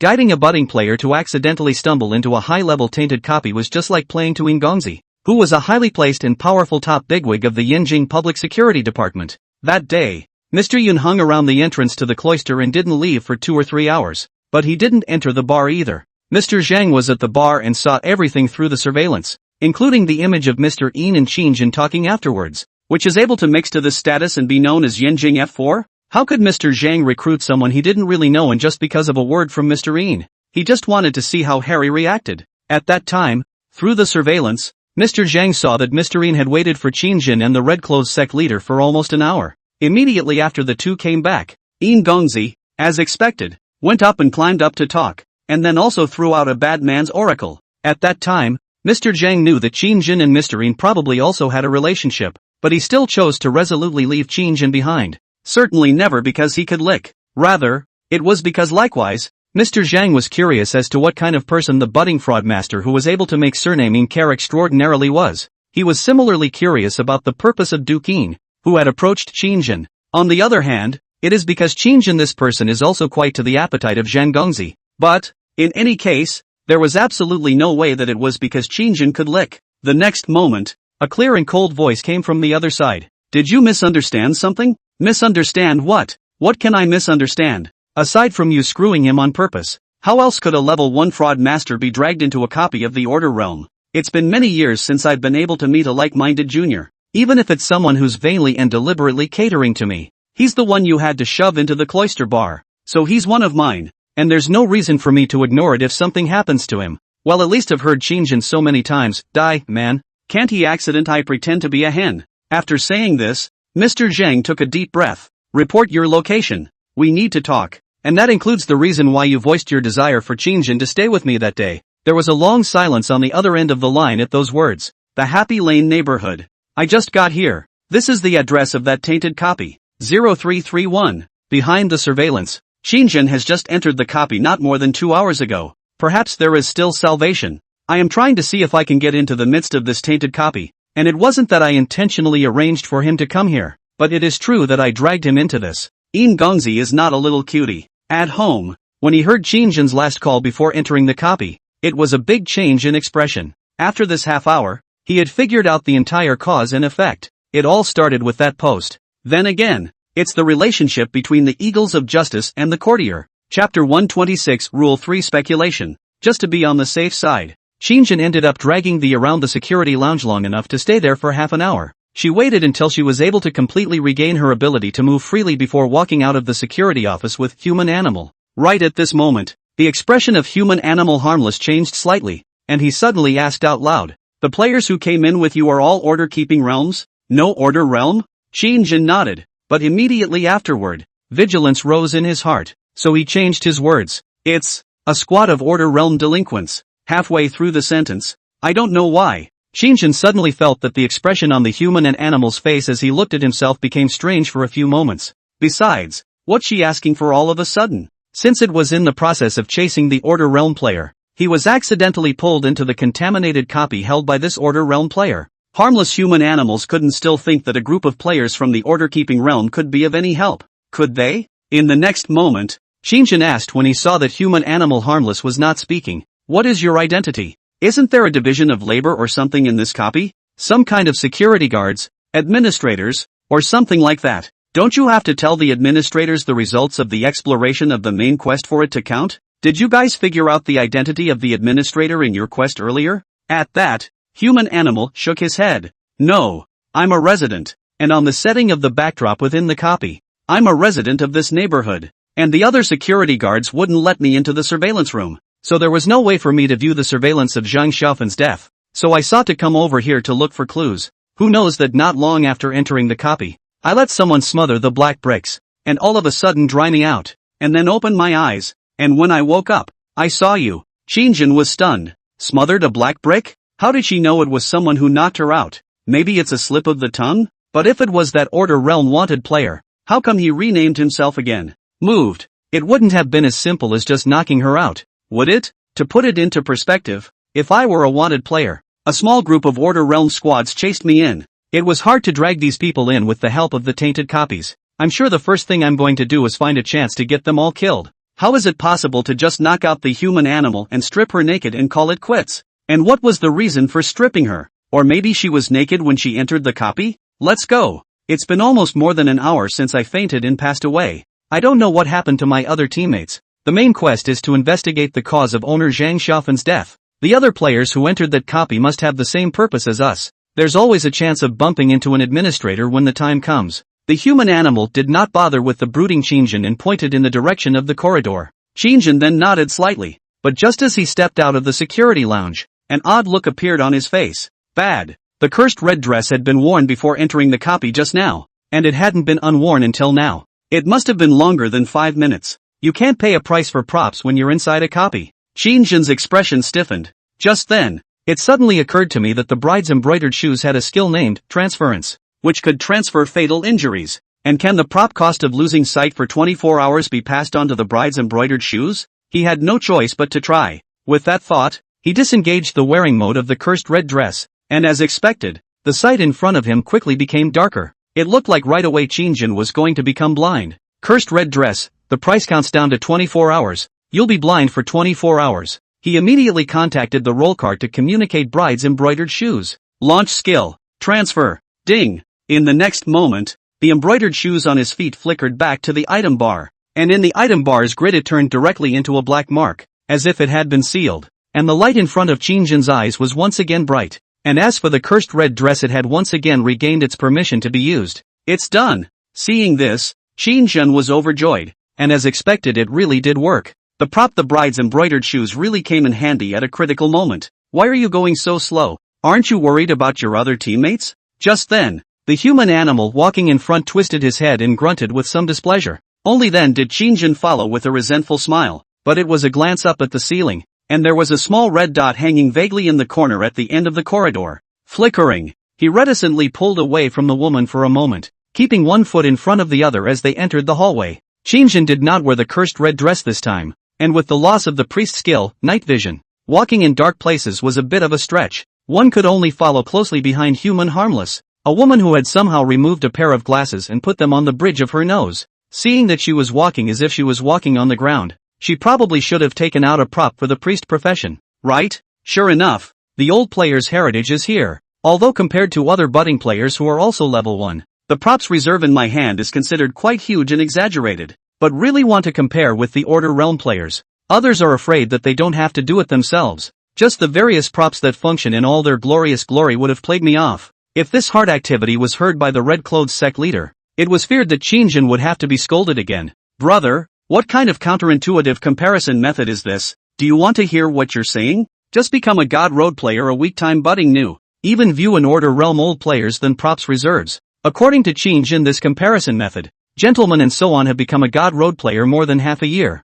The hands of even 2 pieces of props are not the people. Afraid of all to be groundless suicide. Surveillance room. Just then, the human animal walking in front of him suddenly stopped, then pointed to a gatehouse in front of him. There were other security guards here when I was exploring earlier, and those guys wouldn't let me in, so I had to stay outside. In the next moment, she raised her hand to push open the door of the security room, but Qinjin narrowed her eyes. Rule 3, you have no co-workers. If someone claims to be your co-worker, please tell the administrator immediately. I don't have any co-workers. So who were the security guards that were blocked from letting human and animal into the surveillance room when he explored this copy at other times? Other players? Or NPCs within the replica? If it's an NPC, it shouldn't be against the rules either, right? If the God's Path server threw an NPC in for the security monitoring room, wouldn't that also conflict with the rules? The rule is I don't have any co-workers and the NPCs in the security room are co-workers of the security guards. So that's a clear conflict with the rules. So human and animal is lying. But isn't that lie a bit too clumsy?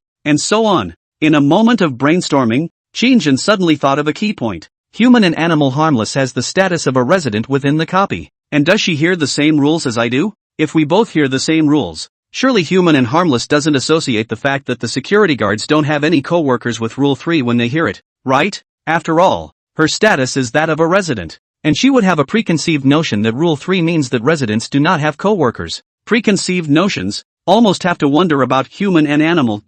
Qinjin's expression changed back and forth for a good bit. God's Path is a place with traps everywhere, especially this kind of rule-based copy, and he had just gotten ahead of himself. Maybe we're hearing the exact same rules. Then human and animal may not be lying. Getting a martial artist to learn to think differently is no less important than getting someone who hasn't been to school to take a straight high school test. That's strange. From my security guard's standpoint, there are no other co-workers within this replica. So who was the person who stopped human and animal? Qinjin frowned at the human and animal. What's wrong? Is there something on my face? Why is that little eye of yours squinting and glaring? Ocular dysfunction? Can't control your eyes? Just then, human animal harmless glanced suspiciously at Qinjin, who then coughed. It's okay, I just got a little carried away thinking about things. So let's go inside. At that, human animal let out an oh-so-subtle sound and raised his hand to push open the door to the monitoring room. Crunch. Chapter 127, Checking the Surveillance. As the door to the surveillance room was pushed open by the human animal,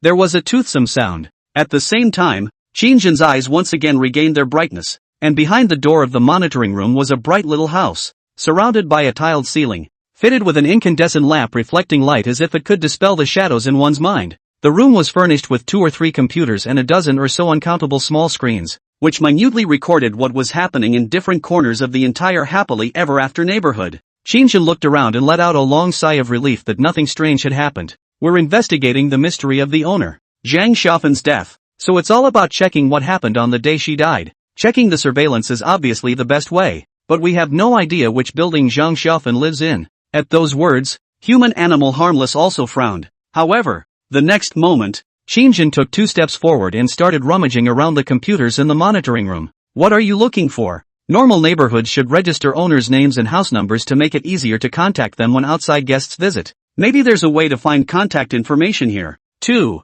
After saying this, Qin Shang twisted his head and lifted his chin at Human Animal. Help us look together. The information in this monitoring room should be the same as the normal security guard's janitorial room, so we might be able to find the owner's personal information. And generally neighborhood surveillance rooms are designed to protect the personal property security of homeowners. And neighborhood properties are usually more inclined to register the personal information of people with cars and leave it in the surveillance room as a record. In this way, the license plate number, the owner's name, the door number, contact information is complete. When encountering the owner of the financial loss, the community property is able to be the first time through the monitoring to help view, to determine whether the community property needs to assume joint and several liability. Qin Shang has never worked as a security guard, but before, when he and Jiang Qiqi first fell in love, the two of them had been discussing the purchase of a house. A couple of important references for selecting a property are location and property. A good property can save home buyers a lot of trouble after they move in. After that, the two families struggled for 2 years.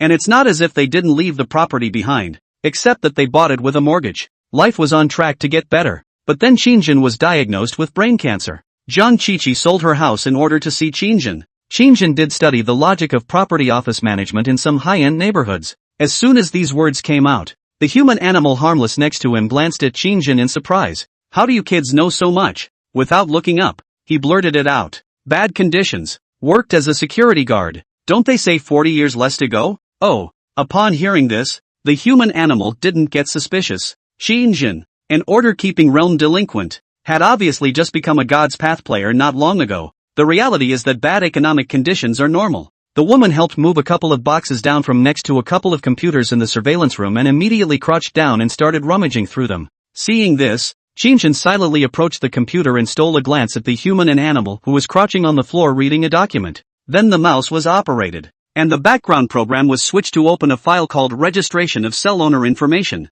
Joke, these days everything is electronic. Paper documents may have reference value, but electronic access is more convenient. And his purpose of checking the computer at the moment was not just to find the personal information of the owner. Zhang Xiaofen, also want to see 2 hours ago, the neighborhood surveillance. This copy is a perfect mapping of the present world. Even the date of the surveillance is projected in one with the real world outside. Aside from the time, it would have been early morning in the outside world by now, but it was still afternoon inside the replica. 4.12. Qin Shang thoughtfully glanced at the human and animal, and then he searched his computer for the surveillance in the corridor, as well as the surveillance at the entrance of the neighborhood. 10 minutes later, a shriek rang out from the side. Found it. Zhang Xiaofen's owner's registration information. Building 2, Unit 3, Room 901, Single living alone. License plate number is Beijing A356 GT. Qin Shang heard the voice and immediately replied back. Oh, let's check the surveillance then.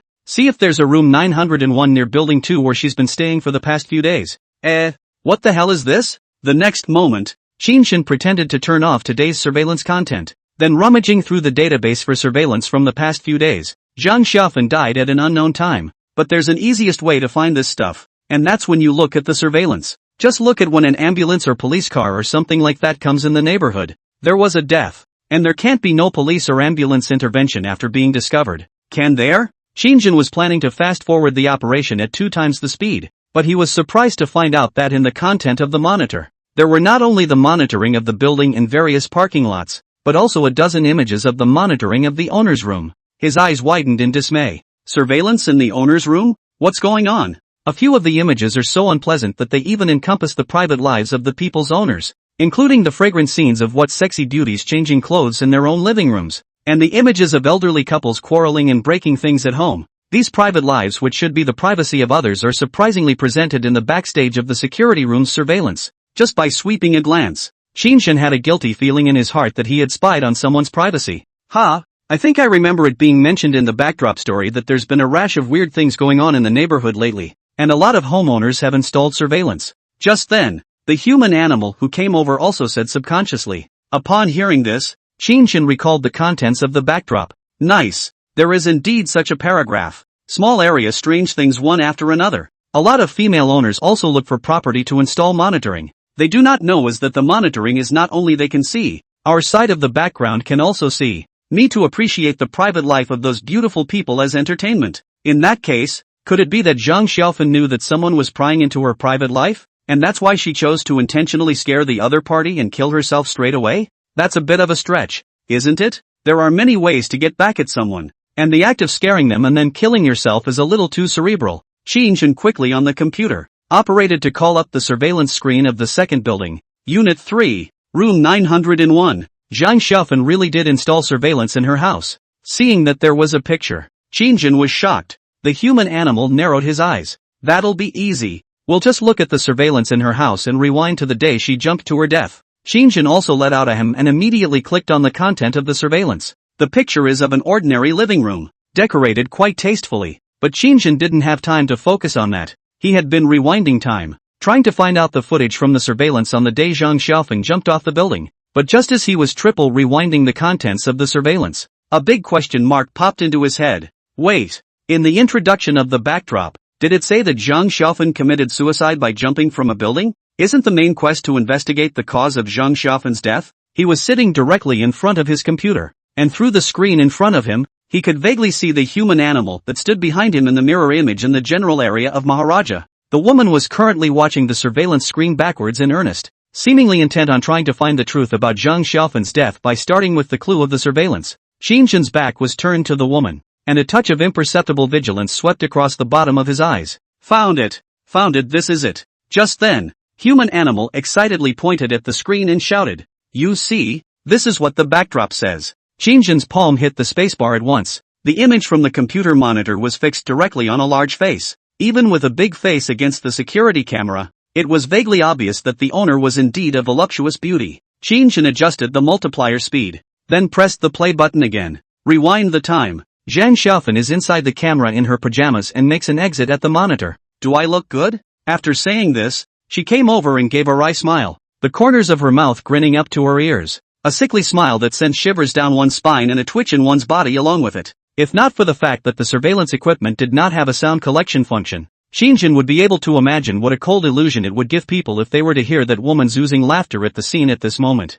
Even Qin Shang's mental qualities had a creepy feeling. Immediately afterward, Zhang Xiaofan twisted her head in the image of the surveillance video, and she went into the bedroom. The security guard's surveillance room here. There is no footage of her bedroom at home, so there is no way to see what happened after Zhang Xiaofan entered the bedroom. Qin Shang frowned and subconsciously clicked fast forward. Both of them were staring at the computer monitor in front of them with a sullen face, and as the progress bar in the lower left corner once again went about half an hour later, Zhang Xiaofan in the picture suddenly appeared under the coverage of the surveillance once again. Only it was different from earlier. The woman had changed into her pajamas and came into the living room. It seemed that he was going to drink water, but just as he picked up the cup, it was as if he thought of something, and his expression was slightly flustered to the naked eye. Even through the screen, can feel the woman all of a sudden tense up. This kind of home monitoring of the pixels are not particularly good. Separate rate is also average. The video is slightly away from a distance. Almost cannot see too clearly a person wearing. But the panic that was visible to the naked eye and could be felt through the screen still drew Qin Shang to narrow his eyes. It seems that on the day of the woman's death, this would have been something special that should have happened. Immediately after, Zhang Xiaofan is hurried to the door, opened the door to go out, and then disappeared in the picture. A long time in the living room and the monitoring as if pressed the pause. In addition to the outside of the light because of the alternation of day and night change, the other is unchanged. So, at that time, after Zhang Xiaofan left the room, she never came back. Qin Shang made a judgment in his mind. It kept fast forwarding to the next day's surveillance footage, and Zhang Xiaofan never showed up again. Instead, a group of sheriff's deputies in light blue uniforms, led by security guards, entered her room. Seeing the sheriff appear under the coverage of the surveillance, Qin Shang raised his hand and rubbed his chin. A thoughtful sheen welled up under his eyes. Seeing this, in fact, it was basically possible to judge the time. Zhang Xiaofan should have seen some appalling picture or remembered something important during that time when she drank the water, and walked out. Then she never came back. And the next day the sheriff came into her house, which means that at that time, the woman figured that something had happened, and that's why she alerted the sheriff. Surveillance doesn't show the cause of Zhang Xiaofen's death, though. Strange, Zhang Xiaofen had obviously changed into her pajamas. What was so urgent that she had to go out in a hurry without even taking her cell phone or keys? If it's to open the door for someone, it shouldn't be that there's no movement at all, right?